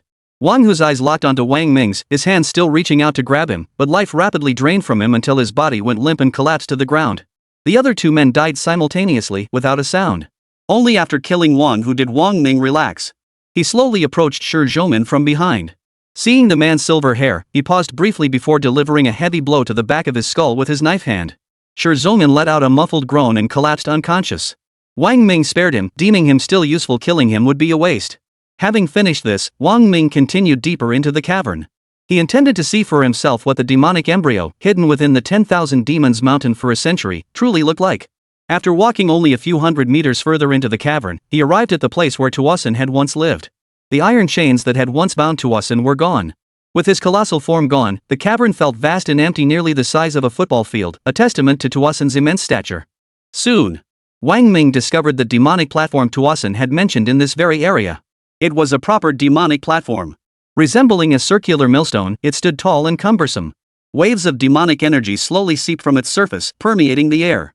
A pale green glow illuminated its sinuous, demonic contours. Wang Ming examined it carefully. He discovered no signs of life nurtured within this magic embryo. This was puzzling. Could it be that the magic platform and the magic embryo are entirely different things? After Wang Ming's thorough examination confirmed the womb contained no life, the gluttonous demon beast within his soul ring suddenly began to stir with agitated movement. Wang Ming froze. It suddenly dawned on him. Back in the demon realm, when he encountered so many demonic embryos and such intense demonic energy, the gluttonous demon beast hadn't shown the slightest reaction. It hadn't even stirred. Wang Ming, preoccupied with navigating the unfamiliar, perilous terrain, had forgotten about the beast entirely. Now, it felt strangely odd. Why did the demonic embryos here cause the gluttonous beast to stir, while those in the demon realm did not? With this question in mind, he released the gluttonous beast. Meow. The gluttonous beast landed cautiously, positioning itself before Wang Ming. Its tiny nose sniffed the ground lightly. Suddenly, it caught a scent, perking its ears with excitement as it turned its gaze toward the demonic platform. Wang Ming was curious and said, "Go ahead and do whatever you want, it's perfectly safe here." Meow. The gluttonous demon beast responded to Wang Ming, then excitedly dashed toward the magic platform. Upon reaching it, it circled the millstone-sized platform once, carefully sniffing it with its nose. Then it extended its tongue and dared to lick the magic platform, looking utterly delighted. As if it had tasted the finest delicacy in the world. This is interesting. Wang Ming found it quite amusing. He had originally taken in the gluttonous demon beast because its name intrigued him. Gluttonous implied wolfing down food, devouring everything in sight. Demon suggested it consumed demonic energy. Because of this name, Wang Ming had kept the gluttonous demon beast. He never imagined it could actually consume demonic energy. He'd witnessed it before on the outskirts of 10,000 Demons Mountain, but that had been merely a minor display. This time, he intended to witness firsthand how the gluttonous demon beast devoured demonic energy. Chapter 130, Gentlemen, we are your opponents. Inside the cavern, the gluttonous demon beast lowered its head, sniffing the demonic platform lightly, like a starving person greedily inhaling the aroma of delicious food wafting from a restaurant door. Wang Ming watched the gluttonous demon beast intently. He had seen before how it drew strength by consuming demonic energy, but he had never witnessed its combat prowess or how it devoured the demonic platform. Meow. The gluttonous beast continued licking the magic platform. No way. Is it actually going to lick the magic platform clean? Wang Ming furrowed his brow slightly, watching the gluttonous beast intently.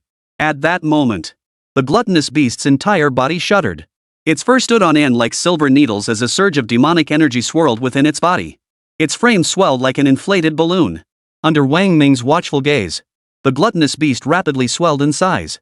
Within mere moments, it transformed into a colossal figure resembling a mighty tiger, massive in stature, with powerful limbs and broad, thick paws, radiating an imposing presence. Were it not for the meow meow sounds coming from its mouth, Wang Ming would have thought it had transformed into a tiger. Wang Ming hadn't expected it to possess such extraordinary abilities. Meow. The enlarged glutton beast slowly turned twice toward the magic platform, emitting a cry. Yet this cry was no longer a pure meow, but a deep, powerful howl. Just as Wang Ming wondered how it would absorb the magic platform, what followed surprised him. With a wide opening of its massive jaws, a powerful suction force swept out like a gale. The millstone-sized magic platform instantly dissolved into a stream of energy, flowing directly into the gluttonous beast's mouth. Wang Ming. That intense? He had assumed the gluttonous beast would absorb it or use some other method. He never imagined it would swallow it whole. The material of the magic platform resembled the rocks on Blue Star incredibly hard. Even a rock crusher would struggle to pulverize such a sturdy millstone, let alone the stomach of a demon beast or soul beast. Wang Ming watched in stunned silence. After devouring the demonic platform, the gluttonous demon beast licked its lips, looking unsatisfied, as if it hadn't eaten its fill. Holy crap, is it that fierce? Wang Ming walked over, looked up at the 2 to 3 meter tall colossal glutton beast, then crouched beneath its belly. He stroked its furry underbelly. Little glutton, are you sure you can digest something this hard? Meow. The glutton beast licked its lips contentedly, shook its head, and shuddered as its body rapidly shrank like it was shrinking, finally returning to its original size. The millstone in its belly seemed to shrink along with it. Interesting, interesting. Wang Ming chuckled, crouching down to pat the glutton beast's head. After devouring the demonic platform, the gluttonous beast would likely undergo a digestion period. Once it processed the platform, its power would undoubtedly undergo a qualitative leap. The question was, what changes would little glutton undergo after absorbing the demon platform? He dared not linger here. Wang Ming first headed to Shi Zhongmen's experimental site. After searching around, he took 5 soul rings developed there, each over 100,000 years old. He didn't bother checking their exact ages. They were all harmful things created through research, so he took them all and destroyed the equipment here. Outside were the imprisoned subjects. They were lifeless, their spirits broken by repeated experiments. Alas! These poor souls. Even if released, recovery would be impossible. Wang Ming sighed, unlocking the cages. At the sound of the doors opening, all trembled in terror, their eyes fixed on him with dread. You are free! Wang Ming declared. Those who wish to live should leave immediately. As for whether you can return to normal, that depends on your own fate. Some cautiously stepped out. Once they confirmed there was no danger, they sprinted for the exit. Seeing this, the others immediately followed suit, running as fast as they could. But they all shared one common trait. They had completely lost their soul power. In this era where everyone was a soul master, these individuals had their innate soul power forcibly stripped away by some terrifying force, leaving them incapable of absorbing soul rings. Who dares to cause trouble here? The cry instantly caught the attention of the Soul Emperor outside. A deep, resonant voice echoed from the distance. Wang Ming had anticipated this. The instant the voice appeared, he channeled his soul power into the Thunderbolt Soul Bone. With a crackling sound, he swiftly materialized outside the cave and shouted, "It's your old man here." With that, he accelerated toward the outer perimeter of the trial grounds. For Soul Emperor level experts instantly gave chase. Though Soul Emperors were slower than Soul Masters, their speed was still far beyond that of a mere Grand Soul Master like Wang Ming. Within mere breaths, they closed in. In the frantic chase, Wang Ming flashed out of the trial grounds and accelerated eastward. The 4 Soul Emperors pursued relentlessly, closing the gap rapidly. After about 5 or 6 minutes, Wang Ming halted his flight. Hands tucked into his pockets, a smirk curled his lips as he awaited the pursuer's arrival. What an insolent brat! Among the pursuers was a middle-aged man who sneered upon seeing Wang Ming halt his flight. With the strength of a mere Grand Soul Master, you actually think you can escape us? Delusion? Wang Ming's tone was dismissive. If I escape, wouldn't that be slapping your faces? Ha ha ha, the man laughed. I'll be damned if I don't see just how capable a mere level 29 Grand Soul Master is at escaping my grasp. Just because I can't doesn't mean others can't. Wang Ming chuckled softly before calling out, "Honored elders, I implore you to intervene. Fellow soul masters." As Wang Ming's voice faded, another echoed from afar, "I implore you all, fellow soul masters, to show mercy." With the call, two figures materialized before the crowd. They were two of the three Soul Emperors Wang Ming had summoned, level 65 Soul Emperor Chen Gang and level 67 Soul Emperor Song Dijuan. Wang Ming's current status was that of the Grandmaster's grandson. "Gentlemen, the four of us must kill this man. It would be best for you to leave now." The middle-aged man frowned, his gaze wary as he eyed the two Soul Emperor level experts. "Ah," Song Dijuan laughed. "My apologies, but you cannot touch this young friend nor can you afford to. I hope you won't make things difficult for me." "Oomph. You think a mere word from you can dismiss us?" The middle-aged man snorted coldly, slowly raising his hand. A massive soul beast materialized behind him. Cheng Gang also sneered coldly, "It seems you fellow soul cultivators won't give us this courtesy. Since that's the case, let's see what you're truly capable of." Wang Ming addressed Cheng Gang and Song Dijuan, "This task falls to you too." With that, Wang Ming swiftly departed. "You brat, don't you dare run." Seeing Wang Ming attempt to leave, the others immediately moved to intercept him. Cheng Gang swept his hand, drawing his soul tool. "Gentlemen, we are your opponents. Chapter 131, then let's make Ningxue the first to fall." Meanwhile, at the Xin family villa. Upon hearing news of Wang Ming's return, Xin Zhengzai and Xin Jitian's expressions darkened. This was a formidable enemy of the Xin family, one with immense potential. If this youth wasn't eliminated early, the Xin family would surely face utter destruction. They had assumed Wang Ming had perished long ago, yet here he was, returning unscathed. His return was actually a relief. It spared them from constant suspicion. Now they could focus all their strength on eliminating Wang Ming. No matter how formidable or skilled he might be. Could he possibly defeat a soul sect level expert? The answer was unequivocally yes. But don't forget, Wang Ming holds a golden ticket, her snowflake. Whenever he faces mortal peril, merely producing that snowflake will freeze anyone in their tracks. That was her deterrent. They must eliminate Wang Ming silently and decisively, leaving him no chance to react. Fortunately, Wang Ming was currently only a lowly level 29 Grand Soul Master. Even if his strength were to surge to the Soul Pill realm in the short term, or even to the Soul King tier, a Soul Emperor level expert could still finish him off in an instant, provided it was a surprise attack, of course. "This boy must die," Xin Zhengzai declared with unwavering resolve. "He is our Xin family's greatest enemy now. I must take his life with my own hands. He must not be allowed to live another day." Xin Jitian asked, "Young Master Ouyang, where is this man now?" Niao Hadong shook his head with a bitter smile. "Where else could he be? He's gone home, of course. He holds her treasure. How could we dare act? That thing carries more authority than an imperial edict from ancient times. How could we disobey?" Ouyang Sheng said, "We came here specifically to thoroughly investigate this Wang Ming, to uncover his true background and determine whether he could be her illegitimate child." Whose illegitimate child? Xin Zhengzai felt his mind struggling to process the revelation. Her. Who else could it be? Whose illegitimate child could possibly make the Ouyang family feel such dread? Ouyang Sheng slammed his hand on the table. "You mean she's?" Xin Jitian's eyes widened in disbelief. That's impossible." Xin Zhengzai was utterly stunned. Ouyang Shang repeated Lu Feifei and Baishan's words, "Think about it. Wang Ming was born, his parents sacrificed themselves to the heavens, he had no brothers by his side, and he rose to power entirely on his own. Isn't that the perfect opening for a male protagonist in a novel? Her first soul ring is 900,000 years old. She dared to kill your family's Xin Xianguang upon arriving in the capital, disrupted the trial grounds, caused chaos in the court, and wielded her treasure. With all these clues piling up, doesn't it prove she has a deep connection to Wang Ming? Holy, that makes sense." Xin Jitian slapped his forehead. "Now that you mention it, it really does add up. Boss, could this kid actually be her illegitimate son?" "Bull." Xin Zhengzai shot Xin Jitian a withering look. "Don't you get it? Who does she think she is? Where would she get a bastard son?" He then turned to Ouyang Shang and Miao Hadong. "Wang Ming absolutely cannot be her illegitimate child. From what I know, she's a woman who takes responsibility for her actions and possesses great resolve. If she truly had an illegitimate child, she wouldn't hide it. Plus, she's ruthless in her dealings and owes no one explanations. I'm absolutely certain Wang Ming isn't her bastard son." Hearing Xin Zhongji's analysis, everyone nodded in agreement. A woman ruthless enough to wipe out a reclusive clan back then would never offer anyone explanations. If he truly were her child, he wouldn't remain so obscure, not a whisper of his existence would have surfaced. "Good riddance," Ouyang Sheng said with a smile. "Good riddance. This means we absolutely cannot let him live. But he possesses her treasure, so we can't act against him in the capital." Niao Hadong nodded. "Best to lure him out of the capital. Have 3 Soul Master level experts lock down the space. Even with her treasure in his hands, she won't be able to help him. Xin added, Wang Ming is from Linjiang. Luring him back there would be ideal.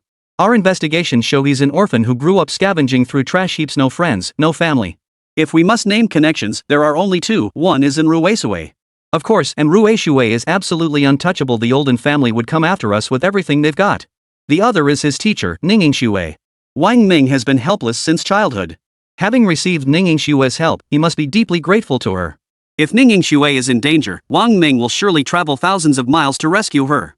That's our chance to kill Wang Ming once and for all. Junzai added. Good. Then let's start with Ningxue. Ouyang Shang declared. I can handle a Soul Master level expert, but the trial base needs someone to watch over it. I might not be able to escape. Miao Hadong said. That's simple. I'll find a way to secure a Soul Sect level expert. As long as we can kill Wang Ming, we're willing to pay any price. Junzai declared. Also, Wang Ming must possess something he acquired in the demon realm. That item belongs to our Xin family. Jitian added. Agreed.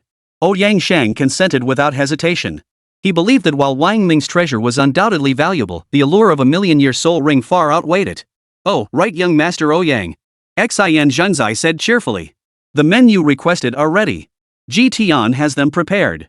We can move in a few days. There are 5 of them. Excellent. Excellent. Ouyang Shang's eyes lit up at the news of the team. My deepest gratitude to both of you, uncles. His primary mission this trip was to complete the research on the million-year soul ring and bring it back. With a red demonic talent, he could accelerate the research process. The sooner he developed the million-year soul ring, the sooner he could return home and fulfill his duty. It's the least we could do. Junzai chuckled. Now then, young Master Ouyang, once the million-year soul ring research is complete, what about our Xin family? Uncle Xin, rest assured. Once it's developed, I'll fulfill my obligations to the clan first. Then, when the second batch of soul rings is ready, I'll deliver them to you immediately. Ouyang Shang replied cheerfully. Excellent. Excellent. Excellent. Junzai exclaimed happily, repeating the word several times. After Ouyang Shang departed, Junzai immediately began mobilizing his forces, launching an intense and meticulous operation targeting Wang Ming. The most critical element was securing 3 Soul Master level experts. These 3 absolutely could not be members of the Xin family, lest any misstep backfire on them. After all, Wang Ming possessed something of hers. They could not allow Wang Ming to die openly at the hands of the Xin family. As long as there was no evidence. No matter how strong her suspicions, she could only harbor them. Meanwhile, Wang Ming had already departed the battlefield, hiding in a cave deep within by Liang Mountain, far from the trial grounds. It was a naturally formed cavern. Inside the cave was a small lake, and astonishingly, it even contained fish. Wang Ming intended to complete the absorption of his 3rd soul ring within this cave. He first sent messages to Ruesue, Lu Chaoyao, and Zhang Tianjing, telling them not to worry about him, as he didn't know how long the soul ring absorption would take. After selecting his spot, he ventured out to hunt a demon beast, feasting heartily. He then brought out all his demon spirit seeds and demon cores. Their vibrant colors shimmered within the cave, reflecting off the nearby lake. He took a deep breath. Wang Ming sat cross-legged, commencing the final push to reach the 29th level Grand Soul Master. Chapter 132, Ancient Wilderness Treading Heaven. Host, Wang Ming. Current cultivation, level 29 Grand Soul Master 10 million. Soul rings, first soul ring 1 million years currently sustainable, second soul ring 5 million years currently sustainable. Soul techniques, first soul technique primordial finger, second soul technique primordial divine palm. Soul essence value, 78,290,000. Detectable range, 5 kilometers.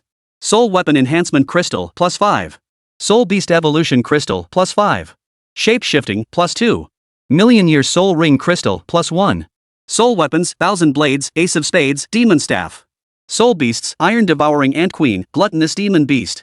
A series of system notifications flashed across the light screen panel. What ignited his passion most were those strings of zeros. After a night of cultivation, he had finally filled the terrifying bottomless pit. But he didn't rush to absorb the soul rings. Instead, he first retrieved the soul rings he had seized earlier on 10,000 Demons Mountain. The soul rings were placed inside a jade box. He didn't know what material the jade box was made of, but it was perfectly sealed, ensuring the soul rings could be preserved for a long time. He opened the soul ring. A deep crimson glow illuminated Wang Ming's eyes. Inside, 7 soul rings were neatly arranged, their ages ranging from 300,000 to 900,000 years. No wonder Miao Linpu could obtain 200,000-year soul rings at such a young age. With his grandfather Miao Hadong possessing so many soul rings, it's only natural that Wang Ming suddenly realized something, his eyes widening in shock. Soul rings had only been studied in the past half year. But Miao Linpu was around 20 years old. That meant he must have absorbed other soul rings before the 100,000-year soul rings were developed. Yet during that night's battle, all of Miao Linpu's soul rings were over 100,000 years old. Could it be? Did they have a way to alter the age of previously absorbed soul rings? That would be utterly unnatural. This thought sent a chill down Wang Ming's spine. If that were true, the world would inevitably descend into chaos over this matter. No.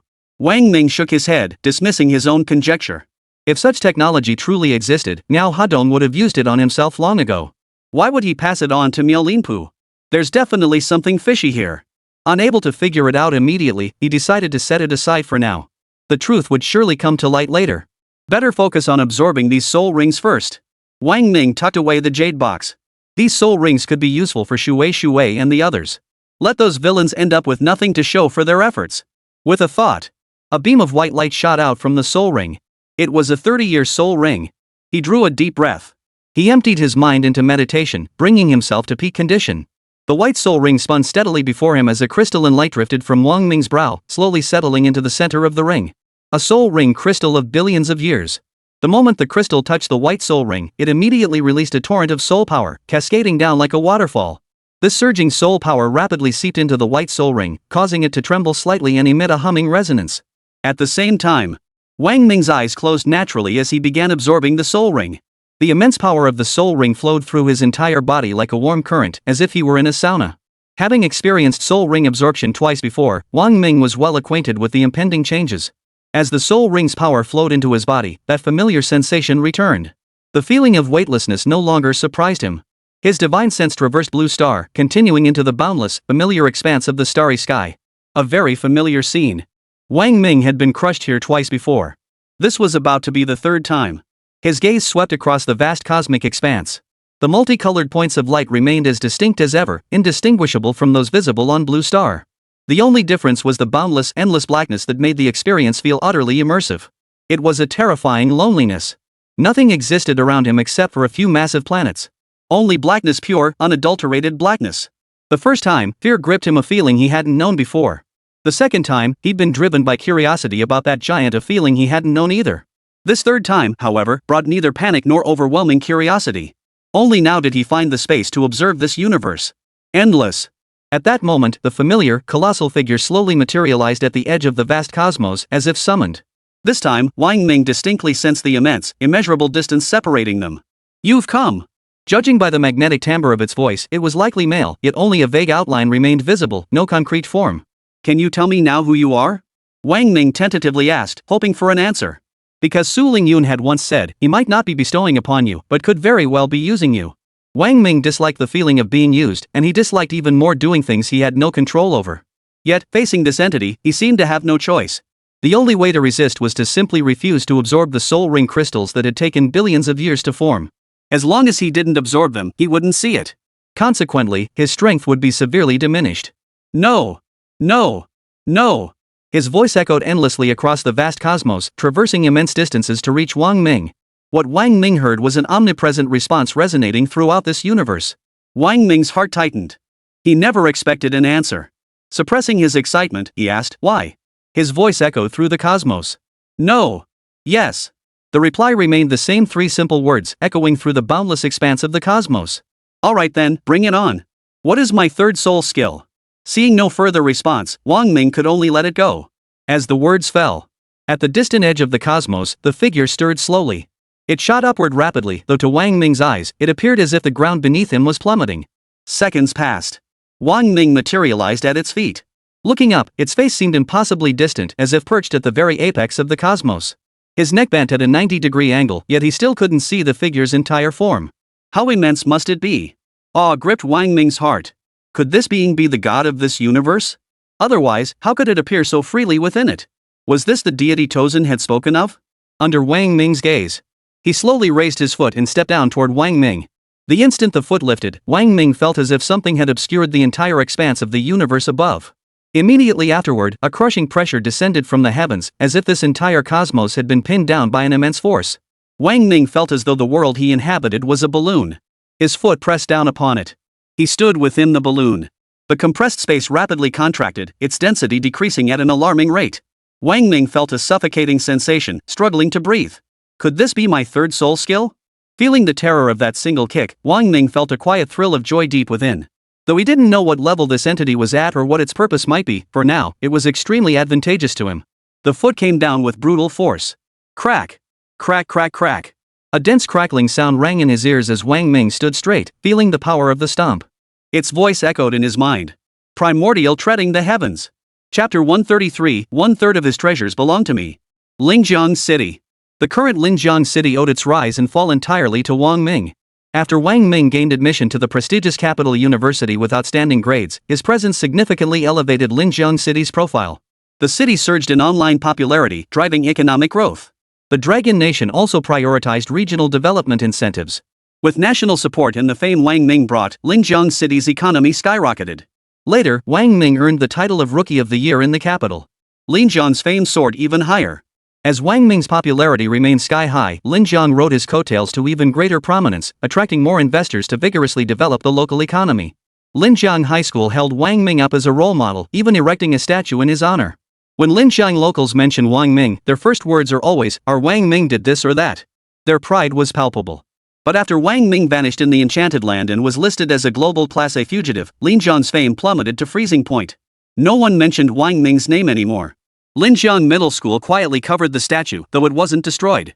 Because the principal of Linjiang Middle School believed that no matter what Wang Ming had done outside, there was no doubt that throughout the entire history of Linjiang education, Wang Ming's existence was undoubtedly the most outstanding achievement of Linjiang Middle School and the entire city of Linjiang. Linjiang High School. Teacher's office. Ning Yingxue rested her cheek on one hand while holding her phone in the other, gazing out the window. She was truly relieved to hear Wang Ming was safe. Knowing him as she did, she was certain he wasn't the person portrayed in the reports. There must be untold circumstances behind it all. I wonder how he's doing now, Ning Yingxue murmured to herself. Meanwhile, outside the gates of Linjiang Middle School, a car pulled up slowly. A middle-aged man stepped out and walked toward the school entrance, carefully examining the slightly old-fashioned-looking gates. Doubts inevitably surfaced in his mind. A school like this had actually produced someone like Wang Ming. Looking for someone? Just as he was about to enter, a voice came from the side. He turned to see a teenager and asked, "Yes, I'm looking for someone. Are you a student here?" "I used to be, but I graduated. I just happened to be back and wanted to take a look around." The visitor was none other than Li Yolu, who had recently returned from a second-rate university. "Oh, that's perfect. I was hoping to ask you about someone." "Who? Do you know Wang Ming?" "I know him very well. We graduated in the same class." "Really? That's great. We'd like to learn more about him. Could you tell us everything you know?" "Why should I tell you?" Li Yolu feared revealing anything favorable about Wang Ming. He still harbored resentment over what happened back then. He'd been overjoyed for so long after finally learning Wang Ming had become an internationally wanted criminal. There was no way he'd let him redeem himself now. Here's the thing. Wang Ming is currently a wanted criminal. Only by thoroughly understanding him can we revoke this wanted status. You know how much this wanted label impacts your city of Linjiang. Knowing that Linjiang locals would rally behind Wang Ming, he calculated that this approach would guarantee a warm reception from them. He was confident. Whether they revoke his wanted status or not, what does it have to do with me? If you're looking for Wang Ming, go find him, but he definitely isn't here. Li Yolu rolled her eyes at the remark and was about to walk inside. The man froze for a moment. Hey! Not playing by the rules, huh? But judging by her tone, she seemed to have a bone to pick with Wang Ming. Wait! The man hurried forward 2 steps. Actually, our goal isn't to get Wang Ming's wanted status revoked. We have a mission. Wang Ming's crime this time is serious. We heard he secretly slipped back to the capital. We're specifically investigating his past to lure him back to Linjiang and arrest him. Really? Li Yolu perked up at this. Absolutely true. The man was taken aback, not expecting the other to light up like that. Clearly, the grudge against Wang Ming ran deep. I can assist in capturing Wang Ming, Li Yolu stated, but it absolutely cannot happen within Linjiang City. The entire city would never consent. It's best to lure him out to the outskirts. How do we lure him? The man pressed. Simple. Just capture Ning Yingxue. Oh, you might not know this, Li Yolu explained, but Wang Ming grew up in the trash heaps. He had no parents. Only our teacher back then, Ning Yingxue, treated him like a human being. Ning Yingxue played a huge role in Wang Ming making it to the capital's university alive. I see, the man said, growing more confident in the plan. I've got a personal question. Was Wang Ming always that formidable? I mean, in terms of soul techniques and soul power, the man inquired. How should I know? We weren't even soul masters before graduation. But he was incredibly sharp, always at the top of our class in theory. Then things got weird. How bizarre. His soul tool was bizarre to begin with. I saw it with my own eyes, I swear it. Wang Ming clearly contracted a trash soul tool, the absolute worst kind of junk. But guess what? During the exam, that piece of junk suddenly turned into an imperial-grade soul tool. How bizarre is that? The man frowned slightly. It did sound strange. I'm not making this up, I saw it with my own eyes, Li Yolu insisted. And during the exam, when he faced a level 1 demon beast, he went straight for the kill. One strike and it was dead. Keep in mind, none of us were even soul masters back then. So Wang Ming really is bizarre. The man nodded slightly. But inwardly, he calculated that Wang Ming's sudden prowess must stem from acquiring some extraordinary treasure. Once they captured Wang Ming, they would make sure to seize that treasure. Speaking of soul rings, did you know Wang Ming's first soul ring is a 900,000-year-old one? I know. That's even more bizarre. He's just a penniless kid who can't even afford a 30-year soul ring. How could he possibly have a 900,000-year soul ring? It's utterly unbelievable, you know? Alright, I understand. Could you take me to Ningxiu's office? The man asked. Alright, Li Yolu nodded, then added a condition, but I have one condition. Go ahead. After you kill Wang Ming, can I have 1/3 of the treasures on his body? I'm not asking for much, am I? The man chuckled inwardly. This kid was only a level 23 Grand Soul Master, yet he dared to make such an outrageous demand. Wang Ming was carrying precious treasures, there was no way he'd give him 1/3. But he nodded. Of course. You'll be the primary contributor. Now we're talking. Li Yolu nodded happily. Let's go. I'll lead you to Ningxiu. Chapter 134, Ming, this is their trap. Over a month later. A black streak of light streaked across the summit of White Beam Mountain, vanishing without a trace in mere breaths. Facing the wind, Wang Ming felt exhilarated and at ease. After a month of cultivation, his strength had finally reached the Soul Pill realm. The age of his third soul ring had also reached a terrifying 8 million years, propelling his strength directly to a 39th level soul pill. The required energy value had correspondingly doubled to 20 million. This number is truly terrifying. Last time, the fusion of the lust demon's magic into my body directly halved the energy requirement, shortening the time needed. But this time, 20 million? How long will it take to cultivate that much? The thought instantly wiped the grin from Wang Ming's face. The demon cores and demon spirit seeds in his hands were nearly depleted. It was another fresh start. What a headache! Of course, the terrifying energy requirement also brought terrifying power. With his current Soul Pill realm strength, he could even stand his ground against a Soul Emperor level expert. In fact, he felt that. With his current depth of soul power, he could likely outmatch half of all Soul Emperors. After all, amassing tens of millions of soul power points was no ordinary feat, he was an exception. Never mind that for now, Wang Ming thought. With my current strength, while I can't walk around arrogantly, I can at least face Soul Emperor level experts with confidence. Not only that. His soul beast, the iron-devouring Ant Queen, had also grown alongside his own power, evolving into a beast core body epic bloodline soul beast. The combat strength of the iron-devouring worker ants had also reached that of adults, and their combined power now approached that of a beast king body. It seems the iron-devouring ant still holds immense potential for future development. Wang Ming nodded with satisfaction. The gluttonous demon beast's advancement, however, was somewhat different. Perhaps because its name bore the character for demon, the gluttonous demon beast did not advance alongside Wang Ming's growing strength. After devouring the demon platform in 10,000 Demons Mountain, it remained dormant within the soul ring. It seemed to have entered hibernation. Wang Ming didn't know what this meant, but he sensed that once the gluttonous demon beast fully absorbed the demon platform, its power would undergo a qualitative leap. Beep beep. No sooner had he arrived at the outskirts of the capital city than his phone emitted a series of rapid beeps. The signal had been poor on White Beam Mountain, preventing him from receiving any notifications. He hurriedly pulled out his phone to find messages flooding in from Manhwa Shui, Lu Chaoyao, and Bai Yishan, along with numerous missed calls. Could something have happened? Seeing so many missed calls, Wang Ming's heart sank slightly. He immediately dialed Manhwa Shui's number. No answer. He tried Bai Yishan's number next, but again, no answer. What's going on? He immediately opened the messages, a series of voice notes from Manhwa Shui. Ming, where are you? Teacher Ning is in danger. Someone has taken her hostage and demands you arrive within 20 days. If you're even a day late, they'll harm her. Brother Ming, I couldn't wait for your reply. I'm heading to Linjiang first. As soon as you see this message, come to Linjiang immediately. They're clearly targeting you, Ming. I'm heading there with several elite fighters from our clan. Be extremely cautious when you arrive, don't let them outsmart you. Immediately after, another message from Manhwa Shui, sent 3 days prior. Brother Ming, this is their trap. Ah! The voice cut off abruptly, followed by Manhwa Shui's distinct cry of pain. Next came messages from Lu Xiaoyao and Baishan. Lu Xiaoyao, Zheng Tianjing, Baishan, and Lu Feifei all followed in Ruishui to Linjiang. Baishan stated bluntly, Brother Ming, the enemy has soul sect level experts. You absolutely must not come to Linjiang. Wang Ming's heart sank. Beep. Just then, Lu Feifei sent a message. But it was clear this wasn't sent by Lu Feifei herself, someone else was using her phone. It was a video. The first thing visible on the video screen was Lu Feifei, bound and gagged, her eyes covered. Wang Ming's heart tightened as he tapped to play the video. Wang Ming, ha ha ha ha. I don't know where you're hiding, but your friends are all in my hands now. As the speaker spoke, the camera panned across Lu Feifei, Baishan, and Ningxue. Zheng Tianjing and Ruzhui and Lu Xiaoyao were not in the video. I'll give you 3 more days. If you don't show up, I'll break one of their arms every day. Ha ha ha. The person in the frame had their face covered, and their voice was distorted, making it impossible to identify them.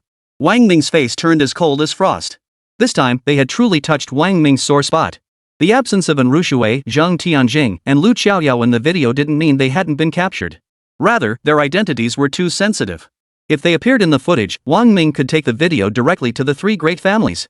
If the 3 great families were provoked, no one within the Dragon Nation except for her could protect them, regardless of their status. Even reclusive clans would suffer crippling blows. The 5 great families of the capital were no laughing matter. Wang Ming knew without a doubt that this was triggered by his investigation into their soul ring research.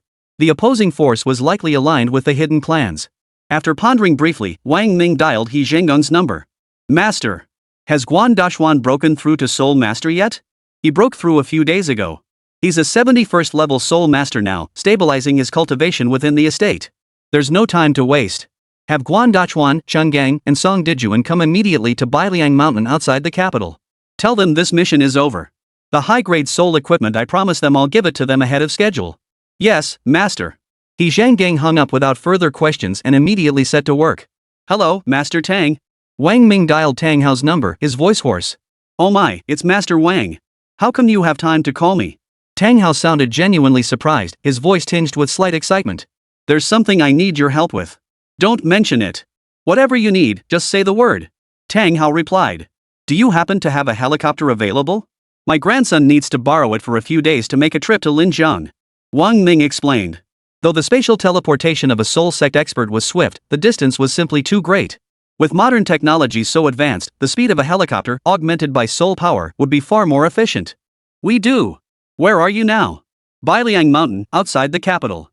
Alright, I'll prepare it immediately. Approximately 30 minutes later. The air before Wang Ming rippled, and 3 figures materialized out of thin air. This was Guan Dashuan's spatial ability, newly acquired after breaking through to the Soul Master realm. Young Master Wang. The trio greeted Wang Ming with profound respect, Guan Dashuan especially so. His own breakthrough to Soul Master had been entirely thanks to Master Wang's treasures. Guan Dashuan was a man of unwavering loyalty and honor, now holding Master Wang in the highest regard and by extension, showing even greater respect to Master Wang's grandson, Wang Ming. Uncles, Wang Ming's tone was icy, suppressing his anger. This operation carries some risk. But my grandfather said that if we complete this mission, the items you requested can be delivered ahead of schedule. What do you say? Guan Dashuan responded decisively, we'd be honored. Shang Gang and Song Dejuan nodded. Rest assured, young Master Wang. We will give it our all. Wang Ming clasped his fists in salute. Then I thank you all in advance, uncles. Chapter 135, Midnight. Somewhere on the outskirts of Linjiang. Fan De Biao was feeling rather troubled. Their original plan had been to kidnap Ningxue, have her contact Wang Ming, and lure him back to Linjiang to walk straight into the trap they'd set. But what they never anticipated was, the phone wouldn't connect. They had been calling non-stop for 5 days, yet the response remained constant. Sorry, the number you dialed is out of service. He was the most despicable. Fan De Biao asked Ningxue if anyone else in the capital could reach Wang Ming besides him. Ningxue said there was. Fan De Biao asked her for the phone number. Then, she dialed Rushui's number. As luck would have it, Rushui was having dinner with Lu Xiaoyao, Zheng Tianjing, and Zhao Qingshi, and they all heard the call. Fan De Biao's opening line was, if you don't want Ningxue to die, get Wang Ming to come to Linjiang immediately. Though the others didn't know who Ningxue was, the mention of Wang Ming immediately unsettled them. They sensed this was a trap. Therefore, Rushui and the others immediately contacted everyone they could mobilize, gathering 9 Soul Emperor level experts. Together with Zhao Qingshi, they formed a group of 10 Soul Emperor level masters who rushed toward Linjiang at top speed. Fan De Biao hadn't anticipated that his single phone call would draw 3 of the 5 major families from the capital. Though he was a Soul Master level expert, with 2 other Soul Master level experts by his side, taking on 10 or even 20 Soul Emperor level experts would be a piece of cake. But his opponents bore the surnames Zhen, Liu, and Zhang. He dared not strike with lethal force. Though Fan Debiao hadn't mingled in the capital, he knew the prestige of the 5 great families. When their younger generation moved, they could mobilize 9 Soul Emperor level experts. If the elders found out, even as a Soul Master, he'd lose his life. This hesitation made their attacks somewhat timid. Even so, he gritted his teeth and had them all arrested and imprisoned. But Wang Ming remained unreachable. And Ruzhui and the others had special status.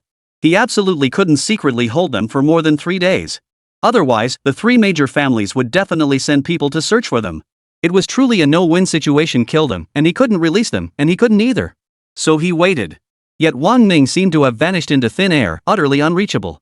Old Fan, why not kill Ningxue first and then retreat, one suggested. Once Ningxue is dead, Wang Ming won't let it go. He'll come after us for revenge. Then we can deal with that bastard Wang Ming later. Old Xing is right. We can't keep these 3 princesses locked up any longer. Young Master Ouyang sent word to hurry up. The 3 major families have already started noticing this, another said. Let's wait 1 more day, Fan Debiao said.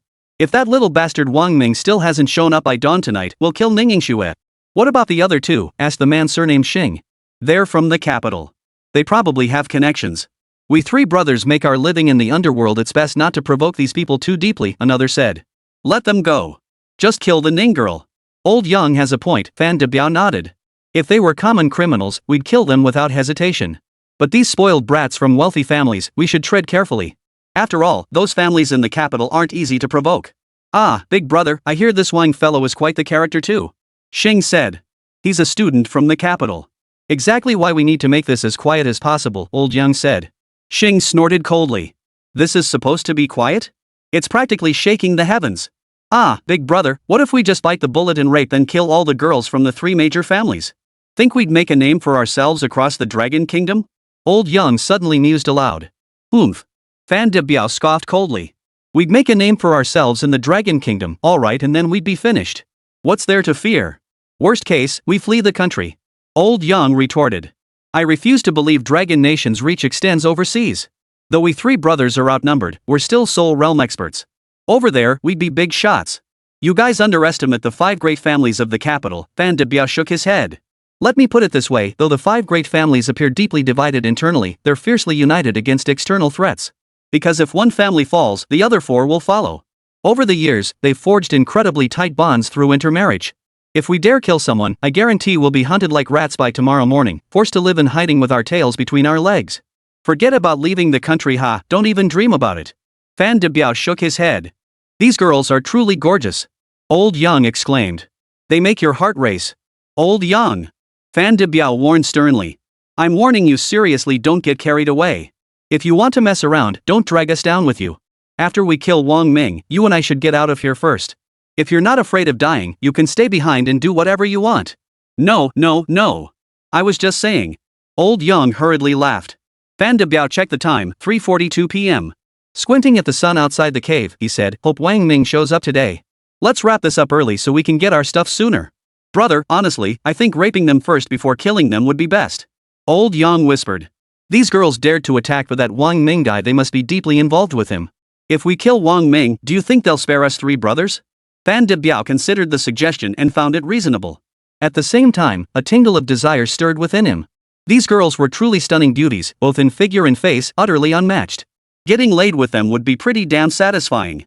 After pondering, he said, alright, it'll spare you from obsessing over it. This chance is rare indeed. If we miss it, it'll likely never come again. Here's the plan, wait until dawn. If Wang Ming doesn't show up, then we'll, Alright. Old Yang flashed a row of yellow teeth, grinning lecherously. Xing chuckled too. The 3 stood silently outside the cave, waiting. This time, their feelings were different. They both hoped Wang Ming would come and hoped he wouldn't. As midnight drew nearer, their lust burned more intensely.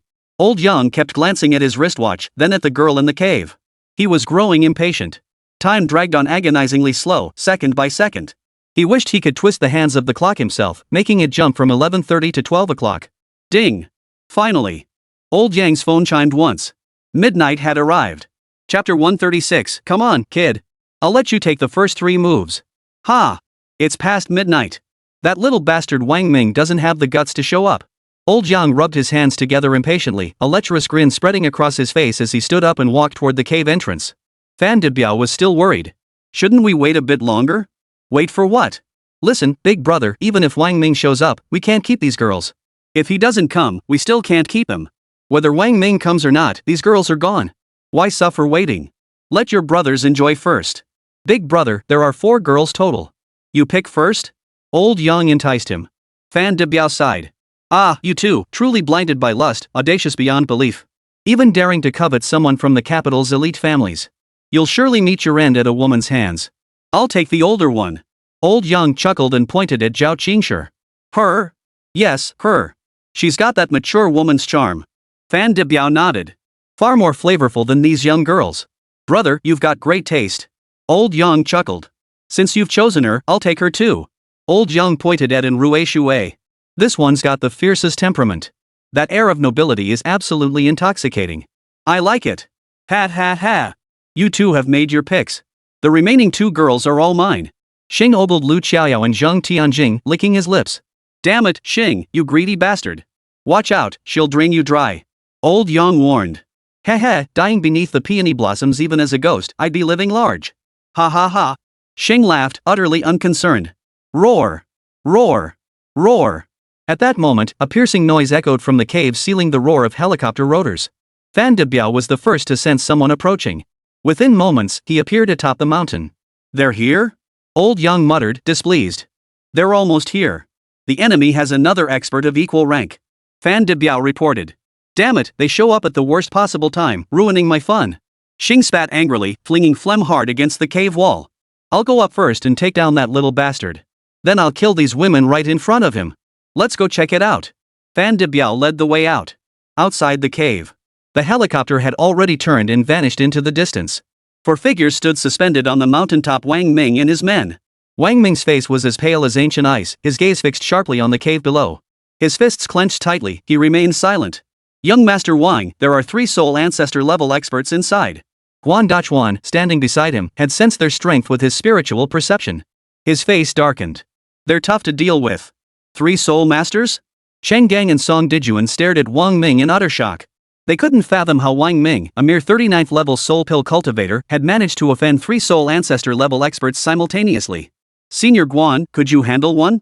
Wang Ming's eyes fixed intently on the cave ahead as he asked. 3 soul ancestor level experts inside? This was truly beyond his expectations.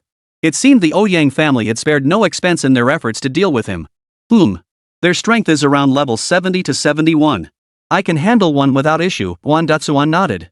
Old Song and I can hold off a 70-level Soul Master for a short time, but absolutely no longer than 5 minutes. The gap between Soul Masters and Soul Emperors is enormous. 5 minutes is our absolute limit. Cheng Gang stated objectively. Wang Ming nodded. Understood. Leave the remaining one to me. Ha? Guan Datsuan and the others stared in disbelief at the young figure standing straight ahead, radiating an aura of grandeur. What kind of courage possessed him to confront a soul ancestor level expert with only soul pill realm strength? Young Master Wang, with your grandfather's influence, you could easily wait and gather more soul master experts for a coordinated assault. Why risk yourself? Guan Dachuan cautioned. Wang Ming's lips twisted into a bitter smile. He knew full well he was putting himself in danger. While gathering more soul ancestor level experts would be ideal, the problem was that such masters weren't exactly commonplace. They weren't something you could just find whenever you needed them. Soul masters in the capital held a position of extraordinary status. Even if he tried, it would take at least 4 or 5 days' time he simply didn't have. Ha ha ha ha. At that moment, laughter echoed from below. 3 figures slowly glided upward, forming a triangle to encircle them. Leading the group was an elderly man with a painted beard, Fan Debiao himself. Warning! Warning! System detects host facing life-threatening danger. Danger level, stars. Triggering system rewards. If host safely navigates danger, rewards granted: Soul Weapon Enhancement Crystal +1, Soul Beast Evolution Crystal +1, Teleportation Skill +1, Turtle Shell Soul Bone +1. Estimated host resistance probability 30%, estimated host escape probability 100% via teleportation, estimated host survival probability analysis indicates 10% combat survival rate. Escape possible, but rescue impossible. It's actually a 7-star danger level. Hearing the system's analysis in his mind, Wang Ming took a deep breath. This was his first time facing a 7-star danger head-on. What a heroic youth. He's got some guts. Fan Debiao chuckled, eyeing Wang Ming. He then addressed Guan Dachuan and the others. Gentlemen, this concerns only Wang Ming, not you. Your skills are respectable, but you're no match for us three brothers. I advise you to leave swiftly, don't bring ruin upon yourselves. Two mere soul emperors daring to come court death? How amusing. Old Yang sneered contemptuously. I'm in a foul mood right now. So, you lot had better not leave. Stay here and keep this little bastard Wang Ming company. Wang Ming silently nudged Song Dejuan beside him and whispered, Senior Song, during the fight, find a way to plant this thing on his back. Song Dejuan gave a non-committal hum, not even glancing at what Wang Ming had handed him. Gentlemen. Guan Dachuan fixed his gaze on the three of them. Do you know who Wang Ming is? Killing him will likely bring endless pursuit upon you. Oh really? Some trash from the riverside? Who could he be? What kind of connections could he possibly have? Old Yang sneered. Oomph. Listen up, you lot. He's the current holy grade soul weapon forging master, a guest master honored by the 5 great families of the capital, Master Wang's grandson. Guan Dachuan's voice boomed with authority. If you kill him, you'll be offending a saint grade forging master. The gravity of that, I needn't explain further. What? A saint grade forging master? Sheng's eyes widened. Holy boss. Ouyang never mentioned this to us. Is he using us as pawns? Old Yang turned to look at Fan Debiao. Fan Debiao stared at Wang Ming thoughtfully for a moment before snorting, humph. They're just making it up. We've thoroughly investigated Wang Ming's background, where would he get a grandfather? The other two nodded in sudden realization. Humph. They dared to deceive me? I'm boiling mad right now. Old Yang, seething with anger, addressed Xing. Number 2, I'm handing Wang Ming over to you. I want these 2 soul emperors. Number 1, this soul master is yours. Xing sneered coldly at Wang Ming. Fine. Easy pickings. A measly level 39 soul pill? Haven't had this much fun in ages. Ha! Kid, ever seen a soul master in action? Fan Debiao ordered, don't waste time. Kill them all cleanly. Xing snorted coldly twice. Fine. Rest assured, I'll take care of this kid before old Yang does. Wang Ming's expression was cold and steady as he fixed his gaze on the wrinkled old man surnamed Xing. The man had small eyes, a gap where a front tooth should be, and a face that looked downright ugly. Come on, kid. I'll let you take the first 3 moves. Xing declared confidently. Chapter 137, Wang Ming's heart plummeted to the depths. Heh, my thanks to you then. Wang Ming snorted coldly, immediately releasing his first soul ring. The overwhelming pressure of a million-year soul ring descended abruptly, a force so intense that even several soul masters felt its crushing weight. Ha! Everyone stared at Wang Ming in shock and surprise. No one had anticipated that the young man before them possessed a million-year first soul ring. Interesting. Fan Debiao chuckled. This kid is indeed peculiar. His first soul ring was clearly 900,000 years old, yet it transformed into a million-year one. How intriguing. Old Xing, don't let your guard down. Ha! Xing chuckled. So what if it was a million-year soul ring? A mere level 39 soul pill couldn't possibly turn the tables, could it? First soul skill. Without a moment's delay, Wang Ming swiftly raised the soul ring above his head, channeling all his soul power into it. An ancient aura poured forth from the soul ring, flowing into Wang Ming's body. Primordial finger. As the aura surged, Wang Ming's robes billowed without wind. He raised a finger and pointed it at Xing, while simultaneously, a jet-black finger emerged from the soul ring, bearing immense pressure as it pointed downward. He has some skill. Feeling the destructive force of the finger, the elderly man surnamed Xing smiled indifferently. While this technique was indeed powerful, it was hardly enough to intimidate a soul master. Of course, he wouldn't ignore it entirely. His earlier offer to let Wang Ming take 3 moves first seemed impossible now. Oomph. Wang Ming sneered coldly at the old man's move. Thought you were something special? Just a senile fool who only knows how to talk big. Your fall from grace sure came fast. Boy, you're asking for death. The old man surnamed Xing felt his pride wounded. I'll see just how many moves you can land against me. With that, the old man didn't activate any soul ring skills. Instead, he swept his arm wide, summoning a crimson aura behind him. From the thick, oppressive darkness came a lonely, mournful howl as a massive skull slowly materialized. Kill! The old man waved his hand, and the massive skull charged toward the target. At the same moment, Guan Dachuan, sword in hand, attacked Fan Debiao. Neither man unleashed soul skills, instead testing each other's strength and techniques with initial strikes. Cheng Gang and Song Dejuan faced considerable pressure. Facing soul master experts, they immediately unleashed their soul rings and soul tools without hesitation, striking with their most powerful techniques to seize the initiative. Oomph. Old Yang sneered coldly with disdain. A mere soul emperor dares to show off in front of this old man? Very well. Today, I shall let you witness what a true soul master is. Boom! The primordial finger collided with the skull. Propelled by immense soul power, the skull smashed through the primordial finger with unstoppable force. Though the skull itself cracked and shattered, it paused only briefly before charging toward Wang Ming. Well, not bad. To crack my skull like that you have some skill. The old man surnamed Xing sounded surprised. He had expected to kill his opponent with a single strike, yet Wang Ming's first soul technique alone had shattered half the skull's offensive power. Huff! Wang Ming took a deep breath. With a thought, his soul power fully recovered and immediately surged into the thunderbolt soul bone. The immense soul power unleashed astonishing speed from the bone. With a sharp crackling sound, Wang Ming vanished from his spot, reappearing behind the old man surnamed Xing in the next instant. The 1,000 blades in his hand came crashing down toward the old man's head. Interesting. Without turning his head, the old man watched as the figure before him began to tremble. The next second, it had teleported behind Wang Ming. This was the power of a soul master level expert. The opponent's effortless strike had already pushed Wang Ming to his absolute limit. In terms of reaction speed, raw power, and agility, he was utterly overwhelmed. Game over. The moment the old man appeared, he casually tapped Wang Ming's back with a palm strike. The killing intent radiating from that touch sent a chill through Wang Ming.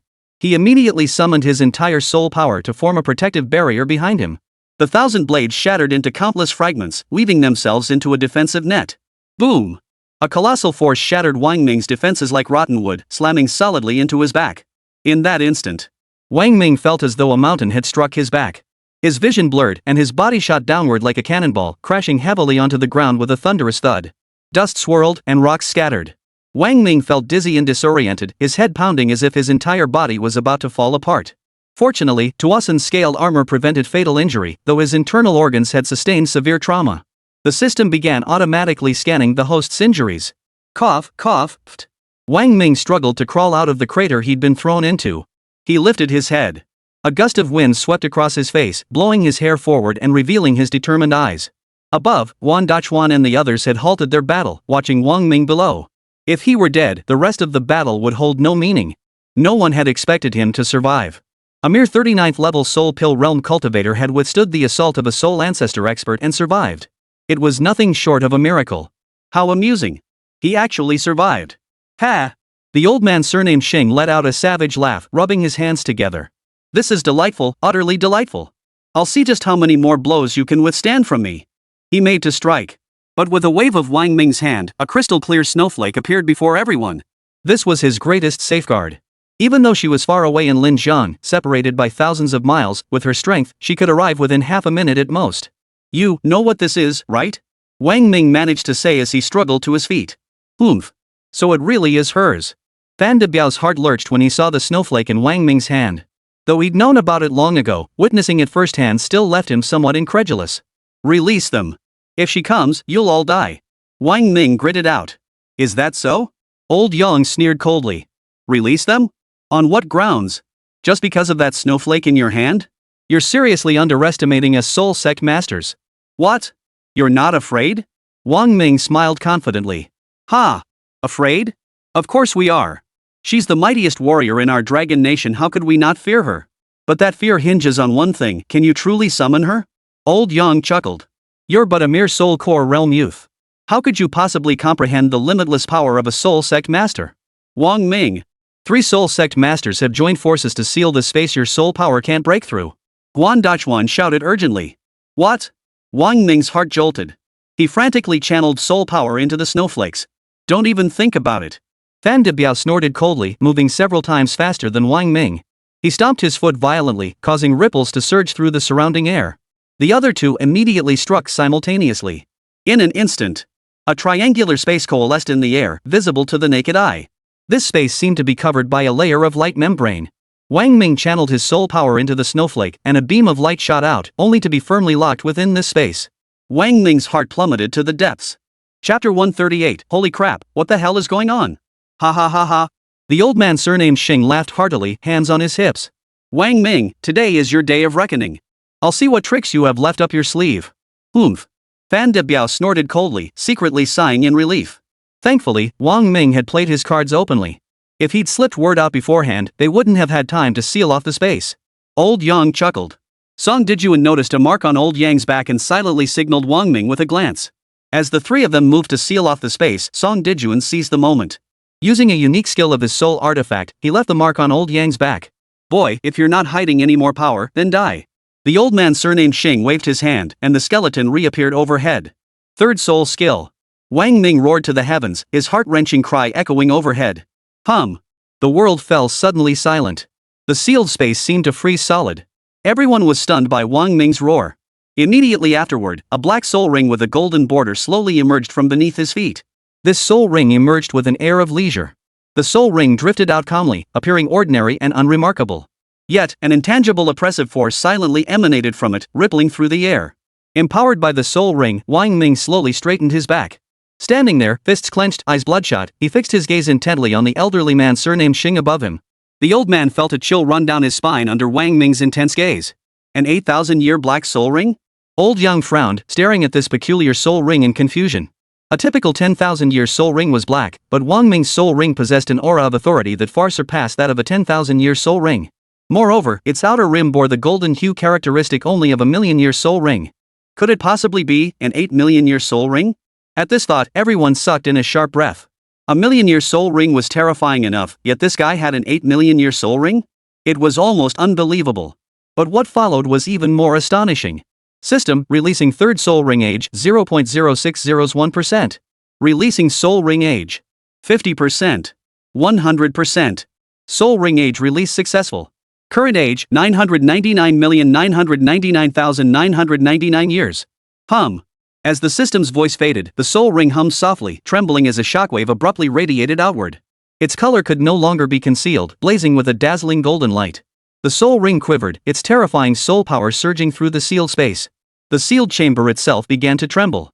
Ugh! Vast soul power poured forth from the soul ring, continuously surging into Wang Ming's body.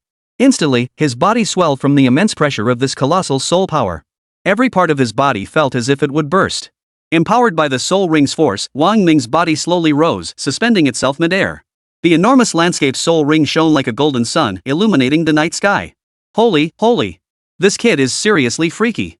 The old man surnamed Xing's eyes widened as he stared fixedly at Wang Ming. That soul ring, holy. This kid, holy. He's a monster. Quick! Hold nothing back. Kill him now.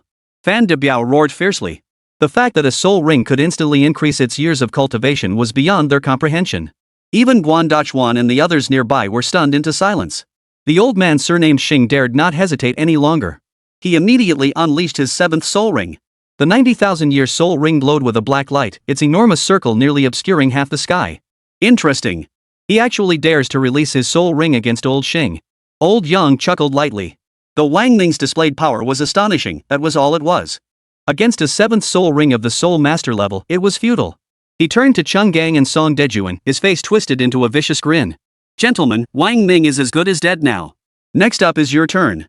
Let this old man send you on your way. Oomph. A mere 70th level soul master. Ugly enough to hide in shame, yet he dares strut about flaunting his power? Thick-skinned indeed. Bullying us youngsters and still gloating? Spit. Shameless. Song Dejuan spat. You white-haired fool, you gray-bearded old villain. Your very existence drags down the average looks of the Dragon Nation. You're nothing but an old, ugly, useless piece of filth. Cheng Gang joined in the tirade. Damn it! Old Yang's eyes widened. Dare insult this old man? You're asking for death. With that, old Yang unleashed his sixth soul skill. You brats! I'll make you pay for insulting me. Primordial chaos. At that very moment, as soul power surged wildly into him, Wang Ming gritted his teeth and roared. The aura of the primordial ancient erupted violently, as if a colossal figure had materialized beneath the soul ring, one leg emerging from within it. The leg slowly rose, as if emerging from a distant, ancient realm. Beneath that single foot, everyone felt utterly insignificant, like a grain of desert sand gazing up at the boundless sky. It was a suffocating sensation. Stomp the heavens. At that moment, Wang Ming resembled a primordial god. With a thunderous roar, his raised foot spanned countless ages, obliterating all in its path as it came crashing down. Under this overwhelming pressure, the elderly man surnamed Xing struggled to breathe. Gale force winds whipped his beard and hair wildly. Just as that foot was about to descend, just as he was about to unleash his soul technique to resist, suddenly, everything before his eyes vanished. The oppressive aura disappeared, and the foot vanished as well. The old man surnamed Xing was utterly bewildered. Fan De Biao and Guan Dachuan were locked in a fierce exchange when they simultaneously sensed something amiss with the old man surnamed Xing. Both turned to look almost at the same moment. The terrifying scene vanished abruptly. The next moment, the sky on the opposite side trembled. The vanished foot and Wang Ming simultaneously materialized behind old Yang. The foot that had been aimed left seemed to mirror itself in an instant, now striking right. Old Yang, poised to strike down Chang Gang and Song Dijuan, suddenly felt a chill run down his spine. Before he could react, a terrifying pressure descended upon him like a mountain crushing down. Old Yang whipped his head around, his face draining of color in terror. Holy, what the hell is this? Because when he looked up, he was met face to face with a massive foot, stomping down hard toward his face. The distance between them was far too close, compounded by the overwhelming pressure of nearly 10 million years of soul rings. Even an old soul master like Yang had no chance to react. Amidst old Yang's roar of holy, the foot slammed down with brutal force, sending a deafening boom reverberating through the air. The surrounding mountains began to collapse. The earth trembled violently. Everyone watched in stunned silence. The old man surnamed Xing was utterly dumbfounded.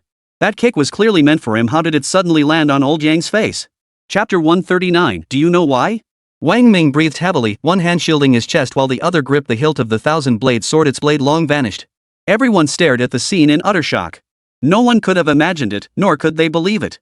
A mere 39th level soul pill cultivator dared to unleash a killing move against a soul sect master, one that held the potential for an instant kill. All eyes were fixed on the scene below. They all awaited the final outcome. If Wang Ming truly managed to instantly kill a soul master level expert with a single strike, he could truly be described as a prodigy. Of course.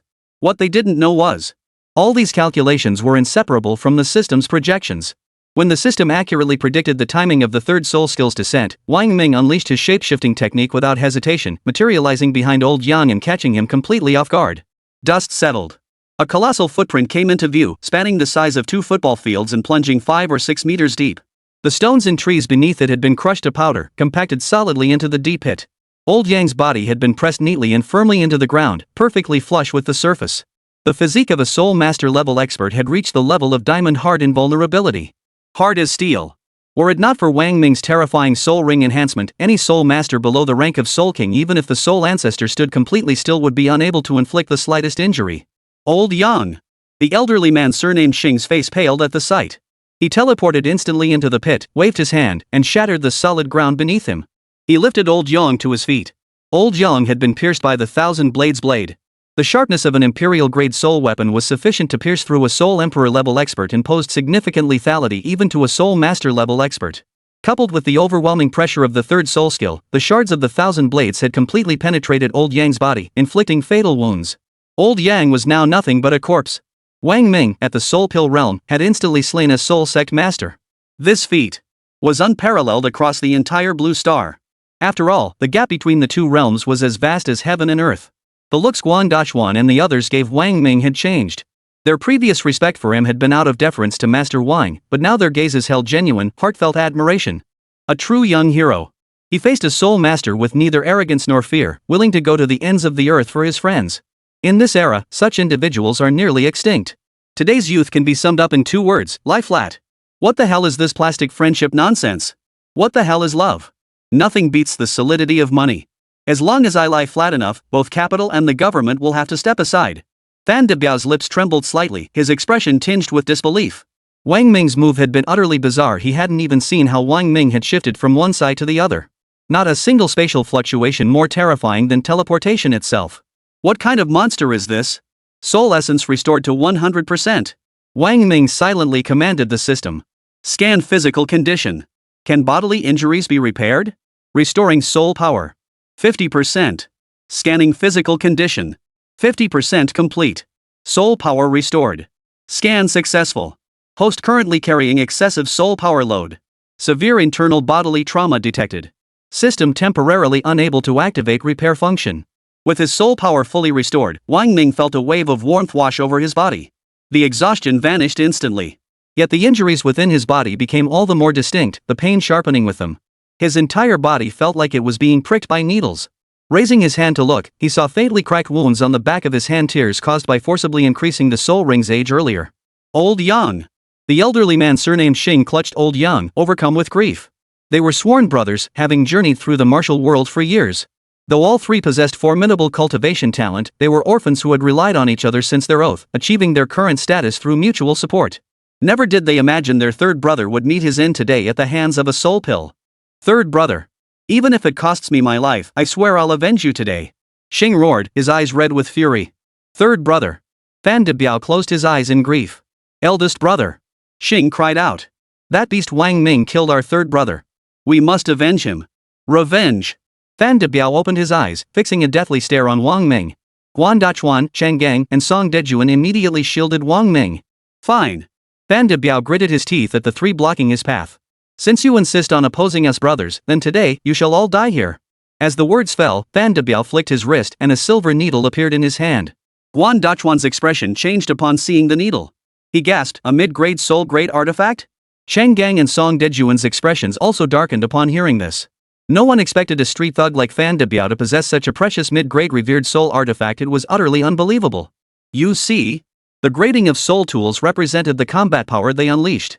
Once a soul master reached the level of soul emperor or higher, their body would become exceptionally resilient through soul power tempering. At the soul emperor level, soul artifacts and soul beasts below the emperor grade posed no threat whatsoever. It was like cutting iron with a knife, utterly fearless. At the soul master level, physical resilience becomes even more formidable. Even top-tier imperial grade soul tools pose no threat, making a supreme grade soul tool essential. Even a soul emperor. If they wielded a sovereign grade soul tool, even a soul ancestor would feel a sense of apprehension. This is the true value of a sovereign grade soul weapon and the reason why Song Dejuan, Chang Gang, and others desperately sought one. Facing a supreme grade soul weapon wielded by a soul ancestor level powerhouse, they must exercise extreme caution. You know your stuff. Fan Debiao sneered. Since you recognize this as a supreme grade soul weapon, I advise you three to think carefully and leave now. You might still have a chance to survive. Otherwise, I will kill you without mercy. Sorry, but we're protecting this youth. Guan Dachuan declared. Very well. Fan Debiao's face darkened. In that case, I shall send you on your way. Silver nether crimson blood needles. Kill. A colossal surge of soul power poured into the tiny silver needle. It quivered slightly, instantly splitting into countless needles. As Fan Debiao uttered the word kill, the needles vanished and surged toward them. Guan Dachuan snorted coldly. Since ascending to Soul Master, I've never once unleashed my sixth soul skill. Do you know why? Why? Fan Debiao asked. Guan Dachuan sneered coldly, stepping forward slowly. A crimson light flared beneath his feet, blinding red radiance illuminating half the sky as his 100,000-year soul ring emerged with a humming resonance. Fan Debiao and the others were all horrified. 100,000-year soul ring. Because, Guan Dachuan declared with pride, my sixth soul ring is 100,000 years old. This 100,000-year soul ring was the sixth soul ring that had ascended from a 90,000-year soul ring after Wang Ming's demon marrow flower had absorbed it. Chang Gang and Song Dejuan looked on with envy. Sixth soul skill. Guan Dachuan waved his hand and roared at Fan Debiao. 10,000 swords return to the source. Chapter 140, she's become a soul ring now, right? For wild soul masters like Fan Debiao, high-grade soul tools and soul rings over 100,000 years old were exceptionally precious. Yet what truly swayed Fan Debiao was the high-grade soul tool offered by the Ouyang family. Otherwise, given their background, status, and strength, it would be extremely difficult for them to obtain a supreme-grade soul tool. Facing Guan Dachuan's 100,000-year soul ring, Fan Debiao's expression grew grave. He manipulated the silver nether crimson blood needles with even greater intensity.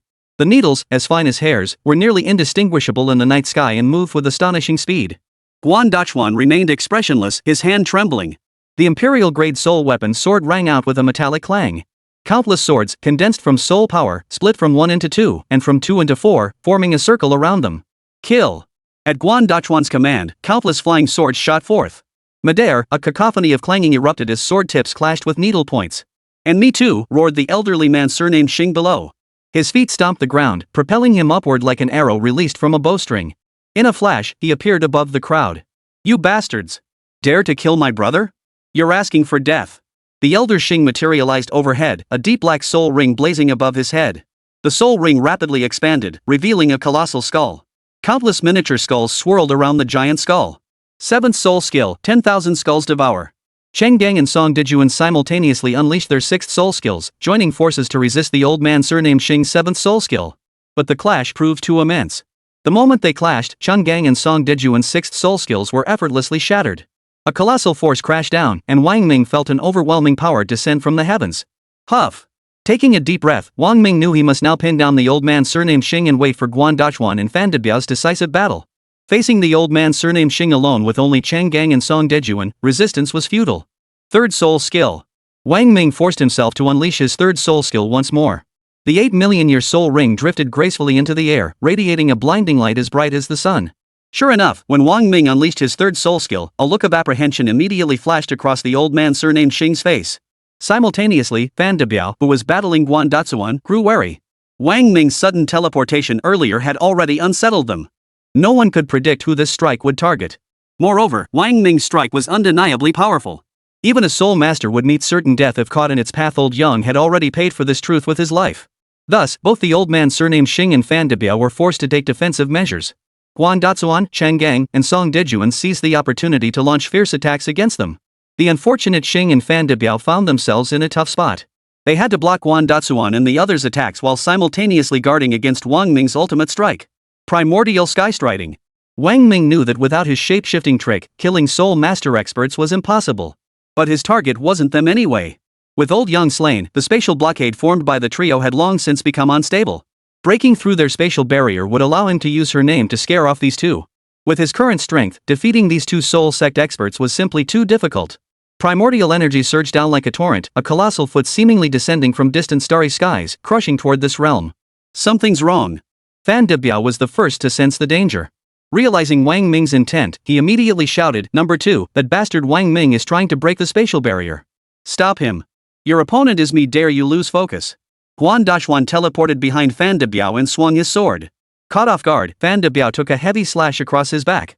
Though Fan Debiao possessed the strength of a soul master, Guan Dashuan's imperial-grade soul artifact could only inflict superficial wounds, not fatal damage. Oomph. What a deep scheme. Seeing this, the elderly man surnamed Xing teleported away from Chang Gang and Song Dejuan, materializing before Wang Ming. With a sweeping gesture, he hurled a skull toward Wang Ming. Treading heaven. Wang Ming's eyes blazed with fury as he stomped down with the colossal ancient foot. The space, already weakened by Old Yang's death, could no longer withstand the force of the ancient foot strike. Crack! Crack! Crack! A dense crackling sound filled the air. At the same moment, the skull of the old man surnamed Xing charged toward Wang Ming. Exhausted and weakened, Wang Ming had no strength left to resist this attack. He could only watch helplessly as the skull closed in on him. Meow! At that very moment, the gluttonous beast, dormant for over a month, suddenly let out a cry. The sound rang in Wang Ming's ears, and then, astonishingly, the gluttonous beast materialized on its own to protect its master. Wang Ming's face lit up with surprise. He never expected the gluttonous beast to awaken at this moment, nor did he anticipate it would show such devotion. Facing an attack from a soul sect expert, it dared to step forward and shield Wang Ming. Before Wang Ming's astonished eyes, a massive, yellow-striped glutton beast materialized, resembling a majestic tiger descending from the mountains. The elderly man surnamed Xing across from him stared in utter astonishment. Wang Ming was clearly a weapon spirit master. Where had this soul beast come from? Before he could process it, the beast roared, its body swirling with black demonic energy. Facing the charging skull, the gluttonous beast bared its fangs and lunged forward, biting down with a thunderous crunch. Snap! In the gluttonous beast's jaws, the skull crumbled like food, devoured with relish. My soul weapon. The old man surnamed Xing felt his entire body tremble.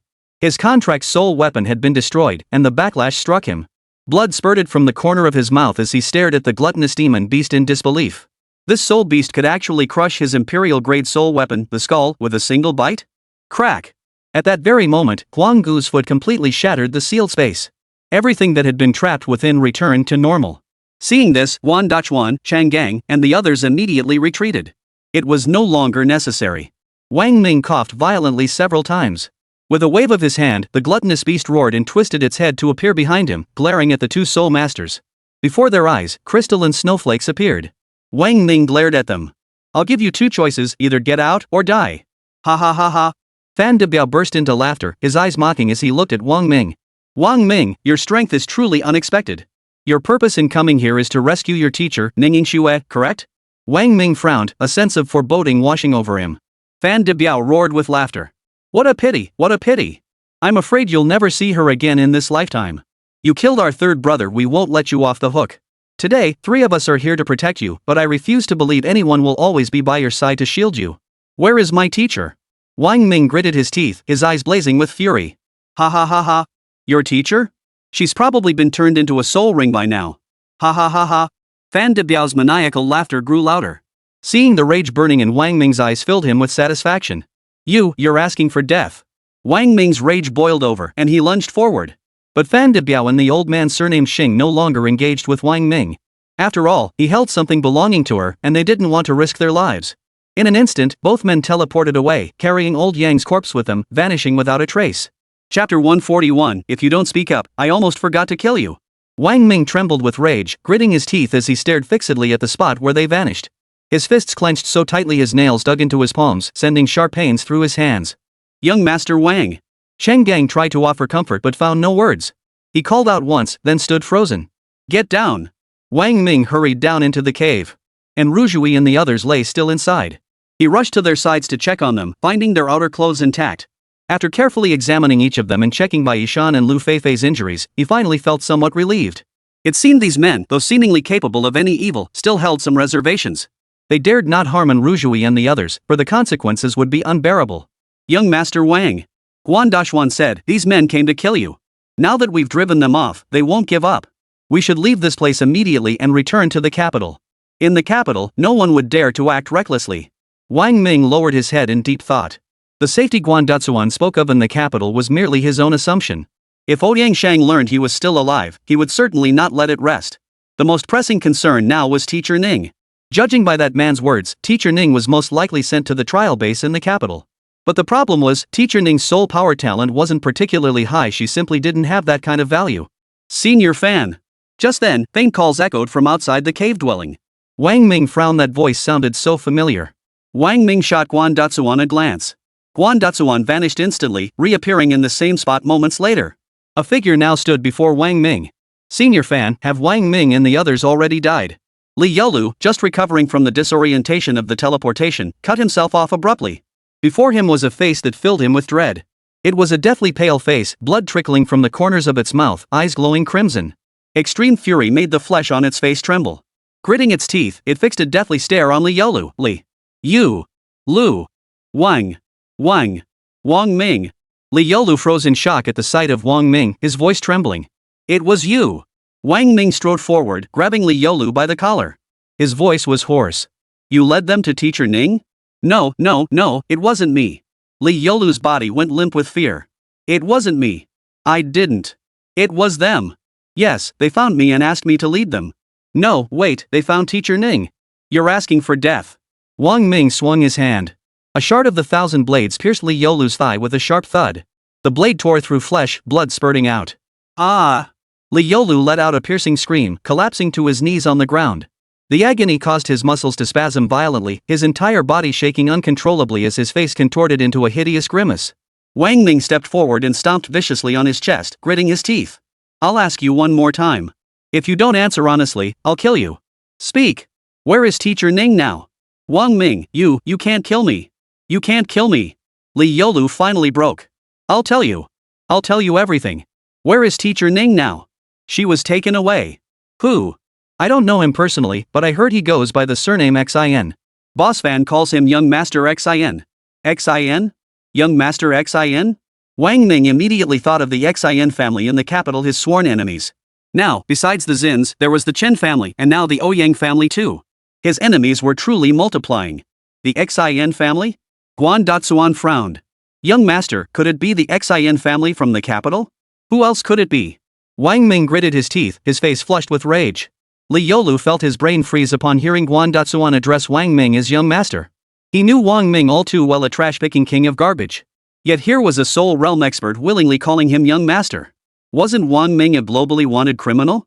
How could anyone still address him as Young Master? Could he possibly possess some kind of mind-controlling artifact? Yes, that must be it. Ugh. His internal injuries were severe, and the devastating news that Teacher Ning had been taken away by the Xin family sent rage surging through Wang Ming. His entire body felt like it was being boiled in oil. A mouthful of blood rose up and he spat it out, his expression drained and weary. The earlier attempt to break the Soul Ring's age restriction seal had already caused internal damage. Then, forcing the use of his third soul skill had only worsened the damage. He had clung to life by sheer willpower until now, but finally, he couldn't hold on any longer. Coughing up a mouthful of blood, Wang Ming collapsed limply. Fortunately, Cheng Gang, standing nearby, reacted swiftly and caught him, helping him sit down.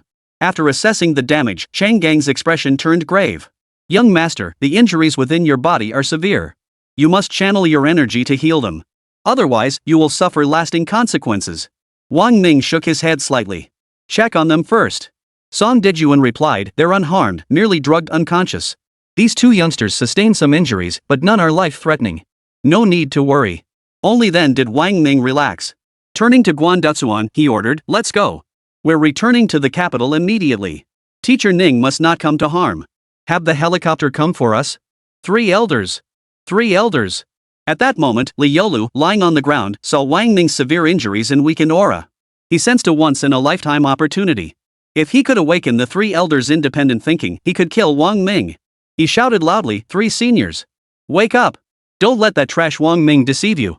You are powerful soul masters. Please wake up. Guan Dashuan was momentarily bewildered by his words. 3 seniors? I don't know what despicable means. Wang Ming used to control you, but he's nothing but trash. How could he possibly manipulate 3 seniors at the soul master level? Seniors, can you hear me calling? Wake up! Wang Ming is using you. Only then did Guan Dashuan and the others realize this guy thought they were under Wang Ming's control. They couldn't help but snort coldly. Seems this guy really has a wild imagination. What a wild imagination. What a waste he isn't writing online fanfiction. Oomph. Wang Ming snorted coldly, struggling to his feet. He slowly advanced toward Li Yolu, who recoiled in terror, scrambling backward on all fours. If you hadn't spoken up, I almost forgot to kill you. Wang Ming forced a mocking smile. Li Yolu. Damn it, I should have kept my mouth shut. I'm such a smart ass. Li Yolu, Teacher Ning wasn't just my mentor, she was yours too.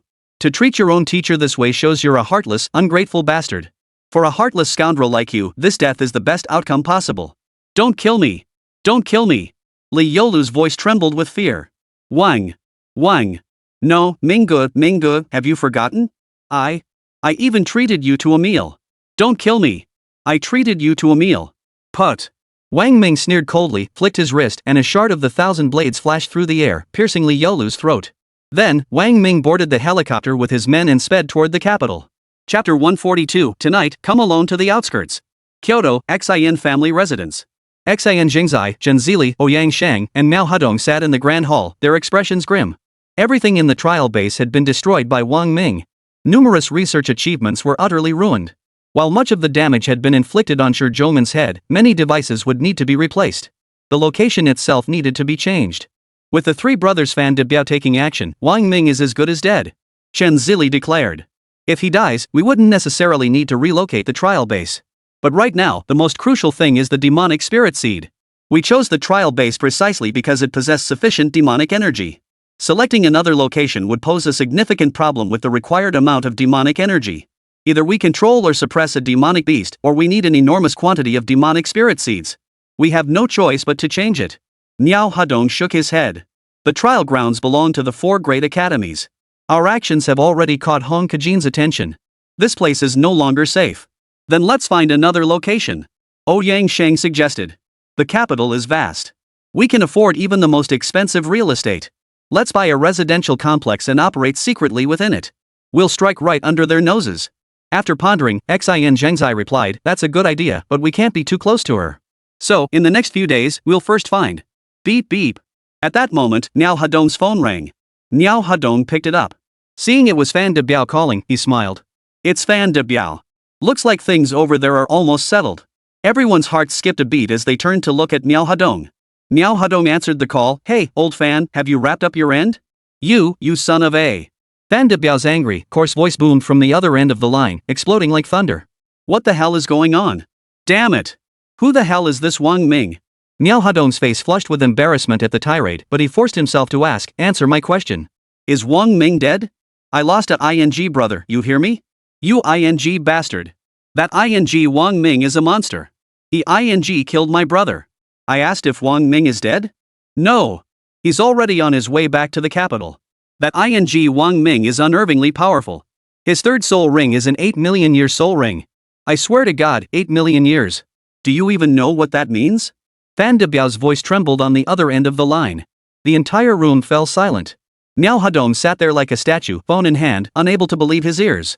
They had worked tirelessly, hiding and evading, all to research a million-year soul ring. Yet their opponent, Wang Ming, possessed not just 1, but 3 million-year soul rings from his 1st to his 3rd. This was downright terrifying. Could it be he really was her bastard son? One of my brothers got killed by Wang Ming's 3rd soul skill. You heard me right, Wang Ming used his ing 3rd soul skill to kill a soul master. If I'd known this job was this dangerous, I never would have taken it.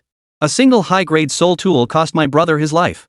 Fan De Biao was still roaring on the other end of the line when Miao Hedong's phone slowly slipped from his grasp. The entire hall fell into an eerie silence as everyone was engulfed by this explosive news. Wang Ming was still alive. And he possessed an 8 million year soul ring capable of slaying a soul ancestor level expert. An 8 million-year soul ring? Ouyang Sheng murmured, his voice filled with disbelief. How is that possible? Where on earth did he get such a soul ring? Even within our reclusive clans, we only possess million-year soul rings. What do you think? Could he really be her illegitimate son? Miao Hadong stared at Chen Zili and Xin Zhengzai. I've said it before, absolutely not. Xinjiang Jie remained adamant. We conducted thorough investigations into Wang Ming's birth. It's impossible for her to be his mother. You needn't worry about that. Then where did he get that 8 million-year soul ring? Gentlemen, do not forget soul rings aren't solely obtained from demonic souls. Xinjiang Jie reminded them. There exists another source. Though it remains a legend, legend does not equate to impossibility. A heaven-bestowed soul ring? Ouyang Sheng asked. It's not impossible. Otherwise, how could Wang Ming possess 3 million-year soul rings with his current strength? Then heaven must be bestowing them far too frequently. Is he not her bastard son, but heaven's bastard son? Miao Hadong dismissed the notion as nonsense. If Wang Ming is heaven's bastard son, then who the hell is his mother? You're not going to tell me his mother is Nuwa, are you? Then how do you explain the origin of his soul rings? Chen Zili countered. We must capture Wang Ming to uncover the truth. Ouyang Sheng stood up. He must not return alive. Otherwise, our operation will be exposed. We still have that captured teacher Ning in our custody. We can use her to threaten Wang Ming. Chen Zili suggested. Send Fan Debiao and his men instead. Xin Zhengzai declared. Miao Hadong snorted coldly. Didn't you hear Fan Debiao cursing? Why would he take this job now? He'll be willing. What kind of man is Fan Debiao? He's been in the underworld for years. While he has some brotherly loyalty, it's certainly not deep. Tell him we have leverage. Kill Wang Ming and half the treasures on his body are his. Don't kill him yet. We need to capture him alive. Ouyang Sheng declared. Right, capture him alive. Xin Zhengzai nodded. Use this teacher Ning wisely. If Wang Ming cooperates, we guarantee his safety. We're not terrorist thugs. But if he refuses to play ball, then we'll have no choice. Ouyang Sheng declared. Miao Hadong nodded. Alright, I'll call Fan Debiao. After the phone connected, Fan Debiao, hearing Miao Hadong wanted him to attack Wang Ming, immediately cursed, sending his warm regards to Miao Hadong's parents, grandparents, and great-grandparents. He even volunteered to engage in physical romantic relationships with Miao Hadong's parents, grandparents, and great-grandparents. It wasn't until Miao Hadong laid out their terms that Fan Debiao stopped his tirade. After careful consideration, he realized there might be an angle to this. From this incident, he could tell Wang Ming was a man deeply bound by loyalty and honor, exactly the kind of person who could be easily manipulated. Loyalty was his fatal weakness. With teacher Ning in his grasp, he could easily force Wang Ming to comply. He immediately slapped himself in the face. Back in the cave, he'd had several people in his grasp and hadn't exploited them properly. What a waste. One of his own brothers had died for nothing. Sigh. Dead is dead. The living must carry on. Meanwhile, Wang Ming's helicopter sped toward the capital at top speed, heading straight back to his residence. The moment it touched down, Wang Ming received a text from Fan Debiao. If you want to save Ningxue, come alone to the outskirts tonight. I'll give you the location then. If you dare bring anyone, you'll never see her again in this lifetime. Chapter 143, Patience is Key. Seeing the message, Wang Ming's expression darkened. He knew this was the enemy's trap, but for teacher Ning's safety, he had no choice but to risk his life and walk into the carefully laid snare. What time tonight? Wang Ming asked. 9:30 p.m. I'll send you the location then, came the reply. Make it 11:30 p.m., Wang Ming stalled. I'm just heading back now. By the time I return to the capital and break away from the others, it'll be at least 11. No, it has to be 9 p.m. Then I can't guarantee no one will know my whereabouts. Then you can forget about ever seeing your teacher, Ningxue, for the rest of your life. Then forget it. Fan Debiao. Either 11 p.m. or do it now. We're all exhausted. I've rescued everyone I could. I've done my utmost for my teacher. I've done everything I can. My conscience is clear. Go ahead. Fan Debiao, Sigma A. He was the one holding the upper hand, right? Why did it feel like he was the one being manipulated? Upon reflection, it seemed he was playing on the other's sense of loyalty. But loyalty was a fickle thing, it could appear or vanish at will. The upper hand, it seemed, remained firmly in Wang Ming's grasp. Fine. 11:30, I'll give you ample time, but no tricks. Otherwise, shut up. Just send the location when the time comes. After typing and sending the message, Wang Ming turned off his phone and frowned in deep thought. Saving teacher Ning was non-negotiable, it was his absolute duty. On his side, aside from Guan Datsuan, he was utterly isolated. And Rushue and the others possessed considerable strength, yet they were powerless against a soul master. Even family resources were limited. Their status within their clans made mobilizing Soul Emperor level experts feasible, but Soul Master level assistance required their father's direct intervention. Clearly, this path was impractical. After all, the 5 great families considered far more than just surface level issues. Relying solely on Guandachuan and Changgang to confront Fan Debiao, the Zins, the Chens, and the Oyangs was tantamount to suicide. To defeat them, they would need at least the combined strength of the 5 great families or the 4 great academies. At present, mobilizing such forces was highly unrealistic. After much deliberation, Wang Ming resolved to go alone. He still had one remaining shape-shifting transfer. As long as he had the slightest chance, he could instantly transfer his form, leaving them empty-handed. The clock soon ticked past 10 o'clock. To spare them worry, Wang Ming made arrangements for Guandachuan and He Zhengang before driving away from the mansion.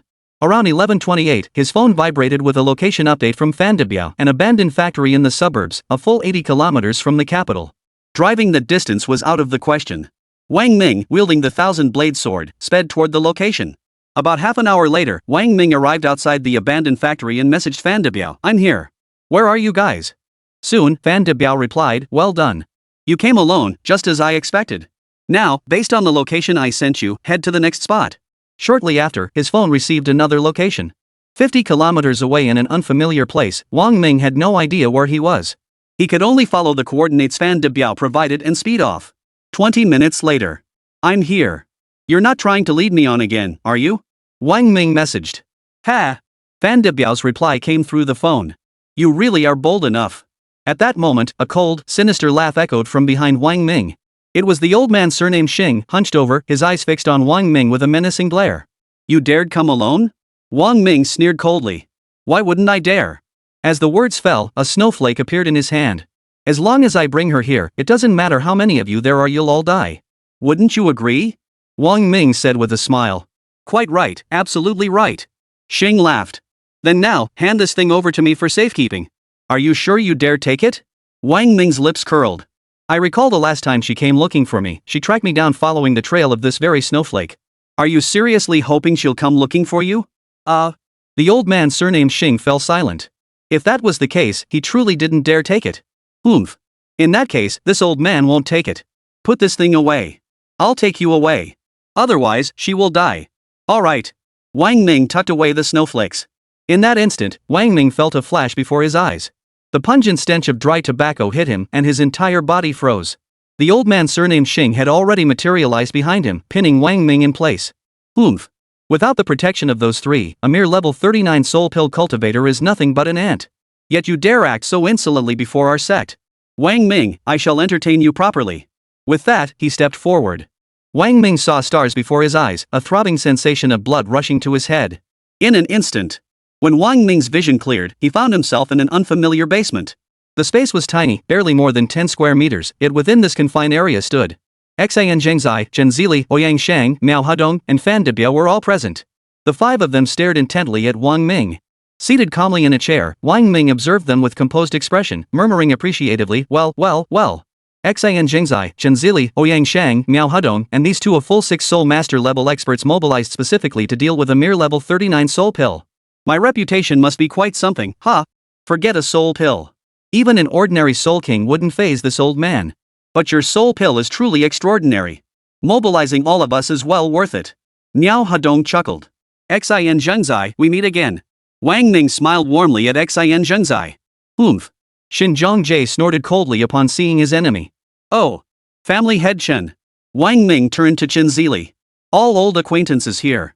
You might not know this, but back in the demon realm, your son knelt at my feet, begging for mercy, crawling like a dog. Chen Zili immediately glared at him. Wang Ming chuckled coldly. Guess what I said? I told him he was unworthy of being a Dragon Nation citizen. I gave him a quick death, a simple slash. He probably didn't even feel the pain. So, I cleaned up your Chen family's mess, sparing you the shame of being labeled traitors and lackeys. Shouldn't you be thanking me? You're asking for death. Chen Zili erupted in fury, lunging forward. Brother Chen, calm down. Xian Zhengzai immediately restrained Chen Zili, glaring at Wang Ming. Kid, you really have a sharp tongue. Mr. Xian, your father died far more miserably than his son. Damn it. Xian Zhengzai exploded like someone had stepped on his tail. Brother Xian, calm down. Chen Zili felt much more balanced now, pulling back at Xian Zhengzai instead. Calm down. Xian Zhengzai's face flushed crimson as he gritted his teeth. Truly sharp-tongued, Miao Hudong sneered coldly. Old Xing, bring that Ning girl over.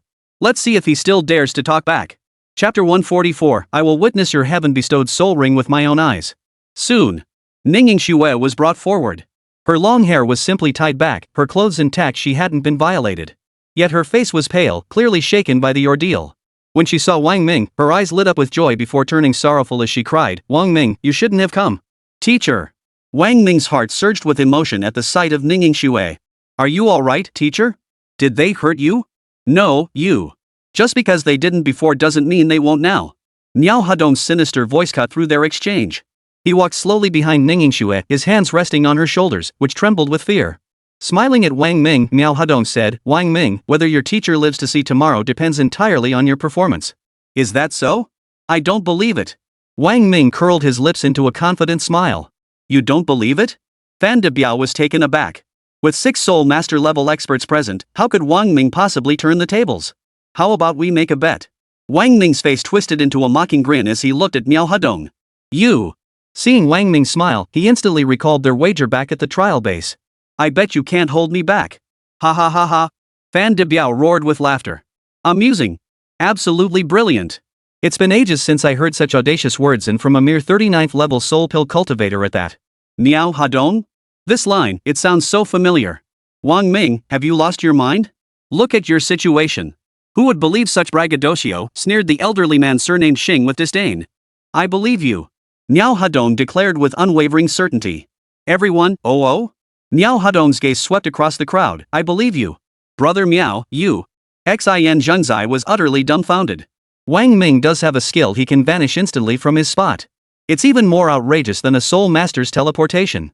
That's how he escaped from me last time. Miao Hudong looked at Wang Ming and smiled. But your skill can't carry anyone, right? Correct. Wang Ming replied with a smile. So between her and me, you can only save one. Either let her go immediately, or I'll demonstrate my living disappearance technique right here in front of you. Living disappearance technique? Fan De Biao's eyes lit up as he stared at Wang Ming. Is that the name of the soul technique? Wang Ming was sincere, yes. Hand over this technique and we'll release her. Fan De Biao demanded immediately. Are you an idiot? Wang Ming sneered contemptuously. I gave you 10 seconds to decide. Either release my teacher immediately or I walk out right now. If you don't believe me, go ahead and try. Wang Ming, this deal seems unfair to us. Ouyang Shang said. If we let her go, won't we still be unable to restrain you? Wang Ming, I can tell you how to restrain me on one condition, release her first. Ouyang Shang turned to the elderly man surnamed Xing, take her away. Wait. Wang Ming stood up, unimpeded by anyone. Take my phone. Have them deliver you to the Yin family's residence in the capital. Once inside, call me. No need. The phone will stay on all the time. Ouyang Shang said. Fine. Wang Ming, go now. Your teacher is proud to have a student like you. I've lived a fulfilling life. You're still young, hurry away. Don't worry about me. Ningning Xue refused to leave, pleading with Wang Ming to depart quickly. The elderly man surnamed Xing had no intention of waiting longer.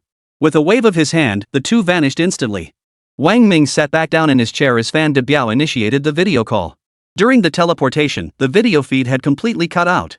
After a few minutes, it resumed normally. Ningning Xue stood at the entrance of the Yin family compound, just a step away from crossing the threshold. If Wang Ming didn't speak up, the old man surnamed Xing could instantly bring Ningning Xue back. Can you tell me now? Ouyang Shang asked with a smile. Yes, Wang Ming nodded. Trapping me is simple. Just seal off the space like last time. Anyone with half a brain should be able to figure that out.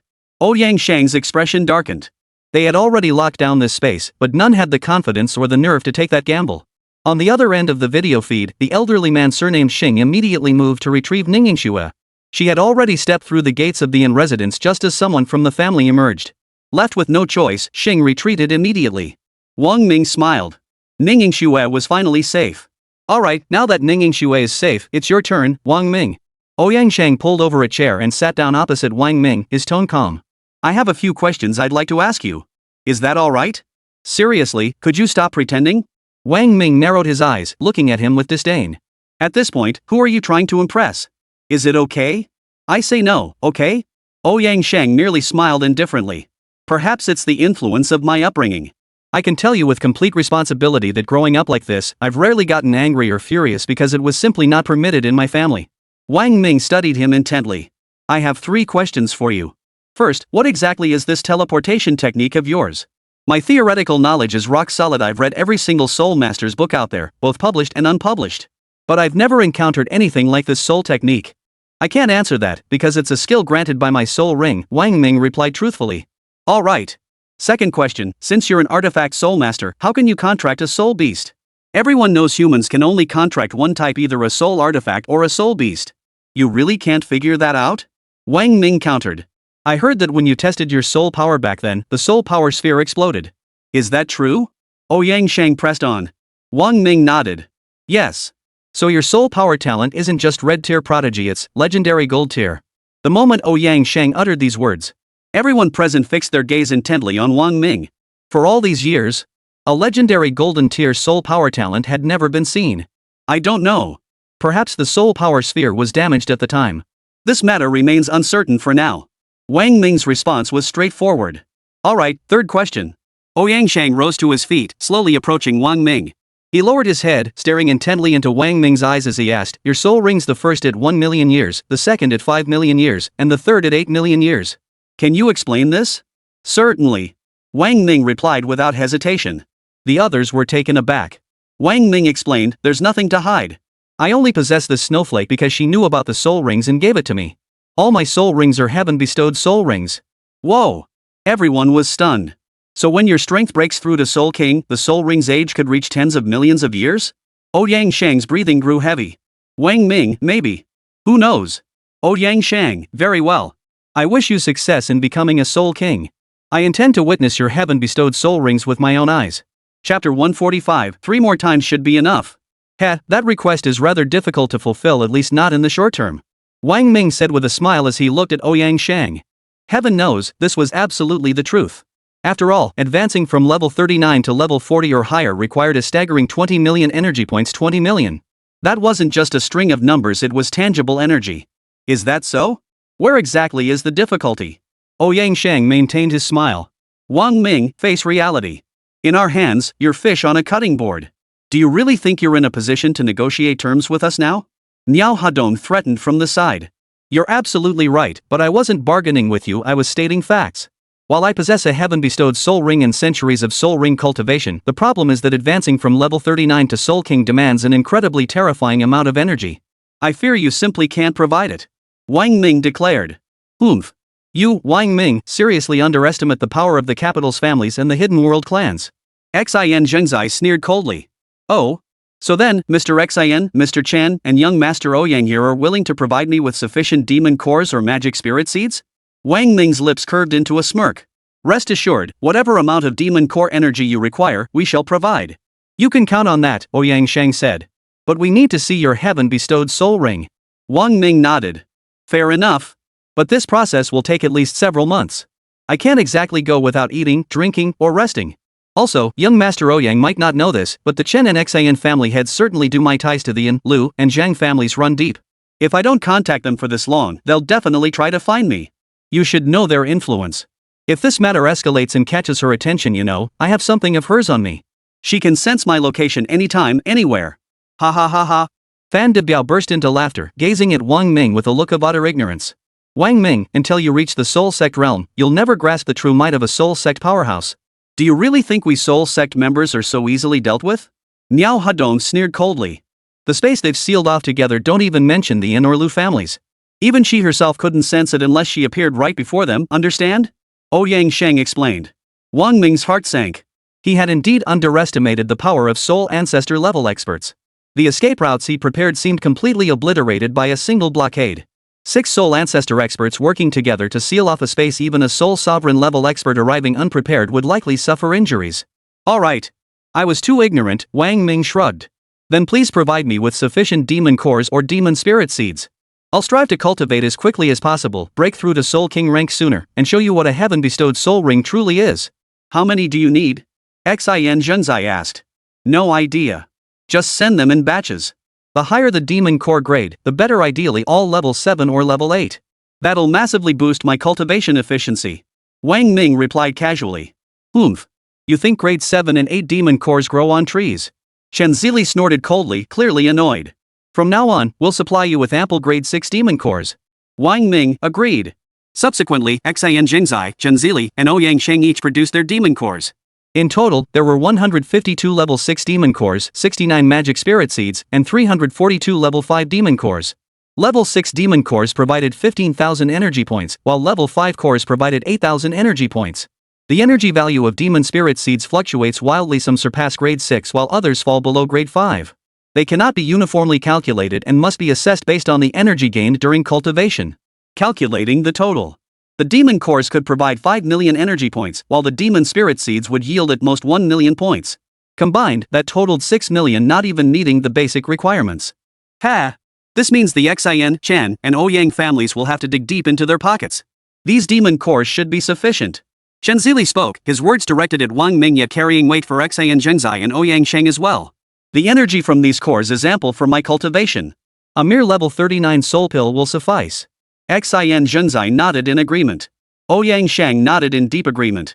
Wang Ming nodded as well, saying, about right. Just enough for the first batch. Next time, stick to this amount and do it 3 more times, that should be sufficient. Everyone, 3 more times?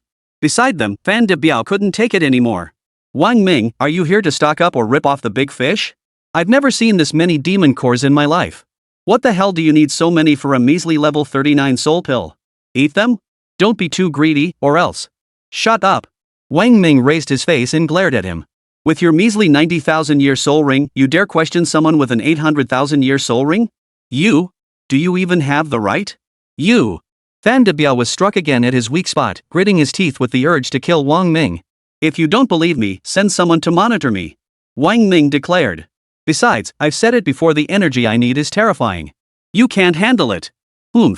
Fine. We'll see how you absorb these demon cores. Let it kill you. Xian Zhengzai gritted his teeth. Enough. Time is short, let's not waste it. Wang Ming, stay here and focus on your cultivation. Old Fan, old Xing, you two keep watch over him. Rest assured, every promise made to you will be fulfilled. Ouyang Sheng declared. Understood. Fan De Biao and the elderly man surnamed Xing nodded. After the others departed, only Fan De Biao, the elderly man surnamed Xing, and Wang Ming remained in the basement. Let's begin. Fan De Biao urged. Could you two stand aside? No offense meant. Wang Ming said. It's just that I genuinely think you both look ugly, and standing next to me would lower my visual appeal. You. The old man surnamed Xing glared, eyes wide with fury. Fan De Biao sneered coldly. Lower it if it must. Hurry up and start cultivating. Fine. Wang Ming shrugged indifferently, sat cross-legged on the nearby earthen bed, and with a thought, the demon cores he had stored in his soul ring appeared around him, shimmering with multicolored light. Fan De Biao and the old man surnamed Xing stared intently at Wang Ming. The old man surnamed Xing sneered coldly, he really is greedy. We cultivate by absorbing demon cores one by one, yet he pulls out so many at once. Is he trying to show off? Seriously. Holy. Before he could finish, a jaw-dropping spectacle unfolded. As if summoned, the demon cores automatically released their energies, slowly converging toward Wang Ming. Finally, the cross-legged figure was enveloped in a swirling vortex of multicolored energy, creating an ethereal, shadowy aura. Holy. That Wang Ming is unnerving. The old man surnamed Xing swallowed hard, his voice strained. This cultivation method is unheard of. Fan De Biao nodded. This guy, he's no ordinary man. Chapter 146, Wang Ming is a bottomless pit, a gold-devouring beast. 1 month later. Inside the Chen family villa. What? Not enough? Zhenzili's voice was filled with shock, his tone and expression exaggerated. Are you sure he absorbed it all? That many demon cores and demon spirit seeds, even training day and night, it should take 2 or 3 months. He absorbed it all in just 1 month? Are you keeping a close eye on him? Don't let him hoard any for himself. Fan De Biao recalled the scene of Wang Ming absorbing energy, swallowed hard, and replied earnestly, I'm certain. That guy definitely absorbed it all. Not a single bit was hidden away. So many demon cores, this guy's like a bottomless pit. Xian Zhengzai, sitting beside him, sighed. What do we do now? Are we really supposed to keep supplying him with demon cores? Zhenzili's gaze darted between Xian Zhengzai and Ouyang Sheng. According to Wang Ming, he needs 3 more rounds. 3 more. Brother, this guy is going to drain our entire reserves dry. Don't forget, we also provided Master Wang with materials for forging a sacred grade soul artifact last time. You know the risks involved in crafting such artifacts. If it fails, we'd have to reinvest. With our vast holdings already strained, bearing the burden on both fronts. Brother Xian, neither of us can afford that. Zhenzili frowned, voicing his predicament. Go for it. After a moment's thought, Xian Zhengzai nodded earnestly.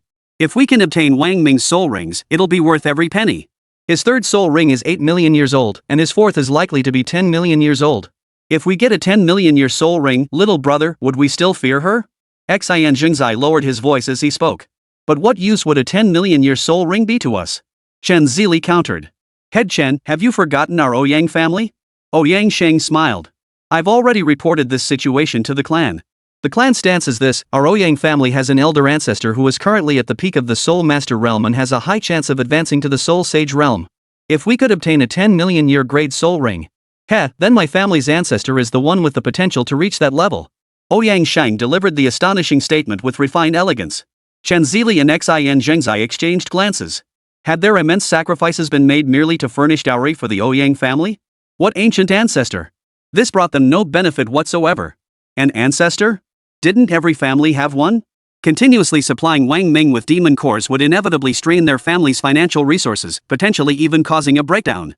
This was extremely serious. Why would they willingly bear such immense risk just to hand over the benefits to the Ouyang family? Oomph. Xian Zhengzai scoffed coldly, leaning back into the sofa. Let me tell you, Wang Ming is dangerous. With just a soul pill cultivation, he dares to clash with soul ancestor level experts. If he reaches Soul King or even Soul Emperor, how could we possibly contain him? We're sworn enemies with Wang Ming now. Why would we nurture a mortal foe? My suggestion is simple: strike while he's weak and eliminate him outright. That way, we avoid future headaches. As for this so-called heaven-bestowed soul ring, I've never seen it. How can we trust Wang Ming's one-sided claims? Brother Xin speaks wisely. I agree, killing him would put my mind at ease. Chen Zili immediately declared his support. Ouyang Shang understood at once. The Chen and Xian families were displeased that his clan had seized the 10,000-year soul ring. Of course, he'd anticipated this reaction. No one was foolish enough to overlook it. Ha ha ha. Ouyang Shang burst into laughter. Uncles, I think there's been a misunderstanding. Would the Ouyang family ever let you two suffer losses? I hadn't finished my sentence earlier. Chen Zili and Xian Zhengzai exchanged glances before turning their attention back to Ouyang Shang. Ouyang Shang continued, we've taken the 10 million year soul ring, so naturally, our Ouyang family will compensate accordingly. First, we'll help both of you reach the soul venerable realm.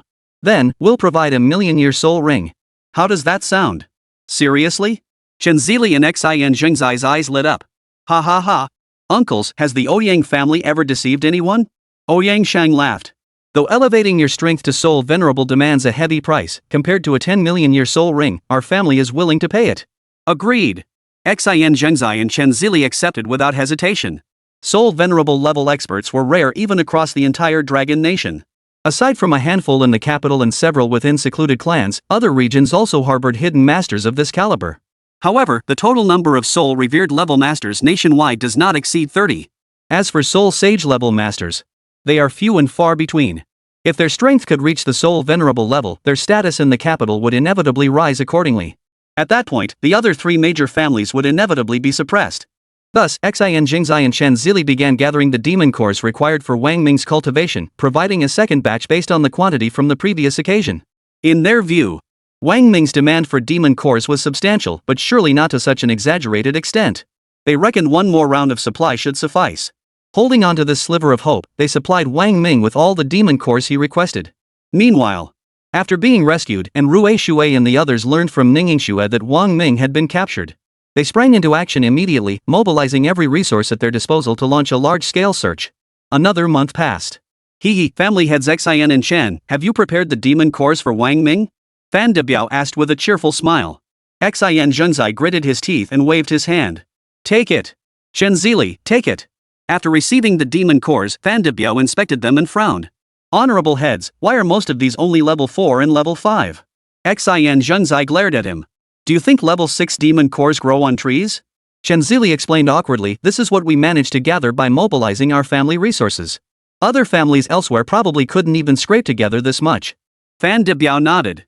Alright, I'll deliver them to Wang Ming. Another month passed. Household heads Xian and Chen, are the demon cores for Wang Ming ready? Fan Debiao paid another visit. Now, both Xian Zhengzai and Chen Zili felt uneasy whenever they saw Fan Debiao. Demon cores were simply too difficult to collect. Both families had essentially drained their cash reserves purchasing demon cores for Wang Ming. With insufficient funds at their headquarters, they'd begun diverting resources from external sources. Many of the previous cores had been procured this way. This time, they were genuinely at a loss. Is this ever going to end? Xin Zhengzai seethed with rage. This is the fourth time already. Wang Ming is nothing but a bottomless pit, a money-guzzling beast. How much more are we supposed to pour into this? Damn it! Our esteemed capital family is about to be drained dry by this bottomless pit. According to Wang Ming, this should be the final time. Fan Dibiao stated. However, he mentioned that the heaven-bestowed soul ring also requires massive demon core support. So, we'll likely need 2 more rounds. Of course, the final round won't require as many demon cores. Chen Zili couldn't hold back his curse. 2 more times? He's nearly drained both our families dry. If this keeps up, we'll have to sell off our assets. Go find Ouyang Shang. You two go find Ouyang Shang and tell him to handle it. Honorable heads, Fan Dibiao interjected. Young Master Ouyang is spearheading soul ring research projects. His investments in this field are substantial. Censored. Xin Jingzai spun in place, furious, scratching his scalp. He refused to give up halfway. Fine. Give it to him. It's the last time anyway. I'll see for myself how this heaven-bestowed soul ring is actually granted. Chapter 147, Shape-Shifting Technique? Wang Ming felt quite comfortable. Apart from being monitored and urged to train daily by the old man surnamed Xing and Fan Dibiao, everything else was delightful. Food and drink were fully provided. Whatever he wanted, they gave him. One word summed it up, bliss. After spending over 2 months with them, Wang Ming realized these two weren't actually that difficult to get along with. Judging by the murdered elder, they still possessed some degree of loyalty and affection. But that loyalty couldn't withstand temptation. For instance, now that Fan Dibiao was absent, only the old man surnamed Xing remained. This old fellow, Xing Digang, was constantly fawning over Wang Ming, his goal clear, the soul techniques Wang Ming had casually made up. With Miao Hudong as a witness, they placed great faith in Wang Ming's soul techniques. It was mealtime. Xing Digang grinned as he added a chicken drumstick to Wang Ming's bowl, chuckling, "You've been training hard, eat up." "Hey, old Xing." Wang Ming, seeing his attentiveness, played along. "You're suddenly so accommodating, don't tell me you're eyeing that heaven-bestowed soul ring too?" "Not at all. That's something the Ouyang family has their eye on. I'm just an old man with no connections or status, how could I dare?" Xing Digang chuckled. "I just wanted to ask about this living disappearance technique of yours. What exactly is it?" "Well, it's very mysterious and incredibly powerful." Wang Ming replied earnestly. "I was being hunted by enemies last year. Back then, I was a level 32 soul pill cultivator facing a soul emperor's pursuit. I jumped off a cliff and thought I was dead. But guess what happened?" "What happened?" "A tree grew right across the cliff face. That tree saved me. But that doesn't make sense. With a soul emperor's power, no cliff is too high or tree too small to escape their divine sense." Ah. That's the crucial part." Wang Ming tapped his bowl with his chopsticks. "Do you know how I evaded the soul emperor's sight? Because I entered a very mysterious cave." "A cave?" "Right. I fell off the cliff, and my own weight was immense. When I landed on the tree, its elasticity was incredible. It bounced me right up and flung me into a cave slanting upward. The cave entrance was slanted upward, most people wouldn't even notice it. I guess the Soul Emperor was so eager to hunt me down that he didn't look carefully. He just went straight down, so he never found me." "Oh. I see. Xing Digang nodded repeatedly, then cleverly asked, "So, you acquired your soul technique in this cave?" "Yes, this was my destiny," Wang Ming said earnestly. "When I saw the skeletal remains in the jade box in this very cave today, I knew my moment had come. And inside the jade box was the technique for making living people vanish?" "Oh, come on. What kind of technique would have such a ridiculous name?" "I made that up to fool Miao Hadong and the others," Wang Ming chuckled. "The real name of my soul technique is?" Xing Digang craned his neck, ears pricked. "Hey! Why am I even telling you this?" Wang Ming abruptly changed the subject. "It won't do you any good anyway. I'm still going to die." "Well, hey. Xing Digang, his curiosity thoroughly piqued, wouldn't let it go without knowing the soul technique's name. After a moment's thought, he said, "Here's the deal, tell me the name of this soul technique and I can guarantee you won't die." "You're lying to me?" Wang Ming looked utterly unconvinced. "You'd never let me go. You're in my hands now. If I say let you go, I can let you go." Xing Digang pounded his chest emphatically, then softened. "But I'm no match for the Ouyang family or the capital's clans. I dare not release you. Still, let's just chat casually. Telling me the technique's name won't cost you a thing, and I can't learn it anyway. Right?" Wang Ming pondered for a moment before nodding. "You're right about that. But I still won't tell you about this soul technique. It's just too god tier. I'm afraid if I tell you, you'll covet it even more." "Hey! If you won't tell me, just obsessing over it won't do me any good." Xing Digang felt a tingling curiosity. "Come on, just tell me what kind of soul technique is it? Just hearing the name tells you how powerful it is." "I'll tell you." Wang Ming leaned closer and lowered his voice. "My soul technique is called shape-shifting technique." "Shape-shifting technique?" Yep. Just hearing the name tells you exactly what it does, right? It's self-explanatory, shifting shapes and changing positions. Got it? Xingdi Gang tried to trap Wang Ming. Get it, get it, get it. That's seriously impressive. But could it possibly be as powerful as our soul sex teleportation? Ha! That's where you're wrong. Wang Ming seemed to take the bait. That's where you're wrong. Your teleportation has distance and spatial limitations. This one has none. It's not bound by space, distance, or any circumstances. Just leave a mark, and you can go wherever you want. What's wrong with that? Aren't you trapped in our spatial lockdown right now? Xingdi Gang wasn't stupid, he immediately pointed out the flaw. Well now, Wang Ming explained, this soul technique is still just a soul technique, it's not omnipotent. You've sealed off the entire area, locking down the space completely. How am I supposed to move? That was the truth. Had his power reached the level of a soul emperor, gaining preliminary control over space, he could have easily ignored the soul master level blockade. But that wasn't possible now, he'd already tried. This space was now entirely under the soul master's single lock spatial control. Teleportation was impossible. Makes sense. Xingdi Gang nodded. But once you reach soul master level, forget about spatial locks. As long as you can muster even a shred of spatial power, you can cast transmigration. Wang Ming continued. Think about it. Suppose you're being hunted down by dozens of soul master level experts. When cornered, you just laugh at them, wave your hand, and say, bye-bye, son scoundrel. Then activate your teleportation technique and vanish without a trace. Tell me, wouldn't those dozens of soul masters be furious enough to explode? Xingdi thought about it and realized the soul technique was truly formidable. No matter how dire the situation, with this soul technique at his disposal, he could always come and go without a trace. Ha! That's seriously powerful. Xingdi Gang's desire grew stronger. He glanced at Wang Ming, but had no idea how to trick him into handing over this soul technique. Ah! What a pity! Wang Ming sighed and shook his head. Such a splendid technique, destined to perish with me. To lose its inheritance is truly tragic. It truly is a shame. Xingdi Gang echoed the lament. If only it could be passed down to future generations. There's simply no one destined for it. Wang Ming shook his head. Honestly, if we weren't adversaries, I'd say you're someone worth getting to know. Though I'm older, I really enjoy interacting with young people like you, making friends across generations. Xingdi Gang said with a cheerful smile. Old Xing. Are you thinking of learning soul techniques? I do. But alas, I have no hope. Not entirely impossible. Wang Ming replied. Because I don't want to die either. But you have the means to save me yet lack the courage. So this soul technique remains beyond your reach. Is that so? Tell me more, Xingdi Gang urged. I just want to stay alive, I don't want to die in this cave. You, on the other hand, want my soul technique. We're both getting what we need. Wang Ming said. Just save my life and get me out of here, and I'll hand over the soul technique. Well, if you had this soul technique, who would you fear? The world is vast, you could roam freely. If you can't beat them, you can always outrun them, right? Wang Ming said. Let me think it over. Just then, Fan Debiao walked in from outside. Both men fell silent immediately. Chapter 148. Did you ever take elementary or middle school theory classes? Current cultivation level, level 39, soul pill realm 19,620,000, 20 million. Soul essence value, 60 million. Tortoise shell soul bone, defensive soul bone. Defense capability has no upper limit, scaling with the amount of soul power input by the host.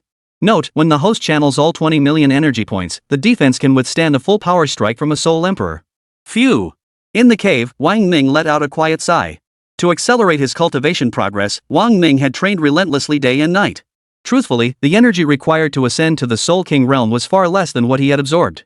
Yet, to squeeze every last drop from the Chen and Xin families while creating the illusion that absorbing these demon cores would take a full month, he had demanded a third round.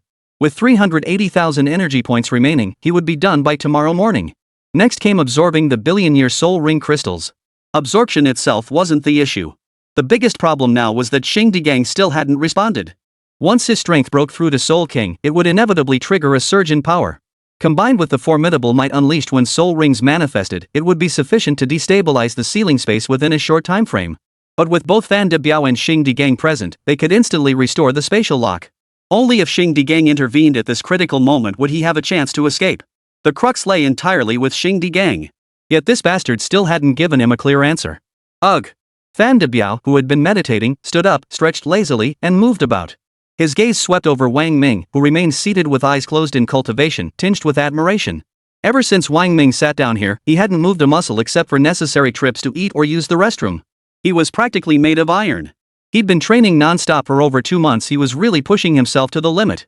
If only he had that kind of perseverance, his current strength would likely be far greater. With that thought, Fan De Biao walked to the cave entrance and said to Xing Di Gang, "Old Xing, you stay here and keep watch.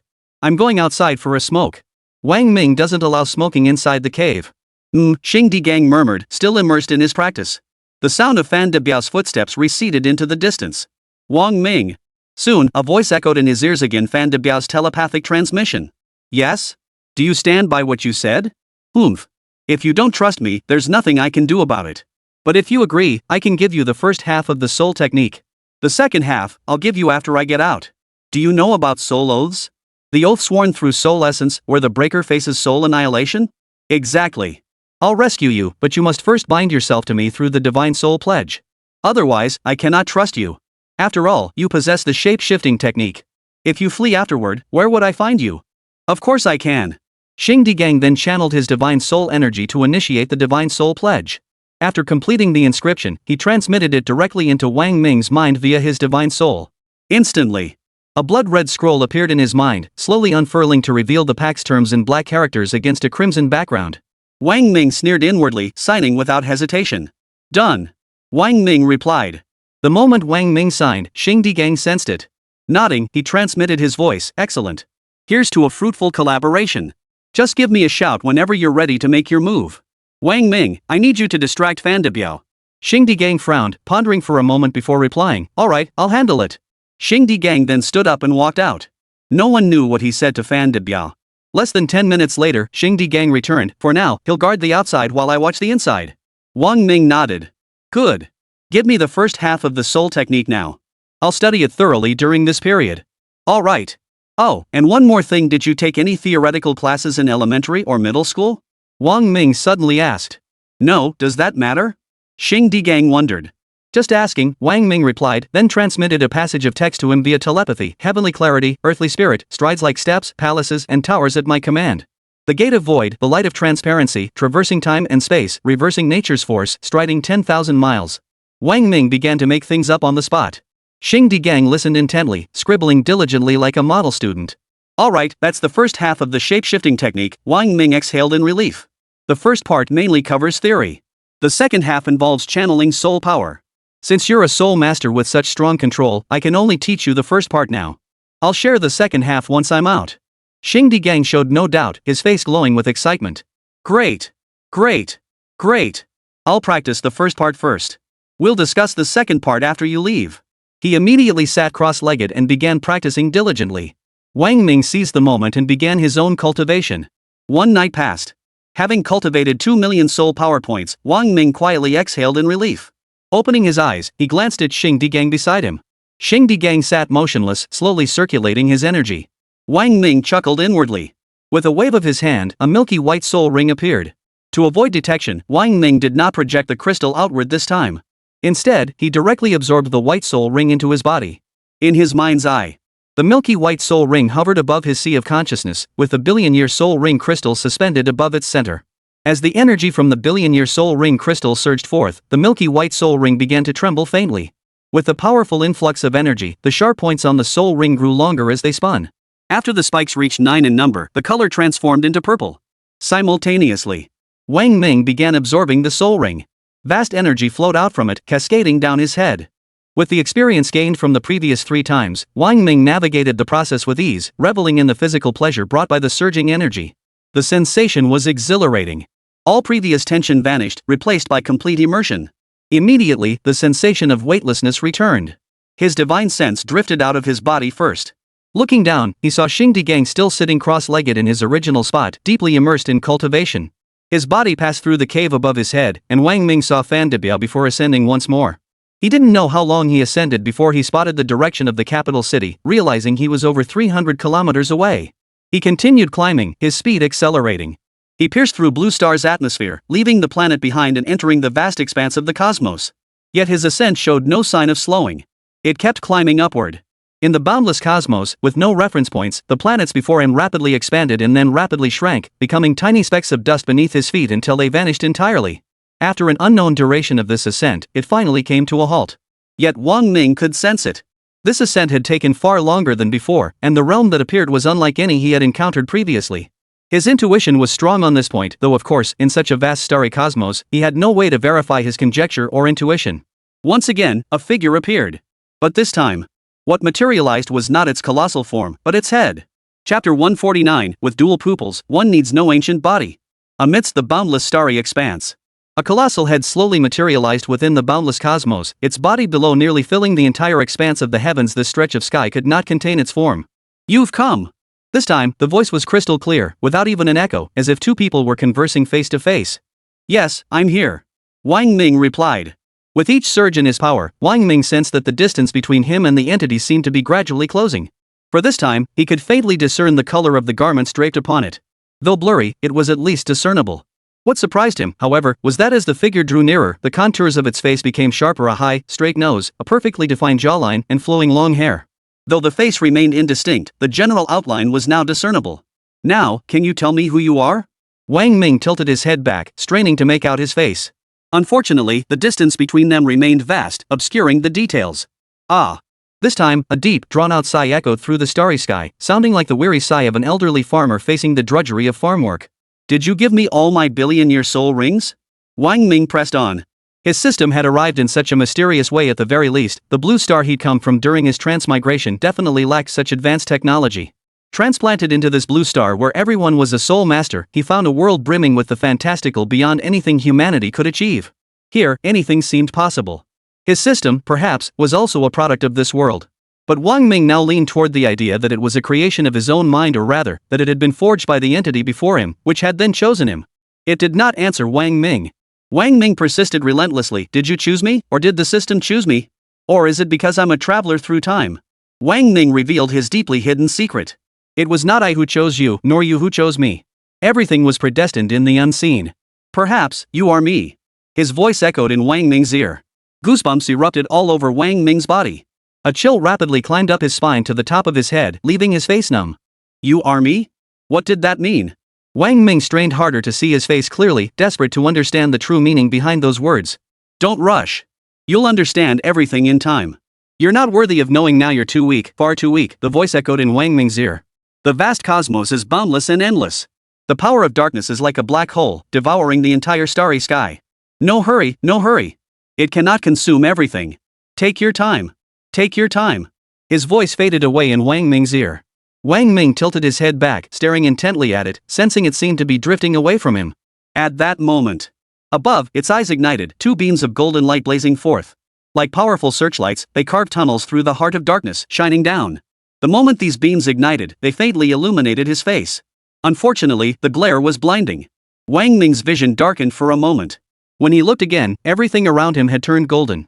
The two beams of light shone down from above, directly into Wang Ming's eyes. Wang Ming stood frozen in place. He stared back at the two beams, his gaze straining to discern the face behind them. The powerful beams moved with astonishing speed. Despite the vast distance between them, the beams reached Wang Ming's eyes within mere breaths. This time, they carried no oppressive aura, no lethal force. The two beams of light pierced into Wang Ming's eyes. A piercing, gut-wrenching pain erupted from his eyes. It felt as though something had sliced through them, as though something sharp had been thrust into them. The intense agony caused Wang Ming's body to convulse uncontrollably. Its voice echoed within Wang Ming's mind. The dual pupils manifest, stirring the heavens and earth. The world shifts in color. In a single stroke, it seizes karma, determines life and death, penetrates the source, peers into the essence of all treasures. Its binding power connects to the cosmic forces of heaven and earth, restraining the void. The divine power of the dual pupils possesses the might to overshadow sun, moon, and stars. When activated, it holds the potential to shatter the chaos of all things. As his voice echoed, the pain in Wang Ming's eyes vanished, replaced by waves of searing heat as if molten lava flowed within his orbs. Unseen to him, his eyes now bristled with dense patterns of the twin pupils, flickering with an eerie, demonic light. Wang Ming, the dual pupil path is inherently invincible. Why seek to cultivate the primordial body? The primordial gods never possessed such eyes. Today, I bestow mine upon you, forging the peerless dual pupil vision.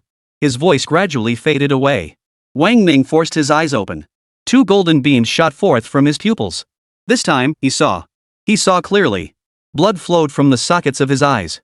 The primordial gods are already immensely powerful, yet they still covet the eyes of dual pupils. Just how formidable must their enemies be? Wang Ming's heart trembled with shock. But before he could dwell on it further, a powerful gravitational pull surged from beneath his feet. Wang Ming gasped in shock. Holy! I'm in the cosmic void, where's this gravitational force coming from? Before he could react, his divine consciousness body shot downward at an incredible speed. Everything began to reverse its flow. Blue star reappeared before his eyes.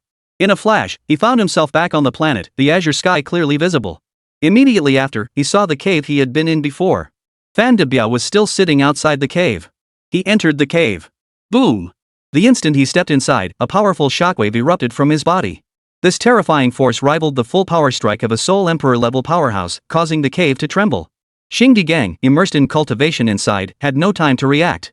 He was slammed against the cave wall by the force of the blast. A blinding ice blue light illuminated the entire cave. Within that light, an ice blue soul ring silently materialized beside Wang Ming, radiating an intimidating aura. A 10,000-year soul ring, ice blue in color. As the ice blue soul ring materialized, the entire cave began to tremble. The overwhelming pressure radiating from the soul ring engulfed the space, causing even Xingdi Gang nearby to shiver uncontrollably under its terrifying weight. This is a 10,000-year soul ring?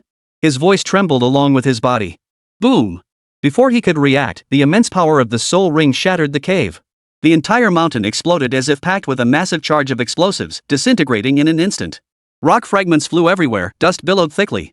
Outside, Fan Debiao, who had been cultivating, froze in shock at the explosion's roar. Instantly teleporting above the cave entrance, he bellowed downwards, "Old Xing, seal off the space with me." At that very moment, Wang Ming, seated cross-legged in deep meditation, heard Fan Debiao's voice. A faint smile tugged at his lips as he lifted his head. His eyelashes fluttered lightly, and he slowly opened his eyes to the sky above. Chapter 150, Are You Stupid? The instant his eyes opened, two beams of golden light shot forth from them. The beams shot out from the shattered mountain base. Wherever they touched, the debris and dust above were instantly obliterated within the beams. The two rays tore through the fractured mountain, appearing before Fan Debiao in the blink of an eye. Primordial twin eyes, imprisonment. Fan Debiao's body trembled violently, as if struck by a petrification spell, unable to move. However, Wang Ming's strength was vastly inferior to Fan Debiao's. His ability to control Fan Debiao at this moment relied entirely on the power unleashed during the instant his 10,000-year soul ring took shape. But confinement could only last a few seconds. "Old Xing, hurry!" Wang Ming shouted at Xingdi Gang. Xingdi Gang snapped out of the trance of the 10,000-year soul ring, glanced up at Fan Debiao, and shouted, "Old Fan, I'm sorry." As soon as the words left his mouth, he teleported to Wang Ming's side and vanished with him. Cracks appeared in the sealed space. Xingdi Gang's figure materialized at the edge of the sealed space. With a sweeping gesture of his hand, a powerful force erupted, causing the sealed space to crack on one side. "Old Xing!" Fan Debiao roared, channeling his soul power to break free from the confinement. It was too late. Xingdi Gang shattered the spatial barrier with his attack, glanced back at Fan Debiao, and vanished in a flash. Fan Debiao did not pursue. With his strength, he could certainly catch up to Xingdi Gang, but there was no point in pursuing him. Once Wang Ming escaped the spatial barrier, no one could stop him. Without others to assist him, even if he caught up, he wouldn't be able to block Wang Ming. The commotion naturally alerted Xin Zhenzai and the others. Within 5 minutes, Ouyang Shang, Xin Zhenzai, Chen Zili, and Miao Hedong all arrived at the scene. The sight of the mountain collapsing, debris strewn everywhere, and the utter devastation left them all stunned. A mountain hundreds of meters tall had been shattered from within. Though they, as soul masters, possessed the capability, they couldn't achieve such utter annihilation. The entire mountain had been leveled. "Old Fan, what the hell is going on here?" Xin Zhengzai's divine sense swept the area, detecting neither Wang Ming nor Xingdi Gang. He barked at Fan Debiao, "Where are Old Xing and Wang Ming?" Fan Debiao's eyes were vacant as he replied, "Old Xing took Wang Ming and fled." "Old Xing took Wang Ming and fled?" Ouyang Shang found it hard to believe. Has Xingdi Gang lost his mind? He actually took Wang Ming and fled? That greedy old fool. Chen Zili gritted his teeth in fury. That stupid old fool. He must have been tricked by Wang Ming. "Old Fan, it's one thing that Xingdi Gang, that fool, got duped. But how could you fall for it too? Why didn't you stop him when he left?" Xin Zhenzai fumed. "At 10,000-year soul ring, ice blue." Fan Debiao murmured to himself. "What?" Everyone heard Fan Debiao's words, their gazes instantly locking onto him. What did you just say?" Fan Debiao mechanically turned his head and looked at them. "I saw it. The 10,000-year soul ring is ice blue. Wang Ming's 4th soul ring is a 10,000-year soul ring. Ice blue, a 10,000-year soul ring." Ouyang Shang's face betrayed shock and disbelief. The others were equally stunned. "A heaven-bestowed soul ring? It really could be one." Ouyang Shang grew agitated, grabbing Fan Debiao's hands urgently. "Did you see how Wang Ming obtained that soul ring? Did you witness it?" The others stared intently at Fan Debiao. Fan Debiao shook his head. "I didn't see it. 1 second everything was calm, then suddenly the entire mountain collapsed. A force so overwhelming I couldn't resist swept over me. I teleported away. Then, 2 terrifying beams shot up from the mountain base, trapping me. After that, Xingdi Gang broke through the spatial lockdown with Wang Ming and escaped. Xingdi Gang, that foolish old fool. Xin Zhengzai cursed furiously. A 10,000-year soul ring. Absorbed by Wang Ming again. Ouyang Shang felt nothing but regret. How could a mere trash collector from Linjiang possibly deserve a heaven-bestowed soul ring? Find him. Ouyang Shang's eyes blazed red. We must track down Wang Ming. My 4th soul ring was 10,000 years old, my 5th will be too. This time, I'll make sure he can't escape, even if he grew wings. This time, he won't be easy to find. Xin Zhenzai shook his head. Wang Ming will definitely flee to the capital. With its crowded streets and countless eyes, plus its proximity to her, if we dare seal off the space, she'll spot us instantly. Moreover, our real concern now is whether Wang Ming will inform her of this matter. No. Ouyang Shang declared. Wang Ming is too crucial now. We must secure him. You 2 move out immediately. I'll report this to the family right away and request support from the elders. First, investigate where Xingdi Gang and Wang Ming went. Ouyang Shang ordered. Get to the bottom of this. That old fox Xingdi Gang dares to sabotage our Ouyang family's affairs. Young Master Ouyang, one of us brothers has already died for your family. Fan De Biao glared at Ouyang Shang, his tone unyielding. But he ruined mine too. Ouyang Shang snapped, his temper boiling over. I gave you 2 missions, and you botched both. One of you brothers is dead, another betrayed me, and now you, the leader, have the nerve to speak. Fan De Biao gritted his teeth, glaring at Ouyang Shang, but said nothing. Xingdi Gang brought this upon himself, he deserves no mercy. Ouyang Shang ceded, yet he still needed Xingdi Gang's skills. After all, the man was a soul realm expert, and eliminating him would be no easy task. Besides, having been humiliated by Wang Ming this time, he would surely harbor deep hatred toward him. He said, out of respect for your brotherly bond, I won't pursue Xingdi Gang's matter further. Once he's found and brought back, you'll see to disciplining him properly. Ouyang Shang nodded. Thank you, young Master Ouyang. At the same time, on a certain mountaintop, the air rippled as Xingdi Gang appeared, bringing Wang Ming with him. Phew! Xingdi Gang, who had managed to escape, let out a sigh of relief. Sweat dripping from his forehead, he slumped onto a rock and chuckled, finally got out. Ah! My big brother really looks out for me. He didn't chase after me. No, it's because your big brother is smarter than you. Why? Because he knows that once I'm outside the spatial lockdown zone, no matter how fast he is, he won't be able to catch me. Why? Because I can use the shape-shifting technique. Oh yeah, you know the soul shift technique. Well, now that I've rescued you, according to our soul pact, you owe me the second half of the soul technique. Are you stupid? Ha! If I really had such an awesome soul technique, do you think I'd give it to you? WH, what do you mean? Xingdi Gang stood up abruptly. We signed a divine soul pact. Do you want your soul to be scattered to the winds? Poof. Then take a look at what I signed. Xingdi Gang's expression changed instantly. He immediately scanned it with his divine soul and saw that Wang Ming had written one word in the signing section, read. You. Xingdi Gang's face drained of color, but before he could utter a word, Wang Ming before him began to fade into transparency. Chapter 151, Masters an Easy Target? You, Wang Ming. I'll kill you. Watching Wang Ming vanish completely before his eyes, Xingdi Gang lost all composure. His eyes reddened as he erupted into a torrent of curses, abandoning all dignity to rant like a raging harpy, his lungs threatening to burst from sheer fury. He felt as if his world had collapsed. Not only had he betrayed Fan De Biao, but he'd also snatched Wang Ming away from the Ouyang, Chen, and Xin families, leaving himself utterly isolated and defenseless. If these families ever caught sight of him now, would they spare him? Xingdi Gang was consumed by regret and fury. He now wished he could tear Wang Ming limb from limb. But alas, the man had vanished. He had no idea where Wang Ming was now. Capital City, Master Wang's residence. Wang Ming's figure slowly materialized, his face still bearing that smile that infuriated his enemies. This trip had been a huge payoff for him. Most crucially, his strength had undergone a qualitative leap. Thanks to the selfless contributions of the Ouyang, Chen, and Xin families, he had broken through from Soul Pill to 49th level Soul King. In the realm of Soul Masters, those below the rank of Soul King were considered ordinary citizens. Those lacking exceptional talent would forever remain stagnant at the Soul Pill realm. Only those blessed with superior gifts could advance further, reaching the ranks above Soul King. Of course, this was not absolute. Some with average talent, through extraordinary diligence and serendipitous opportunities, could also reach the ranks of Soul King or Soul Emperor. Upon reaching the Soul King stage, a qualitative leap occurs. The most striking change is the immense power of their soul energy. The speed at which they can control objects, command beasts, and fly increases dramatically, freeing them from reliance on vehicles or aircraft. Who would have thought this operation would lead to such a silver lining? Wang Ming couldn't help but sigh with emotion. Ouyang Shang, Xian Zhengzai, Zhenzili Ha. You've ended up losing more than you gained. Especially the Chen and Xian families. Wang Ming mused inwardly. To supply me with demon cores, they've likely depleted most of their assets.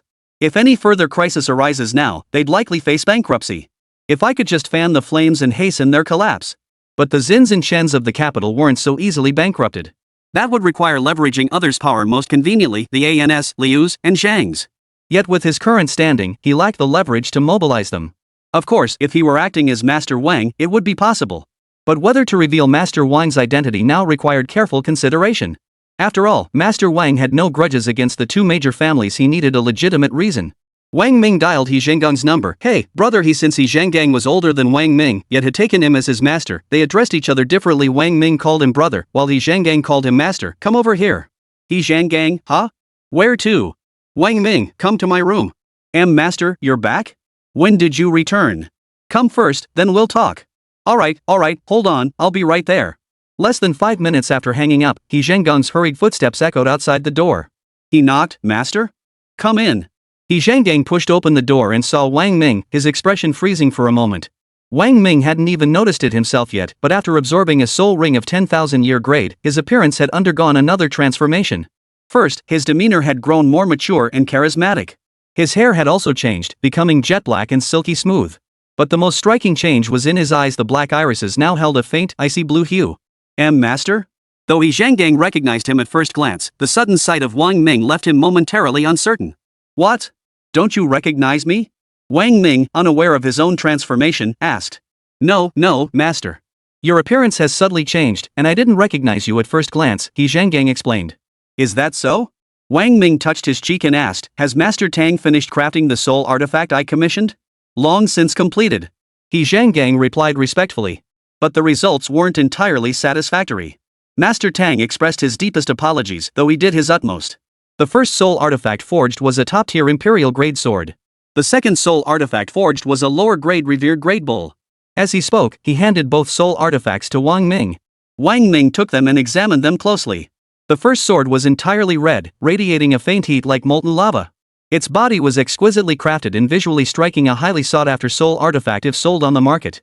The second was a golden bull. The bull was entirely golden, containing a microcosm within. It possessed both offensive and defensive capabilities, with its own internal space. As a lower-grade revered item, it was still quite impressive. Wang Ming nodded. Master Tang did a commendable job.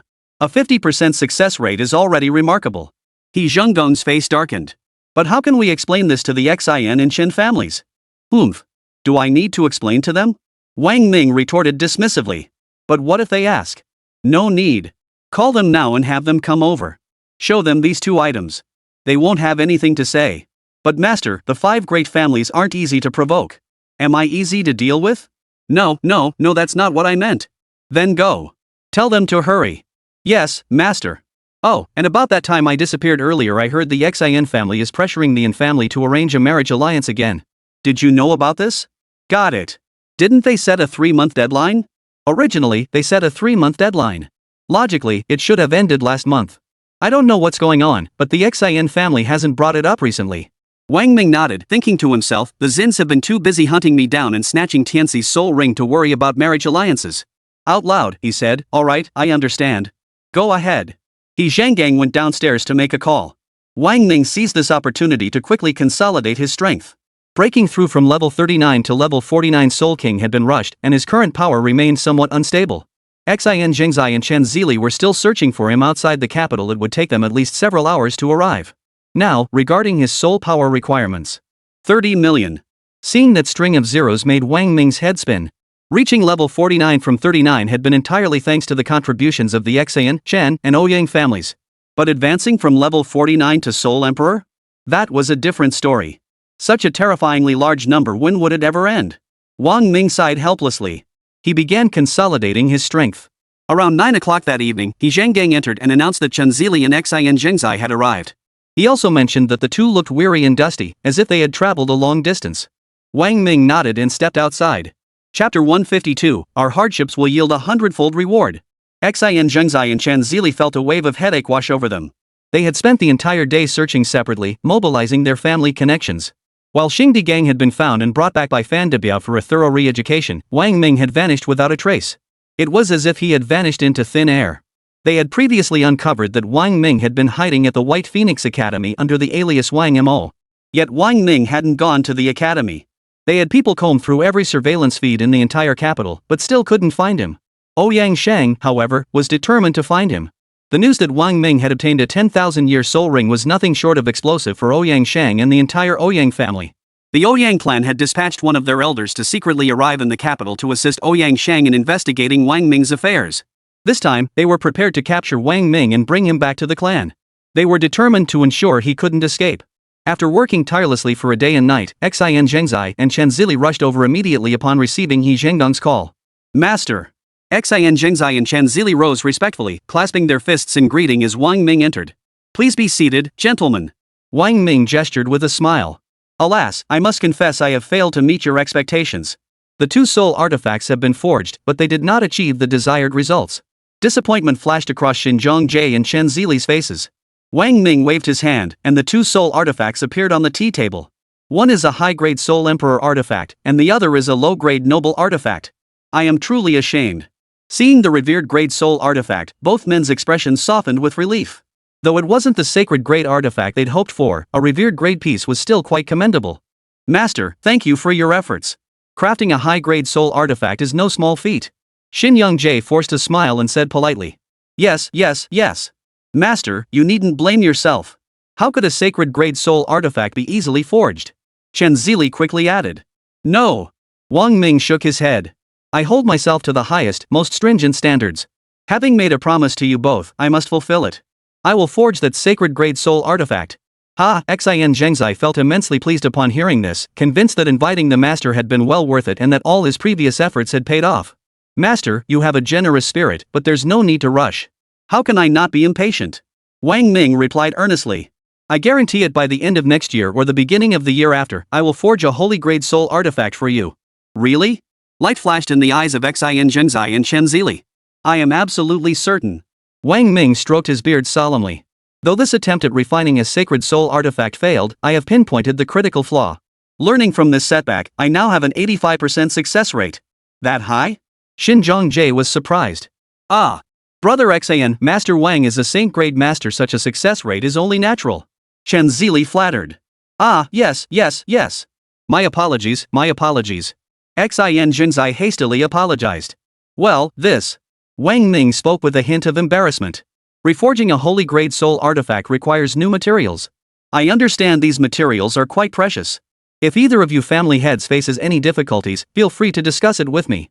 Of course, with the depth of resources in both families, materials for a holy grade soul artifact shouldn't be an issue. Well. The two exchanged glances. They were indeed facing difficulties. To satisfy Wang Ming's bottomless demands, they had already exhausted every resource. Raising funds for the materials of a sacred soul artifact would drain their family coffers completely. To be honest, Master, we are facing some difficulties, Xin Zhengzai admitted. Recently, our two families have joined forces on a research and development project. The initial capital investment required was staggering. With our resources stretched this thin, it's difficult to allocate funds elsewhere. Oh, research and development? Wang Ming feigned curiosity, inwardly sneering. This project you mentioned, it wouldn't happen to be about me, would it? Well, we can't disclose that to Master Wang at this time, replied Chen Zili. No. I couldn't care less about your research.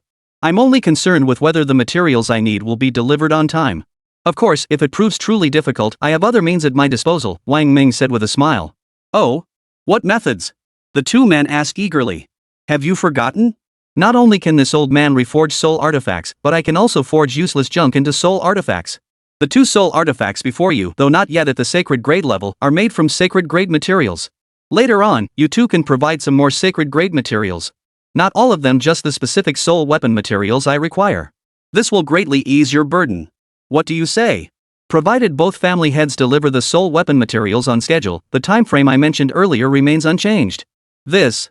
The two exchanged glances, then both fell into deep thought. Truthfully, the Chen and Xin families were already strained. Future expenditures on monitoring Wang Ming would be substantial. Squeezing out additional funds for holy grade materials would be exceedingly difficult. Yet neither wished to abandon the endeavor midway. Silence fell over the hall. Wang Ming, meanwhile, reclined comfortably in his chair, sipping hot tea as he awaited their response. Master Wang. After a moment's deliberation, Xin Zhengzai and Chen Zili exchanged another glance. Xin Zhengzai spoke up, here's the deal. If you can guarantee the artifact will be forged by the end of next year or early the year after, our families will ensure the materials are delivered on time no matter the hardship. Very well. Wang Ming smiled. This old man dares to guarantee it. Then we'll leave it to you, master. We'll deliver the materials to your residence as soon as possible. Please don't overwork yourself. Xinjiang Jie said cheerfully. The three chatted briefly before taking their leave. Wang Ming saw them off, standing in the hall as their figures disappeared at the doorway. He smiled. After gathering the materials for the sacred soul artifact, the Xin and Chen families had nearly depleted their foundations. With substantial financial demands still ahead, it would inevitably bankrupt both houses. Oomph. Wang Ming exhaled comfortably. Oomph. The Xin family, the Chen family dare to offend this young master, and I'll make sure your families are destroyed. At the same time, after Xin Zhengzai and Chen Zili stepped outside, they walked side by side in silence. Heavy expressions weighed on their faces. Sigh. Xin Zhengzai let out a breath. Sigh. Chen Zili sighed. They exchanged glances. Sigh. First it's finding Wang Ming, then Master Wang's materials, our savings are getting drained dry. Chen Zili spread his hands, frowning. Xinjiang Jie smiled reassuringly. No need to rush. Once we get through this immediate crisis, everything will be fine. A sacred grade soul tool, a million-year soul ring, our hardships will surely yield a hundredfold reward. Chapter 153, Your kid's not so little anymore. Xin Zhengzai and Chen Zili had barely exchanged a few words when Ouyang Sheng called. An elder from the Ouyang clan had arrived and summoned them to discuss countermeasures. The two hurried to the hotel where Ouyang Sheng was staying. The visitor was an elderly man who appeared to be in his 80s or 90s, with snow-white hair and beard. He sported a slick-back hairstyle, looked remarkably spry, and wore a comfortable, high-quality white Zhongshan suit. Upon seeing Xin Zhengzai and Chen Zili, the elder smiled and clasped his fists in greeting. Honorable heads of the families, it's been a while. Chen Zili and Xin Zhengzai recognized him at once, an old acquaintance. This elder was Ouyang Lang, the sixth elder of the Ouyang family, aged 172, over 70 years older than both Xin Zhengzai and Chen Zili. Yet he carried himself with gentle kindness and a playful wit. Years ago, when he descended the mountain to arrive in the capital, he had crossed swords with both Chen Zili and Xin Zhengzai. Ah, sixth elder. It's been years, but you look as vibrant as ever. Xinjiang Jie promptly clasped his fists in greeting. Familiar faces always made things easier. Sixth elder, how have you been? Chen Zili followed suit with his own greeting. Fine, the sixth elder chuckled. This old man feels younger with each passing day. Look at me, I've even put on weight lately. Recently, I've asked this youngster to find me another wife. Let this old frame of mine enjoy a little more freedom. He burst into laughter. The others laughed along. We feel reassured having you here to oversee matters. Xinjiang Jie said with a smile. When you left all those years ago, you were already a soul master. Now, you must be a soul grandmaster by now, right? Ah. It's rather embarrassing to admit, Ouyang Lang shook his head. After 20 years of painstaking cultivation by my clan, I barely managed to advance from soul master to soul sovereign, and even then, only to an 80th level soul sovereign. Progress has been painfully slow. His face twisted with frustration, but he quickly brightened. But things are looking up now. I hear there's this fellow named Wang Ming. As Xiao Shang put it, that kid's got some seriously strange powers. With him around, this old man might finally have a chance to break through again. Then you're bound to ascend to greater heights. Chen Zili chuckled heartily. With you taking action, capturing Wang Ming will be a piece of cake. When that day comes, I'll be wishing you a grand entrance into the Saint Realm. You're exaggerating. Ouyang Lang chuckled and shook his head. Based on current standards, a soul user lives 100 years, a soul master 120, a grand soul master 150, a soul pill 180, a soul king 200, a soul emperor 300, a soul sect leader 500, and a soul sage reaches 800. This old man is already 172 years old. There's still plenty of time, no need to rush. According to the predictions of the clan's grand elder, it's highly unlikely I'll advance any further in this lifetime.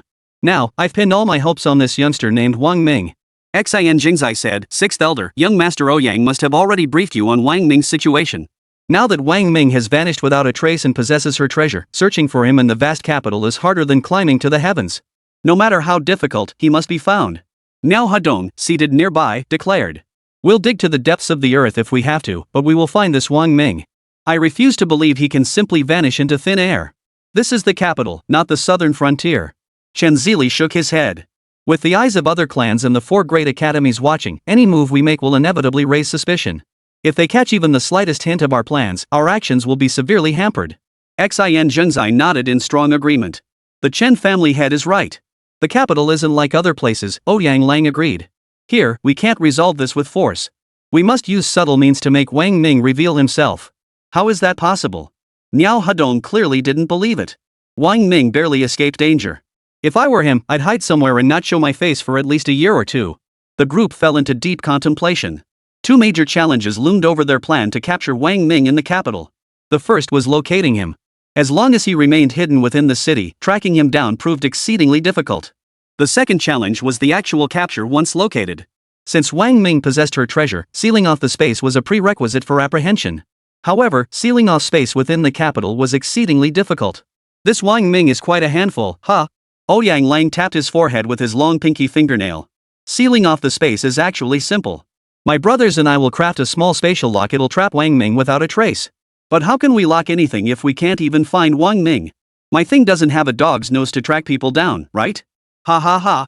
The group fell silent. Hey! Xin family head, I recall your son isn't exactly young anymore, is he? Ouyang Lang suddenly turned to Xin Zhongjie without warning. Well, sigh. Counting his age, he really isn't young anymore. Xin Zhengzai said with a pained expression. Hey! What's gotten into you? Ouyang Lang still didn't know. Sixth elder, Chen Zili, who also bore the pain of losing a son, interjected, Master Xian's beloved son was killed by that little bastard Wang Ming 2 years ago. What? Ouyang Lang's face froze in shock. Killed by Wang Ming? Chen Zili nodded. Because of the infamily's daughter, Wang Ming killed Qian Guang. Good heavens! That Wang Ming is truly despicable. Brother Xin, I was out of line. My deepest apologies. Once we track down this Wang Ming, this old man will personally capture him. After taking his soul ring, you may do with him as you please. Thank you, sixth elder. Xin Zhengzai gave a slight nod. And what about you? Ouyang Lang turned to Chen Zili. Me? Chen Zili pointed at his own nose, looking puzzled. Considering his age, your boy isn't exactly young anymore, is he? Ouyang Shang asked with a smile. Oh. Chen Zili was overcome with grief. This. Sixth elder, his son was also killed by Wang Ming. Xin Zhengzai's voice was weak. What? Sixth elder's jaw dropped wide open, unable to close for a long moment. Sigh. Chen Zili and Xin Zhengzai sighed in unison. Suddenly, Ouyang Lang seemed to have an epiphany. His face lit up with delight as he stared at Chen Zili and Xin Zhengzai, leaving them both dumbfounded. I've got it. I've got a way. Ha ha ha ha. Ouyang Lang burst into laughter. Grandpa Lu, what's the solution? Ouyang Sheng asked, looking at Ouyang Lang. Oh my! Such a simple solution, how could you two not have thought of it? Ouyang Lang beamed with pride. I'm simply too clever for words, ha ha ha. Sixth elder, what is this solution? Please tell us. We're dying of curiosity. Niao Hedong pressed urgently. Ha ha ha. Oh my! Isn't it simple? Ouyang Lang chuckled. Isn't it simple? Wang Ming killed Xin Qianguan for the infamily's daughter. Clearly, this lad is a hopeless romantic. If I were to step in and arrange the marriage with the infamily's girl, don't you think Wang Ming would come forward on his own? Everyone's eyes lit up. Exactly. They'd been beating around the bush. Such a simple solution, why had they agonized over it for so long? Oh my! Chen Zili's eyes sparkled. Sixth elder, you're so wise. How could we have missed this? You really came at just the right time. Exactly. Ha ha ha. See? Only with me stepping in will that Wang Ming lad have no chance of escaping this time. Ouyang Lang's face glowed with laughter. We must plan this meticulously this time. We absolutely, positively cannot let Wang Ming escape again. Ouyang Sheng declared. The group immediately began discussing the details of their plan. Leaving no stone unturned. Chapter 154, the Xin family comes to propose again. Wang Ming returned without telling anyone. And Rushui, Lu Xiaoyao, Zhang Tianjing, and Baishan were still searching the world over for him, yet had no leads. Their resources were limited, making the search extremely difficult. It wasn't that Wang Ming didn't want to tell them, he simply dared not. While they searched, Ouyang's people were watching them. If they stopped searching, it would mean they knew Wang Ming was safe. They could then trace the clues back to Wang Ming's location. Just as Wang Ming had anticipated. Every location in Roeshui and her group had searched, every phone call they made was being monitored by the Chen, Xian, and Ouyang families through various means. Inside Zhao Qingshi's room. And Rushui, Lu Qiaoyao, Zhang Tianjing, Ning Yingxue, Baishan, and Lu Feifei were all present. They were all troubled by how to find Wang Ming. 3 whole months had passed, and there was still no word from him. Since they had been rescued and regained consciousness, they hadn't seen Wang Ming. Only Ningning Xue had brought news that he had been captured. The only information they currently possessed was that he had been seized by several individuals, and Ningning Xue didn't recognize who these people were. They knew only that one was surnamed Fan, another surnamed Xin, and the third surnamed Chen. And Rujui and the others speculated it might be the Xin or Chen families, but with so little information, they could only conduct a large-scale search outside the capital suburbs. Unfortunately, they found nothing. And Rue Shui looked haggard, her eyes red and swollen from repeated crying.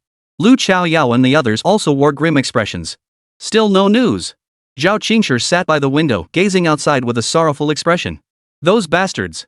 How dare they act so brazenly in the capital? It's infuriating. It has to be the Xin and Chen families. Lu Chaoyao declared with certainty. What do we do now? It's been 3 months with no news. The longer we delay, the greater the danger to Ming.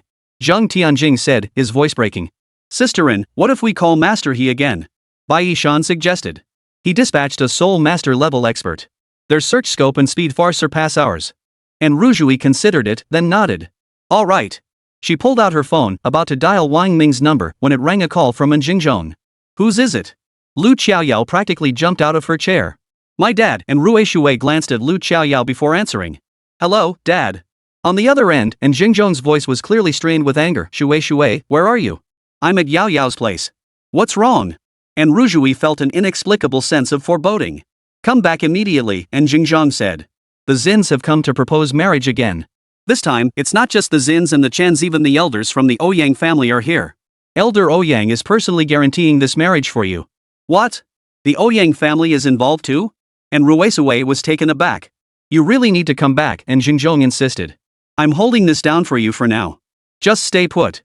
I know what you two are up to, and I know this is the Chen, Xin, and Ouyang families specifically targeting Wang Ming. You're no match for them. Dad, you know everything? In the capital, nothing escapes your father's network of information. It's not that I won't help you, but there's truly nothing I can do. You must understand me. You know everything. Before she could finish, tears of hurt welled up in Rushue's eyes. If they've come to propose marriage again, it can only mean one thing: Wang Ming is safe now. You don't need to search for him desperately. He hasn't contacted you because he's protecting himself and protecting you. Understand? Hearing his daughter's sobs, and Jingzhong's heart softened, and he comforted her. And Rue Shui nodded. Alright, come back home first. All of you go back home. Stop this nonsense.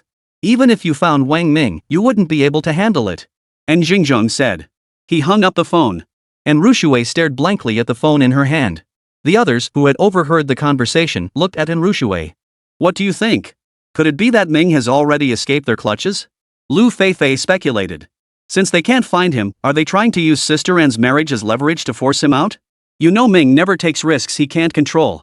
He must have an escape plan. But when it comes to loyalty, he'll hesitate to act. At this, all eyes turned to Lu Feifei. Why are you all staring at me? I'm just speculating.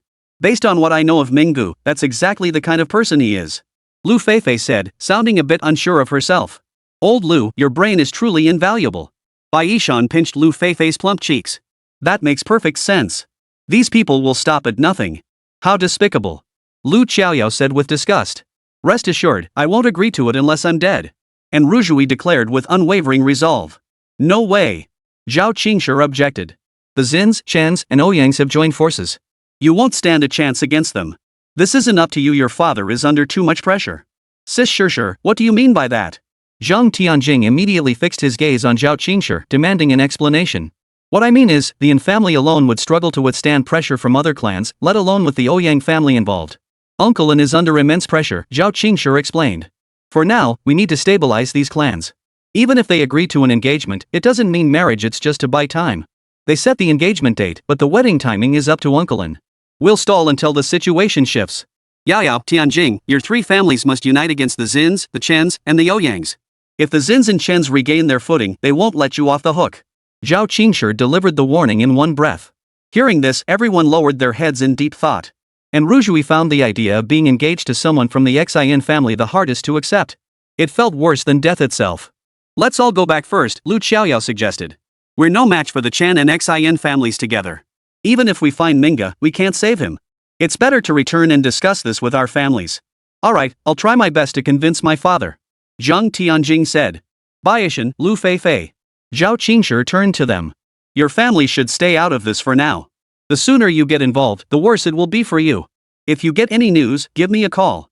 I'll report their misconduct at the training base to the Education Bureau. Then, with the 4 major academies backing us, I refuse to believe even the Ouyang family could get away with it. If need be, we'll escalate this to her level. Chapter 155, Shattered Blade Battle Soul. Wang Ming stretched lazily, flexing his limbs. Standing by the window, he faced the rising sun, its warmth bathing his face and sending a wave of comfort through his body. After 2 days and 1 night of dedicated cultivation, his strength had solidified at the 49th level Soul King stage. 20 million energy points was simply too much. Completing such a daunting task in a short time was simply impossible. With his current strength, Soul Emperors no longer posed a threat to him. Though there was a vast difference in cultivation levels between them, Wang Ming, backed by his terrifying energy reserves, felt fearless. Except for Soul Master level experts. The 10,000-year Soul Ring brought not only an increase in strength but also an understanding of space. It was only a rudimentary, simple control, nothing like the short-range teleportation it will possessed by Soul Masters. However, it allowed for rudimentary manipulation of space. Of course, this manipulation held no combat utility, it merely deepened his understanding of space. Yet Wang Ming's eyes underwent a profound transformation. Gazing directly at the sun, his vision completely ignored the blinding glare, allowing him to see clearly into the immense fiery orb. Even more terrifying was his newfound ability to see through objects. It could be said that if Wang Ming wished, the women walking the streets outside might as well be naked. Of course, Wang Ming was a respectable gentleman. A respectable person would never do such a thing. He merely stood at the window, gazing out for a moment. His gaze could pierce through any obstruction. If he chose, he could see whatever he desired. Master. He Zhanggang stood respectfully at the doorway. The Xin and Chen families have delivered the items. So quickly? Come in. Wang Ming hadn't expected these 2 families to act so swiftly. It seemed the depth of the capital's families truly couldn't be underestimated. Even in their current circumstances, they'd managed to gather the materials for a sacred soul artifact so rapidly. Of course, these materials weren't intended for them.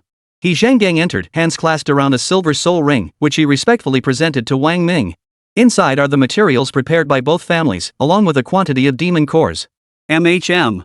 Wang Ming took the soul ring, probing its contents with his divine sense to verify everything was intact before nodding in satisfaction. Good. Now I have all the materials I need. Master, Tanghao Sun O, your great-grandson and my disciple keeps coming here. But my strength is nowhere near enough to teach him anything. What should I do? He Zhanggang said with a headache. Tell him not to come for a while. Say you're now assisting me in refining a sacred soul artifact. Advise him to immerse himself in forging techniques. Inform him I'll test him afterward. Wang Ming instructed. Alright, I'll tell him next time he comes. He Zhanggang breathed a sigh of relief. He couldn't fathom why his master had insisted on taking him as a disciple. Obtaining the materials.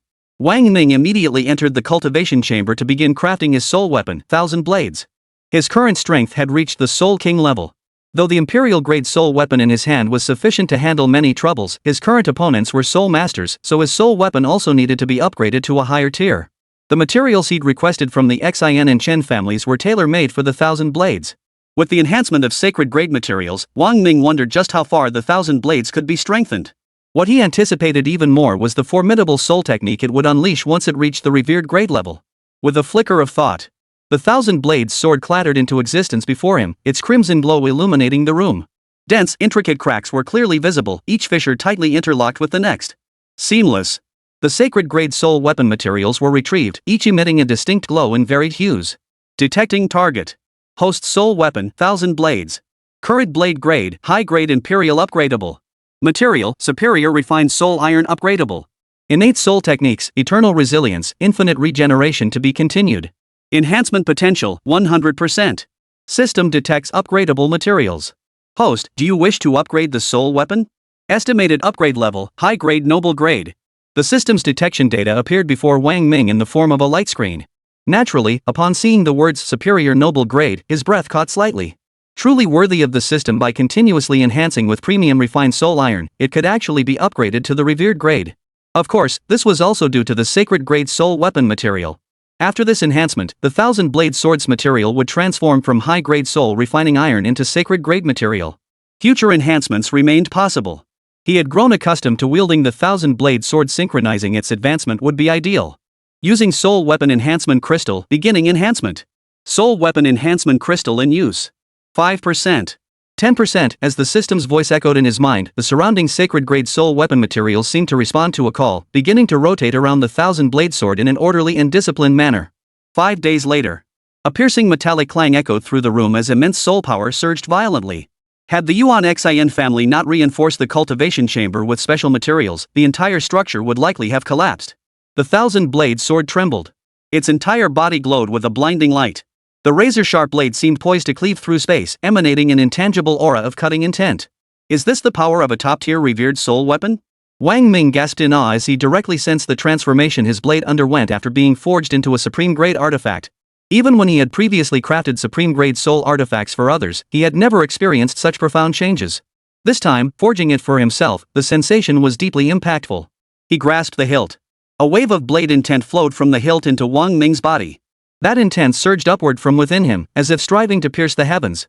Wang Ming stood perfectly straight, like a steel-hard, razor-sharp blade. The blade is the soul of all weapons. Holding the thousand-blade sword, Wang Ming radiated an unstoppable aura, like a commander leading 10,000 troops. Wang Ming felt the surrounding space part like rippling water. The room before him gradually vanished, transforming into a boundless battlefield. Blood-red mist swirled, and a chilling aura of slaughter filled the air. It resembled an ancient battlefield, bleached bones strewn everywhere, tattered battle flags standing tall on distant hills. This is the domain of the thousand-blade sword, shattered blade battle soul. Wang Ming murmured to himself. Thud. Thud. Thud. The sound of war drums echoed from an unknown source. Wang Ming felt his blood boil in rhythm with the beats, a tingling sensation spreading from his scalp to his face. A surging tide of battle intent swelled within his chest. Kill! Kill! Kill! The endless battle cries filled his ears and mind, as if thousands of soldiers stood behind him, roaring and bellowing at the enemy. Purify the soul bone. Wang Ming immediately activated the Purify the Soul Bone technique. Only then did that intoxicating battle frenzy begin to subside. Wang Ming was secretly startled. The power of this domain was truly terrifying. Even he had nearly been unable to withstand it. Stepping out of the domain, Wang Ming examined the blade in his hand and smiled with satisfaction. Knock knock. At that moment, a knock sounded at the door. Wang Ming turned to see He Zhengang standing respectfully at the doorway. What is it? He Zhengang replied, Master, Lu Qiaoyao is here. She asked me if you'd returned yet. Chapter 156, Tell Sister sure this time that she should. Hearing it was Lu Qiaoyao, Wang Ming's brow furrowed slightly. He hadn't expected her to come looking specifically for him. After a moment's thought, he instructed He Zhengang, let her in. Have Guan Datsuan check if there's anyone tailing her. If there is, eliminate them immediately. He Zhengang, yes, master. Not long after, a series of hurried footsteps echoed outside the door. Just by the sound of them, Wang Ming could tell it was Lu Qiaoyao. The girl was light on her feet, with long legs and a wide stride, moving with obvious urgency. Ming. Her voice preceded her arrival, the soft gasp melting Wang Ming's heart as he hurried to the door. A wave of fragrance washed over him. The moment Lu Qiaoyao saw Wang Ming, her eyes lit up with surprise and delight. Ming. The word Ming carried a note of grievance and bitterness, tears already misting her beautiful eyes. Xiaoyao, I'm here. Wang Ming took her delicate, cool hand. Seeing her misty eyes filled him with tenderness. He pulled her into his arms and held her tightly. Lu Qiaoyao buried her face against his chest, her ears pressed against his heartbeat, her arms wrapped tightly around his broad, sturdy back. Ming, Lu Qiaoyao murmured in a soft, delicate voice as they embraced for a moment, you're so mean coming back without telling us. You had me, Sister In, and Sister Tianjing worried sick for ages. I didn't dare tell you, Wang Ming murmured, his face pressed against her head. I was afraid you'd get dragged into trouble because of me.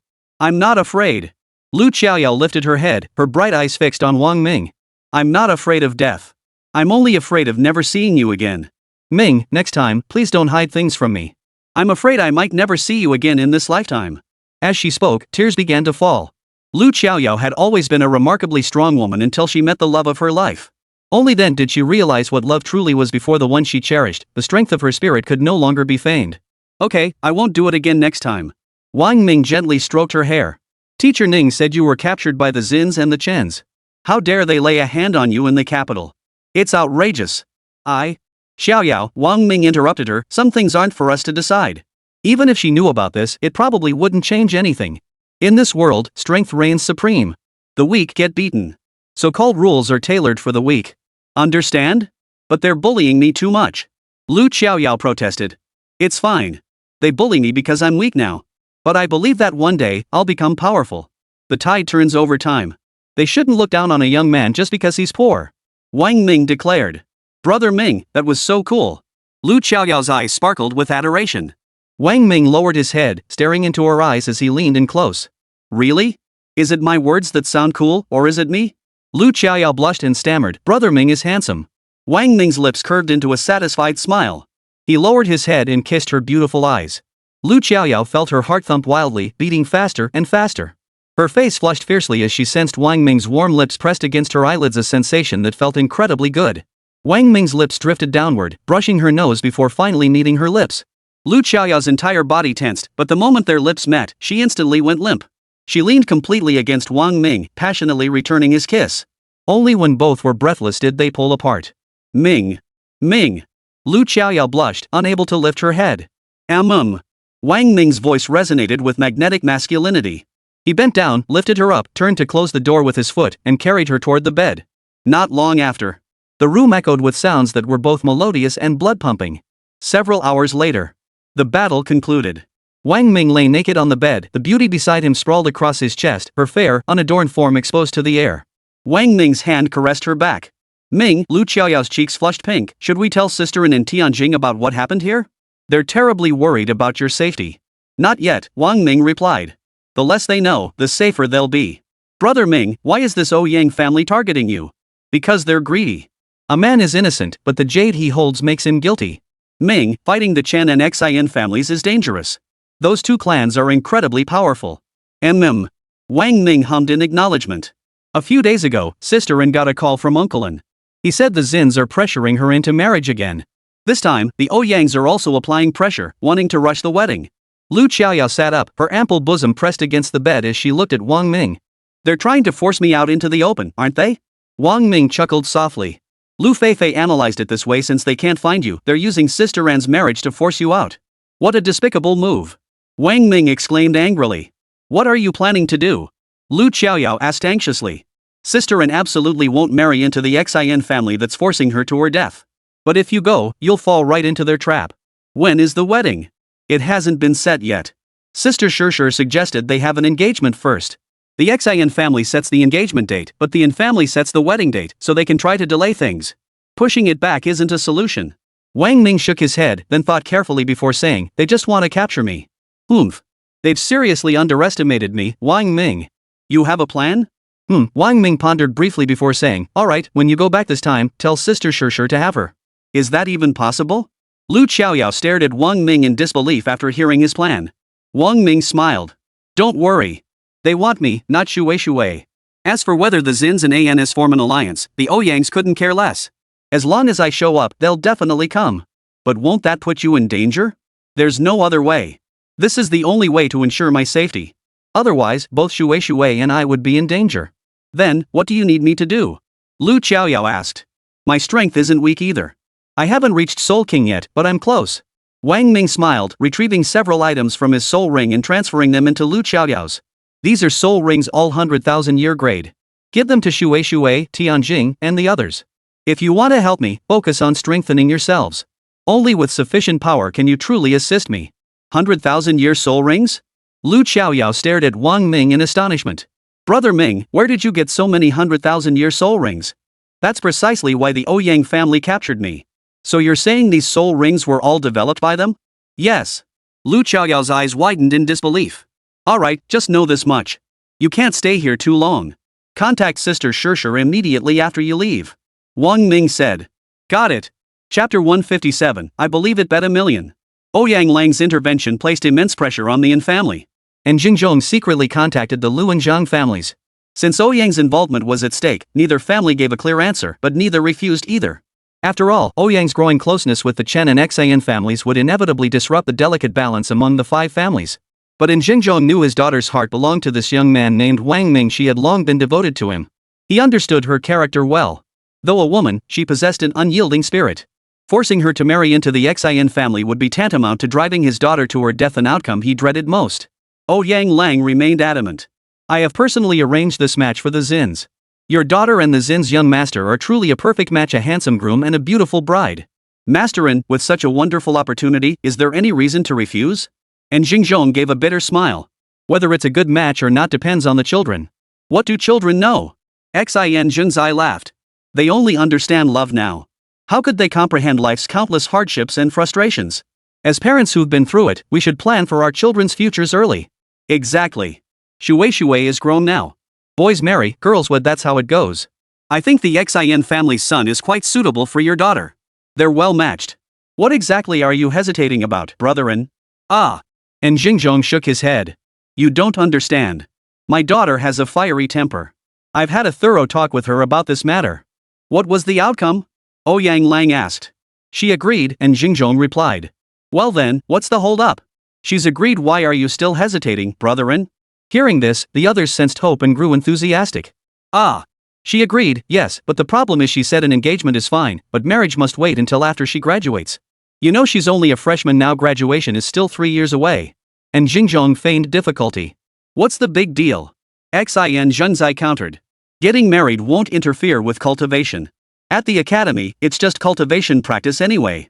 We finished all the theoretical knowledge back in high school. The academy only provides the facilities. We don't lack facilities. Chen Zili interjected. Exactly. Let them marry first, get engaged and wed immediately. Ouyang Lang insisted. Now, everyone, whose marriage are we discussing? And Xinzhong's tone turned firm. My daughter's marriage must be voluntary. If any of you try to pressure me and Xinzhong or force the issue, I'd be more than willing to see what happens. Hey, hey, hey. Seeing the tension, Chen Zili immediately stepped in with a smile, smoothing things over. No, no. Who would force such a thing? We're only thinking of the children. Since my daughter has set the date, we'll proceed accordingly. If any of you are unhappy, there's nothing I can do about it. And Xinzhong declared. This outcome is the result of my persistent, earnest persuasion over a long period. If you're unhappy, why not go talk to her? She's at her grandfather's house right now. Senior Ouyang, you're welcome to go too. And Liaison? Ouyang Lang shook his head at the suggestion of confronting in Xinzhong's father. Forget it. That old man's temper is legendary, I'd just get beaten up. The room fell silent. And Xinzhong was relatively mild-mannered and rarely lost his temper, which is why they dared to press him further. But An Liaison was different. He was notorious as a powder keg, ready to explode at the slightest provocation. Add to that his extraordinary cultivation talent, the An family had poured every resource into nurturing him. At just over 130 years old, his strength had already reached the level of a soul venerable. This was the very man who had once cursed her to her face. His reputation was notorious. Though he had devoted himself to cultivation for years, entrusting the An family to An Xinzhong's management, that didn't mean An Liaison was irrelevant. To ignore him would invite dire consequences. Now that An Xinzhong had brought his own father into the matter, what else could the others say? They couldn't possibly tear the An family apart. Brother-in, you're overreacting. Chen Zili laughed heartily. This is getting serious, huh? Matters between our generation should be settled by our generation. Why involve the elders? Right? Oh, brother-in, no need to get worked up. If we're getting engaged, then let's get engaged. Xin Young-jae said with a laugh. I'll handle the arrangements. I'll have a master specifically calculate the date for the engagement ceremony, guaranteed to be an auspicious day. How does that sound? That's settled. And Xinzhong waved his hand dismissively, signaling it was time for them to leave. Gentlemen, I have matters to attend to this afternoon and cannot keep you any longer. All right, we won't keep you. Seeing this, the others rose and departed. They exited the An residence. Chen Zili muttered with obvious displeasure, that old An really is something. He even brought out the elders of the An family to resist us. Don't push it too far. Xin Zhenzai shook his head. The An family isn't some pushover you can manipulate at will. Don't forget, they have a younger aunt married into a hidden clan. If we really provoke the Ouyang family into joining forces against them, it could get very messy. Let's leave it at that for now. As for whether we can get Wang Ming transferred out, it's still uncertain. Ouyang Lang was dissatisfied with this outcome, but there was little else to be done. It's highly probable. Even if it's just an engagement. Xinzhong Jie asserted. Brother Xin, how can you be so certain? Chen Zili questioned. Oomph. Xinzhong Jie snorted coldly, his tone unwavering. A man like Wang Ming, possessing a soul ring of 10,000 years and a heaven-bestowed soul ring, has an absolute pride. His woman is undoubtedly his Achilles heel, his most vulnerable spot. Even an engagement would be unbearable for him. He'll definitely make an appearance, though the manner might surpass our imagination. This feels like the dramatic entrance of a TV show's male lead, Ouyang Lang remarked, half-jokingly. Oomph. Leading man? Xin Young-jae scoffed disdainfully. I'll be damned if I let any TV or novel hero survive this. I'll see to it he meets his end. Exactly. Talented youngsters either recruit them or eliminate them completely. Ouyang Lang declared. Beep beep beep. Just then, Xin Young-jae's phone rang. He picked it up to see an unfamiliar number from out of town. Frowning as he held the phone, he pondered for a moment before turning to Chen Zili and Ouyang Lang. You two believe me or not, this unknown call is almost certainly from Wang Ming? I don't believe it. Chen Zili shook his head. I do. I'll bet $1 million. Fine, I don't believe it. I'll bet $1 million. Chen Zili retorted. It's probably just a scam call. Shin Zhongjie shot a confident glance at Chen Zili and Ouyang Lang before swiping the screen to answer the call. Chapter 158. Wang Ming is the key. Hello? Wang Ming. Xian Zhengzai answered the call with confidence, addressing Wang Ming by name. Surprised? Old man, I've got you. Hello? Sir, this is 360 Loan Center. Our system has identified you as a premium customer eligible for a maximum loan limit of 500,000 yuan. Daily repayments start at just 30 yuan. Xin Yongjie? Ouyang Lang, holy. Chen Zili, ha ha ha ha. Hurry up. 1 million each, transfer it to my account immediately, ha ha ha. When did my phone number fall into the hands of these loan sharks? Xian Zhengzai fumed. Oomph. These scoundrels are getting bolder by the day. Enough with that. Hurry up, 1 million. Chen Zili felt exhilarated. Fine, it's just $1 million. I'll transfer it to your account later. Seriously. Ouyang Lang grumbled, that Wang Ming cost me $1 million. Ding ding. Just then, Xian Zhengzai's phone rang again. Ouyang Lang and Chen Zili immediately leaned in to look at Xin Yongjie's screen, which displayed an unknown number. Ahem. Chen Zili narrowed his eyes and chuckled. Still betting? Xin Yongjie gritted his teeth. Bet. I'll bet 2 million. This time it's definitely Wang Ming. Ouyang Lang shook his head. Don't be so stubborn, okay? I don't think it's him this time. So I'm betting 2 million it's not him. Chen Zili, don't look at me. I'm definitely betting it won't be him. 2 million. Xin Zhongjie glanced at them, swiped to answer the call, and the three immediately held their breath, staring intently at the phone screen. Xin Yongjie, this is Wang Ming. Ha ha ha ha. When Xin Yongjie heard the name Wang Ming, he couldn't help but burst into laughter. He shot a defiant look at Chen Zili and Ouyang Lang. Ouyang Lang looked utterly dejected, while Chen Zili shook his head with a bitter smile. Wang Ming on the other end. What was Xin Yongjie laughing about? Was he that thrilled to receive his call? He must be losing his mind. Hey, Wang Ming. Xin Zhongjie stifled his laughter. Kid, I knew you'd come looking for us on your own. Sorry, I'm not actually reaching out to you guys. On the contrary, I heard you're looking for me, right? No, sorry about that. I'm busy arranging a marriage for the younger generation of the Xin family right now. No time to look for you. Of course, this wedding might be of great interest to you. The Yun family's daughter, oh right, your little girlfriend. She's about to become a Xin family daughter-in-law, ha ha ha. Xin Zhongjie knew exactly how to provoke Wang Ming. Wang Ming, hearing this, was naturally boiling with rage. But he'd braced himself for this moment. Suppressing his anger, he forced a smile and said, is that so? Then I'll offer my congratulations to them in advance. Someone like me, who's constantly forced into situations beyond my control and faces mortal danger every day, really isn't suited for marriage. Perhaps this is the best choice for her. Opposite, oh? Heh, youngster. Ouyang Lang chuckled. You say you don't care, but that's not what's in your heart. We old folks have been through our youth too. Youngsters like you put love above all else. If you truly didn't care, you wouldn't have made this call. Wang Ming, mark my words, I'll catch your father. And Rui Shui, I'll marry her. And not just her, Lu Qiaoyao and Zheng Tianjing too. They'll all become daughters-in-law of the Xian and Chen families. Ha ha ha ha. Rest assured, after you die, they'll be well taken care of. Xian Zhengzai laughed coldly. Is that so? You want to kill me? Let's see if you have the guts. Wang Ming's face darkened. Now, I'll tell you this, you have only two choices. First, I'm right here in Linjiang City. If you want to find me, come find me. Second, if you've truly become engaged to Rui Shui, then I'm afraid you won't find me for at least 4 or 5 years. I'll go into hiding. With my talent, I should be able to reach the level of a soul master within that time. By then, let's see who among you can stop me. I trust none of you doubt my potential in this regard. Xian Zhengzai and the others lost their smiles. The three exchanged glances. Wang Ming's words struck them right in the heart. What they feared most was Wang Ming's innate talent. If he were given 4 or 5 years to grow, they would be the ones left defenseless. Given the deep-seated hatred between their families, the annihilation of both the Chen and Xian clans was a distinct possibility. If Wang Ming left the capital to hide, searching for him across the vast expanse of the Dragon Nation would be like looking for a needle in a haystack, nearly impossible. Boy, am I in Linjiang now? Ouyang Lang pondered for a moment before asking. His sole focus was Wang Ming. The prospect of an alliance through marriage with the Yun family held no interest for him whatsoever. Yes. Wang Ming replied. Very well. I advise you not to deceive this old man. Should I arrive in Linjiang and find you absent, I shall be most displeased, Ouyang Lang warned. Huh, is that so? And then what? You get angry and wipe out the Yun family? Wang Ming showed no concern whatsoever. Wang Ming, you'd better not be playing any tricks. Chen Zili barked. I'm giving you this chance. I will show up in Linzhong. Whether you have the ability to capture me is entirely up to you. If you can't, well, then go home and practice your skills. Arrogant. Xin Zhenzai gritted his teeth in fury. Tomorrow morning at 10 o'clock, a major auction will be held in Linzhong City. I'll be there. We'll see what you're made of then. With that, Wang Ming hung up.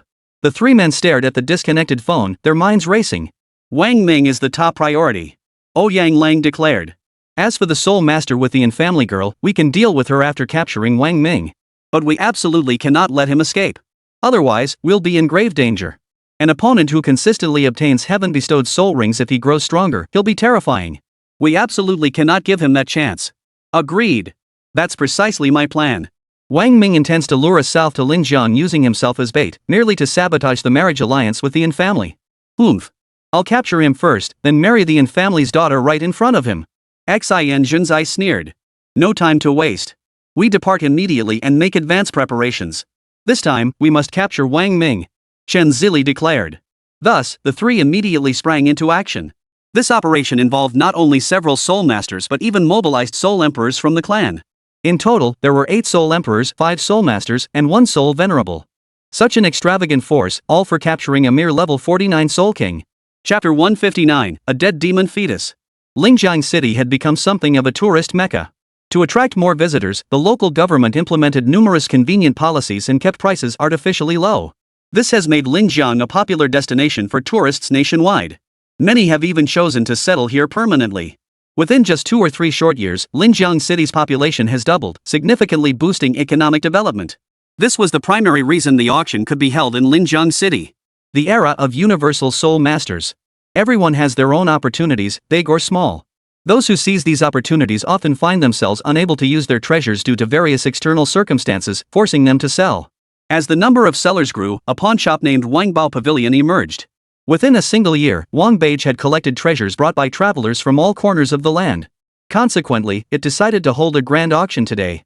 According to the released information, the crowning jewel of this auction is none other than the Western Frontier's secret lava map. This news drew a large crowd of onlookers, with many outsiders rushing to the scene specifically to obtain this map. For within its pages lay the secrets to countless treasures. Among them, the most alluring treasure was the legendary secret to breaking through to the Soul Emperor realm. Wang Ming strolled down the street wearing plain long sleeves, straight-leg jeans, and sneakers. The warm sunlight bathed his body as an adorable kitten trailed behind him, drawing curious glances from passers-by. He had only just arrived in Linzhong when he learned the news. He had intended to return to the old landfill to relive the familiar smells, only to find it had long been cleared away. The site had transformed into a residential area, with high rises now towering over the land. Fortunately, he had left early. Had he stayed just a few more years, he would have ended up wandering the streets? No. With Shui and teacher Ning by his side, he wouldn't end up homeless. Thinking of them, a wave of warmth washed over Wang Ming's heart. The entrance to the auction house was packed with people. The parking lot was filled with all kinds of luxury cars, symbols of status and wealth. Many men wore suits and ties, cigars dangling from their mouths. Ladies wore revealing gowns that stretched their curvaceous figures into terrifying shapes, some seemingly on the verge of bursting out of their clothes. Wang Ming held a prestigious VIP ticket in his hand. After handing it over at the entrance, the receptionist turned to the beautiful woman beside him and said, "Please escort this gentleman inside." The hostess wore a revealing bikini, her perfect figure boldly on display. With a smile, she extended her hand in a gesture of invitation. "Sir, please." Wang Ming nodded and followed behind her. She swayed her hips rhythmically, her stunning back arching gracefully to accentuate her perfectly rounded buttocks. As she moved, the faint dimples at her waist appeared and disappeared, utterly captivating. Truly, the rising tide of capitalism showed no mercy in its ruthless advance. After walking for a short while, the beauty led Wang Ming to a private room, turning with a smile, "Esteemed gentleman, this is your private room." Wang Ming stepped inside. The interior was lavishly decorated, featuring a large floor-to-ceiling window at the front.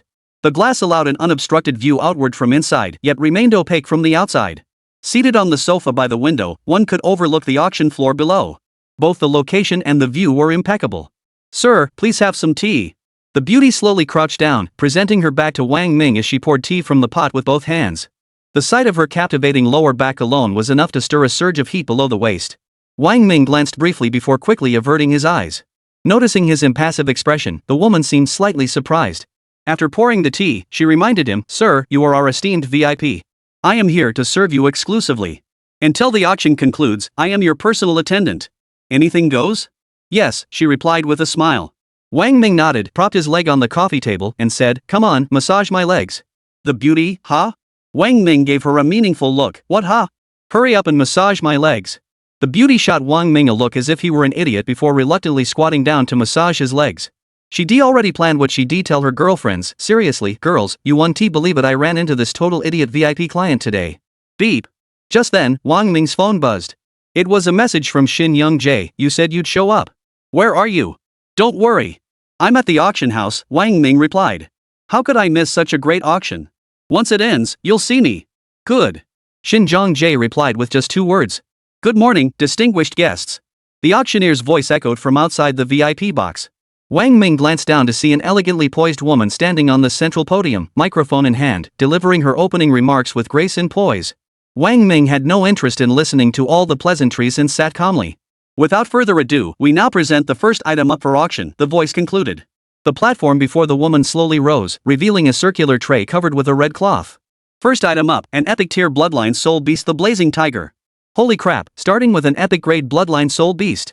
Truly worthy of the treasure pavilion, they're incredible. The moment the beauty's voice faded, the crowd erupted in gasps. An epic grade bloodline soul beast was no different from a supreme grade soul artifact, an irresistible temptation for any soul beast tamer. Take Wang Ming's current Iron Devouring Ant Queen, for instance.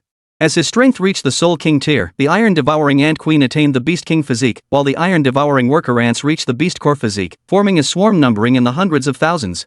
The innate abilities of these Iron Devouring Worker Ants were terrifying. Especially when hundreds of thousands merged into one, their combat power could reach the level of a Soul Emperor. Even scattered, hundreds of thousands of Soul Pill level Soul Beasts would send chills down the spine of any Soul Master who encountered them. An epic tier Soul Beast. Starting bid, 1 million Soul Coins. The beautiful voice rang out. 1.5 million. 1.6 million. The bidding commenced. Epic tier Soul Beasts typically peaked at 3 million Soul Coins. This was already the upper limit. As an offensive type Soul Beast, the Blazing Tiger might fetch an additional 500,000 or so. Wang Ming sat calmly. Sir, this is an epic tier Soul Beast, an offensive type Blazing Fire Tiger. Aren't you going to bid? The woman beside him asked. Oomph. Not interested. Wang Ming shook his head. A mere epic tier Soul Beast? I couldn't care less. The beauty thought to herself, impressive. Soon, the auction drove the Blazing Tiger's price up to 3.1 million, with few bidders left. Finally, someone secured it for 3.2 million. Several more Soul Beasts and Soul Artifacts appeared in the auction, but Wang Ming made no bids, waiting quietly. Next up is a dead demon embryo. As the beautiful woman's voice echoed, a stone-like object was dragged onto the stage. Entirely jet black, the moment this demon embryo appeared. The gluttonous demon beast stirred. Chapter 160, Soul Flame. Wang Ming was taken aback. Why would the gluttonous demon beast show interest in a dead demon fetus? This demon embryo is peculiar. It contains no demonic spirit beast, yet it has been incubating for a century, making its demonic essence exceptionally potent. Interested parties may bid, starting at 500,000 soul coins, the beauty announced. Hey, explain it clearly. What makes this thing so special it's worth 500,000 soul coins? Someone shouted from the audience. Exactly. We should at least know what we're buying. What good is pure demonic energy without a demonic beast? This world isn't short on demonic energy. The woman looked troubled and could only share their speculation. According to our knowledgeable elders, this thing resembling a demonic embryo isn't actually one, since it lacks a demonic beast inside. It might be food for some demonic beast or soul beast. Food? The crowd immediately began whispering among themselves. Wang Ming's heart skipped a beat. Could it be that the demonic fetus the gluttonous demon beast devoured in the trial grounds was also this kind of food? If so, the gluttonous demon beast feeds on demonic essence, but not all forms of it. It specifically consumes this food resembling demonic embryos. No wonder its appearance immediately triggered the gluttonous demon beast's agitation. 600,000, someone suddenly bid. All eyes turned to see the bid originating from a VIP box on the second floor. 800,000. Wang Ming countered without hesitation. The young beauty beside him looked at Wang Ming with surprise.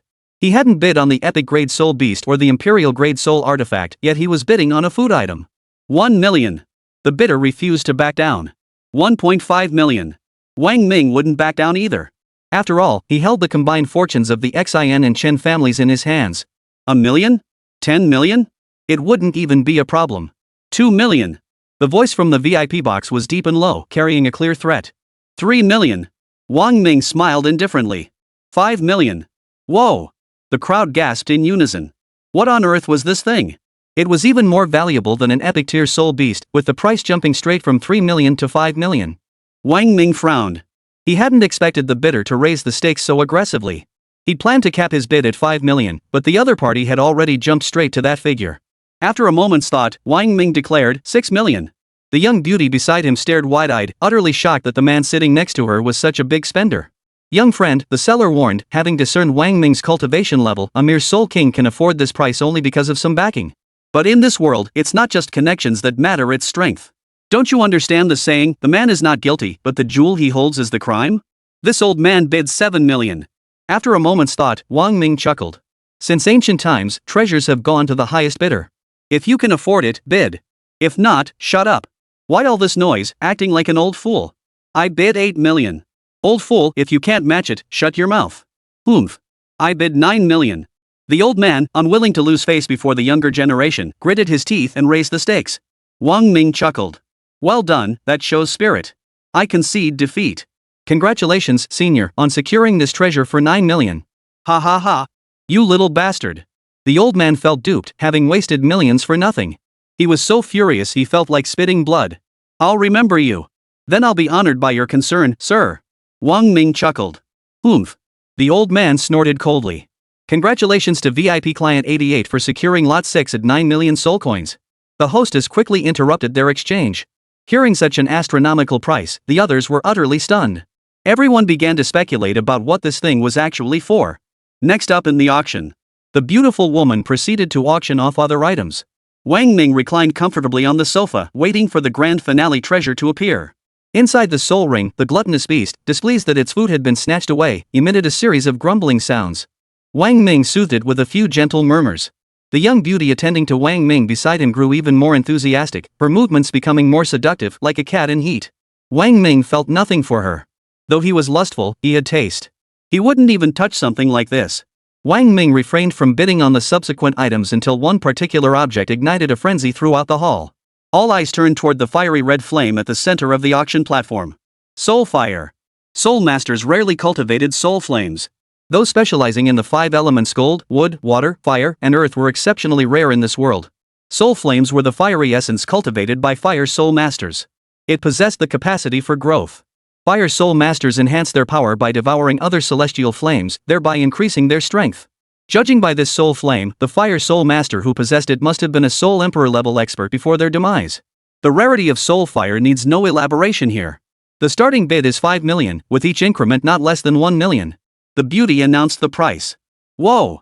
Hearing this staggering price, everyone sucked in a sharp breath. They knew soul flames were precious, but never imagined they could be this exorbitant. This figure alone deterred many present. 8 million soul coins. A voice rang out at that moment. Wang Ming's brow furrowed slightly. That voice was all too familiar, it could only be Xinjiang Jie. It seemed Xinjiang Jie had also set his sights on the soul flame and was making his move. 10 million soul coins. Another voice rang out, raising the bid by 2 million outright. Everyone sucked in a sharp breath. The world of the wealthy was truly unimaginable. Bidding increments were 2 million soul coins at a time. Hearing this, Xinjiang Jie frowned. In the past, he wouldn't have batted an eye before raising his bid to 15 million. But after Wang Ming's massive hole in his finances in 2 rounds of gathering materials for sacred soul artifacts, his available soul coins were dwindling. Brother Xin, how about we pool our resources to secure it? Chen Zili whispered from the side. Xinjiang Jie nodded. 15 million. Just as the two were discussing, Ouyang Shang spoke lazily from the side. Their eyes narrowed. Ouyang Shang chuckled. Soulfire is truly rare. Please don't hold it against us, gentlemen. Oomph. The two snorted coldly, saying nothing more. With the price raised to 15 million, many fell silent. After all, their true target was the final map. Spending all their money on the soul flame would leave them powerless to claim the treasures that lay beyond. A confident smile curved Ouyang Shang's lips. 15 million was already a steep price. In the small city of Linjiang, even if the local tycoons from nearby regions joined in, it would be difficult to bid higher. 15 million going once. 15 million going once. The auctioneer's voice echoed through the vast hall. Ouyang Shang leaned back confidently on the sofa, waiting for the final hammer fall. 15 million, going once. 16 million. Just as the auctioneer raised the hammer to strike, a voice cut through the silence. The crowd gasped in shock. Ouyang Shang shot upright, his gaze fixed intently on the VIP box on the second floor opposite. His eyes seemed to pierce through the box, as if he could kill with his stare alone. At that very moment, From within the opposing box, a pair of piercing eyes seemed to ignore the very existence of the partition, drilling straight through. Chapter 161, I am the protagonist of this world. Those two beams of light shot into Ouyang Shang's eyes. In an instant, Ouyang Shang's vision shifted, as if he had entered a domain. Sand swirled through the sky, the air filled with a desolate, whistling sound like an ancient battlefield. This ancient battlefield? Ouyang Shang stared around in shock. Who are you, sir, to comprehend such a terrifying battlefield domain? I am Ouyang Shang of the Ouyang family. I was defeated earlier. Oomph. At that moment, within the swirling sands ahead, a pair of enormous eyes glowed like crimson lanterns, radiating a chilling intent to kill. Ouyang Shang felt his blood freeze in his veins. Young upstart, do not move rashly. A voice rang out, then faded. Everything around him vanished instantly, and Ouyang Shang's vision returned to the private box. Xin Jingzai and Chen Zili's gazes remained fixed on the soul fire below. Ouyang Shang felt as though he had just narrowly escaped death. It was exactly as Ouyang Shang had anticipated. The dual pupil eyes could, in a single strike, snatch away a person's destiny and determine their life or death. Had it not been for the limitations of the space, Wang Ming could have unleashed his fourth soul technique in full, turning Ouyang Shang into a corpse in an instant. Of course, Wang Ming's current power was only effective against Ouyang Shang. If he had used it against experts like Xin Zhengzai, who were at the soul master level, the result would likely have been backlash. When the double pupil eyes were used against a stronger opponent, the risk of backlash from a forced kill was high. 16 million, going once. Seeing no higher bids for an extended period and noting the current price had met the auction house's expectations, the beautiful woman on stage began the countdown. 16 million, going once. Young Master Ouyang. Chen Zili turned to look at Ouyang Shang. Xin Zhengzai also looked anxiously at Ouyang Shang. The only family capable of matching this bid now was the Ouyang clan. But who were those across the room? They jumped straight to 16 million. Ouyang Shang felt a lingering fear as he glanced toward the opposite box, a sense of apprehension washing over him. 16 million, going once more. Slam. Congratulations to VIP customer in VIP room 666, who has secured lot 9 for 16 million soul coins. The beautiful voice echoed throughout the hall, drawing every pair of eyes toward VIP room 666. Wang Ming remained utterly unfazed, as if the 16 million hadn't come from his own pocket, not a hint of regret. This made the young beauty beside him gaze at him with stars in her eyes. She was convinced Wang Ming was a super-rich tycoon who didn't bat an eyelid at a mere 16 million. Esteemed sir, may I offer you some tea? The young beauty grew even more attentive, her face and movements brimming with effort as she pulled out all the stops. She aimed to win Wang Ming over, latch onto a wealthy patron, and ascend to the pinnacle of life. When will the auction item be delivered? Wang Ming asked as he accepted the teacup. Whenever you wish, sir. It can be arranged immediately. Someone will come to collect the soul coins shortly. Once the soul coins are received, your auction item will be delivered, the beauty replied. Wang Ming nodded. Just then, a knock sounded at the door. Esteemed customer, hello. I'm a service representative from Wangbao Pavilion. It's my pleasure to assist you. Come in. The young woman hurried to open the door. A beautiful attendant swayed her hips as she entered. Good day, sir. You are the winning bidder for lot 9. The price for lot 9 is 16 million soul coins. Please, sir. I don't have that much soul currency on hand right now, but I can exchange it for goods of equal value, right? Wang Ming said. Certainly. The attendant replied. Wang Ming nodded, waved his hand, and several items flew out from his soul ring. Go appraise these. Can these items be worth 16 million soul coins? Please wait a moment, sir. The woman quickly withdrew and closed the door. Wang Ming remained composed, calmly observing the auction proceedings below. The items he had produced were, of course, several sacred-grade materials and a low-grade revered-grade soul artifact that bowl along with the demonic staff obtained from the demon realm. Soon, the beautiful attendant returned, carrying a tray. She bowed respectfully and said, Esteemed sir, after appraisal by our guild elders, the value of the treasures you provided sufficiently covers lot number 9. Here is lot number 9. Please accept it. Wang Ming waved his hand. The jade box on the tray was lifted by soul energy and slowly flew into Wang Ming's hand. The soul flame was contained within the glass-like jade box. Even through the barrier, Wang Ming could sense its immense power as searing heat that seemed poised to melt the very box itself. Truly worthy of its name, a soul flame forged by devouring the celestial spirit fire. Its power was extraordinary. Quite impressive. Wang Ming nodded approvingly, then waved his hand again. Thousands of soul coins flew out and landed in the beautiful woman's hands. Thank you. The waitress beamed with delight at such a lavish tip, her eyes wide with disbelief. Thank you. Thank you so much. The beautiful woman beside him looked on with envy. After the woman withdrew, the auction continued, but Wang Ming made no further bids. Finally, After hours of waiting, the auction items had concluded, and the grand finale treasure of this auction was about to take center stage. Everyone's eyes, filled with intense anticipation, fixed on the stage below. Ladies and gentlemen. The beautiful woman's melodious voice rang out. I'm sure you've all been waiting a long time. Many clients who haven't bid yet are waiting for this moment. Next up is the grand finale treasure of this auction, the treasure you've all been eagerly anticipating, the secret hideaway molten lava map. Holy crap! It really is the secret lava map. The treasure pavilion actually has the map. Good heavens! After the Great War 3 centuries ago, countless soul saints perished here, turning this land into a sea of molten lava. And yet, a map has surfaced. The hidden lava chamber holds countless treasures, even sacred-grade soul artifacts or soul beasts. One might even inherit the memories of a soul saint. Need I say more about this map's value? Now, we begin the auction for the hidden lava map. Starting bid, 10 million. Whoa! Hearing that price, everyone sucked in a sharp breath. Compared to the price of the molten treasure map, everything before felt like child's play. Each bid increment must be no less than 500,000. Now, let the bidding commence. As an outstanding student in high school, Wang Ming was naturally familiar with the hidden lava. In textbooks, it was classified as one of Dragon Nation's unsolved mysteries and counted among the world's top 10 unsolved enigmas. He never imagined he would have the opportunity to encounter this hidden treasure. It must be said. As a time traveler, equipped with a system and blessed with so many opportunities, he had every reason to imagine himself as the protagonist of this world. He was determined to explore this hidden molten lava realm. 20 million. The auction had barely begun when, just as everyone prepared to bid, a commanding voice silenced the crowd. He raised the price by 10 million outright, stunning everyone and cutting off most attempts at bidding wars. A staggering 20 million. This was no sum an ordinary person could afford. On the contrary, anyone capable of paying such a price was definitely no ordinary person. Wang Ming's heart skipped a beat. His gaze immediately darted toward the bidding box where the bid had originated. Golden light flickered in his eyes as an invisible force obstructed his vision, blurring his sight. Yet he could still make out an elderly man seated inside. The old man seemed to sense someone observing him, and his gaze locked with Wang Ming's. Chapter 162, he's about to leave. The moment their gazes met, Wang Ming swiftly averted his eyes, not daring to look back. His strength must have reached the soul venerable level. Wang Ming felt his heart pounding violently. If he had been caught in that man's gaze, he would have been exposed. The old man looked puzzled. He had set up a soul barrier within the private room. Even experts of the same level would struggle to peer through it. Yet someone had ignored his barrier and probed inside. Just as he prepared to get a clear look at the other party, their reaction proved so swift that he saw nothing. Interesting. The old man stroked his beard with a smile. Grandpa, what's interesting? At that moment, a 7 or 8-year-old girl crawled out from behind the old man.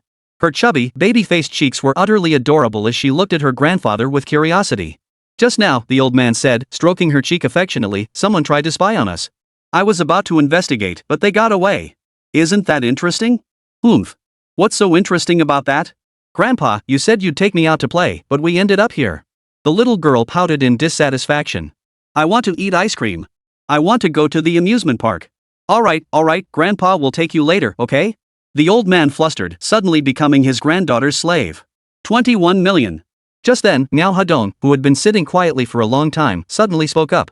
Ouyang Shang, ? Xin Zhengzai, Zili. Ouyang Lang sat up straight, staring in astonishment at Miao Hadong, who had remained silent in the back seat. This guy was truly playing dumb to catch the tiger.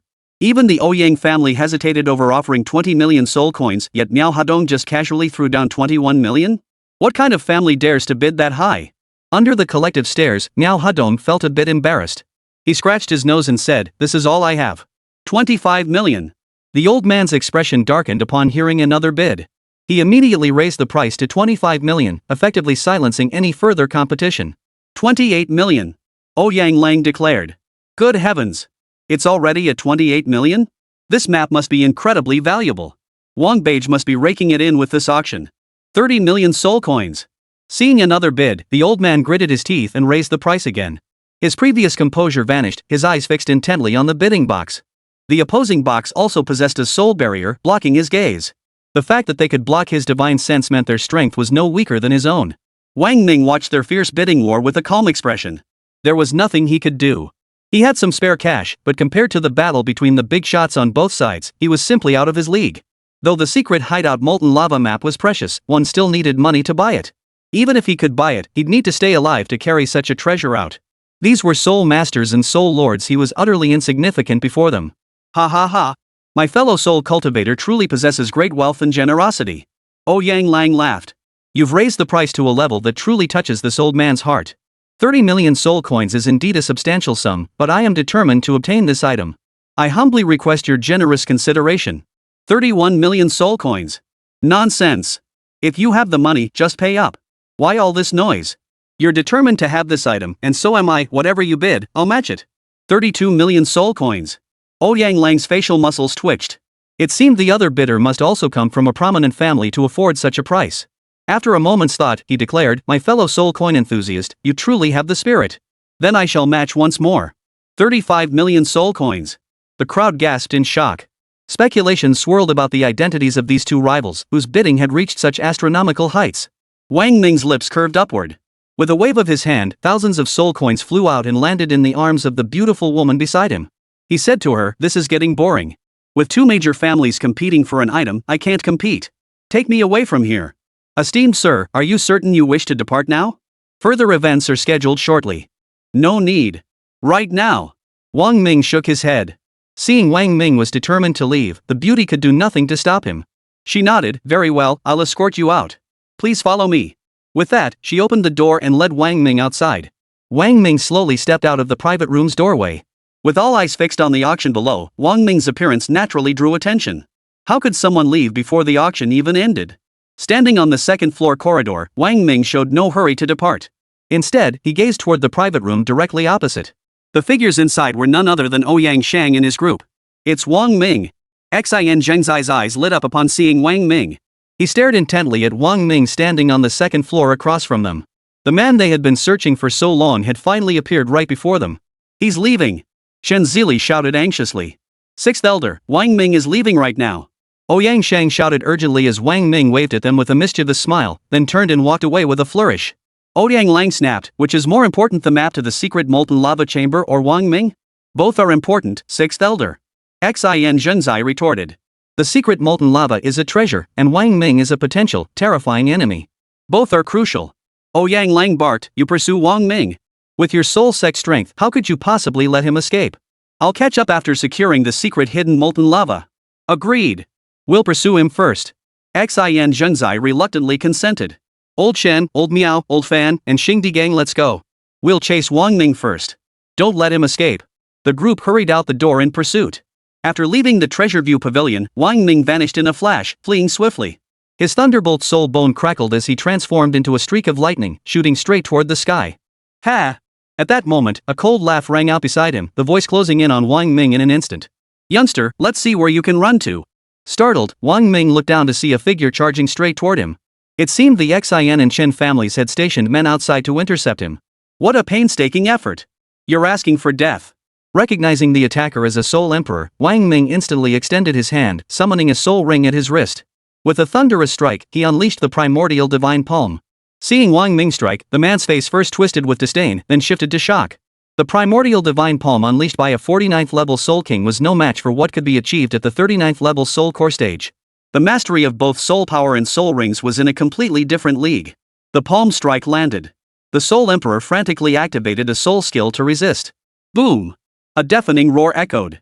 The pitch-black palm slammed down with crushing force, engulfing the soul emperor beneath it. As it hit the ground, a massive palm print erupted, cracking the surrounding earth. The deafening impact left onlookers frozen in stunned silence. The soul emperor was crushed into the ground. Wang Ming transformed into a streak of lightning, shooting rapidly toward the sky. Wang Ming! A furious roar erupted from behind him. Xin Zhengzai and the others. Where do you think you're running? Chapter 163, 7-Star Danger. Hearing Xin Zhengzai's voice, Wang Ming hesitated not a moment, channeling every ounce of soul power within him into the Thunderbolt Soulbone. ZZZZT. Before Xin Zhengzai and the others could react, Wang Ming vanished before their eyes as if teleporting. What incredible speed! Fan De Biao gasped in astonishment. Quick, pursue him! All present were Soul Master level experts. They activated teleportation, vanishing into thin air as they pursued him. Bystanders on the street were stunned by the spectacle. In the small city of Linjiang, it was the first time such a large number of Soul Master level experts had been seen. Many had only heard of Soul Master level teleportation, never witnessed it. Wang Ming channeled all his Soul King level power into the Thunderbolt Soulbone. The limitless power unleashed astonishing speed, so extreme it left him dizzy and disoriented. His ears rang deafeningly, a constant buzzing filling his head. His strength hadn't yet reached the soul master level, and his body's resilience couldn't keep pace. Traveling at such a speed caused his body to suffer. Wang Ming, let's see where you run this time. In an instant, he covered nearly 100 li. The moment he halted, Fan De Biao's booming laughter echoed from behind. The speed of a soul master was truly terrifying. System, restore soul power to 100%. Using soul essence to restore soul power. 50%. 100% restoration successful. Before the system's voice faded, Wang Ming had already channeled all his soul power into the Thunderbolt soul bone. With a crackling sound, he vanished once more. Oomph. Xin Zhengzai snorted coldly. Wang Ming, using that acceleration technique will drain your soul power quickly. I'll see how long you can keep running. Xing Digang licked his lips, gazing at the spot where Wang Ming vanished, a flicker of greed crossing his eyes. He was certain this was Wang Ming's shape-shifting technique. Yet, given Wang Ming's strength, executing it must be taxing. If he could obtain this soul technique, he would undoubtedly unleash even greater power. Wang Ming, I'm taking your soul technique. The pursuit continued relentlessly. Wang Ming was relieved that the soul venerable level expert hadn't pursued him. Otherwise, he wouldn't even have had a chance to escape. The system's teleportation ability had only one use left, it couldn't be squandered carelessly. His soul essence reserves were still ample, so he could afford to play along for now. Should a soul venerable appear, however, escape would be his only option. System, restore soul power to 100%. Using soul essence to restore soul power. 50%. 100%. Soul power restored to 100%. Restoration successful. Wang Ming had no idea how many times he'd restored his soul power. He kept using the Thunderbolt soul bone to escape. Originally, he'd chosen to head north toward the capital, but Xin Zhengzai and his men had anticipated his plan. They'd already ordered Fan De Biao to block the northern route ahead. Left with no choice, Wang Ming turned westward. Xin Zhengzai and his men relentlessly pursued him from behind, the chase lasting nearly 3 hours without pause. He possessed soul essence that allowed instant recovery. Xin Zhengzai's group couldn't match that. While soul masters possess terrifying strength, their reserves weren't bottomless. They needed to pause every hour to adjust and replenish their soul power. Wang Ming seized this window to accelerate his escape. System, restore soul power to 100%. Restoring using soul essence. 50%. 100% restoration complete. Current soul essence, 83,650,000. Seeing the soul essence value, Wang Ming licked his lips. He could use it 4 more times. After that, escape would be impossible. Was he really forced to rely on his final teleportation skill to survive? Shift position was the most valuable life-saving ability the system had granted him. He couldn't guarantee the system would reward him with another teleportation when danger struck next. If it didn't, how would he survive? He looked down below. Endless desert stretched out below him. The sky was a vast expanse of azure, not a single cloud in sight. As far as the eye could see, endless yellow sand stretched to the horizon. The 2 dark blue mountains on either side were nowhere to be seen. Could this already be the desert region of the northwest? Wang Ming murmured to himself. After a moment's thought, he decided to flee further west, hoping to shake off his pursuers. Whoosh! A flash of lightning split the sky, and Wang Ming vanished from his spot. Not long after. Ripples rippled through the surrounding space as several figures materialized out of thin air. Xin Zhengzai and his men. Their faces were pale, drained from expending vast amounts of soul power in pursuit of Wang Ming. Damn it, this Wang Ming is seriously unnerving. After chasing him this long, he still has soul power left. Fan De Biao cursed, panting heavily. He's damn strange indeed. Even a soul masters couldn't sustain such high-speed teleportation for this long, let alone a mere soul king? Chen Zili took a sip of water, his chest heaving. We absolutely cannot let that beast escape this time. He's heading northwest, perfect timing, as the hidden lava map has just appeared in that direction. We can use this chance to investigate further, Xin Zhengzai declared. At the mention of the hidden lava treasure, greed flashed across everyone's faces. The 6th elder obtained the hidden lava map. He probably won't share it with us easily. Xing Digang murmured. Oomph. If the hidden lava hasn't opened yet, we naturally can't share. But if we arrive just as it's opening, whether he's willing to share, does he really get to decide? Xin Zhengzai retorted. Good. Then we'll pursue them. First, we kill Wang Ming, then we head to the secret lava chamber. Chen Zili declared. Let's go. The group continued using teleportation, swiftly pursuing Wang Ming's direction. Wang Ming wiped sweat from his face with difficulty. The desert heat was terrifying. Even at high speeds, the scorching temperatures left him drenched in sweat. After running for so long, there was still no sign of the desert's edge. Ha ha ha ha. At that moment, a piercing laugh echoed from the distant horizon. Wang Ming's heart jolted as he whipped his head around. Behind him, a figure slowly materialized mid-air. Warning! Warning! System detects imminent danger to host. Danger level, stars. Activating system rewards. If host safely navigates this crisis, rewards granted: Soul Equipment Enhancement Crystal X1, Soul Beast Evolution Crystal X1, Ian Soul Ring Crystal X1, 1 Melting Fire Pill. Wang Ming's eyes narrowed sharply. 7-star danger. A Soul Venerable level expert. Ha ha ha ha. You little brat sure can run. It took me this long to finally catch up. The old man was none other than Ouyang Lang, the one who had stolen the molten lava map. Wang Ming's expression changed drastically. The arrival of a soul-revered expert had completely cut off his escape route. It seemed he would have to use his final teleportation ability after all. Unfortunately, the reward from the system's activation this time did not include teleportation. Sigh. With a helpless sigh, Wang Ming lifted his head and gazed at the soul venerable above, his expression unchanged. Still, the same words applied. You're awesome, sure, but if I want to leave, you can't stop me. You. Chapter 164, Desert Sand Scorpion. The desert sky stretched endlessly blue. Ouyang Lang gazed down at Wang Ming with leisurely satisfaction. In his eyes, Wang Ming was already a fish in a barrel, a lamb led to slaughter, unable to escape his grasp.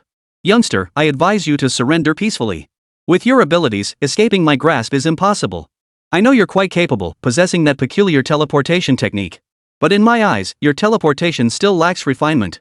A soul-honored powerhouse can seal off space in an instant. Little brat, don't waste your breath. Ouyang Lang stood above, smiling amiably, his tone gentle. One might mistake them for grandfather and grandson conversing. Wang Ming frowned. A soul venerable level powerhouse possessed terrifying strength. If he truly sealed the space in an instant, then shifting positions would become impossible. Facing a soul venerable was simply too difficult. Hiss. At that moment, a faint sound echoed from the nearby desert sands, emanating from beneath the surface. Demonic creatures were indeed lurking here. Wang Ming swept his hand, summoning the 1,000-blade scythe. His gaze darted warily around the surroundings. Ouyang Lang naturally sensed the disturbance beneath the sand too. He chuckled. Desert sand scorpions. Interesting. I never imagined the Northwest Desert would harbor such vast numbers of them. Looks like we're not far from the molten lava's hidden treasure. 6th Elder. Xin Zhengzai and the others arrived at that moment. Spotting Wang Ming nearby, they all breathed a sigh of relief. They hadn't let him escape after all. Be cautious. Hold your fire for now. There are sand scorpions below, and their numbers are staggering. Ouyang Lang's expression turned grave, but the swarm of scorpions below seemed almost hair-raisingly dense. Xin Zhengzai and the others scanned the area with their divine senses and indeed discovered a vast swarm of sand scorpion demons below. Most were around level 3 or 4 in power, while several notably large ones were around level 5 or 6. 3 sand scorpions had reached level 7. A level 7 demon's power was comparable to that of a soul master level expert. More importantly, with such a vast swarm of sand scorpions, including level 7 demons, the ruler within must be either a high-level level 7 demon or an 8th-level demon. Level 8 demons equated to human soul reverent level experts. Demons at this realm were exceptionally formidable opponents. Even Ouyang Lang lacked absolute confidence, his expression turning grave. With the sand scorpion's emergence, a thick, black, demonic mist began seeping from the desert soil, drifting like smoke through the cracks in the sand and slowly rising upward. The yellow desert sand gradually turned black. Wang Ming's face turned ashen. The sheer number of sand scorpions sent chills down his spine. Still, relying on the speed granted by his Thunderbolt Soul Bone, he retained the ability to protect himself amidst this swarm. Hiss. Countless sand scorpions moved, creating the illusion that the desert itself was flowing. Their dense swarm was enough to trigger anyone's fear of crowds. Puff. Puff. Puff. Suddenly, several level 5 and 6 sand scorpion demons launched attacks at the humans above, spraying countless grains of sand upward like converging pillars. Oomph. Ouyang Lang gave a cold snort. Without deploying any soul techniques, he simply swung his hand. A powerful palm strike erupted, rippling the air. The sand columns surging upward were shattered by a single blow, scattering grains of sand across the sky. Wang Ming chose not to confront it head-on. Instead, he executed a perfect evasive maneuver, his legs flashing with lightning as he dodged the oncoming sand pillar. At that moment, the once clear sky was engulfed by swirling sand as a gale arose. The fierce wind swept across the surface of the desert, whipping up a whirlwind of sand and gravel that danced wildly through the air. The storm raged, blowing in from every direction. Suddenly, within the tempest, a sand scorpion stinger appeared out of thin air like a dart, striking straight toward Wang Ming's face. Ha! Wang Ming paled in shock. These sand scorpions had actually taken flight on the gale, launching an assault against them. This wind must be strange, Wang Ming thought. Probably a hidden high-grade sand scorpion created this storm specifically to target us. His 1,000-blade sword slashed out in anticipation. The oncoming scorpion's tail was cleaved clean in two by the sharp blade of his Zune-grade soul weapon. Double pupil eyes, activate. The command echoed in his mind as golden light flared in Wang Ming's eyes. It looked almost like he was wearing colored contact lenses, strikingly beautiful. The instant the golden pupils ignited, his vision sharpened dramatically. Seeing clearly, Wang Ming's heart jolted. Amidst the howling winds, countless sand scorpions lurked within the gravel, their eerie eyes fixed on Wang Ming as he battled the storm, poised to strike at any moment. The sight sent a chill down his spine. Boom! A thunderous roar erupted nearby, accompanied by a massive surge of soul power. It seemed a soul master level expert had intervened, inflicting heavy casualties among the sand scorpions. To Wang Ming's delight, Xin Jingzai and his group were so powerful that they became the sand scorpions' primary targets. As they launched their counterattack, more scorpions shifted their focus away from Wang Ming and toward the opposing side. Whoosh! Whoosh! Whoosh! Simultaneously, countless sand scorpions, stirring with restless agitation, launched their assault. Riding the wind, they suddenly attacked from all manner of awkward angles, making them impossible to guard against. Wang Ming donned his azure-scaled armor. With a thought, the thousand-blade sword shattered, scattering fragments across his entire body. Clang! Clang! Clang! The sand scorpion's assault was met by the thousand blades fragments, producing a dense, continuous clanging of metal. The high-grade soul weapon effortlessly deflected the scorpion tails of the level 3 and 4 sand scorpions. However, the soul power consumption was immense. These sand scorpions seemed truly endless, and his reserves couldn't sustain the fight for long.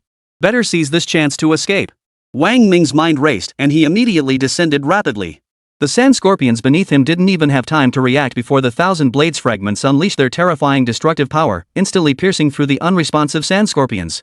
In moments, Wang Ming's feet touched the ground. 2 footprints were imprinted on the ground. No sand scorpions remained. It seemed the ones on the ground had been swept into the air by the fierce winds. Wang Ming held his breath as still as possible, counterattacking only the sand scorpions that launched assaults on him. He avoided the others whenever possible, skimming close to the ground as he sped along. A series of puff, puff, puff sounds erupted overhead ahead, sand scorpions pierced by the thousand blades. Boy! Ouyang Lang's voice echoed in Wang Ming's ears. I told you, boy, you cannot escape. A mere swarm of sand scorpions cannot block my divine spirit. Stay where you are. As he spoke, a palm swept toward Wang Ming, seemingly oblivious to the swarm of sand scorpions. The scorpions were crushed to dust before it, dying instantly upon contact wherever the palm touched. Wang Ming witnessed countless sand scorpions cascading down like a waterfall from above. The sight sent a chill through his heart. A soul venerable powerhouse was truly terrifying indeed. Chapter 165, Soul Friend Interested Too? Facing the palm strike of a soul venerable level powerhouse, Wang Ming felt utterly powerless to resist. The strike was terrifyingly potent. But he refused to sit idly by and await his doom. Huff! He drew a deep breath to steady himself, slowly raising his palm. His second soul ring appeared behind his head, rapidly expanding hundreds of times in size as a terrifying aura radiated outward. System, release the soul ring's age to the body's maximum tolerance. Releasing soul ring age. 50%. 100%. Slow age release successful. Original second soul ring age, 6 million years. An increase of 1 million years. The instant the system's voice echoed in his mind, the soul ring behind his head trembled majestically. A terrifying surge of soul power rippled out, channeling immense energy into Wang Ming's body. His frame rapidly swelled. Second soul skill, Primordial Wasteland. Wang Ming wasted no time, immediately channeling his soul power to unleash the second soul skill. A terrifying aura radiated from the soul ring, disrupting the surrounding gale. The sand scorpions were forced back by the immense pressure, unable to close in. A massive, jet-black palm rapidly coalesced within the soul ring. Divine Palm. Kill. Soul power surged from his body into his palm. Wang Ming met the oncoming palm with a fierce strike, sending the colossal hand from his soul ring hurtling forward. Ripples of air shattered around them. Nearby sand scorpions shattered into dust beneath this palm strike. 2 terrifying streams of soul power energy rapidly converged. Wherever the 2 palms passed, countless sand scorpion demons were annihilated, the air itself compressing under the immense pressure. The 2 palms drew near. The entire world seemed to pause, frozen in time. The next moment. Boom! A deafening roar reverberated through the heavens and earth, its echoes lingering endlessly. The raging winds were torn apart, transforming into countless whirlwinds that spun wildly, carrying sand scorpions through the air in chaotic collisions. Wang Ming felt an irresistible force of impact. A colossal power slammed into him, and he felt as if struck by a cannonball. His entire body was sent flying backward. The immense force coursed through his entire body. Had it not been for his scaled armor absorbing most of the impact, the residual shockwave alone would have gravely wounded him. Boom! His body slammed into the desert surface. Dizzy and ringing in the ears, he felt a searing pain throughout his body. Blood surged up his throat, filling his mouth before spilling out in a spray. Ack! A piercing agony radiated throughout his body. The shockwave from the strike must have shattered his ribs, sending waves of stabbing pain through him. Is this the power of a soul venerable level expert? Wang Ming murmured to himself. The opponent had merely followed up with a simple palm strike, yet it had nearly cost him his life. It seemed that with his current strength, he could handle a soul emperor without issue, but facing a soul master was already a struggle. Confronting a soul sovereign? That was nothing short of suicide. Dizziness washed over him again. His eyelids felt too heavy to lift, his body utterly drained of strength. No! He couldn't sleep, couldn't lose consciousness, otherwise, death was certain. Wang Ming kept urging himself on, forcing his eyes open. But his eyelids felt like they weighed 1,000 pounds. He lifted them only to have them fall back down. He tried again and again. No, don't sleep. Wang Ming bit down hard on his tongue, trading the sharp sting for mental clarity. Perhaps he'd bitten too hard. Tears welled up the instant his teeth sank in.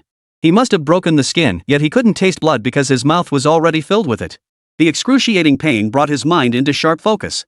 System, restore soul power to 100%. Soul essence being used. 50%. 100%. Soul power restored successfully. Remaining soul essence, 63,650,000. His soul power instantly replenished, filling Wang Ming with a warm glow that gave him a surge of strength. He struggled to his feet, hands braced against the sandy surface.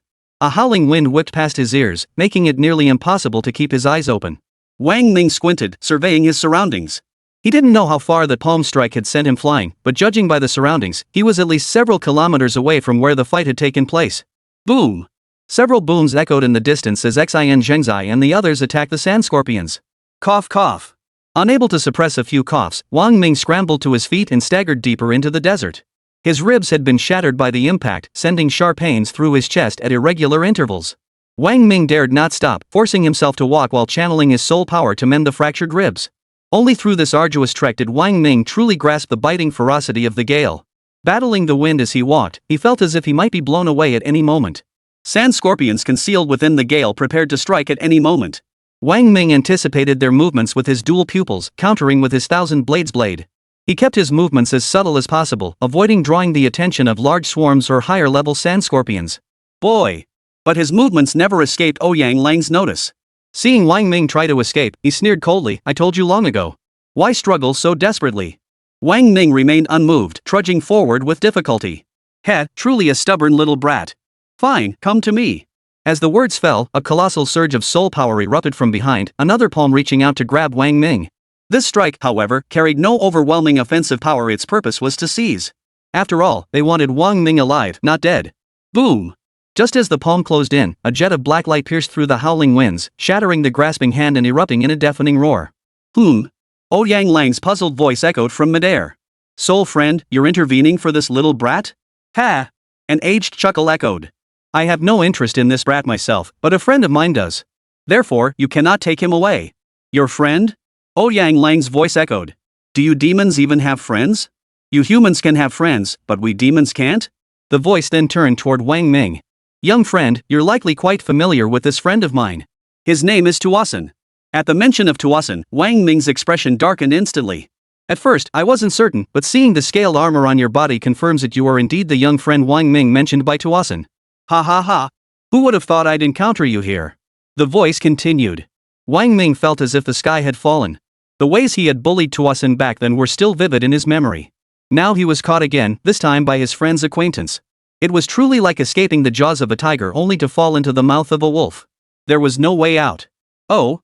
So my soul friend also takes a particular interest in young friend Wang Ming? Ouyang Lang's brow furrowed slightly, a hint of displeasure stirring within him. You're interested too, the demon retorted. Naturally. Boom! Before he could finish, a deafening roar split the heavens. The earth trembled. Chapter 166, The Hidden Lava Chamber opens. The entire desert began to tremble, and even the air in the sky rippled. Amidst the violent shaking, even Soul Master level experts found it difficult to maintain their footing. Gravel danced. Fine dust and sand particles shook loose from the cracks between the pebbles, drifting upward into the air. The gale raged with even greater ferocity, its biting winds carrying grit and sand. Had a soul core cultivator stood here, they would have been instantly wounded by the sand-laden tempest. This was no exaggeration. The scales armor covering Wang Ming's body clattered and sparked as it collided with the sand and gravel in the storm. Without the scale armor, Wang Ming would at least have to deploy his soul power or protective soul bones to defend himself. The situation here is unclear, and there are two soul venerable level experts battling. This mess isn't worth wading into, better to retreat first. Wang Ming thought to himself. Shifting position is indeed valuable, but my own life matters more. With that thought, Wang Ming hesitated no longer and prepared to activate his teleportation technique to return. Boom! At that very moment, the ground violently trembled and cracked open. The earth shook, and ripples rippled through the air. Young friend, I advise you not to move. Just as Wang Ming prepared to activate his teleportation, a voice echoed in his ears. It didn't sound like it came from outside, rather, it seemed to appear directly within his mind. I learned from Tuasan that you possess an exceptionally powerful traversal ability. But at this moment, the space is unstable. If you dare to use that teleportation ability, I guarantee you will be swallowed by the spatial rift. When that happens, you will be torn to shreds by the rift. Wang Ming's heart lurched with dread. He knew about spatial rifts from his high school textbooks. Only the bodies of soul reverent level powerhouses could withstand the whirlwind like wind blades within them. Anyone below that level would die instantly upon entering. Thank you for the warning, Elder. Wang Ming quickly abandoned his plan to use the teleportation technique and expressed his gratitude to the demon. Since he dared not use the technique, his only hope now rested on this demon who had warned him. MHM. Rest easy, youngster. Tuasan gave you that scaled armor for a reason. He has designs on you. You angered him greatly back then, but his curiosity about you runs deep. This old man wouldn't dream of killing you. The demon's voice echoed in Wang Ming's ear. Wang Ming's heart sank. Sure enough, this demon wasn't exactly a saint either. Still, compared to Ouyang Lang and his ilk, it was a safer bet. After all, demons wouldn't drag him off to study soul rings. Thank you, senior. I shall speak plainly and honestly. Wang Ming could only play along, seizing the chance to ask, Senior, where exactly are we? Cracks in the ground gradually widened, billowing waves of heat rising from the fissures. The world seemed to have entered a giant furnace, the temperature rapidly climbing within his keen perception. This place, the demon's voice echoed, is the hidden lava chamber. Secret molten lava? Wang Ming was taken aback. Ha? You don't know? The demon's voice sounded equally surprised. How could someone who had made it this far not recognize the place? I was being hunted down, fleeing for my life the entire way. I had no idea where this place was. By sheer luck, I stumbled upon the legendary hidden molten lava. Wang Ming surveyed the increasingly fractured surroundings, and sure enough, he saw scalding molten lava flowing through the cracks. You've got some luck, kid, the demon's voice echoed in his ear. Suddenly, a chill ran down Wang Ming's spine as a figure materialized behind him. Turning, he saw an old man of 70 or 80, his back hunched, standing behind him. To stumble upon this place by accident, and at the very moment the hidden molten lava opens for the first time in a century. The old man scrutinized Wang Ming intently. Though aged, his gaze was piercingly sharp, as if seeking to see through Wang Ming's very soul, to understand him completely. Elder. Wang Ming hurriedly clasped his fists in greeting. My name is Lei Peng. You may address me as Senior Lei, the old man named Lei Peng said. Lei Peng? Wang Ming wondered inwardly. The character Peng, could this person be a great demon who cultivated from a flying beast into human form? Thinking this, he bowed respectfully with clasped fists. Junior disciple Wang Ming greets Senior Lei Peng. Lei Peng stroked his beard with a smile as he looked at Wang Ming. Ha ha ha. At that moment, a hearty laugh echoed from the sky. A flash of light descended, landing not far from Lei Peng. The hidden lava chamber has indeed opened. I've managed to arrive just in time. Made it. Made it. As the voice faded, a child's voice chimed in. Lei Peng lifted his head, gazing at the figure nearby. I knew it, you're always lurking around. Ha ha, Lei Peng, why the cold shoulder for this old man Duan? The self-proclaimed elder Duan grinned at Lei Peng, then glanced at Wang Ming with puzzlement. A human soul king cultivator? What are you doing with this demonic beast? None of your business. Lei Peng cut off Wang Ming before he could speak. Duan snorted coldly, turning to stand with his hands behind his back at the edge of the fissure. His gaze fixed on the flowing magma below. At the old man's feet, a young girl blinked her bright, lively eyes, shifting her gaze back and forth between Wang Ming and Lei Peng. What incredible luck! Ouyang Lang's voice rang out. We just obtained the map to the hidden lava reservoir, and now it's opened. Truly a once-in-a-century opportunity. Mr. Duan, have you been following me all along? As the words fell, Ouyang Lang materialized directly opposite Duan. Duan snorted coldly with disdain. This place is so vast. Why would I follow you? Fine. You'd better not follow me later. Ouyang Lang's nostrils flared coldly as he turned to Wang Ming. My friend, the youngster beside you belongs to the Ouyang family. I advise you to hand him over for us to deal with. The Ouyang family talks big. Lei Peng wasn't buying it. Your family bears the Ouyang surname, but young Wang Ming here has the Wang surname. When did he become part of your Ouyang family? Are you Ouyang selling surnames now? You! Ouyang Lang roared, enraged. Fine. If you refuse to hand him over, don't blame me for being impolite. With that, Ouyang Lang lunged forward. Sixth Elder. At that moment, Xin Zhengzai and the others landed, blocking Ouyang Lang. Sixth Elder, the situation here is unclear. The opponent is no pushover. We shouldn't provoke a conflict for now. We have the map in our hands. There will be plenty of opportunities later. Ouyang Lang shot Lei Peng a fierce glare but reluctantly held back. Boom! The rumbling beneath their feet intensified, the tremors around them accelerating in frequency. The temperature soared rapidly, already exceeding 100 degrees Celsius, and it continued to climb at an alarming rate. Standing at the edge of the fissure, one could almost hear the roaring waves of molten lava flowing within. If one were to look down from above at this moment, they could clearly see that all the fissures formed a regular pattern, resembling a sunken underground city, with the flowing lava resembling the city walls. Boom! Boom! The molten lava within the fissures began to churn violently, its temperature surging sharply. The sealed magma chamber opened. Chapter 167, Fire Lava Spirit Beast? Boom! Boom! Boom! The churning magma surged with increasing ferocity, its level rapidly climbing until it nearly reached the top of the fissure. The temperature accelerated its climb. In less than half a minute, the temperature in this area had soared from over 100 degrees to over 1,000 degrees. The scorching heat brought by the terrifying high temperatures caused a stinging pain on the skin and unbearable burning agony. Fortunately, the Soul Reverends had intervened. 3 Soul Lords acted simultaneously. Ouyang Lang waved his hand, deploying a Soul Force shield to protect Xin Zhengzai, Chen Zili, Miao Hadong, Fan Debiao, Xing Digang, and others. Duan protected himself and the little girl, while Lei Peng shielded Wang Ming. Wang Ming silently thanked his luck. Without Lei Peng, he would likely have been roasted alive by that terrifying heat. Of course. This was assuming the molten fire pill wasn't used. The danger from the sand scorpion had passed, and the system had automatically distributed its reward. The molten fire pill was now in his possession. This pill could alter one's constitution, allowing the fusion and utilization of other fire essences. Having just acquired the soul flame and now arriving at the molten lava's secret lair, this molten fire pill had arrived at the perfect moment. Once inside the hidden lava chamber, he must find a way to escape Lei Peng. Using the molten fire pill would allow him to withstand the extreme heat here, then devise a plan to leave. With this resolve firmly set, Wang Ming's anxious heart found some peace.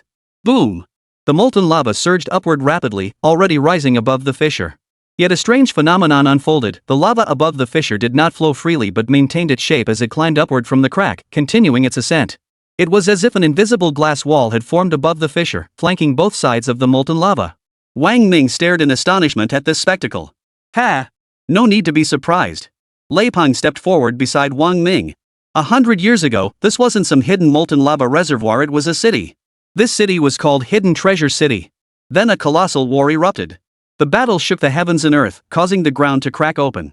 Endless magma surged forth, engulfing the entire city. But strangely, after being submerged, the city began to sink until it vanished entirely. The vanished land, stripped of vegetation and water sources by the molten lava, gradually turned into a desert. Over another century, it became the barren wasteland we see today. Wang Ming nodded. He knew some things about the secret treasure's magma, but not this much detail. So this lava is what formed the walls of the hidden city 100 years ago? Wang Ming asked. Yes. Lei Peng nodded. As they spoke, the molten lava ahead surged upward rapidly. Soon, a towering city gate loomed before them. The walls of this city stood a full 1,000 meters high. Standing beneath them and gazing upward, one felt as if they pierced the heavens. The gate itself soared 100 meters high. It was the first time Wang Ming had ever seen such an imposing fortress. He had only read about the hidden treasure city in books before, but seeing it with his own eyes left him stunned by its sheer grandeur. Boom! The walls of the city of hidden treasures rose, and the gates slowly swung open amid a thunderous roar. According to the texts, the city of hidden treasures possessed 9 gates in total. With this many people gathered at their gate alone, he wondered how many more must be present at the others. He surmised that this expedition to the city of hidden treasures involved a considerable number of individuals, all of them formidable experts.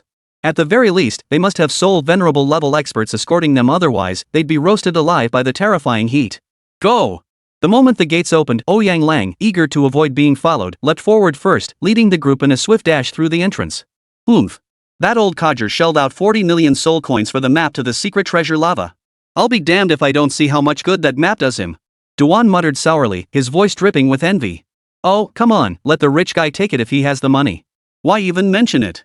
Grandpa, let's hurry inside, the little girl pouted. Fine. Let's go in now. Duan laughed heartily, his figure flickering as he transformed into a streak of light and vanished through the city gate. Only Wang Ming and Lei Peng remained at the gate. Sigh. Lei Peng shook his head inside. Secret Treasure City isn't easy to enter. Since we've stumbled upon it, I certainly can't pass up the chance. While we might not seize any treasures, I'm confident we can get out unscathed. Young friend Wang Ming, don't be afraid. I'll protect you. Come join me on this adventure. Did Wang Ming have a choice? He could only apologize. Yes, Junior will obey the senior. Ha ha ha. Let's go. Lei Peng roared with laughter, waving his hand to unleash a bolt of lightning. Wang Ming felt a flash before his eyes, a tingling sensation as if struck by thunder coursing through his body. His weight lifted, and he vanished from the spot. Hot. So hot. Incredibly hot. It felt like he'd been stuffed into a red-hot oven, surrounded by scorching heat. At that moment, Wang Ming wished he could throw himself into a refrigerator to cool down. You'll get used to it. Lei Peng walked beside Wang Ming. What's so scary about a little heat? You're a soul king now. Sure, it's uncomfortable, but it's not unbearable. Wang Ming rolled his eyes. This is just a little painful? This felt like someone had pressed a red-hot branding iron against his skin and refused to remove it, the pain of a constantly glowing iron. How could anyone get used to that? You soul lords can't even feel this. Talk about having no clue what it's like. Wang Ming cursed inwardly, but to avoid being scorched, he had no choice but to channel his soul power to resist the damnable heat. The wound in his ribs was also deadly. Those old fools sure can run fast. Lei Peng released his divine soul to search for them, but saw no one. The surrounding buildings looked no different from any normal city except for the complete absence of other people. They must be in the main city. Wang Ming declared. Not necessarily. The major battles back then erupted at the city gates. Few soul saints fell inside. Their artifacts should be scattered around the outskirts, Lei Peng countered. Boom! At that moment, a thunderous explosion erupted nearby. Wang Ming and Lei Peng both startled. A beam of light streaked toward Wang Ming at an astonishing speed. Before he could react, the blinding light was already upon him, striking directly at his face. Thud! A dull thud echoed. When Wang Ming looked again, Lei Peng had already appeared directly in front of him, his expression grave. Facing Lei Peng stood a creature that was neither human nor beast, a being of unknown origin. It was shrouded in a black-red aura, carrying the scorching heat of molten lava and an eerie, demonic essence. What the hell is that thing? Wang Ming demanded in shock. Moments ago, this creature had nearly killed him in a surprise attack. If not for his double pupils, he wouldn't even have known how he died. A fire lava demon spirit beast. Lei Peng explained. Fire lava demon spirit beast? Wang Ming gasped. Demon beasts exist in the demon realm, and now they appear here too? A fire lava demon spirit beast, no less. Seems every place has its own peculiarities. Chapter 168, the level 7 demon spirit beast that can be revived. The fire slime demon spirit beast possessed a truly unique appearance. 3 eyes, a sharp horn protruding from its gleaming forehead, a mouth dripping saliva filled with fangs, a torso covered in tentacles, and 2 legs below, truly unique and unconventional. Oomph. A mere level 6 demon beast dares to act insolently before this sovereign. Lei Peng snorted coldly, raising his hand. Lightning flashed from his palm as a bolt shot skyward. Whoosh! The fire slime spirit beast roared in defiance, showing no fear of Lei Peng's power. All the tentacles on its upper body rapidly coalesced into a long spear, thrusting straight toward its target. Boom! As expected, Lei Peng struck with effortless ease. The fire slime spirit beast dissolved into specks of starlight within the thunderous glow, leaving only a fiery red seed-like object floating in midair. It's a demon spirit seed. Wang Ming showed no surprise at this sight. Demon spirit seeds still hold immense energy, especially those from the hidden treasure city. These demonic beasts have endured prolonged baptism by flames, and their seeds contain terrifyingly potent fire energy. As he spoke, Lei Peng waved his hand, snatching the demonic spirit seed toward him. A flicker of soul light danced at his fingertips, and the seed burst into terrifying flames with a puff. The flames reached a temperature of 1,000 degrees. This is merely the spirit seed of a level 6 demon beast. Those from level 7 or 8 demon beasts are even more terrifying. Even cultivators of our caliber could only watch helplessly before such seeds. Only those who cultivate soul fire within the 5 elements might be able to absorb them. Wang Ming's heart skipped a beat. Wasn't this exactly what he needed? The system had gifted him the molten fire pill during his last crisis. Coincidentally, he had just acquired a soul flame at the auction in Linjiang. By using the molten fire pill to fuse with the soul flame, he would become a half-fledged soul flame cultivator. Absorbing this fire slurry demon spirit seed would then be a natural progression, wouldn't it? What? You want it? Lei Peng noticed Wang Ming's gaze fixed on the demonic spirit seed. I'm quite interested in this fire slime spirit seed, Wang Ming said without any pretense. If you're interested, take it. I have no interest in this thing whatsoever. Lei Peng waved his hand casually, sending the fire slime demon spirit seed to Wang Ming. Gazing at the fiery red, melon seed-shaped demon spirit seed, Wang Ming's heart leapt with delight. He wondered how much energy this magma spirit seed, infused with molten lava power, could provide. He hoped it wouldn't disappoint him. His energy reserves were still crying out for the 20 million points he desperately needed. Let's go! Lei Pang led Wang Ming deeper into the city. In its heyday, Secret Treasure City had been the largest frontier stronghold, a military bastion where humans and demonic beasts united to resist demonic spirit beasts. Its population was dominated by soldiers, with numerous demonic beasts dwelling within its walls. Lei Peng's arrival here must be to obtain the inheritance or treasures of a great demonic being. Looks like Lei Peng planned this all alone. Wang Ming observed as Lei Peng led him through what seemed like aimless wandering, yet felt more like familiarizing himself with the terrain or searching for something. This must be the place. They stopped before a courtyard gate. Lei Peng stared intently at the compound, murmuring to himself. Elder, whose residence are you seeking? Wang Ming asked curiously. Yes. Lei Peng made no attempt to conceal it. Back in the Secret Treasure City, one of our clan's great ancestors fell during the Great Battle. I'm here based on clan intelligence to confirm where that great one resided within the Secret Treasure City. Wang Ming nodded. It seemed he was genuinely searching for someone. If that was the case, did the people who entered earlier Duan and Ouyang Lang also have family members inside? Let's go inside and see. Lei Peng stepped forward, but instead of entering directly, he cautiously thrust out a palm. His soul force slammed against the vermilion door, shattering it open with a thunderous crash. Whoa! The moment the doors swung open, dozens of demonic beasts burst forth from within, launching an attack on Lei Peng. Wang Ming's heart sank at the sight. These demonic spirit beasts were all level 6, equivalent to human soul emperor level experts. If Wang Ming were facing such a swarm attacking simultaneously, he'd have no choice but to flee. But they were confronting Lei Peng, a soul venerable level expert. Oomph! Lei Peng snorted disdainfully, raising his arms. A blinding lightning glow erupted from them, swarming with countless lightning serpents. Simultaneously, his arms rapidly expanded, transforming in an instant into a pair of dazzling lightning wings. Indeed, a demonic bird. Wang Ming confirmed his suspicion upon seeing the wings. Judging by its name, the Thunder Pang was likely the Great Ping bird. Boom! With a fierce flap of his wings toward the advancing demon beasts, a torrent of violent lightning poured forth, instantly forming a thunderstorm. The group of level 6 demon beasts charging toward them all dissolved into specks of lightning within the storm, leaving dozens of fire slime demon seeds floating in midair. Lei Peng, young friend Wang Ming, it's all yours. Wang Ming's heart leapt with joy. Thank you for your kindness, senior. I am deeply grateful. As he spoke, he quickly gathered all the fire sap demon spirit seeds. Strange. How could there be so many level 6 demonic beasts here? Lei Peng entered the courtyard with some confusion. Beyond the gate lay a spacious training ground, suggesting that this powerful demonic being had once commanded a large force. The front courtyard contained only 3 rooms. Wang Ming followed Lei Peng as they searched each of the 3 rooms thoroughly, finding nothing. Let's move on and check the inner quarters. Lei Peng, somewhat disappointed, headed toward the second gate. Drawing on his previous experience, Lei Peng kept his distance, unleashing a palm strike through the air to blast open the second gate. No demonic beasts burst forth, not because none were present, but because they stood inside, armed with various weapons, waiting. Wang Ming's heart sank once more. 8 demonic spirit beasts, all at level 7 equivalent to human soul master level experts. Moreover, each held a high-grade revered soul weapon. Such weapons possess devastating lethality against soul venerable level experts. Lei Peng's expression grew grave. Outside, level 7 demonic beasts would be manageable, but this was within the Secret Treasure City, the Lava Land. In the lava fields, demonic spirit beasts gained combat bonuses. He would have to divert part of his strength to resist the terrifying heat while also protecting Wang Ming. Caution was essential. Watch yourself. Lei Peng warned Wang Ming, turning his head slightly. These demonic spirit beasts are dangerous. Don't go inside. Stay at the entrance.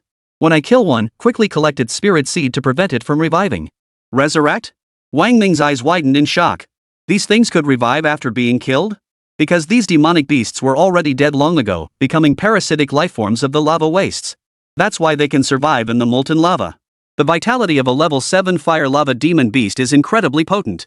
After being killed, its seed can absorb the molten energy from the heavens and earth, allowing it to resurrect. Lei Peng explained. Wang Ming nodded. Lei Peng turned back, his eyes fixed intently on the 8 demons inside. His figure transformed into a bolt of lightning as he charged in. Wang Ming hurried to the doorway, ready to intervene at any moment. Chapter 169, Soul Venerable Level Self-Healing. The techniques wielded by a Soul Venerable Level expert were earth-shattering. Lei Peng charged into the courtyard, using his blinding speed to target the closest demon beast. In an instant, he appeared behind it, his arms transforming into wings that sliced like blades, slashing viciously at the creature's head. Put! The demon beast had scarcely a chance to react before its head was severed. Its body dissolved into sparks of light, scattering into the heavens and earth, leaving only a demonic spirit seed behind. Whoosh! Wang Ming swiftly waved his hand, retrieving the demonic spirit seed. But on the way back, a nearby demonic spirit beast suddenly unleashed a burst of crimson energy light. An unexpected turn of events unfolded. The demon beast, already beheaded and reduced to a seed, instantly materialized its true form upon contact with the energy. Yet, due to its weakened state, the reincarnated demon beast appeared to be only around level 5. Puff, puff, puff. Several other demonic spirit beasts joined the fray, firing multiple bursts of energy toward this one. Wang Ming's heart skipped a beat. Could they actually do this? Wang Ming, stop this molten energy from entering the demon beast. Otherwise, it will fully revive. Lei Peng shouted from afar. Primordial divine palm.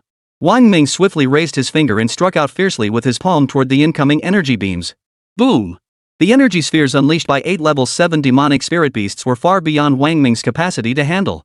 The spheres shattered the primordial divine palm and still penetrated the demonic spirit beast's body. However, due to Wang Ming's intervention, the energy within the spheres was halved. The demon beast's power couldn't fully recover, reaching only the peak of level 5, half a step away from level 6. Put! The cost of resisting the level 7 demon spirit beast was heavy for Wang Ming. Already wounded, the moment the primordial divine palm shattered, the energy backfired. He spat out a mouthful of blood as his soul power flowed backward, difficult to control, with several meridians ruptured. A stinging pain radiated throughout his body. Wang Ming hurriedly sat cross-legged, circulating his soul power to slowly heal the internal injuries. The revived, half-step level 6 demonic spirit beast glared at Wang Ming with hatred. However, it seemed unable to pass through the gate, so it could only glare before turning back to join the battle behind it. But a half-step level 6 demon beast was practically nothing to Lei Peng. Originally, the 9 demonic spirit beasts worked in tandem, achieving a state of immortality. Unfortunately, Wang Ming's intervention disrupted their recovery, leaving one beast temporarily unable to regain its full strength. The remaining 8 protected the half-step level 6 creature, buying time for its swift recovery. Lei Peng was no fool. He immediately launched his attack, targeting the half-step level 6 demon spirit beast. The courtyard echoed with the constant roar of battle, punctuated by the furious cries of the demonic beasts. Meanwhile, Wang Ming sat cross-legged at the entrance, recuperating his internal injuries. With the fractured ribs in his chest from earlier, he was practically covered in injuries. The backlash from the attack had ruptured multiple meridians within his body, causing his soul power to become chaotic. Regulating it was extremely difficult and excruciatingly painful. Particularly the twisted meridians and chaotic soul energy, even the slightest stir of his soul power brought a tearing agony. Huff! Wang Ming's forehead was covered in sweat, his mouth twitching.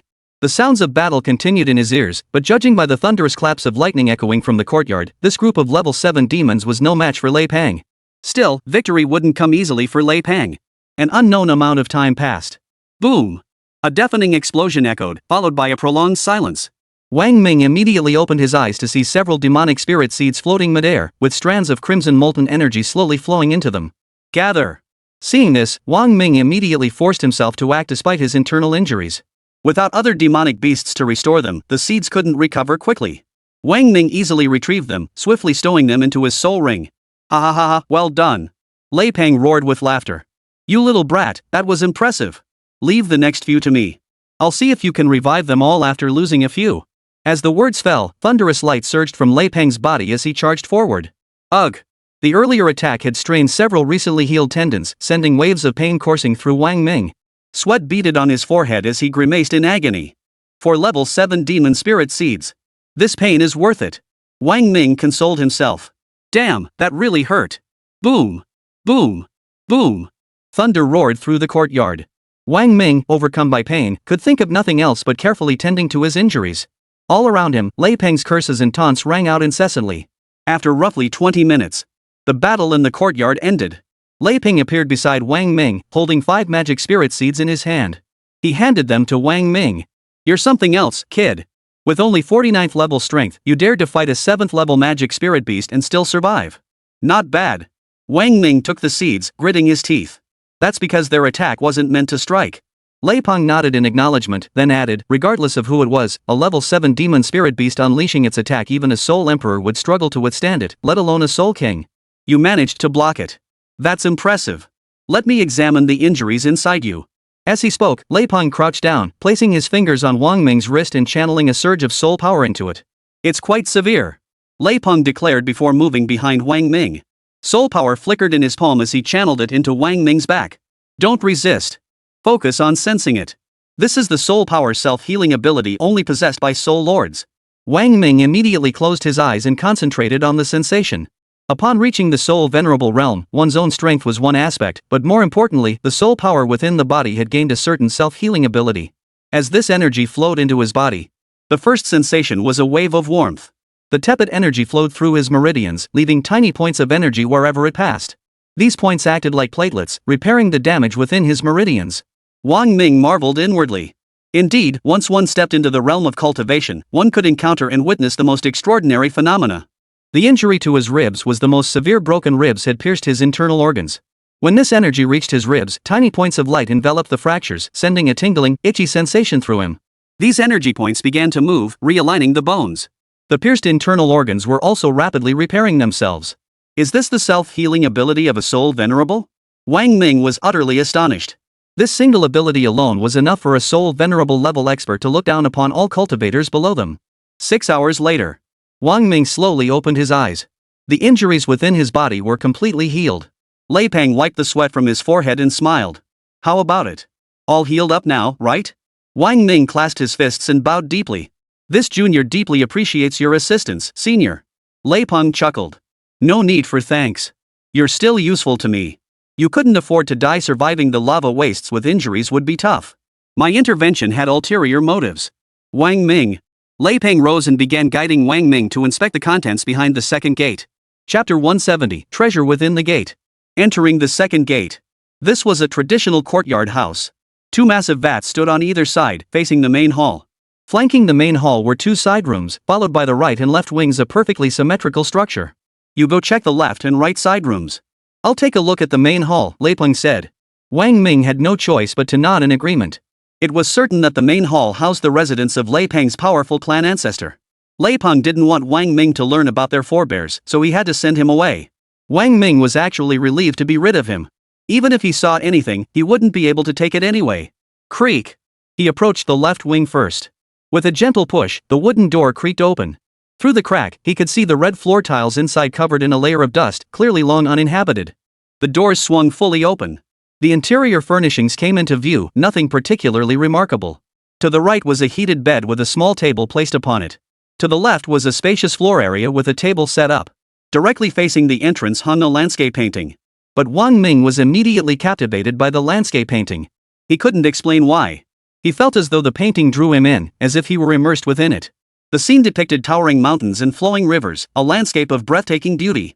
At the foot of the mountains, a small bridge spanned a stream, with houses nestled nearby, creating a miniature world unto itself. At first glance, Wang Ming found himself unexpectedly drawn to the idea of entering this world and living within it.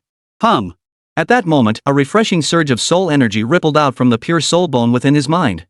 His brain felt instantly invigorated, as if it had consumed mint, and that impractical notion was swept away. Huff! Wang Ming exhaled deeply, inwardly astonished. This painting possessed such a wondrous effect capable of luring one into illusion. Had he not possessed the soul-purifying bone, he might well have fallen victim to its spell. This painting is definitely no ordinary thing. Best stow it away for now. With a wave of his hand, Wang Ming enveloped the painting in soul energy and sealed it within his soul ring.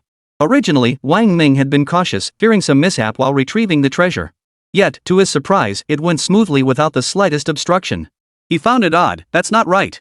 In the fantasy novels I read, the protagonists always encounter restrictions, treasure guarding spirits, or similar things when retrieving treasures. Why is there nothing here? Shaking his head, he turned his gaze back to the stove table. What's this? Wang Ming spotted a scroll resting on the bedside table. Its surface appeared to be crafted from premium silk, a vivid yellow hue adorned with a lifelike golden dragon embroidery. Though closed, the scroll radiated an intimidating aura even at first glance. Could this be an imperial edict from ancient times? Wang Ming had never seen a real imperial edict, but he knew what one looked like from TV. At a glance, he could tell this scroll was an edict. The emperor was the true dragon son of heaven, and the edict carried the divine might of ancient dragons. Wang Ming didn't dare reach out directly. Instead, he waved his hand, summoning countless iron-devouring worker ants. They swiftly coalesced into a long, tentacle-like arm that reached out to grab the edict. Nothing happened. The imperial edict was simply lifted by the arm formed by the iron-devouring worker ants and slowly delivered into Wang Ming's hands. That's it? I just took the imperial edict like that? Wang Ming was still somewhat incredulous. He loosened the golden binding and slowly unrolled the scroll. As it unfolded, a golden light flared, illuminating Wang Ming's face. The scroll bore elegant calligraphy, its majestic imperial authority resounding, "By the mandate of heaven, the emperor decrees, now, demonic spirits stir chaos, defying heaven and transgressing order, desecrating the dragon's might. Their crimes demand execution. In the name of the Son of Heaven, I command heaven and earth to crush and annihilate these demonic spirits. So be it." Merely reading these words made Wang Ming's blood boil. The majestic emperor, clad in his dragon robe, seemed to sit upon the dragon throne in the golden hall, surveying the realm with an awe-inspiring presence too formidable to meet directly. No one dared defy the emperor's decree. Once issued, all subjects bowed in submission. Such was the awe-inspiring power of an ancient imperial edict. Were it not for the centuries separating them, the ancients would surely have prostrated themselves in reverence upon seeing such an edict. Even if this isn't a treasure, it's worth a pretty penny. It's an authentic antique after all. Wang Ming mused to himself, smiling with satisfaction as he tucked it away. He scanned the room for other items, finding nothing remarkable. No further treasures lay hidden. After a thorough inspection, he turned and headed for the door. As he headed toward the right wing, Wang Ming glanced sideways toward the main hall. The door was closed. Clearly Lei Peng had barred it to prevent Wang Ming from peeking inside. Oomph, what a cheapskate. Wang Ming snorted coldly in displeasure before entering the right wing room. The right side room was laid out much like the left, but its contents were noticeably richer.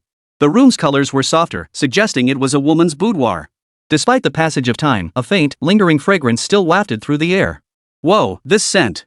The moment he stepped inside and inhaled the fragrance, Wang Ming distinctly felt his soul power being nourished, experiencing a subtle shift. Though faint, his keen mastery of soul power allowed him to detect it sharply. This fragrance, it actually nourishes soul power? Wang Ming marveled. Demon cores and demon spirit seeds could increase soul power, but he'd never heard of a scent doing so. Moreover, this increase wasn't the kind gained through cultivation. It felt more like a nourishment within his body, a growth that came from being fed. It was an enhancement that radiated outward from within. What a peculiar scent! Wang Ming immediately began searching for its source. Soon, he spotted an incense burner beside the dressing table to his left. The fragrance emanated from within it. He hurried over to examine it closely. The incense burner was oval-shaped, with a somewhat simple appearance. A faint, delicate fragrance wafted from within. Wang Ming took a deep breath, the scent proving utterly intoxicating. Current cultivation level, level 49. Soul King 12060000120 million. That final one had jumped up when he took the deep breath. Inhaling the fragrance boosted his soul power by 1 energy point. Wang Ming was overjoyed. Another breath. +1. Again. +1. 120600003. Wang Ming smiled at the numbers flashing on the system interface. If he could keep inhaling daily while cultivating, his strength would surely surge rapidly without him even noticing. He looked back at the incense burner. Less than half the incense stick remained, burning at an agonizingly slow pace. Made of some unknown material, even this small portion could likely smolder for years. With a wave of his hand, he stowed the incense burner away. He glanced around the room. Are you done yet? Just then, Lei Peng suddenly appeared at the doorway. Wang Ming jumped in surprise and nodded. Yes, I'm ready. Then let's proceed to the innermost chamber. Lei Peng's expression was unsettled, clearly dissatisfied with what he'd found in the main hall. Wang Ming had no choice but to come out and followed him toward the third door. They reached the doorway. Warning! Warning! Suddenly, the system sounded an alert. Host is facing life-threatening danger. Danger level, stars. Activating system rewards. Chapter 171, Devour. Soul Flame. Hearing the system's alert in his mind, Wang Ming's heart sank. Even following Lei Peng, they had encountered a 7-star danger. This meant the demon beast behind the third door had likely reached the level of a soul venerable a foe even Lei Peng would struggle to handle. Wait! Wang Ming spoke up to stop Lei Peng just as he was about to push open the door. What is it? Lei Peng turned to look at Wang Ming. Senior, we encountered a level 6 demon beast behind the first gate and a level 7 demon beast behind the second. Could it be that behind this third gate lies an 8th level demon beast? Wang Ming speculated aloud. Lei Peng nodded. Correct. If we follow this pattern, the demon beast beyond the third gate is likely an 8th level demon beast. Wang Ming's face paled. One level 8 demon spirit beast might be manageable, you could handle it. But 2 or 3? That would be dangerous. Lei Peng frowned, but he hadn't gotten the answer he wanted yet and wasn't about to give up easily. After a moment's thought, he said, level 8 spirit beasts aren't common. There's probably only one inside at most. You don't need to worry too much. Wang Ming felt awkward. Senior, you're immensely powerful. Even if you can't defeat an 8th level demon beast, you could still escape. But I'm just a 49th level Soul King, how could I dare take such a risk? How about this, leave a mark on me, and I'll wait outside. Once you've successfully obtained the treasure, you can come find me. What do you say? Joking aside, a 7-star danger rating? Wang Ming had no interest in wading into that mess. The dangers within were plain to see. Oomph. You think you can abandon me? Lei Peng sneered coldly, waiting for Wang Ming. Senior, you misunderstand. Look at this place, the temperature is terrifying. If I leave you, I'd be courting death. I'll just wait outside the second gate. I still need your soul power to resist the intense heat here, Wang Ming explained. Lei Peng considered it and realized he was right. If Wang Ming really went in and died from being outmatched, that would be disastrous. Leaving him outside, with his Soul King strength, meant that without his protection, facing such intense heat, his only fate would be to be scorched to death by the searing temperatures. He nodded. Very well. Then wait outside the second gate. My soul power will hold for 12 hours. After 12 hours, I'll come out. As he spoke, he channeled a surge of soul power into the energy barrier surrounding Wang Ming. Thank you for your trust, Senior. I shall await your triumphant return outside the second gate. Wang Ming clasped his fists in gratitude. Go then. Lei Peng nodded with satisfaction. Wang Ming turned and retreated, arriving outside the second gate. He entered a room behind the first gate, sat cross-legged, and began his cultivation. Only after watching Wang Ming enter the room did Lei Peng turn and push open the third gate to enter. Wang Ming attempted to use his system to probe the interior, only to find it blocked by some unknown force. The system couldn't penetrate the barrier clearly, the situation inside was dire. At the very least, an 8th-level demon beast lurked within. Hope Lei Peng gets his comeuppance in there. Wang Ming muttered to himself. I must quickly refine the melting fire pill and absorb the soul fire. Only then can I break free from Lei Peng's control and survive this intense heat without fear. Resolved, Wang Ming first drew forth the soul flame. Puff! The blazing flames ignited fiercely. The soul flame had been cultivated by devouring various celestial and earthly spiritual fires, making its temperature terrifyingly high. While it couldn't quite match the molten lava fire here, it wasn't far off. Of course, that was assuming one didn't venture into the core of the molten lava. The core of the magma reached temperatures exceeding 10,000 degrees, even reaching hundreds of thousands of degrees. Unless one was a master at the level of a soul saint, entering meant certain death. Of course, this didn't apply to soul flame cultivators or other 5 elements practitioners. System, activate the molten fire pill to absorb the soul flame. Melting fire pill activation initiated. As the system's voice faded, a crimson pill drifted from his brow, hovering before his chest. Upon closer inspection, the pill was thumb-sized, intricately carved with the shape of a flame cluster. He opened his mouth and swallowed the melting fire pill. The pill melted instantly upon contact with his tongue, its warmth flowing smoothly down his throat. Immediately, an intangible energy rippled through his body, then vanished without a trace. That's it? Wang Ming felt puzzled. He hadn't felt a thing. If not for his unwavering trust in the system, he might have doubted its authenticity. After swallowing the melting fire pill, Wang Ming began absorbing the soul fire. He carefully opened the glass jade box made of special materials. Freed from its confinement, the previously tiny red flame suddenly surged, transforming into a ball of fire that hovered mid-air. As the flame grew larger, the temperature in the room skyrocketed. Some wooden furnishings in the house instantly turned to ash in the flames. Wang Ming wiped sweat from his forehead, staring at the blaze. Witnessing such terrifying fire for the first time, he struggled to remain calm, yet his hands trembled slightly despite his efforts. Swallowing hard, Wang Ming cautiously used his soul power to draw the soul flame toward him. As the soul power enveloped the flame and moved forward a few steps, it was instantly incinerated into nothingness. The searing heat he felt directly was utterly terrifying. Fortunately, he had already taken the melting fire pill. The scorching heat caused him no real harm. Upon contact with his skin, the temperature was intercepted by an invisible layer of keratin, then slowly fused. Is this the effect of the melting fire pill? Wang Ming wondered inwardly. He continued to draw the soul fire closer using his soul power. Boom!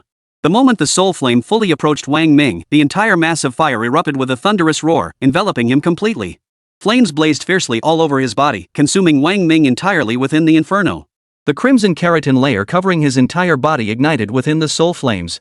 At a glance, Wang Ming now resembled a demon from hell, burning within the flames, a terrifying sight. It was time to swallow it. Feeling the scorching flames on his skin, imagine the devastation swallowing it whole would cause. Could the molten fire pill within his body withstand it? The keratin on his body began to melt in the soul fire, dripping down his blood. His entire form appeared drenched in blood, yet the scorched keratin reformed in the flames. His soul power was rapidly draining away. He couldn't wait any longer. Wang Ming steeled his resolve, glaring at the flame. He gritted his teeth, swallow it. His heart trembled violently. His dark eyes fixed intently on the slowly writhing flames. At the decisive moment between life and death, even the strongest person would feel a touch of fear and trepidation. This was not his fault. If it were anyone else, they might not even have this courage. Without Lei Peng's protection, death was certain. Following Lei Peng meant certain death. Either way, death awaited. Better to die on the path of cultivation. Come on. Resolution hardened within him. Wang Ming hesitated no longer. The fleshy lines on his face twitched, his expression becoming utterly resolute. Suddenly, he opened his mouth wide. His soul power enveloped all the soul flames, then violently drew them inward. The soul flames burning across his entire body were drawn into his mouth. Embracing the certainty of death, Wang Ming gritted his teeth and swallowed every last bit of soul flame. Chapter 172, Subduing the Soul Flames. As the soul flames entered his body, Wang Ming immediately clamped his mouth shut. Instantly, his entire body felt as if struck by lightning, searing pain spreading through him. The faint flush of color that had remained on his face vanished, leaving it as pale as paper. Gritting his teeth to endure the maddening heat raging within, Wang Ming's face contorted in unbearable agony. Yet he persevered, steadying his spirit as it gradually sank into his body. As his soul entered his body, waves of scorching mist swirled around him.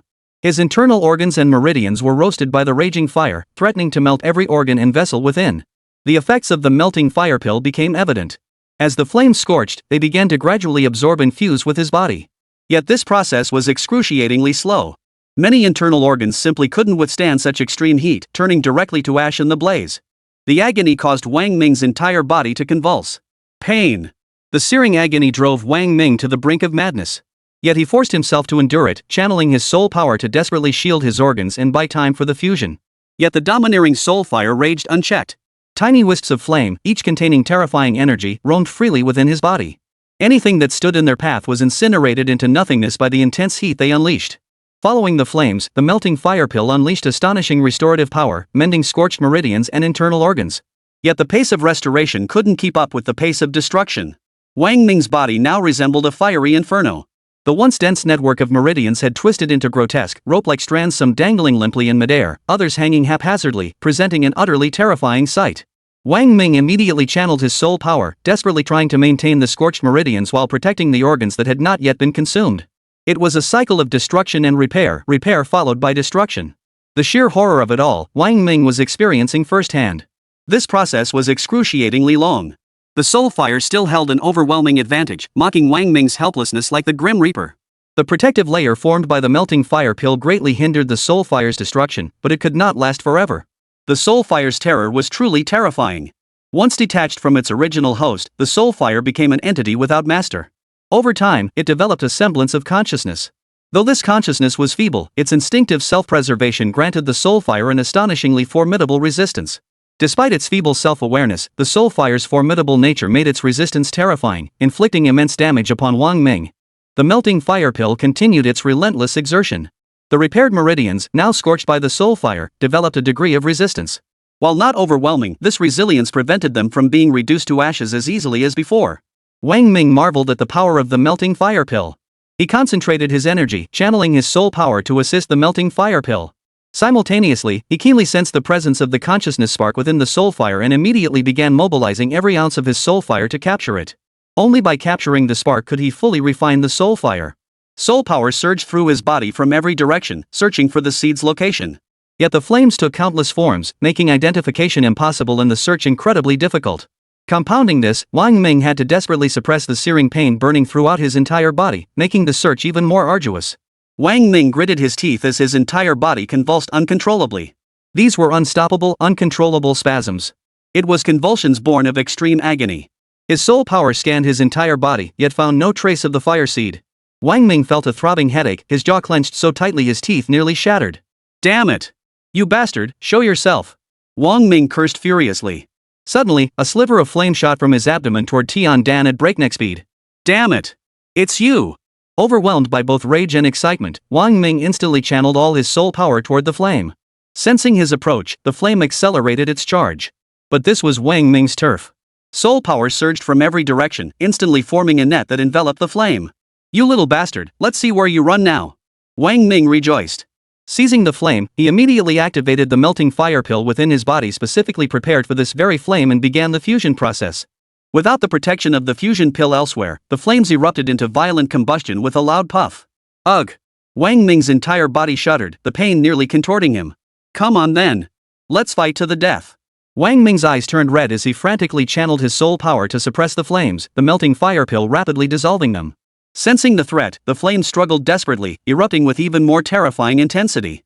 The soul flames enveloping the flames were like moths drawn to a flame. The moment it enveloped them, it was incinerated into nothingness by the terrifying flames. Wave after wave of potent soul power surged forward, tightly encasing the flames. The melting fire pill proved exceptionally potent. The speed at which it dissolved the flames at full force gave Wang Ming immense confidence. He poured even more soul power into it, locking the fire seed of the soul flame in place. The fire seed struggled desperately. Yet as the melting fire pill integrated, the seed's resistance gradually weakened. Time ticked away, second by second. Wang Ming's body trembled violently. From the outside, his entire body glowed a deep crimson, as if burning from within. His face was covered in cracked patterns, the protective barrier nearly melted away by the fire. At a certain moment, boom! A terrifying inferno erupted from his entire body, engulfing him in flames that shot skyward. The entire room ignited, and the house, already submerged in molten lava, burst into flames. Ha ha ha ha! Amid the flames, Wang Ming's laughter echoed mad, frenzied laughter. I've finally subdued you. You're mine at last. Amidst the laughter, the flames engulfing his body rapidly began to fade and contract, eventually retreating entirely into Wang Ming's body. At this moment, Wang Ming, his scalp had long been scorched away by the flames.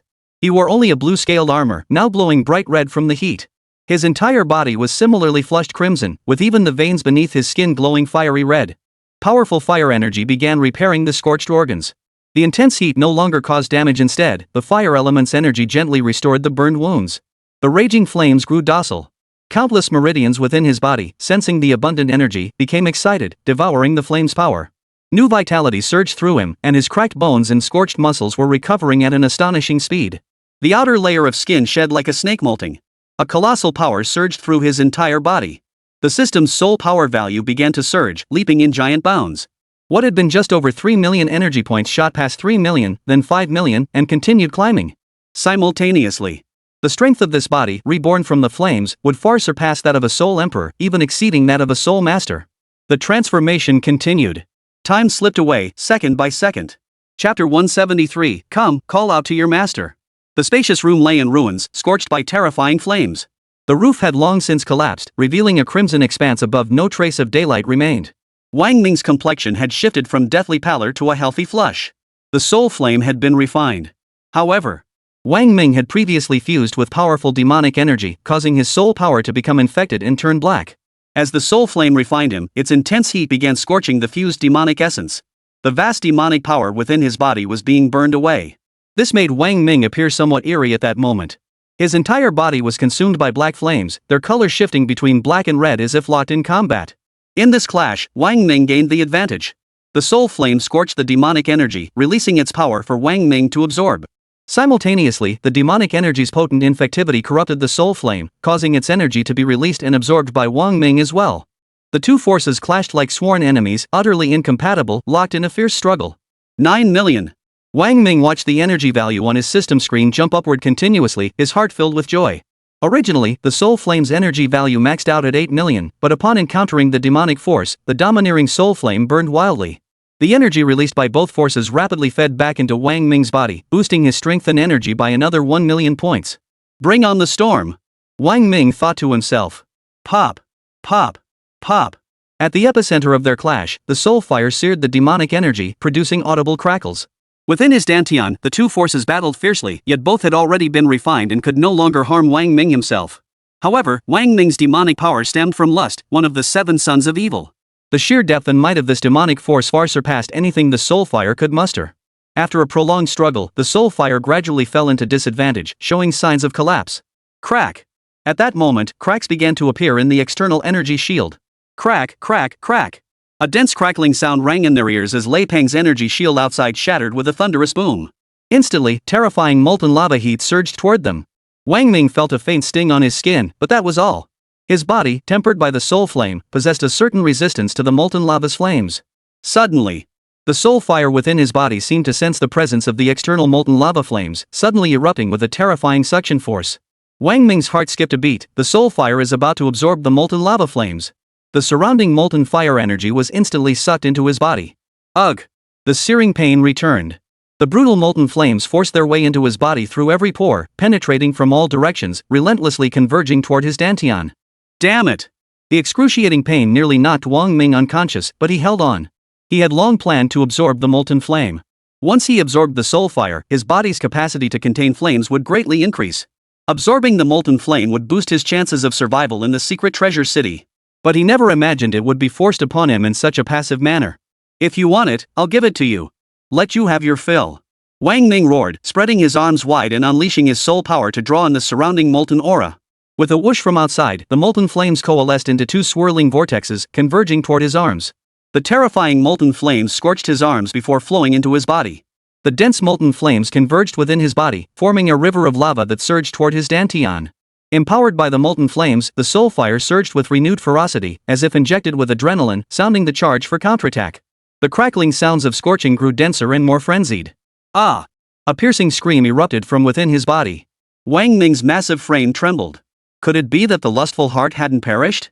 His soul immediately sank into his body, where deep within his dantian, he saw that familiar face and voluptuous form. At this moment, Sex Heart lay weakly below, gazing up at Wang Ming. You're still alive. Wang Ming was astonished. He had fused the demonic essence with the system's fusion pill years ago. That Xia Xian had survived this long was nothing short of shocking. Don't kill me.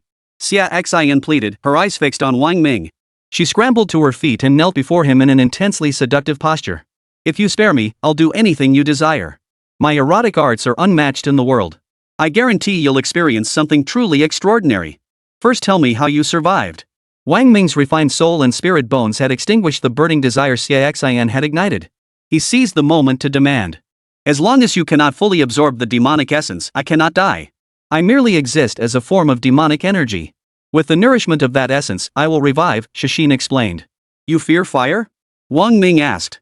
Fire is the natural enemy of demonic forces. Back when the human race and demonic tribes joined forces against the demonic beasts, they knew full well about the molten lava beneath the surface. So in the final battle, they sacrificed themselves as bait to unleash the molten fire, annihilating countless demonic beasts and delaying the demonic plan to control Blue Star, said Xia Xian. So your emergence signifies the reinitiation of that plan to control Blue Star? Wang Ming inquired. Xian lowered his head, unable to speak. Oomph. Wang Ming snorted coldly, then swept his hand. Soul flames roared forth, their scorching heat making Xia Xian scream in agony. A woman's voice was sharp, and her screams were piercingly shrill. I'll talk. I'll talk. Unable to endure the searing heat, Shashin pleaded, I'll tell you. Our purpose this time is indeed to control Blue Star. But we also have another objective, to find the incarnation of the ancient divine emperor. The incarnation of the ancient divine emperor? Wang Ming frowned. Yes. The incarnation of the ancient divine emperor fell to Blue Star. We came specifically to find it, Shashin said urgently. Wang Ming extinguished the flames. He stared intently at Sex Mind for a moment, deciding the man might still be useful later and shouldn't be killed just yet. But Xia Xian was difficult to control. After a moment's thought, he asked, if I spare your life, how can I control you? Shashin replied, a divine soul imprint. Wang Ming nodded. Then come here. Release your divine consciousness so I may plant the imprint. Xian dared not resist.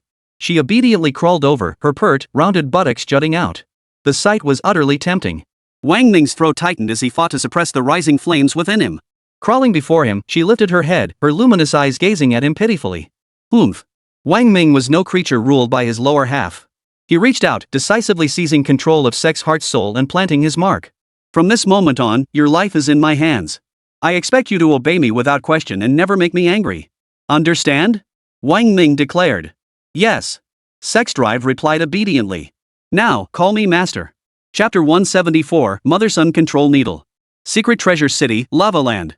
After absorbing the soul fire, Wang Ming harnessed the power of the molten flames to subdue Shashin, gaining complete control over the demonic energy within his body and the soul fire. Yet the two remained incompatible. Full fusion would kill Shashin. Now that Shashin had become his slave and given her extensive knowledge of demonic secrets, she remained highly valuable to Wang Ming. Killing her was not an option for the time being. Fortunately, the God-tier fusion capsule from years past had only fused the demonic essence without completely eliminating Shashin. Having two powers coexisting within me is ultimately troublesome. Do you have any way to fuse the soul flame completely with me? Wang Ming inquired of the lustful heart. Glancing at her completely naked form, exceptionally alluring, he frowned and added, don't you have a single piece of clothing to wear? Does my master dislike seeing me so utterly sincere? Shashin smiled seductively. I do not. Put on clothes. Wang Ming ordered sternly. Shashin shot Wang Ming a look that screamed clueless straight guy and no sense of romance, then waved her hand. Instantly, a cool, black garment appeared on her body. It must be said. Once the garment was on, her voluptuous figure seemed poised to burst forth. Her perfectly straight, shapely legs appeared longer than Wang Ming's life itself, and the black fabric only heightened their allure, stirring an irresistible urge to peek beneath. No wonder uniform fetishism, black stockings, these trends had their reasons for thriving. He. So this is what my master likes. She could clearly sense the man's desire surging, and she laughed seductively. Her laughter held a magical allure, like a vortex of temptation that drew one in, leaving them utterly captivated. Fortunately, Wang Ming possessed the soul-purifying bone.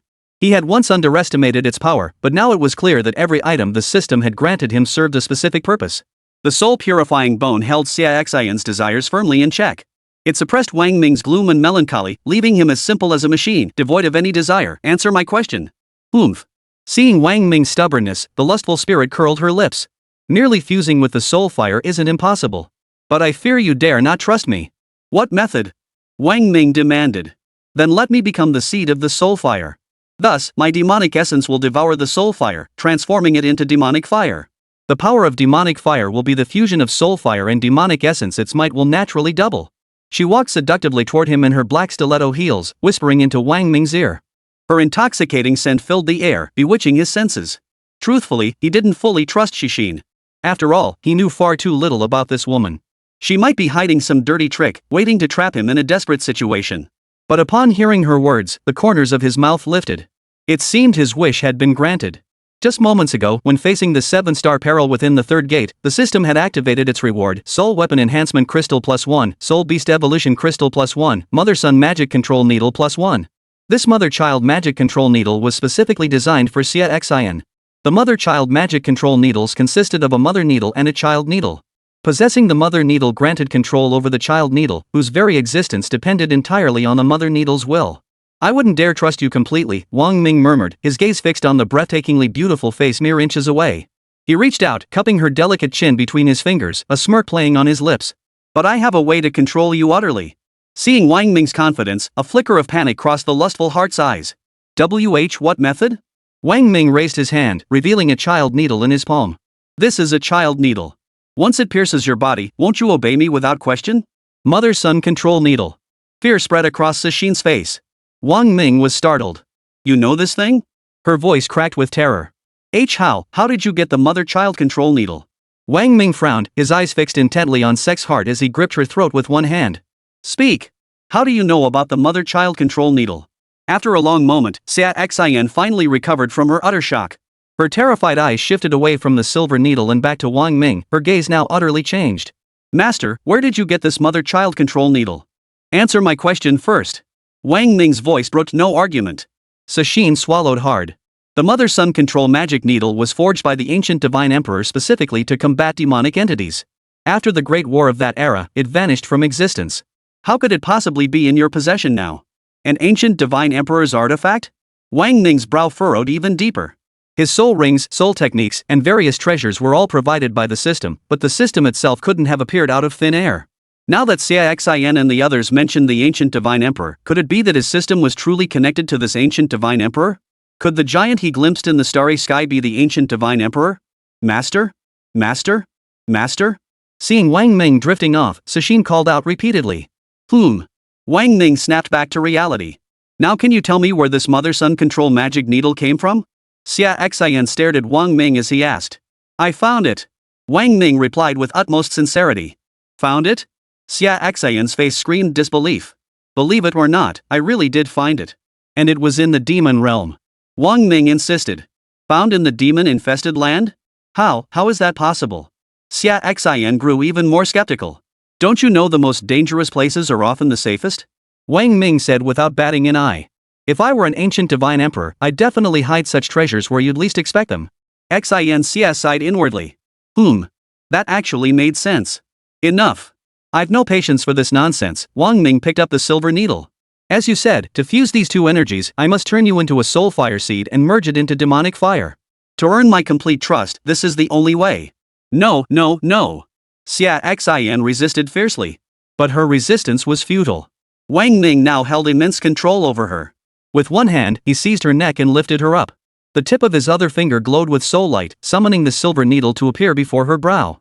Xixin stared fixedly at the silver needle before her brow, trembling with terror. Go! With a flick of his wrist, the needle slowly pierced Xiaoxian's forehead. Instantly, Xiaoxian's piercing scream split the air, her body convulsing uncontrollably. Silver held absolute power over demonic entities. As the needle pierced her forehead, a wisp of white smoke rose.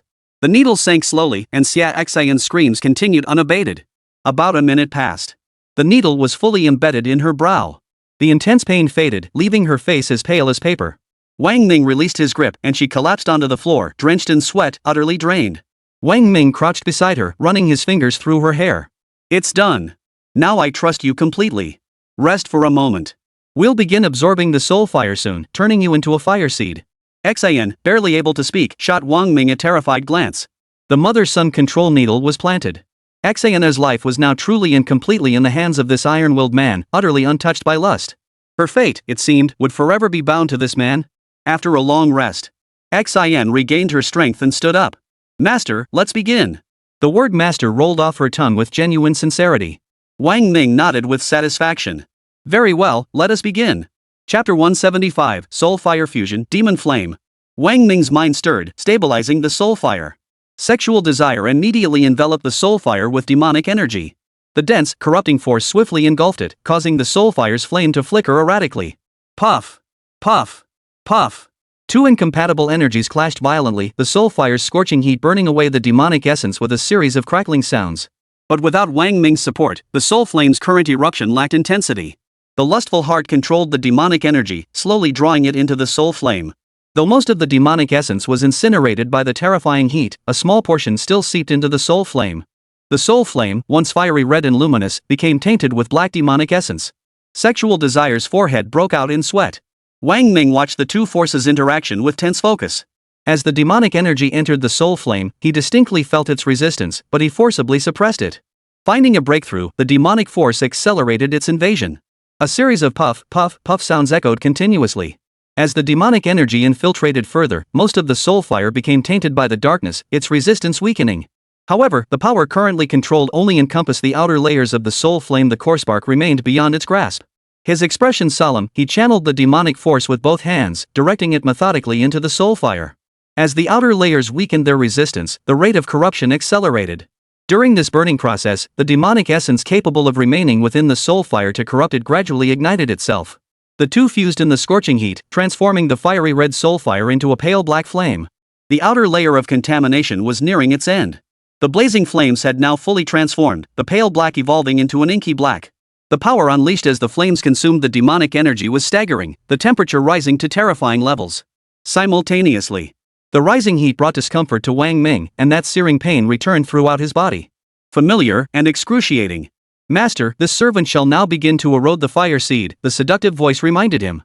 Wang Ming gritted his teeth against the searing agony, took a deep breath, and controlled his soul power. All right, begin.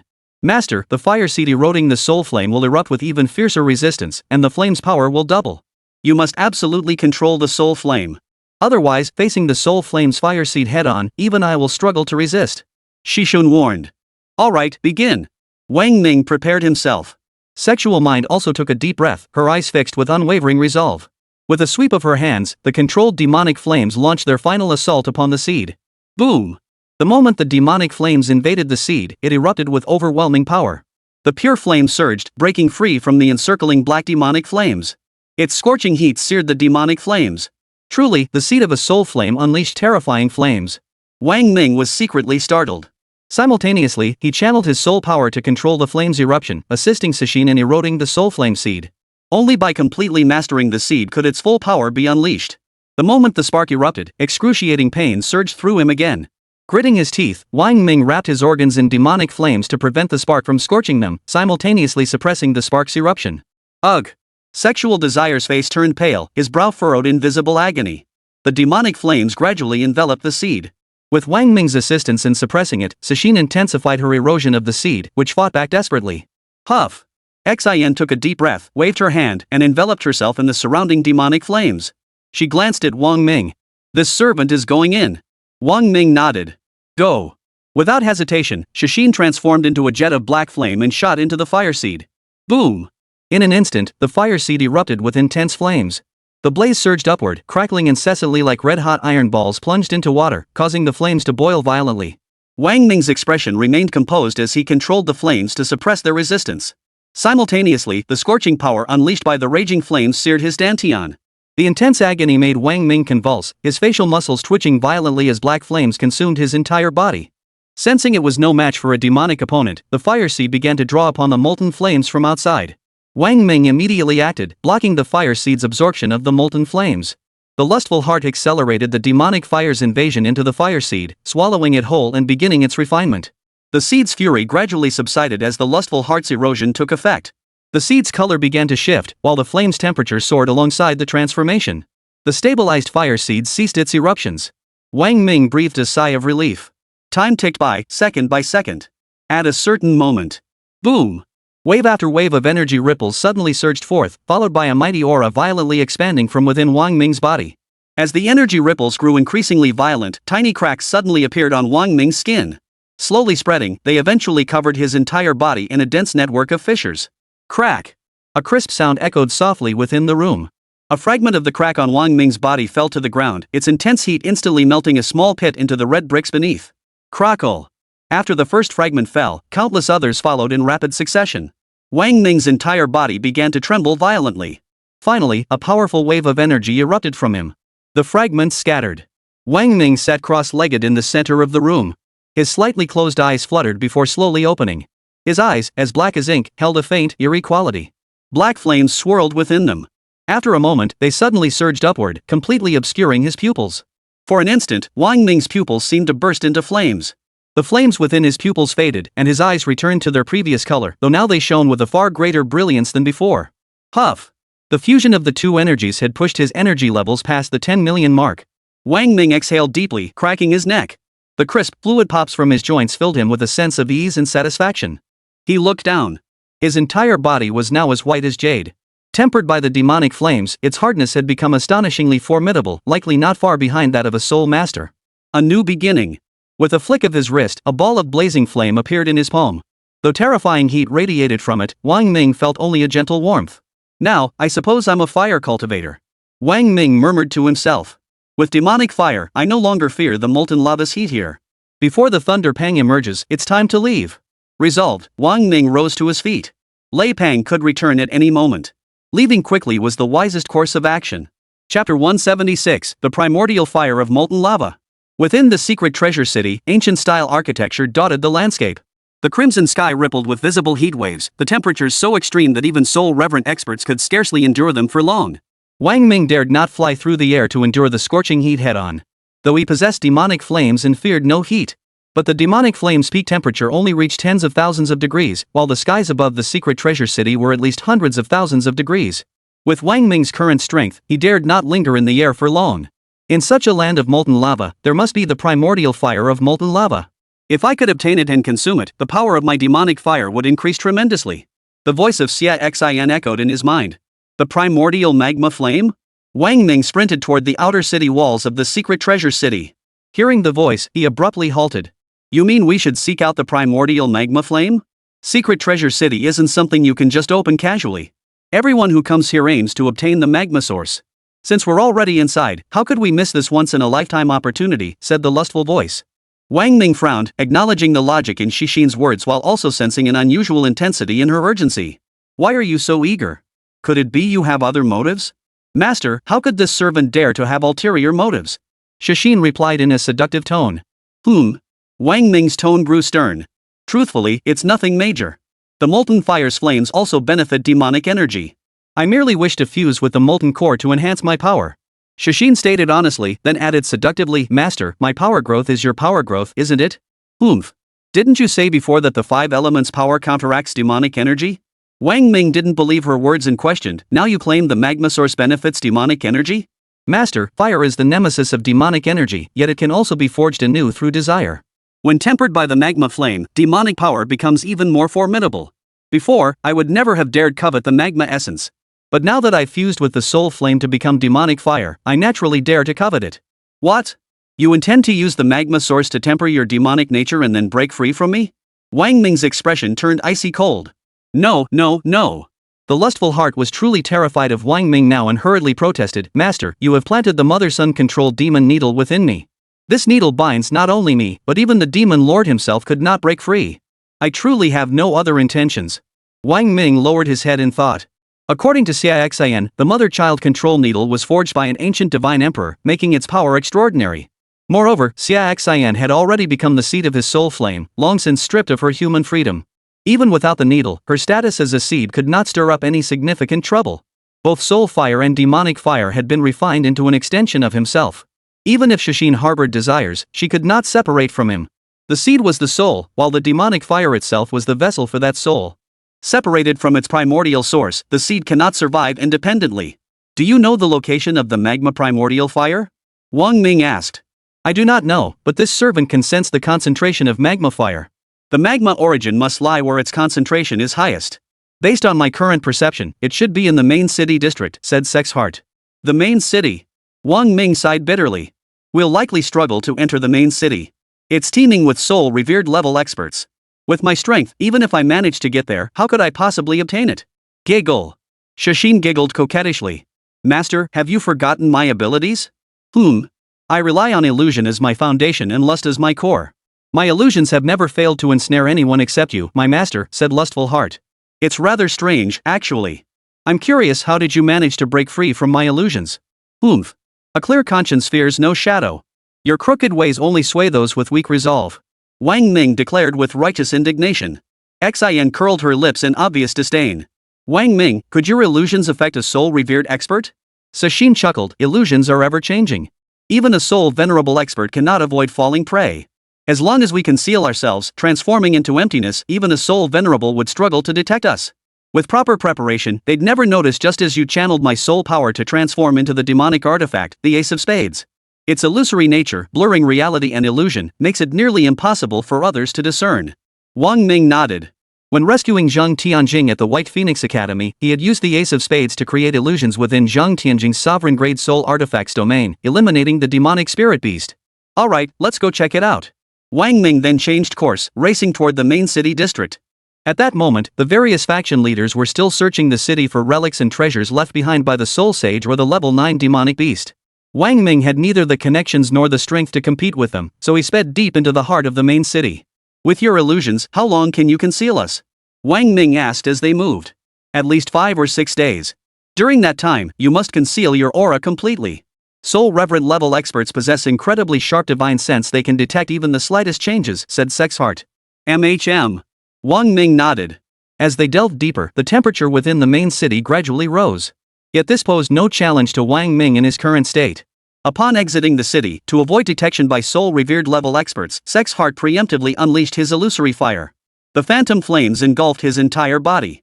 Wang Ming vanished into thin air within the blaze, transforming into a wisp of molten flame essence. In his transformed state, Wang Ming felt as light as a feather, drifting slowly forward. The main city district was vast.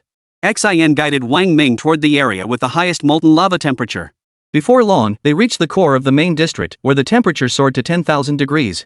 Wang Ming could feel a faint, stinging burn. Someone's here. At that moment, the system alerted him. Wang Ming immediately activated his dual pupil vision and saw Xin Zhengzai and the others inside the building ahead, along with Ouyang Lang and Ouyang Shang. It's them. Wang Ming murmured to himself. Master, can you identify who they are? Color Heart expressed surprise. At such a distance, separated by several layers of buildings, Wang Ming could not only sense their presence but also recognize their identities. Let's go check it out. Wang Ming offered no explanation. A wisp of molten flame energy drifted silently into the building ahead, settling 100 meters away from Ouyang Lang and the others. Are you sure it's here? Wang Ming recognized the voice as Xin Zhengzai's. The map confirms it. This was the residence of the former ruler of Secret Treasure City. The passage to the underground magma realm must be here. There's probably some kind of mechanism. Ouyang Lang replied. The group began searching inside. His soul scanned the room meticulously while Wang Ming concealed himself outside the building, observing the interior through his dual pupil vision. Suddenly, Ouyang Lang seemed to notice something. His brow furrowed as 2 beams of bright light shot from his eyes toward Wang Ming's position. Chapter 177, The Passage in the Mural. Ouyang Lang's gaze sent a chill through Wang Ming's heart. His heart leapt to his throat. He held his breath, ready to flee at any moment. Over here. Ouyang Lang barked sharply, striding toward Wang Ming's position. Phew! Wang Ming silently breathed a sigh of relief. Ouyang Lang approached a massive mural, his eyes fixed on the painting. It depicted underground magma in vivid detail, so lifelike that anyone standing before it could feel the scorching heat radiating from the canvas. 6th Elder. Xin Zhengzai said, "This is just a wall panel." I scanned it with my divine sense and found nothing unusual. The others had also found nothing unusual, their gazes now fixed on Ouyang Lang, awaiting his explanation. Ouyang Lang smiled. "We've searched every corner of the city lord's mansion. There are no underground passages here, no hidden doors, and certainly no altar leading to the subterranean magma. Back then, to activate the underground magma, it said that Soul Sage level experts were involved and even a half-step Soul Emperor. A Soul Emperor level expert?" At this, the group sucked in a collective breath. That such a figure as a Soul Emperor had intervened spoke volumes about the ferocity of that ancient battle. This is a closely guarded secret. Over centuries, few have retained knowledge of it, Ouyang Lang mused, twirling his beard. I myself only stumbled upon records of the secret treasure city in our family archives. To trigger underground magma requires both sufficient molten power to destroy the demonic spirit beasts and the stealth to avoid detection. Unless the entire underground magma was preemptively drained and hidden, it would be nearly impossible to pull off. Ouyang Lang declared. Empty it? Hide it? The others grew even more perplexed. Xin Zhenzai gasped in shock. So what the sixth elder suggests is this: all the Soul Sage level experts, plus the half-step Soul Emperor, would use spatial displacement to move the entire underground magma into the mural. Then, once the battle erupts, they'd open the wall, letting the magma instantly flood the city and annihilate the demonic spirit beasts? Whoa! The crowd sucked in a collective breath. What a grand scheme! The methods of Soul Sages were truly terrifying. They could actually manipulate space. Ouyang Lang nodded. I myself am not entirely clear on the specifics. I once inquired with the elder masters of our clan, but most of the older generation are reluctant to speak of this matter, so my knowledge is limited. The Ouyang clan truly possesses profound heritage. I imagine some of your ancestors participated in that battle. My deepest respect. Fan Debiao hastened to offer his flattery. Ouyang Lang smiled faintly. It was 3 centuries ago. Our clan's ancestor was already over 100 years old at the time, possessing the cultivation of a soul venerable. Now, 300 years have passed. Many things are buried in his memories, and he prefers not to speak of them. Sixth Elder, how then shall we obtain the molten lava origin? Shen Zili asked. Ouyang Lang replied, even I am uncertain about that. But let me make one thing clear, I may forego the magma source itself, but as for the spatial treasure that contains it, no one shall challenge me for it. To do so would be to declare war against the entire Ouyang clan. Not at all. Not at all, the others hastily clasped their fists in response. As if anyone would dare. Who among those present would dare challenge Ouyang Lang, a soul venerable, for a treasure? Let this old man probe with my soul power first. As he spoke, Ouyang Lang extended a finger, a streak of soul light flashing from its tip and pouring into the mural. Instantly, the wall glowed crimson. All eyes immediately fixed on the mural. After the infusion of soul power, the molten lava within the painting seemed to begin flowing. Scorching heat surged from the mural, the temperature instantly soaring to tens of thousands of degrees. Even Ouyang Lang couldn't stop the sweat pouring down his face. The molten lava within the mural flowed inward, drawing the fiery aura of lava in the air toward it, forming a vortex. At the vortex's center, a passageway emerged within the flowing lava. It's open! The group shouted with wild excitement. The moment the molten passage opened, terrifying heat surged out. The tens of thousands of degrees were unbearable. Ouyang Lang could withstand it, but Xin Zhengzai and the others suffered. Let's go. I'll protect you all. With that, Ouyang Lang swept his hand, enveloping everyone in a soul light as they stepped into the molten passage. So this is how the humans and demons defeated us back then, through such underhanded means. Xia Xin muttered defiantly upon hearing Ouyang Lang's words. Wasn't your invasion of Blue Star despicable? Wang Ming shot her a dismissive look. Ha ha! Shishin chuckled, changing the subject. Master, they've all gone in. We should hurry after them too, or they'll beat us to it. Wang Ming shook his head. No rush. We're not the only ones here. Others surely know Ouyang Lang obtained the map. They won't let him monopolize it. Let's wait a bit longer. Sexual heart, but there are others here. Before she could finish, a figure materialized silently beside the mural's molten lava passageway. It was Duan and his granddaughter. Oomph. That old fool from the Ouyang family thinks such petty tricks can fool me. Duan Morin sneered. Hurry up and go in, Grandpa. Otherwise, someone else will snatch up all the good stuff, the little girl urged. Alright, let's go in. Duan chuckled, taking the little girl's hand as he slowly stepped inside. Holy crap, there really are others here. Sashin stared at Wang Ming in utter shock. Master, you're incredible. How did you know someone else was here? Can you actually sense the presence of a soul venerable level expert? Oomph. I didn't need to sense them, I used my brain. Wang Ming replied dismissively. Whether soul revered or soul saint, anyone within 10 kilometers of him couldn't escape the system's detection. Since his strength had reached the Soul King stage, the monitoring range had expanded to 10 kilometers. Though 10 kilometers might seem short, within that distance, not even a speck of dust could escape the system. Master, you're so clever. Are there any others? Asked Sex Mind. There are. Wait. As the words fell, another mysterious figure cloaked in a hooded robe appeared. Though his features were obscured, his tall, hooked nose stood out sharply. The moment he materialized, he strode directly into the molten lava passage. This person is so mysterious. His cloak seems eerie. It must be a soul treasure, said Sex Heart. Wang Ming, thanks. I wouldn't have known otherwise. Xinxia chuckled. Just then, a flash of lightning erupted before the wall screen. Wang Ming recognized it instantly. The Thunder Pung had arrived. Sure enough, as the lightning descended, Lei Peng materialized before the wall painting. He looked disheveled and pale, clearly having encountered significant trouble within the third gate, his body bearing injuries. Otherwise, given Lei Peng's temperament, he would have been the first to emerge. Lei Peng glanced at the mural, scanned the surroundings once, then swiftly vanished back into it. Wang Ming remained outside, holding his breath and waiting motionless. One by one, 7 or 8 experts appeared and entered the molten lava passage. This process lasted a full 3 hours, with many waiting an extremely long time before emerging only after confirming no one else was present. Master, can we go in now? It's been ages since anyone appeared. Shishin urged impatiently. They had already waited for an hour. Wang Ming shook his head, glancing at the system display not far away. There's still one person who hasn't moved.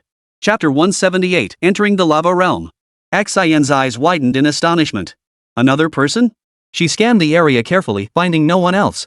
How could Wang Ming possibly sense another presence? The two waited silently for another half hour. Master, it must be your imagination. Sex Heart had checked thoroughly multiple times, confirming no one was there. With no one emerging for so long, she said to Wang Ming, if anyone else was here, they would have come out by now. Don't rush.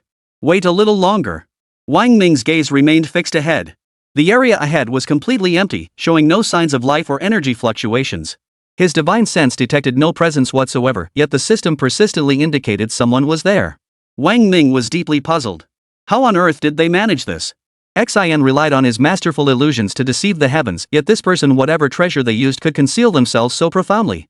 Neither Wang Ming nor the pervert's targeted soul scans could uncover any trace. Another 15 minutes passed. Suddenly, a faint ripple rippled through the space ahead. The disturbance was so subtle that Wang Ming would have missed it entirely had he not been staring intently at that spot. The ripples trembled lightly as a pair of slender, jade-white legs extended outward. Instantly, a graceful beauty emerged from the air, her entire body as silver white as snow. Her expression was aloof and cold, her large eyes flashing with a noble, icy glint. System detection, target power level 58 Soul Emperor. To dare hide so deeply among numerous Soul Lords with only Soul Emperor strength, clearly, this woman's power was far more than met the eye. More importantly, despite the scorching heat of the secret treasure city, she remained utterly composed, seemingly unaffected by the molten lava's temperature. What a peculiar woman, said the lustful voice. How can she not fear the heat? No idea. Let's follow her and see what she's all about, Wang Ming replied. The woman approached the mural, studying it intently for a long moment before a faint smile touched her lips. I've finally found this place. With that, she stepped inside. After she entered, the system indicated no other presence within a 10-kilometer radius. Only then did Wang Ming slowly materialize before the mural. Facing the mural directly, scorching heat washed over him. The searing air stirred a wave of irritation and discomfort. Wang Ming gently summoned his demonic fire, and the stinging pain from the heat vanished. If it's this hot here, the interior must be tens of thousands of degrees. Wang Ming speculated. Who knows? It could reach hundreds of thousands of degrees, said the lustful voice. Hundreds of thousands of degrees? Wang Ming was stunned. At such extreme heat, even a soul-revered expert might struggle to endure it, right? A soul-venerable expert would certainly possess protective treasures, Xian replied. Once we enter, we must gradually absorb the molten flame energy. As long as we adapt to the extreme heat inside, our safety is assured. Don't forget, Master, you are now a Fire Soul Master. Wang Ming nodded and stepped inside. The mural revealed a self-contained world. The moment he entered the molten land, scorching heat surged like a tidal wave. Wang Ming immediately summoned his demonic flames to shield himself, narrowly avoiding skin burns. What a domineering flame!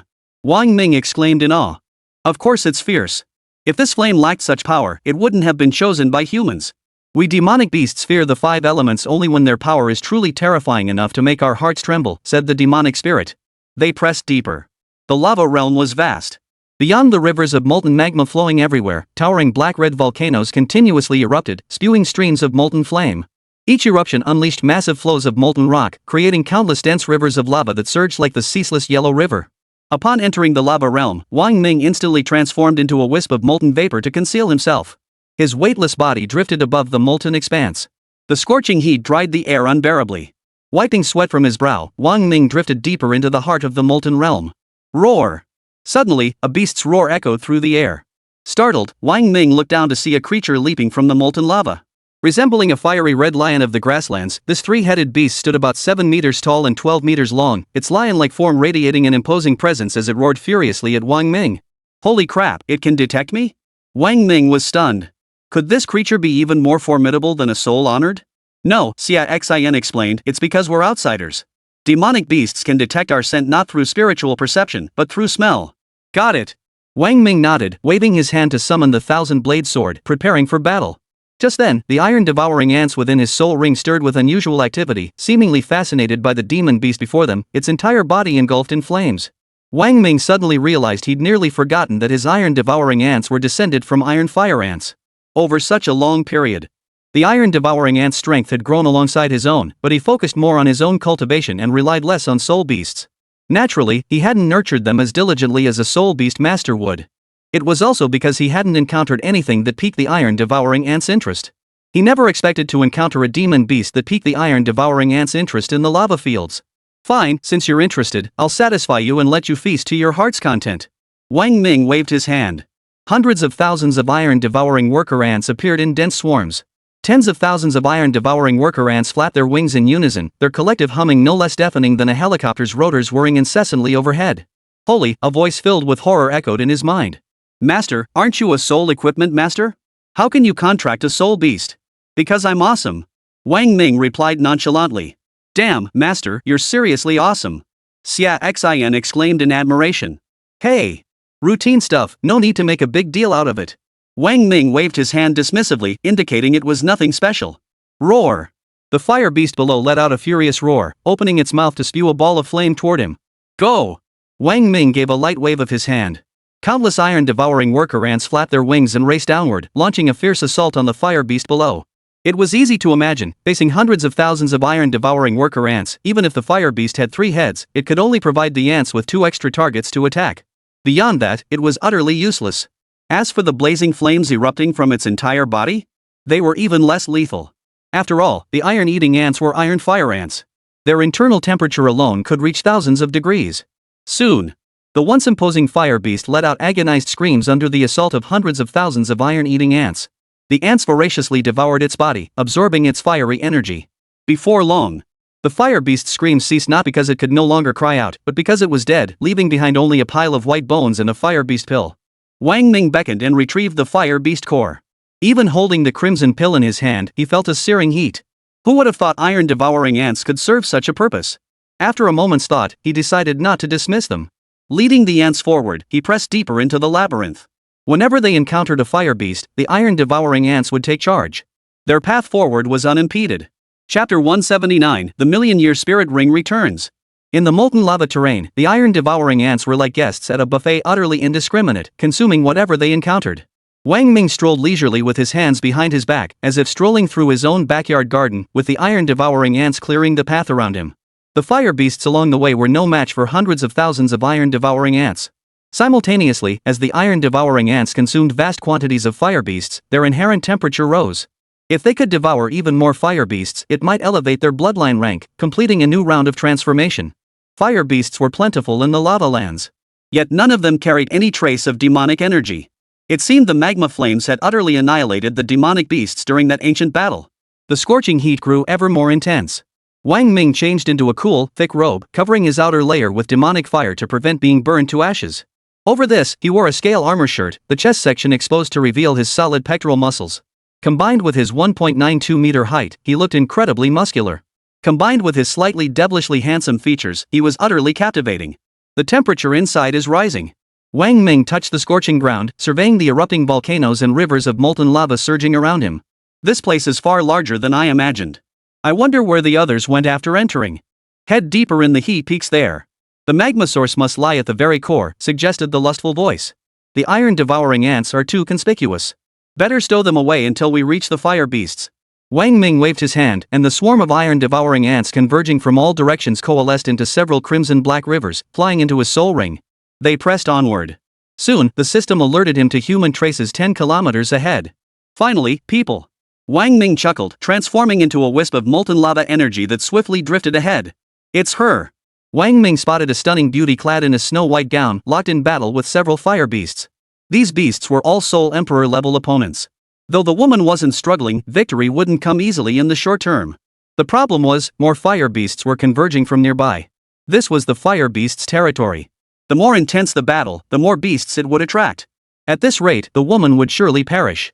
Shin Ice Slash. The woman raised her jade-like hand, and a crimson soul ring flared behind her head.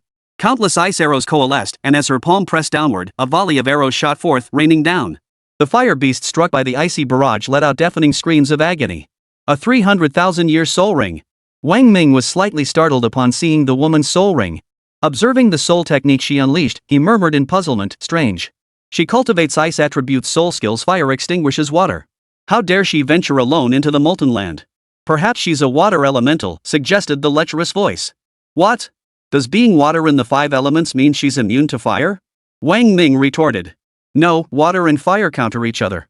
Water isn't necessarily afraid of fire, nor is fire necessarily afraid of water. Since she came here, she must have prepared something and has her own agenda, said Sexmind. An ice practitioner venturing into the lava fields? I'll see what her scheme is. Since they were heading the same way, Wang Ming decided to follow the woman and observe. Just then, 2 more fire beasts joined the fray. The woman swept her hand, producing a silver bow that radiated a bone-chilling aura. As her jade-like fingers drew the bowstring taut, an arrow crystallized from frozen ice materialized. With a bang, the bowstring snapped like thunder, sending the arrow streaking through the air. Its speed was astonishing, vanishing almost the instant it left the bow only to materialize before the fire beast's eyes. The creature had no chance to react as the icy arrow sank into its skull with a wet thud. Wang Ming watched in utter shock. This woman dared to venture alone into the molten land with the strength of a soul emperor. She truly possessed formidable skills. That single arrow would be difficult to defend against unless the opponent was a soul master level expert. After slaying 1 fire beast, the woman unleashed 8 arrows in rapid succession. 8 fire beasts fell dead. Her face grew pale. She retrieved a white jade bottle from her soul ring, poured out a pill, swallowed it, and her complexion quickly returned to normal. She collected the fire beast's inner cores and swiftly fled the scene. Wang Ming hurried after her. That woman's bow is a fine treasure. Do you want it, master? The voice of lust echoed in his mind. Don't be greedy. Treasures are nice, but you need to stay alive to enjoy them. Wang Ming remained level-headed. This woman's strength is extraordinary. She must have hidden cards up her sleeve. Don't go looking for trouble. Oh no, it seems she won't be able to escape. What's wrong? Asked Lustful Heart. She's drawn a pack of fire beasts. Wang Ming's expression darkened. No sooner had Wang Ming finished speaking than a swarm of fire beasts appeared ahead, at least 100 of them. They looked almost identical, the only difference being that the stronger ones were larger. Among the 100 beasts, several stood out as massive. The foremost possessed the strength of a soul emperor, while the rest were mostly soul kings. But their strength lay in sheer numbers. Even with her array of treasures, the woman stood almost no chance against such overwhelming numbers. She's done for, said the Lustful Heart. With so many fire beasts, that woman is as good as dead. Then, her treasures will belong to you, master. Wang Ming rolled his eyes. You forgot our illusions can't evade the fire beasts. If she dies, how do you expect us to survive? We have the iron-devouring ants. Siat Xin retorted. Even with iron-devouring ants, it won't be easy. Best to team up with that woman. Wang Ming said. Let's observe first, Siat Xin suggested. If she can handle it, we needn't intervene. If she can't, then we'll step in. Wang Ming nodded and continued watching. The woman ahead grew solemn upon seeing the sheer number of fire beasts. Facing hundreds of fire beasts alone, she would likely have to exhaust all her trump cards just to have a sliver of hope, but that would cost her any chance of venturing deeper to claim the treasure. Wang Ming watched from a distance, eager to gauge the woman's true strength. Huff! The woman drew a deep breath. Knowing escape was impossible, she steeled herself. Bring it on! Her lotus-like steps moved forward lightly. Beneath her feet, a lotus blossomed, a crystal-clear, jade-like flower of breathtaking beauty, supporting her. A black soul ring slowly emerged beneath the lotus. With her second step, another lotus appeared, accompanied by another black soul ring. The second black soul ring was 90,000 years old. With her third step, a crimson 300,000-year soul ring appeared. With her fourth step, a crimson 500,000-year soul ring materialized beneath her feet. The instant her fifth step landed, golden light erupted around her. Every lotus blossom transformed into brilliant gold, radiating a dazzling glow. Wang Ming stared in utter amazement. This woman's fifth soul ring was actually a million-year soul ring. Could she be from one of the hidden clans? In present-day Dragon Nation, only a handful of secluded clans could possibly possess a million-year soul ring. Not even the 5 great families of the capital possessed such a treasure. Chapter 180, The Game-Changing Moment. The million-year soul ring made its entrance, radiating an overwhelming aura. Her tall, slender figure and aloof demeanor radiated an otherworldly aura, like a celestial maiden untouched by mortal concerns. As her flowing robes billowed, she swiftly formed a seal with her jade-like hands, summoning a mirror of ice like jade before her. It was a top-tier revered soul artifact. Frost mirror. Her bell-like voice echoed overhead. The mirror hummed as a cold light expanded from a small beam to illuminate a 100-meter radius, creating a circular barrier world. Ice and snow instantly formed, radiating a bone-chilling cold. The molten lava flames outside failed to penetrate. This soul artifact possesses such formidable domain power.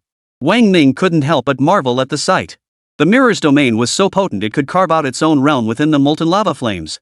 Roar! The fire beasts charged forward, oblivious to the danger, plunging into the mirror's light. While the molten lava outside couldn't breach the barrier, the beasts easily entered the frozen realm. The woman stood suspended in midair, her multicolored soul rings flickering. Her expression was grave as her silver robe fluttered in the icy air. Once all the fire beasts had entered the mirror's domain, she clasped her hands in a seal. The red soul ring began to tremble, radiating a terrifying aura of pressure. Instantly, the temperature within the domain plummeted. 5th soul skill, Absolute Zero. The beauty's cold command sent the temperature plummeting to terrifying depths. Even the air within the domain seemed to freeze solid, and all movement ceased. The biting wind carried razor-sharp ice blades, lashing out across the entire arena. Roar! But the fire beasts were no pushovers. Sensing the bitter cold, their entire bodies began to tremble. Flames erupted from within them, and the intense heat radiating from hundreds of fire beasts actually clashed with the absolute cold. The temperature grew increasingly intense toward the heart of the fiery horde. The outer beasts resisted the most intense cold. Cleverly, they formed concentric circles while moving, with the innermost circles composed of Soul Emperor-level beasts. All others shifted positions. This movement ensured every fire beast could draw warmth from the core without freezing to death. Roar! Several Soul Emperor-level fire beasts opened their maws, unleashing streams of fire toward the woman above. The beauty's expression grew even more grave. She hadn't anticipated these fire beasts possessed such intelligence. With a flick of her jade-like hand, a thick wall of ice surged around the beasts with a thunderous roar. Beneath their feet, the ice began to shatter and crack apart. She aimed to disintegrate the fire beasts and break the current stalemate. Roar! The fire beasts naturally sensed her intent. The central Soul Emperor-level beasts roared furiously, soaring into the air. Beneath their feet, a layer of crimson light glowed like chains, binding all the fire beasts together to prevent dispersion. Soon, fiery chains whipped through the air, lashing out toward the beauty. 4th soul skill. The beauty instantly changed tactics. Her jade-like hand swept through the air, causing the frigid energy within her domain to abruptly stratify. A smooth, crystalline ice surface materialized out of thin air. She aimed to neutralize the formidable fire beasts above, knowing the rest would be manageable. 10,000 ice mirror flowers. As the words fell, countless ice mirrors appeared randomly and chaotically around the fire beasts. The ice surfaces reflected their forms, multiplying them into countless illusory figures. Simultaneously, the beauty's form multiplied into countless illusions, disorienting the fire beasts. 1st soul skill, Mystic Ice Slash. Whoosh! Whoosh! Whoosh! Countless arrows formed from condensed ice shot forth from all directions. Within the mirrored ice blossoms, they seemed even more numerous, appearing almost everywhere, striking without blind spots. The fire beasts were utterly disoriented. Unable to attack, they simultaneously adopted a defensive stance. Their bodies trembled, blazing flames illuminating the sky as they formed a protective barrier, shielding themselves within its center. Puff! Puff! Puff! Countless ice arrows struck the shield, leaving ripples in its surface. Seeing the attacks as unremarkable, the fire beasts relaxed. But when they looked down, they realized the beauty's target wasn't them at all, it was the fire beasts below. The sharp, icy arrows pierced the fire beasts' bodies, the freezing cold seeping in and inflicting fatal damage. One wave of attack. Dozens of fire beasts met their end. Roar! The fire beasts above roared in fury, their flames raging more violently. The blazing heat instantly melted the surrounding ice mirrors. Then, several fire beasts unleashed streams of fire from their mouths, directing the flames toward a single target. Crackle, crackle, crackle. The ice mirrors shattered completely, revealing the woman's figure. After continuously unleashing soul techniques and soul tools, the woman's soul power visibly faltered. Pale-faced, she regarded the fire beasts with a look of apprehension. Fortunately, the fire beasts were also expending immense energy, especially within the icy domain. But unexpectedly, the fire beasts below began concentrating all their firepower on the few beasts in the sky, replenishing the fire energy expended by several of them. Meanwhile, the fire beasts below, having lost too much energy, saw the fiery red of their outer layers rapidly fade to a pale crimson. The woman's expression changed drastically. Under equal consumption, she still possessed a final trump card, one that could at least drive the enemy back. Now, however, the strongest fire beasts had fully restored their power. Even if she unleashed her trump card, it would likely be insufficient to slay these beasts. Roar! The fire beasts roared furiously, their eyes blazing with fiery light as they fixed their gaze on the human before them. Opening their mouths, dozens of fiery beams shot forth, hurtling straight toward the human woman. The woman immediately channeled her soul power, conjuring an ice shield to block the attack. Boom! The powerful firepower slammed into the shield. The immense energy sent the woman flying backward. Her frail body shot backward like a cannonball, crashing heavily into the ice mountain behind her. The ice mountain caved in, forming a large crater and cracking into countless fissures. Roar! Several fire beasts, sensing their advantage, immediately shook their bodies, igniting their flames. The terrifying heat vaporized the surrounding ice and snow into water, which instantly evaporated. They opened their mouths, channeling all their power, aiming at the human woman, preparing to unleash their strongest strike to end the battle. At that very moment. Third soul skill. A piercing voice echoed across the icy realm, reverberating long over the snow-covered expanse. Primordial wasteland. Treading heaven.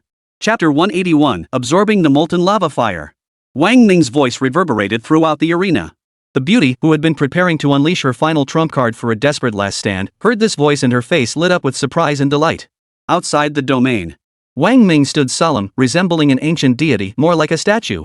Primordial energy surged wildly from the soul rings behind him into his body, radiating an overwhelming, unstoppable aura that pierced the heavens. Slowly, he lifted his foot. Within the soul rings, a colossal phantom foot materialized. Beneath it, everything seemed to shrink into insignificance. Boom! The foot descended, sending shockwaves rippling through the surrounding air. Even before it touched down, the sudden, crushing pressure descended like a mountain bearing down. The fire beasts trapped within the domain felt an oppressive weight bearing down on their backs. The immense air pressure forced them to stagger, unable to stand firm, as countless cracks appeared on the ice beneath their feet. Soulmate, retrieve the soul weapon. As his foot was about to strike, Wang Ming's command echoed across the heavens. With a flick of the woman's wrist, the icy world vanished instantly. As the icy realm vanished, every fire beast felt a crushing weight settle upon them, their claws sinking deep into the ground's surface. A colossal foot suddenly loomed overhead. The foot, engulfed in black flames, bore the momentum of crushing the heavens. Beneath it, all life was extinguished, its overwhelming aura crushing everything in its path. The beauty witnessed this breathtaking scene, her mouth agape in astonishment, eyes wide with shock. Roar! Several Soul Emperor-level fire beasts sensed the danger and desperately summoned every ounce of their power. The final strike they had prepared for the woman was redirected as they lifted their heads and unleashed their attacks toward the descending foot. Boom! Boom! Boom! The attacks launched by the fire beasts were like a mere tickle against the colossal foot. Had these fire beasts been at their peak strength, Wang Ming wouldn't have defeated them so effortlessly. Unfortunately, they had already expended most of their energy. Meanwhile, Wang Ming's own strength had risen to the 49th level Soul King, his soul power now terrifyingly vast. His third soul skill, unleashed without restraint, was sufficient to suppress any opponent below the rank of Soul Master. Even a Soul Master would need to employ some tactics. The massive paw descended without resistance. Boom! The deafening roar sent waves of molten lava surging over 10 meters high, while nearby craters erupted with 100-meter-tall columns of lava. The shockwave reverberated across a 100-mile radius. The woman now hovered suspended midair. Gazing down at the devastation wrought by a single strike, her heart was already churning with shockwaves. Her foot vanished. A footprint-shaped crater, over 10 meters deep, gouged into the ground. Countless fire beast corpses lay scattered haphazardly below, nearly crushed into the earth, level with the surface. The moment the footprint vanished, several streams of molten lava swiftly poured into the enormous imprint. Huff! Wang Ming exhaled slowly, waved his hand, and all the fire beasts down below flew into his grasp. The soul rings behind him vanished, and his expression returned to normal. This humble maiden thanks you for your timely assistance, fellow soul cultivator. The woman immediately flew before Wang Ming, clasping her fists in gratitude. Don't misunderstand. I only wanted the fire beast pills. Seeing you had already defeated most of them, I simply picked the low-hanging fruit. It wasn't my intention to save you. Wang Ming waved his hand dismissively. This woman was clearly from a prominent family. Wang Ming had encountered members of prominent families before. He had no desire to become entangled with her. His intervention had been purely out of necessity. The woman hadn't expected Wang Ming to speak this way. She paused, then said, whether it was a passing gesture or intentional, you saved my life. I will be grateful. No need. Forget about it. I have business to attend to. Farewell. We part ways here. Wang Ming sensed the commotion had drawn the attention of more fire beasts nearby. He immediately vanished into the depths, flying swiftly away. He left the woman standing alone, her hair whipped wildly by the wind. Interesting. After a moment, the woman also noticed the swarm of fire beasts gathering around them. Her beautiful eyes followed Wang Ming's departing figure. She smiled, then with a flick of her wrist, she shot deep into the darkness at breakneck speed. The closer she approached the magma core, the more terrifying the heat became. The molten lava itself was diminishing. The fire beasts encountered grew more numerous, and their strength gradually increased. Upon first entering, the beasts were merely Soul Pill or Soul King level. As she delved deeper, she encountered Soul Emperor level beasts. Now, Wang Ming had already faced several Soul Master level fire beasts.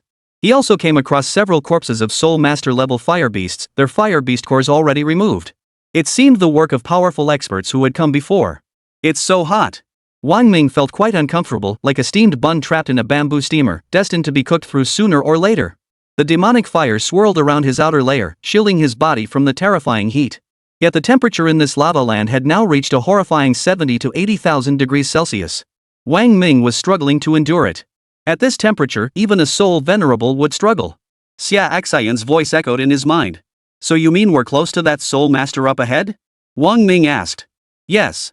I estimate the deepest core could reach hundreds of thousands of degrees. Even a soul revered would only be able to watch helplessly. We should use this place to absorb the magma fire, cultivate for a while, and then continue inward, said Xia Xian. Wang Ming nodded. That sounds good.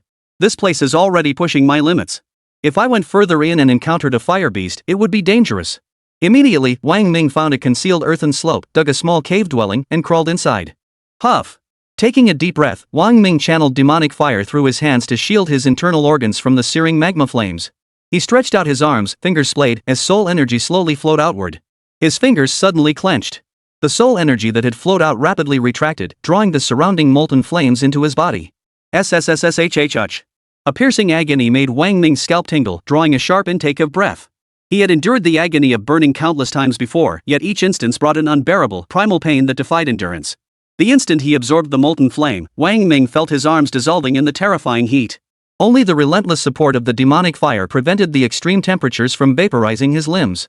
This was merely a minor instance of molten flame. Had he inhaled a larger volume, Wang Ming would have turned into vapor by now. The absorbed molten flame offered no resistance, yet its sheer intensity was unbearable. Guided by the demonic fire, it coursed through his meridians, leaving a trail of destruction in its wake, every inch scorched, even melted. Wang Ming grimaced in agony. Master, you're incredible. Master, you're the greatest. A little pain doesn't faze you. Master. Sasheen, standing there with her hands in her pockets, offered useless flattery in his mind. Wang Ming wanted to leap up and slap her twice, just to make her feel this agony firsthand. Molten fire surged through his meridians, swiftly reaching his dantian. Wang Ming snorted coldly, gritting his teeth. Alright, now it's your turn to step up. Chapter 182, Subduing a Horde of Fire Beasts? The molten fire flowed through his meridians into his dantian. Ah! The shrill, lecherous scream echoed relentlessly in Wang Ming's mind, reverberating so fiercely it felt like his eardrums would burst. What's with all the screaming? Wang Ming gritted his teeth, sneering from the sidelines. Just a moment ago, you were standing there cheering me on. Now that it's your turn, you're screaming. Scream, scream, scream. What else can you do besides scream? You womenfolk can only scream at everything. Pervert heart, ah. Wang Ming stabilized his mind with the soul-purifying bone, blocking out the piercing screams. His arms endured the relentless cycle of melting, reshaping, and molten lava within the scorching heat of tens of thousands of degrees. Time ticked by second. Cross-legged in the cramped, confined cavern, Wang Ming absorbed the molten fire. The surrounding flames slowly flowed toward his position, gradually forming two swirling vortexes of moderate size. As time wore on, these two whirlpools grew steadily. From barely noticeable at first, they gradually transformed into two massive magma flamestorms, resembling tornadoes. Within the cavern, the glow of molten flames illuminated Wang Ming's face. Crimson arms, shoulders, and even his torso were covered in seething, viscous lava that slowly oozed and shifted. At this moment, Wang Ming appeared as though he were a being composed entirely of molten magma, his entire body enveloped in the fiery substance. Over 3 months had passed. After a month of absorption, the molten lava had spread throughout his body like a shell. Beneath it, new skin had regenerated, unfazed by the intense heat. The demonic essence had long ceased its piercing screams, now sitting cross-legged within his dantian, devouring flames.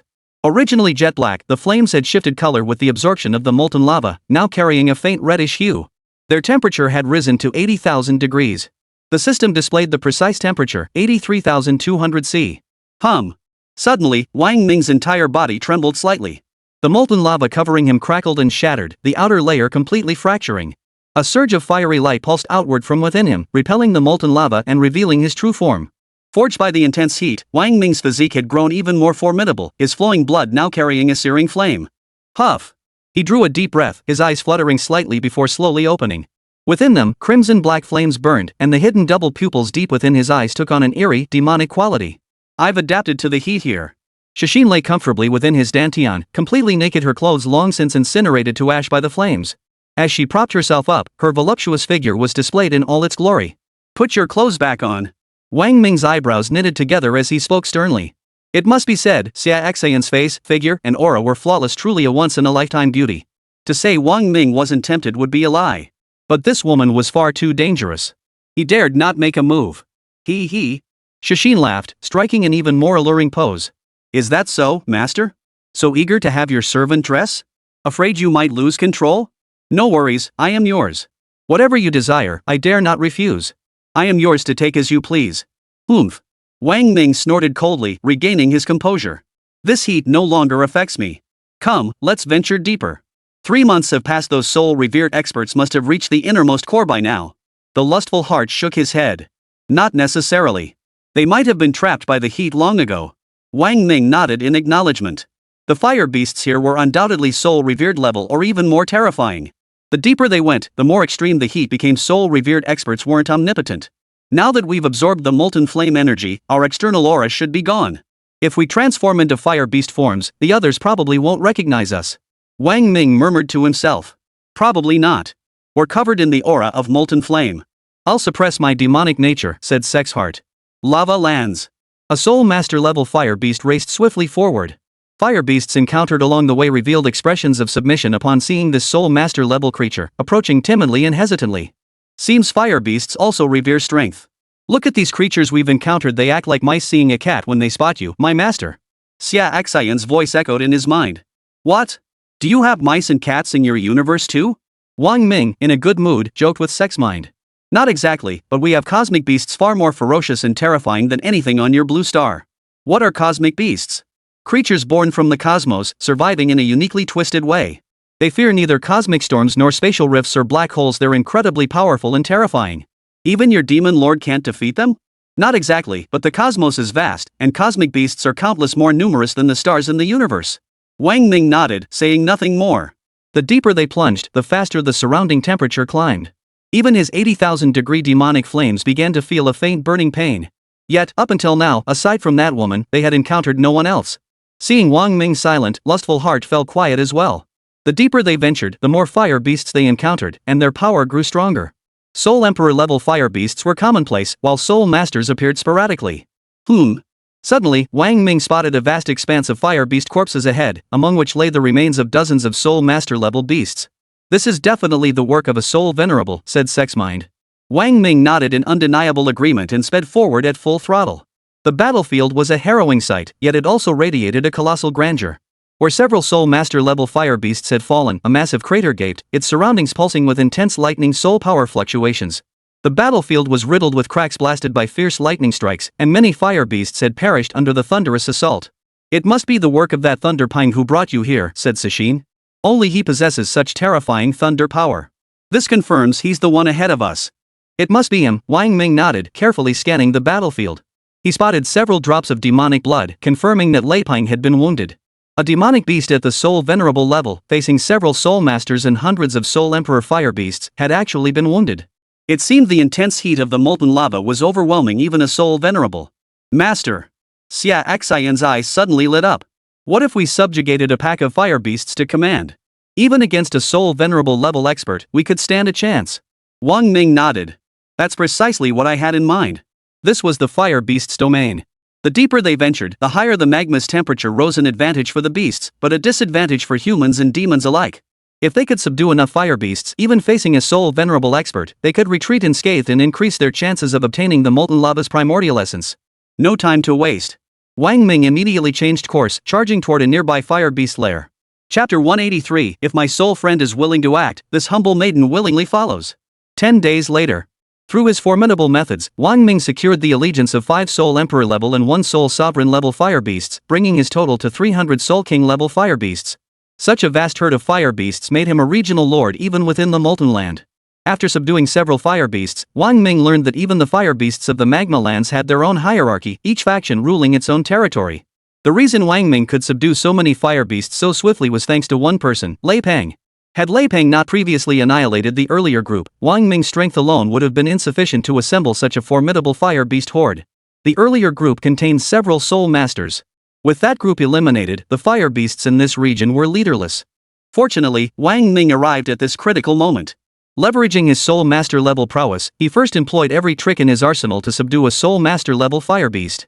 Using this conquered beast as a pawn, he then subdued 5 soul emperor level fire beasts. With this foundational framework established, subduing the remaining soul king level fire beasts became a mere formality.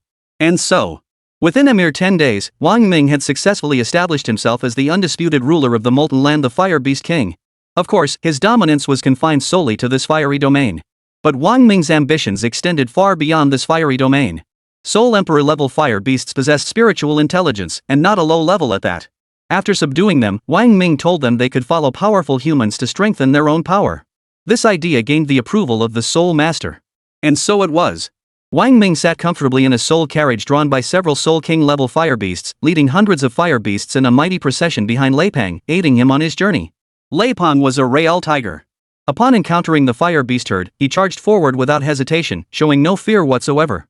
By the time Wang Ming arrived, the primary Soul Master level fire beasts had already been slain. The remaining Soul King level beasts, upon seeing Wang Ming's formidable fire beast horde, had no choice but to submit obediently. He even took the opportunity to ally with the Soul Master level fire beast, subduing another Soul Master level beast in the process. Thus, Wang Ming's fire beast herd now boasted 2 Soul Ancestor level beasts. Combined with his own pseudo-Soul Ancestor status, they possessed 3 Soul Ancestor tier fire beasts. This lineup was already enough to be called a king in the Molten World. Lei Peng really is a chosen worker. Having tasted success, Wang Ming was delighted. If things continued this way, by the time they reached the core region, his fire beast herd could likely exceed 10,000. What's a worker? Asked Sex Mind. A worker. It means a hard-working laborer who gets the least blessings while doing the most grueling work, just like Lei Peng now. Wang Ming explained. Oh. Like oxen and horses. Sashin realized. Wang Ming, you get it. The fire beast army pressed forward, maintaining a steady distance behind Lei Peng. Wang Ming spared none of the fire beasts encountered along the way, incorporating every last one into his ranks to bolster his forces. The fire beasts of the magma world adhered to their own survival code. They stayed within their territories and didn't wander aimlessly to build strength. A fire beast herd like Wang Ming's is truly one of a kind. They continued to trail behind Lei Peng. The fire beast herd rapidly swelled from several hundred to 2,000. This vast, majestic horde shook the earth wherever it passed, causing molten lava to surge and boil. Of course, the reason there were only 2,000 now was because Wang Ming was consuming the fire beasts. The fire beast pills contained immense energy, greatly benefiting Wang Ming's cultivation. Thus, while frantically subduing the beasts, he took advantage of his position to help himself. Your Majesty! You really are stealing from the public treasury, the voice of lust echoed in his mind. Bull! This is survival of the fittest, got it? Wang Ming replied without a hint of shame, his energy level now reaching 1,370,000. With a few more months, he could achieve cultivation perfection. If he could elevate his cultivation to Soul Emperor level 59 in the lava lands, that would be ideal. If Lei Peng knew you were behind this, he'd be furious, said the lustful voice. Oomph. With my current herd of fire beasts, Lei Peng wouldn't dare provoke me lightly. Otherwise, I'd love to take a bite out of that fire-roasted Lei Peng bird. Wang Ming declared confidently. 2,000 fire beasts, 3 Soul Master level fire beasts. This herd was nothing like the small groups Lei Peng had encountered before. A group of several hundred beasts could injure Lei Peng, and since he entered already wounded, facing Wang Ming's 2,000 strong horde, he can only circle around and avoid them. Roar! Just then, a fire beast returned to deliver news. Wang Ming froze upon receiving the intelligence. The fire beast reported that the right flank of the main force had encountered a human woman currently battling other fire beasts. Could it be her again? Your Majesty, such a bewitchingly beautiful woman, why not rescue her and make her your consort? She'd be perfect for passing the tedious days in this land of molten lava. The seductive voice was utterly tempting. Get lost. Wang Ming remained unmoved. If I ever feel desire, don't I have you? Why seek others? This woman is trouble. Leave her be if we can. Let her fend for herself. Seduction pouted. Wang Ming issued his command, and the large group continued forward swiftly, following behind Lei Peng. The groups of fire beasts encountered ahead grew increasingly formidable. Several herds numbered 700 or 800, and the strength of their leaders steadily increased. One thing was certain. At the very heart of their territory, the fire beast leader would undoubtedly be a soul venerable. If they encountered such a group, forget laping. Even if the other soul reverence experts joined forces, they wouldn't fare well.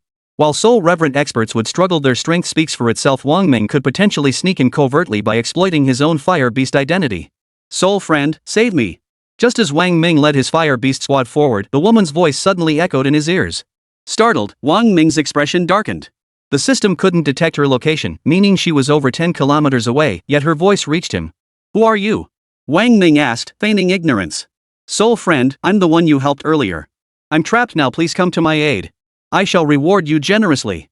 Is that so? Unfortunately, I'm not interested. Soul friend. The voice grew more urgent. If you're willing to help, I'll do anything you ask. First tell me, Wang Ming demanded, how did you manage to send me this transmission? My ice mirror can bend light to transmit sound in various ways. I was just trying my luck to call for help, never expecting to find you again. Wang Ming pondered, anything at all? The woman pondered for a moment, as long as you're willing to help, I'll do anything. Chapter 184, she's actually a shy flirt. In the end, Wang Ming decided to act. With a single command, the thousand-headed fire beasts changed course, charging toward the woman's location. The enemy's fire beast horde wasn't large, it contained 7 soul emperor-level beasts. Even without Wang Ming personally engaging, the sheer scale of his forces alone could intimidate them into submission. But for this lone, outnumbered woman, victory seemed improbable. Before Wang Ming's main force even reached her, the enemy began fleeing for their lives. 2 soul master-level beasts roared twice and soared into the sky. The 7 soul emperor beasts immediately knelt in submission. The rest dared not flee and swiftly followed suit. The woman stood timidly nearby, staring at the thousands of fire beasts, utterly at a loss. She knew only that Wang Ming was nearby, but had no idea how he existed. Thus, when this colossal horde of fire beasts suddenly descended upon her, her bewildered eyes held a hint of terror. Soul Master level fire beasts, 2 of them, no less than Soul Emperor level fire beasts, at least dozens strong. Faced with such overwhelming force, escape was impossible, let alone fighting back. Roar! A Soul Master level fire beast materialized before the woman with a roar. Before she could react, it unleashed a net of flames that enveloped her, dragging her toward the heart of the horde, a carriage made of special materials. The woman was utterly stunned. Among the fire beasts, there was actually such an exquisitely crafted carriage? She entered the carriage. She saw a fire beast sitting calmly inside. This beast, also a soul master, appeared no different from the others. The carriage trembled slightly. The herd began to move, rumbling toward the core of the lava land. Inside the carriage, the woman stood there trembling, unable to sit or stand. Facing a fire beast at the soul master level, with 3 more at the soul emperor level guarding outside, she had no chance of escape. I know you can understand human speech. After a long silence, the woman finally blurted out, unable to hold back any longer. I don't know why you brought me here, but I must tell you my friends already know I'm in danger and will come to rescue me soon.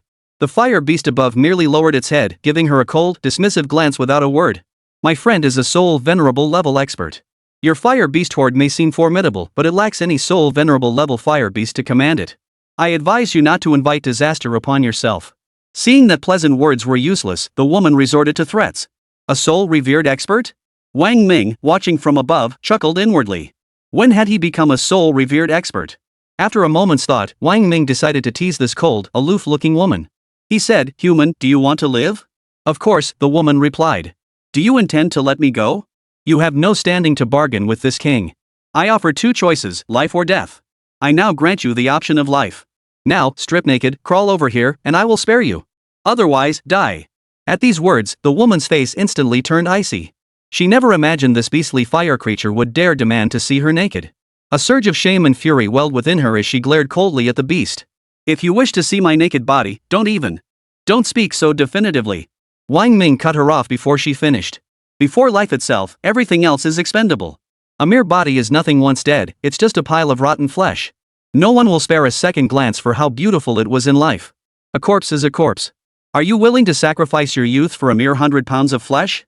Besides, whether humans exist here or not, this king has no interest in cross-species romance. I merely wish to satisfy my curiosity. Are humans and beasts truly so different? Hearing this, the woman's expression twisted with inner conflict. As Wang Ming had said, she possessed extraordinary talent. At just 20 years old, she had already cultivated to the level of a soul emperor, ranking among the elite of the human race. She did not wish to die so easily. Have you made your decision? Wang Ming raised his forepaw as he spoke. Spare me the useless chatter. I demand only one answer, strip or die. If you choose death, I shall grant your wish the instant your last word falls. Wang Ming left her no room to maneuver, cornering her completely. I'll undress. In the end, faced with the choice between life and death, the woman chose to strip. First, tell me your name. Wang Ming was curious which prominent family did this woman belong to? My surname is Chow, the woman replied. Chow. Wang Ming paused slightly. Among the 4 great clans, there seemed to be no family bearing the surname Chow. Could this woman not be from a hidden clan? Or was there another hidden clan in the Dragon Kingdom?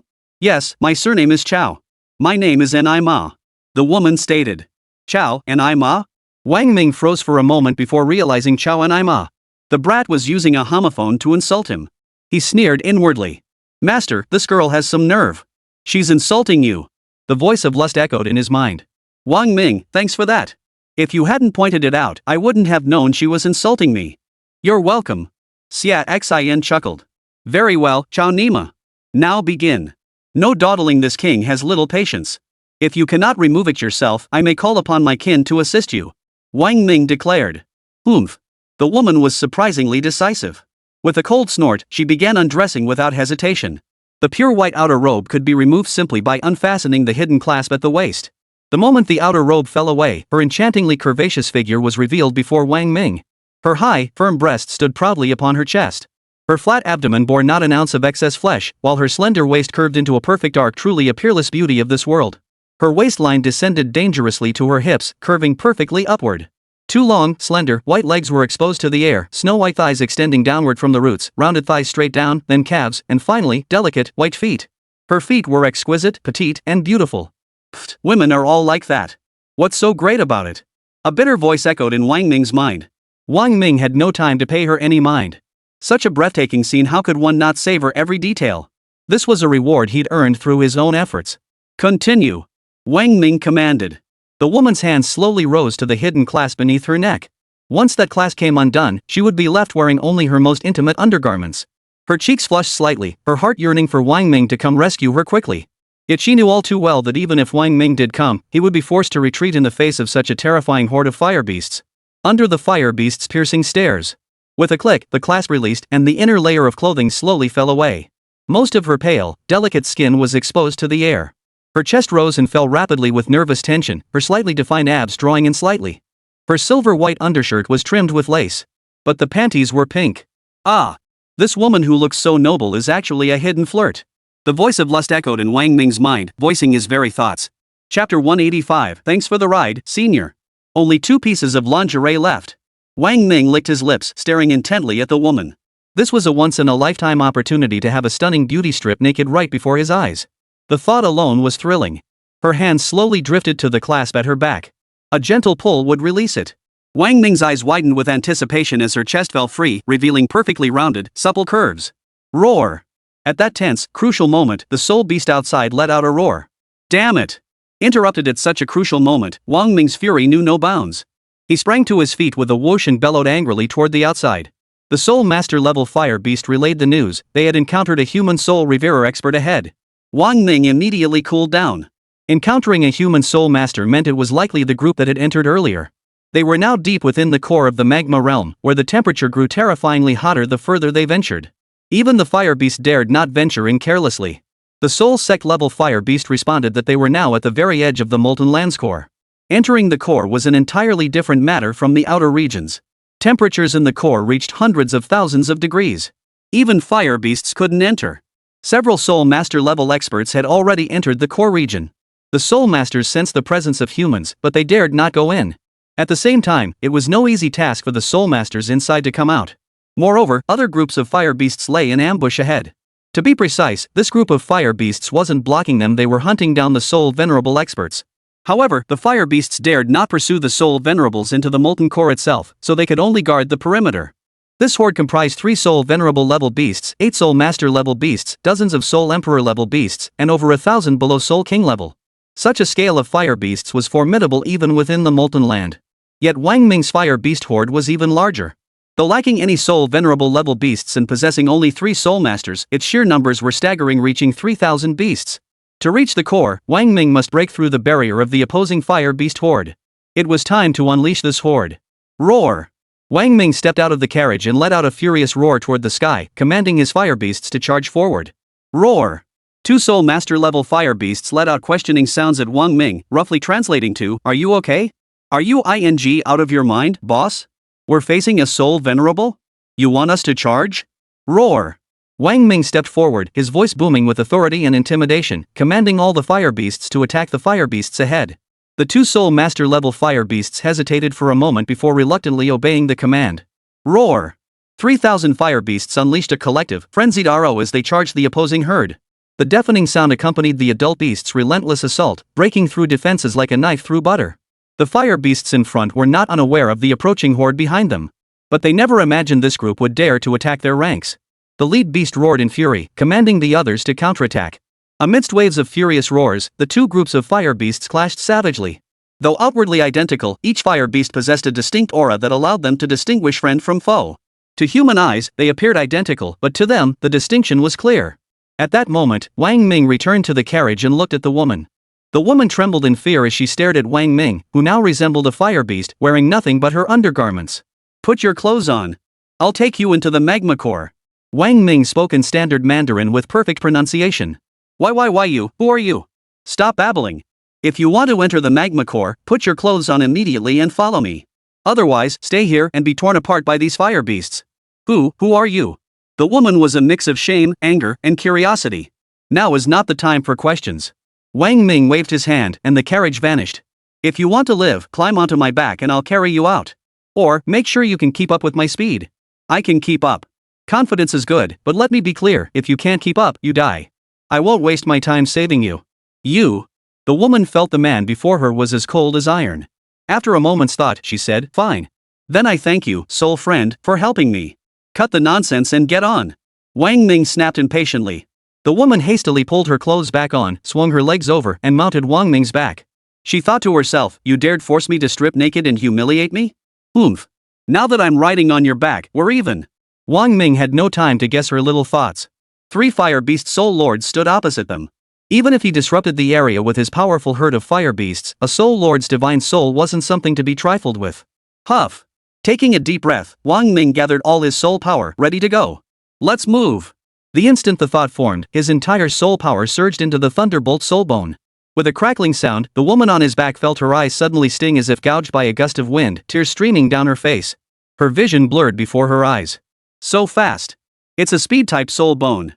She instantly recognized the power surging through Wang Ming's legs as originating from a soul bone. Wang Ming charged toward the magma core at breakneck speed. Only by reaching the magma core could he escape the fire beast's attacks. Fortunately, the fierce battle between the two sides meant no one paid attention to him. But Wang Ming's astonishing speed was too conspicuous to go unnoticed.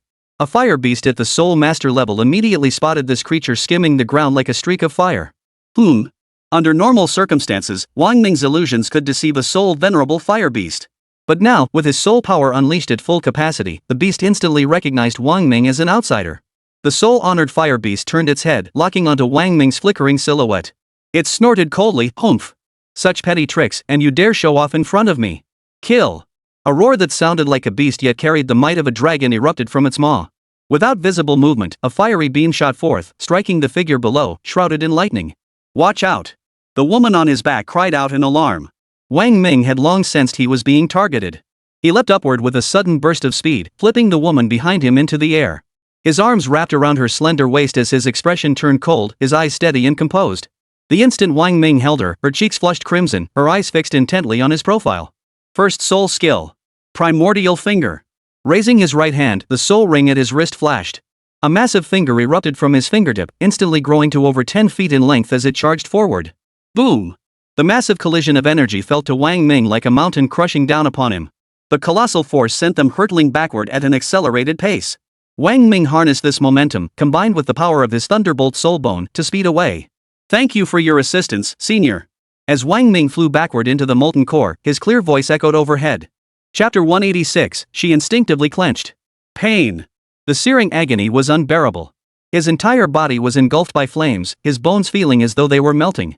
Flames scorched the back of his hands, curling the skin into wrinkled folds. The intense heat turned his entire body crimson, the pain like a knife slicing through flesh. His skin instantly transformed from its original pale whiteness to charred blackness. The scorched skin cracked rapidly under the intense heat. The agony felt like thousands of ants gnawing at my flesh. The moment they entered the molten core, the two were engulfed by terrifying heat. Before they could react, flames consumed their bodies, reducing their hair and clothes to ashes in an instant. The woman appeared before Wang Ming, stark naked. But she was no longer beautiful. The searing heat instantly scorched her delicate flesh, turning it pitch black and crimson, then rapidly cracking like parched earth after decades without rain. Demon fire. Wang Ming urgently channeled the demonic fire, forming a ring of black-red flames to seal off the intense heat within the molten core. Yet the terrifying heat from outside still seeped through the ring of flames. Though the skin no longer felt that excruciating sting, the intense heat remained unbearable, making it impossible to wear any clothing. Wang Ming's scaled armor instantly glowed crimson. Wearing it now would be like double-layered roasting. He quickly stowed the garment away.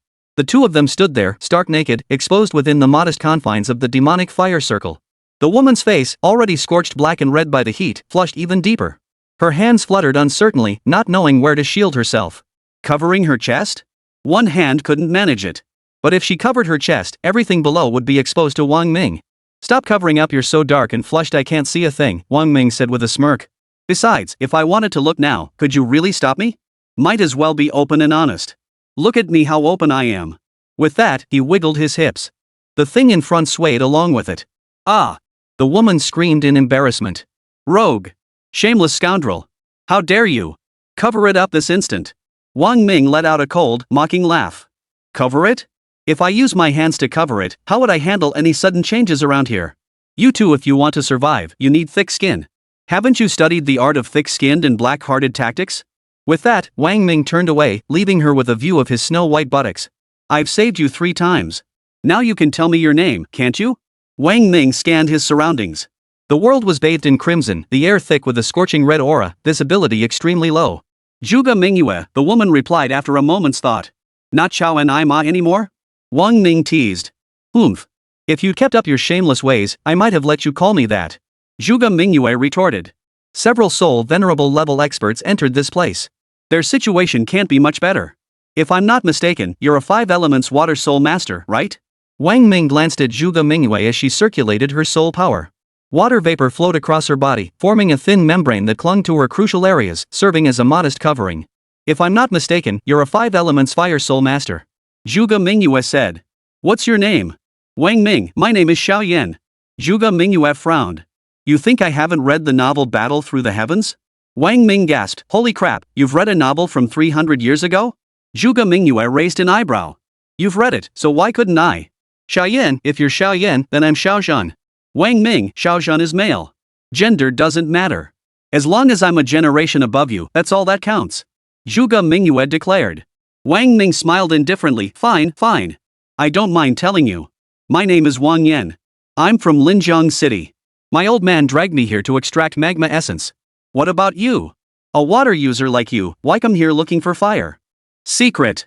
Not telling you, Zhuge Mingyue declared. Oh, is that so? Wang Ming raised an eyebrow, his gaze sweeping over Zhuge Mingyue's key areas. Since you're keeping secrets from me, we'll go our separate ways now. You find yours, I'll find mine. Next time danger strikes, I promise not to lift a finger. Zhuge Mingyue stared at Wang Ming for a moment before saying, Do you know what it means when things go too far? Wang Ming frowned. What do you mean? It means that whether it's ice, fire, or anything else, once it reaches a certain extreme. Are you sure this bull is what I don't understand? Get to the point. I'm searching for the ultimate limit of fire. The extreme of fire is ice. So you're searching for an extreme ice? You're sharp. Exactly, I'm seeking the ultimate ice. I imagine you're searching for the ultimate fire as well. Does magma's origin count as extreme fire? I'm not sure. I can only come here and try my luck. Maybe I'll find it. Extreme ice is crucial to me. No matter how dangerous this place is, I have to make this trip. The temperature here has surpassed my endurance limit. Wang Ming clearly felt strained maintaining the circle of demonic fire. During their conversation, the expanded ring had shrunk considerably, forcing him to release more demonic fire to sustain it. But this wasn't a sustainable solution. After a moment's thought, Zhuge Mingyue said, I have the dragon-carved ice tower. My grandfather gave it to me, saying it could withstand extreme heat for some time. But this tower is a replica, it'll only last 7 days before melting. Wang Ming pondered briefly before replying, hold off on using it. I'll sustain it with my demonic fire. Once I've absorbed the molten flames here, we'll venture deeper. This was the lava realm, a place of immense benefit for fire soul masters. If he truly succeeded in absorbing it, Wang Ming would become utterly impervious to the extreme heat here. Huff. Taking a deep breath, Wang Ming sat cross-legged. An immediate searing pain shot through his buttocks as the scorching heat surged through his rear entrance, unstoppable. SSSSHHH aha. Wang Ming felt as if he were sitting on pins and needles. Put. Zhuge Mingyue, watching from the side, covered her eyes shyly and couldn't help but laugh. Wang shot her a glare. What's so funny? When you sit down to restore your soul power and the energy surges upward, if you make a sound ha, I'll look down on you. Mind your own business. Zhuge Mingyue's face flushed crimson at Wang Ming's blunt words, her teeth clenched as she retorted. Wang Ming ignored her, closing his eyes as he channeled the demonic flames to shield his meridians. He drew in a deep breath, slowly releasing his soul power to draw the external molten flames into his body. Ugh! The instant the molten flames entered his body, Wang Ming felt his arms nearly melt from the terrifying heat. This was merely absorbing a faint wisp of flame, yet it possessed such devastating destructive power. Wang Ming urgently summoned the demonic fire within to envelop his arms, breaking down the flames before gradually refining them. Zhuge Mingyue stood for a moment, observing Wang Ming now deep in meditation. Her gaze drifted to the ground beneath her feet, then to her own smooth legs. Clenching her jaw, she carefully, very carefully, bent her knees and lowered herself to sit. The moment she neared the ground, her delicate buttocks felt a wave of scorching heat. She instinctively clenched her muscles. After much hesitation, Zhuge Mingyue gritted her teeth and lowered herself all the way down in one go. Ugh. Chapter 187, Better to Fight Than Wait for Death. Wang Ming threw himself wholeheartedly into cultivation. That tiny strand of molten flame put him through hell, as if he were reabsorbing his soul fire all over again. Without the aid of a molten fire pill within him, it was fortunate that the demonic fire could defend against some damage, preventing his efforts from being wasted. After 3 days of grueling cultivation, the molten flame was finally refined. He slowly opened his eyes. He raised his index finger, and a faint, tiny flame flickered to life at its tip. This was the result of 3 days of refining the molten flame. Though small, the power it radiated was sufficient to incinerate anything. Such intense heat from a mere wisp of flame. If I could fuse it with my own demonic fire, this would be the greatest gain from entering the secret treasure city. Wang Ming's eyes flashed with excitement. He surveyed his surroundings. The demonic fire circle had shrunk by half. Zhuge Mingyue sat naked, her body pressed almost against his back. I must hurry. Wang Ming dared not delay further. Closing his eyes once more, he channeled another strand of molten flame into the demonic fire circle. But the molten flame was not easy to obtain. His soul power cautiously ventured outside the circle. The terrifying external heat crackled and sizzled, instantly igniting the soul power. Within half a second, the soul power that had ventured beyond the circle was completely scorched away. Last time, he had captured a strand of molten flame while breaking free from the circle, allowing him to absorb it effortlessly. This time, he needed to extend his soul power beyond the circle to draw a strand of molten flame inward. While pulling in any strand wasn't difficult, gently drawing in just a faint thread proved extremely challenging. Drawing in too much would mean certain death for both of them. Huff! Taking a deep breath, Wang Ming used the refined strand of molten flame to draw in another. The flame slowly extended beyond the demonic fire circle, only to be met by the surrounding flames once more. This time, however, the temperatures were nearly identical, rendering the attack harmless. Wang Ming breathed a silent sigh of relief. He then guided the molten flame, carrying a flame of equal size into the demonic fire circle. The moment the molten flame entered the demonic fire circle, it unleashed astonishing power, causing the temperature within to surge violently. Wang Ming immediately acted, using the demonic fire to contain it, then drawing it into his body with the refined molten flame as a conduit. Ugh! The familiar searing pain returned. Though he was prepared, the momentary sting was still unbearable. Wang Ming's face twisted into a grimace. His entire body trembled slightly as his mind sank inward, directing the demonic flames and that strand of molten flame to swiftly break down the newly absorbed molten flame, gradually refining it. Although Zhuge Mingyue did not have to endure the agony of refining the molten flame, as a water elemental soul master, she suffered the torment of her soul power boiling and evaporating within her body. Water and fire were natural enemies. She was primarily ice-based, but in such a scorching environment, the ice attribute's soul power within her body was nearly boiling over like hot water. If left unchecked, it wouldn't be long before she became a cooked person. Not roasted by the flames, but boiled alive by the very ice attribute's soul power within her. To prevent herself from being boiled alive, she had to frantically circulate her soul power to suppress the encroaching external heat. Beads of water formed on her skin, making her look like a water spirit. As time passed, the circle of demonic flames surrounding the two grew ever smaller, the terrifying molten lava flames outside squeezing their living space. Wang Ming absorbed the molten flames smoothly, but it couldn't alter their dire situation. The molten flames within him were too few and too small. His body still couldn't adapt to the terrifying external heat, and his soul power was finite. The system's soul essence reserves now offered only 3 remaining opportunities. Use it. After a moment's thought, Wang Ming realized there was no better option. Absorbing the molten flame energy yielded substantial gains. If he could fuse the demonic fire within him with the molten flame, he might break through to the Soul Emperor realm. Immediately, Wang Ming used his soul essence to restore his soul power. However, the range of the demonic fire circle remained unchanged. He minimized the area it covered to reduce soul power consumption. Behind him, Zhuge Mingyue's breathing grew slightly labored. The ice attribute's soul power within her body continued to gradually dissolve in the scorching heat. While the demonic fire circle could block the molten flames, it couldn't prevent the searing heat from seeping in. At temperatures exceeding 10,000 degrees, even 10,000-year-old ice could evaporate instantly. At this moment, Zhuge Mingyue sat atop her ice realm.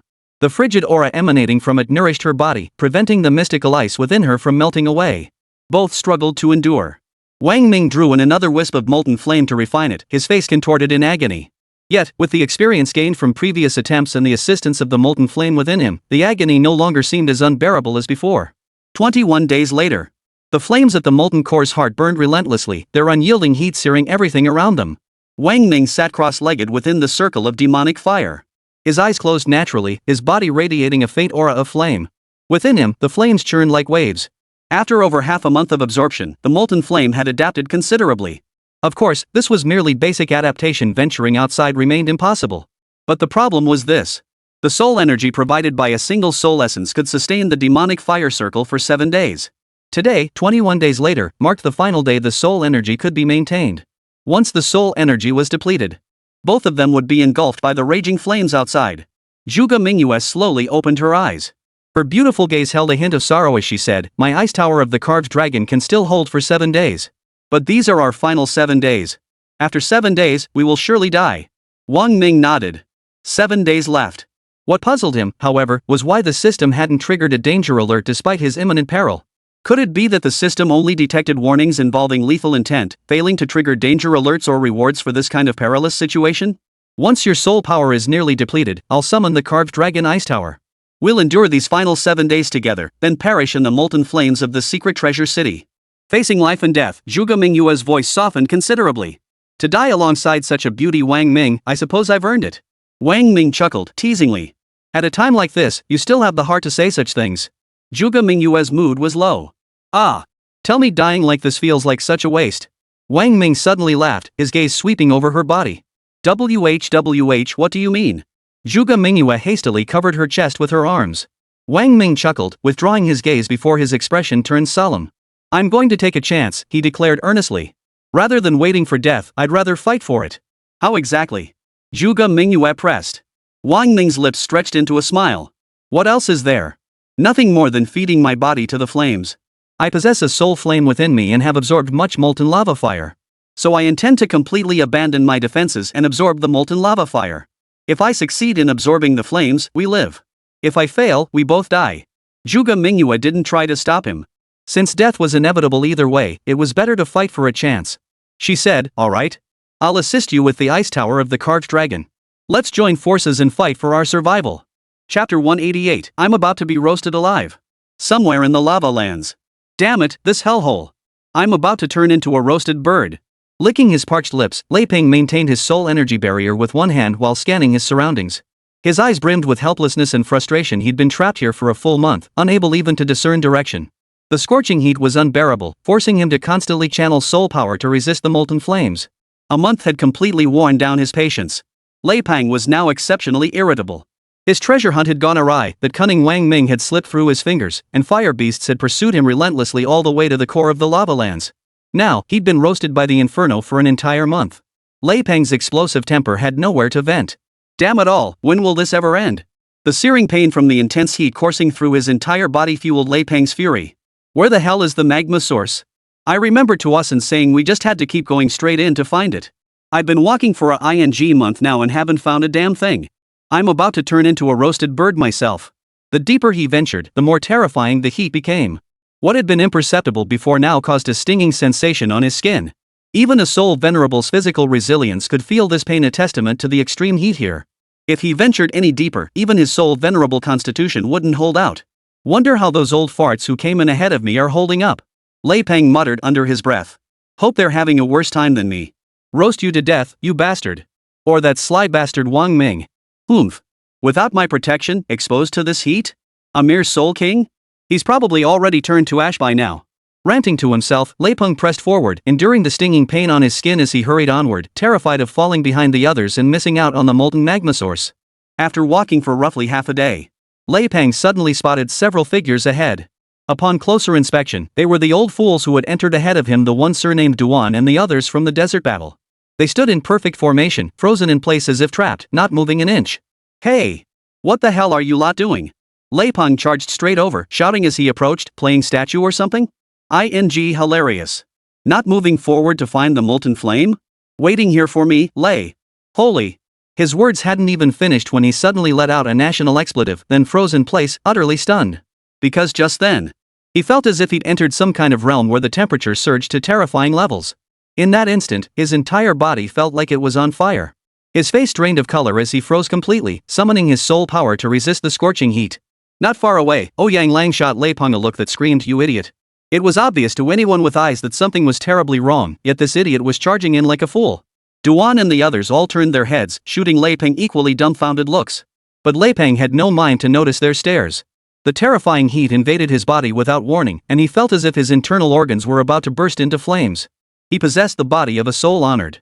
And yet, he was flustered by this level of heat. Damn those old foxes. They didn't even bother to warn me beforehand, huh? Now I'm suffering right along with you bastards. Lei Peng cursed inwardly, channeling his soul power to the limit to resist the invading molten flames. But these molten flames were no easy foe. They seeped through every crack and crevice. Just as he pushed some back, others would seep in elsewhere, forcing him into a constant internal battle against the molten flames. This was precisely why the others were stuck in place. Fortunately, their soul venerable level physiques possessed self-healing abilities, otherwise, they would have been dead long ago. Yet among this group, Lei Peng noticed no soul masters beside Ouyang Lang. They must have been too scared to enter, retreating far away instead. Those old fools. While resisting the molten flames invasion, Lei Peng forced his eyes open and addressed the others. "We're all soul reverence here. We're all facing the same hardship. If we don't work together to avoid the molten flames, we'll all be worn down to death." "Fine." Ouyang Lang replied. "How do we cooperate?"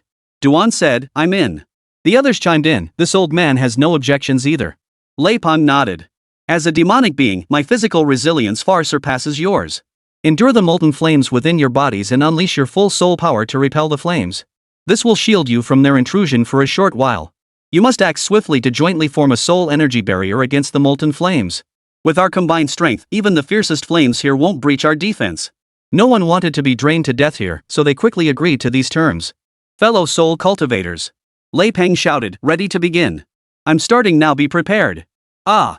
Open!" Boom! A terrifying surge of soul power erupted from within him, its immense energy shockwave violently repelling the surrounding molten flames. It carved out a flame-free vacuum zone, freeing everyone from the molten flames' encroachment. The others swiftly forced the molten flames back within themselves. "Hurry!" Lei Peng was drenched in sweat as the molten flames within him rapidly scorched his internal organs. "Rise!" Ouyang Lang and the others immediately intervened. Their formidable soul power forced back the molten flames, replacing Lei Peng's depleted soul energy.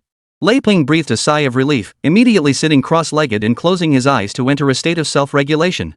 That mere half-second had felt like his internal organs were being scorched to ashes. Phew! Seeing Lei Peng seated cross-legged, the others breathed sighs of relief.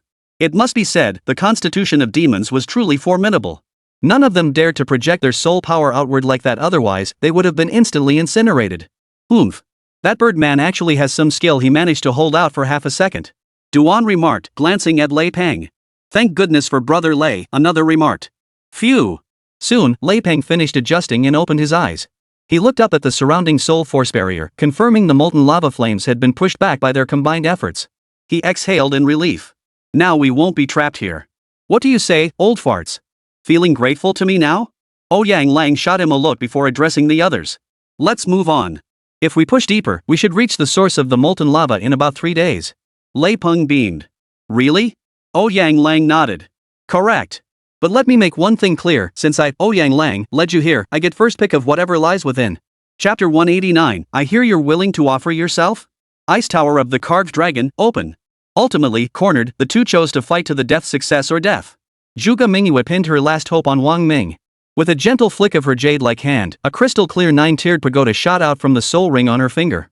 The moment the pagoda materialized, an intense chill descended instantly. After months of scorching heat, this sudden chill brought them instant relief like a refreshing breeze on a sweltering summer day. Under Zhuge Mingyue's control, the pagoda rapidly expanded to over 10 meters tall. Its base lowered, enveloping both of them within its protective embrace. A bone-chilling cold swept in from all sides. Wang Ming felt no chill, only a profound sense of clarity and refreshment. Wang Yan, this is now up to you. Absorb the molten flame. I'll use the pagoda's power to ease the pressure. We have only 7 days. After 7 days, the ice pagoda of the carved dragon will melt, Zhuge Mingyue said solemnly. Wang Ming was well aware of the urgency. He had prepared himself long ago. The moment the pagoda descended, his expression grew grave. The demonic flames within him had already engulfed his entire body, ready for a desperate final battle. With a fierce sweep of both hands, a torrent of demonic fire surged outward like a fiery dragon. Zhuge Mingyue guided the dragon-carved ice tower to clear the path. The demonic flames burst from the ice tower, violently sucking the surrounding molten lava flames into its depths. Instantly, the molten flames swarmed toward Wang Ming like rats drawn to grain. The raging flames coalesced into a fiery dragon, surging into Wang Ming's body. Ugh! The instant the fire dragon burrowed into Wang Ming's body, his flesh instantly ignited. The demonic flames couldn't withstand the terrifying heat of the molten lava, and the defenses he'd built within his body collapsed in an instant. The excruciating burning pain nearly sent Wang Ming into unconsciousness. Fortunately, years of training had forged his will as solid as rock, preventing him from fainting outright. Yet the situation within his body was extremely dire. Zhuge Mingyue, help me! Wang Ming cried out urgently. Zhuge Mingyue was ready. With a flick of her jade-like hand, an ice dragon glided down from the ice tower and burrowed into Wang Ming's body. In an instant, a dual inferno of ice and fire raged within Wang Ming's body. Warning! Warning!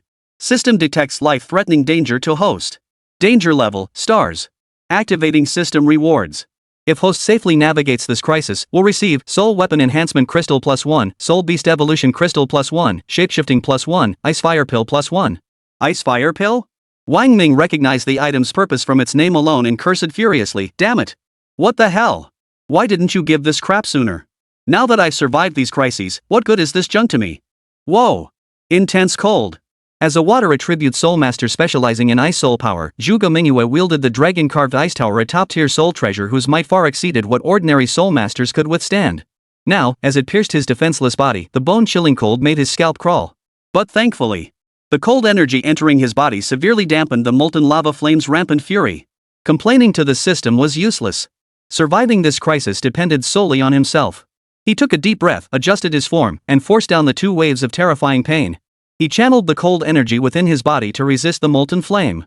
Clearly, the cold air was no match for the molten flame. Within a split second of contact, the cold vaporized into droplets, then swiftly evaporated into nothingness. Yet that single second granted Wang Ming a chance to survive. Though the cold energy couldn't overcome the molten flame, it could weaken its temperature. Wang Ming used the demonic fire to break down the molten flame, rapidly refining it into his own power. From an outside perspective, Wang Ming appeared to have entered 2 extremes. The left half of his body was a world of extreme ice, encased in a thick layer of frost, emanating a bone-chilling cold. The right half was a molten lava inferno, with fierce flames burning within him, the scorching heat cracking his skin. Zhuge Mingyue stood by, anxiously waiting. Beyond occasionally helping Wang Ming maintain the cold energy within him, there was nothing she could do. Her desperate gaze fixed on Wang Ming. He was her sole hope for survival. If Wang Ming failed, only one path awaited them: death. Please don't die like this. Zhuge Mingyue murmured, praying fervently. Buddha, please protect him. He must refine this fire. He must succeed. Wang Yan, you're the coolest, the best, the strongest. You absolutely must succeed. Time slipped away second by second. Zhuge Mingyue had never felt time pass so quickly. Back in her clan, when she wasn't cultivating, time dragged on interminably, especially during moments of boredom. It felt like years dragging by. But now, time seemed to race by. She wished she could split every second into 3, just to gain a little more time. Alas, reality was reality. Wang Ming sat motionless, like a statue carved by fire and ice, his majestic and solemn presence commanding reverence. The ice still clung to his left side, radiating a bone-chilling cold, while molten flames continuously seeped from beneath the ice tower's base into his body, burning fiercely on his right side. Wang Ming was in excruciating agony. The trial of ice and fire tore at him. To survive, he had to divert some of his demonic fire to the icy realm to prevent his body from being frozen by the terrifying cold, while simultaneously channeling the cold energy into his right side to ensure his flesh didn't completely dissolve in the molten flames. Simultaneously, he concentrated his focus on the junction where the frigid cold met the molten flames. He used the cold to lower the temperature, then controlled the demonic fire and the absorbed molten flames to refine new molten flames. This process was agonizing and protracted. For Wang Ming, it was an agonizing ordeal. For Zhuge Mingyue, it was equally agonizing. Time was impartial.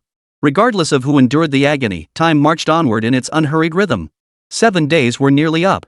During these agonizing days, Zhuge Mingyue's complexion had grown haggard. The dragon-carved ice tower had long since lost its former chill.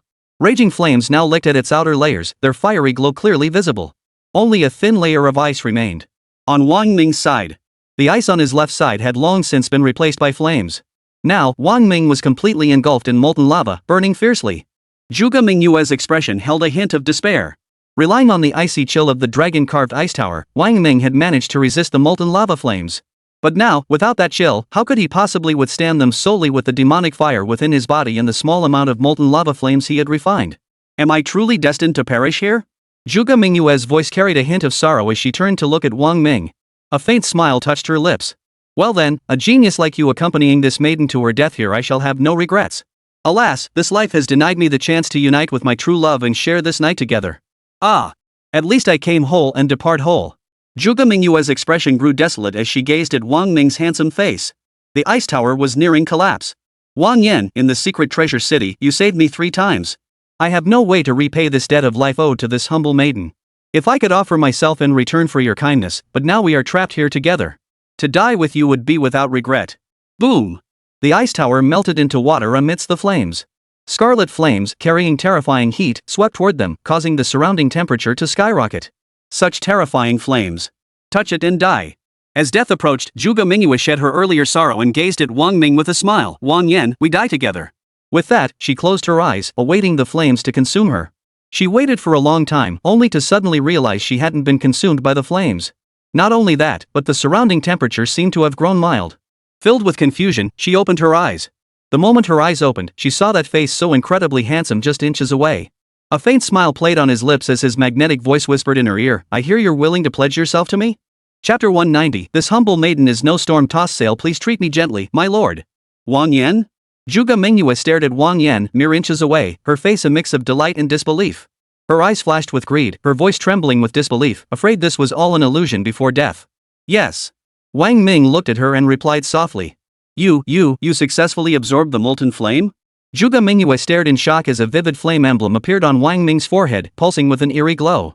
His pupils flickered with faint crimson light, tiny sparks dancing within his eyes. Yes, I successfully absorbed the molten flame. Wang Ming nodded. How is that possible? How could you do it so quickly? Zhuge Mingyue's commanding gaze held even more disbelief. Wang Ming had actually succeeded in refining the molten flame within just 7 days. Oomph. Wang Ming smiled faintly, the curve of his lips carrying a devilishly handsome charm. Though a man shouldn't boast about speed, absorbing flames demands swiftness. If I procrastinated any longer, I might have missed the beauty's offering. You. Zhuge Mingyue's cheeks instantly flushed crimson. Ugh. Suddenly, Wang Ming's expression changed as flames began to surge violently across his entire body. What's wrong? Zhuge Mingyue gasped, her eyes filled with concern as she watched Wang Ming's face contort in agony. I absorbed too much too quickly later on. The flames inside me weren't fully assimilated, forming a corrupted fire that's surging through my lower abdomen. I can't release it. Wang Ming's eyes rapidly turned bloodshot. Looking down, he witnessed a breathtaking sight. Zhuge Mingyue's alluring figure lay completely exposed before him. Evil flame?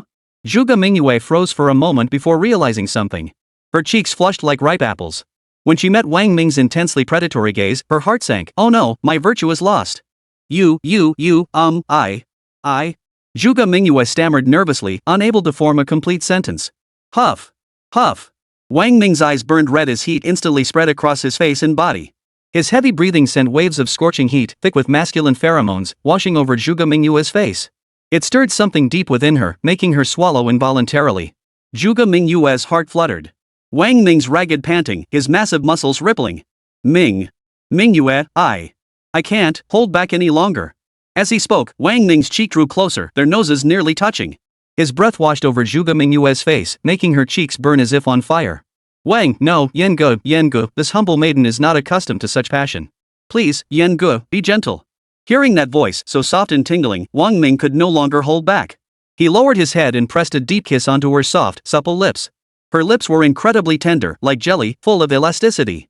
Zhuge Mingyue responded passionately, her breath hot and ragged. Her body trembled slightly under his touch as her arms wrapped tightly around his neck. It was clear this was her first kiss. Because she simply didn't know how. Wang Ming guided every step of the process within the flame-enclosed circle. The scent of love slowly spread, intertwining with the scorching heat. Mum. Soon, soft moans escaped Zhuge Mingyue's nostrils and lips, a sound tinged with faint pain yet tinged with pleasure. This sound grew louder and more frequent with each passing moment. The flames roared fiercely. Their naked, pale forms merged together within the blaze. Several days later, somewhere within the molten core, Wang Ming swiftly flew low through the flames, carrying Zhuge Mingyue. After fusing with the magma flames, the demonic fire within Wang Ming had completely transformed into a fiery crimson hue.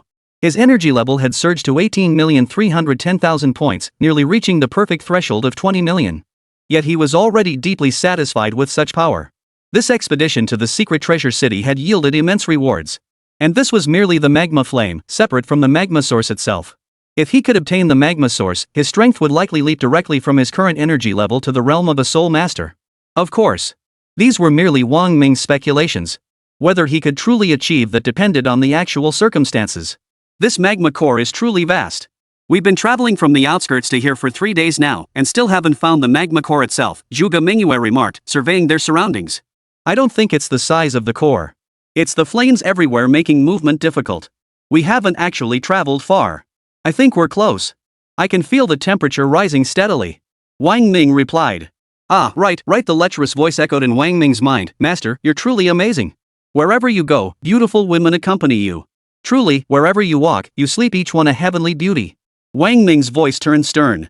I haven't asked you yet. During the late stages of absorbing the magma flames earlier, why did that demonic fire suddenly appear? Did you have something to do with it? Master, you've misunderstood. You must remember, my demonic power is rooted in lust. Since you fused with my demonic essence, the demonic flames naturally carried lustful energy. After fully absorbing the molten flame, you devoured the demonic fire. Though you absorbed all its demonic essence, my immortality persists, and so does the lust. Later, during the fusion process, you were too impatient, causing the lust energy to become unstable. A tiny bit escaped. How could you blame me? Lustful heart spoke with a hint of grievance. You better not be behind this, or else. Oh my master, you are my master now. I am merely your spark. With a single thought from you, I would be obliterated. How could I dare harbor any ulterior motives? It seems you only trust the women you've slept with like Rue Shui, Lu Xiaoyao, and now this Zhuge Mingyu. You place such deep trust in them. How about this? Let me sleep with you too. What do you say? Sleep with me, and you'll have to trust me. Shut up. Wang Ming was speechless. What nonsense was this, trusting someone just because he slept with them? Besides, I, Wang Ming, am a man of principle. How could I sleep with women casually? I never sleep with women I don't trust. Wang Ming sped forward with Zhuge Mingyue. The deeper they went, the faster the temperature rose. This convinced him they were getting dangerously close to their target, so he pushed even harder. The molten lava flames no longer posed a threat to him. Suddenly, the surrounding temperature surged violently. This surge meant a sudden increase of tens of thousands of degrees. Fortunately, Wang Ming was prepared and immediately acted, blocking the intense heat. What intense heat? Zhuge Mingyue gasped in shock. Wang Ming nodded, his expression vigilant as he scanned the surroundings. His instincts told him they were very close to the molten lava source. He also suspected that the few soul-revered experts were likely nearby as well. Warning! Warning! System detects imminent danger to host. Danger level, stars. Chapter 191, you are not qualified to be my master. The system's alert echoed in his mind, sending a chill through Wang Ming. An 8-star danger rating? Since the 9-star warning during his encounter with the lustful heart, he hadn't faced a threat exceeding 7 stars. He immediately summoned his entire soul flame, red fire blazing across his body. The sovereign-grade soul weapon, Shenrun, appeared in his palm as he prepared to unleash its domain, Shattered Blade Battle Soul. The first, second, third, and fourth soul rings simultaneously lit beneath his feet, while he readied himself to summon the iron-devouring worker ants. Both the Thunderbolt Soul Bone and the Turtle Shell Soul Bone were primed for action. At this moment, Wang Ming had prepared for every possible contingency. Unless the opponent surpassed the Soul Venerable tier, he possessed the means to counter any threat. Beside him, Zhuge Mingyue startled. Though unaware of why Wang Ming suddenly faced such a formidable threat, she immediately drew her soul weapon, revealed her soul rings, and scanned the surroundings with a sharp gaze, ready for battle. Ha ha ha, an interesting little fellow. An aged laugh echoed from all directions, yet no figure was visible. Wang Ming immediately scanned the area with his system, only to find no trace of the speaker's location. His heart sank. Someone 30 kilometers away could trigger an 8-star danger alert from the system. Who might you be, senior? Why hide your identity when addressing a junior? Wang Ming scanned his surroundings warily, unable to pinpoint the source of the voice. Zhuge Mingyue was equally startled first by Wang Ming's keen perception, then by the formidable power of the unseen figure. I wish I could help, the aged voice replied, tinged with self-mockery. But I'm bound by circumstances. You're quite an interesting youngster, aren't you? Your first soul ring is 1,000,000 years old, your second 3,000,000, your third 5,000,000, and your fourth 10,000,000. Zhuge Mingyue's eyes widened in disbelief. She could scarcely believe her ears. Every single one of his soul rings was over 1,000,000 years old, even 10,000,000 years old. Good heavens! What kind of family background could possibly yield such terrifying soul rings? The terrifying soul power reserves within you a mere 49th level soul king, yet your soul power rivals that of a soul master.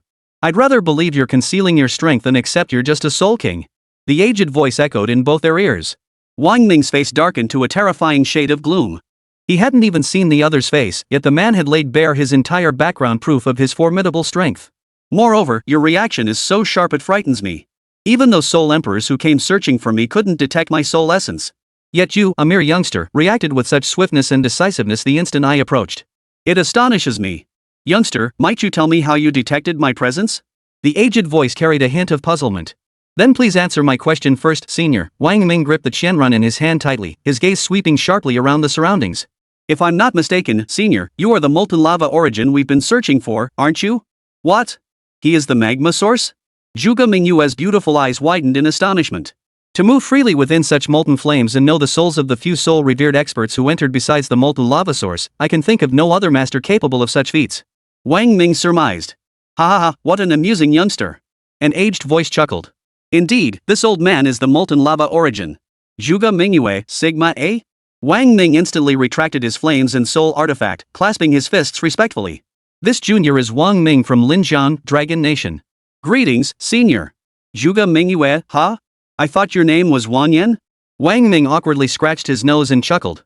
Zhuge Mingyue's face darkened. You bastard, Wang Ming. I laid my heart bare for you, practically stripped down to my underwear, and you dare use a fake name? Ha ha ha. An aged voice roared with laughter at this. You're quite the amusing little fellow, boy. I take a liking to you. And with that soul flame within you, you're quite to my taste. Far more entertaining than that lad from years past. Wang Ming, that kid from back then, who was he? Zhuge Mingyue rolled her eyes, surely not Xiao Yan. Wang Ming's forehead creased with exasperation. Have you been reading too many fantasy novels? Xiao Yan? Why not just call this elder Void Devouring Flame? A Void Devouring Flame only ranks second. This old man's name is Molten Emperor Flame. Wang Ming.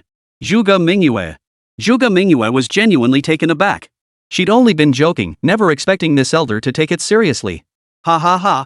The old man seemed quite pleased with Wang Ming and Zhuge Mingyue's reactions, chuckling. This old man didn't choose my name myself. My master gave it to me. He's crazy about novels. When he discovered me, he named me Molten Lava Emperor Flame. At first, I didn't know the origin of this name. He explained it came from a novel and gave me a detailed account of the novel's ranking of the divine flames. I was overjoyed upon hearing it, for my name ranked first. Ha ha ha. Wang Ming and Zhuge Mingyue were speechless. May I ask, Senior Emperor Flame, how might we find you? Wang Ming inquired cautiously. Why seek me out? Emperor Flame retorted. You humans only want to refine me into a killing tool in your hands. Though I yearn to leave, I seek freedom, not to become a tool. But those soul-revered experts have already entered this place. Their target is you. Wang Ming protested. Oomph. Do you think I fear them? Emperor Yan snorted coldly with disdain. Though slaying these old fools would be troublesome, driving them away is no problem. Youngster, the molten flame within you is sufficient. I advise you to leave. Your current strength is not yet qualified to subdue me and become my master. Wait another 3 years. Within 3 years, if your strength reaches Soul Venerable, you may vie for the Molten Lava Sanctuary token. Only with that token will you gain entry to the Molten Lava Sanctuary and claim the treasures left behind by a Soul Saint Master 300 years ago. If you stay here absorbing the magma flame any longer, you'll surely suffer fire poisoning. A Fire Soul Master afflicted by fire poison? That would become a laughingstock for all time. Wang Ming furrowed his brow. The Molten Lava Sanctuary? This old man is growing weary. You must take care of yourself and strive to break through to Soul Venerable as soon as possible. 3 years from now, the world will undergo great upheaval. The demonic forces will make a comeback. If you truly seize this opportunity, we shall meet again in 3 years. With that, Di Yan's voice faded away. Elder. Elder? Wang Ming called out twice, but received no reply. Zhuge Mingyue turned to Wang Ming. Wang Ming, should we head out now? Wang Ming pondered for a moment before saying, since the old master has spoken, we should heed his advice. Heeding counsel keeps you safe. If we encounter those soul-revered experts again, I fear I'll be in grave danger. Let's go. Chapter 192, Wang Ming. I'll kill you. Wang Ming chose to leave without hesitation. Although Zhuge Mingyue hadn't found the extreme ice she sought, her cultivation had undergone a breakthrough. She estimated she could advance to Soul Master rank in the near future. The two hurried back. The fire beasts outside had retreated. Wang Ming transformed into a fire beast, carrying Zhuge Mingyue safely out of the molten lava region. They returned to their previous room in the city lord's mansion, where the temperature remained scorching. But for Wang Ming now, it posed no challenge whatsoever. Breaking through to Soul Venerable in just 3 years? That's outrageous. Zhuge Mingyue remarked as soon as they emerged, gazing at Wang Ming. You're currently only a Soul King. Though you possess combat strength rivaling Soul Emperors or even Soul Masters, your actual cultivation realm remains that of a Soul King. Even if you break through to Soul Ancestor within 3 years, the gap to Soul Sovereign remains enormous. Wang Ming nodded. You're right. Breaking through to Soul Venerable within 3 years is no easy feat. We can only do our best. That elder said that 3 years from now, the world will surely descend into chaos. At that point, we'll just have to see how things play out. You mentioned this elder's prophecy of chaos. Could it be chaos caused by demonic influence? Wang Ming nodded in acknowledgement and asked her, do you recall the demon-infested land that appeared earlier? Zhuge Mingyue, of course I remember. After that demonic zone erupted, massive waves of demonic spirit beasts appeared across the land. Though we're now in the era of universal soul masters, many possess such weak power they can't resist these beasts. Worse, demonic spirit beasts can plant demonic seeds to enslave humans, hiding among our ranks undetected. To this day, countless unseen demonic spirit beasts lurk everywhere. Wang Ming nodded. You're absolutely right. But what you don't know is this, the reason our dragon nation hasn't been completely overrun by demonic spirit beasts is because I've absorbed the lustful essence of their demonic ruler. Zhuge Mingyue, Sigma Ha? You absorbed the master of evil desires? Zhuge Mingyue's wide eyes brimmed with disbelief. Then, after absorbing the demon lord, are you still a seed beast or human now? Wang Ming rolled his eyes at her. What do you think? Zhuge Mingyue, looks like a human. Wang Ming, so what? Am I not? Zhuge Mingyue gave a nervous chuckle. No, that's not what I meant. I meant, how could a human body absorb demonic energy? You know, humans and demonic energy are incompatible. Knowing there was no way to explain this, Wang Ming said, I had a stroke of luck in the demon realm, which is why I could absorb demonic energy. The danger there was far greater than here, but luckily, I wasn't meant to die and survived. Zhuge Mingyue nodded. Wang Ming continued, the chaos this elder spoke of must be the calamity brought by the 7 sons of demonic nature. No, now it's the 6 sons of demonic nature. The 7 sons of demonic nature? Precisely. They are the 7 sons of demonic nature from the lower realms of demonic energy. They came to Blue Star specifically to utterly extinguish the last hope of the revival of the gods. The revival of the gods? Zhuge Mingyue stared at Wang Ming with utter bewilderment, as if she'd discovered a new continent. She never imagined this Wang Ming possessed such profound secrets even their reclusive clan remained ignorant of. It was utterly mind-boggling. Let's go. Wang Ming offered no explanation to Zhuge Mingyue, nor did he wish for her to ask more questions. He swiftly led her away from the secret treasure city. Upon entering the city, its sudden emergence from the ground had enveloped them, preventing them from witnessing its grandeur. Only after Wang Ming and Zhuge Mingyue spent a full 3 hours flying out of the city did they stand above, gazing at the colossal structure before them. Only then did they truly grasp the staggering scale of the secret treasure city, a sight that stirred profound awe. The entire desert landscape was the secret treasure city. It was not the city within the desert, but the desert within the city. My goodness, I never imagined the secret treasure city could be this vast. Zhuge Mingyue gasped in astonishment, her mouth agape at the sight of the city's full expanse. Wang Ming's heart stirred. If the hidden treasure city was this immense, how colossal must the molten lava sanctuary be that the elder had mentioned? Where on earth could such a colossal structure be hidden? Could it be a world unto itself? Mingyue, we must part ways here. I need to leave immediately. If that old soul-revered level fellow catches up to me, it'll be disastrous. Wang Ming said. All right. Wait, that is, if I need to find you, how can I contact you? Zhuge Mingyue asked, her face flushing slightly. Oh. Wang Ming snapped to attention, pulling out his phone. Add my number. I'm usually in the capital. If you ever come to Beijing, just give me a call. With that, he shared his number with Zhuge Mingyue. Zhuge Mingyue added Wang Ming, noting, big talker Wang. Off I go. Boom. Before Wang Ming's words had fully faded, a tremendous roar erupted from the depths of the secret treasure city. Simultaneously, a torrent of molten lava shot skyward, followed swiftly by several more columns of molten rock surging upward. Wang Ming's heart skipped a beat as he activated his double pupil eyes to look. Within the molten lava, he saw the figures of several soul-revered level experts. His shot deepened. Was this the full might unleashed by soul-revered experts? Even at the molten core's scorching heart, with the venerable elder Dian holding the fort, these soul-revered experts still burst forth with such audacity and overwhelming force. This was the first time he had witnessed the sheer terror of soul-revered experts with his own eyes. Soul-reverent experts were truly terrifying. Brother Ming, hurry away. If they emerge, they'll definitely come after you. Zhuge Mingyue urged. Wang Ming nodded. We'll split up. Don't let them drag you down. With that, he immediately commanded his thunderbolt soulbone to race toward the capital at breakneck speed. Though the soul-revered experts had broken free from the molten core region, his dual pupil eyes revealed they all bore injuries of varying severity. They wouldn't dare pursue him at full strength anytime soon. He had 2 more shape-shifting abilities left, and he wasn't about to waste them carelessly. Behind him, pillars of molten lava erupted skyward from the hidden treasure city, creating a spectacular scene. Against this backdrop, Wang Ming transformed into a streak of lightning, racing toward the capital. Wang Ming! I'll kill you! At that moment, a furious shout rang out nearby. Wang Ming turned his head to see Xing Digang. Xing Digang had been thoroughly deceived by Wang Ming. As the saying goes, enemies meeting only intensifies their hatred. Seeing Wang Ming now, Xing Digang's eyes turned bloodshot. Rage surged through him, his face flushed crimson. A fierce roar erupted from his throat, the sheer volume of it making the ears of those nearby ring painfully. Amidst the roar, Xing Digang transformed into a streak of light, hurtling toward Wang Ming with overwhelming force. Seeing this, Wang Ming couldn't help but sigh inwardly. It seemed he had no choice but to use his shape-shifting ability. Chapter 193, So what if it is? Seeing the look in Xing Digang's eyes as if he'd seen his own father's killer, Wang Ming couldn't help but sigh inwardly. It seemed his shape-shifting technique was ultimately impossible to conceal.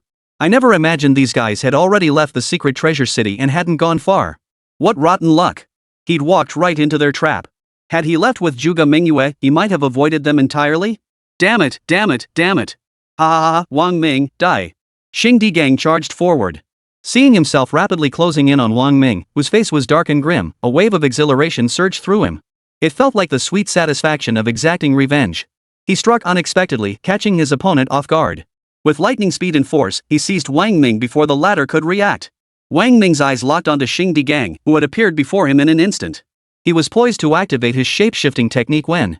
How dare you! A piercing shout erupted from above. Before Wang Ming could react, a massive fist descended from the heavens, striking toward Xing Digang as he charged forward. The blow struck with the crushing force of a mountain collapsing. Even Wang Ming, standing far away, felt his breath catch under its force. His entire body felt as if it had sunk into quicksand, unable to move. Boom! As the fist descended, Xing Digang frantically unleashed his soul technique to resist. A deafening roar erupted mid-air, accompanied by howling gale winds that knocked Wang Ming off his feet. Soon, the energy storm subsided. A figure stood abruptly before Wang Ming, back to him, gazing intently at Xing Digang not far ahead. This man looked familiar to Wang Ming. Zhong, the father of Ruesue. When Wang Ming saw Zhong, he could scarcely believe his eyes. How could Zhong be here, intervening on his behalf? Who are you?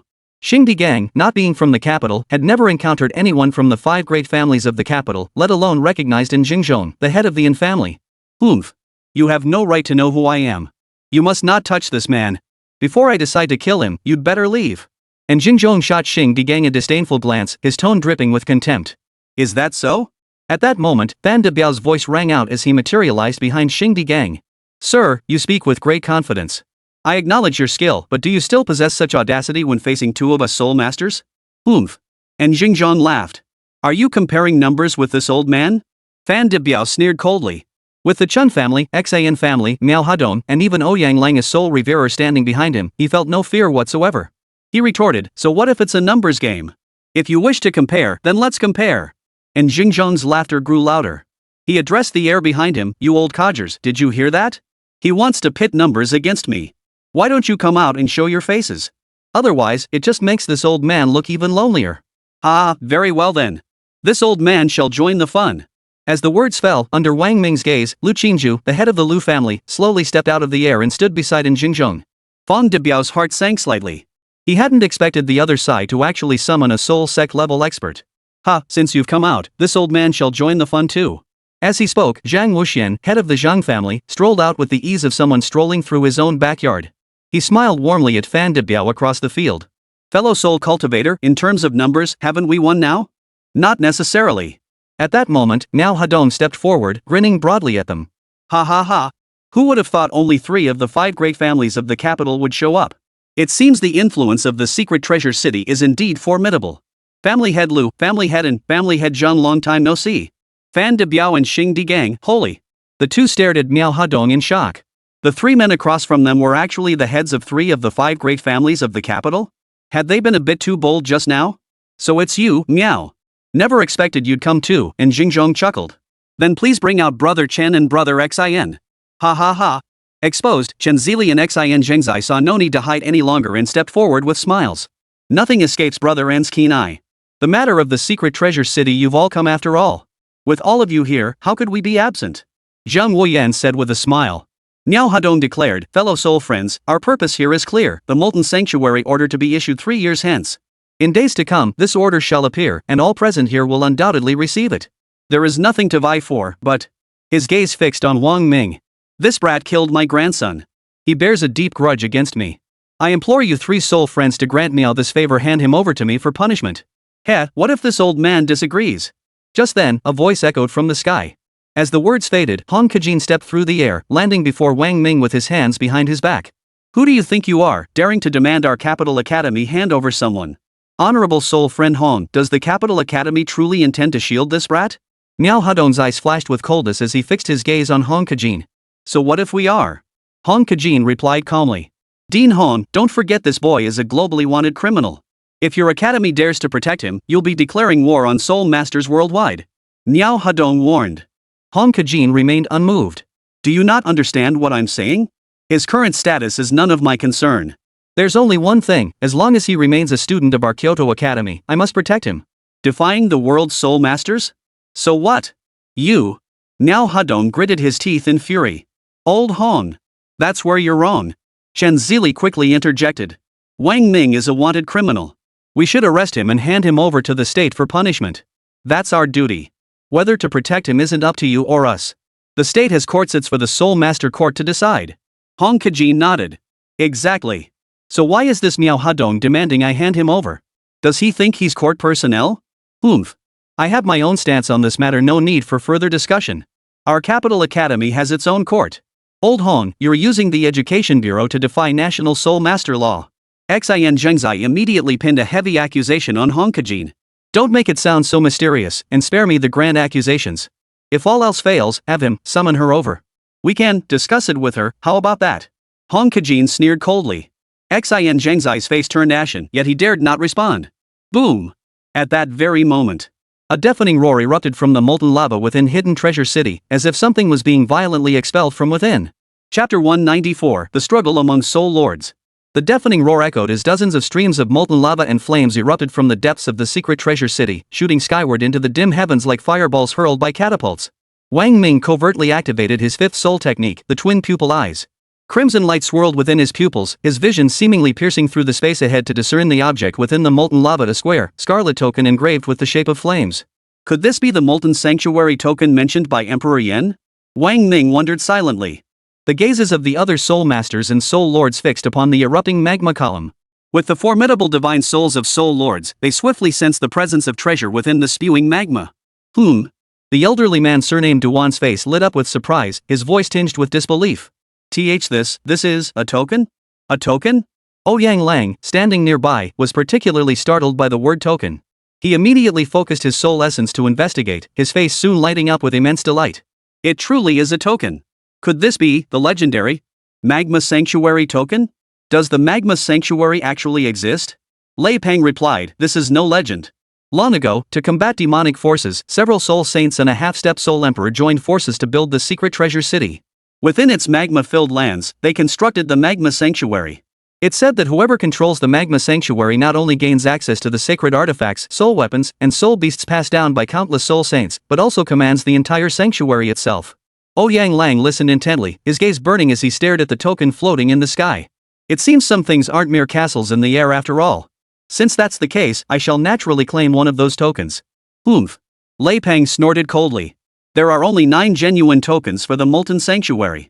Don't be fooled by the multitude above, most are counterfeits. Only 9 are real. Don't act rashly. If you end up grabbing a fake one in the end, that would be quite amusing, ha ha ha. Duan's gaze fixed on the token above, his eyes narrowing intently. Earlier in the molten core region, they had suffered devastating burns from terrifying flames. Each bore significant injuries. Though Soul Venerable level bodies possessed self-healing abilities, the flame's power was formidable. Repeated scorching from these streams erupting from the molten core demanded extreme caution. More importantly, such a commotion in the secret treasure city wouldn't attract only a few old farts like them. There were bound to be others lurking in the shadows, watching. Perhaps even powerful demonic beasts and demonic creatures.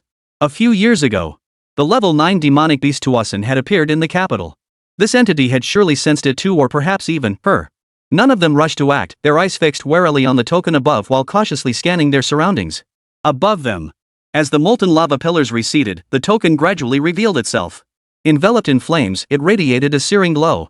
The surrounding temperature soared to 10,000 degrees, the air itself sizzling as it was scorched. Half the sky was bathed in a fiery red light, as if the sun itself had descended. Wang Ming stood watching from a distance. His gaze shifted, and he spotted Zhuge Mingyue returning. Beside her stood an elderly man of extraordinary bearing, likely a master from the Zhuge clan had arrived. And Jingzhong and the others had certainly noticed the Zhuge family members, but no one spoke. Everyone. Suddenly, Lei Peng materialized beneath the token with a crackling sound and declared, "The authenticity of this token is hard to discern. Whether you can obtain the genuine one depends on your discernment and luck. I, though unworthy, shall take mine first." With that, he transformed into a streak of lightning and shot toward one of the tokens. Oomph. Ouyang Lang, naturally unwilling to be outdone, let out a cold snort and transformed into a streak of light. His speed matched Lei Peng's as he charged forward. Unlike Lei Peng, he targeted a different token, aiming straight for the one he had chosen. The others immediately made their moves. The elderly man beside Zhuge Mingyue observed the scene and sneered coldly, "This beast is truly impatient," stirring everyone present into action. He then turned to Zhuge Mingyue beside him and said, "Mingyue, wait here. Grandfather will join the fun too." With that, the old man took a step forward and vanished from his spot. "Since all my fellow soul friends are here, this old man shall join the fun too." The voice came from behind Wang Ming, startling him. When he turned to look, the figure had already become ethereal and vanished from the spot. And Jingzhong chuckled beside him. This was none other than the family's Soul Venerable level powerhouse making his move. "Ha, Olden, you're too impatient. Very well, this old man will take a look too." Immediately, dozens of Soul Venerable level experts appeared in the sky. Wang Ming was stunned. Even Soul Master level experts were rarely seen in everyday life, yet today he was witnessing dozens of Soul Sovereign level experts at once. Truly, the influence of the Molten Lava Sanctuary is formidable. Even Soul revered experts are so eager. Wang Ming thought to himself, shaking his head with a bitter smile. With so many Soul revered experts vying for it, even Soul Ancestor experts can't intervene. How could I possibly obtain the Molten Lava Sanctuary's token? It seems this elder Dian has overestimated me. He looked up again, only to see battles erupting in the sky over the token. Wang Ming shook his head. It seemed this token contest held no hope for him. But there were still 3 years left. Though he couldn't guarantee reaching Soul Venerable strength within that time, it was possible. Perhaps after the Molten Lava Sanctuary opened, he could try again for the token.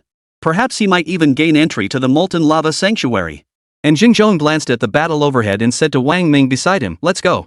We have no chance of participating in a battle between Soul revered experts. We'd better return and wait for the outcome." Wang Ming hesitated. "Shouldn't we stay and see? What if our elders get hurt?" Lu Qingzhu shook his head with a smile. Even if they're injured, Soul revered experts aren't easily detained. At that level of cultivation, no one would risk their life for a token. "It's fine." Wang Ming nodded. Those who reached the Soul Venerable tier possessed extraordinary talent and an endless supply of life-saving trump cards. Even a coordinated assault by peers of equal rank could scarcely bring them down. Such was the true power of a Soul Venerable expert. Xin Zhengzai kept a close eye on Wang Ming's group. Seeing them about to leave, he spoke up, "Brother Rin, Brother Lu, Brother Zhang, Wang Ming is a globally wanted criminal. Are you truly planning to take him back?" And Jingzhong chuckled. "Brother Xin, spare us the flattery. Whether he's a fugitive or not, we'll decide after we return and report to her." Xinjiang Jie's eyes narrowed as he sneered, "Very well. Since that's the case, we'll return together." But Wang Ming's current status as a globally wanted criminal requires supervision by Soul Master enforcers, not escort by you. Lu Qingzhu chuckled, "Fine. Then let's head back to the capital and discuss it." Chapter 195, Humph. "You little brat, just you wait." Escorted by the 5 great families, Wang Ming returned to the capital. Upon his arrival, the capital enforcement squad already notified intercepted him outside the city gates. "Honorable heads of the families, I am Yang Tianping of the enforcement squad." Squad Captain Yang Tianping bowed to the representatives of the 5 great families. "Wang Ming is currently a globally wanted criminal. I request you hand him over to me for custody." "Humph. You're certainly quick," Zhang Wuxian said with a cold sweat. "Who notified you to come here and arrest him?" "Well, Yang Tianping stammered, unable to answer. And Jingzhong glanced at Xin Zhenzai and said, "You may leave. Wang Ming's case is still pending. He remains a disciple of the 4 great academies. If you wish to make an arrest, you must follow proper procedures. Wang Ming is a globally wanted classic criminal. What formalities are needed?" Xinjiang Jie retorted. "Arrest him immediately. If there are any issues, we can deal with them later. How else?" Xinjiang Jie declared with unwavering confidence. And Jingzhong frowned. Lu Qingzhu glanced at An Jingzhong and Zhang Wuxian. After all, she had ordered the original warrant issued. Though the Xin family, the Chen family, and the militaries by family were involved, the final decision to issue the warrant had been hers. If the matter reached her, the situation would slip beyond their control. "Wang Ming, I agree." "Everyone?" Everyone stared at Wang Ming with puzzled expressions. Their expressions conveyed a single message, summed up in 4 words: walking into a trap. At that moment, Wang Ming smiled faintly. "The enforcement squad needn't go to such lengths to capture me, nor is detention necessary. I am an A-level fugitive. Shouldn't I be sent directly to her for punishment upon capture? If you gentlemen don't wish to go, simple." As he spoke, he pulled the snowflake fragment from his soul ring. "I can summon her here to handle matters directly. What do you say?" And Jingzhong and the others' eyes lit up. Right. Wang Ming had the snowflake that belonged to her. She must have known he'd returned all alone. Xin Zhenzai's expression darkened. He hadn't grasped it earlier, but now it hit him instantly. How foolish of him to have completely forgotten that Wang Ming possessed her treasure. The original plan was to deliver it to the enforcement squad, then have the Ouyang family's experts secretly transfer it to their residence. He never expected Wang Ming to pull this stunt right in front of everyone. "Since none of you are speaking, that means you agree. I'll summon her." With that, Wang Ming left them no choice, immediately channeling his soul power into Shuahua. Truth be told, he'd held this snowflake for years without ever using it. Today, he'd finally get to see what it could do. As the soul power flowed into the snowflake trembled faintly, releasing waves of biting cold. The surrounding temperature plummeted instantly. This chill was almost unbearable, seeping deep into the bones and causing uncontrollable shivers. In less than 1,000th of a second, the snowflake had magnified to the size of a mirror, and her figure appeared before everyone. "Greetings, Your Majesty the Sacred Phoenix." Upon seeing her, the crowd bowed respectfully with clasped fists. Wang Ming's heart skipped a beat. Her Majesty the Sacred Phoenix? After appearing, Su Lingyun did not glance at the others, her gaze fixed on Wang Ming, already a level 49 Soul King? "That's remarkably fast. Very impressive." She started with praise. The others listened, utterly bewildered. "Your Majesty the Holy Phoenix." Xin Zhenzai, sensing the tone was off, immediately tried to explain Wang Ming's identity. "Come all of you." Su Lingyun didn't give Xin Zhenzai a chance to finish. With a gentle wave of her jade-like hand, everyone felt a flash before their eyes. When they came to, they found themselves inside a grand hall. Su Lingyun, crowned, sat upon the dais. Wang Ming and the others stood below, gazing up at her looming presence. Only then did Wang Ming truly grasp her majesty, sanctity, and nobility. Her gaze swept over the world with disdain. The aura of a queen, reigning supreme over the realm, radiated a confident and powerful presence that commanded the entire hall. At this very moment, her identity was no longer Su Lingyun, but the sovereign of the entire dragon nation. "Your Majesty." Xinjiang Jie refused to give up. "Wang Ming is a globally wanted classic criminal. We have captured him. We implore Your Majesty to pass sentence." "Wang Ming." Su Lingyun spoke. "Present. Display your 4th soul ring." After a moment's hesitation, Wang Ming slowly revealed his 4th soul ring. An icy blue light illuminated the entire hall, and a terrifying aura radiated from the soul ring, causing even the soul masters to stagger slightly. And this was before Wang Ming had fully unleashed its power. This is a 10,000-year soul ring?" And Jingzhong's eyes widened in shock. Lu Qingzhu and the others were no different, their eyes wide with shock. Even Su Lingyun above was filled with utter shock. 10-million-year soul rings were rare, 100-million-year soul rings were exceptionally rare, but a 10-100-million-year soul ring? It was an existence never before witnessed. Su Lingyun shot Wang Ming a meaningful glance before turning to Xin Zhenzai. "Head Xin," she said, "what disposition do you intend to make of such a talent?" Xinjiang Jie stammered, This. Su Lingyun continued, "Don't you know? When the demon realm erupted, demonic beasts appeared worldwide, and the 7 demon lords descended upon Blue Star. Years ago, I sent Wang Ming and the others deep into the demon realm precisely for the egg of one of the 7 demon lords. But that egg has been destroyed by Wang Ming. Not only is he blameless, he deserves immense credit. Were it not for Wang Ming, Dragon Nation would have long been ravaged by demonic beasts. Now, many foreign lands suffer their torment, and within our borders, these creatures multiply daily. How could we casually execute a talent like Wang Ming? This Xin Zhengzai dared not respond, for Su Lingyun's authority at that moment was beyond challenge. Now, I formally announce the revocation of Wang Ming's wanted status. A demon-slaying squad shall be formed, recruiting elite disciples from the 4 great academies. They will purge demons nationwide to protect the nation. This squad operates without constraints and reports directly to me. Yes. Wang Ming immediately clasped his fists in salute.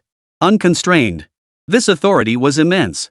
If Wang Ming wanted to play tricks, she could claim any household had a demon beast and that household would indeed have one.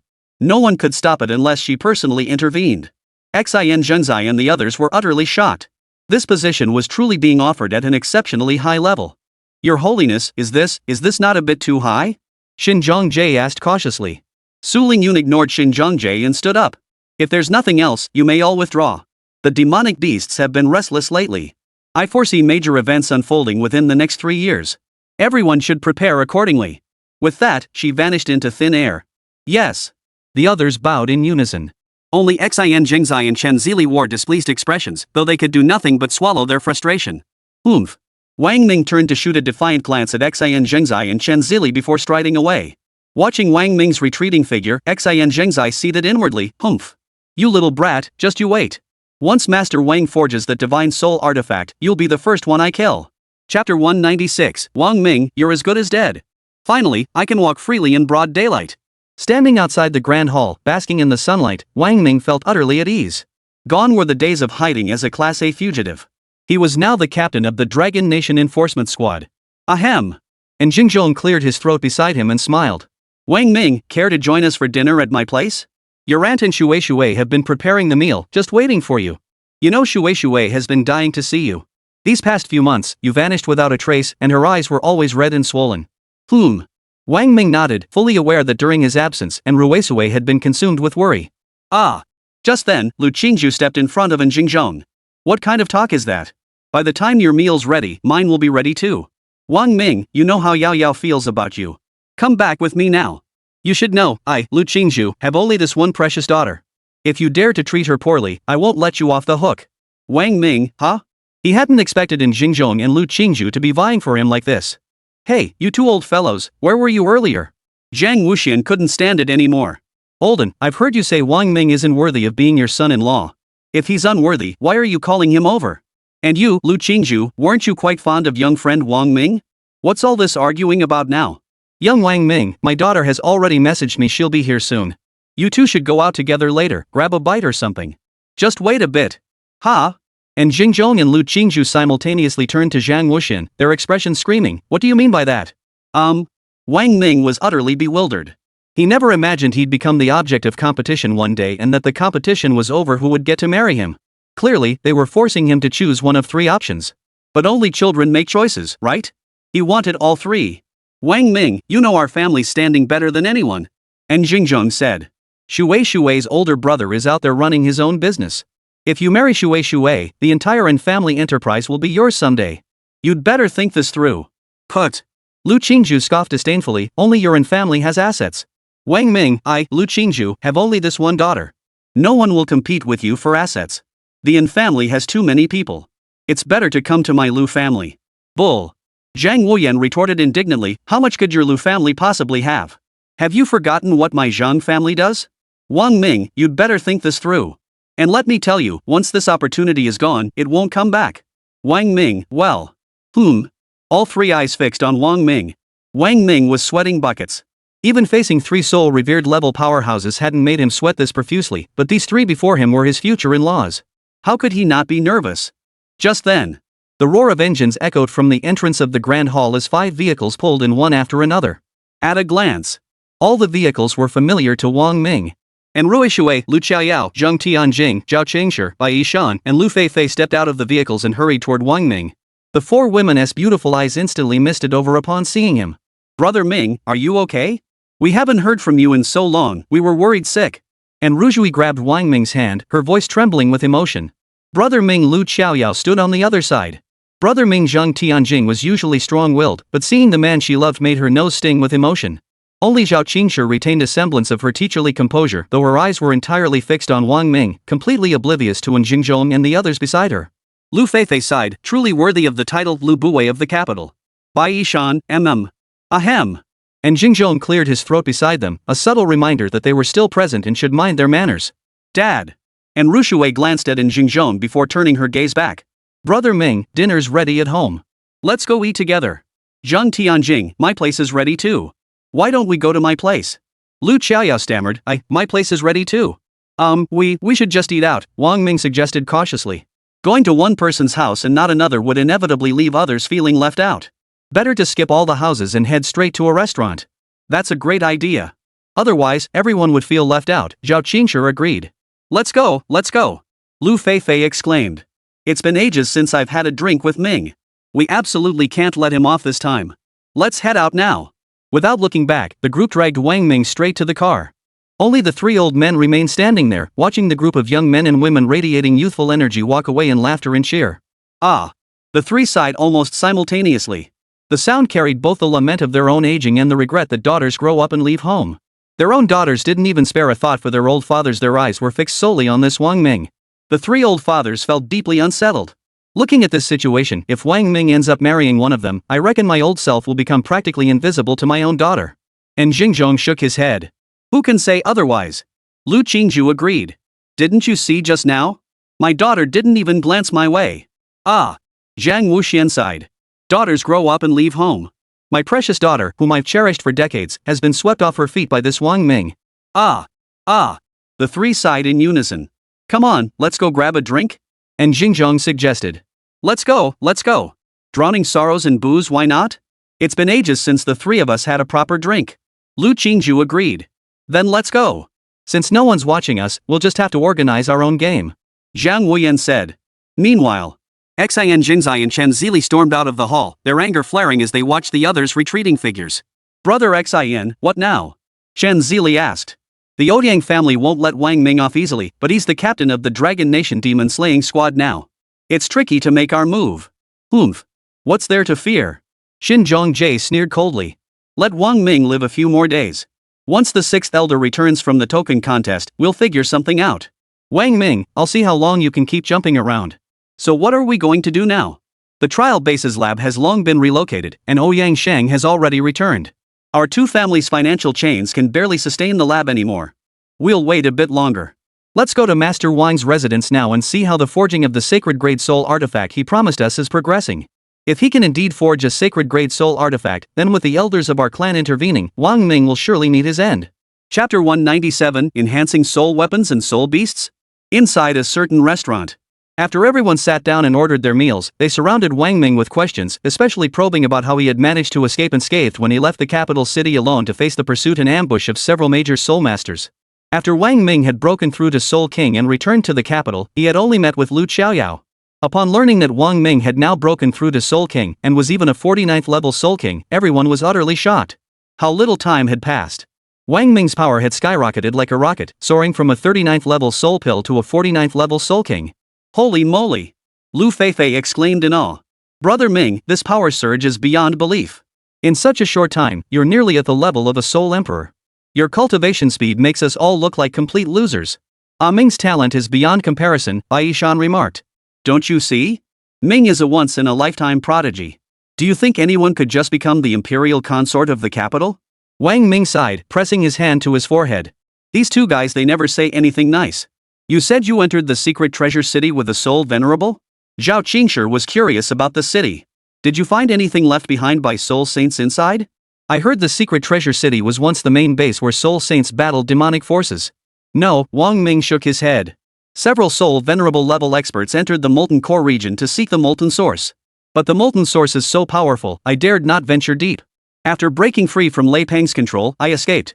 The temperatures inside are terrifying. Anyone below soul master level simply couldn't withstand it. Damn, my bro Wang Ming is awesome. Lu Feifei gave him a thumbs up. He really is incredible.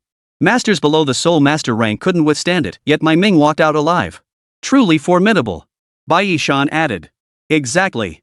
The others finally caught on and asked, Brother Ming, if experts below the soul sect level couldn't withstand it, how did you endure the molten lava's heat? I heard it's tens of thousands of degrees in there. Because I absorbed the soul fire. Wang Ming waved his hand, and a ball of flame appeared in his palm. Everyone's eyes widened in astonishment. As everyone knew, In this era of universal soul masters, everyone's soul power was obtained by absorbing the energy of soul rings or demon cores. Only under special circumstances could a 5-element soul master appear. Take His Majesty the Sacred Phoenix, for instance. He embodies the element of water. But Wang Ming's soul power was legitimately obtained by absorbing soul energy. How could he suddenly transform his soul power into that of a fire soul master?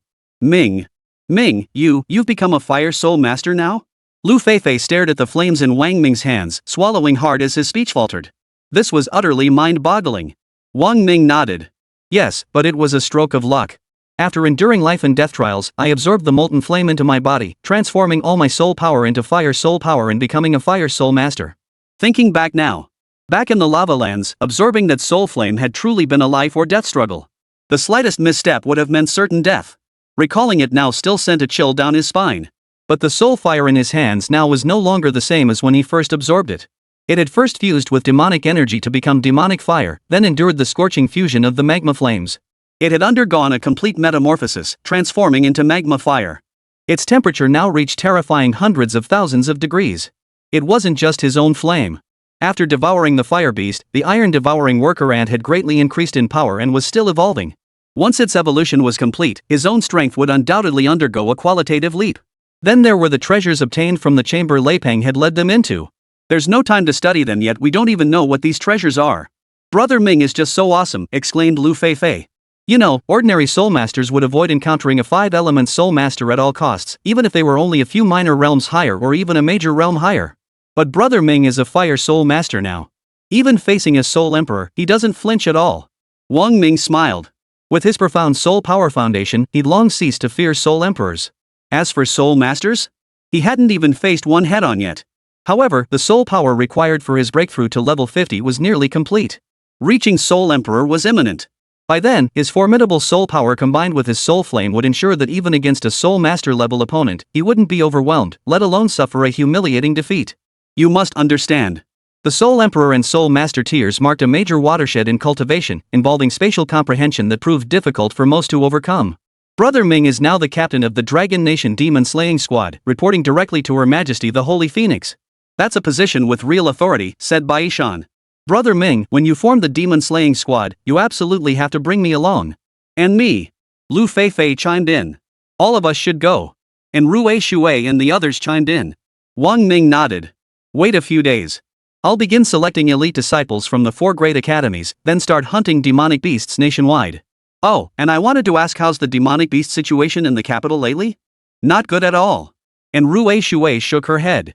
These demonic beasts are nearly impossible to spot now. They blend into the crowd, indistinguishable from ordinary humans. We can't tell if someone is human or a demonic beast. What's worse, these demonic beasts are so convincing they even commute to work like ordinary people. Lu Qiaoyao added. You're telling me? Lu Feifei exclaimed loudly. Not just their public lives, their private lives are almost identical too. Last time I was hunting one, guess what I saw? Holy! The bastard was actually paying for sex. Damn it, he looked exactly like any normal guy. Holy, this is wild. Bai Ishan perked up at this. Tell me, what was it doing when you got there? Was it, like a normal guy? He even mimicked the motion with his hips. Lu Feifei got even more animated. Well, let me tell you, it wasn't just that. This demon beast wasn't only like a normal guy, it was damn powerful too. When I got to the door, I could hear the woman inside screaming. Are you guys asking for a beating? Zhao Qingshi's icy glare fixed on them. And Rujui's face was icy. Lu Qiaoyao's cheeks flushed slightly. Zhang Tianjing glared at them with obvious displeasure. Ha ha! Lu Feifei scratched the back of his head. I was just giving Minga a detailed description of how good these demonic spirit beasts are at disguise. Oomph! Zhao Qingshi snorted coldly. It seems the demonic beasts' camouflage skills are truly extraordinary. Distinguishing them is extremely difficult. This means we have no idea how many demonic beasts are hiding in the capital. We can only search slowly, Wang Ming said. Brother Ming, you should rest for a few days first. Keep an eye on the Xan and Qin families too, they've sworn mortal enmity against you and won't rest until they're satisfied, Zhang Tianjing advised. Wang Ming nodded. Right. Tonight, all of you come with me. I'll help you enhance your soul artifacts and soul beasts. Enhance our soul weapons and soul beasts? Zhao Qingshi's eyes widened. She'd heard of forging soul weapons, but never of enhancing soul beasts. Chapter 198 Evolution, the power of the ancient 9-tailed white fox. Combined with the crisis they'd faced earlier, Wang Ming now possessed 9 soul weapon enhancement crystals and 9 soul beast evolution crystals. This was sufficient to help everyone enhance either their soul weapons or soul beasts. Lu Qiaoyao's soul weapon had long been enhanced to the revered grade and required no further strengthening. Earlier, while scavenging at the capital academy, Bai Yishan and Lu Feifei had vaguely suspected something, but Wang Ming hadn't explicitly stated it, leaving them uncertain. Zhao Qingshi, however, knew nothing about it. And Rui Shui and Lu Qiaoyao knew Wang Ming could forge trash into divine artifacts, but they had no idea he could also evolve soul beasts. This was beyond comprehension. Wang Ming, are you certain you can evolve a soul beast's bloodline rank? Zhao Qingshi's tone brimmed with disbelief, yet also held a hint of delight. As a soul beast tamer, she placed immense value on bloodlines. If her own soul beast could evolve its bloodline, it would undoubtedly catalyze a quantum leap in its power. Breaking through to Soul Master wasn't impossible either. She was currently a 59th level Soul Emperor. Her soul beast possessed the Beast Emperor physique held bloodline. If its bloodline advanced further, it would reach the epic tier. Yes, I'm certain I can purify a soul beast's bloodline. Of course, not all soul beasts can evolve, it depends on their species and bloodline. Only those with hidden evolutionary potential can undergo this transformation, Wang Ming explained to Zhao Qingshi. Zhao Qingshi's eyes lit up. Then take a look now, can my purple flame-winged Lion King's bloodline evolve? She made a move to release the soul beast. Ms. Zhao, wait. This is a private room. Lu Feifei hurriedly warned. If you release your soul beast, the whole place might blow up. Everyone burst into laughter. A Beast Emperor tier soul beast possessed a massive frame and extraordinary combat prowess. The tiny private room truly couldn't accommodate the purple flame-winged Lion King's body. Of course, the size of a soul beast's form could be controlled, but judging by Zhao Qingshi's current excitement, she'd likely unleash it directly. Teacher Zhao. Call me Sister Shirshir. Sis Shirshir, Wang Ming corrected himself immediately. Don't worry. I'll enhance and evolve your soul beast, Shui Shui's soul beast, Lao Bai's soul beast, and Lao Lu's soul artifact. I'll boost your combat power so you're ready for the great upheaval coming to the world. The demonic beasts are multiplying. The great upheaval may be imminent, likely within the next few years. And Rui Sui declared. Brother Ming, is this golden jade lotus, the supreme grade soul artifact in my possession, the one you gave me? Zhang Tianjing asked with a smile. Wang Ming nodded with a smile. Yes. Receiving the clear answer, Zhang Tianjing beamed with delight. And Ruzhui pouted slightly, a hint of jealousy showing. Both Lu Qiaoyao and Zhang Tianjing's soul weapons had been reforged and upgraded by Wang Ming, yet her own soul beast had never been evolved by him. Wang Ming turned to see her pouting and gently rubbed her delicate little nose with a smile. Is my little Shui feeling jealous? Don't worry, this time, I'll evolve your soul beast first. And Ruzhui finally smiled contentedly. Zhao Qingshi rolled her eyes. Since Wang Ming had offered to enhance everyone's soul tools and evolve their soul beasts, the group was eager. They hurriedly finished their meal and headed to the cultivation room at the capital academy. Meanwhile, He Zhenggang called to report that Xian Zhengzai and Shen Zili had come to visit, inquiring about the progress of the holy grade soul weapon forging. Wang Ming gave a cold laugh and instructed He Zhenggang to reply that the forging of the holy grade soul weapon was currently underway. The training room at the capital academy was specially designed for students. Unfortunately, Wang Ming had never had the chance to enter before. Initially, it was because he genuinely lacked funds, and later, it was simply a matter of opportunity. Of course, back when school started, Shui had given him an affiliate gold card, and the funds within were more than enough for Wang Ming to splurge. But Wang Ming wasn't that kind of man. A man of his stature couldn't possibly cling to a woman's apron strings. Ahem. Shui, the cultivation room we need has to be larger. Pick a bigger one and renew it for 3 days. Wang Ming said without batting an eyelid. Alright. And Ruesue produced her card and swiped it for 3 days. One by one, the group entered the cultivation chambers. These chambers, created by Soul Saint level masters themselves, were independent spaces within the capital's 4 great academies. Within them, practitioners could freely choose their cultivation objectives. For instance, those seeking combat experience could conjure numerous opponents for sparring practice. To strengthen the bond with your soul beast, you could summon it for communication and interaction. Here, soul power energy was abundant, with demon core energy constantly seeping in. Naturally, the cost was exorbitant. The ceiling level is exceptionally high, making it difficult even for a soul sage to peer inside. Alright. Let's begin. Shui, release your soul beast first. Upon entering the cultivation space, Wang Ming addressed in Ruesue, and Ruesue had now reached the rank of level 39 Soul Pill Master, just one level away from becoming a Soul King. If she could elevate the bloodline rank of her soul beast, it might boost her cultivation. Ming, my soul beast is of ancient lineage, a 9-tailed fox. As she spoke, and Ruesue waved her jade-like hand lightly, and a small, adorable white fox appeared in her embrace. Its fur was pure white, glossy, and smooth, giving it an utterly endearing appearance. Ancient bloodline? The crowd gasped in astonishment. As everyone knew, Soul Beast bloodline tiers were ranked: common, high, elite, infernal, epic, ancient, mythical, legendary. They knew Enruei Shui's White Fox Soul Beast must possess a high bloodline, but she had never revealed its exact rank. Her confession today stunned the entire gathering, even leaving Wang Ming speechless, and Ruzhui gave a wry smile. Please don't misunderstand. My Soul Beast possesses an extremely rare ancient bloodline, but only 20% of its total bloodline is ancient. 20% is already amazing. Okay? Lu Feifei exclaimed. How many Soul Beasts do you know that reached epic tier bloodline only to be held back because they lacked even a trace of ancient blood? Sigh. Truly worthy of the 5 great families. Zhao Qingshi sighed, shaking her head. My Soul Beast only has a hell tier bloodline. Wang Ming glanced at the white fox in Enruei Shui's arms and reached out to stroke its fur. Perhaps it was because of his relationship with Enruei Shui. The white fox basked in Wang Ming's touch, its mouth curling into a contented smile as it obediently propped itself up. The system began scanning the white fox. System detecting target Soul Beast's evolvability. 10%, 50%, 100%. Detection complete. Target Soul Beast, 9-tailed white fox. Ancient bloodline Soul Beast. Ancient bloodline proportion, 19, 98%. Hidden bloodline, 33, 67%. Current abilities: Redemption Fox Spirit Blessing, enhances defense for self and allies while restoring injuries during duration. Wind Dance,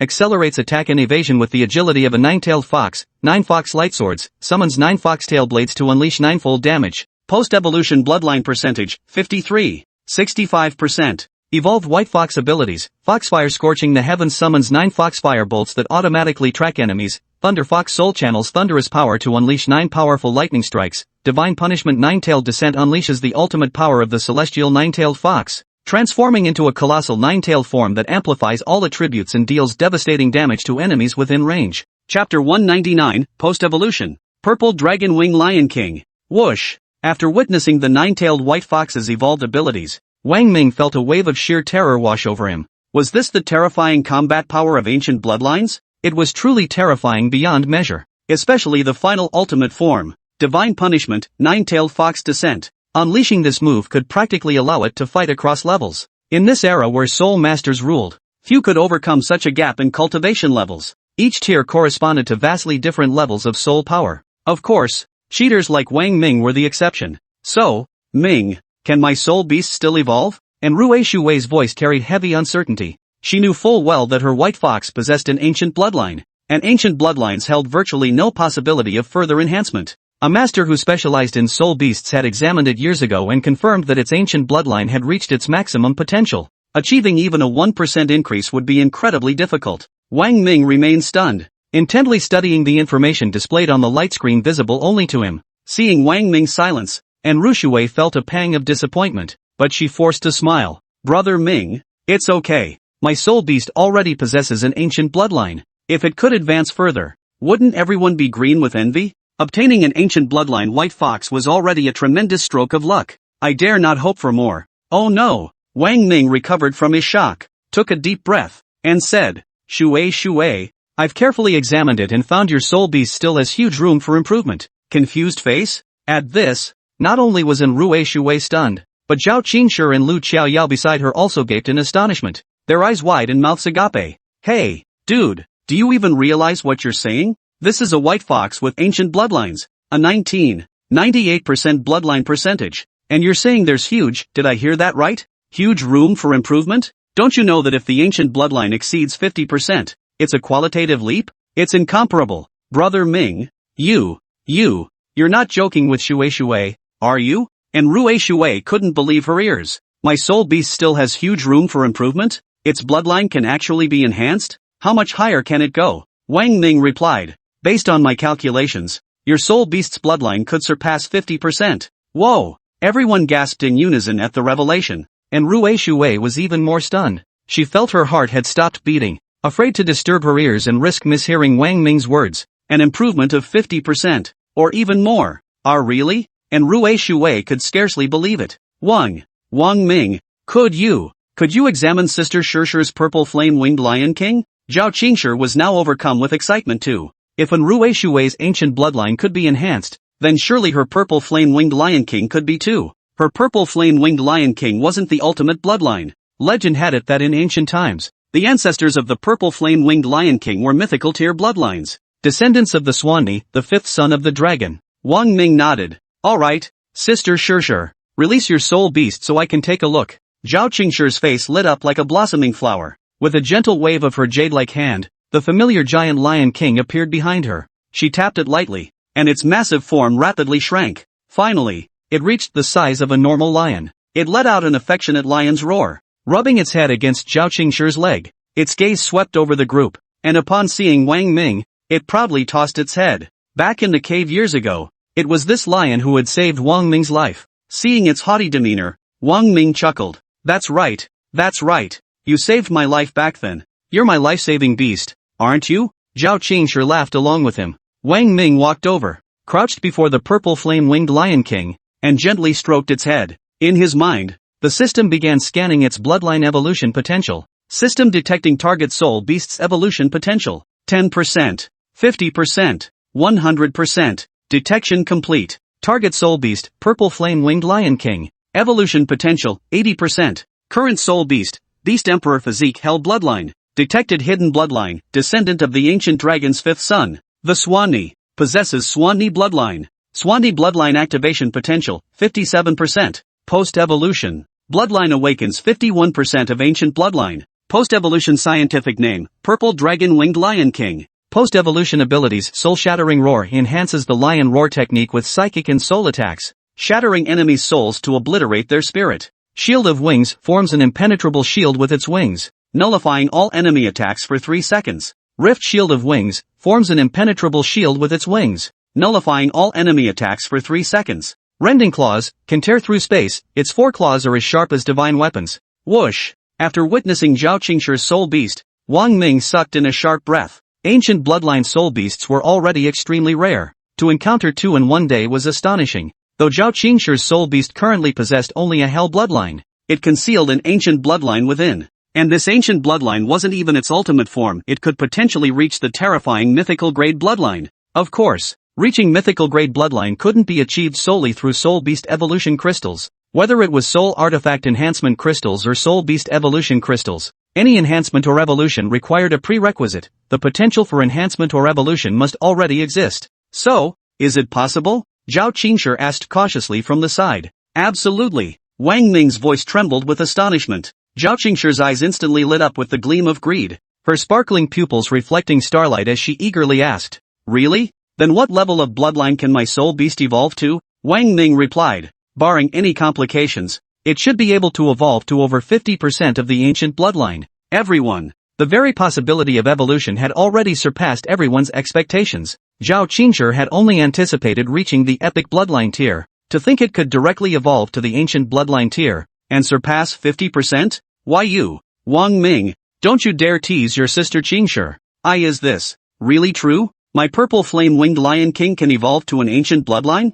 Zhao Qingshir stammered in excitement. The purple flame-winged Lion King beside her stared intently at Wang Ming. Wang Ming nodded with a smile. Yes, Sis Shirshir, I can absolutely, positively, and unequivocally tell you, it's true. Holy crap! Zhao Qingshir covered her mouth, her eyes sparkling with delight. Lu Wenbai, bring out your soul artifacts and soul beasts. I'll examine them. If any can be enhanced or evolved, I'll help you complete it. Let's strengthen ourselves together and face the coming chaos, Wang Ming declared. Oh, okay. Lu Feifei excitedly pulled out her mirror. Bai Yishan quickly produced his soul beast as well. Lu Feifei's mirror was made of decent material. After the system's inspection, it was determined that his mirror could be upgraded to a lower grade revered grade soul weapon. Bai Yishan's soul beast could also be enhanced to a revered grade soul weapon. With this outcome, their soul artifacts and soul beasts all achieved a qualitative leap. Chapter 200, The Nine-Tailed White Fox's Advancement. First, he would evolve in Ruesue's soul beast.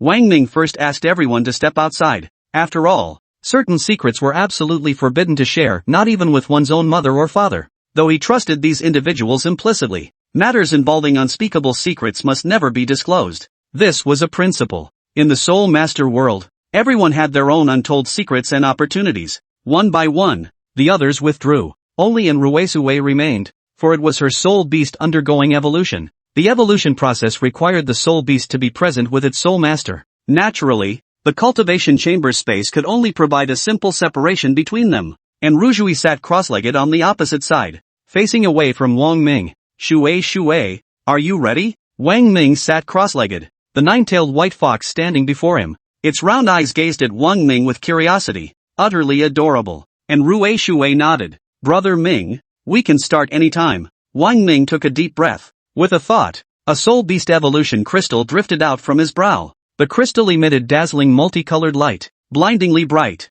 To the white fox, this crystal was a rare treasure, possessing an irresistible allure. Upon seeing the crystal, the white fox displayed intense greed. Brother Ming, what's going on? My white fox is showing greed? And Ru Shui, whose soul was bound to the contracted soul beast, shared its perceptions. Though their divine senses were severed, she could still clearly sense the white fox's emotional shifts. Wang Ming replied, exactly. What I've brought forth is an absolute treasure to soul beasts. It's only natural for the white fox to covet it. And Ru Shui asked no more questions, closing her eyes to focus intently on preparing herself. Wang Ming flicked his sword finger. The spirit beast evolution crystal transformed into a streak of light, sinking into the white fox's forehead. The mechanical female voice of the system initiating evolution echoed in his mind. Yet upon closer discernment, Wang Ming detected a sense of emptiness in this mechanical system prompt. Outside, the instant the crystal entered the white fox's brow, a peculiar energy enveloped it, flowing from head to toe through its meridians and bloodstream. The white fox's eyes closed, its expression betraying faint pain yet profound enjoyment. Behind it, and Ru Shui felt the sensation as if it were her own. The energy within the white fox was being fed back into her body through its soul essence, strengthening both her power and physique as it washed over her. Enhancing soul artifacts and evolving soul beasts required little direct involvement from Wang Ming himself. The system handled everything. Wang Ming had initially considered enhancing Lu Feifei's soul weapons simultaneously, but upon reflection, he abandoned the idea. The cultivation chamber lacked the necessary forging conditions, and conjuring a Zoom-grade soul weapon out of thin air would be impossible to justify. He would have to return to the mansion to address it. The white fox was still evolving. The transformation of ancient bloodlines was painstakingly slow, a qualitative shift that would fundamentally alter both the fox and Rue Shui, granting them a complete metamorphosis. In truth, Wang Ming was more eager to see Zhao Qingshi's progress. Zhao Qingshi was now a 59th level soul emperor, just a step away from becoming a soul ancestor. If her soul beast could be elevated directly from Hellgrade to ancient bloodline and more than 50% ancient bloodline at that, her strength would surge dramatically. This is the fundamental difference between a soul artifact master and a soul beast master. Soul artifact masters contract with soul artifacts, but enhancing the artifact itself does not fundamentally boost the soul master's own power. Soul beast masters are different. After contracting with a soul beast, the two become inseparable. The soul master's own strength enhancement accelerates the soul beast's power growth. Similarly, the awakening of the soul beast's bloodline also nourishes the soul master. Wang Ming was another exception. He was both a soul beast master and a soul tool master. Both the iron-devouring ant queen and the gluttonous beast grew stronger alongside his own power, but the soul beast's growth could not be fed back to him. This was because the soul power within Wang Ming was too immense, a staggering 10 million soul power points. Unless the bloodlines of the iron-devouring ant queen and the gluttonous beast could also reach the ancient level. Thinking of his soul beasts, Wang Ming's soul consciousness immediately probed into his soul ring. Ever since devouring hundreds of fire beasts in the lava lands of the secret treasure city, the iron-devouring ants had begun evolving an evolution rooted in their bloodline. The fire element from the fire beasts had unlocked latent evolutionary potential within the iron fire ant. Currently, the iron-devouring ant's bloodline rank was epic. If it could fully absorb the fire beast's fire element, there was a faint possibility its bloodline could ascend to the ancient level. Of course, that possibility was pitifully low. Ancient bloodlines weren't exactly commonplace. If the iron-devouring ant's bloodline could awaken even 0.1% of an ancient bloodline, Wang Ming mused inwardly, I could then use the soul beast evolution crystal to further awaken that ancient bloodline, greatly enhancing the iron-devouring ant's abilities. But achieving that 0.1% was as difficult as climbing to the heavens. Inside the soul ring, the nest built by hundreds of thousands of iron-devouring worker ants. Within the nest, all the worker ants converged into a single colossal iron-devouring ant. The iron-devouring queen was the heart of this massive creature. This iron-devouring ant, or rather, the iron-devouring fire ant, it had now become lay dormant, its body coursing with fiery light like flowing magma. A scorching aura circulated within its body.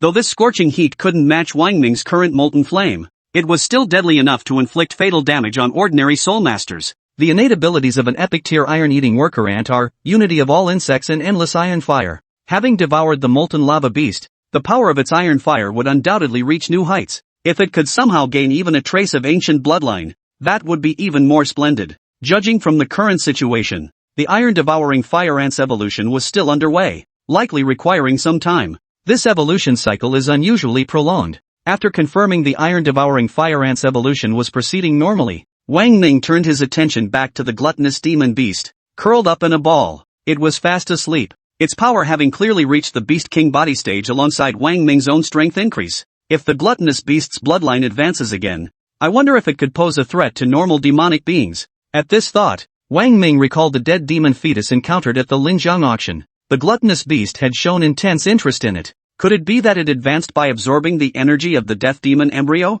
Wang Ming speculated. At that moment, a faint energy fluctuation rippled from outside. Wang Ming immediately withdrew from the soul ring, his spirit returning to his body as he opened his eyes. The light screen before him displayed, evolution complete. 98%. So fast? Wang Ming was somewhat surprised. It seemed the ancient bloodline of the nine-tailed white fox was exceptionally pure, allowing the soul beast evolution crystal to take effect rapidly. The white fox now hovered in midair, its entire body radiating a milky white glow. It looked incredibly sacred, like a fairy descended from heaven. Simultaneously, a colossal surge of energy flowed back, propelling in Rui Shui's power to new heights. As if it were meant to be, she ascended directly from a level 39 Soul Dan Master to a level 43 Soul King, with signs of further advancement already emerging. As the system notification in her mind announced 100% evolution, waves of energy rippled out from the white fox's body. The potent energy rippled through the air, carrying an ancient, primordial pressure. At that moment, the white fox resembled a primordial divine beast imposing without anger, evoking an instinctive urge to kneel in reverence. Chapter 201, Wang Ming. Let's begin. After evolution, the concentration of the ancient bloodline within the white fox reached a terrifying 65%. The intimidation it brought was awe-inspiring. The white fox's nine tails danced gracefully, each flickering with lightning serpents and trailing white, icy flames. Is this the skill the white fox activated after evolving? Feeling the terrifying power and cold fire emanating from the lightning snakes on the white fox's tails, Wang Ming was secretly startled. The temperature of this cold fire was completely different from his own flames. The white fox's cold fire had no warmth, on the contrary, it carried a sense of icy chill. The lightning serpents hissed and crackled. At that moment, the white fox suspended in the air slowly opened its enchanting eyes. They abruptly turned a deep crimson, harboring a strange light within that held the majesty of ancient times. This feeling, Wang Ming faintly sensed the aura of primordial chaos emanating from the white fox's eyes. Though the aura was incredibly faint, his keen senses detected it nonetheless. Could this be the nine-tailed white fox's ultimate skill, divine punishment, nine-tailed descent? Wang Ming murmured to himself. At the same moment, the immense soul power fed back by the white fox propelled Enrujui's strength from a level 43 Soul King to a level 45 Soul King, solidifying her power at the formidable rank of level 45 Soul King. At that moment, Enruesue waved her jade-like hand. A crimson halo slowly materialized above her head. This was the soul ring Wang Ming had obtained from the trial base and bestowed upon them. Enruesue's soul ring was 800,000 years old. The instant the 800,000 year soul ring manifested, its overwhelming power suppressed everything around them. Even Wang Ming had to unleash the might of his own soul ring to resist its suppression. Enruesue's expression grew solemn. A white fox appeared gracefully above her head. The soul ring slowly rose and gradually enlarged,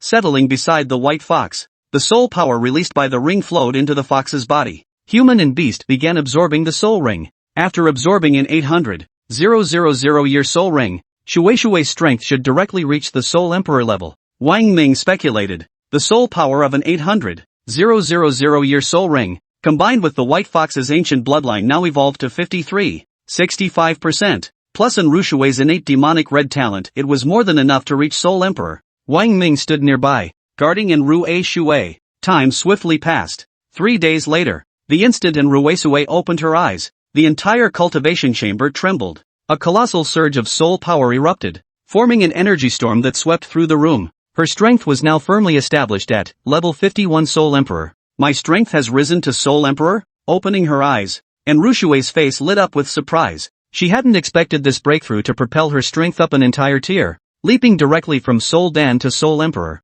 Wang Ming rejoiced for her, with ancient bloodline and an 800,000 year soul ring empowering you. Reaching Soul Emperor was expected. This is fantastic, my Shueishue has surpassed me in strength. Enruesue pouted. Who'd dare compare to a freak like you? My manga is the strongest. Little Bai's now a beast emperor too, and he's awakened so many powerful skills. Her face lit up with a radiant smile as she spoke. The white fox beside her beamed with an adorable smile. Wang Ming said, Shui, you just broke through to Soul Emperor at level 51. Your cultivation needs to stabilize first. I'm going to evolve Sister Shurshu's soul beast now. You focus on solidifying your strength. And Rui Shui nodded with a smile. Then, her cheeks flushed as she leaned forward slightly, her lips gently touching Wang Ming's cheek. Brother Ming, thank you. Wang Ming's smile grew even brighter, and Rujui extended her training room lease for another 5 days and resumed her cultivation. Wang Ming stepped out of the cultivation chamber. Everyone was waiting outside.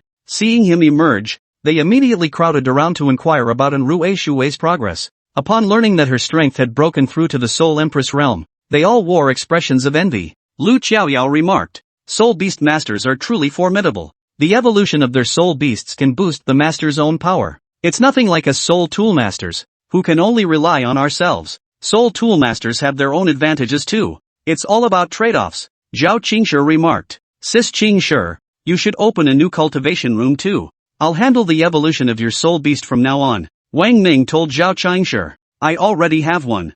I've set it for 15 days, that should be sufficient. Zhao Qingshi replied, Jinger, Yao, you two should also open a cultivation room to practice. After we finish evolving Sister Shurshu and Lao Bai soul beasts, we'll head out. Wang Ming told them. Everyone nodded, following Zhao Qingshi into the cultivation chamber. She waved her jade-like hand to summon the purple flame-winged Lion King. The scaled-down version was as large as an ordinary lion, appearing quite formidable. Wang Ming, let's begin.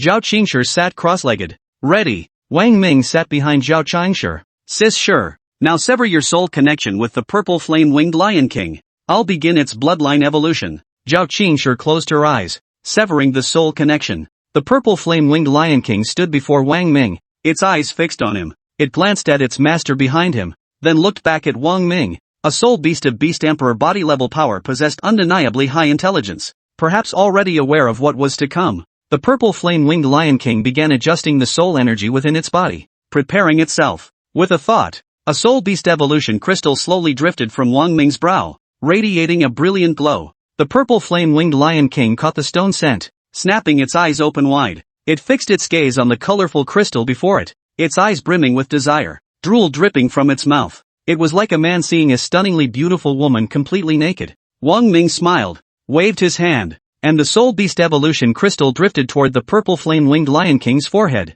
With a slight tremor, it vanished into its mind. A gentle ripple of energy coursed through the purple flame-winged Lion King's entire body. Slowly, its form began to float upward as strange currents of power surged within. The system's evolution ratio flashed through Wang Ming's mind. Compared to the white fox, the purple flame-winged Lion King's evolution would take longer. Its current bloodline rank was Hellgrade, still one epic grade level below Ancient. Fortunately, it now possessed the Beast Emperor physique, otherwise, the process would have taken even longer. Zhao Qingshi sensed the energy fluctuations within the purple flame-winged Lion King and immediately entered a state of cultivation. Joining the beast in comprehending this peculiar energy, the purple flame-winged Lion King's bloodline surged throughout its body. Its blood boiled like water, its aura rolling and echoing within, while the energy fluctuations outside its body were even more spectacular. If all goes well, Sister Shurshu's strength should reach the Soul Master realm, Wang Ming murmured, gazing up at the purple flame-winged Lion King above him. With her power as Soul Master,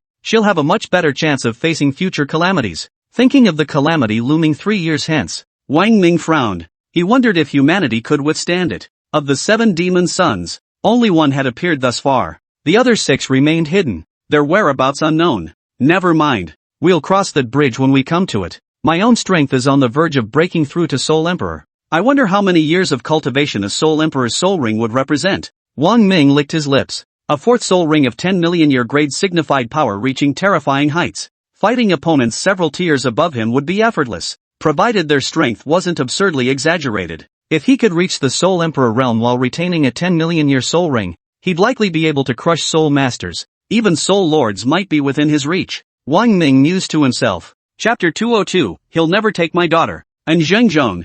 Zhao Qingshi's soul beast advanced remarkably smoothly. The crystals provided by the system were truly powerful. Anything tested by the system almost always achieved the expected results, never once failing. The purple flame-winged Lion King's bloodline had been elevated to an ancient bloodline, with its bloodline concentration reaching 51%. Its entire coat had changed color. Where once it had been purple flames, it was now golden yellow. The fur beneath its neck, in particular, accentuated the majestic presence of a lion. Following the golden dragon-winged Lion King's bloodline advancement to ancient status, Zhao Qingshi's strength surged accordingly, propelling her directly to the 63rd level Soul Master rank with a significant power increase. The golden dragon-winged Lion King awakened additional abilities, causing its combat prowess to skyrocket. Zhao Qingshi's excitement was impossible to hide. She decisively planted a kiss on Wang Ming, expressing her inner thrill and gratitude. This left Wang Ming feeling rather flustered. And Rujui's kiss had been different, their relationship was already established, as were his with Zheng Tianjing and Lu Qiaoyao. But with Zhao Qingshi, they were merely friends. This kiss nailed Wang Ming to the pillar of disgrace in the capital. After completing Zhao Qingshi's soul beast evolution, he immediately proceeded to evolve the soul beast of Baishan. Baishan's soul beast ultimately evolved to an epic level bloodline, and his strength swiftly rose to that of a 43rd level soul king. Afterward, the group headed to the royal palace. Several days later, under the command of Her Majesty the Holy Phoenix, the 4 great academies began actively recruiting talent to form demon-slaying squads. Each academy dispatched a Soul Emperor-level expert to oversee their efforts. The Capital Academy, White Phoenix Academy, and National Defense Academy cooperated enthusiastically, but the Clear Dragon Academy remained notably unenthusiastic. After enhancing and evolving the soul weapons and soul beasts for Enrui Shui and the others, Wang Ming vanished. Inside the infamily villa, and Xinzhong reclined leisurely in a lounge chair, glasses perched on his nose as he read a novel titled The Warlords of Late Han. He was engrossed in the story, having been recommended it as a must-read. Once he started, he couldn't put it down. Just then, Enrui Shui entered from the doorway. "Dad, what are you reading?" Enrui Shui noticed her father was completely engrossed in his phone, seemingly oblivious to her entrance, and couldn't help but ask curiously, "Reading a novel?" And Xinzhong glanced up at Enrui Shui and smiled. "Uncle Lu recommended it, just passing the time. You know what? It's actually pretty interesting." "You, ha?" And Xinzhong was about to continue when he suddenly sensed powerful soul energy fluctuations emanating from Enrui Shui. His heart skipped a beat. After a swift soul scan, he exclaimed in astonishment, Shui, your strength. You've broken through to Soul Emperor?" Enrui Shui smiled. "Oh, Dad, you noticed so quickly." And Xinzhong's eyes widened in disbelief. "Good heavens, you were still at the Soul Pill stage when you left just days ago. How did you leap straight to Soul Emperor?" Shui, surely you understand the principle of forcing growth? Even as a prodigy among prodigies, such terrifying advancement isn't possible through normal cultivation. And Enrui Shui chuckled. "Oh, I know. I just happened to stumble upon a bit of luck. That's all." "What kind of opportunity?" And Xinzhong set down his phone and stood up, his expression turning serious. "What kind of opportunity could allow you to leapfrog an entire realm and reach Soul Emperor?" "Well," and Enrui Shui didn't know how to explain. "Release your little white one for me to see." And Xinzhong's tone brooked no argument, fearing his daughter might have done something improper that could hinder her future cultivation. "Dad, I really haven't been messing around. I'm this old now, and you're still so worried." And Rujui pouted playfully. The increase in her soul beast bloodline concentration was a secret. She dared not let her father know. "Release it now." And Xinzhong raised his voice. Shui, cultivation requires patience. You must train with solid grounding. Understand? Shortcuts are unacceptable. Never rush for quick gains. Quickly, release the soul beast for Dad to see. "Oh my, what's going on with you two?" Qin Qiwan, and Rushui's mother, emerged and looked at them. "It's broad daylight, why are you arguing?" And Xinzhong exclaimed anxiously. "Look at your precious daughter's cultivation level." Qin Qiwan shot in Xinzhong a puzzled glance before walking over to Enrui Shui. She lifted her arm to inspect it and exclaimed in surprise. "Oh my, Shui, how did your cultivation advance so quickly to the Soul Emperor realm?" And Enrui Shui nodded. "Yes, Mom, I didn't cut corners. I cultivated properly." "Proper cultivation could achieve this speed?" Qin Qiwan looked utterly unconvinced. Shui, you must tell the truth. How did you cultivate to the Soul Emperor realm in just a few days? Don't lie to me or your father. There might still be a chance to fix this. And Enrui Shui was their precious daughter, raised in constant affection since childhood. How could her sudden, dramatic leap in power possibly put the elderly couple at ease? Seeing her parents' deep worry, Enrui Shui frowned and said, "Mom and Dad, I know what I'm doing. I'm grown up now. I won't do anything reckless. Don't worry too much, and don't pressure me. I can't talk about my situation yet." She understood all too well how explosive the news of a soul beast evolution bloodline could be. Though her parents were the closest people to her, the more who knew, the greater the risk of something slipping out. If word accidentally got out, it would be extremely detrimental to Wang Ming. Qin Shiwan looked at Xingzhong after hearing Rui Shui's words, and Xingzhong sighed deeply. Everyone has their secrets. Since you don't wish to share, your mother and I won't pressure you. You're grown now, you should know right from wrong, what can be done and what cannot. But remember this, some mistakes offer no second chances. And Rui Shui replied, Dad, I know, I won't act recklessly. My ambitions extend far beyond the sole emperor rank. You and Mom can rest assured I haven't done anything rash. Qin Shiwan held Ru Shui's hand and said, It's good you understand. You're the one we worry about most. Your brother has already reached the rank of Soul Master in the military. You're still young and lack life experience. Don't let anyone deceive you. Ru Shui nodded. Just use your own judgment. And Xingzhong nodded. Also, what about that Wang Ming? What's going on between you two? What kind of relationship is it? And Rui Shui, huh? Her mind went blank. She never imagined her father would bring up Wang Ming, let alone ask about their current relationship. And Ru Shui's cheeks flushed slightly, and she was so flustered she couldn't find the words. Qin Shiwan smiled and gently stroked her cheek. Oh my, look at that. Just mentioning Wang Ming makes our girl's cheeks flush. What else could it be? They're definitely a couple now, right? Isn't that so, Shui?